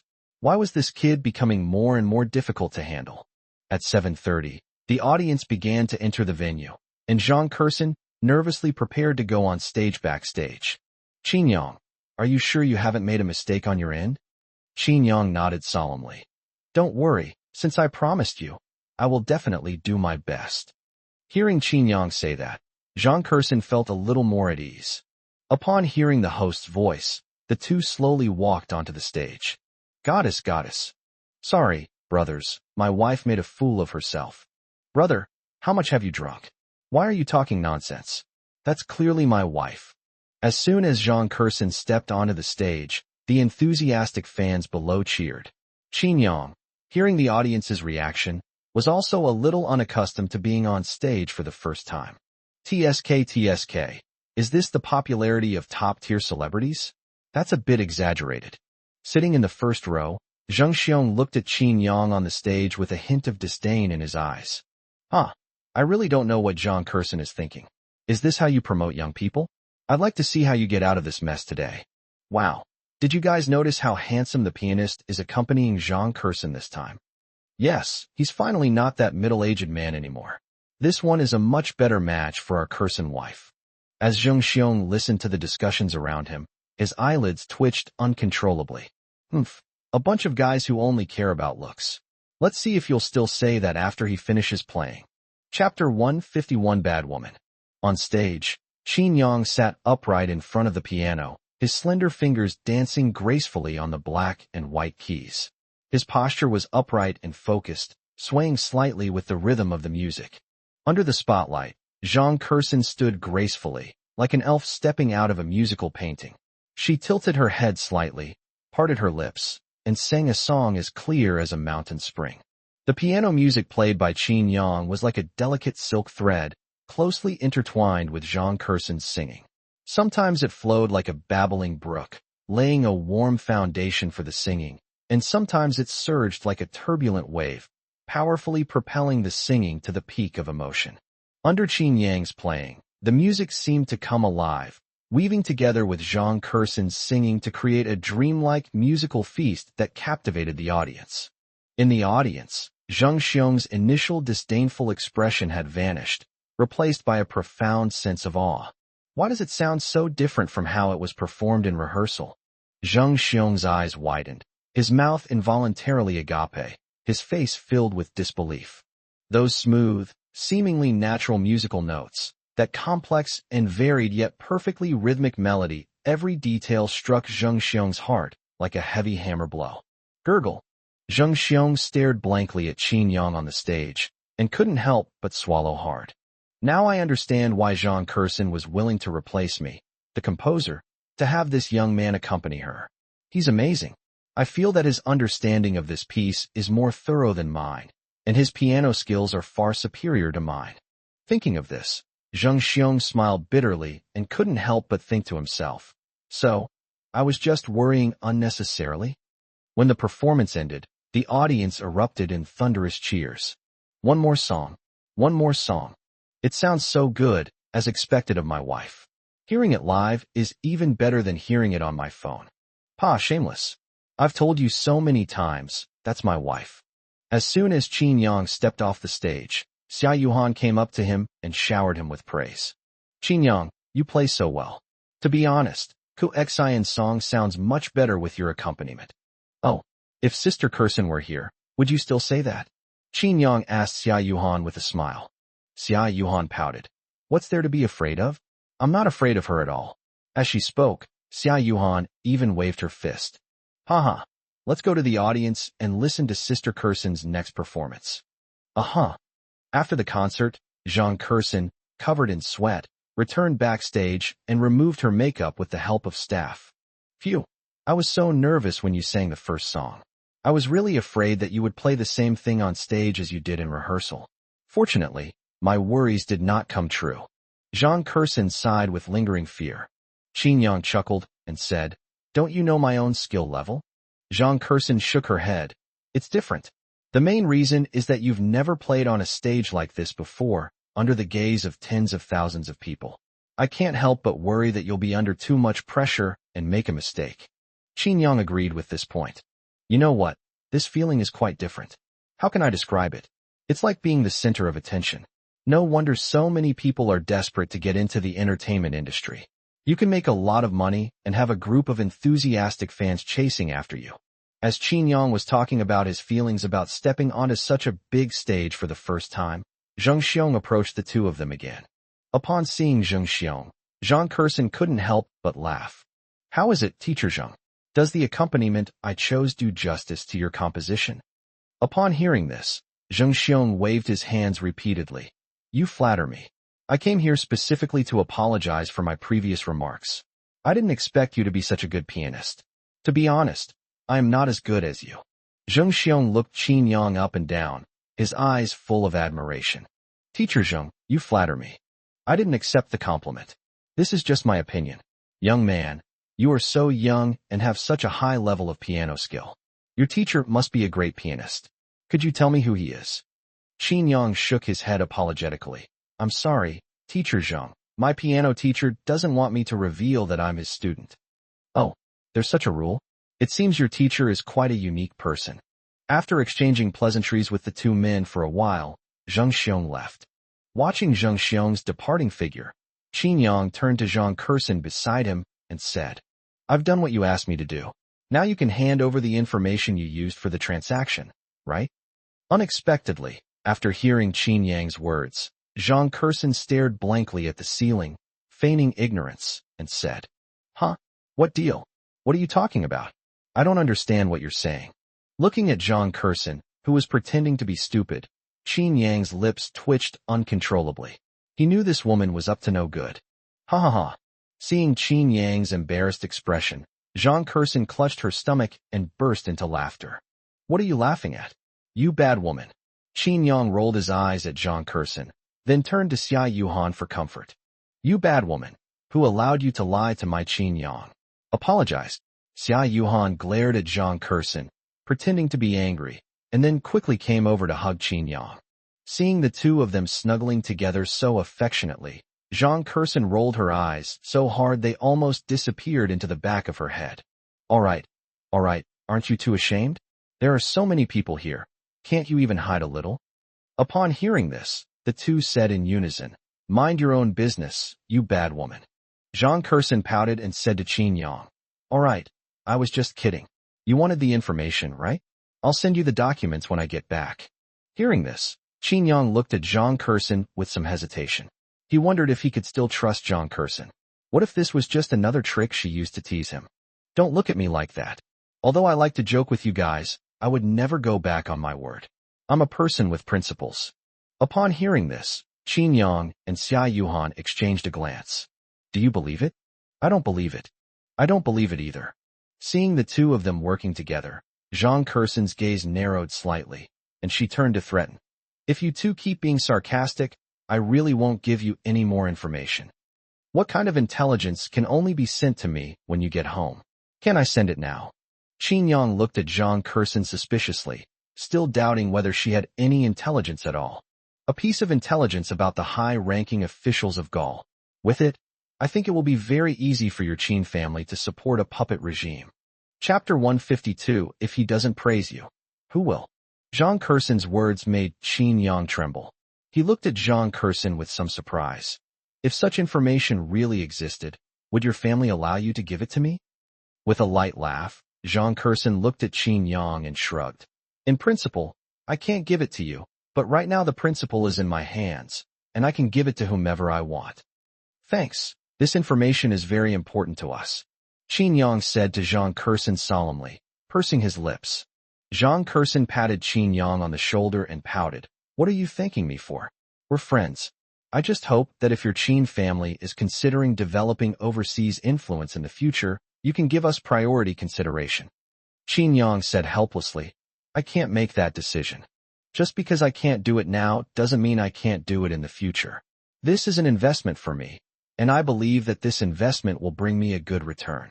After the concert, the organizers held a celebration banquet. Are you two going? Qin Yang and Xia Yuhan exchanged a glance and shook their heads in unison. Seeing that the two were unwilling to go, Zhang Kersen decided not to go either. If you're not going, I'm not going either. Hearing this, Qin Yang was both amused and exasperated. Seriously, my big star? You're the star of this concert. If you're not going, what's the point of this celebration party? I'd like to. Shortly after returning home, Qin Yang received an email from Zhang Kersen. Upon opening it, one finds it filled with criminal records and evidence of high-ranking officials in Gaul. Hiss. Qin Yang was shocked by the contents of the email, but also a little excited. With such a document in hand, They had no suspense at all in this election in Gaul. Thinking of this, Qin Yang immediately copied the file and sent it to his second uncle, Qin Hiu, via email. Then, Qin Yang took the USB drive to Qin Tian's study. Xiaoyang's back. How was it? Did you enjoy the concert? Come here, let me see how my handwriting is. Vigorous and powerful, with the demeanor of a master. Qin Yang did not hold back his praise for Qin Tianhe. Ha ha ha ha. If you can talk, then say more ha ha. Qin Tianhe laughed heartily upon hearing Qin Yang's praise. Ding! Check-in location detected. Check-in now. The long-absent electronic voice sounded again. Sign in now. The moment Qin Yang heard the electronic voice, he already guessed what the reward would be. Ding! Congratulations, host, you have obtained the maximum level of calligraphy skill. I knew it, Qin Yang murmured softly. What do you know? Qin Tianhe, who was standing to the side, couldn't help but ask when he heard Qin Yang muttering to himself. Qin Yang shook his head. It's nothing. They were just saying that Grandpa's calligraphy is good. Qin Yang's words made Qin Tianhe beam with joy. Ha, of course. I'm good at calligraphy. Isn't that a universally acknowledged fact? Oh, speaking of which, it's all thanks to your grandpa's song that he invited a great calligrapher to our house tomorrow. On a whim, I also wrote a few strokes, haha. It seems my style is still as good as ever. Yes, Grandpa, you still got it. Your calligraphy is getting better with age.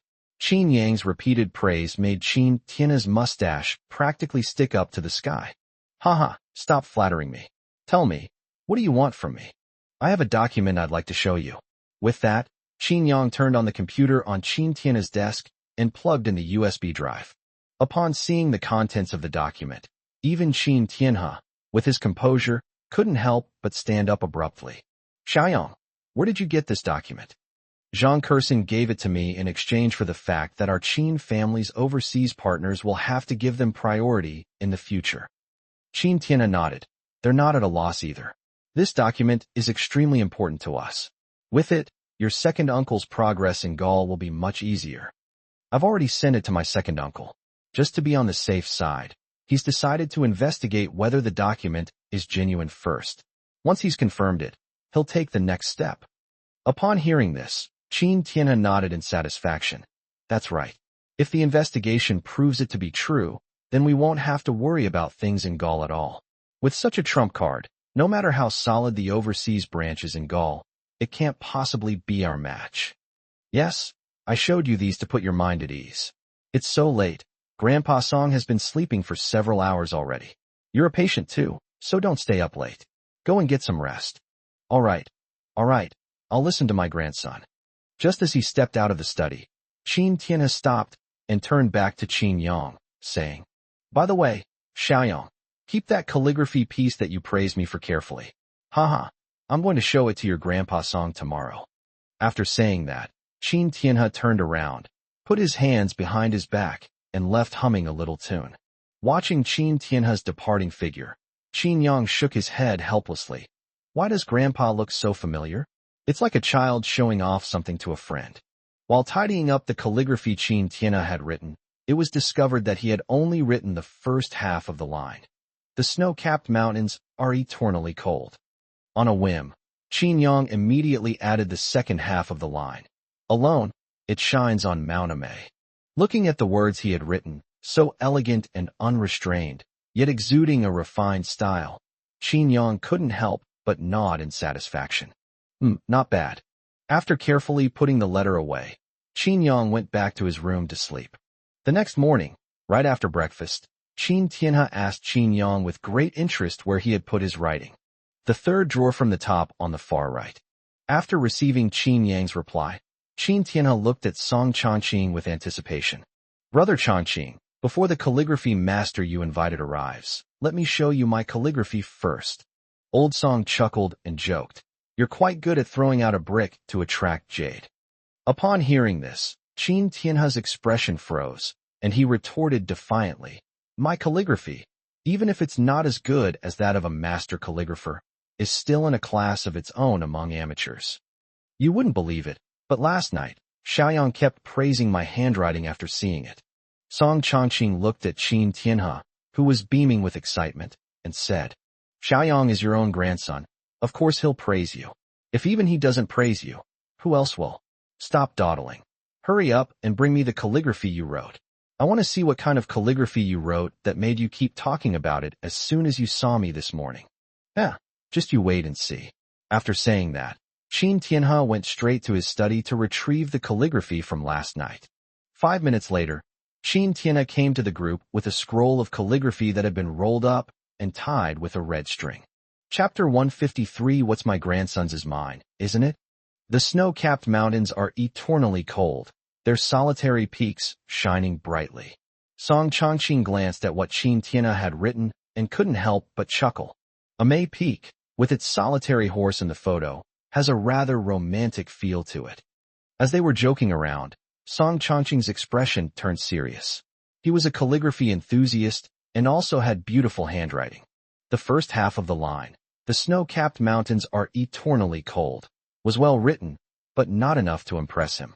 However, the second half, "Alone, the peaks of Mount Amei are illuminated," truly caught his eye. Wow, this calligraphy is beautiful. It feels like a gentle breeze slipping from my sleeve, bringing a touch of coolness and comfort, or like the bright moon gently embracing me, full of tenderness and elegance. Each stroke is like a lively stream, meandering and flowing on the rice paper without any hesitation. Its free and unrestrained style is like an immortal dancing with a sword, showing an elegant style in its strokes. As he spoke, Song Chongqing couldn't help but look at Qin Tianhe. Old Qin, did you really write this? I know your skill level. How could you write such a masterpiece? Upon hearing this, Qin Tianhe rolled his eyes at Song Chongqing. Nonsense, if I didn't write it, did you? After speaking, Qin Tianhe couldn't help but turn the words over to face himself. Although he was quite satisfied with his handwriting, it wasn't enough to warrant such a high evaluation from Song Chongqing. After just one glance, Qin Tianhe froze on the spot. Huh? I wrote this. Did I write the second half of the sentence? I don't think so. As he spoke, Qin Tianhe couldn't help but look at Qin Yang, his curious and puzzled gaze seemingly asking Qin Yang what exactly was going on. Qin Yang shrugged and didn't say anything. Upon hearing Qin Tianhe's words, Song Chongqing couldn't help but laugh. Haha, how come you don't even know if you wrote it or not? Judging from your expression, I know that the second half of the sentence is definitely not written by you, but the first half does seem to be of your caliber. Tell me honestly, did you deliberately find a famous calligrapher to write for you just to show off in front of your old friend me? Upon hearing this, Qin Tianhe was displeased. What nonsense! Would I stoop to doing such a thing? Don't you dare slander me. It's obvious that I wrote this. If you don't believe me, I'll write one for you right now. Upon hearing this, Song Chongqing immediately gestured for him to proceed. We'll wait and see. Just as the two elderly people were arguing, the family's servant came over and said that a man named Wang Zhizhi was looking for them. Upon hearing this, Song Chongqing quickly said, I invited the calligrapher. Let him in. A short while later, Wang Zhizhi arrived in front of the two elderly people, led by a servant. Qin Yang noticed that Wang Zhizhi was not alone. An elderly person was also following behind him. The moment Qin Tianhe saw the old man behind Wang Zhizhi, his face fell. What are you doing here? You're not welcome in my home. Someone show him out. Tianhe.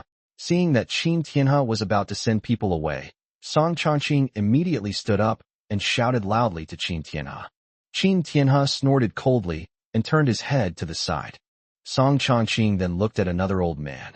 Wang Guangji, I didn't call you here today, so you could just stand there like an idiot. Upon hearing this, Wang Guangji nodded quickly, indicating that he understood. Then, he strode over to Qin Tianhe. Brother, it's been a long time. If I count the time, it must have been more than 20 years. Qin Tianhe didn't even glance at the other person and said in an icy tone, Since you know it's been so long, why did you come here? You'd better never let me see you again. Seeing the tense atmosphere, Qin Yang took a few steps back. Upon hearing Wang Guangji's name, Qin Yang knew who the person in front of him was. His own grandfather's brother-in-law, who is also Qin Yang's great-uncle. Qin Tianhe hated the other party because he believed that his brother-in-law had indirectly killed his sister. Brother, it's been so many years, I don't ask for your forgiveness, but you have to give me a chance to apologize. Upon hearing this, Qin Tianhe immediately waved his hand. No need, Wang Guangji. My old bones can't accept your apology. Can an apology bring my sister back to life? Wang Guangji's eyes were red-rimmed, and he pursed his lips, unable to utter a single word for a long time. Seeing this, Song Chongqing stepped forward and said, Tianhe, don't be so stubborn. You and I both know that it wasn't Guangji's fault. It was just that your Qin family was in an awkward situation at the time, and everyone was pushing you when you were down. Everyone related to you was implicated. Xiaoya is dead. Guangji must be feeling much worse than you. Look at his hair. He lost it all back then. We can't undo the damage now. But are you two really going to cut off all ties with each other because of this? I don't want to see this scene. I believe Xiaoya in heaven doesn't want to see this scene either, so I took the liberty of calling Guangji here today. After listening to Song Chongqing's words, Qin Tianhe took a deep breath and then looked at Wang Guangji. Today, for Brother Song's sake, I won't kick you out, but don't come to my house again in the future. Upon hearing this, Wang Guangji breathed a sigh of relief. Since Qin Tianhe was willing to relent, it meant there was still room for negotiation. No rush, let's take it slow. As he spoke, Wang Guangji waved to Wang Zhizhi behind him. Come here quickly and greet your uncle. Uncle. Wang Zhizhi bowed politely to Qin Tianhe. Upon hearing this, Qin Tianhe frowned. Uncle? I've been secretly keeping an eye on your and Xiaoya's children. This one is clearly not your child. Whose illegitimate child is it? Seeing Qin Tianhe's unfriendly tone, Wang Zhizhi quickly stepped forward to explain. You've misunderstood, uncle. I'm second uncle's nephew. Wang Guangji nodded. That's right, brother, this is my nephew. You and Brother Song wanted to invite a calligraphy master, right? My nephew has some influence in the calligraphy world. In addition, Brother Song also wanted to ease the tension between us, so he invited my nephew here. Tianhe, don't underestimate Guangji's nephew. The calligraphy he wrote a while ago was auctioned for a high price of 2 million. Qin Tianhe nodded and then remained silent. Seniors, would you like me to write a piece of calligraphy for you on the spot, or would you like me to give you some guidance? Give us some guidance. We'd like to improve our skills too, Song Chongqing said with a smile. But Qin Tianhe scoffed and said, No need for guidance. I don't need your guidance. You might not even be able to write this piece. As he spoke, Qin Tianhe placed the piece of calligraphy he had just taken from the study in front of Wang Zhizhi. A masterpiece of Mahayana Buddhism. A masterpiece of Mahayana Buddhism. Did you write this, uncle? I can't even begin to match the power of the second half, which says, illuminating Mauname alone. At first, Wang Zhizhi felt somewhat displeased upon hearing Qin Tianhe's disdainful tone, but upon seeing the words, his gloomy mood instantly dissipated, leaving only reverence. Seeing this, Song Chongqing also stepped forward without hesitation to expose Qin Tianhe. Don't listen to his boasting. He only wrote the first half of the sentence. I don't know which calligrapher wrote the second half for him. Qin Tianhe snorted coldly. I didn't write it, but my grandson did. Without me, would my grandson exist? So what's the difference between this and what I wrote? Qin Tianhe thought about it carefully for a while, and he realized that he didn't seem to have written the second half of the sentence back then. Since he didn't write it, the only possibility was that Qin Yang, who helped him tidy up the characters, wrote it. Qin Yang's lips twitched upon hearing Qin Tianhe's twisted logic. What a far-fetched reason. What a peculiar thought process. Song Chongqing shook his head and sighed. Tianhe, stop being childish. Even if you don't get along with Guangji, you don't have to take it out on a junior. All right, give me some face and let's just let this matter go. Clearly, Song Chongqing did not believe that the writing was done by Qin Yang, but rather that Qin Tianhe was deliberately trying to annoy Wang Zhizhi, because he was still angry with Wang Guangji. Chapter 154, Taking Advantage, and then Denying Everything? I'm not kidding. Last night, no one else was allowed to enter my study without my permission. So, the only people who came into contact with this calligraphy were me and Xiaoyang. If it wasn't written by me, it could only have been written by him. Qin Tianhe's words caused the people around him to cast curious glances at Qin Yang.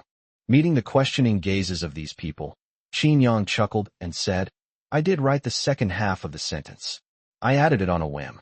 Song Chongqing looked at Qin Yang suspiciously, then laughed and said, Little Yang, are you perhaps putting on a show with your grandfather? The second half of this sentence, between the lines, reveals the condensation and weight of time. It's clearly the result of careful consideration and repeated practice. Did you really write this? Qin Yang shrugged. Grandpa Song, would I lie to you? With that, Qin Yang led the group to the study. Since you don't believe me, I'll write another piece of calligraphy. As he spoke, Qin Yang picked up his brush and wrote on the Xian paper. The road ahead is long and arduous, but I will search high and low for the truth. What beautiful calligraphy! It truly showcases the style of a master. Song Chongqing looked at Qin Yang with delight.